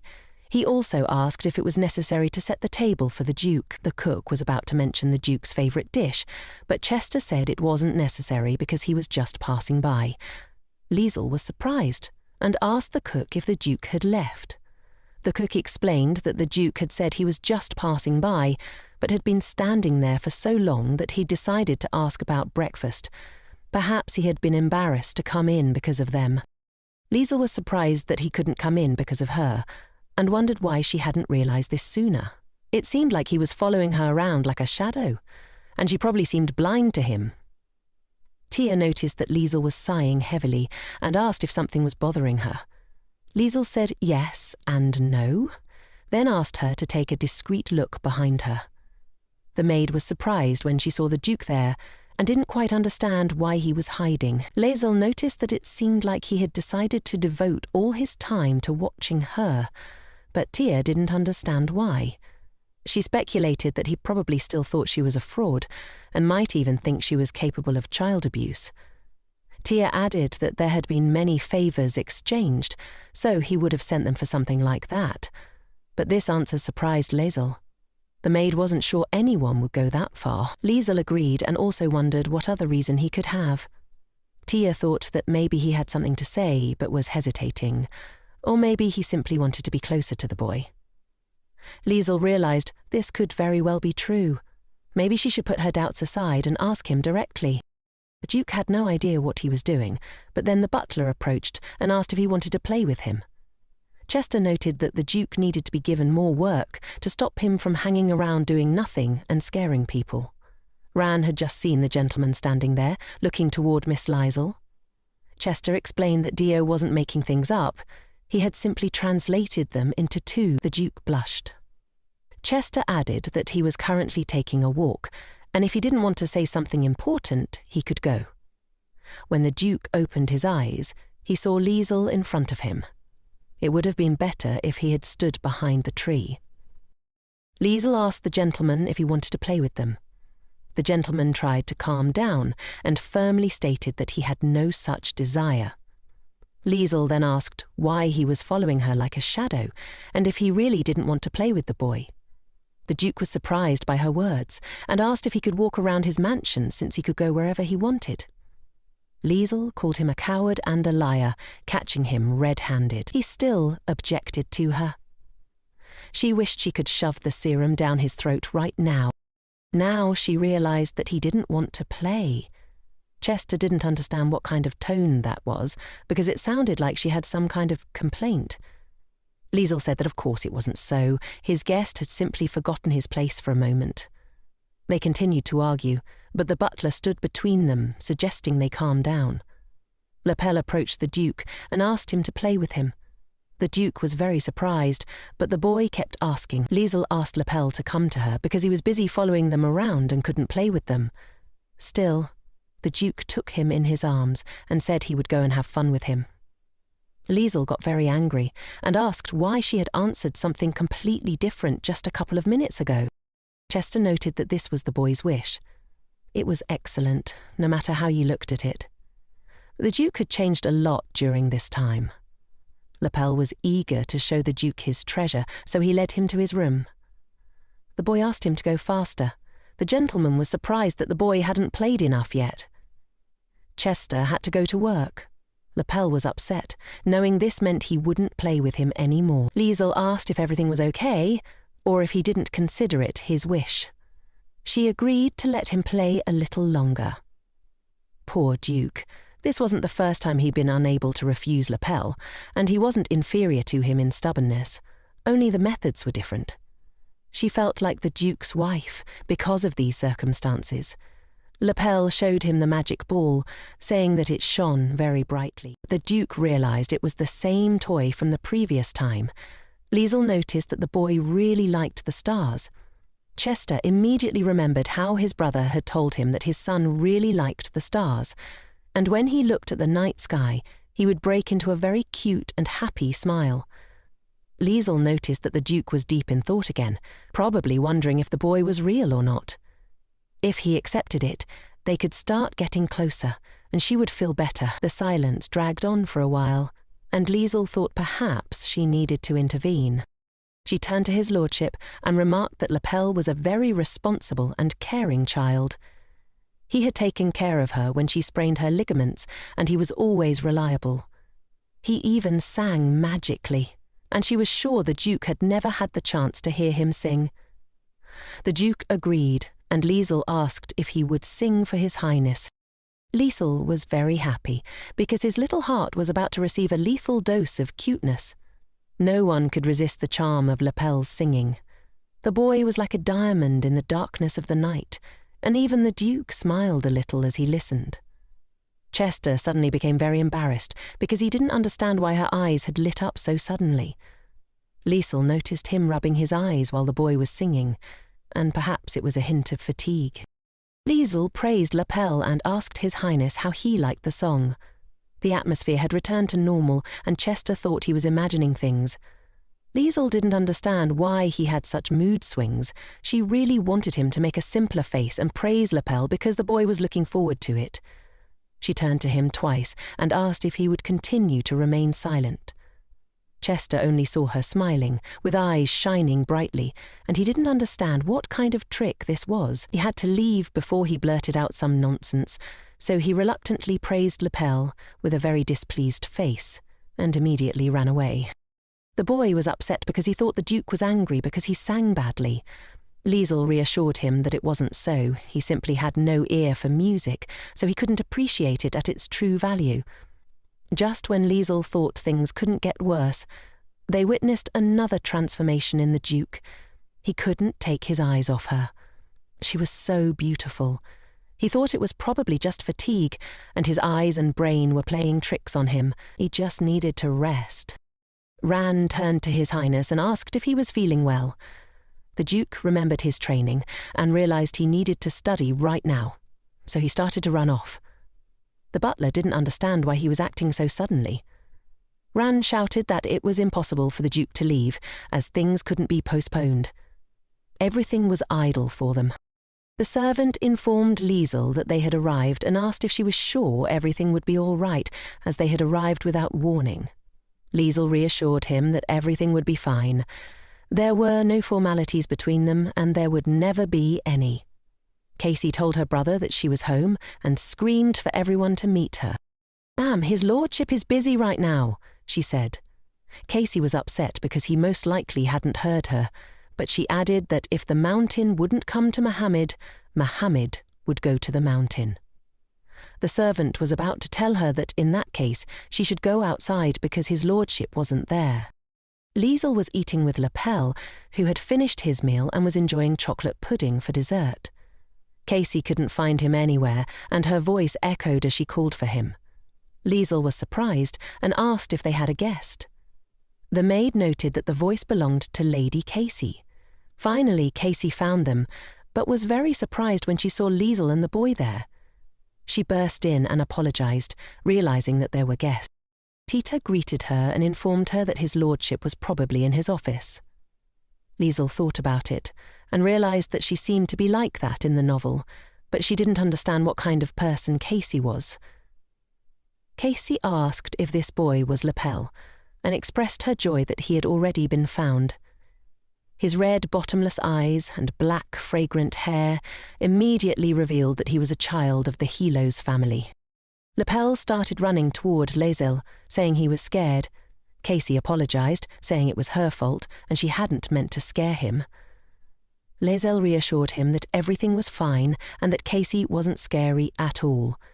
She didn't understand why the boy was still frightened. Casey then asked the lady who she was to the boy, assuming she was his nanny. She seemed to remember her now. This was the only daughter of Count Rashes. Casey explained that the Count and the Duke were close friends, so their children grew up together almost from childhood. That was why she could call Chester brother without hesitation. However, she felt a little impulsive and tactless, as if she and the Duke were really blood relatives. Liesel was afraid for Lapel's life, wondering if she should leave him in the care of such a girl. Casey remarked that the lady was too beautiful and young to be a nanny. After such an insight, Liesel decided to take back her words. She greeted the lady and introduced herself properly, explaining that she had some unresolved business with the Duke and would be staying here for a while. Casey immediately understood that this woman was the extravagant queen and quickly apologized for her earlier impoliteness. Liesel acknowledged that she used to be like that, but that was in the past, and there was no need to worry about her words. Casey's father always says that her tongue is her enemy, so she apologized again, adding that she called her Zelly. Liesel was surprised and asked if that was a nickname. Casey explained that it was an abbreviation of her full name. She had just met Liesel, yet was already addressing her like that. Afterward, the boy repeated Casey's words but mispronounced them, and Casey jokingly thought he was asking for jelly or marmalade. She then took out a gummy bear and showed him what her sister had. Liesl thought it was remarkable. Casey seemed to have a magic bag. She could hardly believe that such a large amount of marmalade was in such a small bag. If Liesl had mentioned that she liked it, Casey would have been ready to give it to her. The lady tried to say that it wasn't necessary, but Casey insisted that it could contain anything she wanted. It was a source of unlimited cash. Liesl was taken aback, but still agreed that it was a cool thing, and Casey was thrilled that she accepted her gift. She then asked if the boy was really theirs. Liesl confirmed it, adding that he hadn't yet passed the potion test. Casey thought she was the one who brought him here, and Liesl confirmed that she had. Suddenly, Liesl was bombarded with questions from Casey, who spoke rapidly. As they continued, Liesl realized that even Chester couldn't seem to find peace. Something was wrong. He needed to pull himself together and control his actions. The Duke was very angry and training aggressively. Ran asked him to calm down, suggesting that the knights might think he was taking his anger out on them. Chester explained that he didn't mean anything by it. He simply wanted them to understand that there was room for improvement, and that was his concern. Ran replied that if Chester didn't want to kill them with care, he should give them a break. The gentleman asked why Ram was there again, assuming he was loafing around. But Ram informed him that Lady Casey had arrived and was now speaking with Lady Liesl. The gentleman was very surprised and asked who she was talking to. He didn't understand why she hadn't come to him earlier and realized he should have moved faster. Ran asked his lordship to wait for him. They were already in Liesl's room. The butler was shocked, wondering if the Duke wanted to come in person. Ran suggested that he wait in the drawing room while he brought Lady Casey there. The gentleman noted that Ran knew her well, and she wouldn't agree to persuasion. He remarked that Ran's suggestion was a matter of politeness. Ran believed the Duke was worried that Lady Casey might blab something, or perhaps he was embarrassed by the revelation of his dark past to Lady Liesl. The Duke usually didn't care about such things, but he agreed that if Rand planned to continue his bullying, he shouldn't complain later about the mountain of paperwork. It seemed the butler had hit the nail on the head, and that was the whole reason for the Duke's haste. Casey remarked that she hadn't had this much fun in a long time. Liesl was enjoying herself too. Casey offered to give her a quick test, and Liesl agreed. Casey asked if Liesl knew Chester's nickname. Liesl was surprised and didn't know what to say. She wondered what would describe him more accurately. A cool, handsome man or a jerk? Everything else that came to mind contained swear words. Perhaps she shouldn't be so frank with her. So Liesl said she wasn't sure. Casey noted that if she heard that nickname, she would definitely think of him. She leaned in and whispered, "He's the mouth that ruins everything." After that, they started laughing, loudly, and Liesl noticed that it suited him very well. He was ideal. Liesl hadn't even realized when she had last had such fun, almost as if she had found a kindred spirit. Suddenly, someone knocked. It was the gentleman, asking if he could come in. Liesl let him in, and he apologized profusely for interrupting them, but she assured him it was no trouble. Chester then came in, asking Casey what had brought her here. The girl was scared and called him brother, then addressed him as His Highness. Liesl hoped he wasn't in the service, as she laughed at his nickname. The Duke said that if she had anything to say, she could say it in the living room. Liesl thought they were talking too loudly, and Casey agreed. Chester asked again, and the lady went out with them, saying they would discuss everything in the living room. Liesl said goodbye to Casey, and once they left, a boy immediately approached her. He asked why her uncle had not greeted him, believing that he had stopped loving him. Liesl denied it, saying that couldn't be true. She thought the boy must have overheard their laughter, but she reassured him that there was nothing to worry about. She hadn't given him that nickname. It would be rude to ignore a child, especially when he's a complete fool. Casey noted that Chester had asked why she was here, but she replied that it was obviously because her dad had told her to come. Chester then asked if she had said anything she might later regret. Casey answered, "Of course not," not understanding why she would discuss something personal with someone she didn't even know well. The gentleman then arrived, mentioning that she had something to say, though he seemed very long-winded about it. Casey quickly shifted the topic, asking if the boy had been found. She needed to change the subject before Chester began helping her. Chester said he wasn't sure yet because the potion hadn't been delivered. Liesel noted that she would never do such a thing.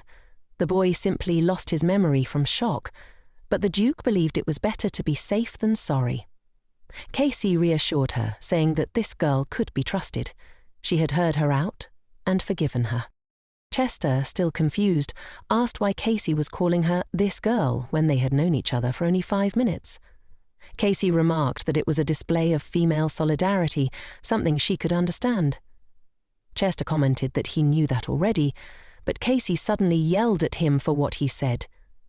He agreed that she was beautiful, but the Duke interjected, saying that hadn't happened. Casey apologized for what she had heard. Chester nearly got caught in an awkward moment, and his symptoms were worsening. He had recently shone so brightly that he had to retreat immediately. The Duke thought perhaps it was some kind of mental illness. He decided Chester needed to see a doctor to find out if there were any mental disorders. Lapel, happy with the treats, expressed excitement about them. Liesel was surprised by how much he liked them, and the boy said she was cool, even a sorceress. Lapel asked for more treats, even suggesting he wanted a puppy. Liesel explained that she could only create 3 things in a short period, and the bag needed a break. For now, he had to make do with what he had. Lapel didn't mind and eagerly took the treats. Liesel, feeling exhausted, had been so distracted by the boy that she hadn't realized how tired she was. She was already falling asleep on the go. Despite needing a short rest, she couldn't leave the boy unattended. Lapel told her it was time for him to go home, but he also asked her to play with him, since he was sad to play alone. Liesel, still half asleep, realized he wanted to play with her. However, Lapel, being her protector, hesitated to wake her up. He opened the door but noticed no one was there. He decided it was time for hide and seek, needing to find everyone in the many rooms of the mansion. Tired of looking, he wandered into a room full of stars and was delighted. Meanwhile, Liesel woke up as though she had fallen into a coma. She realized Lapel was missing, and the door was wide open. Panic set in. She couldn't imagine where he had gone, and with such a vast mansion, he could be anywhere.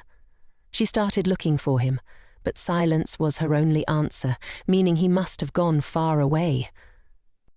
She encountered a maid and asked, terrified, if she had seen the boy.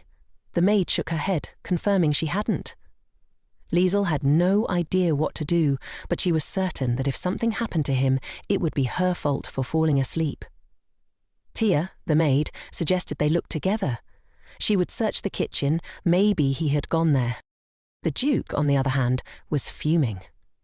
The doctor had confirmed that Lapel had no symptoms of any condition, but the Duke's concern had shifted to Liesel. He was beginning to suspect his own feelings for her. Chester, confused and feeling off, wondered why he felt like the Duke was smirking at him. Why was he heading in this direction? The Duke had made it clear that no one was to enter Lady Liesel's room without permission, but the door was open. Chester barged into the room, demanding to know who dared to disobey orders. Just then, he ran into Liesel, who was in tears and begging for help. The butler, horrified, asked what was going on. Liesel explained that Lapel had disappeared. She had accidentally fallen asleep, and when she woke up, he was gone. Ran reassured her to calm down. He would contact the others and they'd find him quickly. He was sure Lapel hadn't gone far. There were guards everywhere.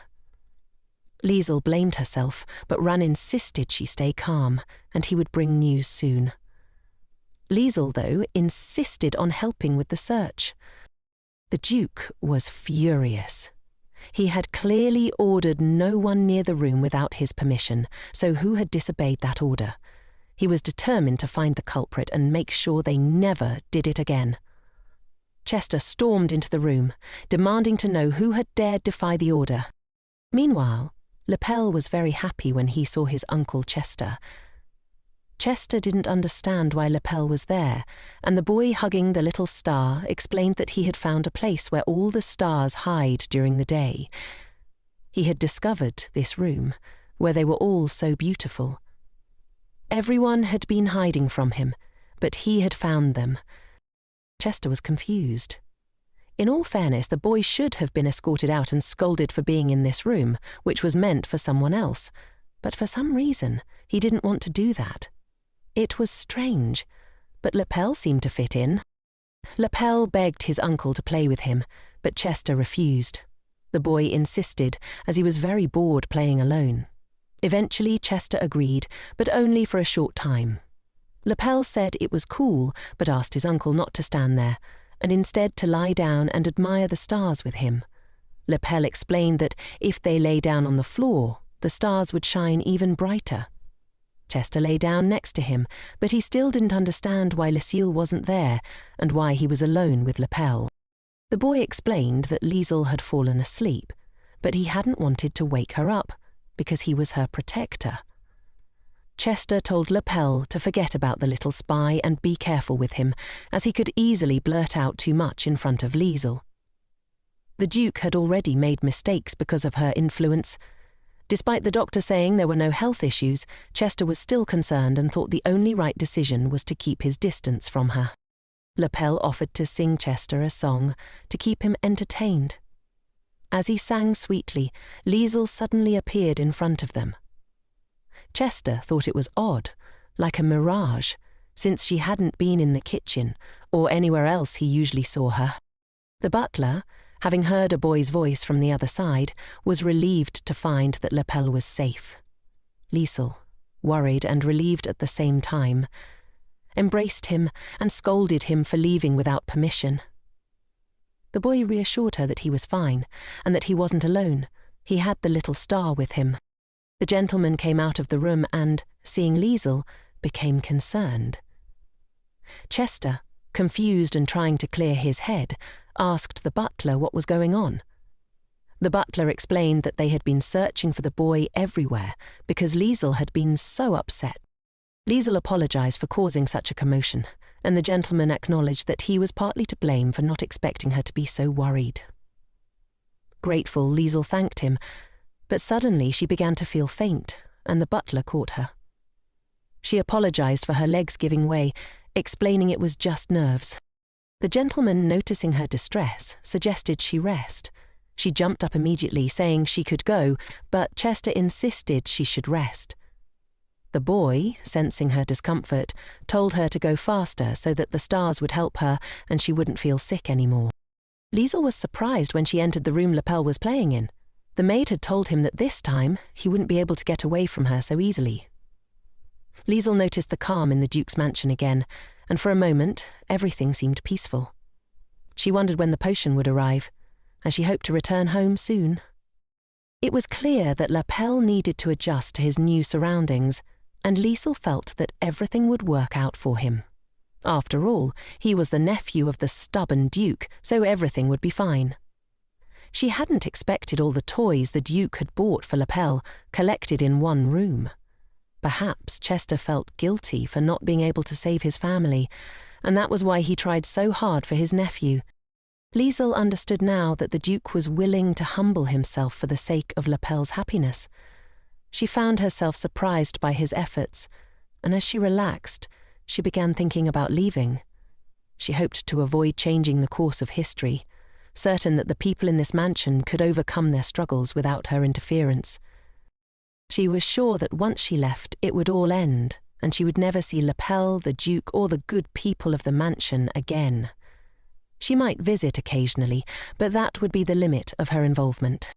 Her thoughts were interrupted when the servants whispered about Chester. They were shocked, saying that Chester had caused the incident and that he had done it to inherit the title. They believed all his actions, searching for Lapel and trying to find the criminal, were just a pretense. Liesel, furious, confronted the servants, demanding to know who had spread such rumors. They were terrified and tried to cover up their words, but Liesel demanded they answer. She couldn't believe they would slander an innocent man like that. Just then, Chester, having overheard the gossip, decided to take a break. When he opened the window, he saw Liesel, who looked beautiful and embarrassed him when their eyes met. Meanwhile, the butler entered the room and, assuming his master was tired, offered him some tea, but the master declined, saying he wasn't in the mood. Ran asked Chester where he was going, and Chester replied that he was going for a walk. His head had finally cleared and he felt better. It was time to return. If he kept going straight, he would inevitably run into her. It was better to turn back before he lost control again. He didn't want to believe that these obsessive thoughts couldn't be controlled. He was sure there had to be a cure. Suddenly he heard voices. One of them was blaming him for everything. He was shocked. He was hearing this in his own estate. Chester decided that he didn't care anymore. He just wanted to return to his usual routine. It wasn't the first time this had happened, and he was certain it wouldn't be the last. Then he heard a female voice demanding to know who had spread such rumours. It was Liesel. Chester was surprised to see her. She asked the servants who had told them such things, and they tried to deflect, saying that everyone was talking about it. Liesel pointed out that if everyone was talking, it meant they had proof. The servants stammered, admitting they probably didn't have any evidence. Liesel, unimpressed, reminded them that they were servants and should not be spreading baseless rumours about the master of the house. It was clear they were tired of living, she said, and warned them to watch their language in the future. The Duke was not the kind of man who would behave like that, and she would not stand for such talk. She then asked them why they had gathered here today. They hadn't been given the day off, so they should be working, not gossiping. Chester stepped out of the bushes and asked Liesel if she planned to stay outside any longer, noting that the wind was picking up. Liesel was taken aback, surprised by how quickly he had appeared. She felt embarrassed. He had seen her, scolding the servants as if they were children. Determined to escape the situation, Liesel decided to leave and take Lapel back inside. The Duke offered to walk with her, which she assumed was because he was worried about the servants gossiping behind his back. Despite this, she didn't understand why he was following her. She knew she had to say something, so she apologized for the scene she had caused. The Duke, confused, didn't understand what she meant. Liesel explained that she was referring to the rumours. As a guest, she shouldn't have gotten involved, but she assumed he must have felt terrible, and it couldn't have been easy for him. The Duke assured her that everything was fine, and that she didn't need to worry about it. This answer surprised her. Liesel couldn't understand how he could remain so calm. He wasn't guilty of anything, so there should at least be some presumption of innocence, and he shouldn't remain silent, otherwise she wouldn't be able to sleep at night. Chester, slightly irritated, asked her how she could be so sure it wasn't him behind the rumours. Liesel responded that she was sure because he wasn't the type to do such things. She added that if he were guilty, he wouldn't have gone searching for Lapel, nor would he have bothered decorating the room with stars. Chester was taken aback. She acted as though they had known each other for years, and she seemed to understand him so well. Her complete trust in him, without any hint of doubt, made him feel strange. Liesel noticed the redness of his face and thought he might be in pain, but Chester assured her that he wasn't hurting anywhere. He was just feeling sick, maybe a chill or a fever, but he refused to let her check his forehead. Meanwhile, the maids discussed the situation, glad that only Liesel had scolded them. Regina, however, was suspicious of Liesel. She didn't trust her and thought she was playing a role in front of the Duke. She was concerned that Liesel was manipulating him and wanted her out of the picture. The chef, unsure whether Liesel's condition would improve, noted that the doctor had advised her to drink more fluids. Perhaps she had overexerted herself while playing with Lapel. It had been cool yesterday, so it wasn't surprising that she had suddenly fallen ill. The chef instructed the maid to check on Liesel and ask if she wanted any special dishes, as it would be a sin not to feed a sick person something comforting. Regina, still upset, bumped into Tia, who immediately apologized. Regina muttered about Tia being a strange assistant, but Tia just smiled and asked if she could help. After the guests had left, all she seemed to know how to do was disturb others. Regina reported that she had brought all the spices the chef had asked for. The lady, pretending to be sick, had been so committed to her role that a few days ago she had been searching for the boy with tears in her eyes, all for the sake of a fleeting but intense hug from Chester. Her scheme had worked the first time, and now she was shamelessly continuing it. However, their relationship wouldn't be destroyed by her dirty tricks. That day, Chester had chosen her, and nothing would change that. The chef thought the lady had suddenly become possessed. She had brought soup for the lady, urging her to eat it, and Lapel asked her not to die. The lady reassured him that she was fine, but the boy cried, accusing her of lying since she could barely move. Tia comforted Lapel, telling him not to worry because the lady would get better soon. Liesel asked the maid to take the boy away, fearing he might get sick. Tia agreed to take him for a walk, but Lapel refused to leave, saying he needed to stay with Liesel. After some insistence, Tia finally managed to take him away, urging Liesel to rest. Liesel was grateful for the help, but she knew she couldn't afford to stay in bed for long. Her immunity was weak, and she didn't understand how she could fall ill from a simple walk. She had been here for 3 weeks now, and soon she would have to say goodbye to Lapel. She needed to get back on her feet quickly and spend more time with him. Chester, meanwhile, kept thinking these were symptoms of some strange disease, but after looking through all the books, he realized it could only mean one thing. He had fallen in love with her. He couldn't believe it. It was simply unbelievable and unthinkable. She wasn't extravagant as rumours suggested, and he was sure she doted on the boy. There was no talk of violence, but the fact that he had fallen for her in such a way felt strange. Determined to make sense of his feelings, Chester decided to review some books again. As he remembered her, he realized he was losing his mind. These thoughts, these mirages, were constantly occurring. Ran, the butler, approached and asked if Chester had finished with the documents. Chester was surprised. Hadn't he asked Ran to wait? He'd told him he would handle the documents soon. Then, Chester asked Ran what he liked most about his wife. Ran was confused, not understanding the intent behind the question. Chester commented that there must be something about her that made him marry her, which caused Ran to grow uncomfortable. He suspected something was off with his master. The sudden interest in Lady Lysel was a change, and his intuition told him it had to do with something deeper. Chester, noticing Ran's hesitation, asked him not to look at him that way, or he would feel awkward. Ran, ever the expert in such matters, advised Chester that love was something hard to explain. Sometimes it simply happened. You could wake up one morning and realize that you loved someone. Chester, though skeptical, listened as Ran continued, saying that love was more about people's feelings and their ability to compromise than any specific event. He didn't believe that everything Chester had been doing could be explained by anything other than love. Suddenly the maid knocked on the door and asked if she could enter. Chester granted permission, and she informed him that Lapel wanted to see him. Chester didn't mind and asked if something was wrong. The boy ran in, shouting that Liesel had died. Chester immediately corrected him. She had only caught a cold. Liesel was afraid she might infect the boy, so they had made sure he stayed away from her. The maid explained that she was still feverish and resting in her room. Ran saw this as Chester's opportunity and urged him to court the lady.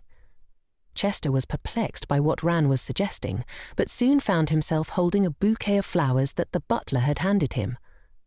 Ran had suggested he pick some flowers which were in season, and even mentioned that they had medicinal properties to help with fever. He assured Chester that it was necessary to help the lady recover faster. Despite his hesitation, Chester decided to visit her. He wasn't sure if the flowers were truly needed, but Ran's insistence made him feel as though it was the right thing to do. As Chester approached her room, he thought about what Ran had whispered in his ear. All women liked such gestures, and Chester should act on his feelings. When he reached her room, Liesel greeted him quietly, not understanding why he had come. She wanted to rest, but she allowed him to enter. Chester stood there, unsure of what to say. The butler, shocked by his master's behaviour, hoped that Chester hadn't forgotten how to speak. Chester remembered Ran's advice about romantic gestures, so he presented the bouquet to Liesel. She asked what kind of flowers they were, and Chester said he had found them on the way. Ran, watching from a distance, hoped this wouldn't be misinterpreted as a romantic gesture. But it seemed that Chester had indeed taken a step forward in his feelings for her. After handing the bouquet to the lady, Chester realized that something must have gone wrong. Tia entered the room, announcing that she had brought boiling water. Liesl was surprised, as she hadn't requested it. The Duke remarked that it would definitely be useful and handed her a glass of warm water.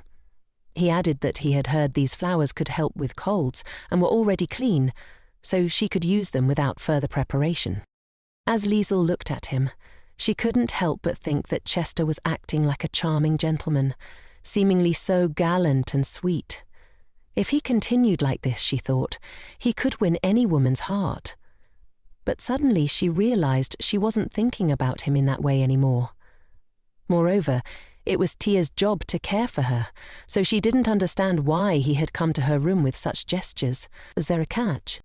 Chester, sensing the tension, suggested that she try the warm water, perhaps subtly implying that she shouldn't infect the boy. Liesl responded, saying that she preferred to be alone to avoid accidentally infecting anyone, so he needn't worry about her. Chester was taken aback and asked again, as if still unsure. Liesl, in turn, remarked that she couldn't believe he had gone through all this trouble just so she wouldn't infect Lapel. He could have simply told her. Ran, noticing Chester's confusion, became worried. The Duke seemed frozen by the sharpness in Liesl's response. At that moment, a servant entered and announced that the gentleman was waiting for Chester to review the city documents, meaning it was time to get back to work. Frustrated, Chester shouted that he had trusted Ran, but couldn't understand why his plan had failed. Ran noted that it was a normal reaction, given how Chester had treated her, like a fraud since the beginning. Naturally, she wouldn't respond warmly to his gifts right away.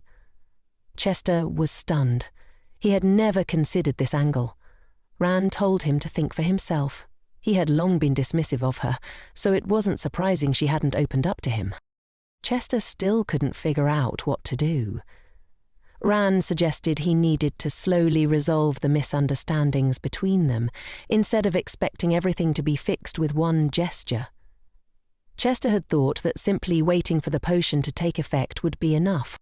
But now, he found himself completely unsure about what had gone wrong. Everything felt out of place, and he could feel himself distancing from his original goal. Ran reminded him to be more careful in the future, promising not to put him in an awkward position again.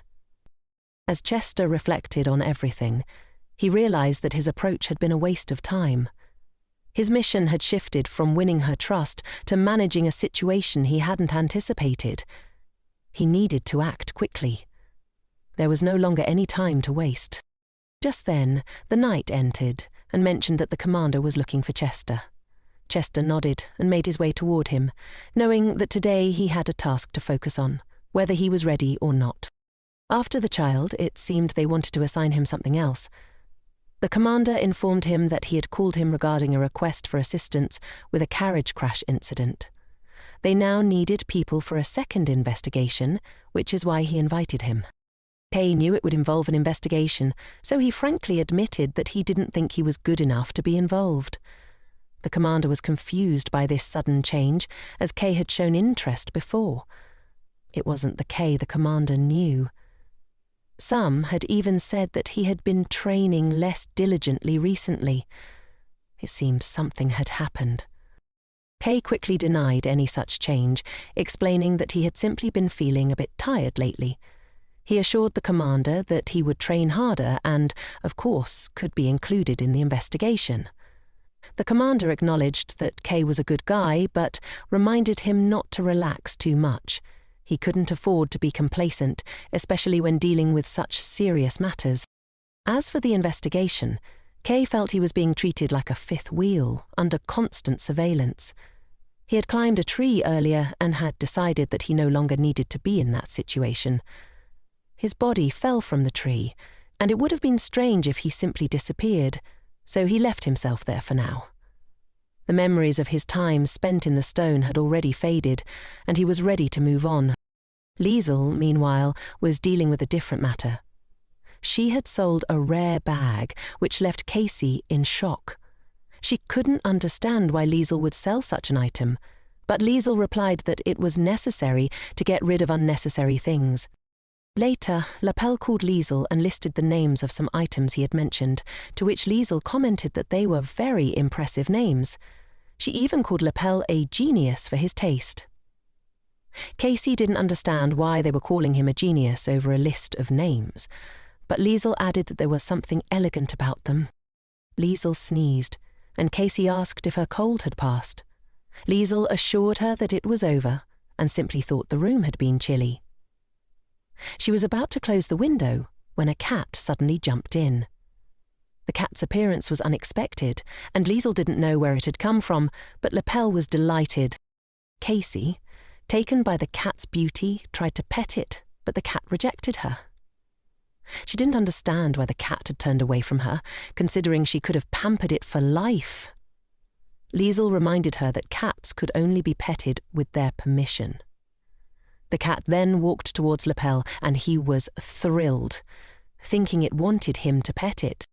Meanwhile, the cat sat comfortably on Liesel's lap, much to Casey's excitement. Lapel commented that Liesel was very cool, and that the cat seemed to enjoy her company. Casey, feeling jealous, wished she could pet the cat too, but Liesel's calm approach had won the cat's affection. Chester, back at home, was surprised to learn that Casey had come to his house. It seemed that Liesel had been gossiping about him, though Chester didn't think Liesel liked that sort of thing. However, he wasn't sure whether Casey was gossiping too. It annoyed him, so he decided it was time to send her home. Ran, the butler, was surprised to see Chester leaving when he had wanted to speak with him. Chester told him to come back later, since he had urgent business. Ran insisted that it was of utmost importance, and Chester reluctantly agreed to listen. The butler informed him that the potion had arrived. The magician had found one and immediately sent it. He also mentioned that it would be sufficient to test just one child. Chester was pleased with the news and praised the butler. Ran asked if he could call Liesel and Lapel right away to use the potion, but Chester hesitated.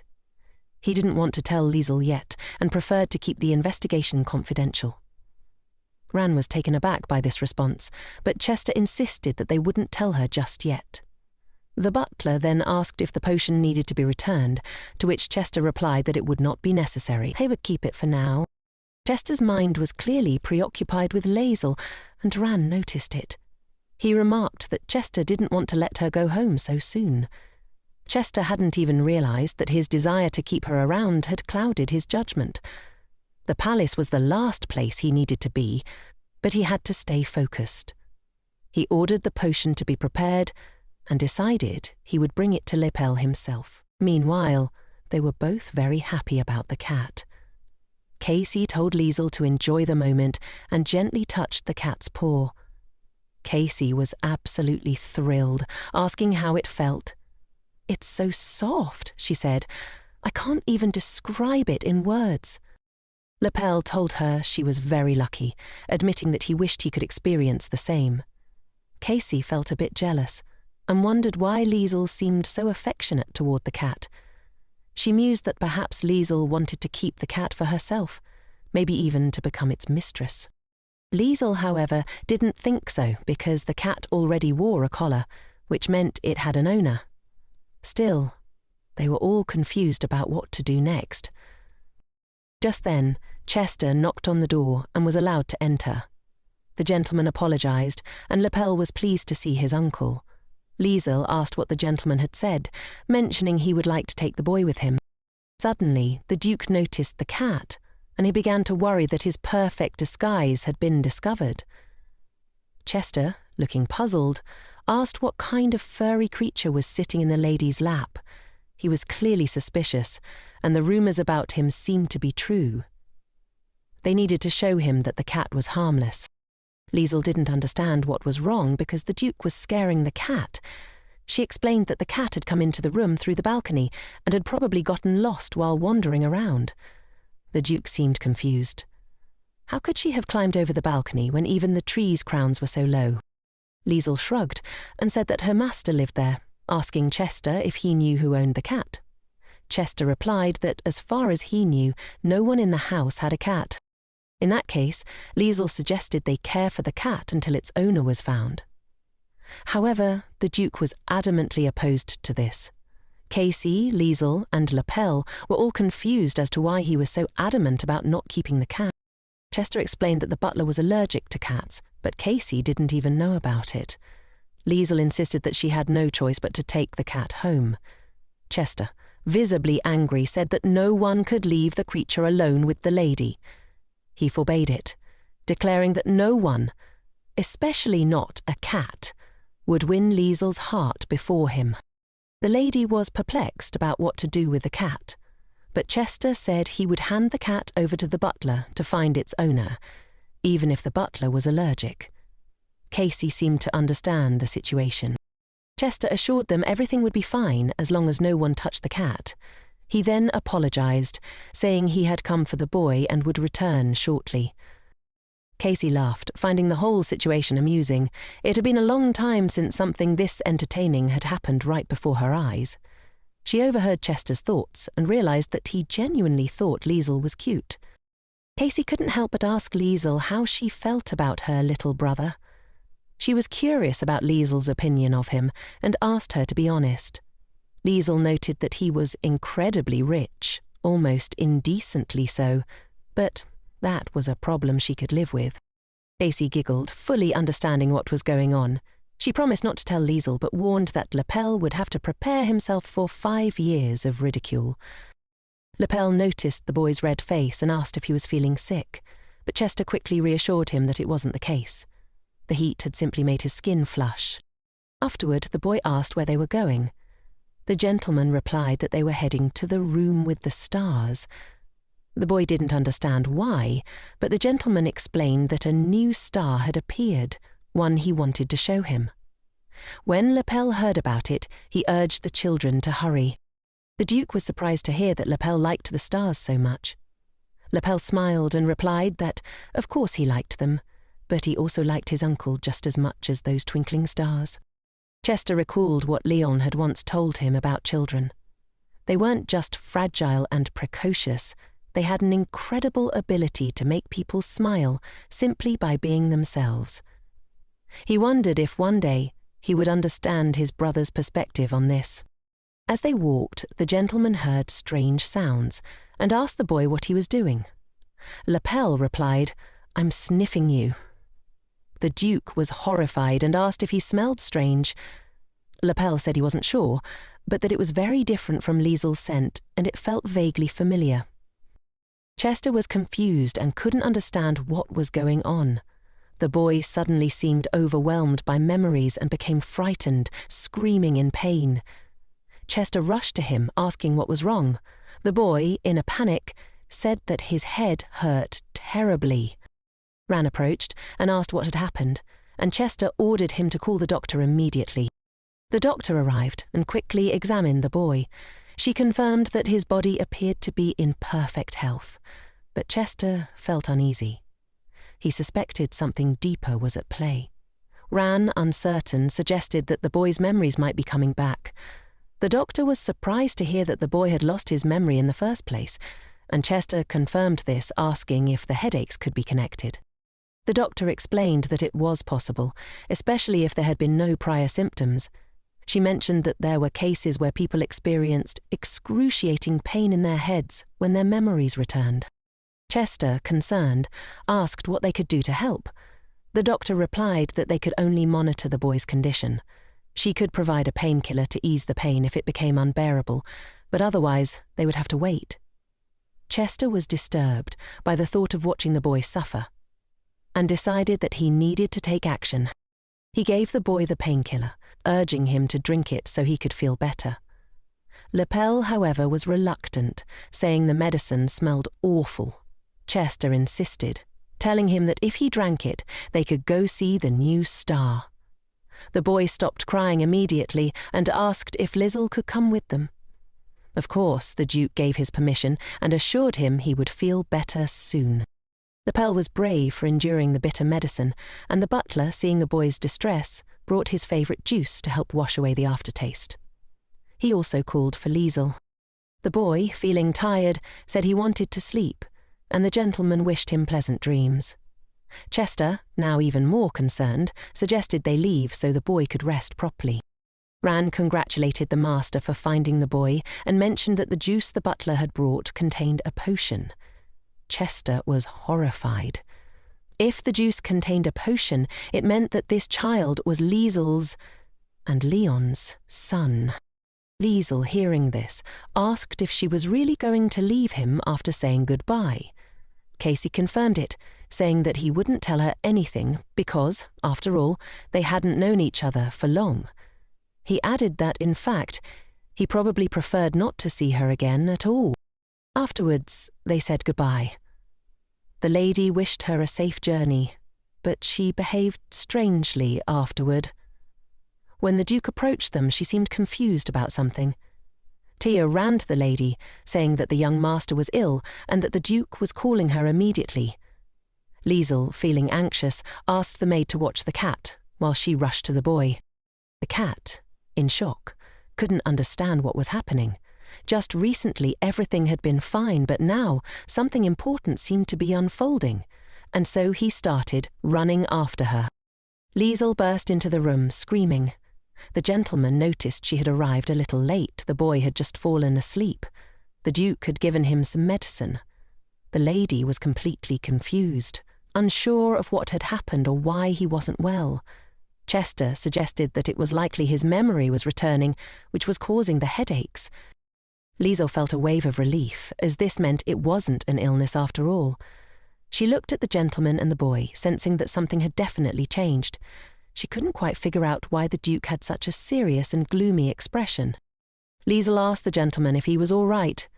Chester apologized, admitting that he had doubted her all this time, and he was deeply sorry for that. Liesel, though, thought he might be sick too, as she imagined he had some personal problems. She laughed quietly, thinking he was lying because the Duke would never admit something like that. Maybe he had even hit his head on some cobblestone. She wanted to tell the doctor that there was a patient here, but the Duke turned to Liesel, asking for her forgiveness. The lady didn't know how to respond. Suddenly, the boy woke up. Liesel was overjoyed and asked if he was feeling better. Lapel smiled and said that the pain was almost gone. She noticed how quickly he was recovering, and she was relieved to see him doing so well. Lapel then told Liesel to go to bed too because he wanted to sleep with her.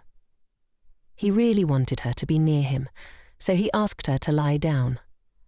Liesel suddenly realized that this was the very room the Duke had prepared for his nephew. She knew that Chester wouldn't let Lapel stay there, so she suggested that he go back to his own room and sleep there. Lapel didn't understand why she said that. Liesel explained that the room belonged to them. The Duke, however, assured her that everything was fine, but Liesel was still shocked. She couldn't understand why the room had been set up for the boy in the first place. Chester insisted that the boy could stay in the room. He had suffered enough and needed to rest. The Duke said that Lapel could come here at any time. Liesel, still confused, decided to leave it at that. Lapel then asked her to wait while he lay down on the other side of the bed. He truly wanted to sleep with them. The Duke, caught off guard by the request, was struck by the boy's desire. It was impossible to refuse.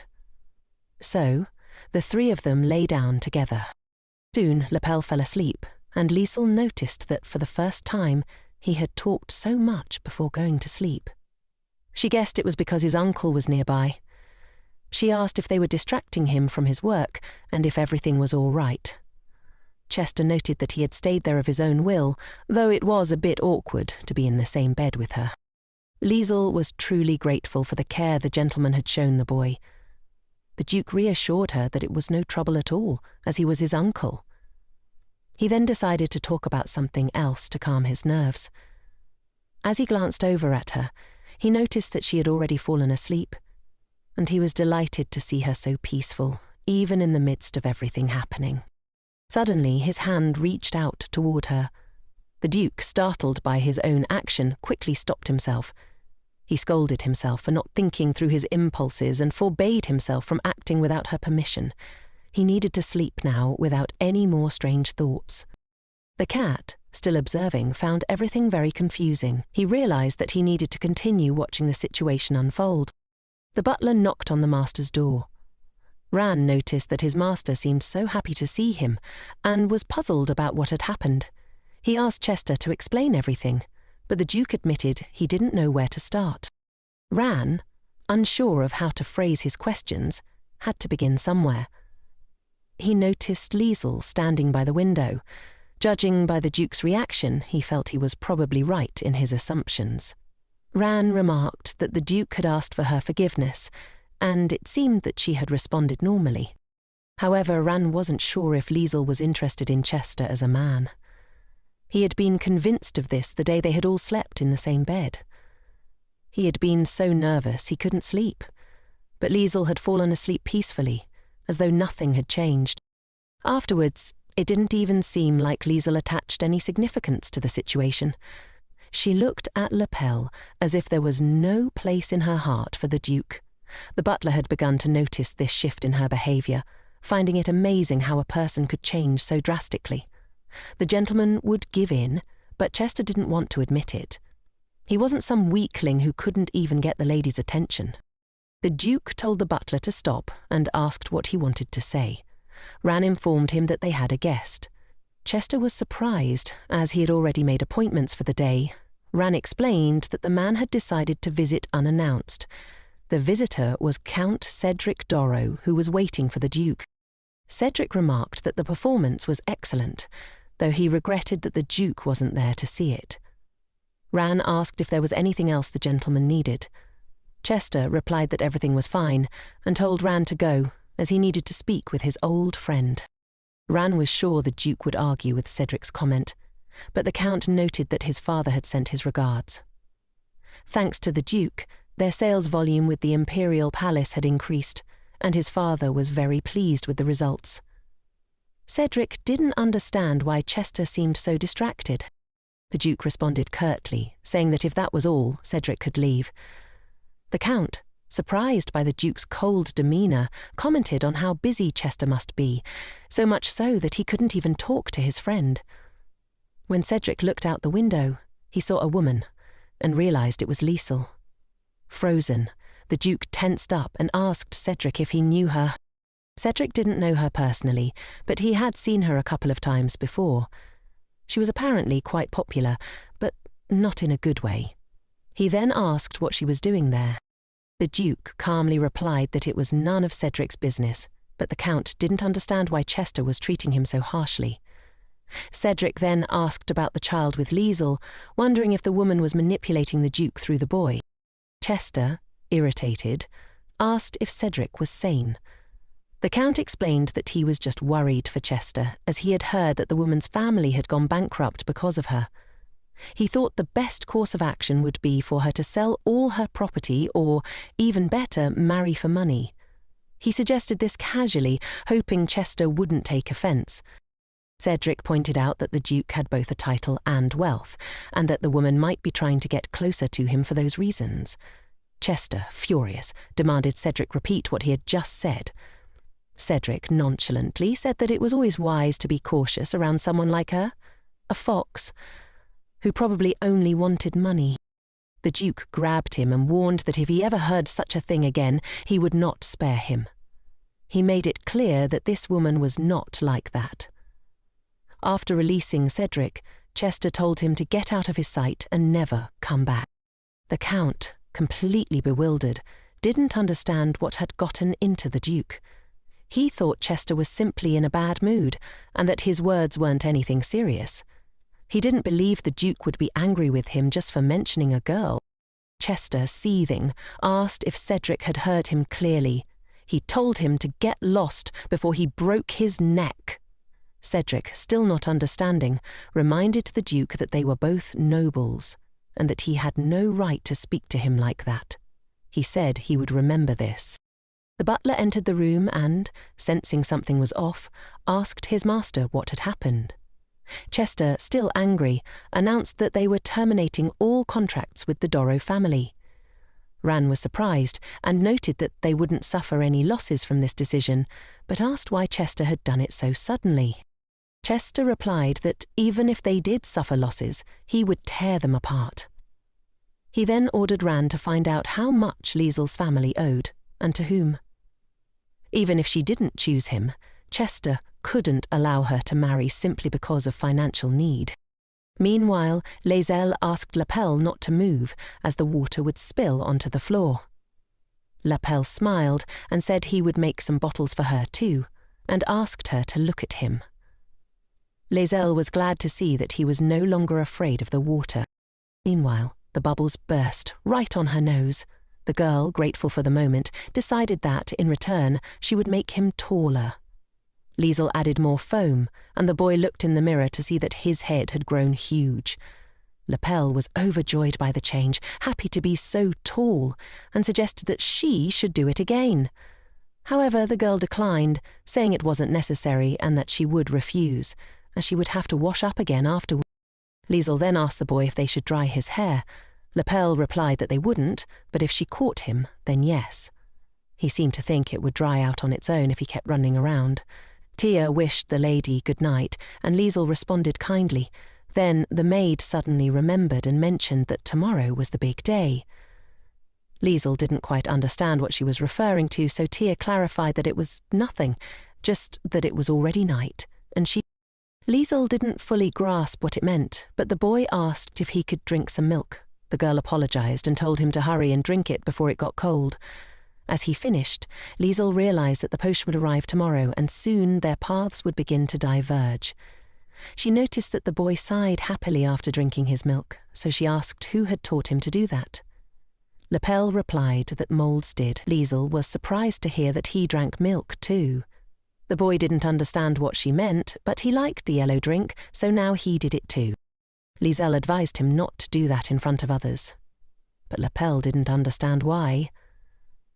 She explained that he would grow up around nobles who would always be looking for faults, even under his fingernails.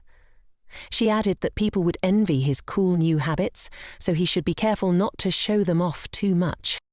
It was now time for bed, but the boy didn't want to sleep. He turned to Liesel and asked if they could sleep with Uncle like last time. Liesel felt uneasy about it. She didn't think she could voluntarily sign up for that again, and she even remembered snorting the last time, which embarrassed her. She told him they could do it next time, and Lapel eagerly asked when that next time would be. The girl, unsure, replied, "Probably soon." "The day after tomorrow," Lapel agreed. But Liesel knew she had to keep her word because she had promised. She truly wanted to apologize because, after she left, she knew this false promise would hurt him. Despite initially finding him because of the reward, in this short time, he had become the most important thing in her life. Therefore, she hugged the boy and quietly cried, genuinely feeling sorry. Ran, deciding to be helpful, asked the master if he wanted to delay the delivery of the potion for a few days, but the master replied that it was unnecessary. He had already promised the lady. Chester knocked on her door and announced he would be entering. Liesel was surprised and asked if the juice was the potion and if it had any side effects. The Duke assured her it did not, and she could trust him. Liesel asked the boy to wake up since his uncle had arrived. Ran, noticing that the boy was probably thirsty, brought him some juice. Lapel was thrilled and said he was very thirsty, but suddenly the Duke stopped everything. Liesel asked what was wrong, thinking he might have remembered something important. Chester said it was automatic, just what was on his mind, and there was no way to drag this out any longer. Liesel approached him and asked in a whisper if he was absolutely sure that there were no side effects. She wondered if he had lied to her, but he reassured her everything was fine. However, Liesel did not understand why he suddenly told the boy not to drink the juice. She was shocked, thinking he was lying, and even more surprised that he still didn't trust her. Chester assured her that it wasn't about trust.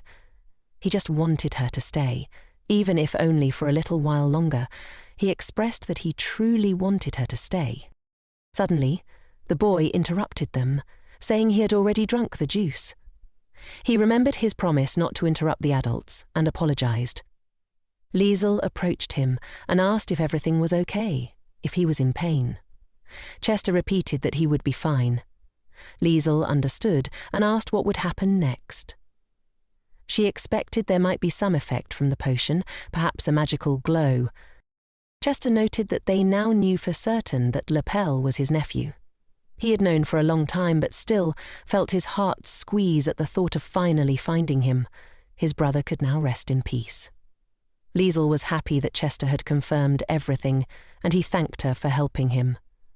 The lady thought she should hug the boy, but she felt so heartbroken. Liesel told Lapel to hug his uncle, and the boy eagerly jumped into Chester's arms. Ran, too, thanked the lady sincerely. Liesel felt there was no need for thanks. She was just happy they had found each other. Ran was surprised by her emotional reaction. Liesel didn't understand where her tears were coming from. Chester too was in shock, and Lapel asked why she was crying. Liesel didn't want to cry because she was planning to leave them. She had wanted to make their last moments happy and carefree, but now it seemed impossible. Lapel asked what was wrong, and Liesel told him it was nothing, just a speck of dust in her eye. The Duke handed her a handkerchief, and Liesel, grateful, tried her best to stop crying. But the tears wouldn't stop. She turned to the boy and asked him to listen to his uncle from now on. He should eat his carrots and not be afraid to swim. If he was scared to sleep alone, he should ask his uncle to sleep with him. Lapel needed to grow up to be a strong, healthy boy. After saying this, Liesel hugged him tightly.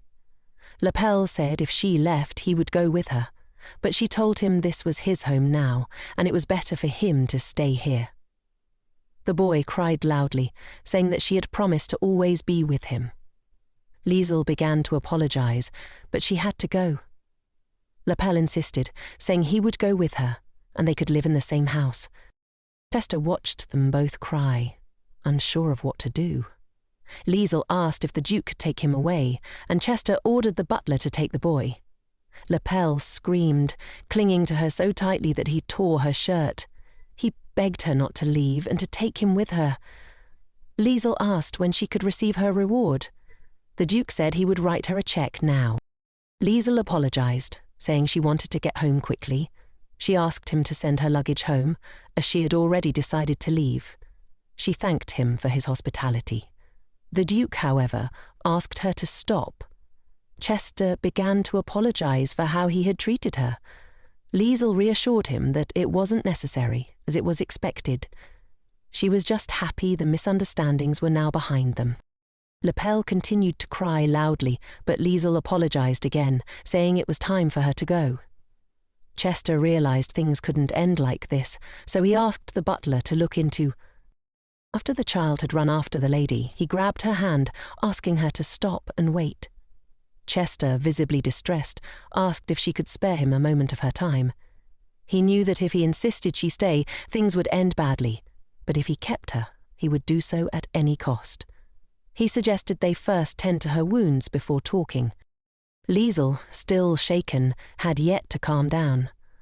The Duke asked her to wait while he brought the first aid kit. Overcome with emotion, she cried even more, feeling a deep sense of shame. She didn't understand why she was crying so much and hoped he wouldn't make fun of her. But deep down, she knew there would be no later to laugh about it, as today was their last day together. She would never meet these people again. And this was the room where she had asked the Duke for a favor, a situation that would never happen again. Despite wanting to cry again, she forced herself to calm down. The Duke apologized for being a little late and handed her some water. Liesel realized she should be happy. After all, once she received her reward, she could pay off the family's debts. It was a great day, so she tried to smile, though it was difficult. The Duke noticed that she was still feeling unwell and thought it might be best to leave her alone for a while. But Liesel reassured him, saying everything was fine. He asked her to show him where she was hurt. Liesel told him she could treat the wound herself, but her sleeve was in the way, so she decided to rip it off. The Duke, aware that he probably shouldn't be watching, tried to calm himself. Now was not the time to get lost in thoughts. Liesel had finished treating herself and then, with a deep breath, asked what he wanted to talk to her about. Chester was troubled, knowing he had been holding her up for no reason all this time. He couldn't come up with a good excuse quickly. If Edric had been there, he could have thought of something ridiculous, but as Chester sat with the situation, he knew that letting her go without saying anything would make his fears come true. He would have to detain her even though he didn't want to lie. But at this moment, he had no other choice. Liesel, confused by his hesitation, asked again what was going on. Chester, gathering his courage, finally proposed marriage. Liesel, stunned, couldn't understand why he was suddenly talking about this. She wondered if he was ill or drunk. Chester calmly reassured her that he was of sound mind and memory. Liesel was baffled that someone who clearly had some emotional struggles would bring up such a thing. Whatever the reason, she knew she had to refuse. Chester was shocked, asking if she truly disliked the idea of marrying him so much. Liesel confirmed that she couldn't marry him because they weren't in love. He asked her to marry him for the sake of the boy, as Lapel needed her and wouldn't manage without her.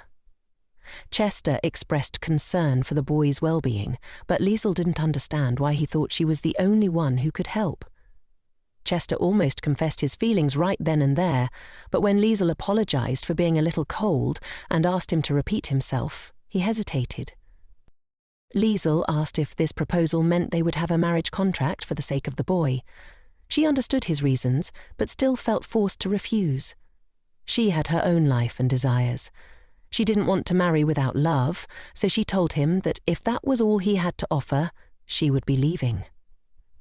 Chester tried to stop her, urging her to think carefully, but she responded that, no matter how he looked at it, it still meant marriage. The Duke, desperate, asked her to stop, and then shouted, proposing a 1-year contract marriage with an increased reward, 100 times what she had been promised. But before he could finish, Liesel turned to him. Meanwhile, Lapel had finally fallen asleep, and the butler, relieved, was happy that Tia had been there to look after him. He asked her to continue watching over him for now. The maid reassured him that there was no need to worry, and Ran said he would leave it to her, as she was the one who needed to take care of his things. The maid, overjoyed, asked if this meant Lapel had been officially recognized as the true heir of the House of Hyos. They were so fortunate to have finally found him. The maid, unsure of what was happening, decided to ask if this meant the lady was about to leave them. She didn't even know if she'd have time to say goodbye. Ronan, thinking that the gentleman wanted to see the lady off, was confused as to why he still hadn't returned. The butler, refusing to believe that he could have made another mistake, remained silent. Liesel, opening the curtains, called out to the sleeping boy, telling him to wake up because they wanted to have breakfast together. Jera smiled softly and said to look at their child smile. He was her only dear, and she loved him so much. Words could never express her love. The lady asked if he was even listening to her, but these were just the Duke's thoughts. Liesel noticed that he always seemed lost in thought, never fully present, still unable to finalize the contract. The gentleman, looking distracted, asked for another minute to finish, saying he was almost done. He just needed to prepare since it was just a contract marriage, a fake wedding. Liesel, still not understanding, thought that maybe he was disappointed in her greediness. But 1 billion shillings wasn't a small amount. She realized that with such money, she could live without poverty for the rest of her life. She could sell her soul for this kind of money and live happily as a minor character in this world. She couldn't afford to miss this opportunity. After a year, she would be a divorced woman, but that wasn't a problem. She wouldn't need to marry again, and with her newfound wealth, she wouldn't have to worry about what people said. Her reputation was already tarnished after all, which meant the Duke would face the gossip much sooner than she would. He would spend the same amount of money to get his status as a divorced man. He seemed willing to do anything for the boy. Liesel nodded and said that the contract was ready. The gentleman asked her to let him know if she wanted to make any changes. The contract, he explained, stipulated that the fictitious marriage would last for a year, and both parties would fulfill their duties properly. If she needed the assistance of the second party, she would need to notify them 2 days in advance and receive consent. At the end of the contract, Chester would pay Liesel 1 billion shillings. Liesel was struck by the amount of money and asked if he would change his mind later. He seemed surprised by the question, saying he could earn that amount with just a breath. It wasn't even an issue. The lady realized she had been worrying needlessly. The 5th point in the contract stated that neither party could tell anyone about the agreement. The 6th point allowed the contract to be extended if both parties agreed. Liesel wondered aloud if they could remove the 6th clause. It simply didn't make sense that both of them would want to stay married after a year. After a year of living together, the gentleman said the clause could not be removed. Liesel was surprised, as he had earlier told her that if she wanted to change something, she should speak up. Now, however, he seemed upset because she wanted to make a change. Deciding to go along with it, she later asked, "What if someone accidentally finds out about this contract? Would it be cancelled?" Chester almost had everything worked out, but he couldn't let the contract jeopardize everything. He explained that they would add a clause to address this, stating that if one party made a mistake, they would have to comply with the other party's demands. Liesel considered the terms and, seeing no further need to deliberate, said, "No, there's nothing more to think about. I'm ready to sign." Chester, however, cautioned her that an important decision shouldn't be made so hastily. He reminded her that this was a magical contract, and if the terms weren't followed, it could result in physical pain or even death. Liesel now understood why she had seen the magic symbol flash for a moment. However, she felt confident that in the end, she would benefit, so she signed without hesitation. "Now it's your turn, Duke," she said. The Duke hoped for her cooperation, but they didn't shake hands. She still had to go home first. The Duke nodded, understanding, and asked when she would return. Liesel, however, asked, "What about you? When are you going to come?" The Duke was puzzled. "What do you mean?" he asked. Liesel explained that if they wanted to avoid appearing suspicious, he should come to her rather than her going to him. Chester, still not quite following, was taken aback. "You mean I have to talk to your parents?" He paled at the thought. He had never considered this part of the plan. Liesel didn't understand his sudden distress. "Do you really want to avoid it?" she asked. "Isn't this marriage just a formality?" he asked. "Why the need to bring him here? There's no harm in a fictitious marriage." That's probably what the Duke thinks too. Liesel paused, thinking. "But still," she said, "I don't want to hurt my parents. I need you to make sure everything goes smoothly. We can just have dinner together, and then he'll show them that he supposedly loves me with all his heart. That will be enough." The Duke, having overheard part of the conversation, understood. He realized that he was the only one in love, but he also understood her need to protect her parents. "I understand," he said softly. He then asked, "What are your parents like?" Liesel, surprised by his interest, smiled slightly. "You really want to know?" she asked. "Well, if you want to impress them, you should bring a small gift, something chosen with love. They'll appreciate that." The Duke nodded thoughtfully. "I'll consult with the butler," he said. "I'll arrive soon." The day after tomorrow, Liesel was surprised by how quickly things were moving, but Chester thought the sooner the better. They said their goodbyes, and Liesel mentioned she would go see the boy before leaving. She asked him to arrange a carriage for her. Chester asked her to stop and take off his coat, offering it to her because it was getting cold. He also wished her a safe journey, but his expression seemed reluctant to let her go. Just then, the butler burst into the room, surprised to find Liesel still there. Liesel explained that she was going to see the boy now, and the butler told her that he was in his room. He also reminded her to be careful on her way. Liesel thanked Chester for the coat, promising to return it at their next meeting. Before she left, the butler asked Chester if he had managed to persuade her to go on a date, or if he had gathered all his courage when he realized Liesel wanted to leave the estate. He offered to help with any matters of love, should Chester need it. Chester, slightly taken aback, asked the butler to help him find a place for the wedding. The butler was furious, unsure who could be dragging the girl down the aisle on the first date. Chester clarified that there was no date. He had made it all up. The butler, now understanding, realized that Chester had no intentions of dating, but was instead planning a wedding.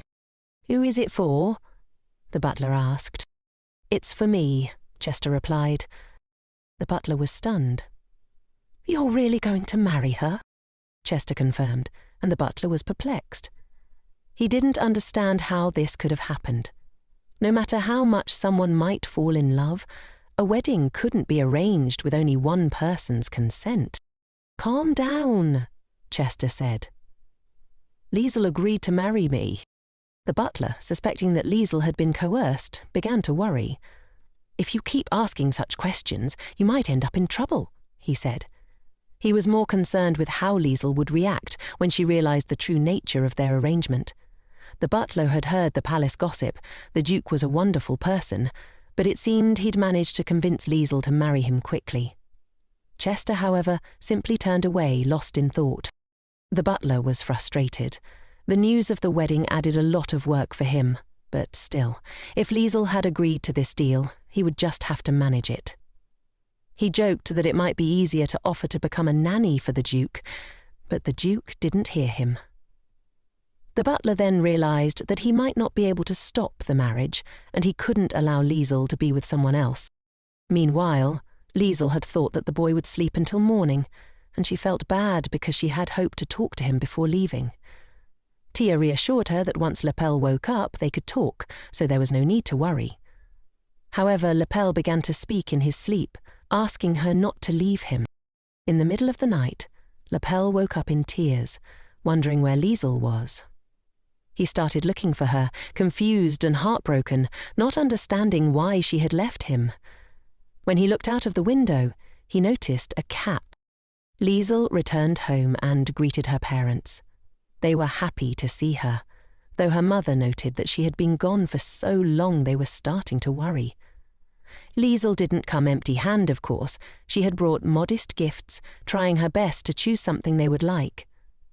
Her father smiled, saying that she was definitely his daughter, and the butler was touched by the fact that she had not forgotten about him. "It's very late, and I'm tired from the journey," Liesl said. "Let's talk in the morning." Her mother asked how the boy was and whether she had said goodbye to him. Her father, clearly concerned, said he couldn't imagine how the child would cope without her. Liesl reassured them, saying the boy would be fine because the Duke was a good man. Her mother agreed, adding that the boy would be okay now that he was with his family. Her father, however, expressed regret that they wouldn't see the boy again. Liesl said that if they wanted to meet, they could arrange it. She then excused herself, saying they would talk tomorrow, as she was exhausted and could hardly find the strength to speak. As she left, she reflected on how wonderful Lepel's parents were. She thought to herself that the difficult conversation with her parents awaited her in the morning. She would be able to see Lepel every day now because she was marrying the Duke. Somehow she found herself telling her parents everything in such a way that made it seem as though she were a spoilt daughter. But in the end, she knew the morning would bring clearer thinking. Meanwhile, the cat walked around the garden, finding a spot where no one would notice her. In that very moment, she transformed into a human. She couldn't make contact due to the security, and it frustrated her. She asked the stone to hurry up and connect her with the owner. Hazen was on the line, and the master was too. He decided to inquire about the progress of his servant. The man confirmed it was indeed the child and then asked what to do next. The stranger considered what to do with him, whether to take him away alive or kill him on the spot. Hazen requested the order, ready to carry out any wish. Suddenly, the sound of a boy calling out interrupted them. It was Lepel. Hazen was startled and didn't understand why he was there at all. When the boy looked toward the bushes and saw the cat, he became very happy. Hazen sighed in relief, glad he hadn't been discovered, though he couldn't understand why the boy was there instead of in bed. The boy didn't understand that the cat didn't like him, but he was just a child. Lapel asked the cat not to go, begging her to stay with him. This annoyed Hazen greatly, and he knew he needed to get rid of the boy quickly. But suddenly, Lapel caught his foot on a branch and fell. Hazen couldn't comprehend how the boy could be so clumsy. He wondered if there was any trace of Hazen's blood in the child's veins. Lapel burst into loud, desperate tears. Hazen realized that this boy was indeed troublesome. The cat needed to find a quiet place to finish her report, but the boy continued to cry, saying he was just like Liesel. Now she was leaving him too. He didn't want to be alone, so he begged the cat to stay. Seeing his distress, the cat decided to return to him. The boy was incredibly grateful and hugged her tightly. Hazen, irritated by the loud crying, tried to convince himself that it was just the noise that bothered him, not any sympathy for the boy. He reminded himself that he needed to focus on his mission and not be distracted by such emotions. Meanwhile, everyone began searching for the young master in a panic. The cat realized it would be odd if they weren't looking for the child, who should have been in bed. It was bad. She really wished the boy would leave her alone, but she couldn't shake the feeling of being hunted. Chester, terrified, led the search with maids and butlers. When the boy saw his uncle, the Duke, he realized where he had been all this time. The cat had a bad feeling. Tia, the maid, apologized for not keeping a closer eye on the young master. The Duke reassured her, saying it was fine since they had found him, and asked her to put the boy back to bed. The butler remarked that Lapel had been outside for a long time, so he needed to be warmed up first. A maid offered him warm milk. She noticed the cat in the boy's arms and, curious, asked why Lapel was holding the cat. Lapel said she would stay with him, explaining that Liesel wasn't around, so he wanted to be with the cat at least. Hazen didn't sign up for this, and the maid wondered what His Highness would think of the situation. Chester replied that they had no choice and should leave the cat with the boy for now until her owner came for her. The cat was shocked. They really wanted to keep the boy company. It seemed like they wanted to trap her, but she couldn't bring herself to eat him. As she watched them care for the boy, the realization hit her. The boy was now responsible for her. I'm sure. The maid urged Lapel to cover himself with a blanket, also mentioning that Liesel would be back soon so he shouldn't worry. Lapel was overjoyed to hear this and asked his uncle if it was true. Chester confirmed it, saying that Liesel had just gone home for a short time and that Lapel shouldn't worry. He should sleep peacefully. Lapel smiled, relieved. The butler then reported that he had brought what Chester had asked for. Chester questioned whether it would work. It was a magic ring of control. It could regulate the weight and restrict the movement of a person, ensuring that the cat wouldn't be able to leave the room. Chester ordered the butler to proceed. Meanwhile, the maid decided to go fetch the milk. The master and the butler didn't mind, as they would be able to look after the young master in her absence. Ron looked up and asked the gentleman what was up there. In the meantime, he had managed to attach a control ring to the cat, ensuring she couldn't take human form. She started to try shaking it off, but Lapel began to worry. The Duke reassured him, saying she would get used to it, so there was no need to worry. This way, they could wait for her owner to arrive. Otherwise, she might try to escape, but she would be safe in the house. Hazen knew that he was stuck and couldn't afford to let his guard down. Soon, the maid returned with the milk, and the Duke and the butler decided it was time to leave. The maid would take care of the young master in their absence.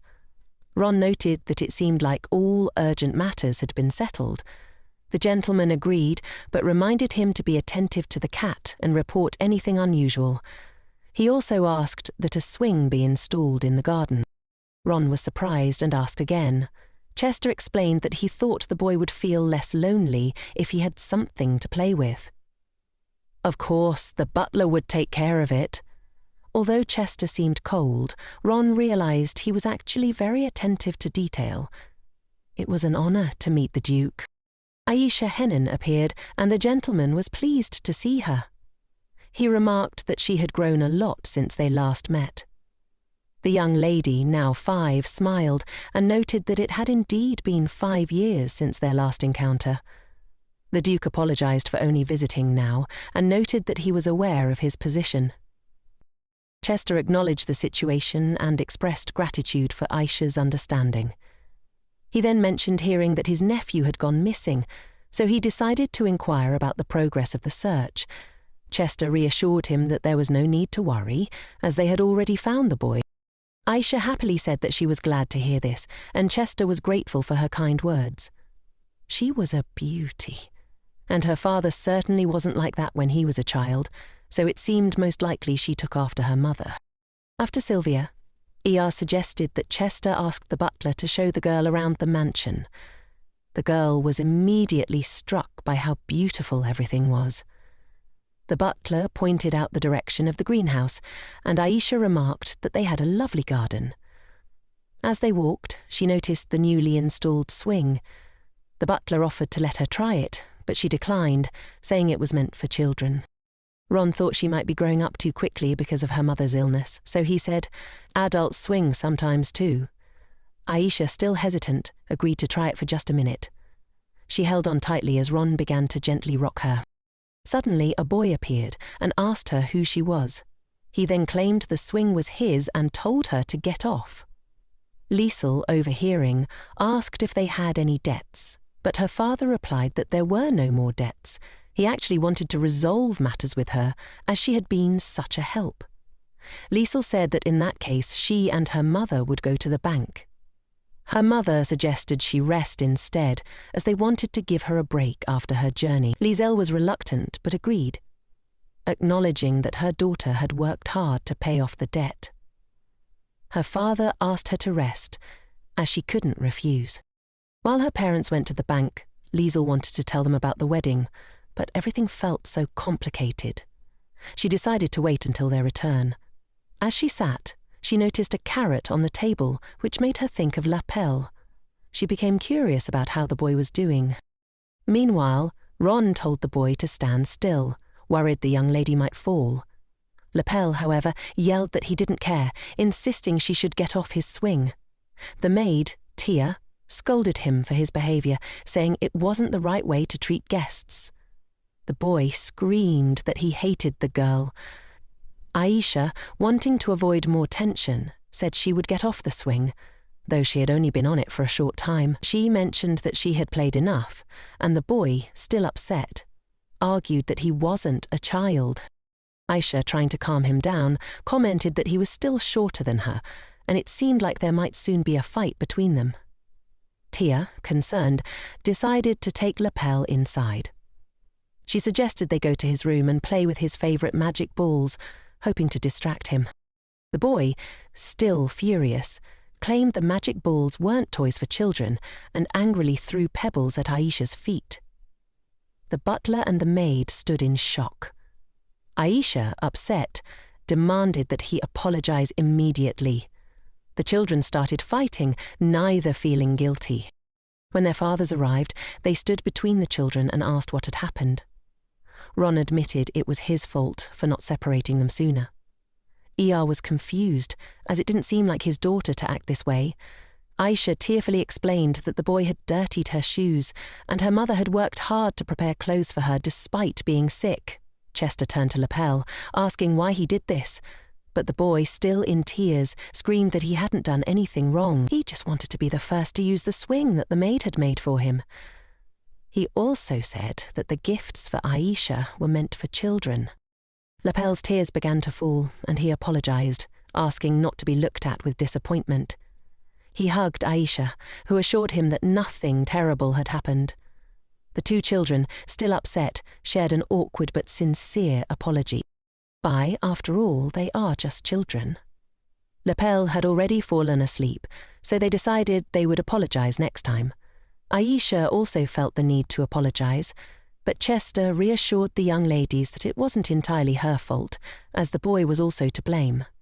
As they prepared to leave, the Duke asked them to be careful on their way. ER reminded Chester that he had mentioned his upcoming marriage, and they congratulated him, noting that he was no longer a bachelor. Chester was asked to bring his future wife along next time. Ren, noticing the conversation, asked if everything was okay. The Duke acknowledged that he indeed had a bride and was truly going to marry. One woman offered the Duke a house with a 150-year history, considering it a great option. Another man suggested that the Duke should focus on their distillery, which was becoming increasingly popular, benefiting everyone. He recommended they be practical and elegant and suggested fashionable clothing. Another man proposed his project, believing it would also be a good investment. Chester turned to the butler, asking for his opinion. The butler was confused, not understanding why the investments needed to be so urgent. The gentleman clarified that it wasn't about investment, it was a gift for his future wife's parents. The butler acknowledged this and said they would consult with Chester and inform him later. The Duke was puzzled as to why they were being dismissed, as he hadn't made any decisions yet. ER suggested that it wasn't right to rush into things, recommending that Chester buy something simpler instead. After all, it was just money. But for others, it could be a burden and responsibility. Chester realized that if he suddenly decided to get married, people might think he was bribing the lady with money he didn't know what to give her, feeling unsure about whether she would even like it. The butler suggested something modest, neither too expensive nor flashy, a small yet thoughtful gift. Chester pondered over it, thinking through the day and the night without coming up with anything. He worried that she might dislike the gift, but then he thought maybe she would appreciate it too. The next morning, the butler woke Chester, surprised to find him already awake. Ron noticed the dark circles under Chester's eyes and asked if he had slept at all. Chester had finally decided what to buy. The butler assumed that Chester was nervous about meeting the lady's parents, with the wedding looming ahead. He respected Chester for being a married man, and Ron was confident his master would handle everything well. Ron was surprised to see Chester leaving already, and noted that he probably had other plans for the day. Chester explained that he felt stuck, so he had to become more decisive. He decided to go for a walk, buy the gift, and meet with the parents. That seemed to be the plan. Before he left, Chester asked the butler how he looked. Ran assured him that his master looked stunning, and that they would definitely not be disappointed in him. Chester hoped so, and promised to return soon. The butler reassured him that everything would go well and that he wouldn't be alone, as the lady would likely have already told her parents everything. They would welcome him with open arms. Chester, feeling a little better, nodded in agreement. After his words, she was grateful to him and reassured him that there was no need to worry. However, her parents were completely shocked when they heard about the wedding. They didn't understand at all what she was talking about. Her father couldn't comprehend who had allowed her to leave her father's house so early. He was adamantly against it. Her father's reaction was worse than she had expected, and the situation seemed to be spiraling out of control. The Duke would be arriving soon, so things were becoming dire. She realized now that she should have told them about it on the first day, but it was too late for that. Liesl tried to calm her parents down. Her father, visibly upset, remarked that his daughter, who had never even dated anyone before, was suddenly talking about marriage. He insisted that such a thing was simply impossible. Her mother, still in disbelief, wondered if Liesl was joking, though they were too old for such humour. Liesl assured them it wasn't a joke. She had really fallen for someone. Her mother, concerned, asked if she had thought it through carefully. Her father added that marriage was a very important decision. Liesl tried to explain that she had given it much thought and felt confident about her decision. She reassured them that the man she loved was a good person, and if they met him, they would like him too. But her parents were firmly against the idea of any meeting. Her father insisted that he didn't need a son-in-law, especially since she was too young for marriage. Liesl's parents had always tried to give her everything she wanted, even at great personal cost. Now, her father could not accept her decision because he loved her too much. Liesl, trying to make her father understand, told him she wasn't a child anymore, but a young woman who had already debuted into society. Her father, still unwilling to listen, distanced himself emotionally. Liesel tried to explain that her father had married her mother when he was only 20 years old, but he dismissed it, saying it was different back then. Her mother, seeing the tension, suggested they talk about it once everyone had calmed down a bit. Meanwhile, the butler informed Chester that Duke Chester Hillosh had arrived. The Baron was confused as to why Chester was there, and Liesel was puzzled as well, not understanding why he had come so early. She still had 2 hours before their scheduled meeting. Chester explained that they hadn't seen each other for a long time, and he must have decided to meet her parents. Liesel couldn't help but notice how much more handsome Chester had become in the short time since they last met, though now wasn't the time for such thoughts. She decided she needed to apologize, feeling the situation was bad without his support, and they should ask him to come back later. Suddenly, her mother came out and greeted Chester, believing that he was there because of Liesel. She invited him into the estate, though Liesel was surprised to see that he hadn't come alone. Chester explained that these people would be waiting outside and reassured Liesel that everything was fine. He introduced her to his companions and commented on how nice it was to meet her mother, Rosalie. Liesel's mother mentioned that she was still talking to her father and asked Liesel to show the guests to the living room. When her mother left, Liesel remarked that they hadn't agreed on Chester's early arrival and was still confused about why he was there so soon. Chester had apparently left his home early, bought presents and arrived ahead of schedule, likely waiting by the entrance.